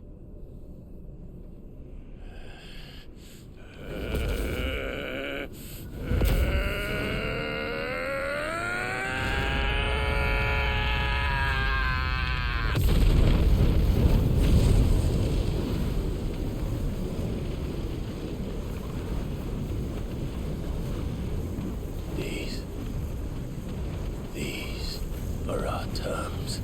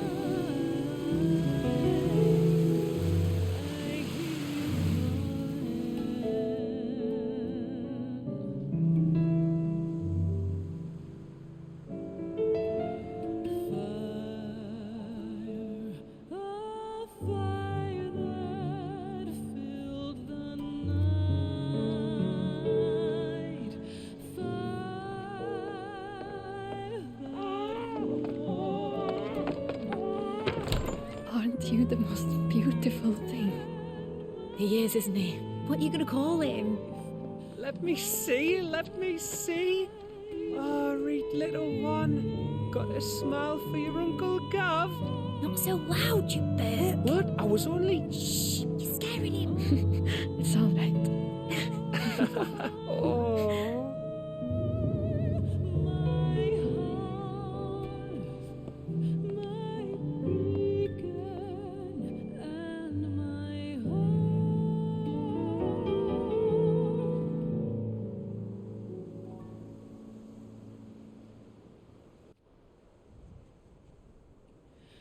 A sky of scattered tears,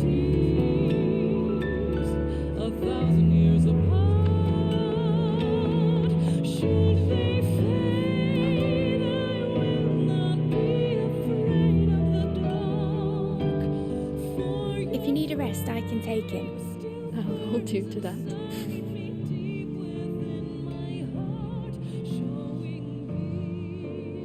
The world's yours now. Yours to do with as you please. That's what Sid wanted. That's what they both wanted.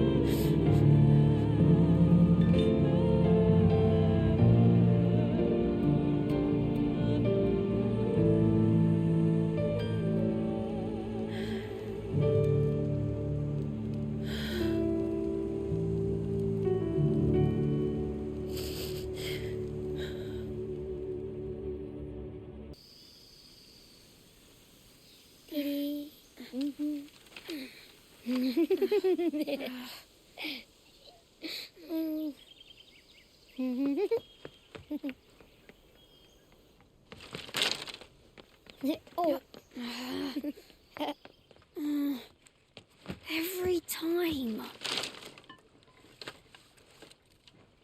Will you light it? Yes, Mother.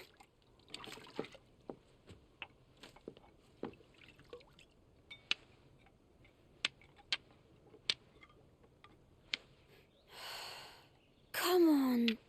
If only I had the flames of an icon. Icon? Have you been reading that silly story again? Magic belongs in fairy tales, and fairy tales don't boil kettles. You see? Well done. Now, be a good lad and play with your brother until supper. Come on, hurry! Hurry! All right.